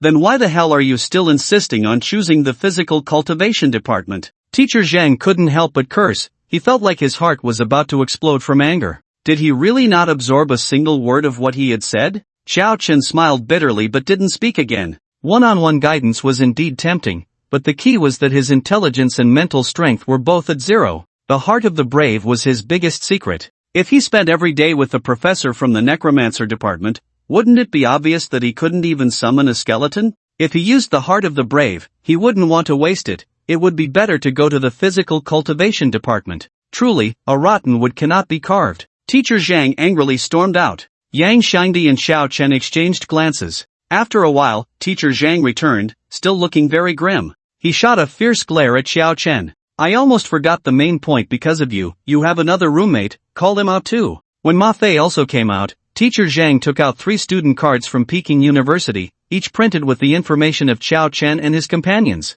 This is your student card, keep it safe. Xiao Chen took the card, and Teacher Zhang continued to explain. Our university adopts a special credit system, and the basic credits on this student card are 10. What does the special credit system mean? Xiao Chen asked. At Peking University, everything from eating, drinking, and taking hot showers to exchanging equipment, skills, and items requires credits. Simply put, without credits, you can't even get a meal. Can these credits be obtained with money? Ma Fei raised an eyebrow. Teacher Zhang glanced at him. No. Credits can only be earned by accepting tasks issued by the school or through assessments from your mentors. This is also to ensure fairness. As soon as he finished speaking, Ma Fei's expression fell. This was an epic nerf for him. When a game cannot be paid for, it becomes the realm of those who grind their lives away. Classmate Xiao Chen, I hope you think carefully. Before the opening ceremony, you still have the opportunity to make a different choice. After leaving this remark, Teacher Zhang looked deeply at Xiao Chen before turning to leave. However, he waited in the office for 2 days without seeing Xiao Chen, only to be met with the opening ceremony. That morning, after Xiao Chen and the others finished washing up, they walked downstairs together. Wow, so many people? Yang Shangdi was somewhat surprised. Looking at the crowded stadium, Xiao Chen felt a bit breathless. He roughly scanned the area and estimated that there were at least 2,000 to 3,000 new students. These were not just ordinary people, Everyone present in this stadium was a talent carefully selected from the college entrance examinations across major cities. At this moment, the faces of these talents were filled with novelty and excitement. Starting university meant the beginning of a new life. The three of them found Teacher Zhang in the sea of people, and under the guidance of the counselor, the newcomers quickly lined up. As the president of Peking University, Ji Pingyang, stepped onto the podium, the previously murmuring stadium fell silent. His hair was meticulously combed, and an indescribable pressure gradually enveloped the entire venue. This was the presence of the number one sword cultivator in the inner world. Many new students looked at Ji Pingyang with fervor, and those students were all sword cultivators without exception. Xiao Chen also wore a look of enthusiasm, but his gaze was focused on the pendant hanging on Ji Pingyang's chest. Students from all over the country, welcome to Peking University. Applause erupted. As soon as Ji Pingyang spoke, it was as if a sharp sword had been unsheathed. Entering university means you are already the reserve force for the future pillars of the great Xia ancient kingdom. Entering university means you all come with dreams. I can see the flames of ambition burning in your eyes. Entering university means. However, at that moment, a sudden voice interrupted Ji Pingyang's speech. President, the inner world is merely a virtual existence. Why does our great Xia ancient kingdom expend so much effort to cultivate so many strong individuals from the inner world? A high-level body cultivator, Wan Lihao, raised his hand in the stadium. A boy with a somewhat dark complexion had a look of confusion and stubbornness on his face. Xiao Chen turned his gaze over, realizing that the boy who spoke was actually from the same counseling group as him. Lin Lang, sit down. Teacher Zhang desperately gestured to the boy named Lin Lang, feeling like he was about to go crazy. First, there was a necromancer insisting on joining the body cultivation department, and now another one publicly interrupting the president's opening speech. What kind of karma had he accumulated to end up with such a group of peculiar newcomers? Teacher Zhang, it's fine. Ji Pingyang was not angry, he smiled and looked at Lin Lang. Lin Lang, right? It's normal to have this question, so I want to ask everyone present a question. What is the current maximum coverage area of the inner world conversion device? The new students below began to whisper among themselves, but no one could provide a clear answer. Lin Lang, who had asked the question, also fell into contemplation. Seeing that no one answered, Ji Pingyang spoke again. If you don't know, let me tell you, the inner world conversion device with the highest power can cover an area of 100 miles. That's nearly 2,000 square kilometers of land. So, what if one day the inner world conversion device could cover the entire world? Ji Pingyang's words struck like a thunderbolt, shattering the thoughts of all the new students. Many of the new students' pupils shrank to pinpoints as they struggled to digest the impact of this news. Ji Pingyang's voice rang out again. You should also know that the countries on Kaishi Star are mainly divided into the Western Alliance and the Eastern Alliance. I can tell you clearly that not only our Eastern Alliance's great Xia ancient kingdom is fully cultivating strong individuals in the inner world, but other countries in the Eastern Alliance, including the Western Alliance, are no exception. When the day comes that the inner world conversion device can cover the entire Kaishi Star, you will be the warriors guarding the great Xia ancient kingdom. Do you still think that the great Xia ancient kingdom's efforts to cultivate strong individuals in the inner world are a waste of energy? Seeing the students showing thoughtful expressions, Ji Pingyang revealed a satisfied smile. From the moment you enter university, you will gradually come into contact with the true side of this society. Work hard, young men, the future belongs to you. Ji Pingyang clapped his hands, and dozens of men and women in formal attire lined up in front of the podium. Among them were both old and young, but without exception, they all exuded a powerful aura. Ji Pingyang continued. The credit system has been activated. Please gather in front of your respective homeroom teachers. As soon as the words fell, the middle-aged woman at the front of the left row stepped forward, her face cold, her expression like ice that had not melted for millennia. Warrior Department, Sword Cultivation Class 1, come to me. The scene was initially chaotic, but soon dozens of students filed out, gathering in front of the middle-aged woman. Among them was Ma Fei. Teacher Zhang, isn't there a counselor? What is the homeroom teacher for? Yang Shengdi asked. The counselor mainly takes care of your daily life, while the homeroom teacher is responsible for teaching you, Teacher Zhang explained patiently. As the row of homeroom teachers began to speak in succession, the students in the stadium gradually formed orderly formations. Xiao Chen noticed with some confusion that one old man was looking at him with a resentful gaze. Unable to hold back, he asked Teacher Zhang, who is that? Why is he staring at me? Teacher Zhang glanced at the old man, then looked at Xiao Chen with a strange expression, letting out a deep sigh. He is the professor in charge of the entire undead major, Xinjianshu. Because you chose the body cultivation major, and the undead major didn't recruit any new students this year, It's a miracle the old professor didn't come over to hit you, he's in a good mood. Hearing this, Chao Chen shrank his head and gave Shinjianshu an awkward smile. Warrior Department, Body Cultivation Class 2, come to me. Coming. Chao Chen hurried over, where a man as strong as a gray bear was staring at the new students. The man wore a white shirt and a black jacket, but his bulging muscles nearly burst the shirt. His golden hair moved as if in the wind, looking quite imposing. 2, 4, 6, 9, 18. Alright, everyone is here, follow me. The burly teacher roughly counted a few times and led Chao Chen and the others straight out of the stadium, heading north. Chao Chen felt a chill in his heart. The northernmost part of the school seemed to have nothing but the arena and a large patch of woods. This homeroom teacher probably wouldn't be easy to get along with. Sure enough, the burly teacher directly dove into the woods, found an open space, and began speaking to himself. Let me introduce myself first. My name is Wan Lihao, a level 35 high-tier body cultivator. You can call me Teacher Wan. To make a long story short, my class does not accept trash. Wan Lihao took out a funnel and said coldly, I will stand still and use only one hand. After 5 minutes, those who can still stand will qualify to stay in this class. The 18 students instantly froze, facing a high-tier player on their very first day of school. Teacher, what if we can't get up after 5 minutes? A boy with a somewhat dark complexion asked. Wan Lihao glanced at him, remembering that the boy was named Lin Lang or something similar. If you can't get up after 5 minutes, I will personally go to the academic office to help you transfer classes. Alright, I'll give you 10 minutes to prepare. After Wan Lihao finished speaking, he sat cross-legged on the ground and began to meditate. As time passed, an invisible pressure began to circulate among the dozen or so freshmen. They hadn't expected the first test of their school life to come so quickly, and no one wanted to be forcibly transferred. Being transferred meant they didn't have the strength to stay in body cultivation class 2. And how would the students in the new class view them? For boys in their adolescence, this was akin to torture. Chao Chen silently scanned the other 17 people, 2 girls and 15 boys, making the gender ratio 1-to-1. Moreover, those 2 girls were as strong as young calves, while Chao Chen, with his slender frame, appeared to be the weakest among them. Everyone, don't panic. Although Teacher Wan is a high-tier player, he can't move. If we work together, we might have a chance to win. Just as everyone was feeling anxious, Lin Lang quickly calmed down, standing in front of everyone, exuding a steady aura. Even Wan Lihao slightly opened his eyes to glance at Lin Lang, a hint of barely perceptible appreciation flashing in his eyes. He had courage, dared to step forward, and remained calm in a crisis, a good seedling. My name is Lin Lang. We have 7 minutes left. Everyone gather around, and let's discuss our strategy. Under Lin Lang's call, all the members of Body Cultivation Class 2 gathered together. Everyone's face showed tension, except for Chao Chen, who appeared indifferent. To him, this test was nothing. At worst, he could steal Wan Lihao's agility and run around.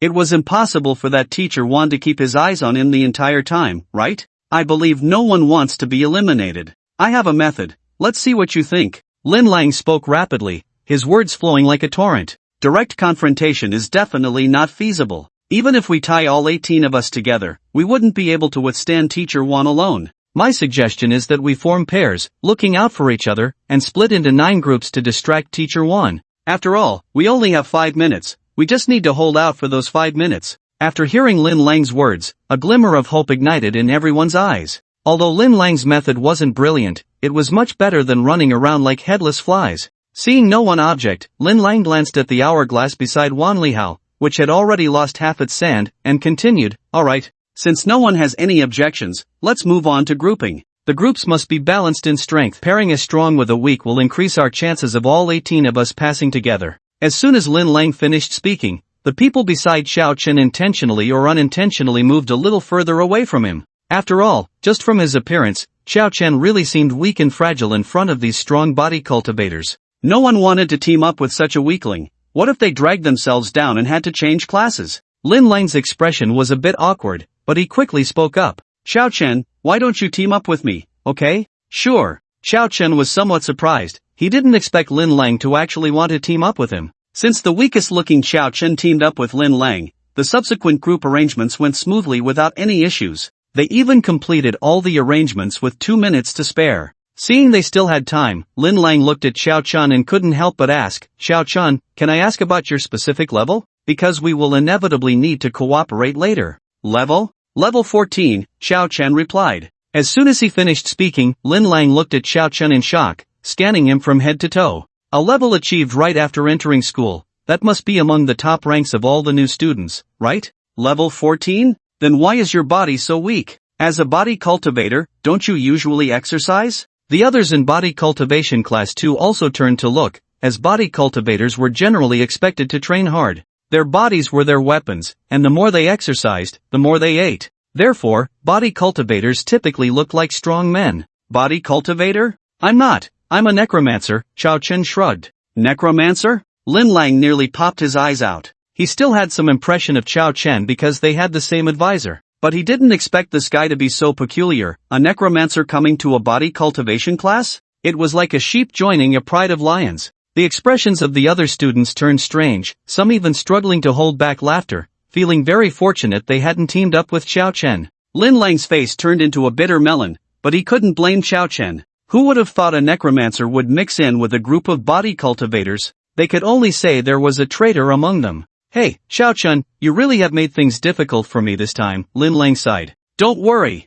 Chao Chen said seriously. I'm very strong, stronger than many beginner body cultivators. The students in body cultivation class 2 looked Chao Chen up and down. He was handsome but thin, with no hint of a genius aura. Such a person could easily be mistaken for a newly debuted star or a kept boy by a rich woman. As for being strong? That was a joke. How much strength could those skinny arms and legs possibly have? He'd probably struggle to kill a chicken. You, a necromancer? And you're strong? Another boy scoffed. If that's considered strong, then I must be able to lift mountains and cover the world with my might. Behold, I am the reincarnation of the overlord of Chu. Watch me carry a big cauldron. This boy's antics eased the previously tense atmosphere, and the two female classmates even smiled. Chao Chen shook his head helplessly and sighed. It's hard to be an honest person. I finally spoke the truth, yet no one believes me. Hearing this, Lin Lang's face looked even more like a bitter melon. Chao Chen, stop joking around. Just hide behind me later. I'll buy you time to summon the undead. Sigh. What kind of situation was this? After Lin Lang sighed, his expression regained its determination. He was a child who had come from a small mountain village, enduring countless hardships to have the opportunity to be admitted to Kyoto University. No matter how difficult it was, he had to pass Wan Lihao's test. No matter what trials fate threw at him, Lin Lang would face them all. Are you ready? Sitting cross-legged on the ground, Wan Lihao opened his eyes, and at that moment, the hourglass beside him had nearly run out. Teacher Wan, we are ready, Lin Lang said, his face full of determination. Wan Lihao took out a smaller hourglass, placed it aside, stood up, and an invisible pressure instantly enveloped the entire grove. Then, let's begin. Wan Lihao placed his left hand behind his back, pivoted on his feet, leaned his shoulders slightly back, and then twisted his waist, launching a powerful right punch. Roar! A fierce tiger, as if cast from gold, materialized from the air and charged straight at Chao Chen. What the hell? Chao Chen was momentarily stunned. Out of so many people,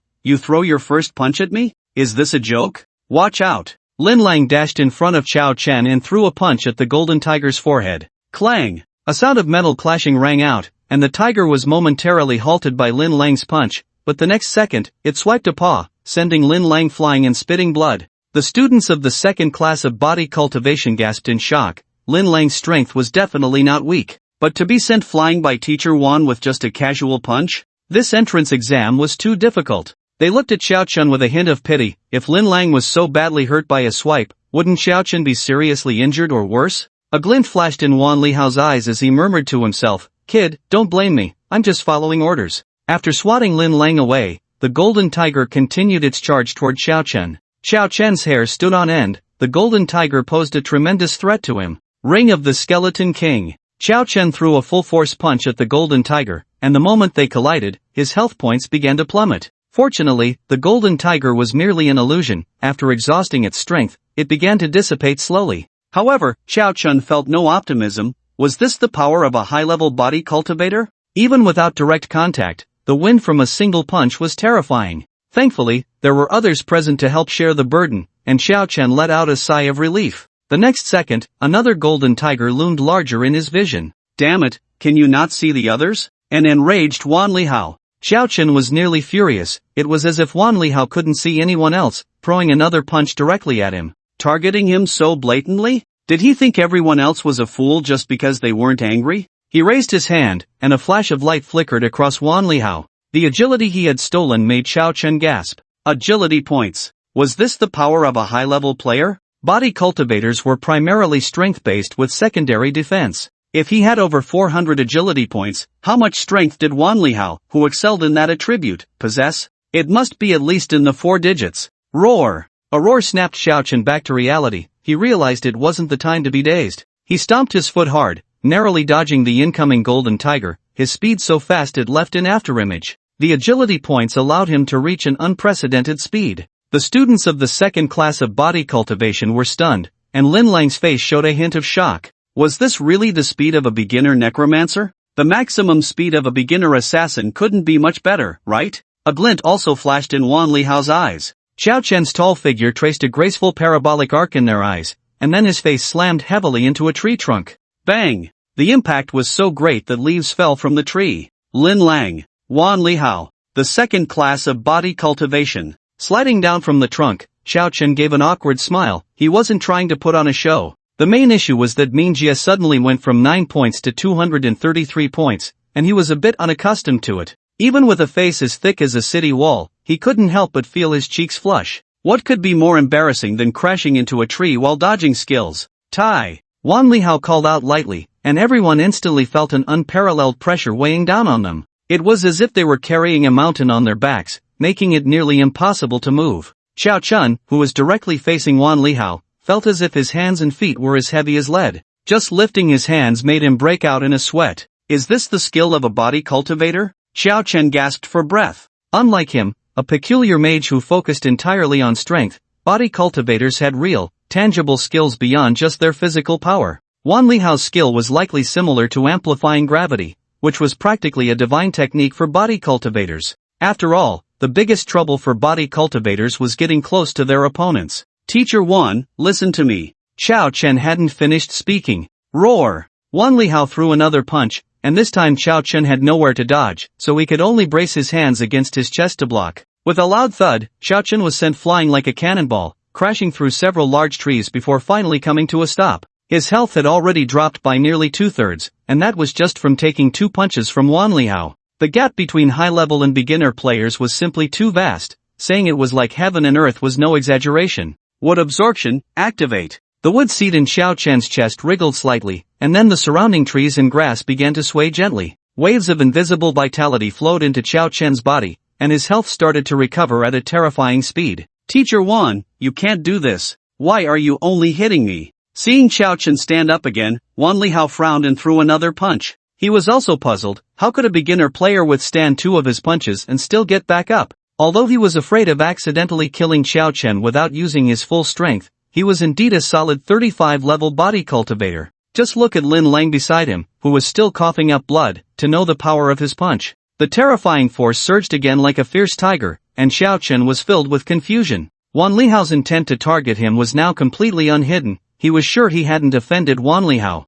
Could it be that Wan Lihao was someone from Qin Xian's side? After thinking it over, the only person he had offended since arriving in the capital was indeed Qin Xian. Boom! Before Xiao Chen could continue his thoughts, he was blasted away again. No! At this rate, he would definitely be beaten to death by Wan Lihao. Looking at his health, even with wood absorption continuously restoring it, Wan Lihao's attacks were simply too terrifying. The only way out now was to attract the attention of others, to draw the other teachers and students from Kyoto University over. He didn't believe Wan Lihao would dare to continue attacking him in front of so many witnesses. As he was sent flying, Xiao Chen took a deep breath and shouted with all his might. Wan Lihao, your mother. Your mother. Mother! The shout was so loud that it echoed through the small grove, and Wan Lihao's face visibly darkened, like the bottom of a pot. The expressions of Lin Lang and the others from Body Cultivation Class 2 were even more colorful. This brother. So fierce. On the first day of school, he publicly curses the head teacher's mother. He must be the first in the history of Kyoto University, right? If he can stay in Body Cultivation Class 2 after this, Xiao Chen will be my big brother. Maybe this is what a necromancer is like. They had originally been immersed in shock that Xiao Chen could withstand 2 punches from Wan Lihao, but after he took another punch and still had the strength to greet Wan Lihao's mother, their astonishment only grew. At this moment, they could only describe Xiao Chen with 4 words: astonishingly extraordinary. Put. Xiao Chen, who had fallen to the ground, spat out a mouthful of blood, the force from Wan Lihao's 3 punches surging chaotically within him, making him feel unbearable discomfort. Crack! Wan Lihao crushed the hourglass he was using to time the match into powder, his face dark enough to drip water.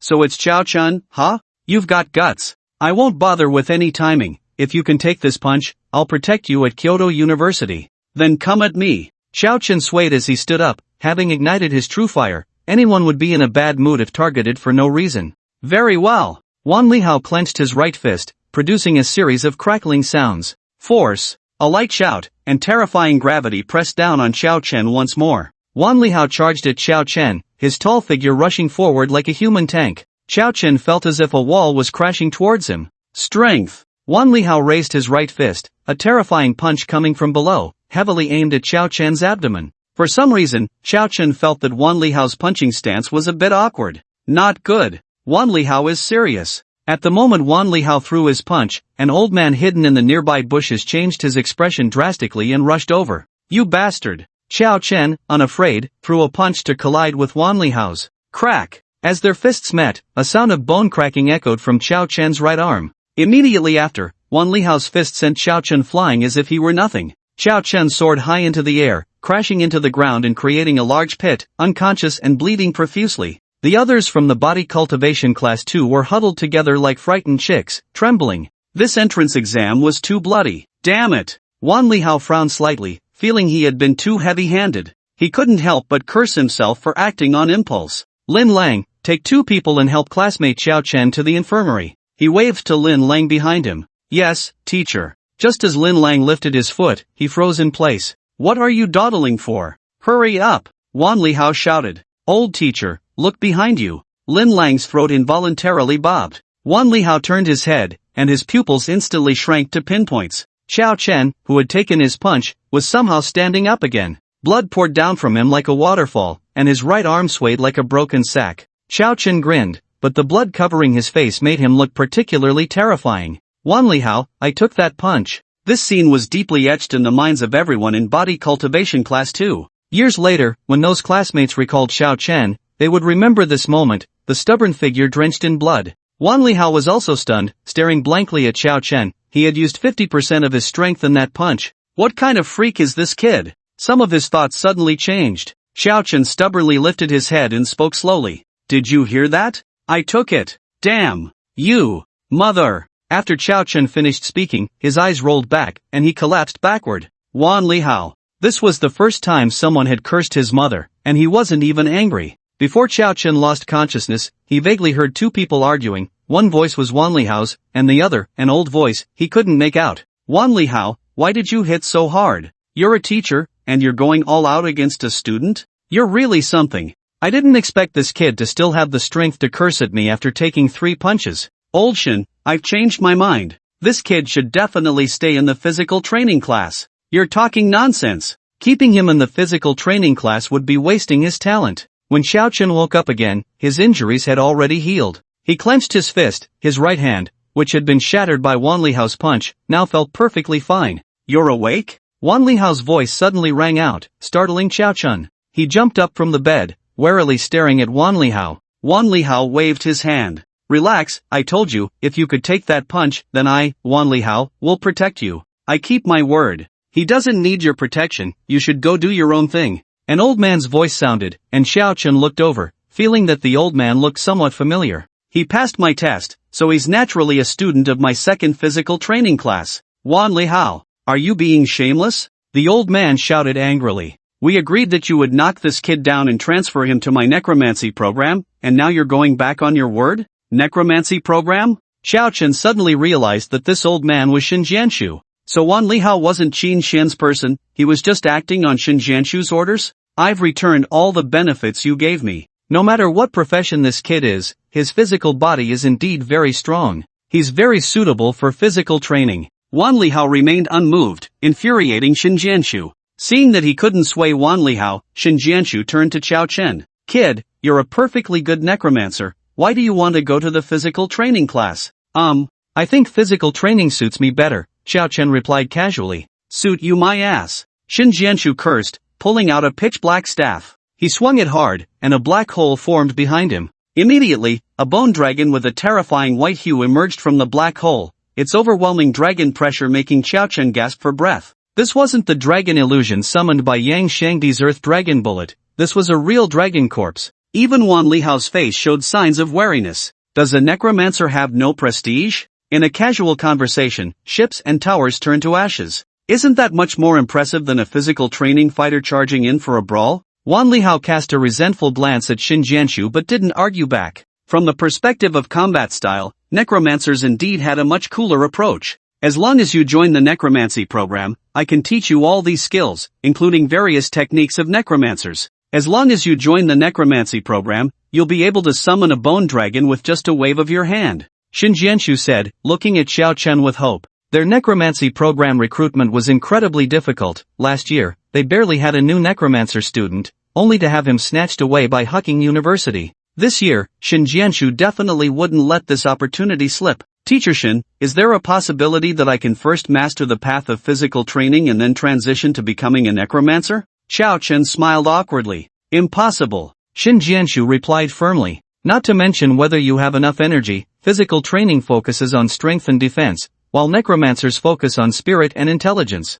The two have no relation at all, your attribute points simply won't be enough. Trying to do too much at once will only waste your talent and leave you indistinguishable from the crowd. Xiao Chen pondered for a moment and then said with a wry smile, sorry, Professor Xin, but I still want to stay in the physical training class. He could see that Xin Jianshu was genuinely looking out for him, but he wouldn't be foolish enough to expose his secrets in front of Xin Jianshu. Xin Jianshu was momentarily stunned, seemingly not expecting Xiao Chen to react this way. Ah, I understand. Xin Jianshu sighed and took out a card, handing it to Xiao Chen. With this card, you can find me at the teacher's dormitory. If you change your mind, feel free to come find me anytime. Xiao Chen accepted the card and said to Xin Jianshu, Professor Xin, thank you. Xin Jianshu said nothing, turning to disappear into the black hole with the skeletal dragon. Xiao Chen's eyes widened. Could necromancy be used like this? Let's go, you should rest well. Remember to gather at the old place at 7 tomorrow. Wan Lihao patted Xiao Chen's shoulder and turned to leave. Teacher Wan, wait. Xiao Chen called out to Wan Lihao, feeling that the misunderstanding should be cleared up. I want to explain, when I just cursed your mother, I wasn't really cursing your mother. Wan Lihao's body stiffened. That mother of yours was just something I imagined, an illusion, something akin to a spiritual entity that doesn't actually exist. Xiao Chen didn't notice that Wan Lihao's fists had clenched tightly, continuing to explain to himself. Cursing your mother at that time was just an emotional outburst. I wasn't really cursing your mother. You can think of it as Schrodinger's mother. So I hope, Teacher Wan, that you don't take it to heart. Your mother is still your mother. I wouldn't really do something that goes against human ethics. I hope you can understand my explanation. Bang! Before Xiao Chen could finish, Wan Lihao punched him on the top of his head. Xiao Chen joined his hands together and peacefully fell asleep, a slight smile even lingering at the corners of his mouth. Dark Forest. The next morning, when Class 2 of the Body Cultivation Department gathered in the Dark Forest, Xiao Chen still felt a bit of pain in his head. He had tried to explain to Wan Lihao out of goodwill, and in return, he had received a punch. Damn! It's really hard to be a good person these days, Xiao Chen couldn't help but complain. At that moment, a boy standing next to him elbowed him. Big brother, I'm Lei Lin. Please take care of me from now on. Take care of you? Do we know each other? Xiao Chen asked, somewhat confused. Hi. Lei Lin smiled and gave Xiao Chen a thumbs up. Big brother, now you're a celebrity. In the body cultivation major, from freshman to senior, there's not a single person who doesn't know you. You're definitely the first one to curse Teacher Wan Lihao's mother and still come to gather the next day unscathed. Xiao Chen felt a bit embarrassed and rubbed his nose at the words. Lei Lin continued, do you know what Teacher Wan Lihao's nickname is? Violet Bear. He's the most irritable teacher in the body cultivation department. The teacher is here. Someone shouted, and Lei Lin quickly shut up. Wan Lihao walked over with his hands behind his back, giving Lei Lin a cold glance as he passed by. Lei Lin's heart tightened, but fortunately, Wan Lihao didn't hold it against him. Everyone, line up in 2 rows and follow me. Wan Lihao said and walked off into the distance, a hint of anticipation on everyone's faces. This was their first class at Kyoto University. They were very curious about what Wan Lihao would take them to do. The answers soon became clear. Wan Lihao led them to the cafeteria. Wan Lihao approached the cafeteria window, handed over a card, and said to the lady, 10 plates of braised pork, 20 meat sandwiches, 10 roasted chickens, 20 steamed buns, and a large pot of wine for me. All right. The lady took the card, smiling happily. She picked up a large bowl and scooped a big spoonful of braised pork from the pot, which was emitting a delicious aroma, casually asking, "Teacher Wan, are you taking the students to that place again?" Class 1 just finished eating and left. Wan Lihao nodded expressionlessly. After receiving confirmation, the lady looked at Xiao Chen and the others with pity. Before long, a large table of fragrant meat dishes was laid out before them. "Eat up, you're still growing, you must eat until you're full." Wan Lihao grinned, and Xiao Chen felt his smile resembled that of a weasel preparing to steal a chicken. "Teacher Wan, we've already had breakfast," Lei Lin complained. "Yeah, Teacher Wan, eating such greasy food so early in the morning will make us fat." Other classmates chimed in with their grievances. The first class of college was to come eat? This was too much. Wan Lihao took a swig from a wine jug, tossed out a line, and turned to leave the cafeteria. "Whether you eat or not is voluntary, but I suggest you eat until you're stuffed." Xiao Chen brought over a large bowl of braised pork, inspecting it up and down. "It's fine, there's no calorie count listed, so it must be 0 calories. Without hesitation, Xiao Chen picked up his chopsticks, grabbed a big piece of pork belly, and stuffed it into his mouth. He believed Wan Lihao wouldn't make baseless claims. The cafeteria lady's cooking was even better than Xiao Chen had imagined. The pork belly was tender and melted in his mouth with just a gentle bite. After just one piece, Xiao Chen's eyes lit up, and he grabbed a big white bun to go with the pork, devouring it eagerly. At the same time, another person joined in without hesitation, Lin Lang. Seeing these two eat like they were starving, the other classmates gritted their teeth and followed suit. Burp! After a satisfying belch, Xiao Chen set down his chopsticks. It was the first time in his life he had eaten so much for breakfast. He felt as if the braised pork was lodged in his throat. He walked out, and Wan Lihao was already waiting for them at the door. Seeing everyone gathered, Wan Lihao nodded. "I've informed the cafeteria lady. From now on, you'll come here for breakfast at 6 every morning. We'll gather at 7. Now, follow me." Wan Lihao opened a glowing portal and stepped inside, with Xiao Chen and the others following closely behind. A familiar tall tower came into view. They were unmistakably in the safe town of the inner world. Wan Lihao extended a hand, and a yellow light orb flew towards him.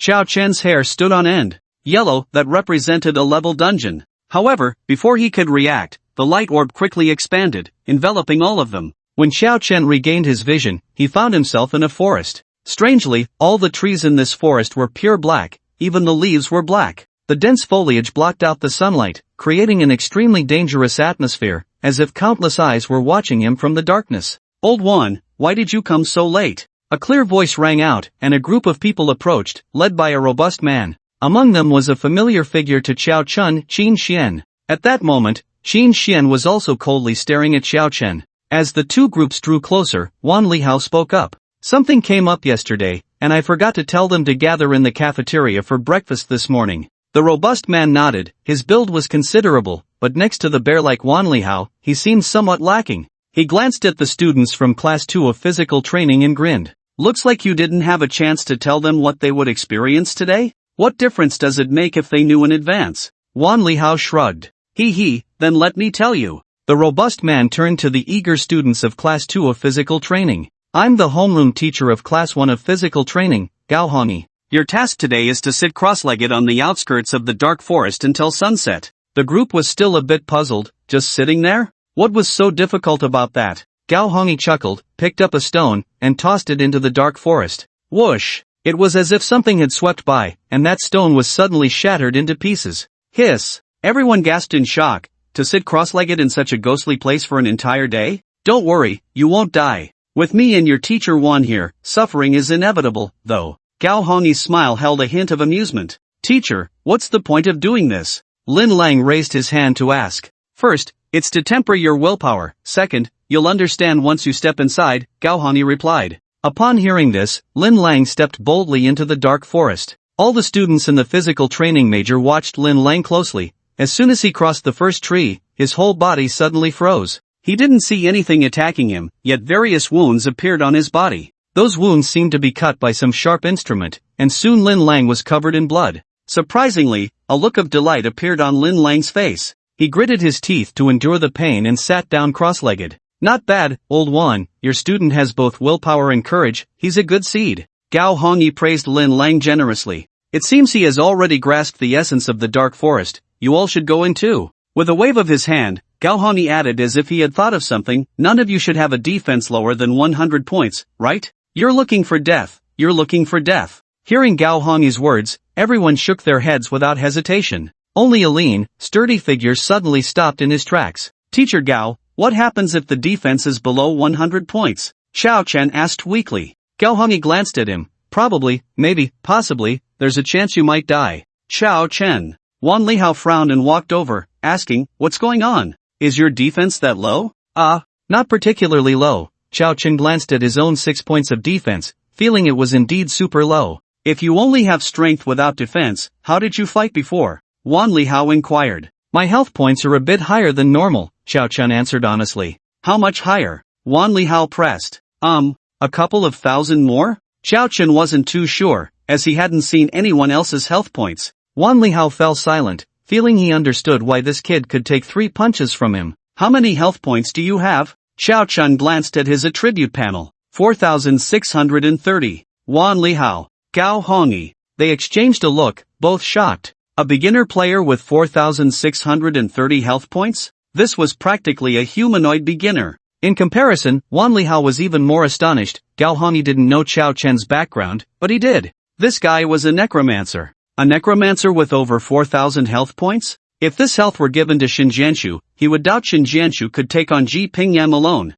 Teacher, what should I do? Can I still go in? Xiao Chen asked. His words pulled Wan Lihao back to reality. You should first try extending a hand to test the waters. If it works, then go in completely. Xiao Chen nodded and walked over. By this time, the others had already sat down on the ground. They all bore countless bloody wounds, each expression a mix of pain and joy. But when Xiao Chen extended his hand, he finally understood why. Countless invisible wind blades were crazily slicing through his flesh like numerous small cutting machines, and his health points were plummeting. He immediately withdrew his hand. If he hadn't done so in time, his right hand would have turned to bones. Hiss! Xiao Chen gasped, thinking that if he had gone in completely, he would have been reduced to a skeleton. He was indeed a necromancer, but he didn't want to become one himself. At the same time, Xiao Chen noticed something unusual. His attribute panel had actually changed. Defense, 6 in just this short time. His defense had increased by 0. No wonder Lin Lang and the others looked both pained and happy. This dark forest could actually enhance a player's defense. With this thought, Xiao Chen could no longer sit still. The trees in the dark forest may be a bit dark, but they should still count as trees, right? A glint of determination flashed in Xiao Chen's eyes as he gritted his teeth. Damn it, let's do this. With a fierce resolve, he stepped directly into the dark forest, activating the wood absorption skill, and countless life forces began to surge into Xiao Chen's body. At the same time, invisible blades of wind instantly stripped away the flesh from his body. Nonsense! Wan Lihao exclaimed, ready to rescue Xiao Chen, but he froze the next second. Because as Xiao Chen's flesh was being stripped away, it was also rapidly regenerating. The speed at which his flesh grew back reached a bizarre balance with the speed at which it was being removed, blood continuously spraying from his body. Before long, a strong smell of blood rose around Xiao Chen, and a river of blood had already formed beside him. Wan Lihao was stunned. Gao Hongi beside him had a strange expression and spoke up. Old Wan, your student, really can spray. Qin Xian was initially very angry when he saw Xiao Chen. He felt that Xiao Chen was playing him. He had used all the power of the Qin family to investigate Xiao Anqing but found nothing. It was as if a giant hand had erased Xiao Anqing from the world. There were only 2 possibilities for someone the Qin family couldn't find. 1, this person was already dead. 2, this person was more terrifying than the Qin family. Naturally, Qin Xian didn't believe the latter. He had investigated Xiao Chen, who was just an ordinary student from a small place in Su City. Xiao Anqing was his father. How powerful could he be? Therefore, there was only one possibility. Xiao Chen had brought a dead person to fool himself. Qin Xian originally planned to teach Xiao Chen a lesson immediately, but the wonders of the dark forest made him temporarily set this matter aside. Compared to Xiao Chen, he felt it was more important to become stronger himself. As his defense attribute increased bit by bit, a visible smile appeared on Qin Xian's face. Suddenly, he felt a slight dampness beneath him.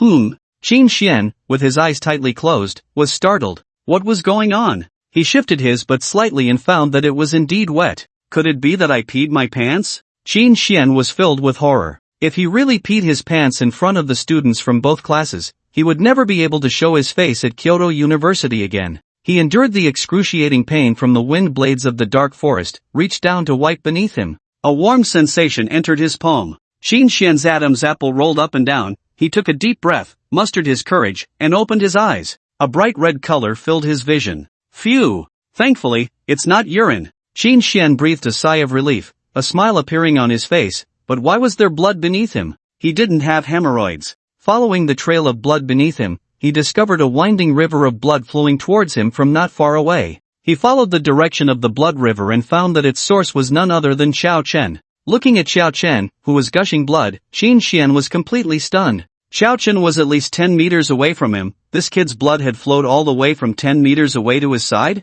In the next moment, Qin Xian's heart was filled with rage. He realized that the river of blood had no effect on anyone else and was heading straight for him. You little brat, you're asking for death. Qin Xian carried the wind blade and walked towards Xiao Chen, certain that this river of blood was some skill summoned by Xiao Chen, meant to disgust him. How could a normal person bleed so much? However, before he could get closer, Wan Lihao's furious shout rang out not far away. Beast, you're asking for death. Spitting out a long river, beast? Am I the beast? Qin Xian's body trembled uncontrollably. As the second-generation heir of the Qin family, he had grown up under the adoration of everyone in the family due to his exceptional talent. Now that someone called him a beast, how could he possibly endure it? His eyes turned red as he looked away, only to find a terrifying 8-legged spider charging towards him. Qin Xian froze, the spider's 10 small eyes sparkled with a cold light, and just one glare made him feel completely paralyzed. Xiao Chen was also startled awake by the commotion and turned his head after wiping the blood from his face. Ordinary wild monster. Dark Spider, level, health, 5000, strength, 396, defense, 288, agility, 345, skills, burrow, soul capture, friendly reminder, cute little insects in the dark forest, keen on sucking human blood. What the hell? Xiao Chen's eyes widened. This is an ordinary wild monster? How is this ordinary? Keen on sucking human blood, it can't be coming for me, right? Sure enough, the dark spider was heading straight for Xiao Chen. What surprised Xiao Chen even more was that Qin Xian was actually standing between him and the dark spider. Qin Xian, I'm sorry, I misunderstood you before, you're a true good person. Xiao Chen couldn't help but exclaim, having previously thought Qin Xian was just a second-generation heir. He never expected that in such a dangerous situation, Qin Xian would bravely stand between him and the dark spider. Don't worry, Qin Xian, I won't let your good intentions go to waste. Without hesitation, Xiao Chen charged towards Wan Lihao. Faced with the terrifying presence of the dark spider, he wouldn't be foolish enough to confront it alone. Qin Xian was nearly exploding with anger. He had no intention of helping Xiao Chen. He was completely targeted by the dark spider and couldn't move at all.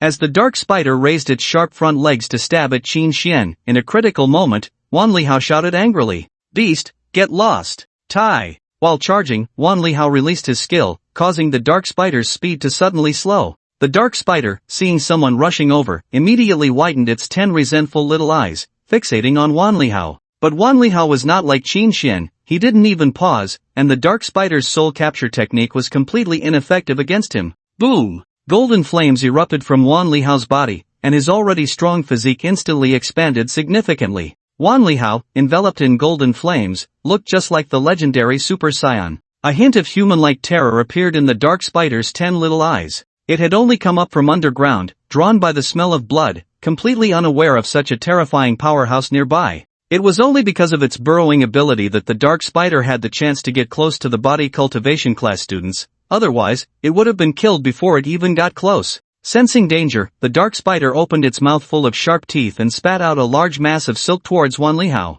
Strength! Using the same move, the power was completely incomparable to when it attacked Xiao Chen. With a punch from Wan Lihao, bathed in golden flames, it felt as if the surrounding air had been sucked dry. A ferocious punch directly smashed a large hole in the incoming spider silk, and then it lunged towards the dark spider. The dark spider had no time to dodge and was sent flying by the punch, green liquid splattering everywhere. Xiao Chen felt a pang of fear in his heart. He finally understood how reckless his actions had been that day. If Wan Lihao truly wanted to kill him, with a punch like that today, he would probably not even have time to use any skills before meeting his end. The dark spider quickly got back on its feet, raising its 8 long legs to flee. Gao Hongyi shook his head beside him. Trying to run while fighting Wan Lihao? Exposing your back to him is just asking for death. Sure enough, the next second, Wan Lihao clashed his fists together and shouted, "Suppress!" A wave of terrifying ripples spread out from Wan Lihao towards the dark spider. The dark spider's body instantly froze in place, its massive black abdomen facing Wan Lihao.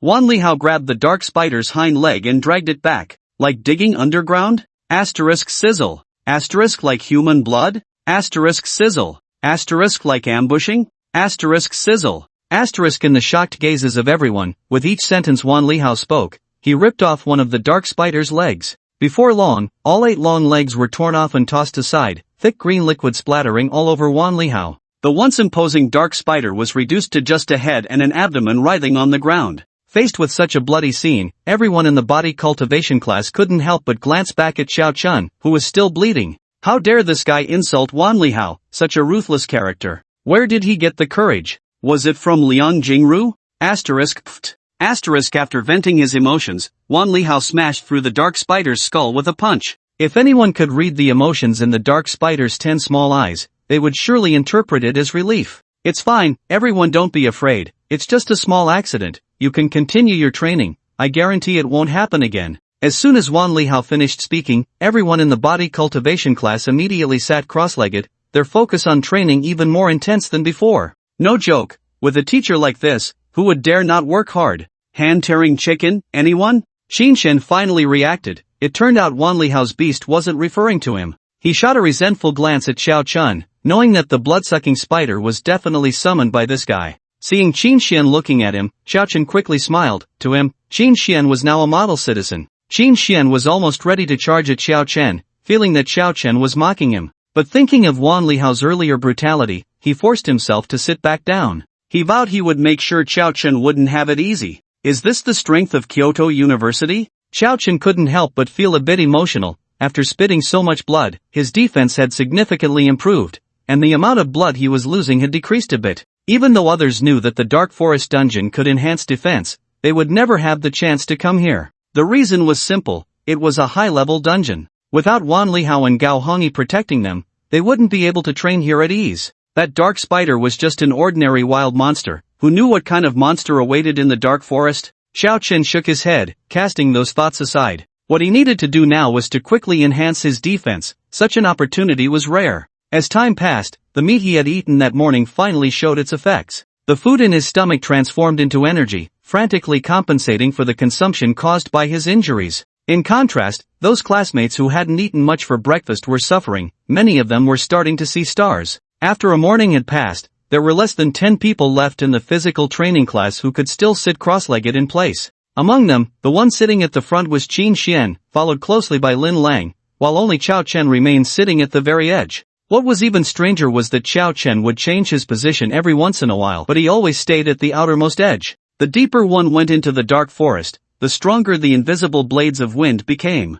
Looking at Xiao Chun, who was still spitting blood, Gao Hongyi couldn't help but ask Wan Lihao, "What's up with your student? He's been spitting blood for the whole morning, he's about to spit out a Yangtze River, isn't he? Is he trying to turn the dark forest into a blood sea forest?" Wan Lihao glanced at Xiao Chun and for a moment didn't know what to say. Maybe he wants to be a gardener and properly irrigate this forest? Wan Lihao scratched his head. He also didn't understand why Xiao Chun was being so outrageous. Logically speaking, over 4,000 health points shouldn't support him spitting so much blood. Of course, over 4,000 health points weren't enough for Xiao Chen to keep spitting blood, but with the nourishment from the wood, it was a different story. Only Xiao Chen knew that the reason he kept moving was that the vitality of the trees in that area had already been drained by him. At this moment, he couldn't help but feel grateful to Tanglan. If it weren't for Tanglan planting a wood seed for him, he would have really missed the opportunity in the dark forest. Ah Chio! At that moment, a beautiful girl in an ancient palace sneezed. The oversized hoodie obscured her features, and she frowned slightly, her expression thoughtful. By the time the sun was about to set, only 4 people remained sitting in the dark forest: Qin Xian, Lin Lang, Xiao Chen, and a girl. Old one, the quality of your physical training class this year is impressive. 3 out of the 4 are from your class. Gao Hongyi couldn't help but say. Don't be so pretentious, Qin Xian is almost twice as far ahead of Lin Lang. In response to Wan Lihao's words, Gao Hongyi just chuckled. The students from the physical training class, who could no longer endure the dark forest, looked at the 3 sitting in front with awe. They had personally felt the terrifying blades of wind, and these 3 geniuses were able to withstand a whole day of them without moving an inch. When their gaze fell on Xiao Chen, everyone's expressions became a bit strange. If one said he was strong, he started spitting blood from the outer edge. If one said he wasn't strong, he had been spitting blood from sunrise to sunset without retreating. Lin Lang in the dark forest gritted his teeth, his lips almost bleeding, his dark face full of stubbornness. He had always been following Qin Xian's side, but he didn't know when Qin Xian's position had become deeper and deeper.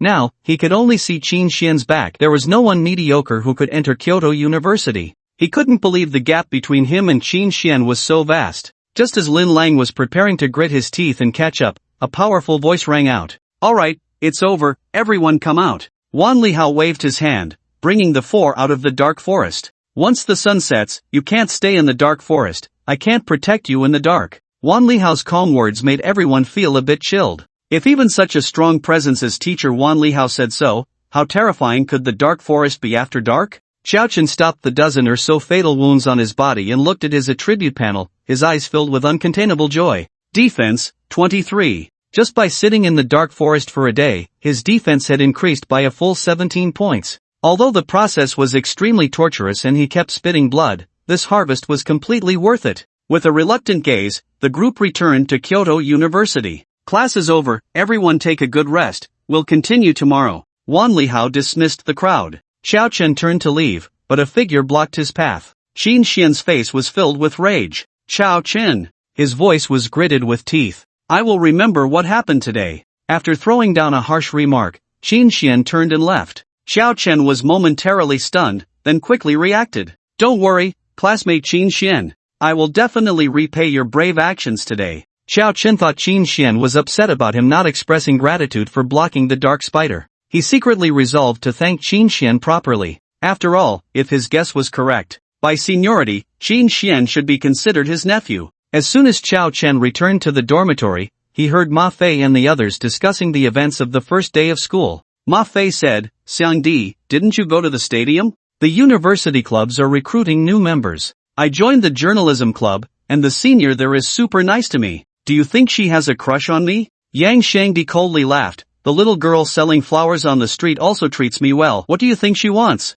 What do you know? The journalism club controls the school magazine, which means they have all the gossip information of Kyoto University. From what color underwear Principal G wore today to which stray cat in the school is cheating, the journalism club knows everything." Ma Fei flicked his bangs with annoyance. "Really? Then what color is Principal G's underwear today?" Yang Shangdi became interested. Xiao Chen, hearing this, also brightened up and pushed the door open to walk in. Seeing Xiao Chen, Ma Fei smiled, his buttocks lifting a third off the chair, but then he quickly suppressed his smile, coldly huffing as he sat back down. He was still angry about the earlier incident between Xiao Chen and Qin Xian. Unexpectedly, Xiao Chen walked straight towards him, grabbing Ma Fei's shoulders with both hands, his gaze hot and sincere. Ma Fei felt uncomfortable under Xiao Chen's intense stare, the air around them filled with a sense of freedom. "Ma Fei, it's great that you joined the journalism club. I happen to have something I need your help with," Xiao Chen said. "Humph, are we that close?" Ma Fei scoffed, secretly pleased.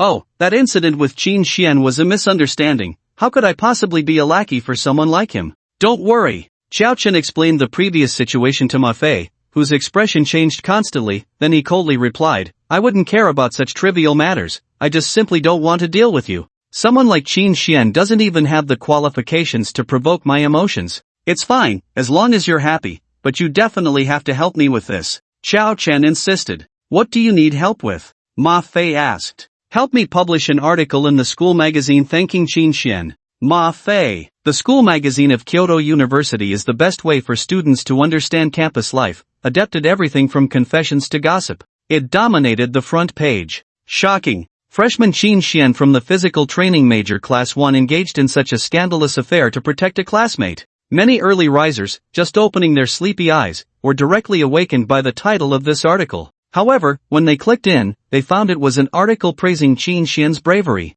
Damn! Stupid clickbait! Countless students who read the article cursed loudly. Only the person involved, Qin Xian, was so furious that his face turned red. He only glanced at the title and hadn't had time to read the content before storming out of the dormitory with red eyes. Meanwhile, Xiao Chen was feeling refreshed and ready to head out. Hee, Qin Xian should be happy now, right? Xiao Chen rubbed his chin and speculated, "I don't know if he's happy or not, but I'm definitely not happy. Do you know what I've sacrificed to get your article on the front page?" Ma Fei's tone was full of grievance. "What's wrong? What did you sacrifice?" "I had to go have dinner with a senior from the news agency who's 25, 36, 170. Ma Fei's tone became even more pitiful. "What the hell? If you're not going, then let me go. As your brother, I have to take on this responsibility." Yang Shangdi patted his chest. Ma Fei looked at him with a resentful glance, his eyes reddening. That senior's 170 isn't height, it's weight. Yang Xiangdi, then it's nothing.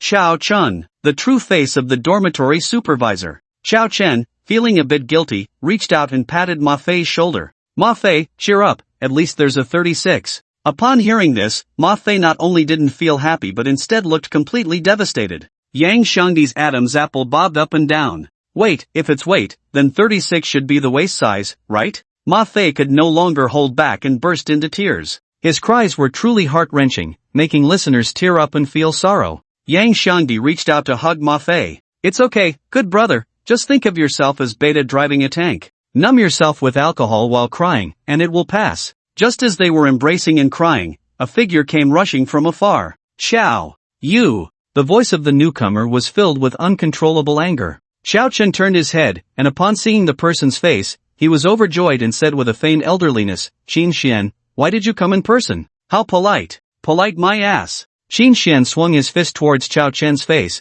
but his fist stopped just 5 centimeters in front of Xiao Chen. It was as if an invisible wall of air was blocking him. Qin Xian was stunned, he looked up at Xiao Chen and the others, only to find them equally bewildered. This air wall was clearly not their doing. In this dormitory area, fighting is strictly prohibited. A calm female voice echoed from all directions, making it hard to tell where it came from. Who are you? I warn you. I am from the Qin family, my uncle is Ji Pingyang. Qin Xian shouted loudly. Oh, the Qin family? The owner of the voice clearly showed some agitation. A smug smile appeared on Qin Xian's face. That's right, I am Qin Xian of the Qin family, Ji Pingyang's nephew. I advise you not to meddle in other people's business, or you'll bring trouble. Slap. Before Qin Xian could finish, a loud slap landed on his face. His cheek quickly swelled with a clear handprint, looking as if it had been burned by a red-hot iron. You bastard. Qin Xian opened his mouth to reveal 2 white teeth, and his speech became slurred. Humph. I was hitting you. As for Ji Pingyang, go ask him if he dares to come find me for trouble. A woman with her hands behind her back walked up the stairs. Upon seeing her face, Xiao Chen and the others were stunned. Dormitory supervisor? Ma Fei muttered in disbelief. No wonder when Pang Liangji brought them over, he seemed so scared. It turns out the dormitory supervisor of their building was a tough character. Hey, good kids. The dormitory supervisor turned around and flashed a brilliant smile at Ma Fei, then immediately turned serious and looked at Qin Xian. Go back to your own dorm. If you dare to cause trouble in this dormitory building again, it won't just be a slap next time. Qin Xian shot a resentful glance at the dormitory supervisor, then at Xiao Chen and the others, and angrily turned to leave. The commotion had already attracted the attention of other students, who were peeking out. What are you looking at? Get back inside. The dormitory supervisor's loud shout instantly silenced the entire dormitory. After all, Qin Xian's tragic state was a cautionary tale for them. When she looked at Ma Fei, the supervisor's expression brightened again. Don't be afraid, the dormitory is a place for rest. Fighting is strictly prohibited. I only acted because that student just violated the rules. Auntie isn't usually this fierce, she's very gentle, so don't worry. Xiao Chen, Ma Fei, Yang Xiangdi. Because of the delay caused by Qin Xian's incident, Xiao Chen became the last person from the physical training class to arrive at the cafeteria today. Compared to yesterday, everyone seemed to have learned their lesson. Faced with the greasy pork belly and roasted chicken, they all began to eat heartily. They only stopped when their bellies were round and they could eat no more. Once we're full, we'll set off. Under the leadership of Wan Lihao and Gao Hongyi, everyone from the physical training major returned to the dark forest. To Xiao Chen's surprise, Qin Xian looked at him not with resentment, but rather with a hint of pride. However, Xiao Chen didn't think much of it and stepped into the outskirts of the dark forest. Enhancing his defense was his top priority now. Put. The familiar sound rang out as Master Qiao began to diligently irrigate every blade of grass and tree in the dark forest with his own blood.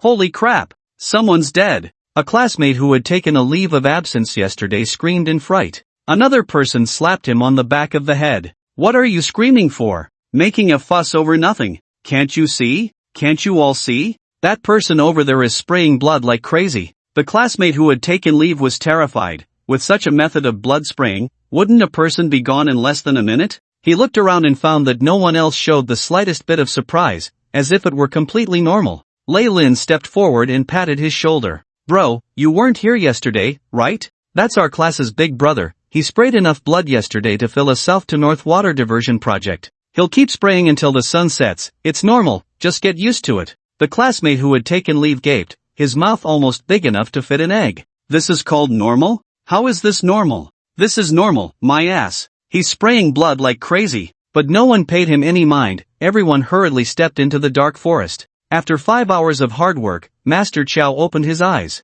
Ha! I can now fully withstand the wind blades at the outskirts. Xiao Chen raised his hand, the wind blades could now only cut small wounds on him, and the blood fountain from his body had diminished significantly. It's time to move forward. Xiao Chen took a step forward, and the next second, a towering blood fountain shot up into the sky. It even broke through the canopy of the dark forest, a scarlet blood fountain standing out among the black trees, appearing exceptionally dazzling. The blood even engulfed Xiao Chen's body, leaving only a blood column in its place. Meanwhile, deep within the dark forest, a pitch-black rock wall slowly cracked open, quickly forming a massive fissure. The stones around the fissure shook off, and a terrifyingly large deep yellow beast eye suddenly opened. The nearly 10-meter-sized beast eye fixed its gaze on the blood fountain at the outskirts, revealing a hint of human-like confusion. As the ruler of the dark forest, it knew everything here like the back of its hand, but what was going on with that blood fountain? Sigh. Gao Hongyi at the forest's edge sighed softly. Old one, I underestimated your student's ambition. He's not just trying to create a blood soul forest, he's trying to turn the forest into an ocean.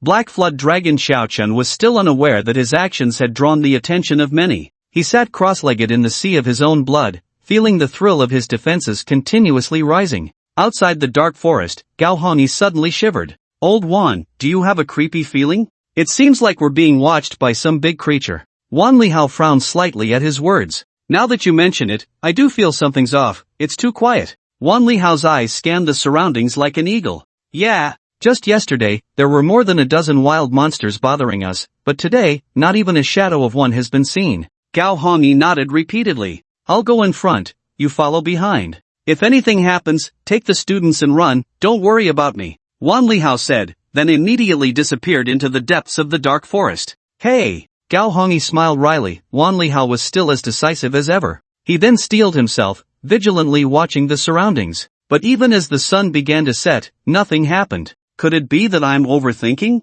Gao Hongyi muttered to himself, but just as he finished speaking, power! Accompanied by a furious roar, a terrifying wave of energy spread out from the depths of the dark forest. Xiao Chen suddenly opened his eyes, but before he could react, he was blasted away by the shockwave. Wow! Xiao Chen spat out a mouthful of blood, and then he witnessed a scene he would never forget. Wan Lihao was riding on a massive black shadow, sweeping outward like a force of nature. Trees flew, dust and stones scattered. Wherever the shadow passed, everything in its path was utterly destroyed. Xiao Chen's throat involuntarily rolled. His pupils constricted to pinpoints. Scales glimmering with a black cold light, sharp and powerful claws, and two twisted horns gripped in Wan Lihao's hands. The shadow beneath Wan Lihao was unmistakably a black dragon. Epic wild monster, Black Flood Dragon, level, health, 10,000, strength, 563, defense, 502, agility, 544, skills, Dragon Might, Dragon Breath, Dragon God Transformation, Warm Reminder, a ruler-level existence in the Dark Forest,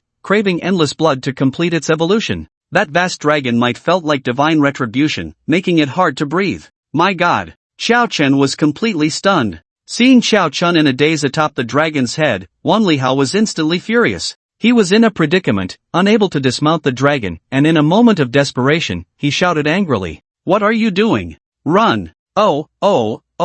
Realizing what was happening, Xiao Chen hurriedly fled towards the edge of the dark forest. Go! Gao Hongyi opened the passage without hesitation. Teacher Gao, but Teacher Wan is still over there. Lin Lang looked worriedly at Wan Lihao, who was still battling the black dragon. Don't worry, a mere flood dragon can't do anything to old Wan. If you stay, you'll only hinder him. Hurry up! Gao Hongyi urged sharply. After returning to Kyoto University, Xiao Chen still couldn't suppress the horror in his heart. Such a powerful dragon was merely a flood dragon? How terrifying would a true dragon be? You all wait here, I'll go help old Wan. Gao Hongyi was about to return to the dark forest when a blood-soaked figure emerged from the light gate. Wan Lihao had a terrible wound on his robust chest, blood oozing out. Old Wan! Gao Hongyi's face lit up with joy. Wan Lihao nodded, took out a vial of potion, and sprinkled it on his chest, the bleeding suddenly stopping. What about that beast? Did you kill it? Gao Hongyi asked. Wan Lihao shook his head. I don't know why, but after you left,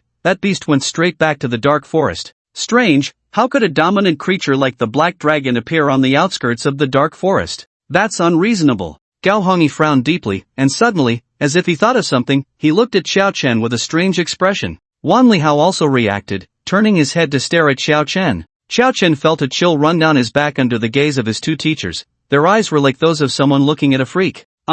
Teachers, is there something you need? Xiao Chen asked weakly. Old Wan, are you thinking what I'm thinking? Gao Hongyi ignored Xiao Chen and instead asked Wan Lihao. Wan Lihao nodded, then turned and walked away. I need to find the principal, otherwise, if this kid keeps spewing like this, I wouldn't be surprised if he attracts all the monsters from the dark forest. I agree, if that happens, we might not make it out alive. Gao Hongyi quickly nodded. Xiao Chen scratched his head awkwardly. That Black Dragon was actually coming for him? He had just increased his defense by over 10 points today, and if this continued, would he not be able to train in the dark forest anymore? Xiao Chen felt a bit anxious. If that were the case, he would be at a huge loss. With an uneasy heart, the sun rose as usual on the third day. To Xiao Chen's surprise, Wan Lihao was waiting for them at the cafeteria entrance, arms crossed, as if nothing had happened. Hello, Teacher Wan. Xiao Chen tentatively greeted Wan Lihao. Wan Lihao replied coldly. Xiao Chen felt confused, shaking his head to cast aside those doubts.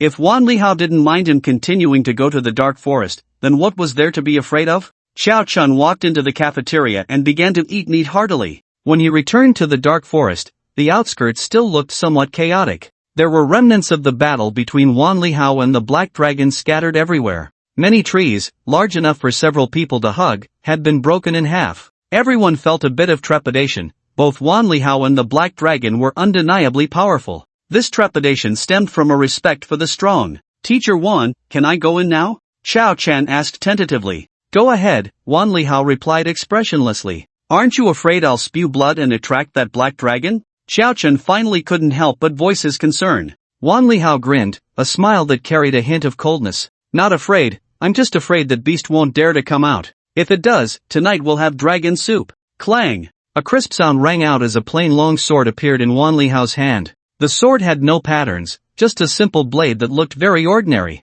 However, when the sword appeared, everyone present couldn't help but feel their hair stand on end, as if they had encountered a prehistoric beast. Wan Lihao casually tossed the long sword, and it stood upright on the ground of the dark forest. He patted his chest and said to Xiao Chen, with this sword, you can spew as much as you want today, you can transform into a spewing warrior and go all out. Old Wan, could this sword be? Gao Hongyi looked at the ordinary long sword, his eyes filled with uncertainty. That's right. Wan Lihao nodded. Hiss. Upon receiving Wan Lihao's confirmation, Gao Hongyi immediately gasped. Then he really invested heavily. Xiao Chen leaned forward slightly. Teacher Wan, Teacher Gao, if you're sure, then I'll start spewing? Go ahead. Spew as much as you want. Today, young Master Wan is footing the bill for everyone. Gao Hongyi waved his hand grandly. Just kidding, Wan Lihao's combat power is already terrifying on its own. With this sword, pushing through the entire dark forest shouldn't be a big problem. Alright. After receiving confirmation, Xiao Chen curiously glanced at the sword and then stepped directly into the dark forest. The familiar fountain of blood appeared once again. This time, not a single wild creature dared to offend him until the sun set. It seemed that the seemingly ordinary long sword truly possessed a terrifying deterrent power. 1 day, 2 days, 3 days. As time passed, Xiao Chen's position grew deeper. At first, Qin Xian, who was unwilling to accept this, wanted to challenge Xiao Chen. But how could an ordinary person compare to someone like Xiao Chen, who absorbed and nourished the dark forest? The trees in the dark forest had already spread the news that a very generous gardener had recently arrived. Wherever he went, he would irrigate, and countless trees began to line up to welcome Xiao Chen. As Xiao Chen gradually started to break away from the group, Wan Lihao could only hold the sword and guard him alone. What kind of freak is this kid? Wan Lihao was equally astonished. Delving into such a place, the surroundings were already filled with towering black trees. The intensity of the wind blades in this area made him feel somewhat uncomfortable, yet this kid managed to come in while spewing blood. Since he started teaching at Kyoto University, he had never seen a student who could reach such a place.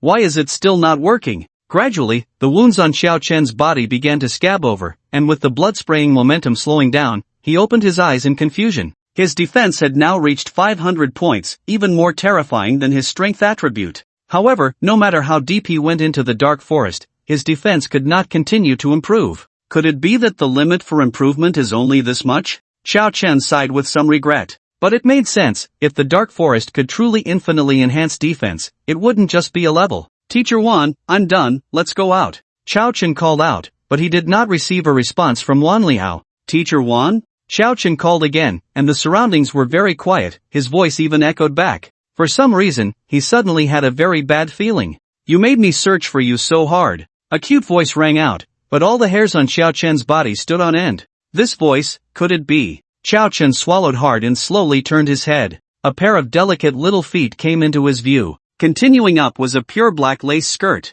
Further up, a naive and innocent pale face appeared in Xiao Chen's line of sight. The owner of that face was smiling brightly, but Xiao Chen suddenly froze, his heart feeling cold. How did the mechanical empress find her way here? Isn't this the Dark Forest? Why aren't you speaking? Why did you use the empress's heart I gave you? The mechanical empress's tone was filled with grievance, like a pure-hearted girl abandoned by a heartless man. Let me explain. Xiao Chen hurriedly responded. You speak, I will listen. The mechanical empress fixed her gaze on Xiao Chen. At this moment, Xiao Chen felt like he was on a tiger's back, unable to get off. He could only hope that Wan Lihao would quickly notice the anomaly on his side. This is a long story, please allow me to elaborate. Xiao Chen quickly came up with a story on the spot. At first, I really treated the heart you gave me as a treasure and kept it close. But that day, I met a very poor boy. He was a programmer. He loved his girlfriend very much, and that day was his girlfriend's birthday. But the boss of his company said he had to write a difficult piece of code before he could go home.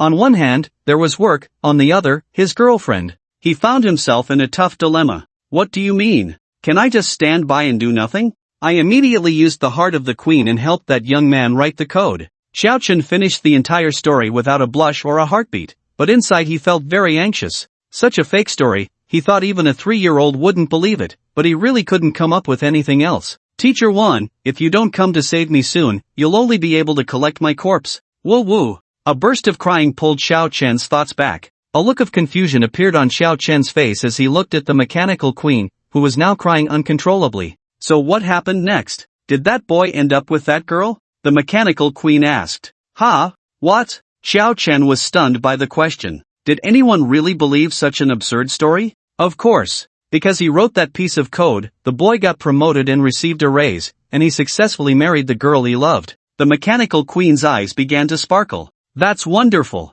I'm sorry, I just misunderstood you. Even with Xiao Chen's thick skin, he felt a bit ashamed at this apology. He felt like a creepy uncle tricking a little girl. No, it's my fault. I'm just too kind-hearted and can't help but want to help others. Xiao Chen recalled that the mechanical queen had seemingly been in the queen's tower of the mechanical kingdom since her birth. No wonder she was so easy to deceive. After all, children shouldn't stay at home every day. Thinking of this, Xiao Chen hurriedly asked, by the way, how did you end up here? Aren't you not allowed to leave the queen's tower? Someone helped me create a clone. As long as the clone stays in the queen's tower, I can come out. The mechanical queen's words made Xiao Chen's eyes narrow slightly. What does that person look like? Is it a man or a woman? What did they say to you? Nothing much, she's a woman, oh right. The mechanical queen's eyes lit up. She even gave me a book. The mechanical queen pulled out a paper book from her bosom like a little girl showing off a toy. In this data-driven world, paper books had become akin to antiques.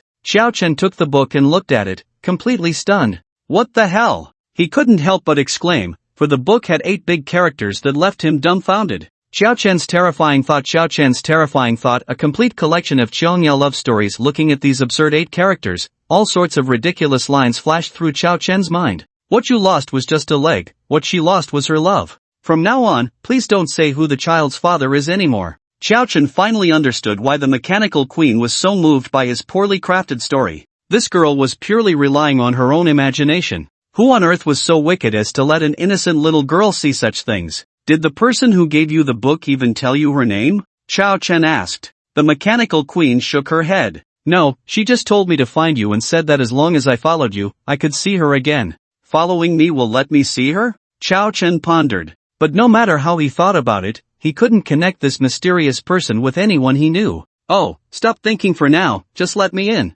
The mechanical queen's tone became urgent. That person with the sword in his hand is too powerful, I can't hold him off for long. Xiao Chen took a half step back. In where? Of course, in your heart. The mechanical queen became even more anxious. Oh no, there's no time. The mechanical queen tore open Xiao Chen's shirt. Don't be afraid, it will hurt a little at first, but soon it will feel very comfortable. Xiao Chen? For some reason, he felt that this sentence sounded a bit familiar. Hey! Wait, hold on a second. Xiao Chen wanted to stop her, but in front of the mechanical queen, he felt as weak as a baby, completely unable to resist. The next moment, a sharp pain surged from his chest. The mechanical queen's body kept shrinking, then disappeared into his chest. Immediately, a warm sensation flowed from his heart throughout his body, as if he were basking in the sun. Damn, how did you do that? Xiao Chen was a bit surprised. Because you used the heart of the queen, and now I have my essence within you, so I can hide inside your body.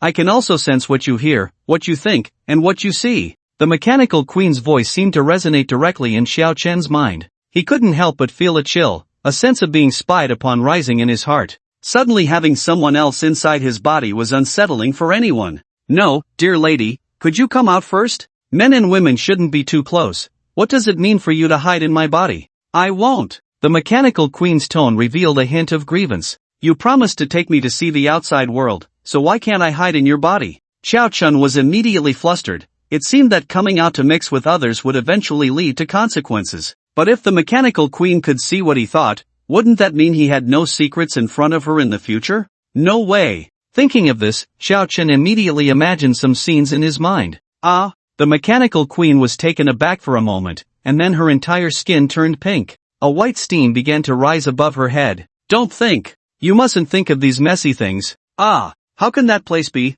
The mechanical queen had been cooped up in the queen's tower and had never come out, so suddenly catching a glimpse of Xiao Chen's mind, which was like a field of yellow dye, was too much for her to handle. She instantly closed off her perception, afraid to pry into Xiao Chen's thoughts any longer. So terrifying, so terrifying. The mechanical queen patted her chest, completely flustered, losing all semblance of her regal demeanor. But even though she closed off her perception, the images she had just glimpsed lingered in her mind like a stubborn stain, making her blush. The feeling of being spied upon finally disappeared for Xiao Chen. Humph, still want to compete with me? Xiao Chen clapped his hands in triumph. Xiao Chen, where are you? Wan Lihao's rough voice echoed in the dark forest. The long sword in his hand, which had seemed ordinary, was now radiating a terrifying sword light. All the creatures in the dark forest were prostrating on the ground, trembling in fear of the sword's might. Teacher Wan, I'm fine, I'm here. Xiao Chen replied, and the next moment, Wan Lihao's figure rushed over.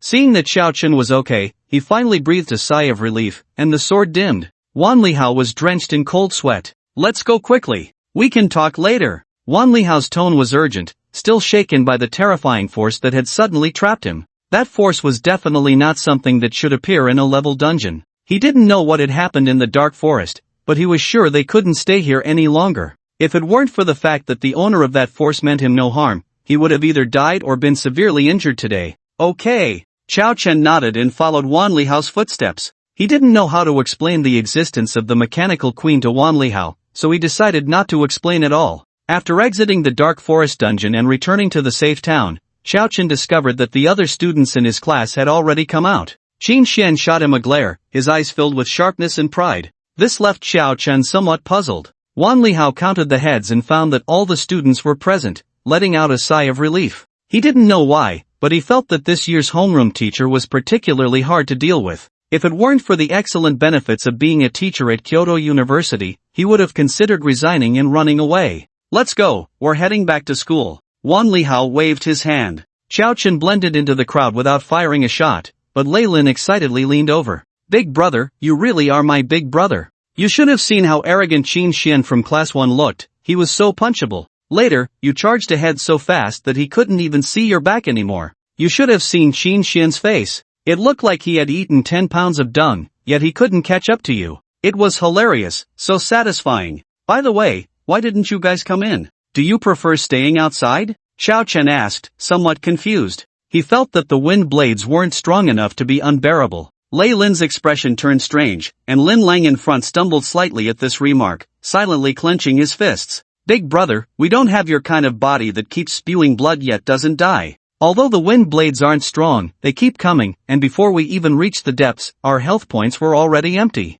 So that's how it is. Xiao Chen awkwardly touched his nose. Lei Lin quietly moved a bit closer, glancing around sneakily before whispering to Xiao Chen. Big brother, by the way, did you activate a blood cheat, so you keep spewing blood but don't die? Can you sell me one? Don't worry, if you secretly sell it to me, I'll keep it a secret. Heaven knows, earth knows, you know, I know. You've got the wrong person, he is Chao Chen. You've got the wrong person, he is Chao Chen. Slap. Chao Chen casually slapped the back of Lei Lin's head. I am Chao Chen, and I didn't cheat. His tone was firm and powerful. After the slap, Lei Lin felt like his brain was shaken evenly. Afraid that Chao Chen would slap him again, he quickly spoke up. Big brother, I was wrong. I won't say you're cheating anymore. Only then did Chao Chen retract his hand. He really didn't understand why everyone thought he was cheating when he hadn't done anything. What does cheating mean? The voice of the mechanical empress suddenly rang out, startling Chao Chen. Cheating means using unfair methods to perform actions that ordinary people can't achieve, like getting 29 kills without holding your breath. Chao Chen explained.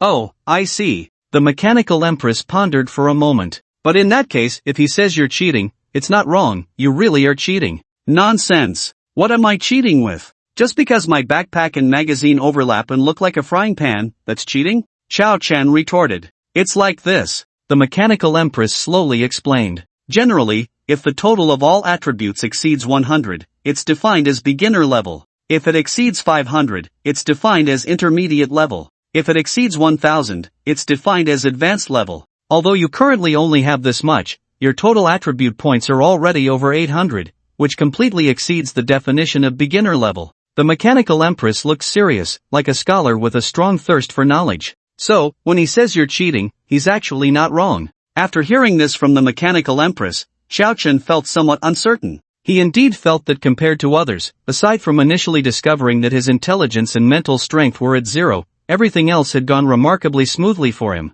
It was as if the entire inner world was making way for him. Could it be that I really am a loser, and I just don't know it? Just as he was lost in thought, a message from Yang Shangdi interrupted his train of thought. Brother you, help! A guild that suddenly appeared has declared war on us, and we can barely hold on. Upon seeing this message, Chao Chen's expression changed drastically. Teacher Wan, I suddenly have something to attend to, you all go back first. After quickly explaining to Wan Lihao, Chao Chen hurried towards the address provided by Yang Shangdi. Wan Lihao glanced at Chao Chen, nodded, but did not try to dissuade him. He was a teacher, not a babysitter. A fledgling eagle sheltered under a wing would never learn to fly. Only Qin Xian revealed a sinister smile as he watched Chao Chen's departing figure. Zuoyu, are you okay? In a golden frame, two groups were at a standoff. Zhuo Chang looked at her injured sister Zuoyu, her eyes filled with rage. At that moment, Zuoyu looked pitiful. The familiar Dark Star shield was shattered in two, and blood was streaming down her delicate shoulder.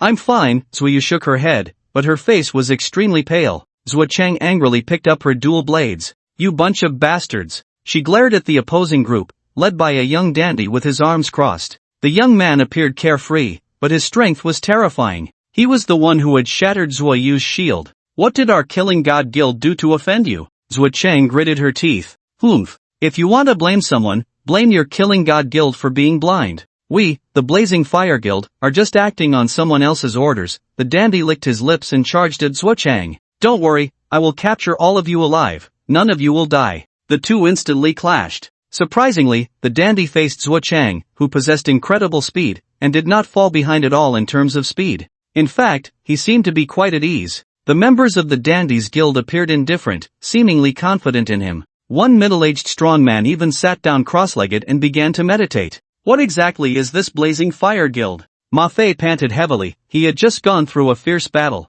Zhao Ziyue was healing Zuoyu while responding. I just checked. This Blazing Fire Guild was created 3 days ago. After passing the novice period, they directly declared war on us. This is clearly aimed at us. Ma Fei's brows furrowed. There were hardly any combat-capable members left in the Killing God Guild, and if this continued, they would definitely be wiped out. I just notified Brother Yu, but I don't know how long it will take him to arrive, Yang Shangdi said. Ma Fei shook his head at this. It's useless. Even if he comes, it will just mean one more person will die. These people are not something we can deal with, especially that strong man sitting there. Ma Fei's eyes narrowed. I can sense that he is the strongest. The dandy is just a vanguard. I've been on guard against him. Yang Shangdi's expression turned a bit strange. Oh, so you were deliberately knocked away just now? Ma Fei, yes. And you fell like a dog just now on purpose too? Ma Fei, yes. Then you just now. Yang Shangdi, shut up. Ma Fei's forehead throbbed with veins. Yang Shangdi sighed. Ma Fei, it's not that I want to mock you, it's just that this situation needs you to step up. Yang Shangdi rubbed his hands in anticipation. He had been wanting to verify Ma Fei's strange talent but had been lacking the opportunity. Now, he finally had a chance. Ma Fei gripped the Tulong sword tightly, his teeth grinding in frustration. He really couldn't understand why the world would be so jealous of talent, arranging such a strange gift for him. Alright, bring it on. Ma Fei closed his eyes as if he were honorably facing death. However, he waited for a long time and didn't hear Yang Shangdi speak. Confused, Ma Fei opened his eyes and found a lean, rugged figure had appeared in front of Zhuyu without him noticing. Are you alright? Xiao Chen asked Zhuyu. I'm fine, Zhuyu shook her head. Under Zhao Ziyu's treatment, her complexion had improved significantly. Seeing Xiao Chen arrive, she felt an inexplicable sense of reassurance. Okay, leave the rest to me. Xiao Chen stood up, coldly staring at the members of the Blaze Guild. Are you alright? On the other side, Yang Shangdi mimicked Xiao Chen and looked at Ma Fei, who immediately understood and responded affectionately. I'm fine. Good, then leave the rest to me. Yang Shangdi stood up firmly, though the quivering fat on his belly made him look somewhat comical. Xiao Chen's head was filled with black lines. He turned to Yang Shangdi and said, Alright, since you say you're coming, I'll let you take it. Go ahead. No way, you go, I was just joking with you. Yang Shangdi made a face, looking quite annoying. Oh, so you're Xiao Chen? The young dandy shifted his attention to the side, and Zhuo Chang, who was fighting him, had already sustained quite a few injuries. Xiao Chen shook his head and pointed at Yang Shangdi. No, you've got the wrong person, he is Xiao Chen. I don't believe your attack power is that terrifying. Looking at the finger pointing at him, Yang Shangdi was stunned. Damn it, you can't throw your brother under the bus like this. Yang Shangdi shouted indignantly. The young dandy shot them a cold glare. Humph. I don't care who you are, I just need to catch you all. With a wave of his hands, a pair of tiger claws appeared in his grip. After putting on the tiger claws, his aura clearly became stronger. Xiao Chen narrowed his eyes slightly. This was the first time he had seen someone use tiger claws as a weapon like he did. Little girl, I'm not playing with you anymore. The young dandy sneered, leaping into the air, and with a powerful punch, he sent Zhuo Chang flying, spitting blood. Zhuo Chang forcibly twisted her body and swiftly thrust a knife toward the young dandy's throat. Useless, my speed will always match yours, always as fast as you. As soon as he finished speaking, the young dandy dodged Zhuo Chang's lethal strike with an extreme speed. He kicked Zhuo Chang down to the ground. The members of the Blaze Guild watching from a distance couldn't help but discuss. This skill of the second brother really counters assassins. The little girl has no ability to resist in front of him. Indeed, but the second brother really doesn't know how to cherish a lady. Tisk tsk, you know the second brother's preferences. He has no interest in any human. The members of the Blaze Guild discussed openly, as if Xiao Chen and the others were already fish on the chopping block. Zhuo Chang gritted her teeth, using her dual blades to support her body, ready to continue fighting the young dandy. Yang Shangdi hurriedly pulled her back. Don't get excited, you're an assassin, it's normal not to be able to beat a warrior. Let go. Zhuo Chang roared, even injured, she was not someone Yang Shangdi, a mage, could hold back. Yang Shangdi's round body was immediately thrown out. Hey, you little girl. Yang Shangdi also got angry. He waved his staff, and countless sands trapped Zhuo Chang directly. Come back. The swirling sands transformed into a large hand, pulling Zhuo Chang back. Let go. Zhuo Chang's anger was tightly restrained by Yang Shangdi. Your dad won't let go. Yang Shangdi rolled his eyes. Left Orange, in a panic, struggled but couldn't break free, only able to glare fiercely at Yang Shangdi with eyes full of killing intent. Heh, still have the mind to start an internal conflict. The young scion sneered coldly. Xiao Chen didn't say much, putting on the shaking light finger tiger and standing opposite him. Oh, you're also a fist cultivator? The young scion narrowed his eyes. Guess? Xiao Chen grinned, revealing a set of big white teeth. But let me give you a little advice. The skill you just used on Left Orange, don't use it on me.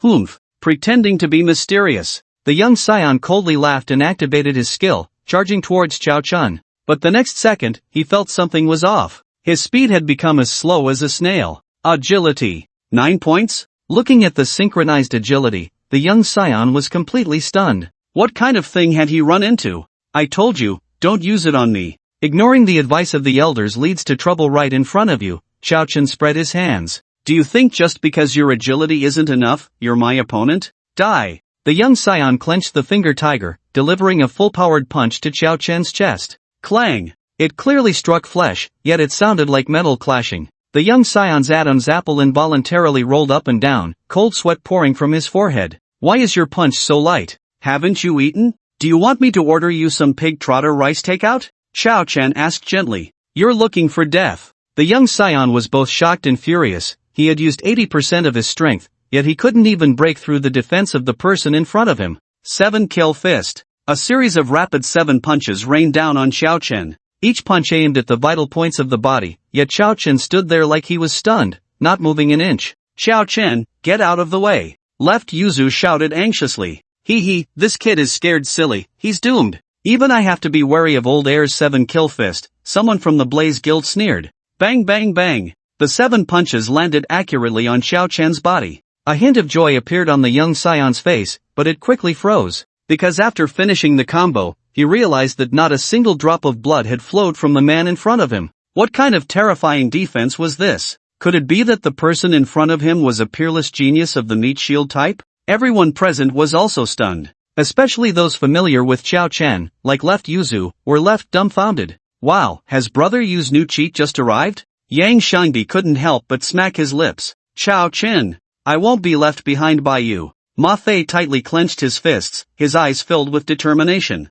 Does Xiao Chen really have no weaknesses? Zhao Ziyue couldn't help but cover her mouth. And the one with the most complicated feelings was Left Yuzu. With Xiao Chen having such strong defense, would he still need her in the future? Left Yuzu bit her lip, lowering her head, when Yang Shangdi's surprised voice suddenly rang out. Wait, Left Yuzu, wasn't your shield broken? With Brother Yu's strong defense, why not use him as your new shield? Yang Shangdi seemed to have discovered a new continent, and the more he thought about it, the more he felt his idea was quite reliable. Left Yuzu? Xiao Chen? Meanwhile, the people from the Blaze Guild were also stunned. Even the middle-aged man who had been sitting cross-legged on the ground couldn't help but open his eyes. They were clear about the young scion's combat power. If that kid had some skill to avoid damage, it would be one thing, but if he relied purely on defense to avoid damage, that would be very frightening. Are you done? Then it's my turn. Xiao Chen grinned at the young scion. Then, he threw a plain, unremarkable punch. The young dandy was so frightened that he turned to run, the fist in his eyes terrifying like a vengeful ghost. At that moment, a member of the Blaze Guild shouted loudly. Second, don't be afraid, his defense is so high, he must not be good at attacking. Don't let him scare you. Hearing this, the young dandy's face lit up with joy, and he grinned as he turned to look at Xiao Chen. I almost fell for your trick. I don't believe your attack power can be as terrifying as your defense. Come on. The despicable Ruto's ordinary punch drew closer. Yet the young dandy felt not a shred of fear. He even raised his fist to meet Xiao Chen's punch head-on. Crack! The moment their fists collided, cracks appeared on the tiger claw of the young dandy's fist. Snap! The next second, his fist emitted a sound of bone cracking. The young dandy's face was filled with disbelief, but at this point, there was no medicine for regret. Xiao Chen's punch had already landed. Critical hit. A terrifying damage value appeared above the young dandy's head. He hadn't even had time to react before his body began to disintegrate into starlight. Xiao Chen retracted his fist and shook his head helplessly. Why are kids nowadays so stubborn? Second, the members of the Blaze Guild let out an angry roar, ready to rush up and fight Xiao Chen. Stop! The middle-aged man who had been sitting on the ground stood up at some point, blocking the members of the Blaze Guild. You are not his match. After saying this, the middle-aged man walked step by step towards Xiao Chen. With each step, his aura grew stronger. When he reached Xiao Chen, a terrifying momentum rose from him. Xiao Chen's eyes narrowed slightly. He was very familiar with this aura. It belonged to a mid-tier player, which he had sensed from Qin Xianxue and others back at the soul-purging lake. The strength of this middle-aged man was probably not weaker than that of Xiao Xiao from that day. However, Xiao Chen felt no fear. He was no longer the beginner who had no power to retaliate back at the soul-purging lake. You must be Xiao Chen, I am Ruto. The middle-aged man spoke, revealing a friendly smile. Sorry, I am also acting on someone else's orders. That person's background makes it impossible for me to refuse. Xiao Chen nodded in understanding. So, let's end this battle here. The losing side concedes collectively, to avoid both sides suffering heavy losses. How about that? The middle-aged man inquired. What nonsense are you spouting? Zhuo Chang scolded. What gives you the face to act like a big shot here? You, a mid-tier, challenging a beginner to a duel, how shameless can you be? Your face is thicker than the fat on that fat guy's belly. Yang Xiangdi? Ruto, unfazed by Zhuo Chang's mockery, simply smiled at Xiao Chen. Alright, no problem. Xiao Chen was eager to try. He too wanted to know how he compared to mid-tier players now. Then I'm coming, you better be careful. As soon as he finished speaking, Ruto charged forward empty-handed. In a few swift movements, he was in front of Xiao Chen, delivering an uppercut aimed directly at Xiao Chen's chin. A mid-tier body cultivator? Xiao Chen vaguely sensed something was off, but he couldn't pinpoint it. He reached out to catch Ruto's punch and immediately retaliated, sending Ruto staggering back. Ruto did not dodge. Instead, he used the force of the punch to close the distance with Xiao Chen.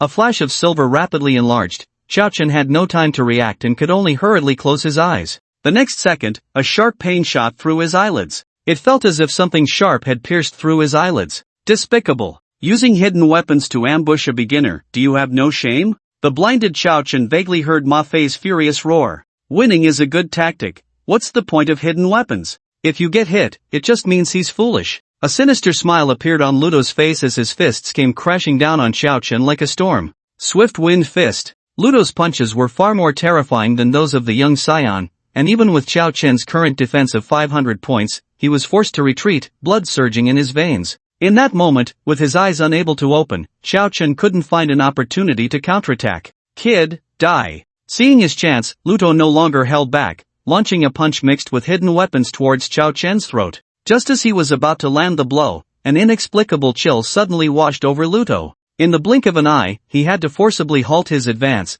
his body bizarrely stopping right in front of Xiao Chen. Then, a shocking scene unfolded before Ludo's eyes. A delicate, pale little hand emerged from Xiao Chen's chest. Swish! With a gentle flick of that little hand, a terrifying aura surged towards Ludo. He was sent flying like a doll. Struggling to get up from the ground, Ludo was still in shock. His life points had already dropped by half, and that was just the effect of that little hand's flick from a distance. If he hadn't stopped in time, the consequences would have been unimaginable.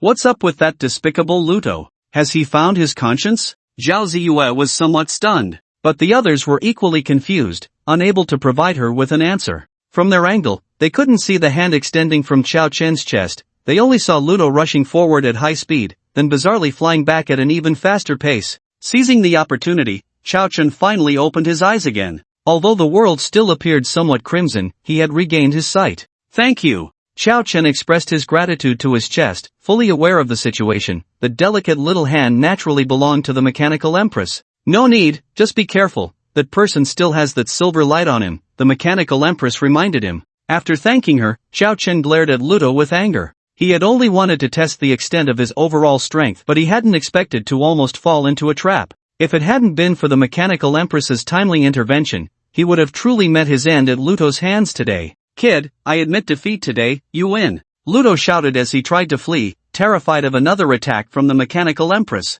However, just a few steps into his escape, his speed suddenly faltered, slowing down significantly. Not far away, the ring on Xiao Chen's finger flickered with light. Admit defeat and think you can leave? There's no such good fortune. Xiao Chen stomped his right foot, unleashing a surge of power as he shot towards Ludo like a cannonball. Ludo, filled with both anger and fear, shouted in a blusterous tone, "Kid, are you really forcing me to fight you to the death?" A powerful punch surged towards Ludo. This was Xiao Chen's response to him. Bang! The punch landed squarely on Ludo's face, sending him flying and even twisting his mouth. Kid, this is you forcing me. Ludo, rising again with a resentful expression, saw that the little hand had not reappeared, and his courage grew. He thought that the appearance of that little hand must come at a hefty price. Put! Ludo spat, and two beams of silver light shot towards Xiao Chen. However, this time Xiao Chen was already on high alert and would not let Ludo succeed. He clapped his hands together as if swatting away mosquitoes. The two beams of silver light were struck back, unable to advance an inch.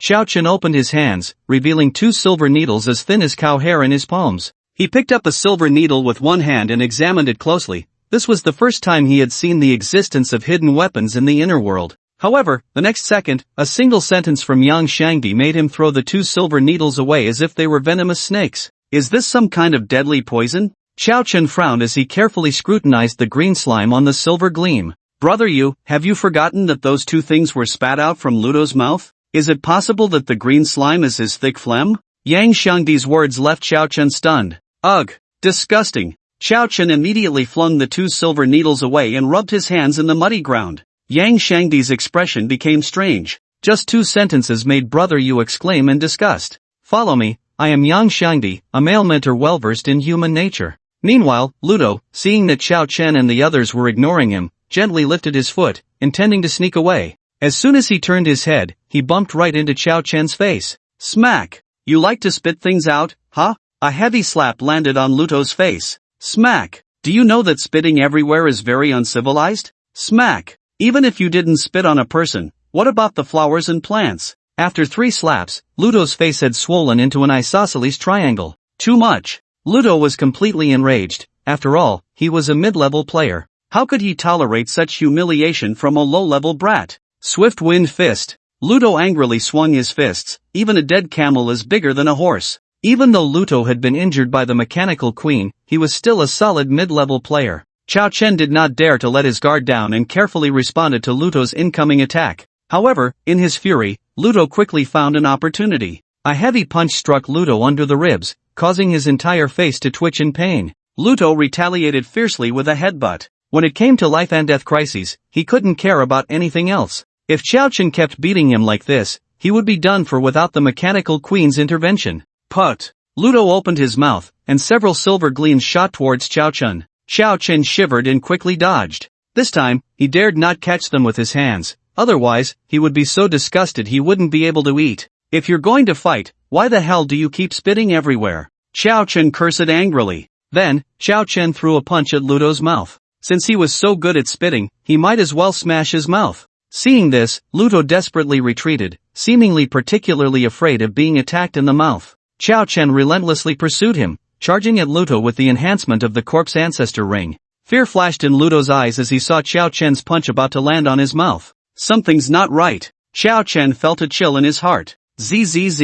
Xiao Chen instinctively dug his feet into the ground, leaving 2 long scratches like a plow. Die! At that moment, Luto, who had just looked terrified, revealed a fierce expression. Countless silver gleams shot towards Xiao Chen from all over Luto's body. Xiao Chen dodged most of the incoming silver gleams, and for the few he couldn't avoid, he braced himself to take them head-on. His Adam's apple involuntarily rolled. It turned out Luto had been pretending to be weak to deceive him. If he had rushed in, he would have definitely been turned into a porcupine. Xiao Chen pulled out the silver gleams embedded in his body. You've been pretending to be weak all along, making me subconsciously think that your silver gleams could only be spat out from your mouth. And just now, your actions were also to make me get closer, giving you a chance for a lethal strike. At this moment, he was fully alert. The Luto in front of him was not only a mid-level player but also a genuine high-tier schemer. If he wasn't careful, he might really fall for his tricks. Ah, it's a pity that my last move didn't kill you. Luto's expression darkened.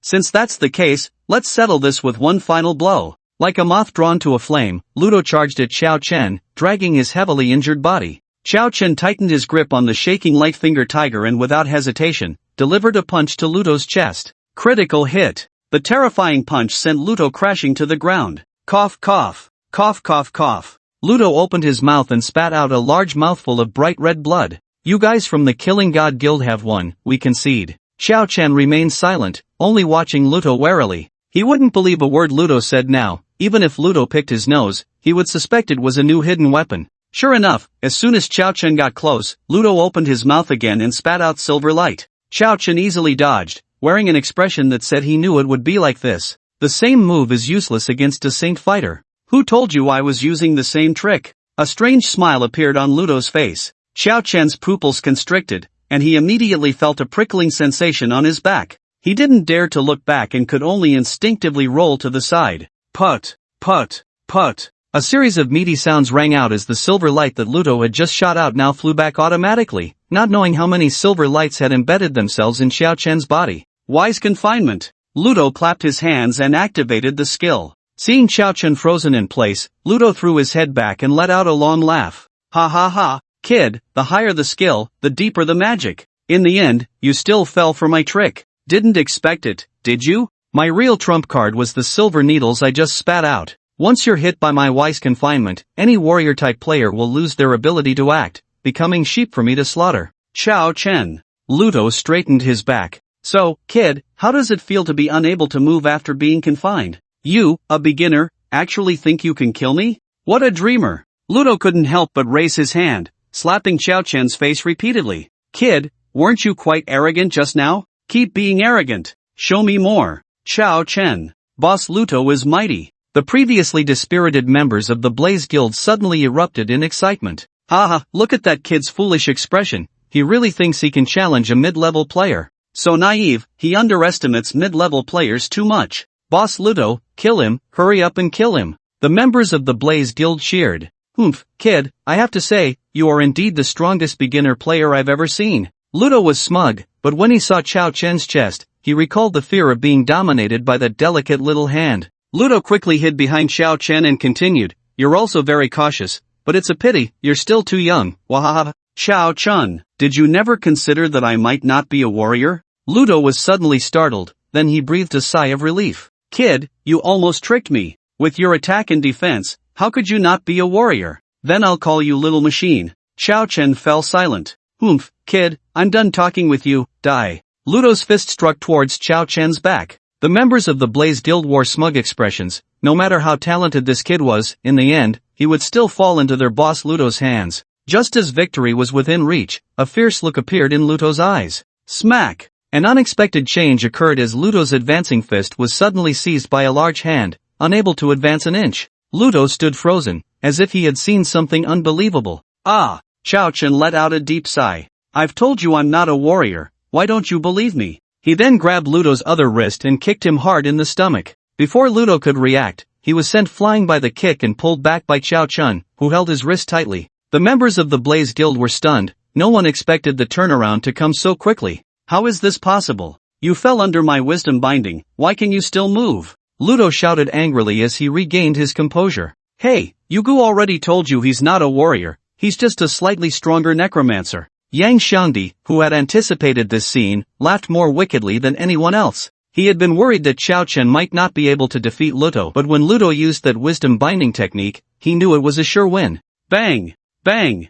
Bang! Ludo's body was swung around like a ragged sack by Chao Chen. Soon, the bruised and battered Ludo completely lost his ability to resist. Chao Chen took off Ludo's socks and stuffed them into his mouth to prevent him from spitting out silver light again. Ludo struggled desperately, but it was futile, his mouth was tightly blocked by his own sweat-soaked socks. At that moment, Ludo suddenly hated the realness of the physical engine in this world. Speak! Who instructed you? Chao Chen's eyes narrowed slightly, flashing with a dangerous light. Ludo, do you think it helps not to say anything? You, a mid-tier player, specifically created a guild to challenge us, and you expect me to believe no one is behind you? Chao Chen scolded loudly, stepping on one of Ludo's hands and grinding it down hard. Ludo, very well, you really are a loyal dog. Since that's the case, I have nothing more to say to you. Ludo? Bang! Accompanied by a fist that grew larger in front of him, Ludo's vision went black as he completely lost consciousness. Before dying, he felt a sense of frustration.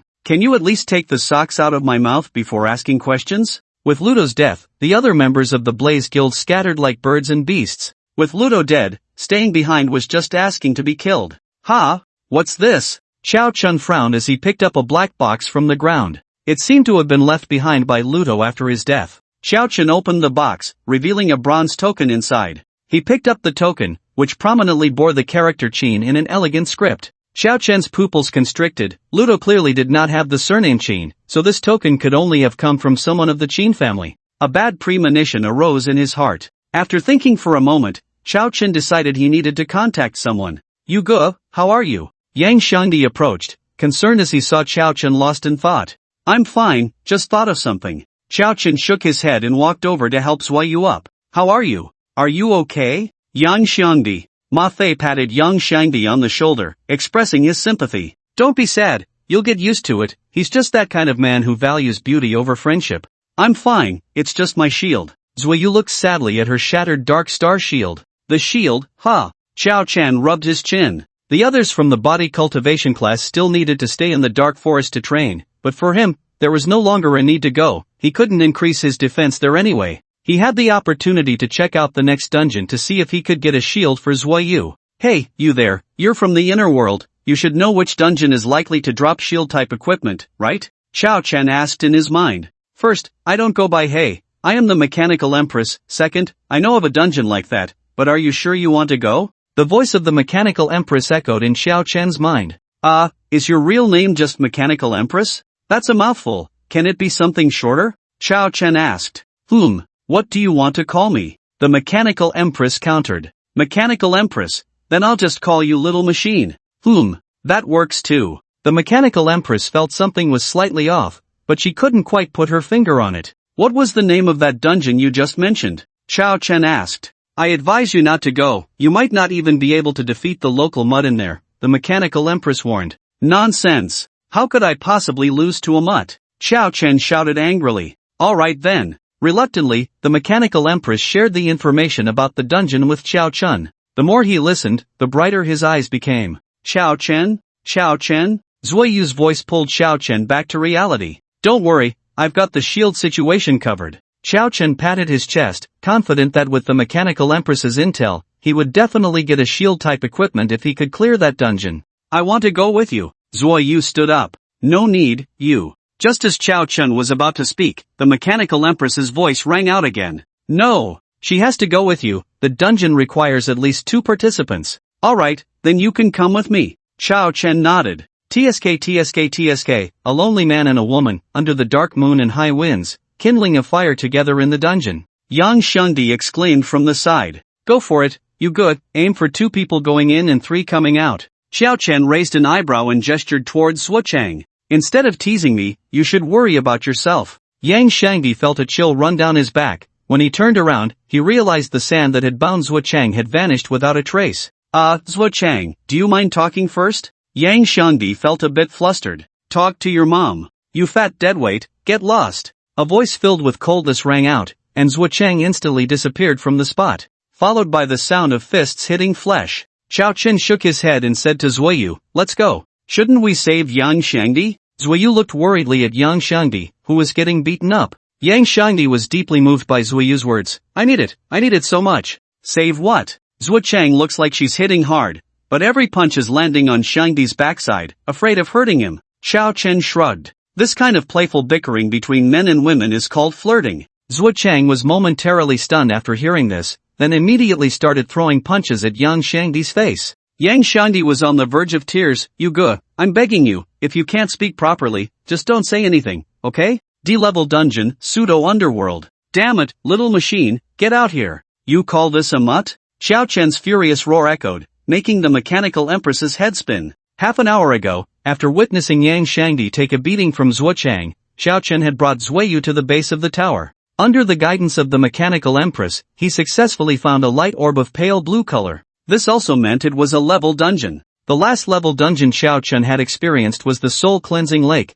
where he almost lost his life. He barely made it back alive, but Tang Lan had planted a wooden seed on him, which he still couldn't remove. Compared to the light orb from the soul cleansing lake, this orb was much paler. Xiao Chen, are you sure you want to go in? This is a level dungeon, Zuoyu asked worriedly. Don't worry, I'm here, Xiao Chen replied. It's because you're here that I'm scared, I'm afraid I'll drag you down. Zuoyu bit her lower lip. Without her shield, her combat power had dropped significantly, and she was now just an ordinary beginner. Don't worry. Xiao Chen tightened his grip on Zuoyu's hand and reached into the light sphere with his other hand. Instance name, Pseudo-Underworld. Difficulty, level. The underworld refers to the world created by Hades, where all souls go after death. The pseudo-underworld is a replica of the true underworld. Accompanied by a whirlwind, Xiao Chen and Zuoyu lost consciousness. Wake up, Xiao Chen, wake up. Are you okay? Xiao Chen was awakened by Zuoyu's voice. The black earth was jagged with strange stones, and the sky was a bloody crimson, as if stained with blood.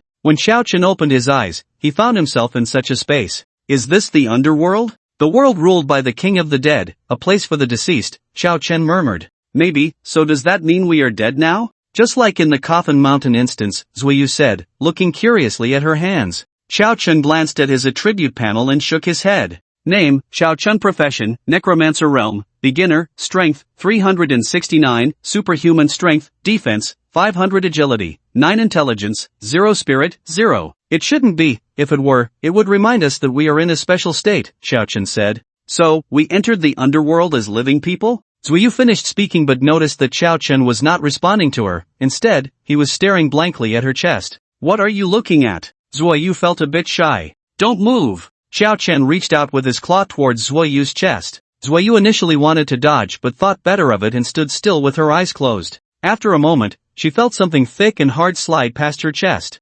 However, that thing was not as hot as she imagined. Instead, it felt very cold. Ha! Did you not have this on before you came in? Xiao Chen's puzzled voice made Zuoyu open her eyes. She realized that Xiao Chen's hand was not reaching for her but for the necklace on her chest. The end of that necklace hung a dark red cross. Zuoyu then understood why Xiao Chen was staring at her, her face involuntarily flushed. Immediately, her gaze was drawn to the cross. The craftsmanship of that cross was exquisite, embedded with dark red gemstones, and the main body was entirely made of gold. I only got this after entering the instance. I never wore a necklace before, Zuoyu affirmed. Xiao Chun then reached into his own chest and quickly pulled out an identical cross. However, the gemstone on this cross was pure black. Hiss! How come I have one of these too? I'm someone who watches hell jokes every day. Wearing a cross is just like confessing to my mother. Xiao Chen said in surprise. Then this must be a quest item. As soon as Zuoyu finished speaking, the system prompt from the inner world sounded. Congratulations, player, for reaching the underworld. This instance is a phased quest, and rewards can only be obtained after all tasks are completed. Task 1, pass through the gate of hell, reach the Aglon River, and protect the cross from being lost. Task 2 will be issued after completing Task 1. Friendly reminder, please trust your teammates 100%. Gate of hell? Aglon River? What a tongue-twisting name, Xiao Chen said, puzzled. I've heard of this, Zuoyu explained. The gate of hell is the entrance to the underworld. It is said that once the deceased pass through the gate of hell, they can reach the true underworld, but from then on, they can never leave hell again. Xiao Chen nodded. Let's go, lingering here is useless. Ha, do you know where to go? Zuoyu asked, somewhat confused. Xiao Chen pointed to a figure in the distance. Of course I don't know, but we'll find out if we follow him. Zuoyu looked over and noticed that the figure was quite different from them, as they were moving on two legs while the figure was bowing its head, quietly floating in a certain direction. Is that the soul of a deceased?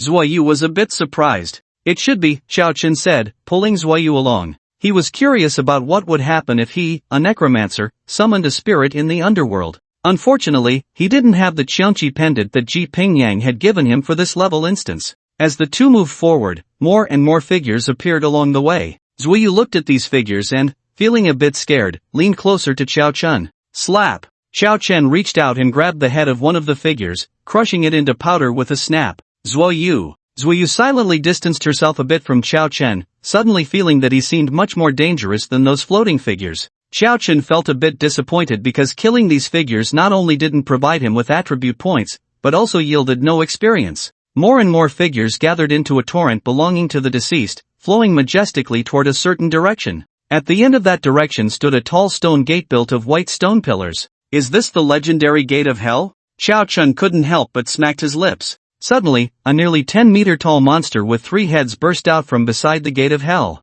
It opened its 3 foul-smelling mouths and instantly swallowed a large number of the deceased, then began to chew. The deceased bitten by the monster let out piercing wails, but were quickly chewed up and swallowed. Those who weren't bitten continued to walk toward the gate of hell, as if the previous scene had never happened. Looking at the pitch-black monster, Xiao Chen couldn't help but swallow. Epic Wild Monster, Cerberus, the 3-headed dog of hell, level, health, 6000, strength, 379, defense, 288, agility, 233, skills, devour, venom spray, regeneration. Friendly reminder, the 3-headed hellhound loves to devour passing souls. Anyone who forcefully breaks into the gate of hell will be swallowed by Cerberus. Damn it, Xiaoji, come out. You call this a local dog? The 3-headed dog of hell, Cerberus, faced Xiao Chen's question. The mechanical queen was silent for a moment before speaking. Cerberus is a dog born and raised in hell. I told you that you can't even defeat this local dog in the instance, but you didn't believe me. Xiao Chen fell silent. How fresh, calling the 3-headed dog of hell a local dog. Looking at Cerberus's attribute information, Xiao Chen had to admit that if it came to a real fight, he might not be able to defeat this monster. Xiao Chen, we shouldn't bother with this monster, Zuoyu reminded him. The system task only requires us to pass through the gate of hell. There's no need to confront this monster head-on. Wait a minute. Let me think, Xiao Chen said, stroking his chin in thought. 5 minutes later. Among the vast army of the deceased, 2 strange figures appeared. Unlike the other deceased, these 2 figures, although also bowing their heads, were moving on 2 feet. Xiao Chen, is this method really going to work? Zuoyu asked. At this moment, she was covered in dirt that Xiao Chen didn't know where it came from, looking like an artifact just unearthed. Oh, just relax, my luck is still pretty good. Xiao Chen spoke with certainty. Look at those 3-headed dogs, they eat randomly. What are the odds that they would just happen to bite us? But, Zuoyu still felt a bit worried. Oh, stop with the buts.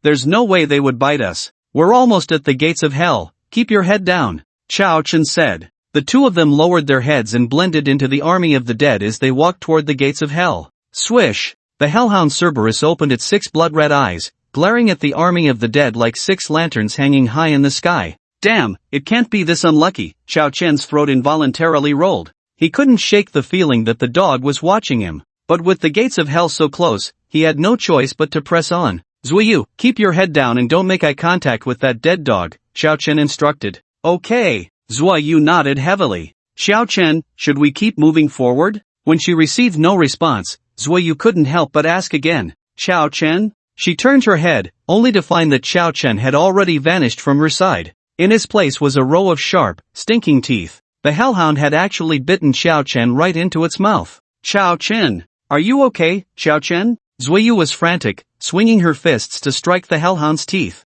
But her strength was no match for the hellhound. Crunch! Crunch! Crunch! The hellhound's massive jaws kept chewing on the dead, and this time, Zuiyu clearly saw blood seeping from the corners of its mouth. The dead don't bleed, so the only possibility was that this blood came from Xiao Chen. Zuiyu's eyes instantly turned red, and she charged out of the army of the dead. The left head of the hellhound lunged forward, spitting a large mouthful of purple pus at Zuiyu. Sizzle! The purple pus contained immense corrosiveness, and as soon as it touched Zuiyu's body, it began to corrode her, causing white smoke to rise. However, Zuiyu seemed to feel no pain, enduring the purple pus as she rushed toward the hellhound. But her health was rapidly declining. At this rate, she would be reduced to a skeleton before she even got close to the hellhound. The purple pus also corroded part of Zuiyu's clothing, exposing the red cross to the air. Ding! Detected that the player is quite stubborn, bathing in the hellhound Cerberus's venom without any protection for over 100 seconds. Reward, passive skill adaptive poison immunity.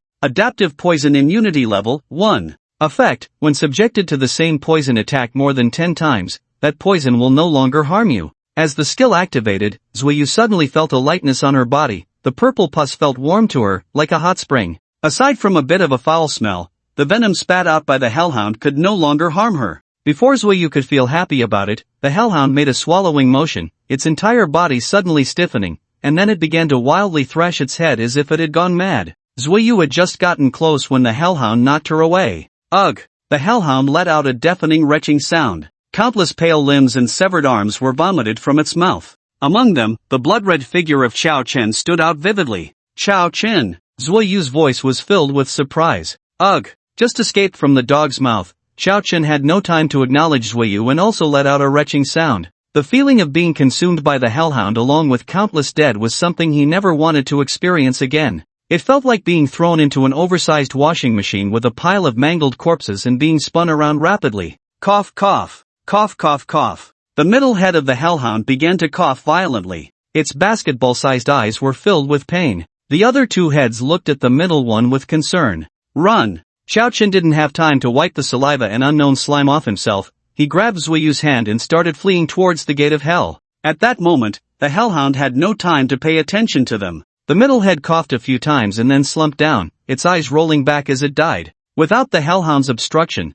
the two quickly passed through the gate of hell. After running until the towering white stone gate was no longer visible behind them, Zuiyu, panting heavily, turned and punched Xiao Chen hard. You were too reckless. Do you know you almost became dog poop just now? Xiao Chen paused for a moment before replying. Just say the dead dog didn't bite us, right? Zuiyu, how did you escape from that hellhound's mouth just now? Zuiyu couldn't help but ask as they continued on their way. Have you ever had a fishbone stuck in your throat while eating fish? Xiao Chen said. What do you mean? I lodged the Qinglong Yenyue blade in that dead dog's throat. Xiao Chen looked pained. The Qinglong Yenyue blade had been with him for over 100 chapters and had provided him with significant help in the early stages. Now it was stuck in that dead dog's throat, and he didn't know if he could get it back. The two continued forward. What Xiao Chen didn't know was that not long after they left, the middle head of the hellhound Cerberus, which had already died, suddenly opened its eyes again. Cerberus exhaled 2 puffs of white mist and then opened its mouth to swallow a large mouthful of the dead.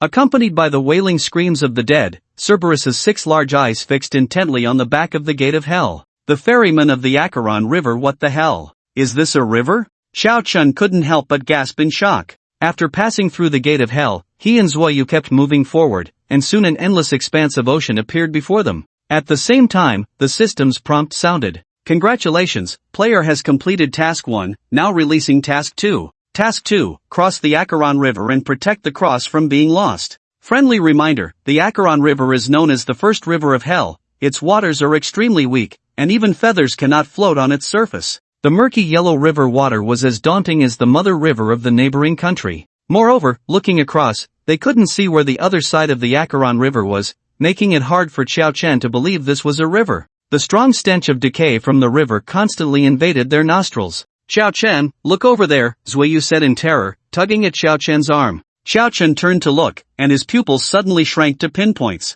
Because on the riverbank, countless wailing dead souls were wandering. They looked pained and emaciated, continuously crying out by the riverbank. Xiao Chen patted Zuiyu's shoulder to signal her not to be afraid, then stepped forward and politely asked, "Big brother, may I ask what you are crying about?" However, the dead soul seemed not to hear Xiao Chen's words and continued to cry in agony. "Damn it, I'm asking you a question." Slap. Xiao Chen slapped the dead soul on the forehead, and it instantly turned to ashes. "See, there's nothing to be afraid of," Xiao Chen said, shrugging at Zuiyu. "Zuiyu, no need to ask, they will never answer you." An old voice rang out. Those dead were all people who lived their lives without achievement or fault, so they cannot ascend to heaven nor descend to hell. They can only wander in eternal suffering on the banks of the Acheron River. Zuiyu and Xiao Chen followed the source of the voice and were astonished to find a pitch-black small boat floating on the Acheron River. This surprised them greatly, as the inner world system had stated that not even a feather could float on the Acheron River. So what was this boat about?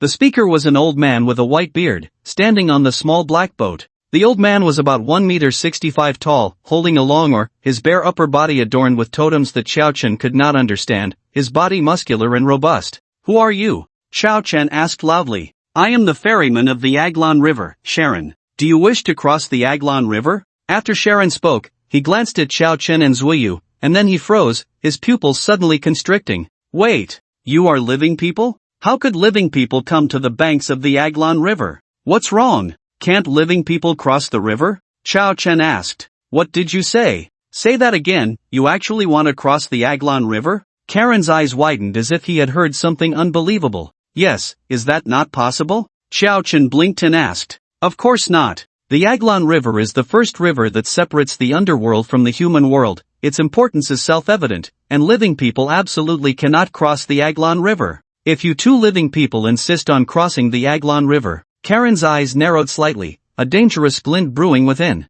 "It will cost more." Xiao Chen and Zuiyu. Xiao Chen had been ready for a fight, but Karen's sudden demand nearly threw his back out. "What do you mean by cost more?" Zuiyu asked. "Anyone who wants to cross the Acheron River must pay a ferry fee, and since you are living people, naturally, it will cost more." Karen's face was serious. Xiao Chen chuckled, pulling out a large red envelope from somewhere and handing it to Sharon. "Well, Sharon, I'll leave the matter of crossing the Acheron River to you." Karen's eyes instantly narrowed, and he happily accepted the red envelope, gently pinching it with his hand. A brilliant smile instantly appeared on his bearded face. No problem. It's not a big deal for living people to want to cross the Acheron River. But you should be aware, what lies ahead is not a tourist attraction, but true hell." Xiao Chen glanced at Zuiyu and quietly leaned towards Karen's ear to ask, "Are there succubi in that hell?" Sharon revealed a knowing smile that men understand. "Of course, in the second hell, the Black Wind Valley, there are succubi everywhere." Zuiyu looked at the two of them in confusion, not understanding why these two men, who had never met before, suddenly seemed like long-lost brothers. "Come on, since you are so accommodating, get on the boat." Sharon cheerfully pushed the boat closer to the shore. As the boat approached, the previously wailing dead on the shore swarmed around like locusts sensing blood. "Get away!" Sharon roared, swinging the oar, and those he struck turned to dust. However, the spirits still rushed towards the small boat one after another. "Stop dawdling, get on the boat. Otherwise, these disgusting things will keep coming at us." Under Karen's urging, Zuiyu and Xiao Chen boarded the boat. As the pitch-black small boat left the shore, the dead dared only to watch from a distance. It seemed there was something in the Acheron River that terrified them. "Sharon, why don't those dead just wade through the water to cross the river? The dead shouldn't be afraid of drowning anymore, right?" Xiao Chen asked. "Head, wading through the Acheron River?" A mocking expression appeared on Karan's face. "Try sticking your hand out of the boat." Upon hearing this, Xiao Chen cautiously extended his hand out. Splash! A pale, cold hand suddenly emerged from the murky yellow river water, clamping down on Xiao Chen's wrist like a vice. Xiao Chen was startled and quickly used his other hand to forcefully break free from the pale grip. He hurriedly pulled his hand back, only to see countless pale hands reaching out from the Aglon River. As Chao Chen withdrew, those countless hands also retreated back into the murky riverbed, as if they had never appeared at all. Chao Chen vaguely saw twisted, pale faces flash beneath the surface of the Aglon River. What the hell is that? Chao Chen couldn't help but feel a chill. Ha! Karong revealed a strange smile. Those are the unfortunate souls who failed to cross the Aglon River. Nothing but my boat can float on the Aglon River. They are doomed to sink forever in the dark, cold waters of the Aglon River. Anything that enters the Aglon River will be dragged down by them, becoming one of their kind. Karong raised the oar behind Xiao Chen. And you too will soon be part of the riverbed of the Aglon River. How dare you use money from the living world to fool me? Die. Xiao Chen, be careful, Zuiyu exclaimed, trying to stop him. However, Karong acted too quickly, too fast for Xiao Chen to react. Whoosh! With a rush of wind, Xiao Chen was struck by Karong's oar and sent flying, plummeting straight into the Aglon River. The Aglon River was dark, cold, foul-smelling. This was Xiao Chen's immediate sensation after falling into the Aglon River. Karong had opened the red envelope Xiao Chen gave him at some point, and upon discovering it contained living money instead of dead money, he unhesitatingly knocked Xiao Chen into the river. Xiao Chen struggled desperately, but the swimming techniques he had learned earlier were of no use. The Aglon River simply lacked enough buoyancy to support him. Splash! A cold hand, like a block of ice, climbed up Xiao Chen's ankle. The bone-chilling cold traveled up his foot and along his spine to the crown of his head. Then came the second and third hands. Soon, Xiao Chen was surrounded by the endless dead of the Aglon River. Their faces were twisted and filled with resentment, desperately trying to drag Xiao Chen to the riverbed. Get away! Xiao Chen's attack power of over 700 points was fully displayed at this moment, as he swept away all the dead in the water with 2 punches. But his body was inevitably sinking, and soon only his head and one hand remained above the surface. Xiao Chen! In a critical moment, Zuiyu grabbed Xiao Chen's wrist, preventing him from sinking immediately. Hee, you can go down too. Karong grinned wickedly as he raised the oar. In the next second, a flash of light flickered around him, and Karong suddenly felt his movements slow down significantly. Splash! Zuiyu gritted her teeth and pulled hard, bringing Xiao Chen back onto the boat. At that moment, Karong's oar came crashing down again. Watch out! Zuiyu unhesitatingly stood in front of Xiao Chen, and the next second, her body was sent flying toward the center of the Aglon River. Without hesitation, Xiao Chen sprang into action, his furious fists relentlessly attacking Karong. To his surprise, Karong's strength was not very strong, far inferior to that of the Hellhound from earlier. In a moment of desperation, the enraged Xiao Chen activated the Skeleton King's Ring, delivering a furious punch that pierced through Karong's chest. Wow! Karong opened his mouth and spat out a large mouthful of bright yellow blood, looking just like corpse water. A mocking sneer still lingered on his face. He, what can you do by killing me? That girl is definitely beyond saving. The Aglon River, soaked for years in countless corpses, contains the most potent corpse poison in the world. That woman has no idea how many mouthfuls of river water she's swallowed. Even if you rescue her now, she'll be poisoned to death. Xiao Chen ignored Karong and forcefully threw the oar towards Zuiyu. Zuiyu! Grab it! Cough, cough, cough. After Zuiyu caught the oar, she finally stopped sinking, while the dead, seeing the oar, scattered like mice fleeing from a cat. She coughed up several mouthfuls of river water, and upon seeing this, Xiao Chen's expression immediately darkened. He, throwing an oar to a dead person, ha. Karong laughed wildly. Without an oar, you'll forever be lost in the Aglon River. Who says I don't have an oar? Xiao Chen smiled at Karong. A sneer curled at the corner of Karong's mouth. You don't mean to paddle with your hands, do you? After just a few strokes, those dead in the water will drag you down. You don't need to worry about that. Xiao Chen's smile grew even brighter as he walked towards Karong, whose smile froze on his face. What are you doing? Karong shouted angrily. However, Xiao Chen completely ignored him, grabbing Karong's feet and lifting him upside down. Then, Karong's head was plunged into the Aglon River. Xiao Chen had turned Karong into an oar. Gulyulu, I'll Gulyulu you, Gulyulu old man. Gulyolu. Karong opened his mouth to curse, but after swallowing a few mouthfuls of Aglon River water, he fell silent. Shut up! Can you keep your body straight? It's hard to paddle like this, you know? Xiao Chen complained while paddling towards Zuiyu. After a while, Zuiyu finally had the chance to climb back onto the small boat.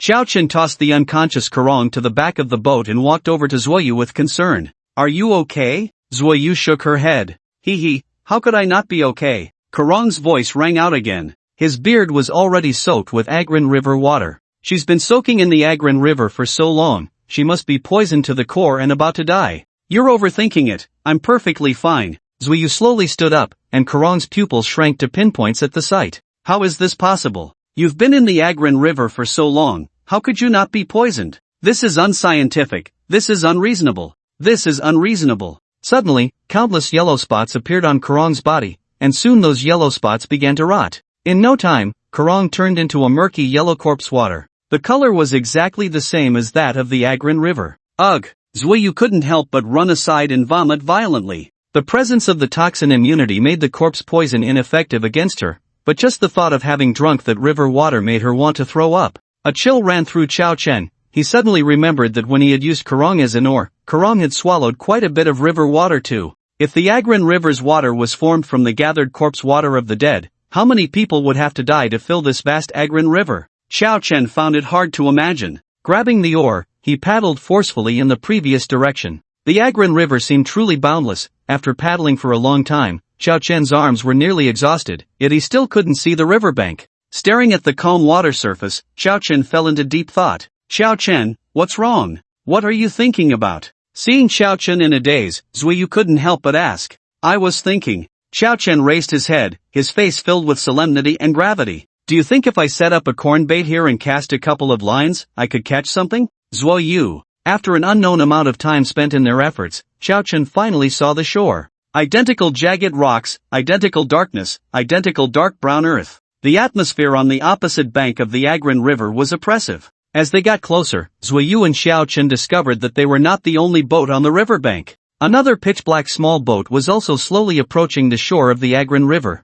Chao Chen focused his gaze, and he was shocked to see 3 people on that boat. One of the figures made Chao Chen's pupils instantly constrict to pinpoints. Karen! It's you, you're still alive! Chao Chen exclaimed, and Zuiyu looked equally astonished. They had clearly seen Karen turn into a pool of corpse water. But what was going on with the person on the opposite boat who looked exactly like Karen? Twin brothers? The Karen on the opposite boat glanced at Chao Chen and Zuiyu but remained silent. Instead, a figure in front let out a soft gasp. You actually killed the ferryman who was supposed to take you across the river? A middle-aged man dressed in luxurious attire stood up, sporting a round, plump belly that made him look quite prosperous. The figure behind him was hidden in his shadow, making it impossible to discern their gender. There was no choice. That ferryman insisted on pushing us into the river, Chao Chen said, growing wary. This man was clearly also a player. And those bold enough to enter a high-level instance were undoubtedly mid-tier players. He. The plump man chuckled lightly. Killing the ferryman, you might have a hard time with the first hellish specter ahead. Tisk tsk, just 2 greenhorns. The plump man shook his head. What's so special about the first hellish specter? And what's the deal with the Agrin River's ferryman? Chao Chen asked.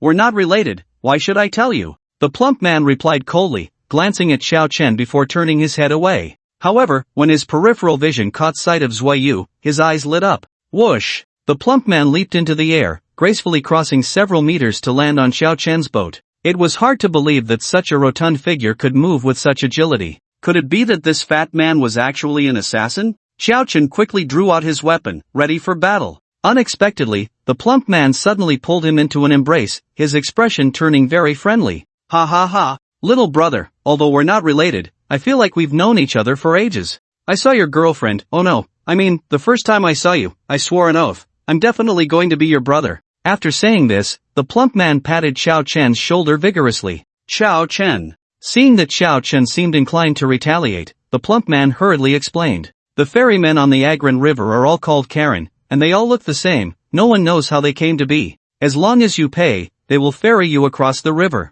Karen usually won't harm anyone, if they do, it can only mean one thing, someone got on the boat without paying, trying to ride for free. At this point, the plump man gave Chao Chen a strange look. Chao Chen felt a bit embarrassed. How was he supposed to know that Karen only accepted ghost coins? As for the first hellish specter, its full name is the Hall of Spectral Judgment. If you kill a Karen, you will definitely be judged as a heinous person with blood on your hands. What consequences will that have? Zuiyu asked. As soon as Zuiyu spoke, the plump man was overjoyed, even straightening his back a bit. Of course. That would get you sent to hell to suffer by the judge of the first hell. But don't worry, little sister. The plump man raised his nose and reached out towards Zuiyu. As long as you two stick with me, I guarantee you won't have any problems. I've been through this dungeon several times. Oh, this little hand is so soft. The plump man kept rubbing one of her hands. Have you had enough touching? Xiao Chen asked coldly. What's wrong with touching? The little girl doesn't mind, so why do you care?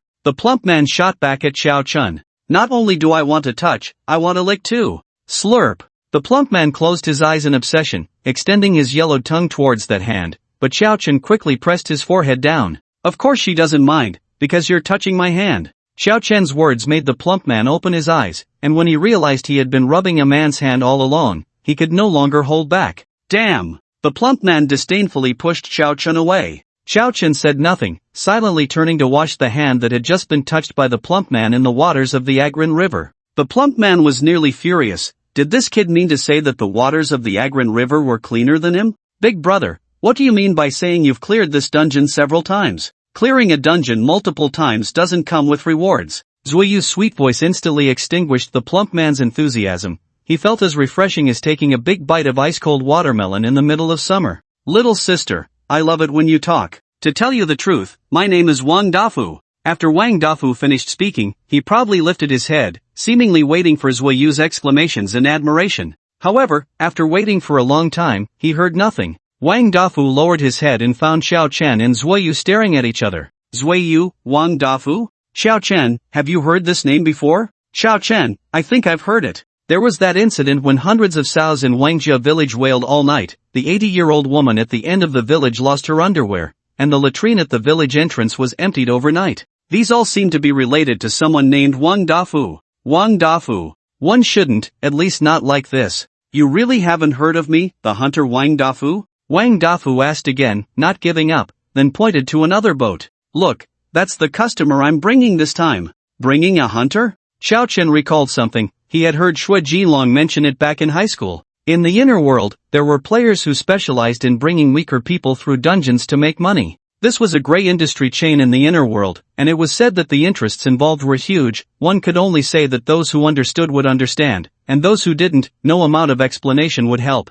That's right. Now you remember, right? Wang Dafu had a proud look on his face. Xiao Chen nodded. I've heard of bringing hunters, but I haven't heard of the name Wang Dafu. Wang Dafu. While they were chatting, both boats had already approached the shore. Swish, swish, swish. The few of them leaped off, leaving the Agrin River. The feeling of being back on solid ground gave Xiao Chen a great sense of security. In front of him was a long stone staircase, winding and twisting, leading who knows where. He didn't notice that on Wang Dafu's boat, Sharon, who was pushing the boat away, shot him a venomous glance. So, little sister, do you want to come with us? Wang Dafu rubbed his hands and asked Zuiyu, at which point the person behind him was displeased. Xiao Chen then noticed that it was a woman with a few freckles on her face. Her looks could only be described as slightly above average, just a bit better than an ordinary person. Placed in front of Zuiyu, she was completely overshadowed, though her figure was still quite nice. Wang Dafu, didn't we agree that this time you would only bring me to the pseudo-underworld dungeon? If it's about bringing people, you owe me a refund. The woman's voice was very sharp, making Xiao Chen's ears hurt a little. Don't worry, I, Wang Dafu, always conduct business with honesty. If this little sister agrees, I will definitely refund you. Seeing Wang Dafu patting his chest to assure her, the woman finally calmed down. Xiao Chen and Zuiyu exchanged glances, and Xiao Chen finally spoke up. Okay, we'll follow you. Unexpectedly, Wang Dafu curled his lip and said disdainfully, Kid, you're not a little lowly, why should I take you? I charge for taking people through dungeons. The first hell, the underworld judgment hall. As soon as Wang Dafu said this, Xiao Chen knew it was going to be bad. Sure enough, Zuiyu's face visibly darkened. That little sister I can still take for free. As for you, just go wherever it's cool. Wang Dafu hadn't noticed Zuiyu's change and continued to chat away. The next second, Wang Dafu felt a tremendous force hit his waist, and his round body was sent flying like a ball. Ouch! It wasn't until he crashed into a stone wall that Wang Dafu's body finally stopped, letting out a miserable scream.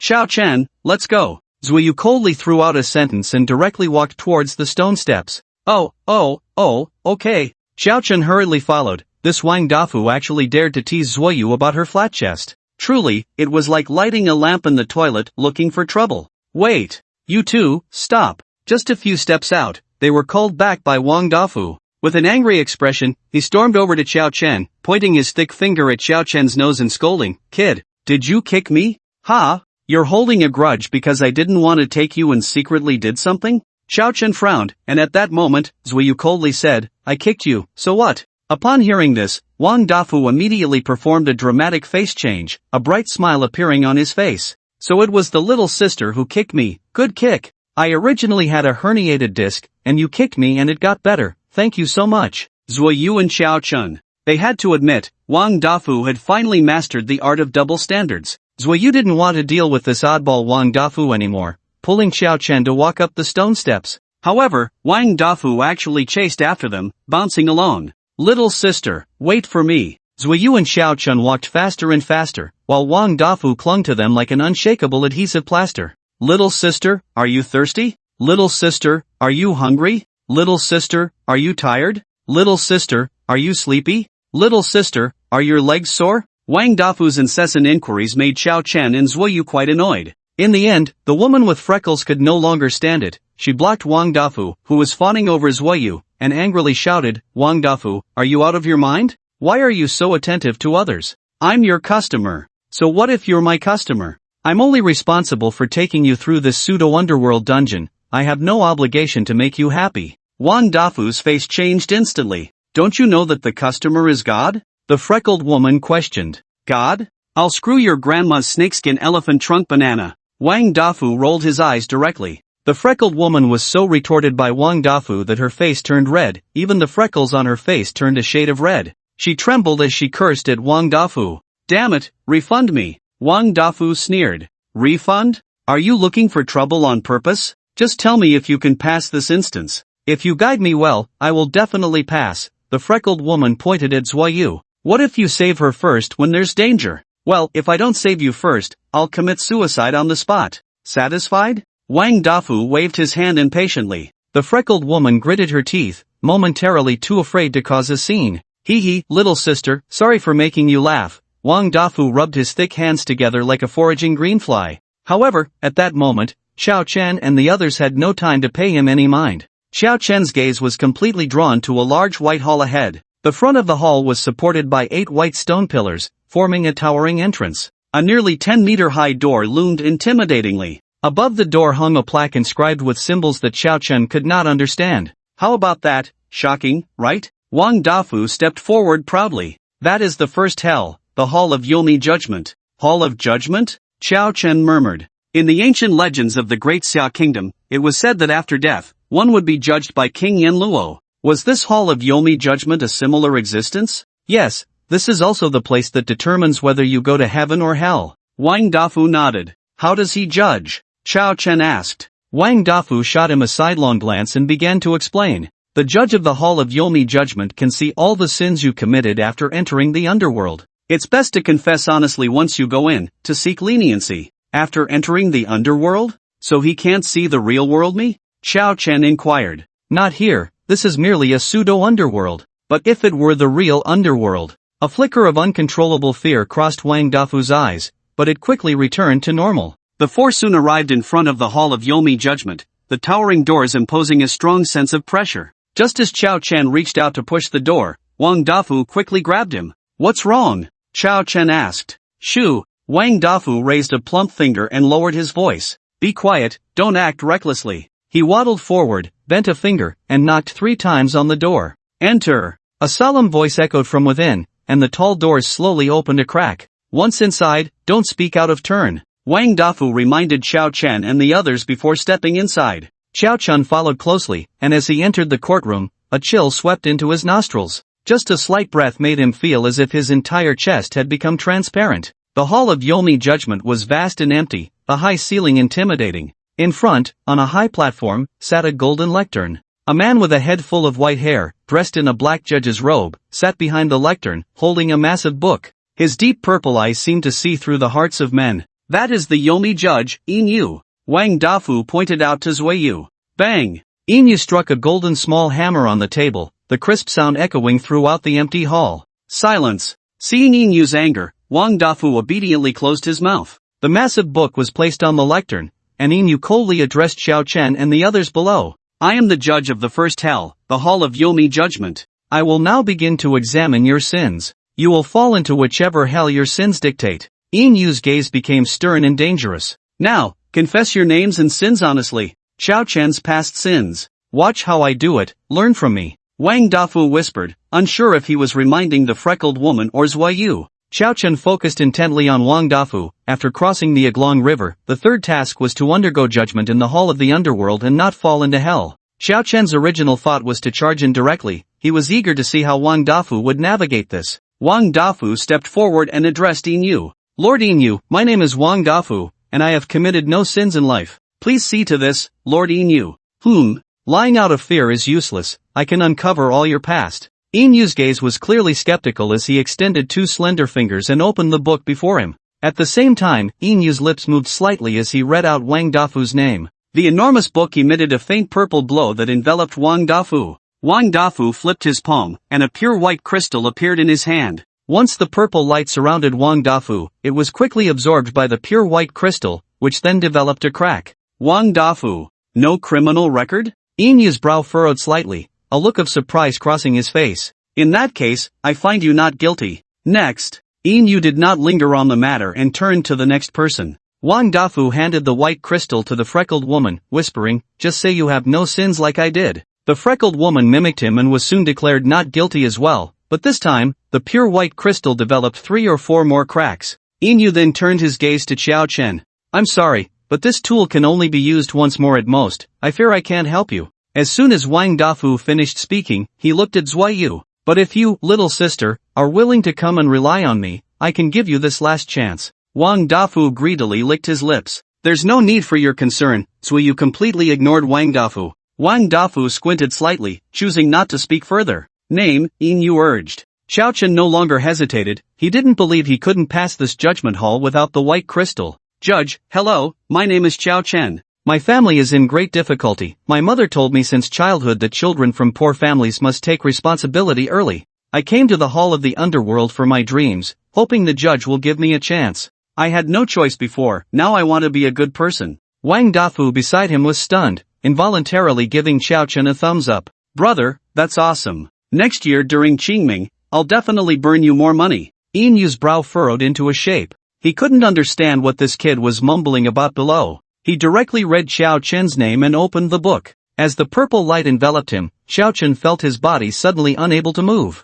Scenes from his experiences in the misty cave began to replay in his mind like a revolving lantern. Yinyu's expression changed dramatically. You are such a heinous person, utterly unforgivable. Crime 1, disrespecting the remains of the deceased. As Yinyu's words fell, Xiao Chen's memories of the misty cave appeared on the walls of the hall. Wang Dafu and the others were stunned. What kind of thought process did this kid have? Hitting a skeleton with a staff? Zhuayu's expression became quite strange. She seemed to understand a bit why Xiao Chen had become so strong since Nightmare Village. Crime 2, disrupting the stable lives of others. Memories of Nightmare Village began to replay. Crime 3, cruelly torturing small animals. The scene of Xiao Chen fighting and killing Sun Dong started to replay. Xiao Chen, how fresh. I've never seen such a large small animal in my life. Yinyu ignored Xiao Chen and continued his narration. Crime 4, desecrating corpses. The scene of Ling Coffin Mountain defeating the drought demon began to emerge. Crime 5,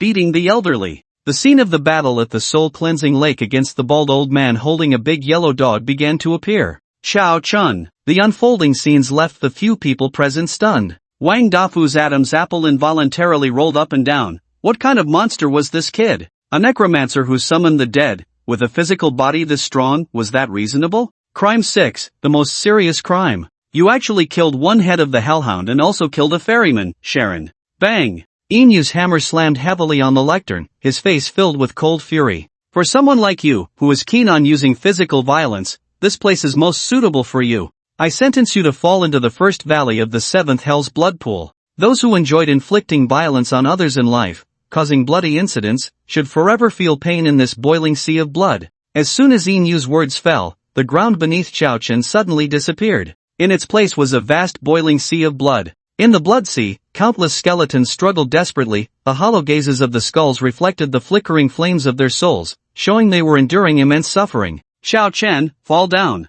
Let the boiling sea of blood burn your skin, melt your flesh, and turn you into a skeleton to atone for your sins. Yinyu's voice held no emotion, as if he were sentencing not a person, but an animal. Just then, a flash of light flickered across Yinyu's body. Yinyu felt as if something had vanished from him, but he couldn't quite pinpoint what it was. In the next second, Inyu's pupils suddenly constricted as Qiao Chen's voice, like a ghost, echoed behind him. I'm not interested in the Blood Sea hell, maybe I'll just go to another hell. By the way, I have to add another crime to my list, assaulting the judge of the Underworld Judgment Hall. Qiao Chen's fist produced a fierce sound as it cut through the air, a heavy punch aimed directly at Inyu's face. Bang! Inyu's body was sent flying by the punch, and the large book scattered to the side. It's over, it's over. This time, something's gone wrong. This kid is too bold, how dare he? Seeing Qiao Chen knock Inyu away with a punch, Wang Dafu was not happy. Instead, he became anxious in an instant. But thinking of the scenes he had just seen of Qiao Chen's experiences in the inner world,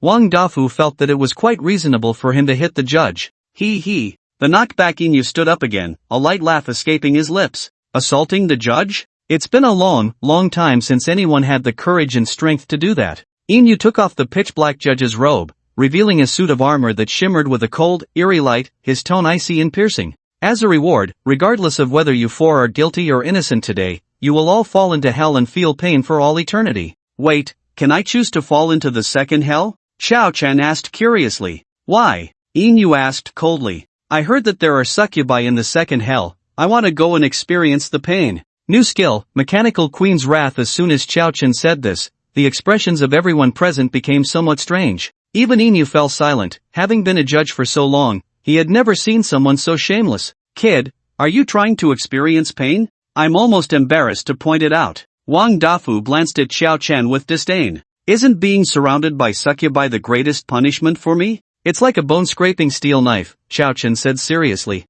Wait until you really see a succubus, then you won't think so, hee. Wang Dafu chuckled as if he had thought of something. Are you done with the nonsense? If you're done, it's time to hit the road. A long spear appeared in Inyu's hand. As soon as he finished speaking, the spear lunged directly at Qiao Chen's right eye. Qiao Chen quickly raised the corpse ancestor ring and dodged just in time, the spear striking empty air. Oh, so you stole my speed, Inyu said with an indifferent expression. Yeah, your agility is really useful, Qiao Chen replied, giving Inyu a thumbs up. Don't rush, that was just a warm-up. The real show is yet to come. After saying this, Inyu pushed off the ground and leaped up, terrifying power gathering at the tip of his spear, which he then thrust down fiercely at Qiao Chen. In an instant, the entire Underworld Judgment Hall began to shake under this terrifying force, a massive shockwave rushing toward Qiao Chen. He had no chance to fight back and could only dodge again. That kid is going to get hurt. Wang Dafu squinted slightly. How could that be? Didn't he dodge? The freckled woman asked, puzzled. The next second, she saw a horrific wound suddenly appear on Qiao Chen's abdomen, blood gushing out. The freckled woman couldn't help but cover her mouth in shock. Qiao Chen touched the bright red blood, his face filled with seriousness. Could he be injured just from the aftershock? This was the first time he had sustained such a serious injury after enhancing his defense in the dark forest. If it had been his previous self with only 6 points of defense, that blow would have likely cleaved him in half. Qiao Chen, be careful, that person's weapon has armor-piercing effects, the Mechanical Queen's voice echoed in Qiao Chen's mind. Little machine, if I can't beat him, can you step in like last time? Qiao Chen asked. No. The Mechanical Queen shook her head. After all, I am from the Mechanical Kingdom. If I intervene casually in other instances and the inner world system detects me, I will be erased. Last time, just swinging once almost caught the inner world system's attention. I understand, Qiao Chen nodded, somewhat disappointed. However, I can teach you a skill, the Mechanical Queen said playfully. Forget the skill, I can't use skills, Qiao Chen said with a wry smile, touching his nose. No, you can use it. You have my heart, the Mechanical Queen insisted. After a moment, Qiao Chen looked back at Inyu. Inyu still wore that expressionless face, as if nothing in this world could stir his emotions. You can dodge well, but how many more times can you dodge? After landing a hit, Inyu immediately pressed the attack. The long spear in his hand whipped up the raging winds in the Underworld Judgment Hall, eventually forming a terrifying wind dragon that enveloped him. The wind dragon roared as it charged toward Qiao Chen. It's over, Wang Dafu, aren't you going to make a move? The freckled woman screamed in panic. That kid definitely can't take such a terrifying move. The judge just said we all have to go to hell. If that kid dies, it's our turn. Don't rush. Wait a bit longer. Wang Dafu shook his head, his eyes flashing with a glint, as if he were contemplating something. Zuiyu could no longer hold back and rushed towards Qiao Chen. Just then, an unexpected change occurred. Qiao Chen, as if committing suicide, swiftly lunged towards the wind dragon formed by the long spear. Qiao Chen, Zuiyu exclaimed, and even Yu's gaze wavered slightly. Taking the initiative? Does this kid have some kind of scheme? Wang Dafu raised an eyebrow with interest. In the next moment, the long spear pierced directly through Qiao Chen's chest. Wang Dafu. He felt he really shouldn't have had any expectations for this kid. Just as Wang Dafu was about to take action, Qiao Chen, who had been pierced through the chest by the long spear, suddenly moved. He gripped the spear with both hands, and a surge of immense power erupted from him, directly pushing the spear back. The speed was so fast that even Yu couldn't react in time, and the tail end of the spear pierced through Yu's shoulder. Then, Yu's body flew back like a cannonball, crashing into the wall of the Underworld Judgment Hall. Holy crap! Wang Dafu, who had just felt a bit disappointed, was completely stunned. He couldn't tell if it was an illusion, but he felt Qiao Chen's strength had increased significantly in an instant. How about that? This skill is useful, right? The mechanical empress spoke with a tone like a little girl eager for praise. Qiao Chen touched the bloody wound on his chest and smiled wryly. It is useful, but this skill is a bit life-threatening. Qiao Chen focused on a passive skill that the mechanical empress had just transmitted to him. Mechanical Empress's Fury, level, not applicable. Effect, when the player is injured, it triggers a rage state. In the rage state, for every 1 point of health lost, the player gains 0 attack power, defense, and speed. Friendly reminder, staying in a rage state for too long may have certain mysterious side effects. But, this feeling is really nice. Qiao Chen felt the powerful force surging within him and couldn't help but feel a bit pleased. Being able to enhance 3 attributes just by getting injured was simply perfect for someone like Qiao Chen, who loved to engage in close combat. The mechanical empress smiled but did not respond. Qiao Chen looked at Yu, who was embedded in the wall. At that moment, Yu's white hair was in disarray, and the armor on his chest had a large hole, completely losing the imposing demeanor of a judge. Are you still going to drag me to hell? If not, I can go myself, Qiao Chen said, blinking. Clatter! Yu moved slightly, and countless fragments fell from him. He tore off a piece of silk cloth and tied up his disheveled hair. Ha ha ha, ha ha ha. Yu, who had been expressionless, suddenly threw his head back and laughed. Interesting, truly interesting. I, the judge of the Underworld Judgment Hall, have actually been injured by a heinous criminal. Yu forcefully pulled the spear out of his shoulder and gripped it again. Don't worry, I will carve your flesh from your body piece by piece, as a sign of respect for the injury you caused me. This strike, try to take it. 8 directions Underworld Spear. As soon as he finished speaking, Yu charged towards Qiao Chen once more. However, this time he did not choose a frontal thrust. Instead, he raised the long spear high and brought it down with the might of the mountains and rivers. This strike gathered almost all of Yu's strength. And when Yu unleashed his full power, his attribute panel finally appeared in Qiao Chen's eyes. Epic, Judge Yu, level, not applicable, health, 4,300, strength, 370, defense, 263, agility, 285, skills, 8 directions Underworld Spear, power of the extreme. Friendly reminder, the judge of the Underworld Judgment Hall possesses the coldest heart in the world.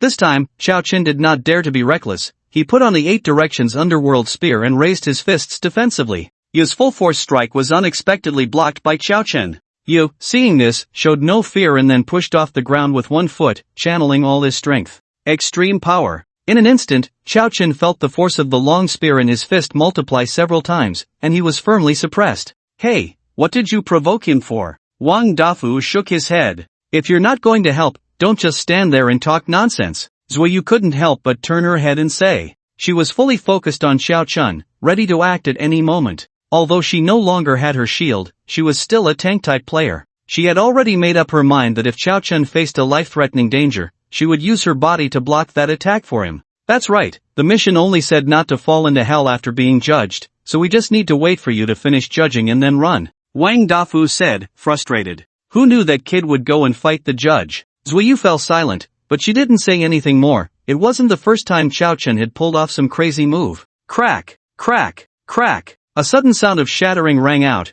and Qiao Chen was startled. He suddenly realized that the cracking sound was coming from the radiant claw on his hand. As the underworld judge, I condemn you to death. Yu shouted, leaping into the air, and the long spear in his hand came crashing down. Qiao Chen! Zuiyu exclaimed, rushing over, but it was already too late. Bang! Radiant Claw has been damaged. The already weakened Radiant Claw let out a mournful cry, shattering along with the notification sound from the inner world. Inside the Underworld Judgment Hall, thick smoke billowed, and the ground cracked as Yu emerged slowly from the smoke, spear in hand. Behind him lay Qiao Chen, unconscious on the ground, blood staining the floor of the Underworld Judgment Hall. Xiao Chen. Zhuyu bit her lip, tears welling in her beautiful eyes. She had never hated herself more than at this moment. She hated that she couldn't keep up with Xiao Chen's rising strength. She hated that she couldn't shield him from harm like before. Next, it's your turn. You pointed his spear at Wang Dafu and the others. Wait. Cough, cough, cough, it's not over yet.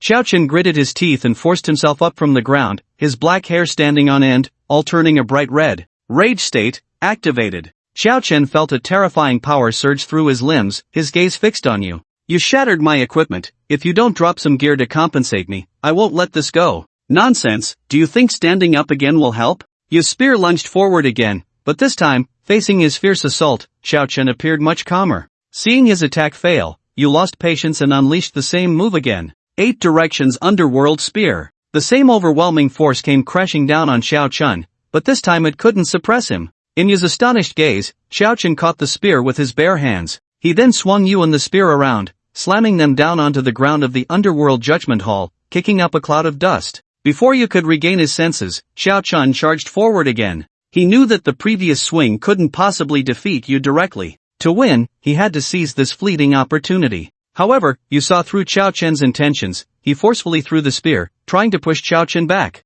But Xiao Chen disregarded it, allowing the spear to pierce his body, and delivered a heavy punch right to you. Damn! This kid is ruthless. Wang Dafu's forehead was dripping with cold sweat, and he suddenly felt grateful that he had only mocked the kid earlier and hadn't directly confronted him. That Yu's body was pierced. The freckled woman couldn't help but exclaim, because a large hole had been broken in the armor on Yu's left chest, and his body also had a big hole. The heart that should have been in that position had been smashed to bits by Xiao Chen's punch. How is this possible? I actually died at the hands of a criminal. Yu's body slowly disappeared, transforming into a glowing soul core. Detected that player Xiao Chen defeated Yu in hand-to-hand combat, rewarded with 26 free attribute points, experience, huff, huff. Xiao Chen gasped for breath as he collapsed to the ground. This battle had been incredibly difficult for him. The pressure Yu exerted on him was not at all inferior to that of Mi Yuan at the soul-purging lake. If it weren't for the mechanical queen temporarily granting him a passive skill that made him stronger the lower his health was, it was hard to say who would have won this battle. Ha ha ha. As expected, the younger generation is formidable. Brother Xiao Chen is indeed impressive. Wang Dafu approached, rubbing his hands with a shameless grin. Oh dear, you're seriously injured. Hurry and heal yourself. We finally passed the trial of the first hell. You're really amazing. Whoosh! A piece of rubble slipped from Xiao Chen's hand and shot towards Wang Dafu's shoulder, creating a large hole in his clothing. If you take one more step closer to that soul core, I won't mind letting you feel just how strong I really am. Xiao Chen's cold voice froze Wang Dafu in his tracks. He had been casually talking while secretly inching closer to Yu's soul core, not expecting that Xiao Chen, who had just been easy to talk to, would act so decisively.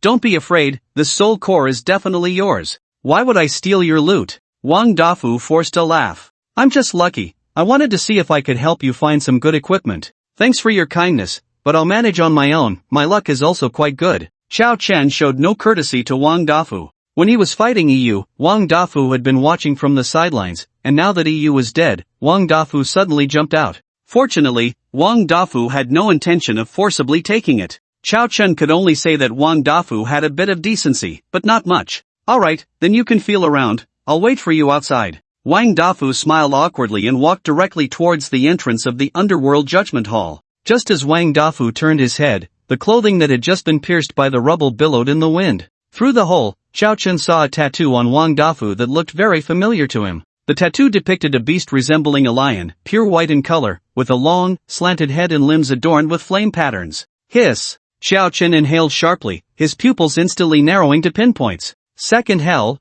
Black Wind Valley. The divine beast by Zay of the Second Hell, Black Wind Valley. The tattoo on Wang Dafu was definitely that of the divine beast by Zay. Xiao Chen was certain he couldn't be mistaken. He had seen Bai Zay's appearance countless times. Who exactly was Wang Dafu? Why did he have a tattoo of Bai Zay? What was his relationship with Bai Zay? Did he just happen to encounter him, or was he deliberately seeking him out? Countless questions flooded Xiao Chen's mind, turning his thoughts into a muddled mess. If Wang Dafu was affiliated with Bai Zay and had specifically come to this instance to block him, then Bai Zay's intelligence-gathering ability was terrifying. It should be noted that he had brought Zhuyu to the pseudo-underworld instance on a whim. Xiao Chen couldn't help but feel a strong sense of palpitations. Xiao Chen, what's wrong? If you're feeling unwell, we should leave. Zuiyu bit her lip, looking at the dazed Xiao Chen with concern. She really didn't want to see Xiao Chen get hurt because of her again. It's nothing, I was just wondering if the demoness of the second hell looks good. Xiao Chen grinned and casually made up a story. Zuiyu, if you really like demonesses, I can try it when we get back. Zuiyu's voice grew smaller, until it was barely a whisper, so soft that Xiao Chen couldn't hear what she said at all. Ha? What did you say? What's wrong with me liking demonesses? Speak up, Xiao Chen asked. And nothing. Zuiyu hurriedly denied it, her face turning red. Xiao Chen scratched his head, thinking to himself how strange girls were, and stood up to walk towards the soul core of EU. Epic level, this is my first time killing an epic level. Xiao Chen rubbed his hands in anticipation. Killing EU had brought him 26 attribute points, and he was curious about what the soul core would drop for him. Xiao Chen reached out and found that there was only a stone-like object inside the soul core. Equipment Upgrade Stone, a one-time use item that can upgrade any piece of equipment to level and add a special effect. Xiao Chen's face darkened immediately. What good is this thing? His shaking light finger tiger was broken, and the only remaining equipment he had was the Skeleton King's ring, which was level. The remaining frenzied spider armor was already level, and the corpse ancestor ring was even level equipment. What he really needed now was a weapon. Sigh. Xiao Chen sighed and put away the equipment upgrade stone, hoping that the upcoming dungeon would drop a weapon for him. Let's go. Xiao Chen called out to Zuiyu, took a deep breath to adjust his emotions to avoid being noticed by Wang Dafu, and stepped out of the Hall of Underworld Judgment. Just as he stepped out, the system prompt from the inner world sounded. Congratulations, player has completed Task 3, now releasing Task 4. Task 4, pass through all the hells behind, go to the Underworld King's Temple, and protect the cross from being lost. Friendly reminder, each hell behind has its own unique features. Are you done touching? Then let's keep going. Ahead is your favorite second hell, Black Wind Valley. At this moment, Wang Dafu had already changed into a new outfit. Xiao Chen nodded and stepped forward to catch up. Not long after passing through the Hall of Underworld Judgment, the group arrived at the entrance of a valley. What is that? The freckled woman exclaimed. Hearing her, Xiao Chen looked over and saw countless naked men and women in the valley being swept into the air by a black whirlwind. Their expressions were pained, as if they were suffering some terrible torment. You'll get used to it after a few more looks, Wang Dafu grinned. The souls imprisoned in the second hell are all those who committed the sin of lust. Those who had no restraint in their desires during their lives are swept into the air by the black wind here, unable to touch the ground for eternity. You mean those people flying above were like that in their previous lives? Xiao Chen asked. Wang Dafu nodded in response. In a sense, you could say that. What about the demoness? Where is the demoness? Xiao Chen peeked around outside Black Wind Valley. Don't worry, you'll know once you go in, Wang Dafu said with a strange smile. The four of them entered Black Wind Valley, and the eerie black wind suddenly rushed towards them. Xiao Chen reached out to block it but found that the fierce black wind not only failed to lift him into the air, but it couldn't even ruffle the ends of his hair. Ha! Why aren't you affected by the black wind?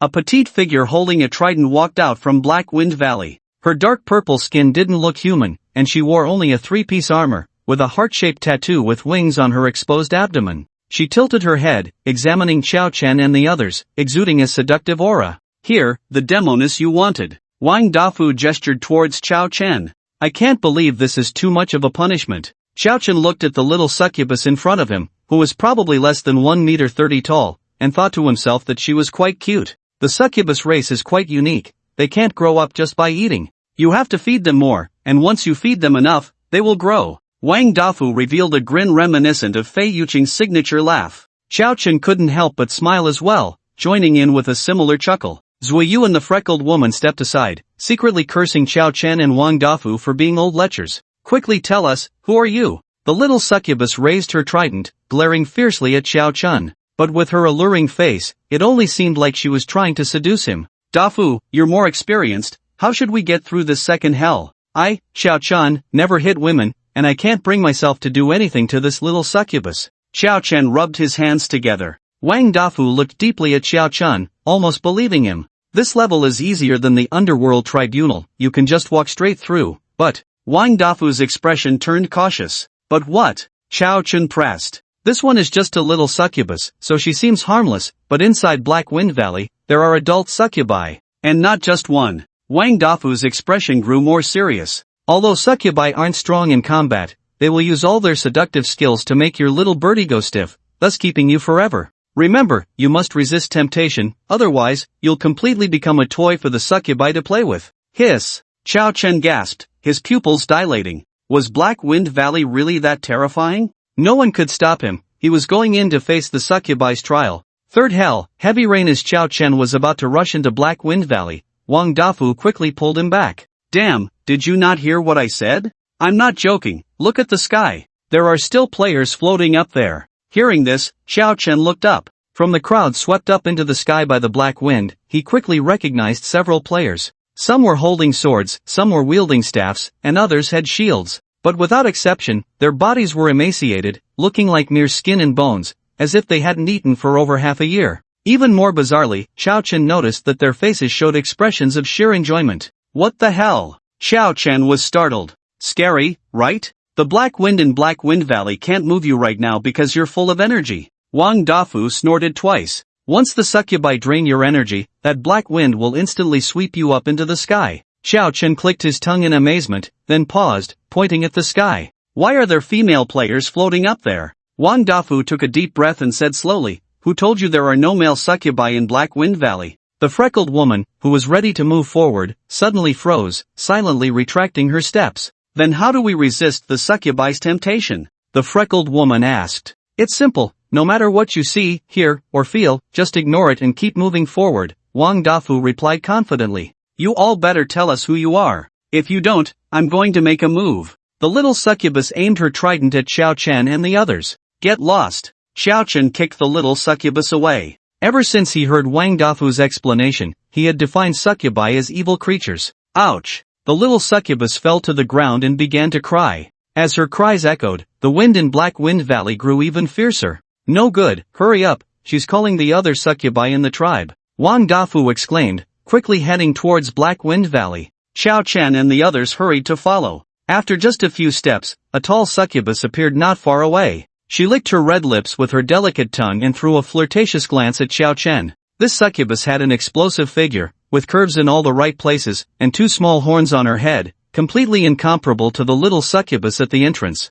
Master, will you stay and keep me company? The succubus's voice was incredibly seductive, making Chao Chen feel weak in the knees. Amitba, my apologies. Chao Chen shivered and quickly steered himself back on track, continuing to walk forward. But the succubus seemed intent on not letting him go, getting closer and closer, even twisting her waist like a water snake, performing difficult yoga poses to entice Chao Chen. Come on, master, please cherish me, you can even humiliate me. Chao Chen felt overwhelmed. He couldn't understand why this suddenly appearing female succubus ignored Wang Dafu and kept clinging to him. Little did he know, succubi were also creatures that judged by appearance. When the female succubus noticed Chao Chen looking at her, she put in even more effort. She even pulled out an old popsicle from somewhere and began to lick it, her long tongue wrapping around it completely. Chao Chen felt a surge of anger. Chao Chen, stay true to yourself, don't be tempted by her, Zuiyu reminded, her face flushed. But her reminder only made Chao Chen unable to hold back any longer. With fiery red eyes, he said to Zuiyu, I'm really furious right now. Immediately, Chao Chen charged towards the female succubus. Don't go. Once you get involved with a succubus, you can never come back. Wang Dafu shouted in frustration. Chao Chen, come back. Zuiyu was also anxious. No, I really can't hold back any longer. However, Chao Chen ignored them, seemingly truly enchanted by the succubus. He. The succubus let out a melodious laugh, a sound that seemed to awaken the deepest desires within a person. Come on, master, I knew you wouldn't be able to bear leaving me. Don't pity me just because I'm a delicate flower. The succubus even extended her tongue to lick the popsicle again. I'm coming.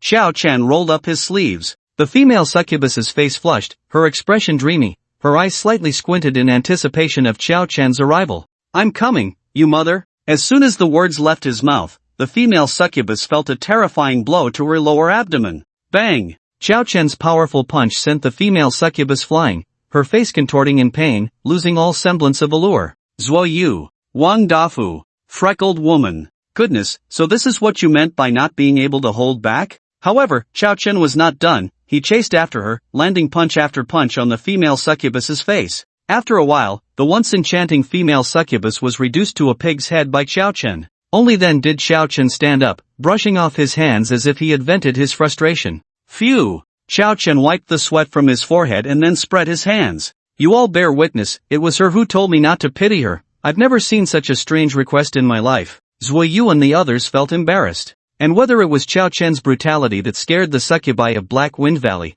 they encountered no more succubi along the way. It wasn't until they exited Black Wind Valley that a succubus peeked her head out from a corner. Did that lunatic leave? He left. Finally, he's gone. So scary. Yeah, you should have seen how miserable old Five looked. He was beaten to the point where you couldn't even tell he was a succubus anymore. How could a man be willing to beat a succubus? That lunatic must be insane. Very likely. Chao Chen, who had already walked far away, could not hear the discussions of the succubi in Haifeng Valley, and even if he did, he wouldn't care. Wang Dafu had already said that succubi were not strong in combat. If they weren't strong and still dared to cause trouble in front of him, wasn't that just asking for death? At that moment, they were heading towards the third hell, and it started to rain lightly from the sky. The rain fell on them, chilling to the bone, as if ice water was pouring down. Achio, what kind of rain is this? I feel like my bones are going to freeze stiff. If this keeps up, we might freeze to death. The freckled woman couldn't help but sneeze.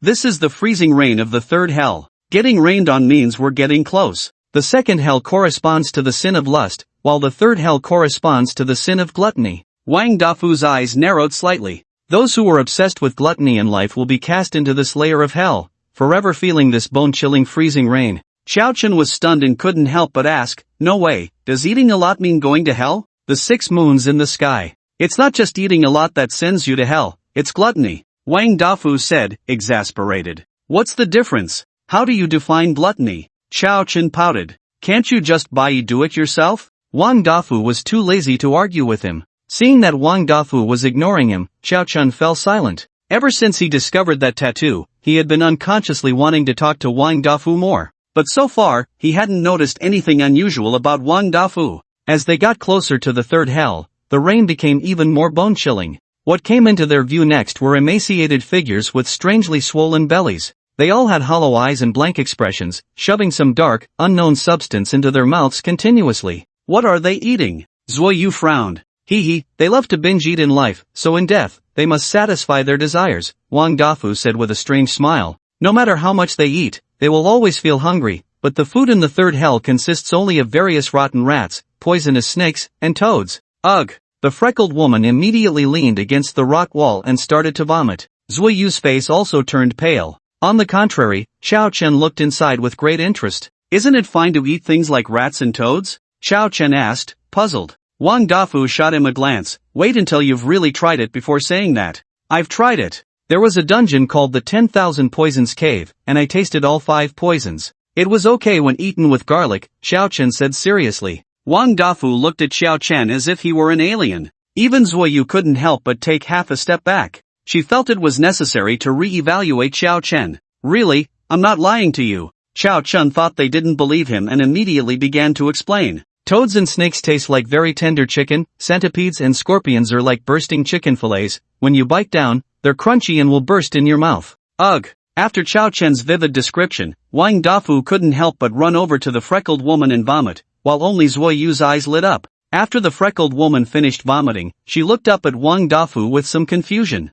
Why is your reflex arc so long? I finished throwing up and you only just realized you needed to? Not vomit. Not vomit vomit vomit. Wang Dafu tried to explain, but as soon as he opened his mouth, a mouthful of sour water came out. He swore he would never eat bursting chicken fillets again. Strange, what's wrong with him? The freckled woman asked Chao Chen. I don't know. Chao Chen shook his head. The freckled woman glanced at the third hell and nearly vomited again. Wang Dafu, are you done throwing up? Let's hurry and get out of this place. I don't want to stay here for another second. Ugh, ugh ugh ugh. As soon as Wang Dafu opened his mouth, another wave of retching followed. How can a big man like you have worse endurance than me, a woman? Are you even capable? You've been a guide in the pseudo-underworld several times. The freckled woman frowned. The more Wang Dafu listened, the angrier he became, thinking it was all that kid's fault, who would eat that stuff and describe the taste anyway. Finally, after Wang Dafu finished throwing up, the 4 of them stepped into the third hell. Shoo,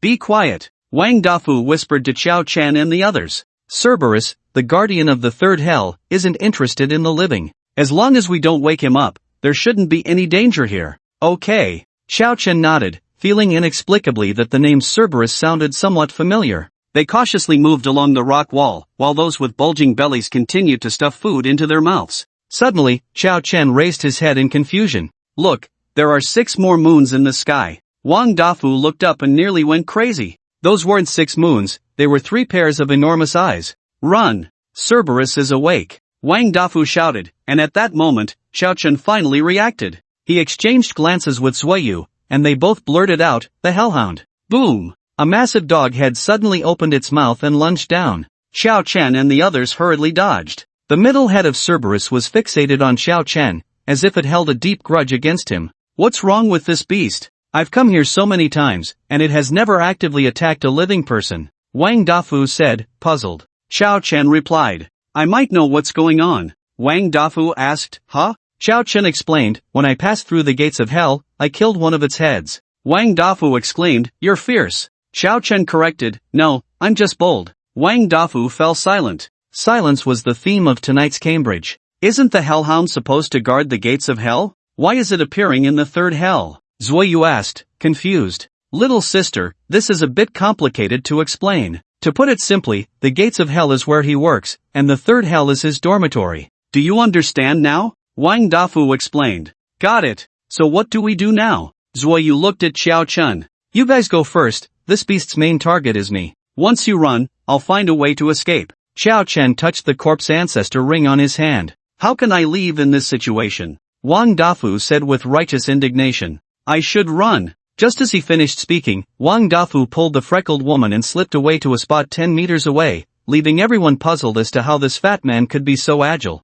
Xiao Chen. You should follow that fat guy and run, don't worry about me, Xiao Chen said to Zuiyu. What about you? Zuiyu frowned. I have something on this beast, I need to get it back. Xiao Chen squinted his eyes, as if he had thought of where the equipment upgrade stone could be used. Alright, I'll wait for you up ahead. Zuiyu took a deep breath, looked at Xiao Chen intently, and turned to walk toward the outside of the third hell. She silently vowed to herself that she would never again be just a useless burden like this time. Once Zuiyu and the others had left, Xiao Chen grinned at the hellhound. Alright, now we can settle the score from before. Riding the dog after Xiao Chen, riding the dog, killed the hellhound, his attack power increased by 52 points. With the new skill provided by the mechanical queen, he felt that he might be able to have a good arm wrestling match with the hellhound. Woof! The hellhound let out a furious roar and swiped a paw at Xiao Chen. He clearly remembered that this creature had killed one of its heads. Wait a moment! Xiao Chen dodged the swipe and raised his right fist. Just as the hellhound thought Xiao Chen was going to attack, baring its teeth at him, bang! Xiao Chen slammed his fist against his own chest, spitting out a mouthful of blood. The 3 heads of Cerberus simultaneously showed a hint of human-like confusion, their expressions frozen on their faces. What was wrong with this person? Why was he hitting himself? Feeling the immense power bestowed upon him by the mechanical queen's wrath, Xiao Chen grinned. Now it's time. He took a step forward, his body launching like a cannonball towards the hellhound. Woof! A foul-smelling purple pus sprayed from the hellhound's massive mouth on the left, but Xiao Chen did not flinch. He charged straight into the pus, immediately swinging his fists. Bang! Bang! Bang! His fists struck the hellhound, producing a sound like metal clashing, forcing the hellhound to stagger back. However, the hellhound seemed uninjured, it shook its head and lunged at Xiao Chen again. Is it that tough? Xiao Chen was momentarily stunned. This hellhound had some genes of a pit bull, completely unafraid of pain in a fight. Instead, his skin was being corroded by the hellhound's venom, sizzling and emitting white smoke. I don't believe it. I can't handle a dog. Xiao Chen grabbed a black iron chain from the side, leaped, and landed directly on the hellhound's back. Woof! The 3 heads of the hellhound let out a simultaneous scream as Xiao Chen wrapped the chain around them, binding them together. He tightened the chain, ready to end the hellhound's life. But how could the hellhound just sit back and wait? The head on its right bit down on the black chain with a clang, and Xiao Chen's expression changed. Then, the hellhound charged forward, desperately shaking its body to throw Xiao Chen off. Xiao Chen tried to grab onto something, but the fur on the hellhound was too smooth, he couldn't hold on at all. He was flung off, and in desperation, he could only cling tightly to the chain. The hellhound charged ahead, and Xiao Chen's body crashed through a dozen stone pillars before being flung back onto the hellhound's back. You damn dog! Stop for me! Xiao Chen wiped the blood from the corner of his mouth and punched the middle head of the hellhound, causing it to grunt in pain. This sudden punch knocked it off balance, causing it to stumble. Just as Xiao Chen was about to jump down, the hellhound charged forward again, quickly exiting the territory of the third hell. What's wrong with this dog? Has it gone mad? Xiao Chen could only cling tightly to the chain, lying on the hellhound's back, completely bewildered about where this crazy dog was taking him. Not far ahead, Zuiyu wore a worried expression, her heart heavy with concern. She stood at the entrance of the fourth hell, gazing towards the exit of the third hell. Beside her were Wang Dafu, with a fawning expression, and a freckled woman, visibly angry. Wang Dafu, it's been 10 minutes already. How much longer do we have to wait? The freckled woman was very impatient. Why are you so impatient? Just because a teammate can be abandoned doesn't mean we should. Wang Dafu spoke with righteous authority, then turned around to reveal a smiling face as he comforted Zuiyu. Little sister, don't be afraid. That guy will definitely have good fortune on his side. I'll stay with you no matter how long you wait. If you're feeling sad, my broad chest is also available for you to lean on, hee hee. Wang Dafu rubbed his hands together, resembling an oversized green fly. Zuiyu ignored him, staring blankly at the exit. She was waiting, hoping that Xiao Chen would come out from that exit. Suddenly, there was a commotion at the exit of the third hell, and a black dot appeared in the distance. Zuiyu's eyes lit up. Xiao Chen? Is that Xiao Chen? But then she realized something was off. The black dot was growing larger, and the earth-shaking noise certainly didn't seem like something a human could create. Soon after, 6 large glowing circles appeared, resembling moons. Zuiyu immediately understood what the black dot was. It was the Cerberus of Hell. How did the Cerberus chase all the way to the fourth hell? This doesn't make sense. Wang Dafu looked puzzled, and then his sharp eyes noticed a figure on the back of the Cerberus. Wang Dafu rubbed his eyes in disbelief. Am I seeing things? How can I see a person on the back of the Cerberus? Zuiyu looked over at the sound, suddenly feeling excited. That's right. There is a person, that's Xiao Chen. The Cerberus ran quickly, and before long, it charged in front of Wang Dafu and the others. They finally got a clear look at Xiao Chen, who was holding a chain to control the Cerberus. Wow, kid, your skills are impressive. Even walking the Cerberus, you know to use a leash. Wang Dafu clapped in approval. Xiao Chen?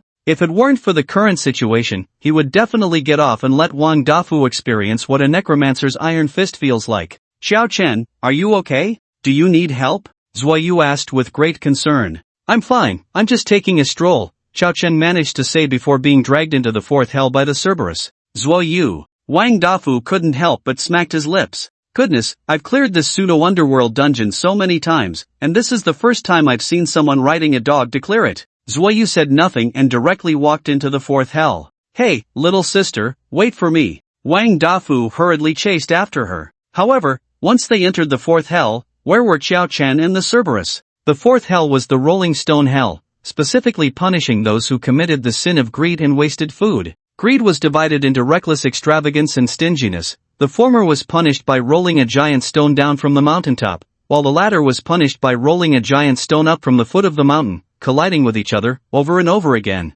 At that moment, the Rolling Stone Hell was a scene of devastation, with shattered boulders everywhere and the ground littered with the wails of the dead. It was as if the Rolling Stone Hell had been ravaged by locusts. Wow, is this still the Rolling Stone Hell I know? Wang Dafu was stunned. He searched around the Rolling Stone Hell and found that the guardian had been crushed to death. The body lay in the center of a massive paw print, with a look of confusion still on its dead face. No wonder the Lord would be interested in this person. This kid really knows how to create surprises. A strange glint flashed in Wang Dafu's eyes. Level up, Golden Dragon Crescent Blade. Level up, the Golden Dragon Crescent Blade has a classic line that goes, "My destined one is a great hero. One day he will wear golden armor and ride a rainbow cloud to marry me." Zuiyu had heard this line a long time ago, but she never expected that one day her destined one would zoom past her on a dog. At this moment, Xiao Chen was also at a loss for words. He could only hear the howling wind rushing past his ears. The hellhound dragged him who knows how far, as if this dead dog would never tire, desperately running forward.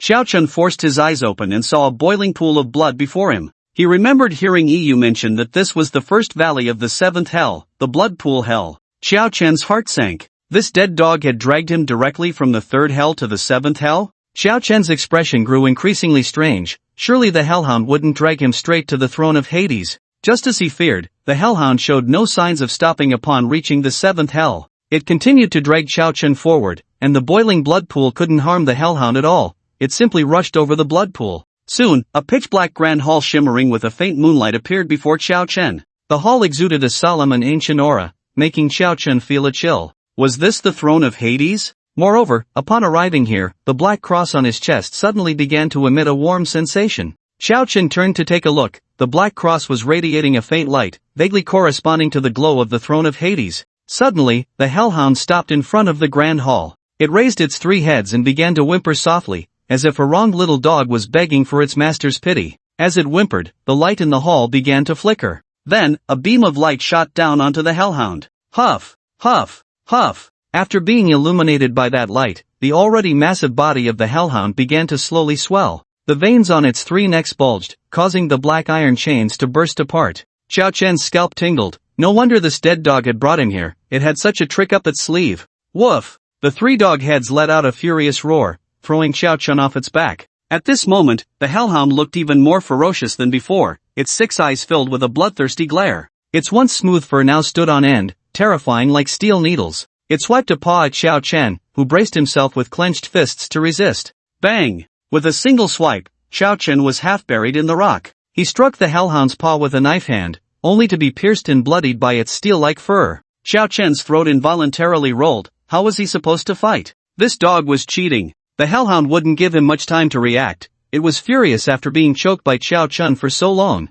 The middle head opened its mouth wide and lunged at Xiao Chen. Damn it, if it comes to it, I'll fight you to the death. Xiao Chen's gaze flickered, and through the hellhound's stinking mouth, he clearly saw a metallic gleam. He knew it was his Qinglong Yenue blade. Bang! Xiao Chen leaped out from the rock, seemingly jumping to his death into the hellhound's mouth. However, this time the hellhound had learned its lesson. After swallowing Xiao Chen, the middle head immediately tilted its head back and opened its mouth wide. Then, the left head stretched its neck and spat a purple pus inside. The middle head swallowed hard, blissfully closing its eyes. It was confident in its venom. Surely that kid couldn't cause trouble in its belly anymore, the hellhound thought. It let out a satisfied burp, whimpered respectfully towards the grand hall, and then prepared to return to the 3rd hell. But after just a few steps, the hellhound suddenly felt unbearable pain in its abdomen. Woof! This time, its bark was clearly tinged with panic. It didn't know what was happening. Sizzle! A beam of golden light pierced through the hellhound's belly, followed by a second and a third. Countless beams of golden light turned the hellhound's body into a sieve. Woof! The hellhound rolled on the ground in agony, its massive body shaking the nearby stone walls. Whoosh! A figure in a shape burst out from the hellhound's abdomen. It was Xiao Chen, wielding the green dragon crescent blade. His clothes had been completely corroded by the hellhound's venom, leaving only a piece of crazy spider armor on his upper body. His lower half was bare, and in his hand was a large knife radiating golden light. Xiao Chen's eyes were filled with uncontrollable delight. Clearly, the equipment upgrade stone had given him quite a surprise. At this moment, the green dragon crescent blade had evidently become a high-level piece of equipment. No, perhaps it should be called the golden dragon crescent blade. However, looking at the enchanting effects brought by the equipment upgrade stone, Xiao Chen couldn't help but awkwardly touch his nose. Golden Dragon Crescent Blade, level, high-level effect. When attacking, if the opponent dodges, it will trigger the Dragon Roar combo effect with 100% probability, and activate a cool Golden Dragon effect. Dragon Roar combo, when the player's attack is blocked, the next attack will automatically trigger, increasing damage by 5. This skill can stack infinitely. Enchantment, damage to opposite-sex creatures increased by 20%. Xiao Chen had never hit women, so this enchantment effect was useless to him. Forget it, Xiao Chen shook his head. The urgent matter was to deal with the hellhound in front of him. Swallow me once, fine, but to dare to swallow me a second time, you really are a dog that fears nothing. Xiao Chen squinted his eyes. The hellhound lay quietly on the ground, as if it had already died. But Xiao Chen did not relax in the slightest, for the system had not given the prompt of a kill. This meant that the dog was not dead yet. He hadn't forgotten that after killing one of the hellhound's heads at the gates of hell, that head had later revived. Seeing that Xiao Chen was not falling for its act, the hellhound dropped the pretense and stood up, letting out an angry growl. Its previously gaping abdomen was now slowly healing. Xiao Chen looked up and down at the hellhound. He believed this dog must have a weakness. If this dog was truly immortal, then there would be no need to fight. He could simply be eaten by the hellhound and turn into dog poop. 3 heads? 3 heads? Xiao Chen suddenly remembered the well-off islanders, who had a legend about the 8-headed serpent. If one of the serpent's heads was cut off, it would quickly grow back and revive. The only way to slay the 8-headed serpent was to simultaneously cut off all 8 of its heads in a flash. Could it be that the hellhound was the same? To slay this hellhound, he must cut off all 3 of its heads at once? Slaying the hellhound. Slaying the hellhound. Xiao Chen tightened his grip on the golden dragon crescent blade. Whether it was true or not, he was going to give it a try. This dead dog had corroded all his clothes, and he certainly couldn't let it go just like that. Killing this dog and skinning it to make clothes should be quite nice. After all, the dog's fur was as sharp as steel needles, and using it to make clothes would surely provide good defensive effects. Dead dog, take this. Chao Chun charged forward with the golden dragon crescent blade. His scythe as a necromancer was already thirsting for action.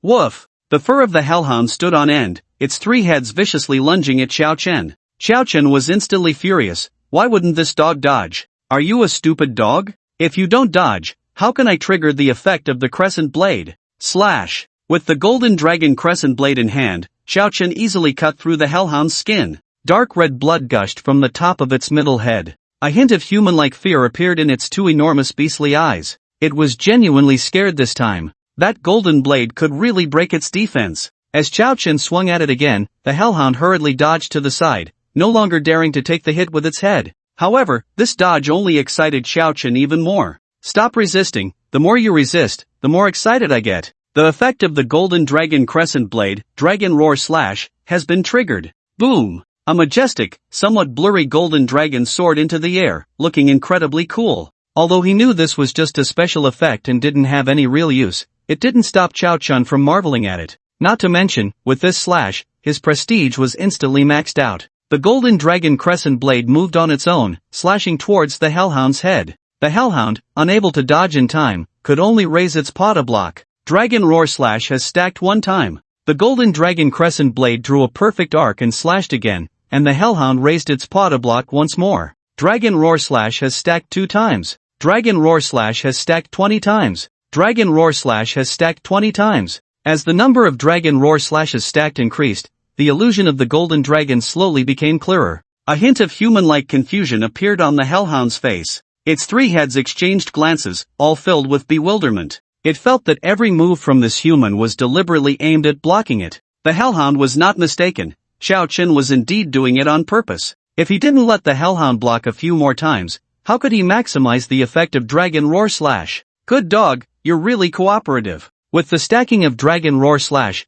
Xiao Chen's smile grew increasingly unrestrained. He. Seeing that terrifying smile, the hellhound tightened up. It whimpered and turned to run. However, how could Xiao Chen give it a chance? The power of the Dragon Roar Slash, stacked 40 times, had become terrifyingly immense. That dazzling golden dragon seemed like the ancestral dragon of the dragon clan emerging from the primordial chaos, sending chills down one's spine. Roar! The golden dragon roared and pounced at the hellhound. The hellhound bared its teeth at the golden dragon, but its body obediently crouched down. After 40 stacks, the power of Xiao Chen's slash had increased by 200. Slash! The golden dragon transformed from the crescent blade bit down, directly severing one of the hellhound's necks. Critical hit! An outrageous damage number appeared above the hellhound's head. A smooth cut on the severed head was continuously spraying blood. 3,599? Xiao Chen was stunned. Something was off. He had nearly 800 points of attack power, Dragon Roar Slash doubled that, and the critical hit doubled as well.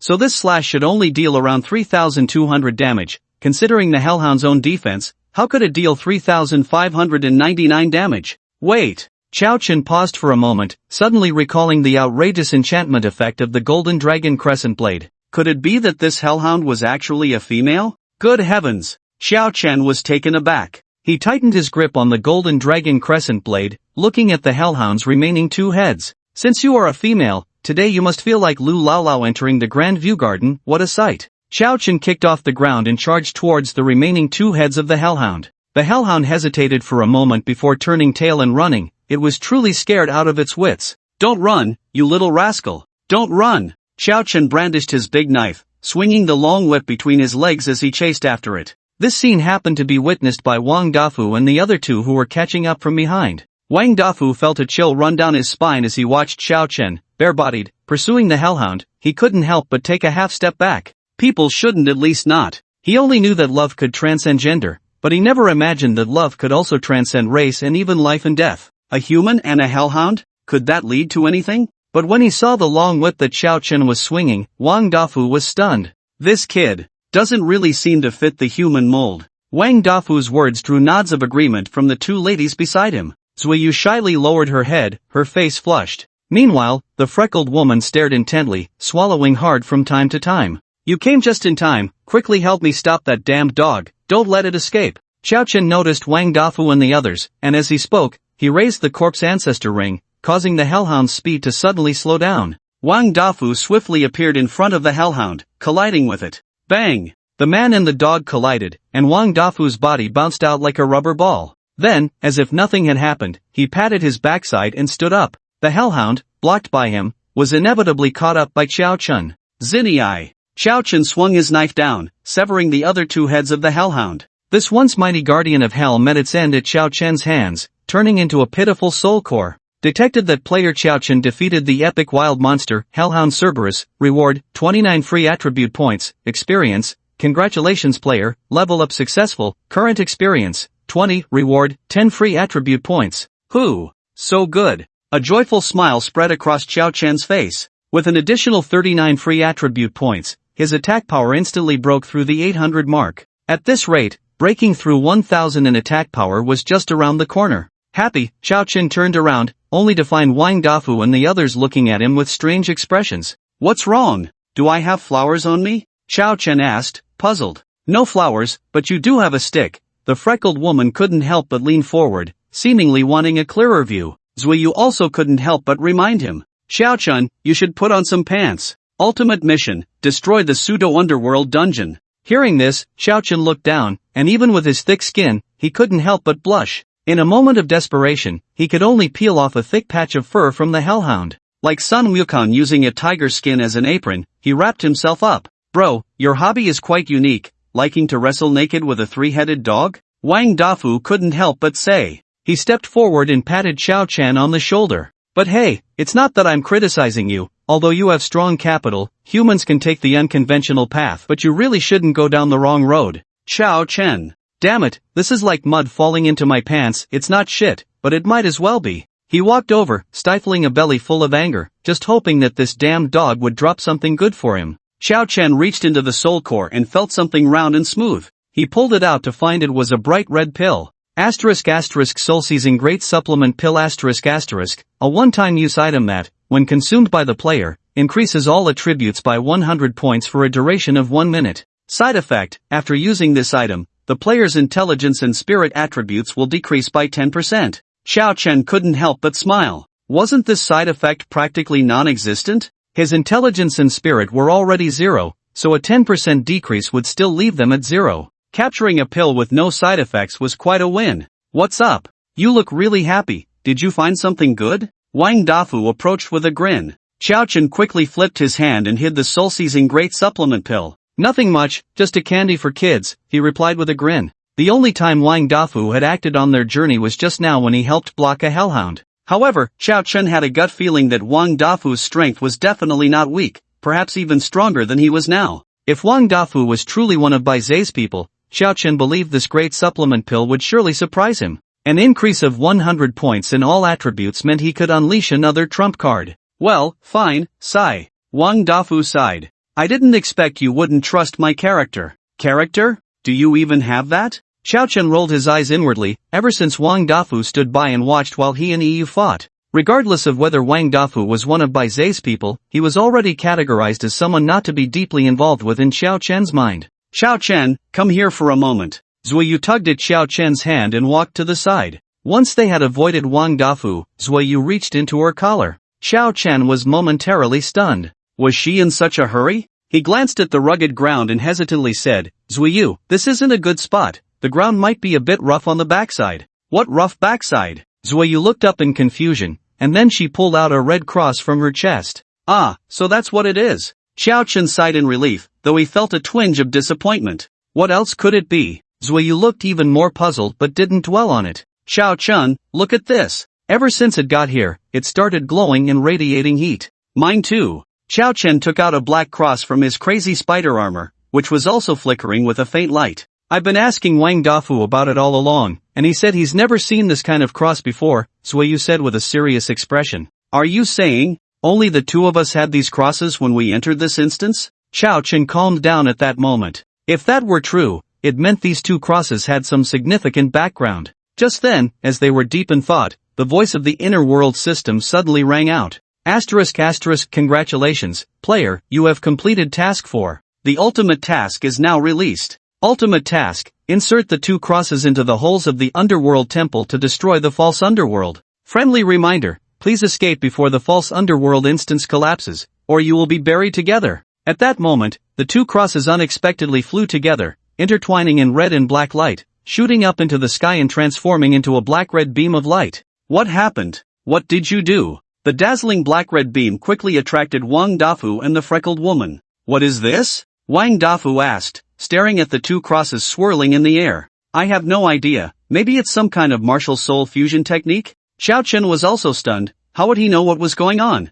Moreover, what kind of task was this, to destroy an instance? The inner world system actually wanted him to destroy a level instance. Wasn't this a bit too much? Xiao Chen felt as if his mind had turned into a mess of mush. He had a low level of education, he didn't understand, but he was deeply shocked. Fusion my foot! Wang Dafu exclaimed, unable to contain his anger. Zuoyu, on the other hand, was calmer than Xiao Chen. She quickly turned to Wang Dafu and asked, Wang Dafu, let me ask you, what was the ultimate task of the pseudo-underworld dungeon in your previous clearances? Wang Dafu blinked his small eyes, seemingly surprised that Zuoyu would suddenly ask this. Entering the Underworld King's Temple. As long as you enter the Underworld King's Temple, the dungeon task is considered complete, Wang Dafu replied. Zuoyu's expression became somewhat serious. It seemed that her and Xiao Chen's entry had definitely triggered something strange, and the key to all these changes lay in the 2 floating crosses above. Xiao Chen, lift me up, Zuoyu commanded methodically.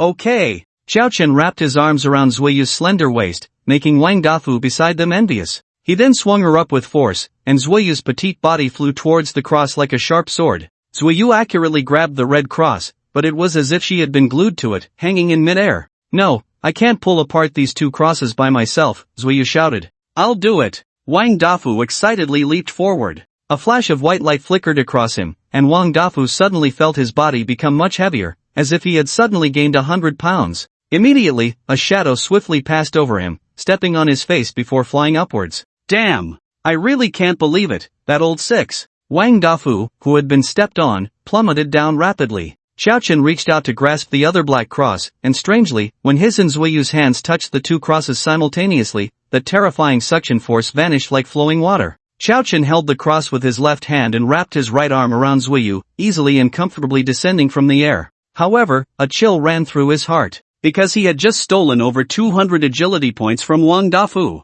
This also meant that Wang Dafu's agility was nearly 500 points. Such strong power, silently along the way, and even after being stepped on, he didn't retaliate. If Wang Dafu was truly a person of Baizhe, then his depth of character was too frightening. What was he plotting? Did the crosses have something to do with Wang Dafu? The crystal coffin, the man in the white robe. Kid, you're pretty impressive. You actually dared to step on me? Wang Dafu squinted and leaned towards Xiao Chen, looking as if he was about to make a move. What's wrong? If you're not convinced, come at me. Xiao Chen deliberately provoked Wang Dafu. Unexpectedly, Wang Dafu coldly snorted and turned his head away. Since you're trying to save the little sister, I won't hold it against you. Xiao Chen stared intently at Wang Dafu's back. He was now increasingly certain that Wang Dafu had grand ambitions. The Underworld King's temple not far away now appeared to Xiao Chen like a huge trap, just waiting for him to jump in. Let's hurry up. Once we enter the Underworld King's temple, let's finish this broken dungeon quickly. I don't want to stay here for a moment longer. Under the urging of the freckled woman, the group headed towards the Underworld King's temple. This time, Wang Dafu acted unusually, striding confidently to the front. Seemingly sensing the group's confusion, Wang Dafu took the initiative to explain. There won't be any danger here, the danger is in the several layers of hell ahead. I've walked this path to the Underworld King's temple several times, and there won't be any danger. Xiao Chen moved closer to Zuoyu, giving her a glance to signal her to be cautious. Zuoyu quickly understood. The 4 arrived in front of the Underworld King's temple, and the towering gates seemed to say that this was the dwelling of the gods. Oh, strange, what's going on? Wang Dafu stepped forward and pushed the door, but it didn't budge at all. It shouldn't be like this door used to open with just a push. Wang Dafu pushed harder, but still found it unyielding. Xiao Chen looked at the door, which had 2 enormous black holes. He had a strong intuition that the opening of the gate to the Underworld Temple required the 2 crosses belonging to him and Zuoyu. At that moment, the freckled woman stepped forward. Wang Dafu, look here. She pointed at the 2 black holes and asked, aren't these keyholes? Ha? Wang Dafu raised an eyebrow. That shouldn't be, I never heard anything about needing a key when I came here before. This size. Wang Dafu turned to look at Zuiyu and Xiao Chen, extending a thick hand. You two bring your crosses over, I suspect those two crosses are the keys to the door. Xiao Chen stepped forward. No need, we can handle it ourselves. Zuiyu also cooperatively moved closer. Wang Dafu said nothing, silently stepping aside. Xiao Chen reached into the black holes and squinted to look inside, but it was so dark that he couldn't see anything clearly. Zuiyu, I'll count to 3, and then we go in together. After finding nothing, Xiao Chen decided to try with the cross first. Okay. Zuiyu nodded. Xiao Chen took out the black cross, which felt even hotter than before. 3, 2, 1. With a series of mechanical clicks, the two crosses entered the holes. Creak. With a soft sound, the gate of the underworld temple slowly opened, releasing a long-sealed stench of decay. An ancient, wild aura surged into Xiao Chen's mind. A shocking scene appeared before his eyes. The ground was littered with mountains of corpses and seas of blood, the earth stained a reddish-brown. Various creatures lay dead on the ground. Xiao Chen couldn't even name these creatures. Some had scales and 3 eyes, some had bodies like horses but wings, others had 6 legs and 4 wings. The corpses of these monsters were all prostrated at the feet of a man. He wore a white robe, surrounded by lightning, and a hazy mist obscured his face. His gaunt figure exuded a regal authority. The man in the white robe suddenly opened his eyes, his gaze piercing through the mist towards Xiao Chen. The moment Xiao Chen met his gaze, he felt a splitting headache. Huff, huff, huff. Realizing what was happening, Xiao Chen gasped for breath, trembling slightly. But when he opened his eyes again, the grand scene was gone. In the center of the underworld temple stood only an ancient, sacred crystal coffin. Above the coffin lay a man in a white robe, quietly resting. Xiao Chen had a strong feeling that this man in the white robe was the one he had just seen. Could it be that what he saw earlier was the scene before the man in white died? Xiao Chen, are you okay? Zuiyu immediately noticed something was off with Xiao Chen. I'm fine. Did you see any scene just now? Xiao Chen asked. Scene? No. Zuiyu shook her head. Xiao Chen frowned slightly. Could it be that he was the only one who saw that earlier vision? What the hell? What's going on? Wang Dafu was also stunned. He stepped forward, gently stroking the crystal coffin, his face filled with disbelief. It shouldn't be. I've been to the underworld temple so many times, and it was always empty. How could there be such a large coffin this time? Xiao Chen was taken aback. Could it be that Wang Dafu couldn't see the man in the white robe inside the crystal coffin? Xiao Chen also stepped forward. The man in the crystal coffin was extraordinarily handsome, even described as otherworldly, with a face that seemed impossible for a human to possess. However, as Xiao Chen approached, the man in the white robe suddenly opened his eyes. The man's eyes had no whites, resembling 2 deep black holes that stared intently at Xiao Chen. Hiss! Xiao Chen was so frightened that he stumbled back. What was this? A zombie resurrection? A chill ran down Xiao Chen's spine. Immediately after, the crystal coffin exploded, and the man in the white robe lunged toward Xiao Chen. Xiao Chen hurriedly raised the corpse ancestor ring, only to find that it had no effect on the man. This was the first time since he obtained the ring. He could only watch helplessly as the man in the white robe charged at him. In a moment of desperation, Xiao Chen raised his hands to shield himself. However, the attack he imagined did not come. The man in the white robe passed through him like a ghost and then vanished. Congratulations, player, you have obtained the Seed of the Underworld King. Seed of the Underworld King, level, one-time use item, no special effects at present. Ha! Xiao Chen was even more confused. A one-time use item that couldn't be used? Xiao Chen! Xiao Chen! Xiao Chen! A series of urgent shouts made Xiao Chen open his eyes again. He saw Zuiyu looking at him with a worried expression. Zuiyu? Xiao Chen was stunned. Shouldn't he be in front of the crystal coffin? What happened to me? How did I end up in your arms? You froze the moment you touched that crystal coffin, and no matter how I called you, you didn't respond, Zuiyu explained. Then you suddenly started waving your hands wildly, as if possessed. Zuiyu's expression was very serious. Is that so? Xiao Chen's face showed contemplation. So, the scene he just witnessed and the white-robed man charging at him were all illusions? No, rather than illusions, it was more like the white-robed man had created an image specifically for him to see. Xiao Chen stood up and looked at the crystal coffin. The man in the white robe had disappeared without a trace. Only an empty crystal coffin remained. The true nature of Wang Dafu. The true nature of Wang Dafu, crystal coffin, level 1 effect. When a player lies inside, they will lose the ability to move, but their corpse will never decay. Looking at the coffin's attributes, Xiao Chen was somewhat speechless. He thought it would have some powerful effect. What good was it that the corpse wouldn't decay? I have every reason to suspect that this is the coffin of the underworld king. Wang Dafu waved his hand, his face full of excitement. Legend has it that one can enter the true underworld from the pseudo-underworld instance. It seems the legend might actually be true. The true underworld? Xiao Chen was somewhat dazed. Yes. Wang Dafu nodded. The true underworld is said to be terrifying. Basically, anyone who goes there dies. Then why go to the true underworld? Xiao Chen asked. Wang Dafu looked at him in confusion. Of course, it's for the underworld king's inheritance. Otherwise, who would run to such a place? Isn't that inviting misfortune? The underworld king's inheritance. Xiao Chen's heart skipped a beat as he recalled the seat of the underworld king he had just obtained. Could it be that the seat of the underworld king was related to the underworld king's inheritance in the legend? Forget it. Xiao Chen shook his head. This was not something he should be considering right now. What he really needed to think about was how to complete the ultimate task before him. He had no clue on how to destroy this pseudo-underworld instance. It couldn't be that he had to rely on brute force to blow up the entire instance, could it? Xiao Chen wasn't confident enough for that. With his strength, even defeating a three-headed hellhound was quite a challenge, let alone blowing up the entire pseudo-underworld dungeon. Ha! This place has 2 holes just like the door we saw earlier. Wang Dafu exclaimed as he stood in front of the crystal coffin. Xiao Chen hurried over at the sound, looking down through the transparent crystal coffin, and indeed, he could clearly see 2 black holes. They looked exactly like the holes on the door they had just encountered. I'll help you move the coffin, Wang Dafu said, directly raising his hand to collect the crystal coffin. Xiao Chen glanced at him but said nothing. Although the crystal coffin was a high-level piece of equipment, he had already seen that its effects were rather useless. It offered him no benefit at all. Despite not having taken much action along the way, Wang Dafu had provided Xiao Chen with quite a bit of useful information. It would be unreasonable not to let him gain something in return. Looking at the 2 holes, Xiao Chen and Zuoyu exchanged glances. At the same time, they picked up their crosses and poked them into the holes. Wang Dafu and the freckled woman craned their necks, seemingly very curious about what would happen next. Creak, creak, creak. The entire underworld temple suddenly began to shake violently.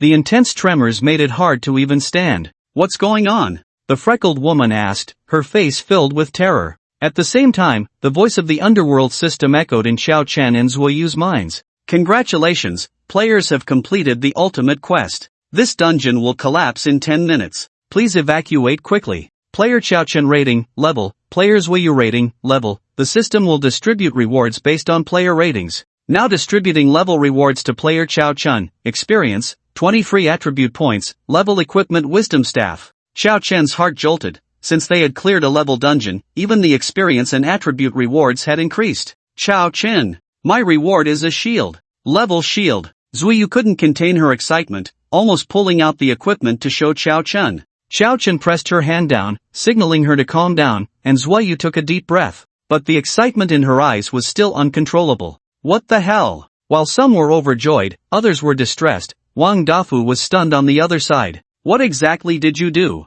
Wang Dafu was furious, his face twisted in anger, as if Xiao Chen and Zuoyu had committed some unforgivable act. Xiao Chen ignored Wang Dafu, pulling Zuoyu to leave. Since the shield issue had been resolved, he didn't want to deal with Wang Dafu at all. The priority was to leave the pseudo-underworld. This dungeon is my source of income. If you destroy it, you're cutting off my livelihood. You can't leave. Wang Dafu angrily blocked Xiao Chen and Zuoyu's path. Are you crazy? If you want to argue, we can do it outside. Once this dungeon collapses, we'll all be buried inside and unable to get out. Facing Zuoyu's questioning, Wang Dafu no longer wore his previous fawning demeanor. Instead, a slight smirk appeared on his lips, revealing a hint of resentment on his plump face. Is that so? You've cut off my livelihood, does it even matter if I can get out? Wang Dafu, if you want to die, don't drag me down with you. The freckled woman screamed as she tried to run.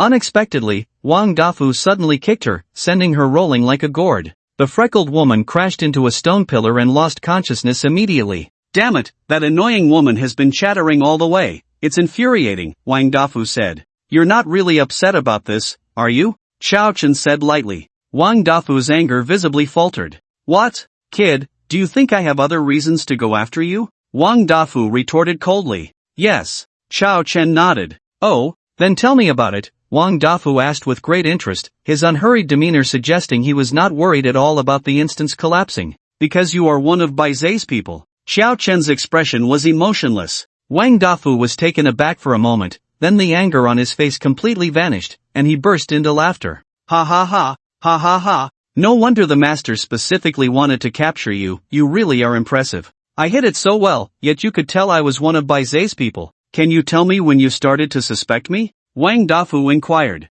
It was when you revealed the Baize tattoo on your back, Xiao Chen replied honestly. Wang Dafu, is that it? Yes. Xiao Chen was very sincere. Back in the underworld judgment hall, your clothes were damaged by the stone I threw, and then I saw the Baize tattoo on your back. From that moment on, I suspected you were sent by Baize. After all, the probability of encountering someone with a tattoo of the divine beast Baize who has no connection to Baize is lower than winning the lottery. Wang Dafu fell silent. He hadn't expected to be seen through because of a tattoo. What had he been pretending for all this time? Pretending to be lonely? Xiao Chen continued, if the Baize tattoo only made me suspicious, then your later proactive help in your appearance to stop me when the instance was about to collapse solidified your guilt. Xiao Chen coldly tossed 2 crosses in front of Wang Dafu. If I'm not mistaken, these 2 crosses should be your Baize's handiwork, right? Hee, you are indeed quite clever. A cold glint flashed in Wang Dafu's eyes. But it's useless, you can't escape today. Wait, I have one more question, Xiao Chen said.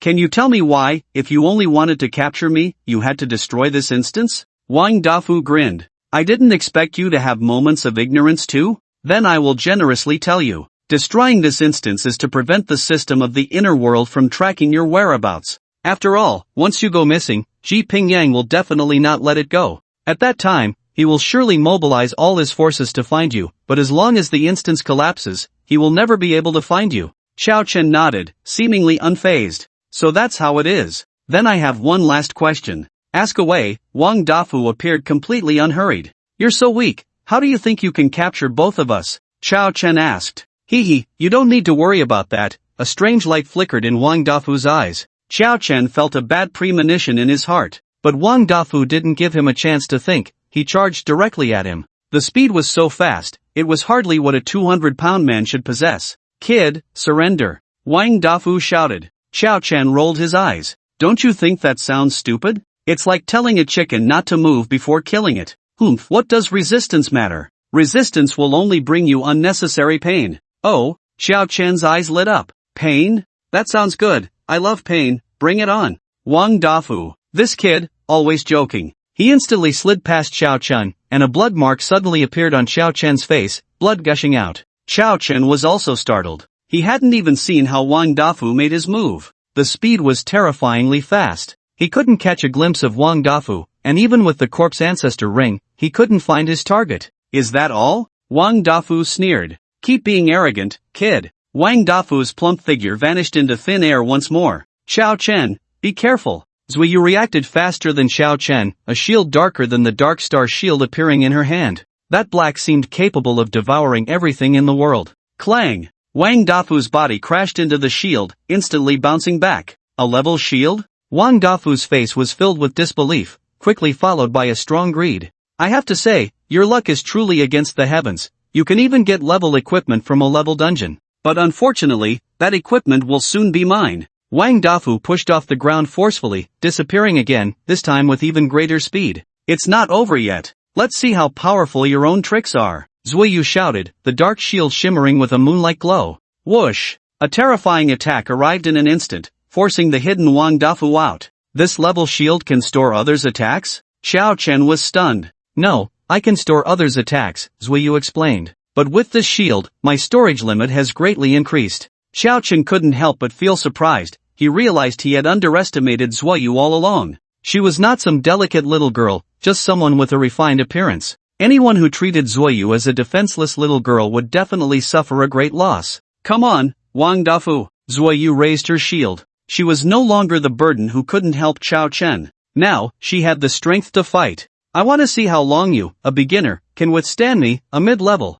Wang Dafu grinned maliciously, ready to strike. This time, Xiao Chen wouldn't give him a chance. He raised his hand, and the corpse ancestor ring covered Wang Dafu. Wang Dafu's body suddenly froze. Damn! That feeling again. Wang Dafu looked at Xiao Chen, believing it was that kid's trick. However, he still showed no fear. As a mid-level powerhouse cultivated by Baize, could he not handle 2 beginners? Moreover, Baize's backup was not just him. A great sword suddenly appeared in Wang Dafu's hand. He could no longer hide his profession. This seemingly over 200 pounds fat man was actually a ninja assassin. Xiao Chen had encountered this terrifying profession before in the Purification Lake dungeon, and Wu Chengfu had left a deep impression on him. Now I want to see if you can still block me. Whoosh! Wang Dafu's round body appeared beside Zuoyu like a meatball. Just as Zuoyu positioned her shield, Wang Dafu slashed her away with a single stroke. Xiao Chen threw a punch, but Wang Dafu's body vanished again. The next second, he appeared behind the flying Zuoyu.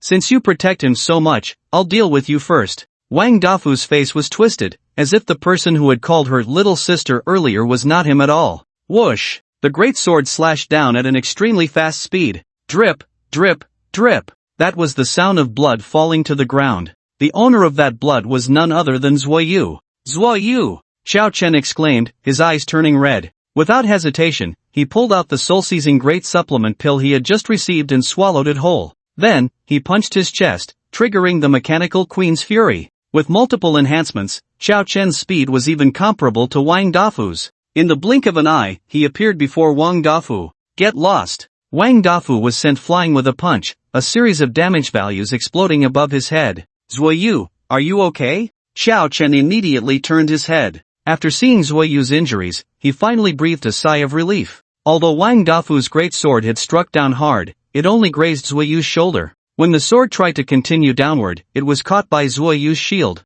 I'm fine. Be careful. Ignoring his injuries, Zuoyu once again raised his shield in front of Xiao Chen. Clang! The shield trembled under the blow, and Zuoyu couldn't help but spit out a mouthful of blood. Leave the rest to me, Xiao Chen said coldly as he helped Zuoyu sit down. With a flick of his right hand, the golden dragon crescent blade appeared in his grasp, a series of dragon roars echoing hauntingly. At the same time, a staff shimmering with the light of wisdom appeared in Xiao Chen's left hand, the newly acquired wisdom staff. Wisdom staff, level, effect, increases player's intelligence by 20%, amplifies skill damage by 30%. Class restriction, mage level restriction, beginner, come on, Wang Dafu. With the staff in his left hand and the great sword in his right, I am who I am, the undead warrior, Xiao Chen. Goodbye, Huatzi. Kid, what kind of look is that? Wang Dafu was momentarily stunned. He had been in the inner world for so long and had seen quite a bit in bays. However, he had never seen such a strange combination of holding a staff in one hand and a great sword in the other.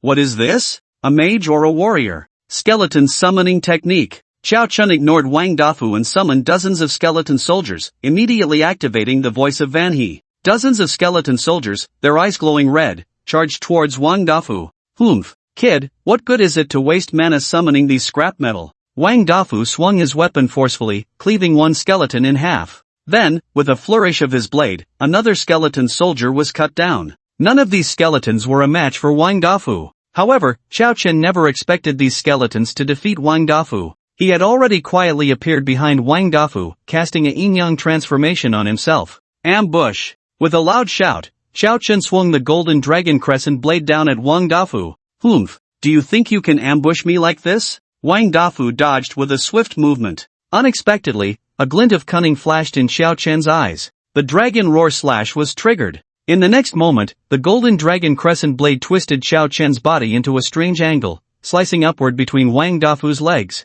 Damn! Wang Dafu quickly raised his blade to block, cold sweat breaking out in his heart. If he hadn't blocked it, he would have experienced the pain of losing his son. You kid, no sense of martial ethics. Just as Wang Dafu finished speaking, a golden greatsword accompanied by dragon might came crashing down towards him. He hadn't finished his words and could only raise his blade to defend again. The distance was too close. He had been trying to create space between himself and Xiao Chen, but Xiao Chen gave him no chance at all. With the stealing effect of the corpse ancestor ring and the stacking of other skills, his agility was now on par with Wang Dafu's. Seeing that the golden dragon crescent blade required no effort on his part, Xiao Chen became even more interested. He waved the staff in his left hand again, activating the withering technique. Within a kilometer radius centered on him, all life force began to slowly fade away. This naturally included Wang Dafu. Feeling his life force gradually draining away, Wang Dafu was also stunned. What kind of freak is this kid? His physical combat power is already so strong,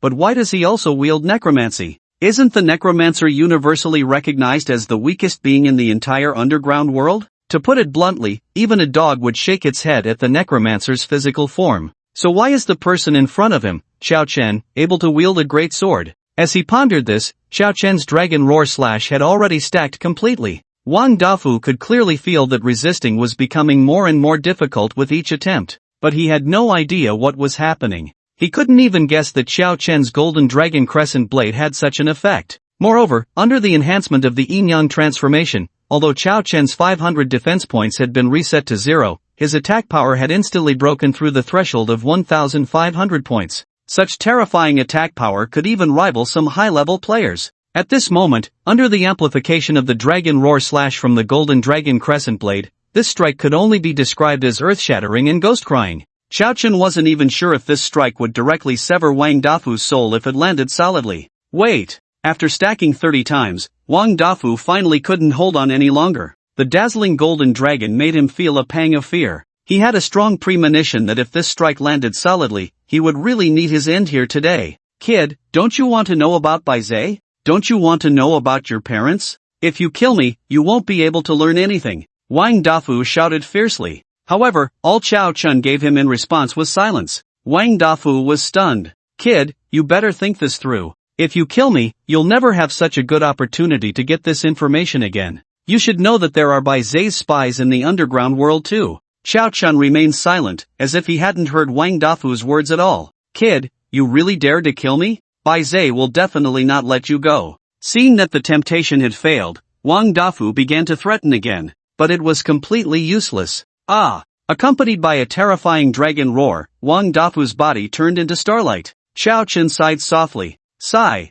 If only you had said this earlier. I really can't stop. Xiao Chen felt a bit wronged. It wasn't that he didn't want to spare Wang Dafu, but after the Dragon Roar Slash was triggered, the Golden Dragon Crescent Blade was attacking on its own. As its master, he couldn't intervene at all, let alone stop the Golden Dragon Crescent Blade. Once the Dragon Roar Slash was triggered, that strike could only be unleashed. As for Wang Dafu, he could only hope to be more careful in his next life. Wang Dafu was indeed a waste. I don't know why the boss trusts him. A sharp female voice rang out, and Xiao Chen turned to look. The freckled woman had appeared next to Zuiyu without him noticing. Zuiyu had already been knocked unconscious by her, and she was holding a delicate dagger against Zuiyu's carotid artery. It's you? Are you also one of Bai Zhe's people? Xiao Chen was taken aback. It was truly a case of being blind to the obvious. He had only thought of Wang Dafu as Bai Zhe's person and hadn't guarded against the freckled woman he brought along. He had always thought the freckled woman was just a passing player. Yes, surprised? The freckled woman let out a light laugh. Speaking of which, we have met before. The freckled woman grabbed the corner of her face and tore it hard. A human skin mask appeared in her hand. Looking at that enchanting face and voluptuous figure, Xiao Chen suddenly remembered. He had indeed seen this woman at the end of the college entrance examination in Sioux City. From your expression, you should have remembered me. Hua Xiai let out a light laugh. I really didn't expect you to still remember me. That's quite rare.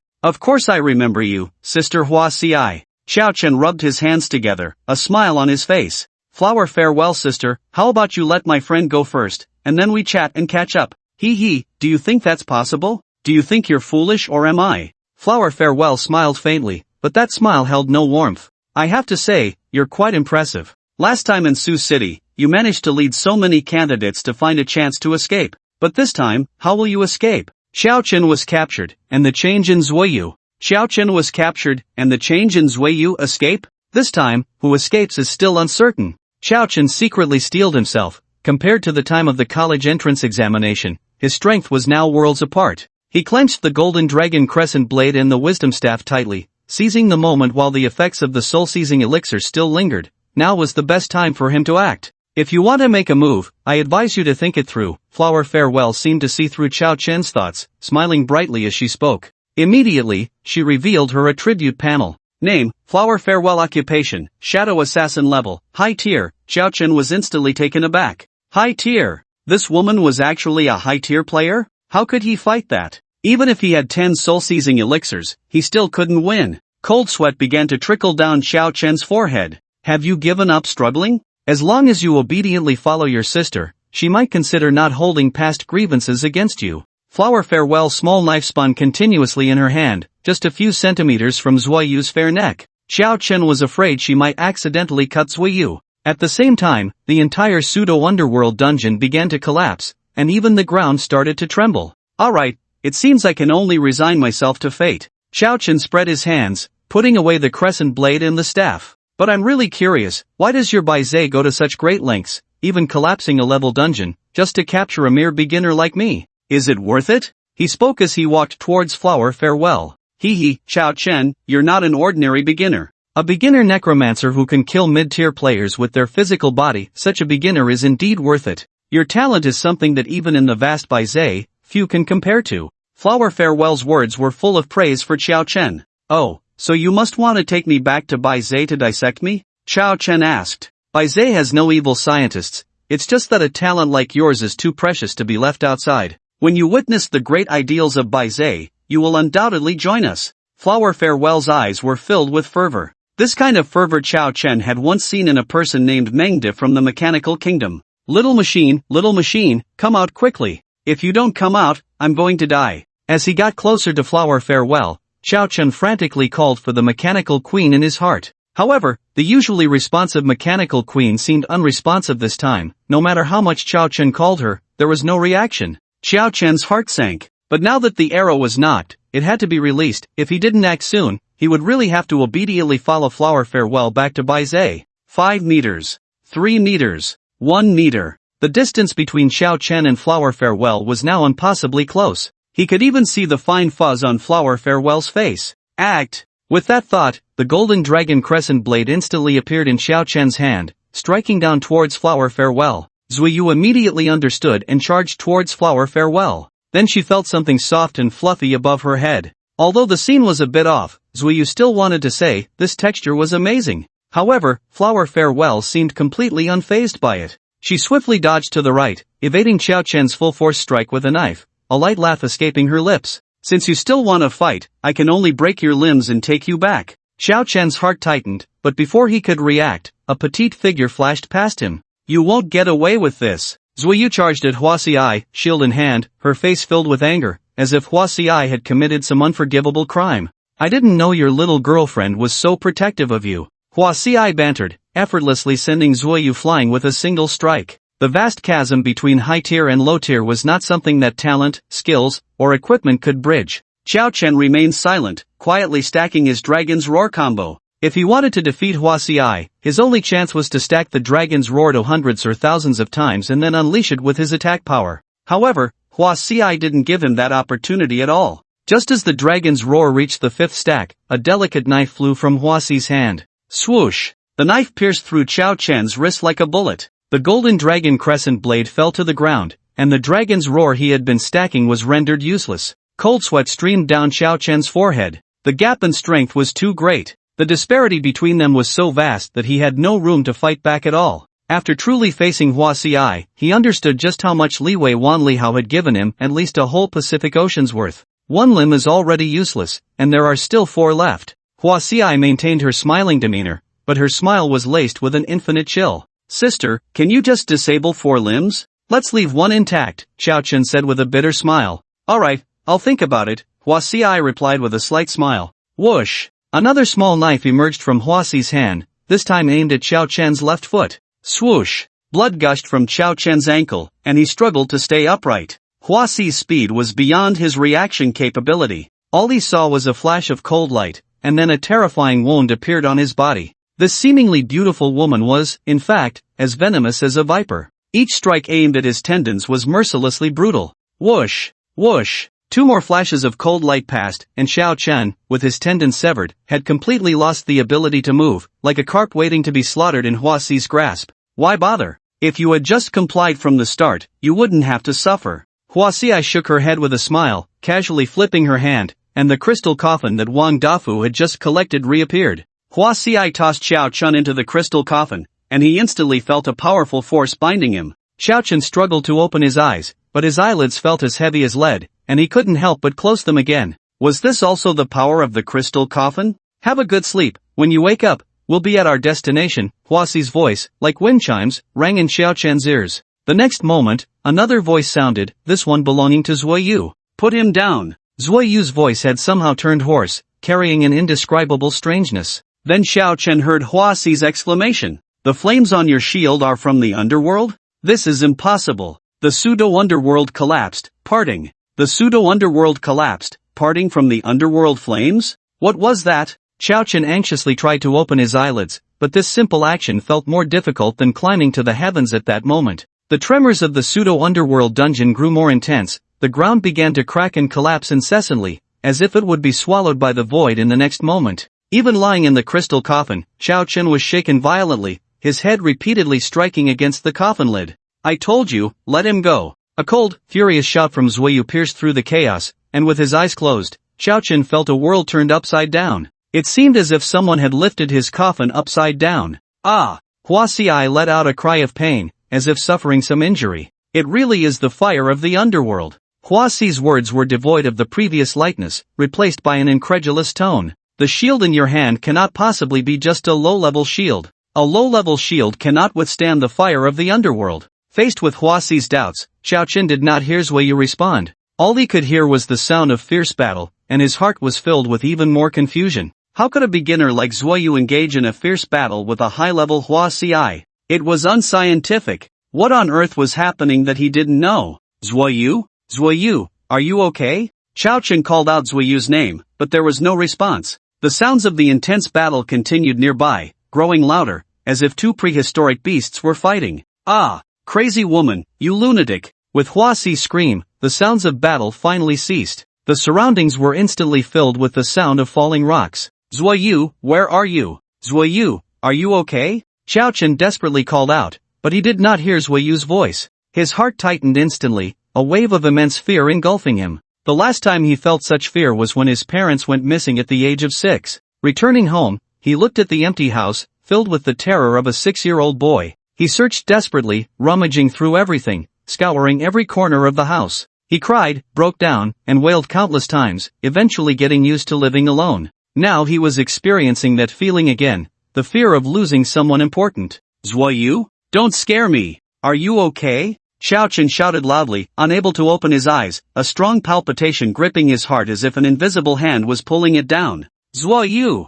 Xiao Chen's voice began to sound somewhat hysterical. I'm coughing, cough cough cough. Accompanied by a fit of violent coughing, Zuoyu's weak voice emerged. Hearing Zuoyu's voice again, Xiao Chen's heart finally relaxed, and he let out a long breath. A strong sense of relief surged within him, as if he had been reborn. What about Hua Xi? Did she run away? Xiao Chen pressed. Yeah, she ran away, Zuoyu replied. Then we should hurry and leave. This dungeon is about to collapse. Zuoyu. Xiao Chen's voice abruptly stopped as he felt a warm little hand gently caress his face. I'm sorry, Xiao Chen, I can't go with you. Why? Xiao Chen instantly became tense again. I'm sorry. I'm really sorry, Zuoyu kept repeating this phrase. Plop. A drop of water fell onto Xiao Chen's face, followed by a second, a third. The warm tears hitting his face made his heart race uncontrollably. Zuoyu, what's wrong with you? Don't cry, just get me out of this coffin first. Xiao Chen urged anxiously. In the next moment, Xiao Chen felt another pair of lips covering his own.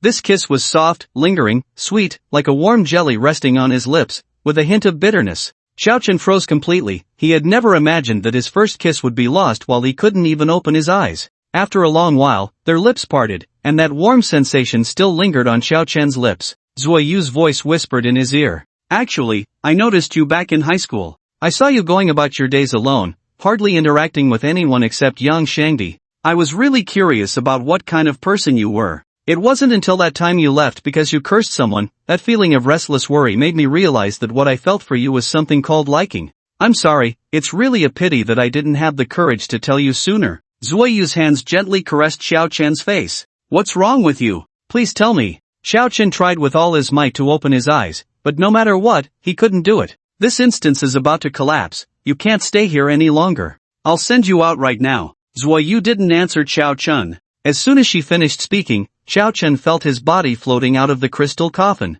It was as if a mysterious force was lifting him. Once he left the crystal coffin, he could finally open his eyes, but when he did, he didn't see Zuoyu's figure. What greeted him was the already shattered pseudo-underworld instance, with collapsed boulders everywhere, and the waters of the Adron River had submerged most of the underworld. At that moment, his body was flying towards a light gate. Zuoyu! Xiao Chen shouted loudly, forcing himself to turn around. What he saw was a scene he would never forget in his life. Zuoyu's long hair had turned purple, flowing in the wind. Flames of dark black burned on her shield, and those flames not only failed to provide warmth but instead made Xiao Chen feel extremely cold. Strange purple-black patterns crawled all over Zuiyu's body, even covering half of her face. Xiao Chen was stunned. What had happened during the time he was trapped in the crystal coffin? Why had Zuiyu changed like this? What was the underworld fire? What were those strange patterns on Zuiyu? A series of questions left Xiao Chen's mind in chaos. Zuiyu showed Xiao Chen a sorrowful smile.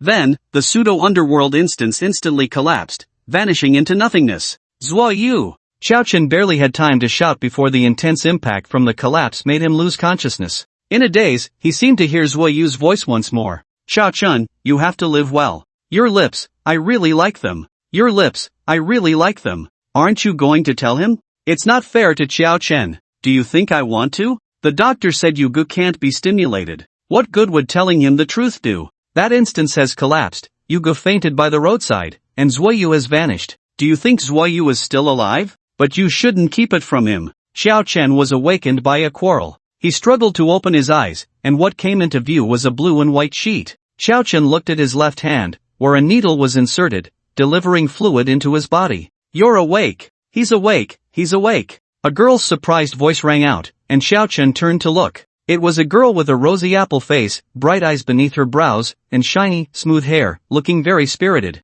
Accompanied by the girl's shout, Yang Shangdi and Ma Fei rushed in. Zhao Ziyue and Zuo Cheng followed behind them. Both girls' eyes were red and slightly swollen, clearly having just cried not long ago. You good, you scared me to death. Woo woo. Yang Shangdi instantly hugged Xiao Chen. What happened to me? Xiao Chen raised his head in a daze. You were found passed out by the roadside. This kind-hearted young lady brought you to the hospital. Yang Shangdi pointed to the girl. Is that so? Thank you, Xiao Chen said to the girl. Unexpectedly, the girl's expression turned somewhat resentful. Xiao Chen, you don't remember me? I'm Fong Yuan. Fong Yuan? Xiao Chen was taken aback. Yang Shangdi reacted quickly. You goo. I remember now. I was wondering why this woman looked familiar. She's the one who wanted to take your kidney back then. You should check if your kidney is still there. Upon hearing this, Xiao Chen's expression changed. He also remembered that during the Wan Poison Cave instance, there was indeed a girl named Fong Yuan. He reached for his waist.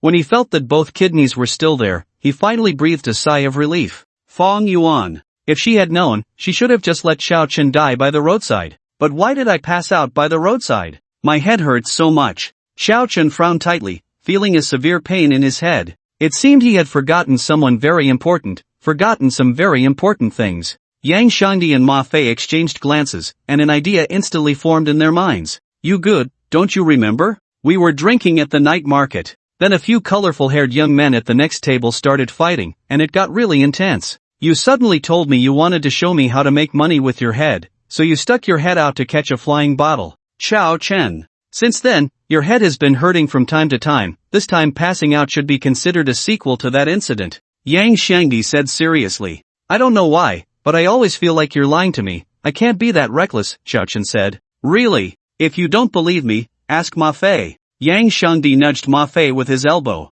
Seeing that Ma Fei didn't respond, Yang Shangdi secretly stepped on his foot. Only then did Ma Fei nod with a dark expression. Yeah, that's right. What this fat guy said is true. Xiao Chen fell silent, but he still felt something was off. Seeing that Xiao Chen didn't continue to refute, Yang Shangdi breathed a sigh of relief. You good, you should rest well, we'll be leaving now. The few of them filed out of the ward, leaving Fong Yuan to take care of Xiao Chen. Once they were away from the ward, Ma Fei could no longer hold back. He grabbed Yang Shangdi's collar and questioned him. Are you sure you want to keep this from Xiao Chen? Is this fair to the deceased Zuiyu? For the first time, Yang Shangdi put away his playful demeanor. The doctor said Yugo has traumatic amnesia. He has forgotten everything related to Zuiyu. From what I know about Yugo, he wouldn't abandon Zuiyu to escape. So the only explanation is that something particularly terrible happened in that collapsed instance, preventing Yugo from saving Zuiyu. Since he can't remember, isn't that a good thing? Coincidentally, Fong Yuan appeared at this time, so let Yugo rest for a while.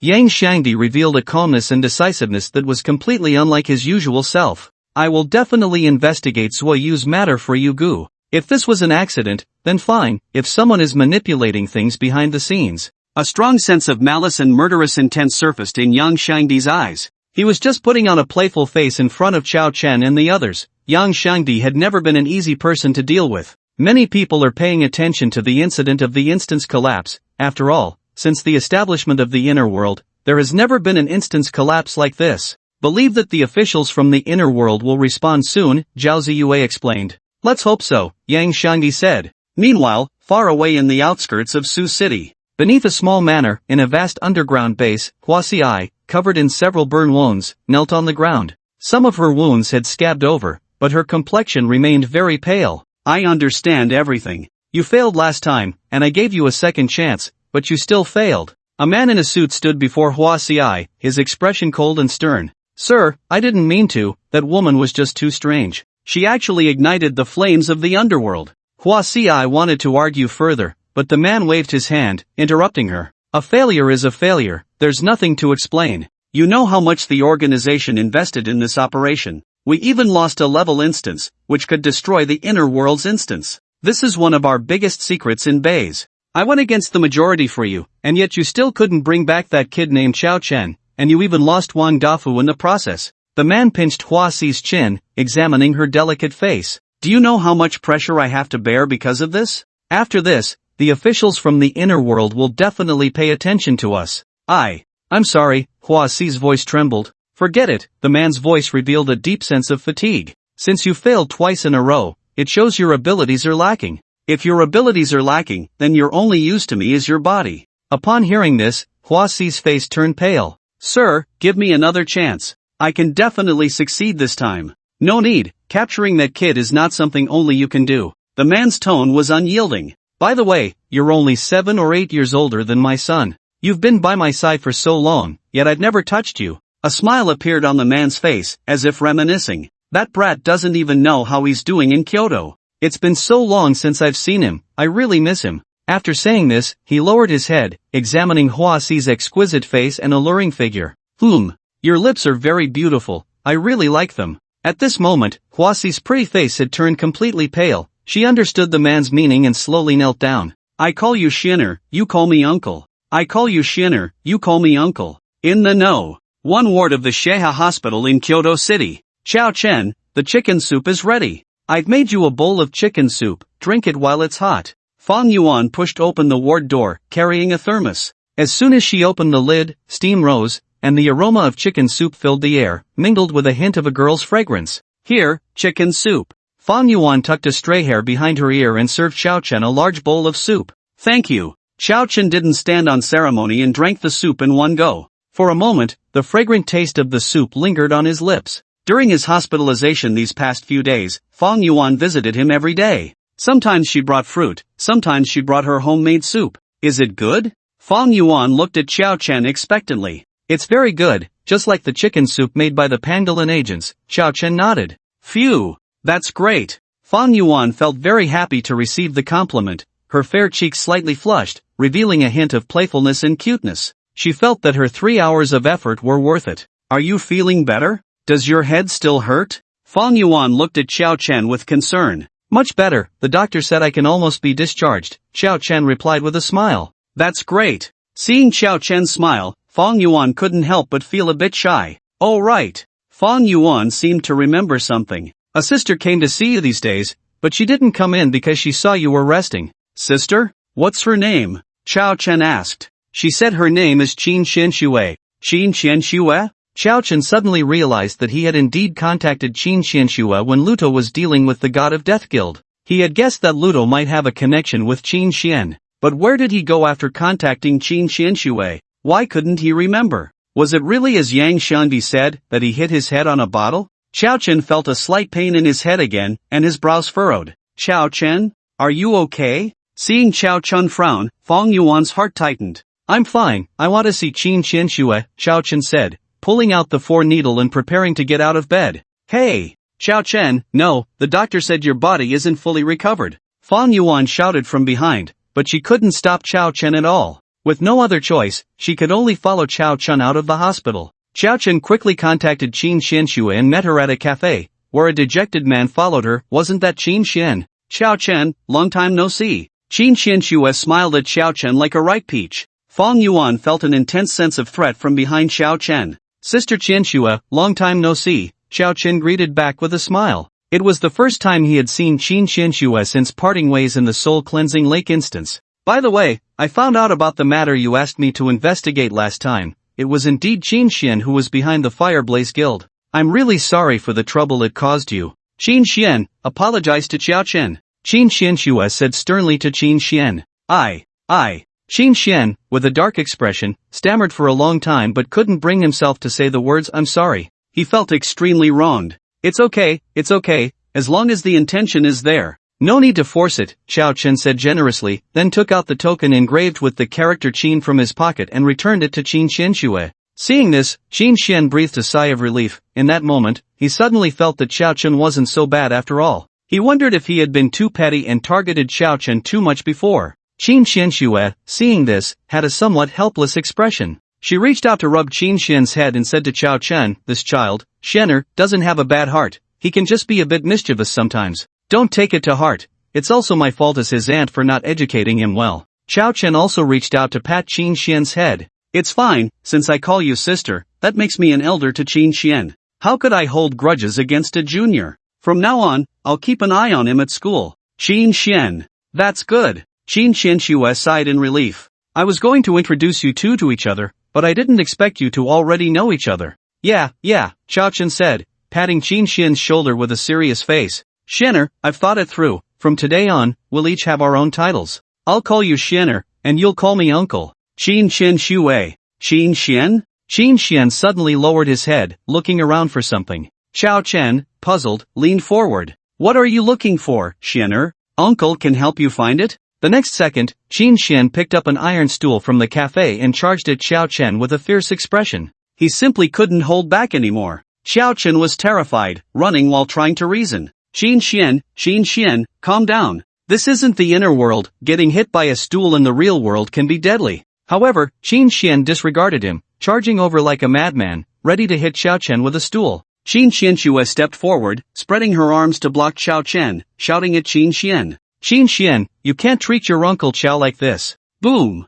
Qin Xian felt as if he had been struck by a bolt of lightning. The aunt who had doted on him since childhood, who never showed any kindness to other men, was actually scolding him today for another man? Qin Xian felt his worldview collapse. Xiao Chen! It's all your fault. Xiao Chen! Qin Xian let out a desperate roar, glaring fiercely at Xiao Chen. He had been dragged by Qin Xianxue to apologize to Xiao Chen, holding back his anger, but now he couldn't contain it any longer. I, Qin Xian, will never coexist with you. Qin Xian's roar was deafening, causing other customers in the cafe to turn and look. Qin Xian, how can you be like this? You were so well behaved as a child. How did you become like this now? Qin Xianxue's face was filled with heartache. She couldn't understand how her once obedient little nephew had turned into this. In Qin Xian's incredulous gaze, Xiao Chen took the opportunity to comfort Qin Xianxue by putting his arm around her shoulder. It's okay, the child just can't accept it for a moment. Give him some time to adjust. Don't touch my aunt. Qin Xian, his face twisted with rage, lifted the iron stool and charged again.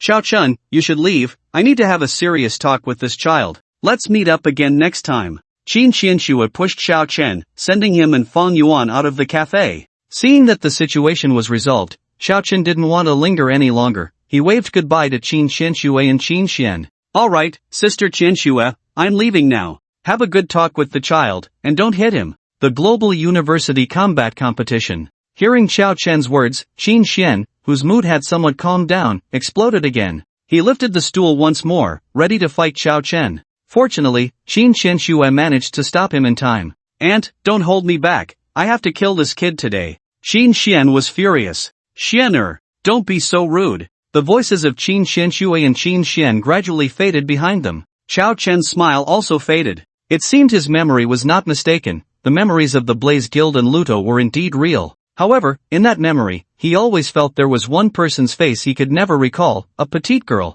And after defeating Luto, where did he go? Why was there a complete blank in his memory between defeating Luto and waking up in the hospital? Xiao Chen's mind was filled with questions, and he desperately wanted to know the answers. He had a gut feeling that this memory, this person he couldn't see clearly in his recollection, was very important to him. Xiao Chen, what's wrong? Are you feeling unwell?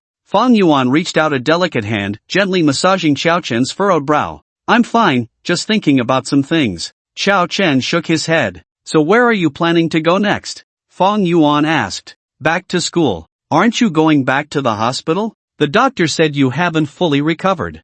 Fang Yuan looked at Xiao Chen anxiously. No, lying there too long is going to make me useless. I need to go back to school to sort some things out. Xiao Chen shook his head. Alright, then I'll go with you. Fang Yuan mustered her courage. Kyoto was so big, and she could meet Xiao Chen again. Fang Yuan believed this must be the arrangement of heaven. This time, she would bravely pursue her own happiness. Fang Yuan quietly followed beside Xiao Chen, just like countless young couples coming and going on the street. Xiao Chen's handsome features and Fang Yuan's sweet appearance attracted the attention of many passers-by. Xiao Chen, junior brother. A shout caught Xiao Chen's attention. He turned to see his cheap fellow townsman, Long Xiang. Long Xiang, senior brother, what's up? Xiao Chen asked, puzzled. I've been looking for you in the body refinement class too several times recently but couldn't find you, Long Xiang said with a friendly smile. I went to the hospital after catching a flying wine bottle with my head, Xiao Chen said seriously. Long Xiang, is there something you need from me, Long Xiang?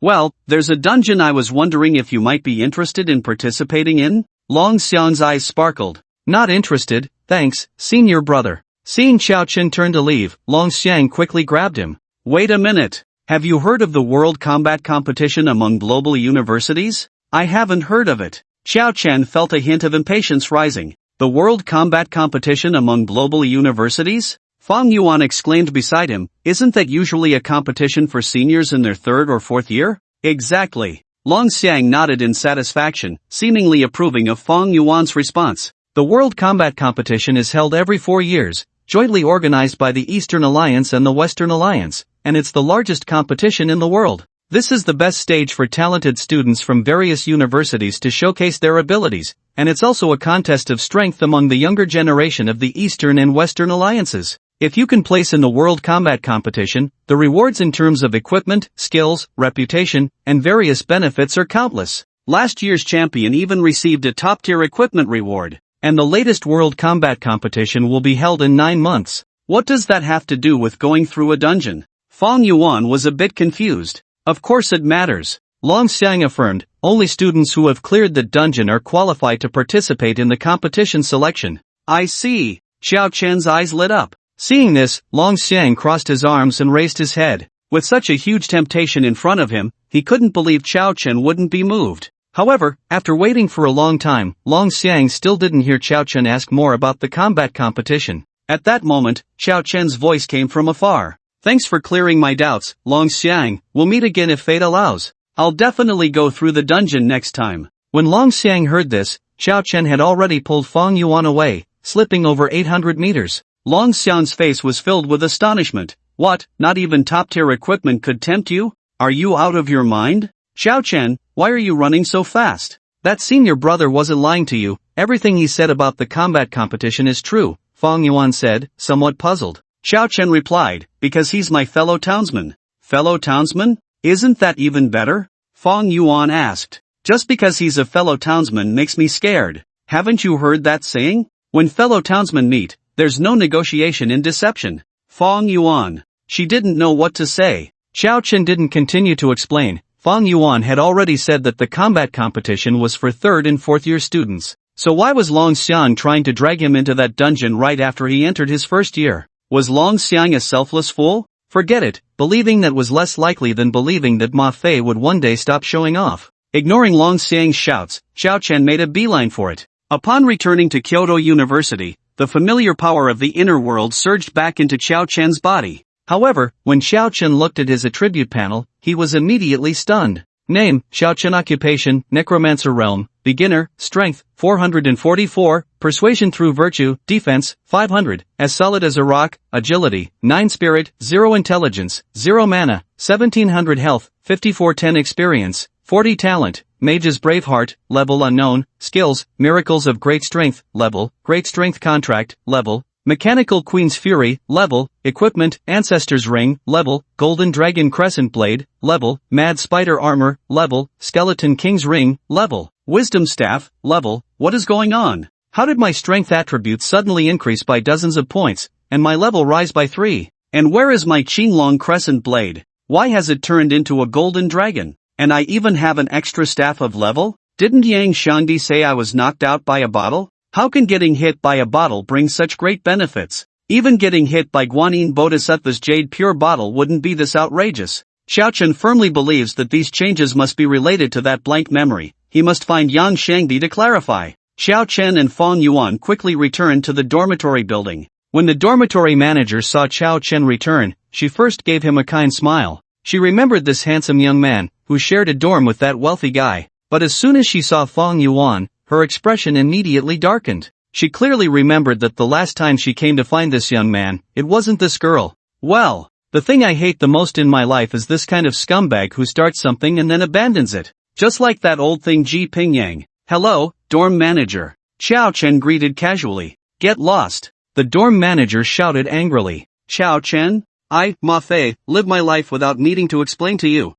Ma Fei, live my life without needing to explain to you. He bypassed the dorm manager and entered the dormitory building. Only then did Fong Yuan dare to speak softly. Xiao Chen, your dorm manager at Kyoto University is way too fierce. She's not usually like this. Maybe she's hit menopause, Xiao Chen said with a bitter smile. He also didn't understand why the dorm manager was friendly one moment and then suddenly angry the next. But as he climbed up the dormitory floor by floor, Xiao Chen noticed that students on every level were looking at him with a very complicated expression. That gaze was filled with 3 parts disdain, 3 parts anger, 3 parts contempt, and even a hint of envy and jealousy. It was as if they were looking at a supreme scumbag. Xiao Chen really couldn't understand why these people were looking at him like that. He had never even held a girl's hand, and he would blush just talking to a girl. How could he possibly be a scumbag? With countless doubts, Xiao Chen finally pushed open the dormitory door. But the dormitory was empty. Ma Fei and Yang Shangdi had vanished without a trace. Xiao Chen frowned slightly and directly contacted Yang Shangdi through the inner world network.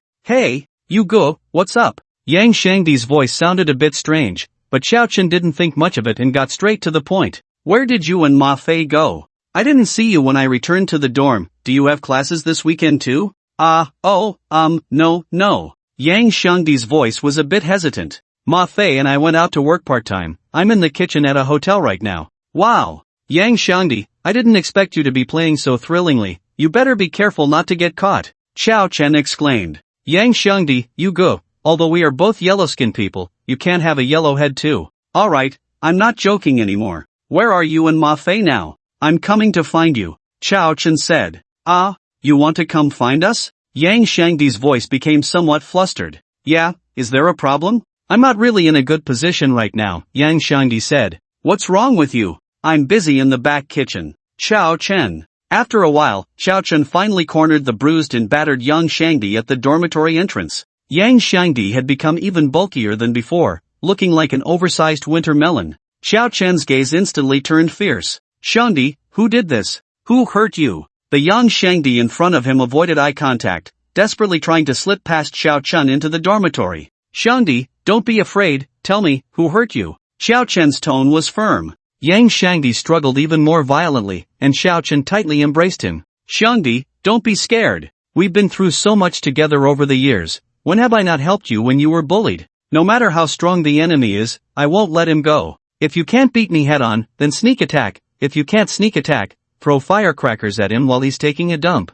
Just tell me who hurt you. Can you do that? Xiao Chen tightened his hold on Yang Shangdi again. Crash! A heavy thud sounded behind Xiao Chen. He turned to see another bruised and battered Yang Shangdi appearing behind him. Xiao Chen was stunned. What was going on? How could there be 2 Yang Xiangdis? At that moment, the Yang Shangdi behind him spoke up. You goo! I'm the real Yang Shangdi. The one you're holding is Ma Fei. Ma Fei? Xiao Chen was taken aback, carefully looking at the person in his arms, and he could vaguely see some resemblance to Ma Fei. Ma Fei, how did you get as fat as Yang Shangdi? Is the cafeteria at Peking University that good? Ma Fei. He fell silent for a moment, then directly pushed Xiao Chen away and rushed into his room, locking himself in. You good? Yang Shangdi's voice sounded faintly. Ma Fei didn't get fat, he was beaten up to look like that. Xiao Chen. What happened to Ma Fei? You good? You care so much about Ma Fei, don't you care about me? Yang Shangdi said softly. Shangdi, well, I just vented all my emotions about you onto Ma Fei. Emotions are just emotions. Why don't you let Ma Fei relay his feelings to you later? First, tell me what happened. How did you both suddenly get beaten? Xiao Chen awkwardly rubbed his nose. Yang Shangdi sighed with a hint of grievance. He originally wanted to investigate and resolve everything before Xiao Chen was discharged from the hospital. But unexpectedly, before he could achieve anything, Xiao Chen was discharged, and Yang Shangdi figured he couldn't hide it anymore, so he spoke up. You go, when I said you were hit by a bottle, I was joking. The real situation is that you entered a dungeon. Xiao Chen fell silent, continuing to listen to Yang Shangdi's account. But later, news came out that the dungeon had collapsed. Soon after, you were found unconscious by Feng Yuan on the roadside, and no one knows what you experienced in the dungeon. What was the dungeon called? Xiao Chen asked. Pseudo Underworld. Xiao Chen pondered for a moment but found no memory of this dungeon in his mind. Go on. Yang Shangdi nodded. Then Ma Fei and I thought about investigating based on that dungeon, and at that time, we discovered an organization called the Hunter Guild was also investigating this dungeon. The people in that guild call themselves hunters, making a living by helping others through dungeons. They said one of their members, Wang Dafu, also went missing in the pseudo-underworld dungeon. A person in charge from that guild came over, arrogantly demanding that we explain why we were investigating the pseudo-underworld dungeon. Ma Fei's addiction flared up, and he replied, in my life, Ma Fei, why should I explain myself to you? Then dozens of people from their guild beat us up, and Ma Fei got the worst of it, his whole body swollen from the beating. Xiao Chen. He had to admit, Ma Fei really deserved that beating. Just listening to Yang Shangdi's description, he could imagine how punchable Ma Fei's expression must have been at that moment. Let's go, call Ma Fei, we're going to confront that guild. Xiao Chen's eyes narrowed slightly, although he thought Ma Fei was asking for it, that didn't mean outsiders could beat him up. Brother you, that's not possible. I estimate that guild has over 100 people, and they are a high-level guild, definitely with high-tier players. We can't win. Yang Shangdi shook his head. Can't beat the high-tier, but we can't beat the low and mid-tier either? Xiao Chen grinned, but that smile had a hint of coldness. I don't believe that their hunter guild is made up entirely of high-tier players. Just say if you want revenge or not. Hunter guild, Huang Ying. I want it. Ma Fei pushed the door open and walked out. The swelling on his body had subsided a lot, returning him to some semblance of his former self. I've never suffered such humiliation in my life. Ma Fei gritted his teeth, his eyes filled with indignation. It was clearly the leader of the Hunter Guild who acted all high and mighty, yet he turned around and hit him, simply outrageous. Brother you, to be honest, this really can't be blamed on Ma Fei. The leader of the Hunter Guild was too arrogant, acting all high and mighty, Yang Shangdi said. Alright, lead the way, let's go. Inside the World Hunter Guild, a group of people swaggered out of the guild. Leading them was a young man dressed extravagantly, with a somewhat arrogant expression, walking at the front with his head held high. The people behind all followed this young man. Young Master Huang, those two low-tier punks dared to provoke you just now. They really don't know the heights of heaven and earth. Exactly, it's an honor for them to be questioned by young Master Huang, yet they still dared to show off in front of him. In front of our Hunter Guild, those two little losers are nothing. Enough. As soon as the man called young Master Huang spoke, everyone else immediately shut their mouths. Just took care of two little losers, nothing worth mentioning. The most important thing is to find out where Wang Dafu went, alive or dead. I want to see who dares to touch our Hunter Guild members. As soon as he finished speaking, the people behind immediately echoed. No problem, young Master Huang. We will definitely find Wang Dafu's whereabouts. Right, we will dig 3 feet into the ground to find him. Young Master Huang nodded, everyone disperse. Young Master Huang, do you need us to follow and protect you? A muscular man asked. Young Master Huang sneered. What? Do you think anyone dares to lay a hand on me, Huang Ying? What young Master Huang said makes sense. I was overthinking it, the big man chuckled, scratching his head. Alright, you all go check on Wang Dafu's news. Huang Ying waved his hand and walked off on his own. After leaving the safe town, they reached the entrance to the endless forest, but Huang Ying did not step into the endless forest. Instead, he walked in the opposite direction. As he walked, the surroundings grew increasingly silent, and Huang Ying's expression suddenly turned cold and stern. Who dares to follow your Lord Huang? Come out! Huang Ying shouted, and 2 thin figures and 1 fat one emerged from the shadows. Oh, Huang Ying sneered, I was wondering who it was, turns out it's the little loser we just beat up. What? You brought help? I suggest you find out about our Hunter Guild's reputation before seeking revenge. Huang Ying's face showed no trace of fear, instead, he threatened Xiao Chen and the others.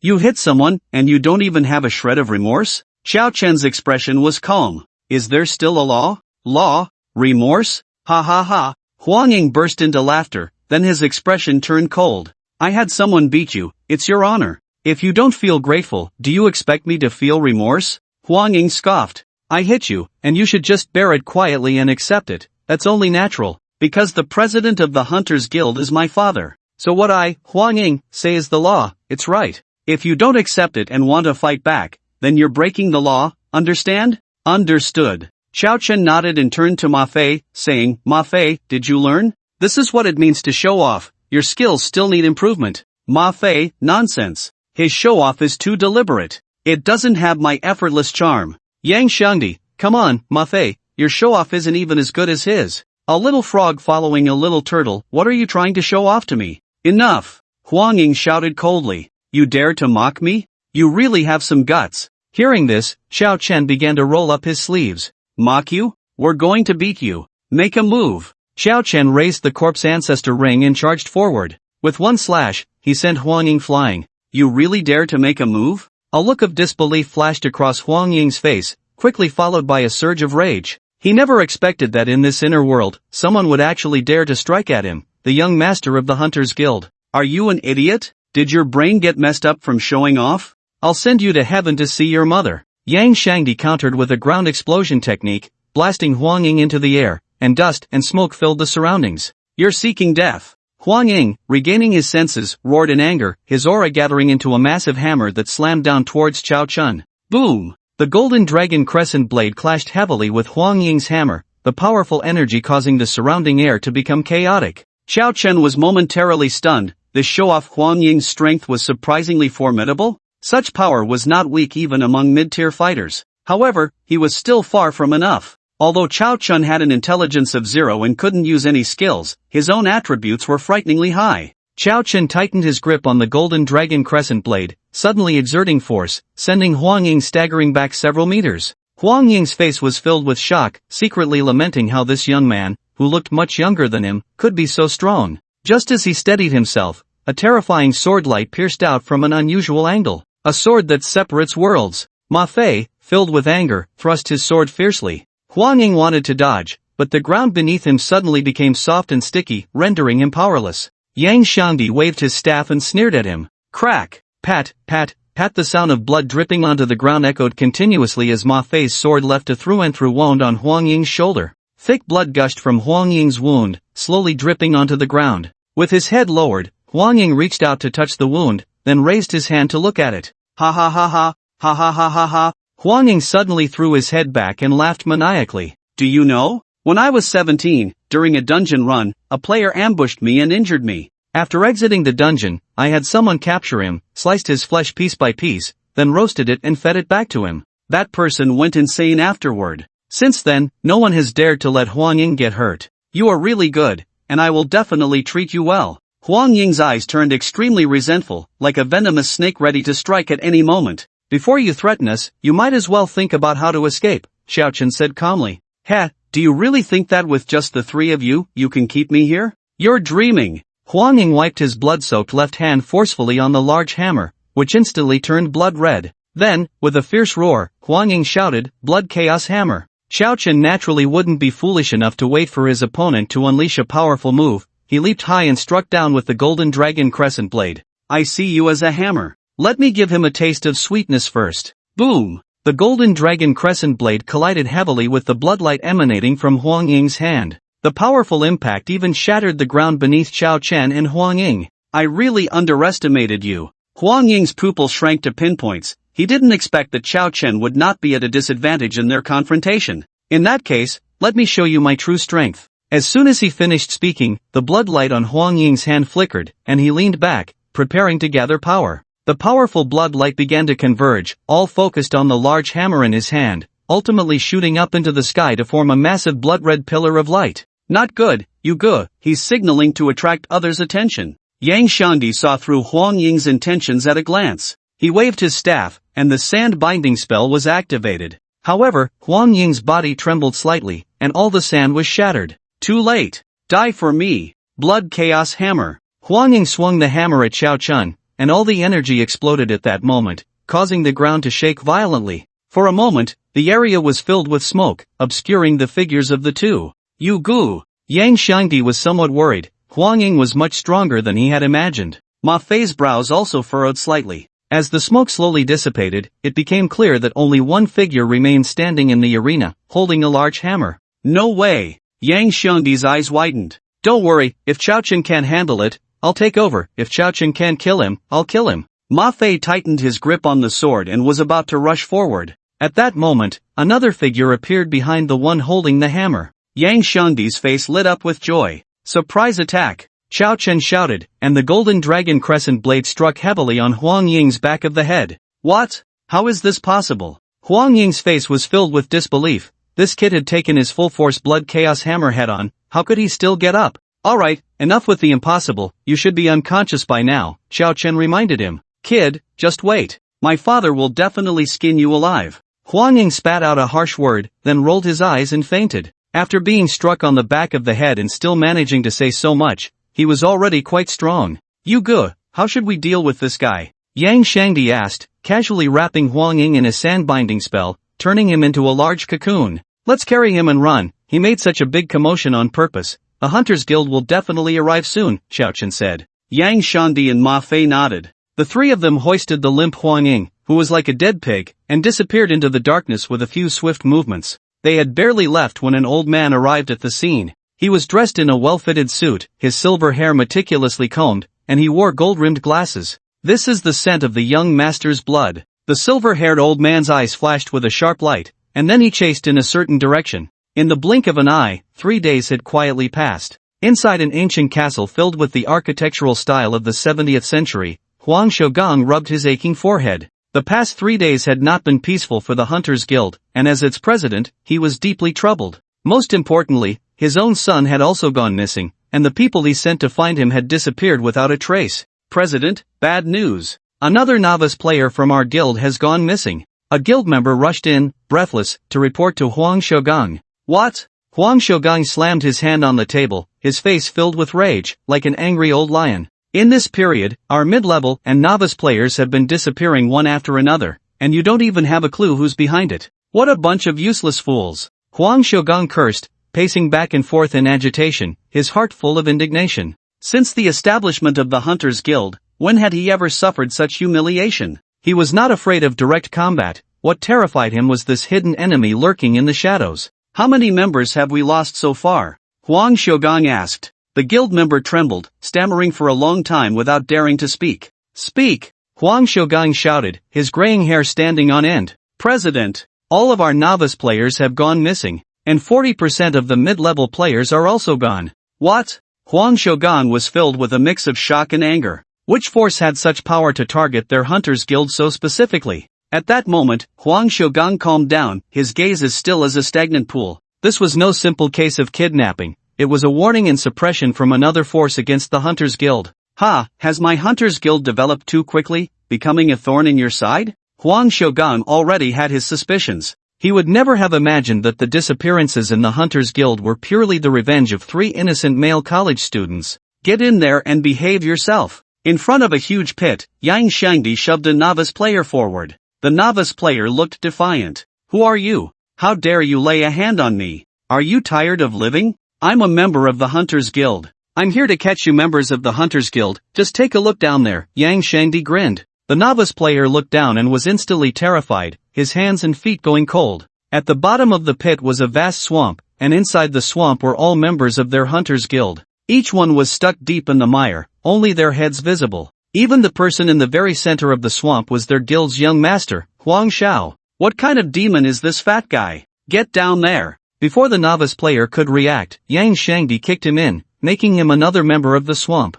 Yugu, got another one. I have to say, the feeling of revenge is so satisfying. Yang Xiangdi rubbed his hands together, extremely excited. Over the past 3 days, the 3 of them had diligently knocked out members of the Hunters Guild. They knocked out novices directly and dragged them away, surrounded mid-level players to beat them up, and ran for their lives when encountering high-level players. This method was very effective, and the pit had unknowingly accumulated nearly 100 people. Humph! Those who dare to hit me, Ma Fei, end up like this. Ma Fei looked smug, his anger having dissipated significantly during this time. Heh, how ridiculous. A cold laugh came from below the pit, belonging to Huang Ying. How long do you think you can keep me here? 3 days? 10 days? Half a month? Although Huang Ying was a prisoner, he still held himself with an air of superiority, disdainfully looking down at Xiao Chen and the others. When I get out, you will still have to face my revenge. Are you not afraid that we will kill you for threatening us? A gleaming sword appeared in Ma Fei's hand. Ha ha, what a joke. Killing me is equivalent to forging an unending feud with the Hunters Guild. Do you dare? Huang Ying sneered. We really don't dare, Xiao Chen nodded, then walked to the edge of the pit and began to unbuckle his belt. What are you doing? Huang Ying's bravado faltered, and a bad premonition crept into his heart. Xiao Chen grinned, I may not dare to kill you, but I certainly dare to urinate on your face. You dare, you little brat? Huang Ying struggled desperately. If he were really urinated on in front of 100 people at the guild, he would have no place to go afterward. But no matter how he struggled, he couldn't break free from the Huangquan mud trap set by Yang Shangdi. You goo! Wait! You can't urinate on his face, that's too cruel. Yang Shangdi stepped forward to block Xiao Chen. Upon hearing this, Huang Ying breathed a sigh of relief, glad that this fat guy was a normal person. But then he heard Yang Shangdi's voice again. Let me urinate in his mouth first, my blood sugar is high, let him taste something sweet. The bewildered Charles. Huang Ying's body bristled with sweat upon hearing Yang Shangdi's words. He had thought this fat guy was normal, but it turned out he was the most perverted one. Urinate in his mouth first to let him taste something sweet? What kind of lunatic is this? Even more terrifying things were about to happen. That fat guy was actually slowly unbuckling his belt. Damn! You fat bastard, stop! Huang Ying shouted in anger. Yang Shangdi completely ignored him, even revealing a meaningful smile. Stop it! Huang Ying's voice was now mixed with trembling and fear, in addition to his anger. But at this moment, Yang Shangdi had already pulled down his pants. I beg you, please stop. Huang Ying's voice was devoid of anger, filled only with despair and fear. Don't resist. The more you resist, the more excited I get. Prepare to welcome your DG's holy water. Yang Shangdi recklessly began to release the floodgates, and the scene was like a waterfall cascading down 3,000 feet. Xiao Chen and Ma Fei were also stunned, especially Xiao Chen. He had just said he would urinate on Huang Ying's face to scare him, but he never expected Yang Shangdi to take it seriously. Splash! Ah! The yellowish liquid poured down on him, and the hot, foul sensation drove Huang Ying into a frenzy. I will kill you, gurgle. I will kill you, gurgle. I will definitely tear you to pieces. Gurgle. Yang Shangdi was happily relieving himself when suddenly, a loud shout came from behind him. Yang Shangdi, be careful. A hand landed on Yang Shangdi's shoulder and yanked him back violently. Caught off guard, a few drops of the foul liquid splashed onto him. What are you doing? Yang Shangdi hadn't even had time to get angry when a dazzling golden light illuminated his face, followed by a heavy blow landing right in front of him. Thud! Yang Shangdi's Adam's apple bobbed up and down, cold sweat soaking his back.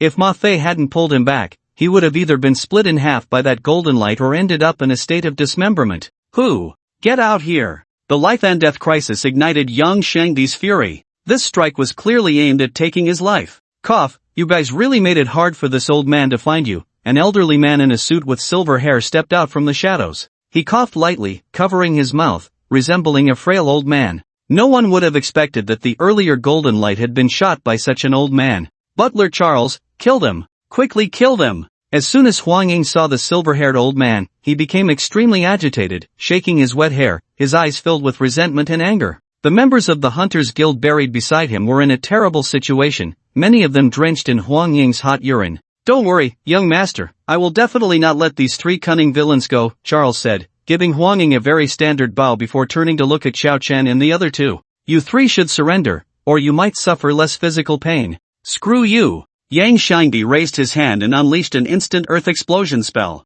Instantly, dust filled the air, but when the smoke cleared, they found that the once infallible earth explosion spell had failed to even touch the hem of the silver-haired old man's clothes. Yang Shangdi's pupils constricted, and even the corner of Xiao Chen's eye twitched. This time, they had probably really kicked a hard board. This old man, even if not a high-level player, was already very close. Having this level of strength at the initial stage is quite impressive, but still too weak, Charles said expressionlessly. Since you want to resist, I will take action. Charles straightened his back slowly, raising a golden staff in his hand, his posture incredibly elegant. He seemed like a deity from ancient Greek mythology, completely shedding his previous frail appearance. A light mage. Xiao Chen instantly made the judgment, light mages were an alternative among mages. With both offensive and defensive capabilities, this meant that even without the protection of teammates, a light mage could possess strong combat power. However, the common weakness of mages remained the same, their frail bodies, not to mention that Charles was already so old.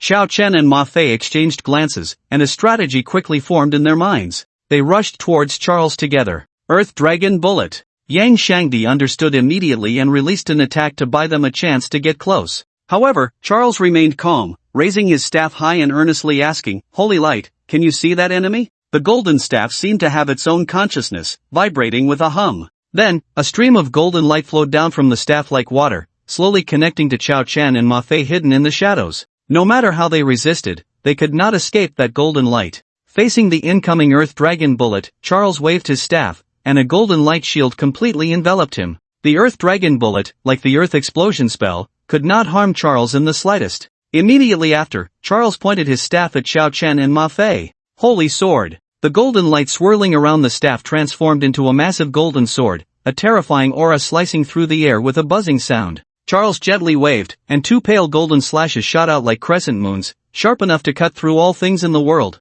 Ma Fei was directly sent flying by this strike, while Chao Chen barely managed to withstand it but was still shaken, feeling discomfort in his internal organs as he staggered back. Charles's strength was simply terrifying. With just one move, he had put all three of them at a disadvantage. Oh, as an initial stage player, you can actually take one of my skills head-on? No wonder you managed to capture so many members of my Hunters Guild. Charles maintained his elegant demeanor. But it ends here, surrender, for in front of me, you are indeed as weak as ants. A faint sense of loneliness appeared on Charles's face, as if he regretted not being able to unleash his full power. Old man, you'll know how weak we are soon enough. Yang Shangdi grinned, and then the fat on his body began to burn rapidly, white steam rising from the top of his head. In just a few seconds, the once portly Yang Shangdi transformed into a muscular man with 8-pack abs. Charles's pupils constricted. What was happening? Immediately, Yang Shangdi began to mock Ma Fei, who was flying backward. Ma Fei, you're really pathetic. Compared to Brother Yu, you're miles away. With the same move, Brother Yu only took a few steps back, and you actually flew out. With your strength, you'll never catch up to Brother Yu in this lifetime. You're not even worthy of carrying his shoes. We're all human, but the gap between people is so vast. Ma Fei, did you hide away when humanity was evolving? Some people are born in Rome, but you're different. Ma Fei, you were born a cow or a horse. Why don't you just be Brother Yu's lackey from now on? That way, he can protect you a bit. Boom! The direction in which Ma Fei was flying backward was filled with flying debris. A terrifying sword intent, which even Charles found somewhat daunting, slowly emerged from that direction. A bead of cold sweat trickled down Charles's wrinkled forehead. What was going on? Brother Yu, the wind is tight, pull the call. Brother Yu, the wind is tight, pull the call. Self-esteem damage level 100, damage value increased 10,000, as the prompt from the inner world sounded. Ma Fei slowly stood up with red eyes. Yang Xiangdi, stop talking nonsense. I can kill this weak old man in a minute.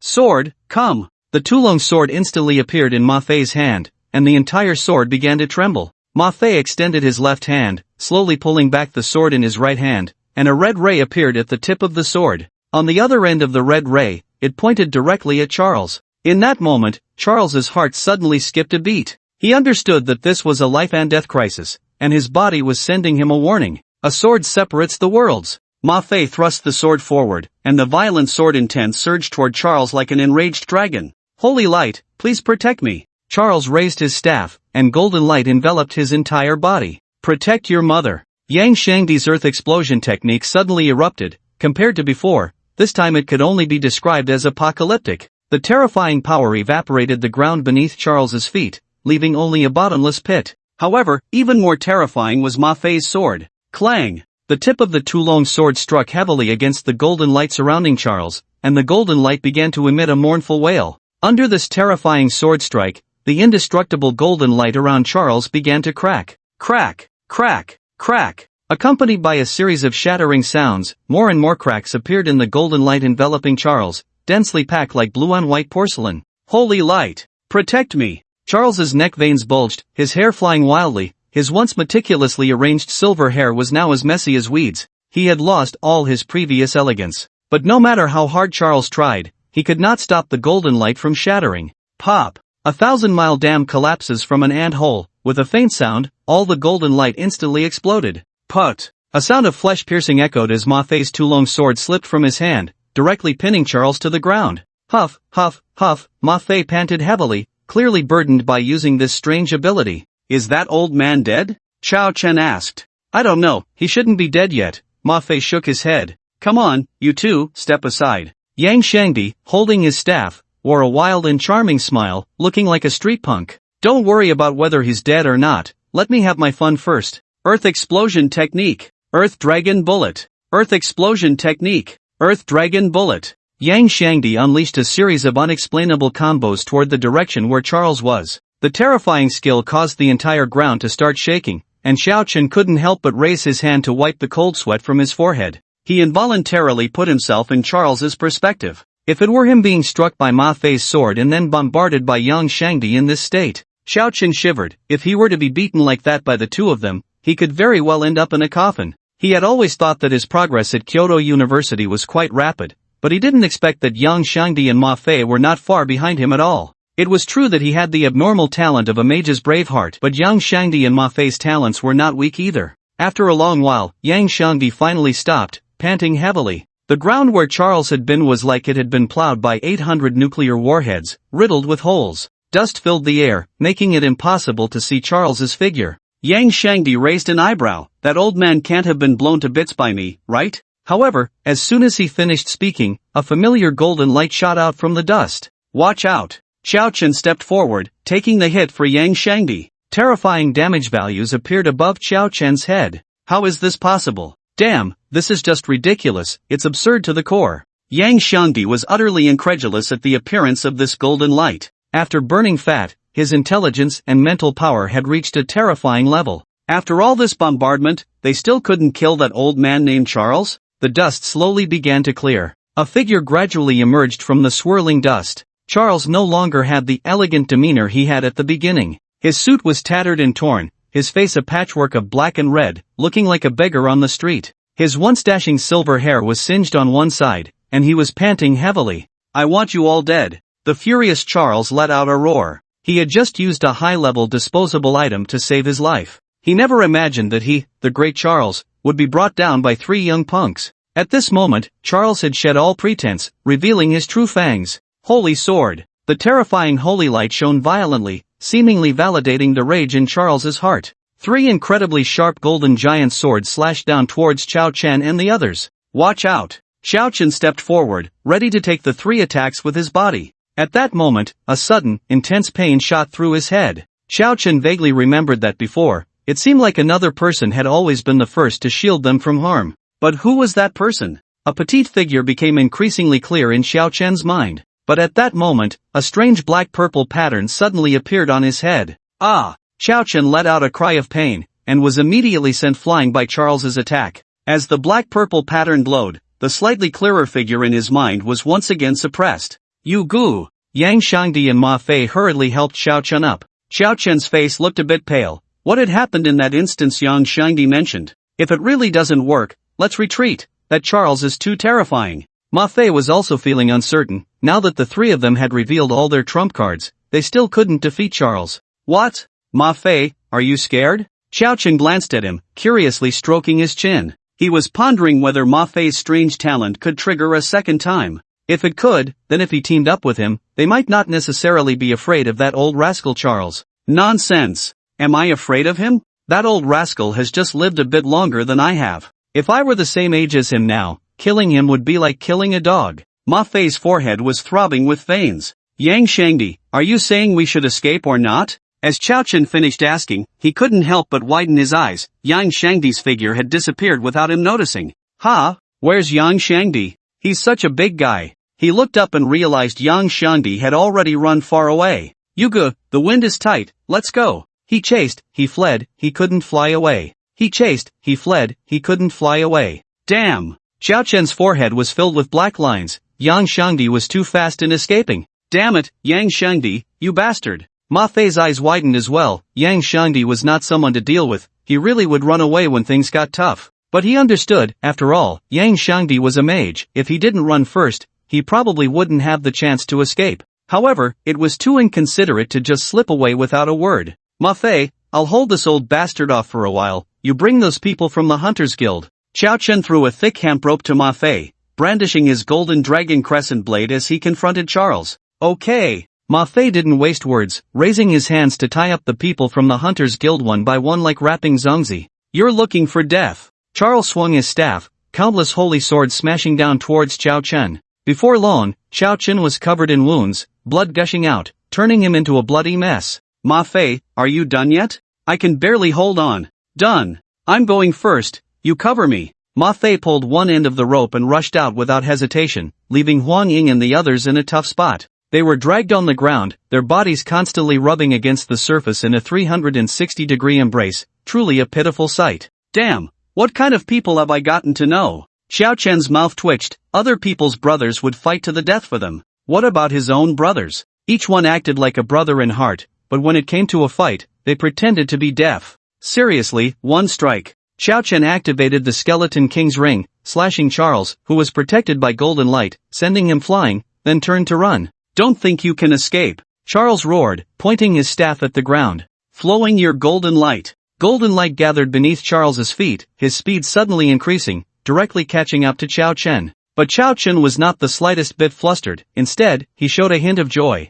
Just as Charles was puzzled, Xiao Chen raised his hand. Thank you. The zombie ancestor ring suddenly activated, dimming the golden light beneath Charles's feet. Meanwhile, Xiao Chen's speed surged, shooting out like a sharp sword. Charles's eyes widened, and his anger grew even more, his chest heaving. In all his years, he had never suffered such humiliation. No matter where you escape to, don't think you can get out of my grasp. The golden light shone fiercely as Charles desperately chased after Xiao Chen and the others. The long line of people Ma Fei was dragging soon caught the attention of others in the inner world. Ha! This kid looks familiar. How did he so fiercely kidnap so many people? Wait! Look at the people he's tied up. They all seem to be from the Hunters Guild. Hiss! Bystanders gasped in shock. No way? Could it be that the sensational kidnapping case involving the Hunters Guild wasn't done by those supreme-level guilds, but by this half-grown boy in front of us? This boy is truly terrifying. And that's not all. Look over there. That's Huang Ying, the young master of the Hunters Guild. He's been tied up too.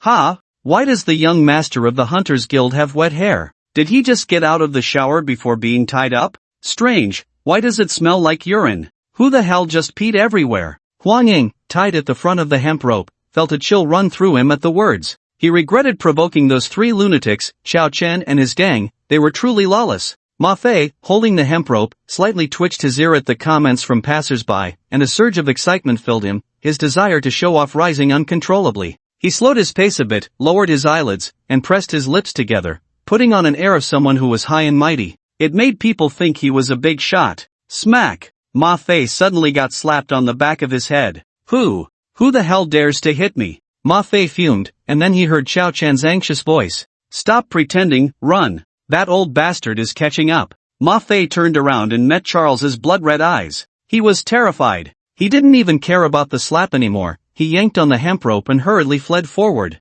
They chased, they ran, and he was like a bird with clipped wings. Charles's arrival also drew the attention of the onlookers. Who is that ragged old beggar? One person just opened his mouth when his companion covered it. Shoo! Shut up! Are you crazy? That's Charles, the steward of the Hunters Guild. What? The person widened his eyes. Isn't Steward Charles always a dapper old gentleman? Not sure, but this probably has something to do with those two boys who are running away. Soon, some curious onlookers followed behind Charles. They were all eager to see how this would end. Meanwhile, the news quickly reached Huang Xiuxiang, the president of the Hunters Guild. What? Huang Xiuqiang exploded in anger, slamming his hand on the table. He had been sparing no effort to confront those big guilds recently, trying to find out who was secretly messing with the Hunters Guild. The result was losing both the lady and the soldiers, and now he was being told that a few young punks had kidnapped the Hunters Guild? Gather all members of the Hunters Guild. No matter who those kids are, they must die today. With Huang Xiuqiang's command, the entire Hunters Guild began to mobilize. In less than half an hour, everyone from the Hunters Guild, except those stuck in dungeons, had gathered. Let's go! Huang Xiuxiang led the charge, and the entire Hunters Guild surged in one direction. The aura emitted by nearly 100 high-level players shocked everyone else in the inner world. A high-level guild was mobilizing? Was this going to spark a guild war among high-level guilds? Such a major event hadn't happened in the inner world for a long time. Generally, guilds focused on development, and among high-level guilds, guild wars were rare. After all, any guild that could reach high-level status was not to be trifled with. Everyone hurriedly followed. On the other side, Xiao Chen and his group were already cornered. Charles was like a relentless shadow, closely following them. They simply couldn't shake him off with their speed. If it weren't for Xiao Chen stealing Charles's agility every 20 seconds, they would have been caught long ago. Xiao Chen, what do we do? At this rate, we'll be caught sooner or later, Ma Fei asked. If it comes to it, we can just leave Huang Ying and the others behind and run ourselves. Xiao Chen frowned. He was unwilling to let Huang Ying and the others go so easily after Charles had been chasing them for so long. Just then, his inner world network suddenly rang, and Yang Shangdi's voice came through. You Gu! Hurry back to school, I've found you a big backing.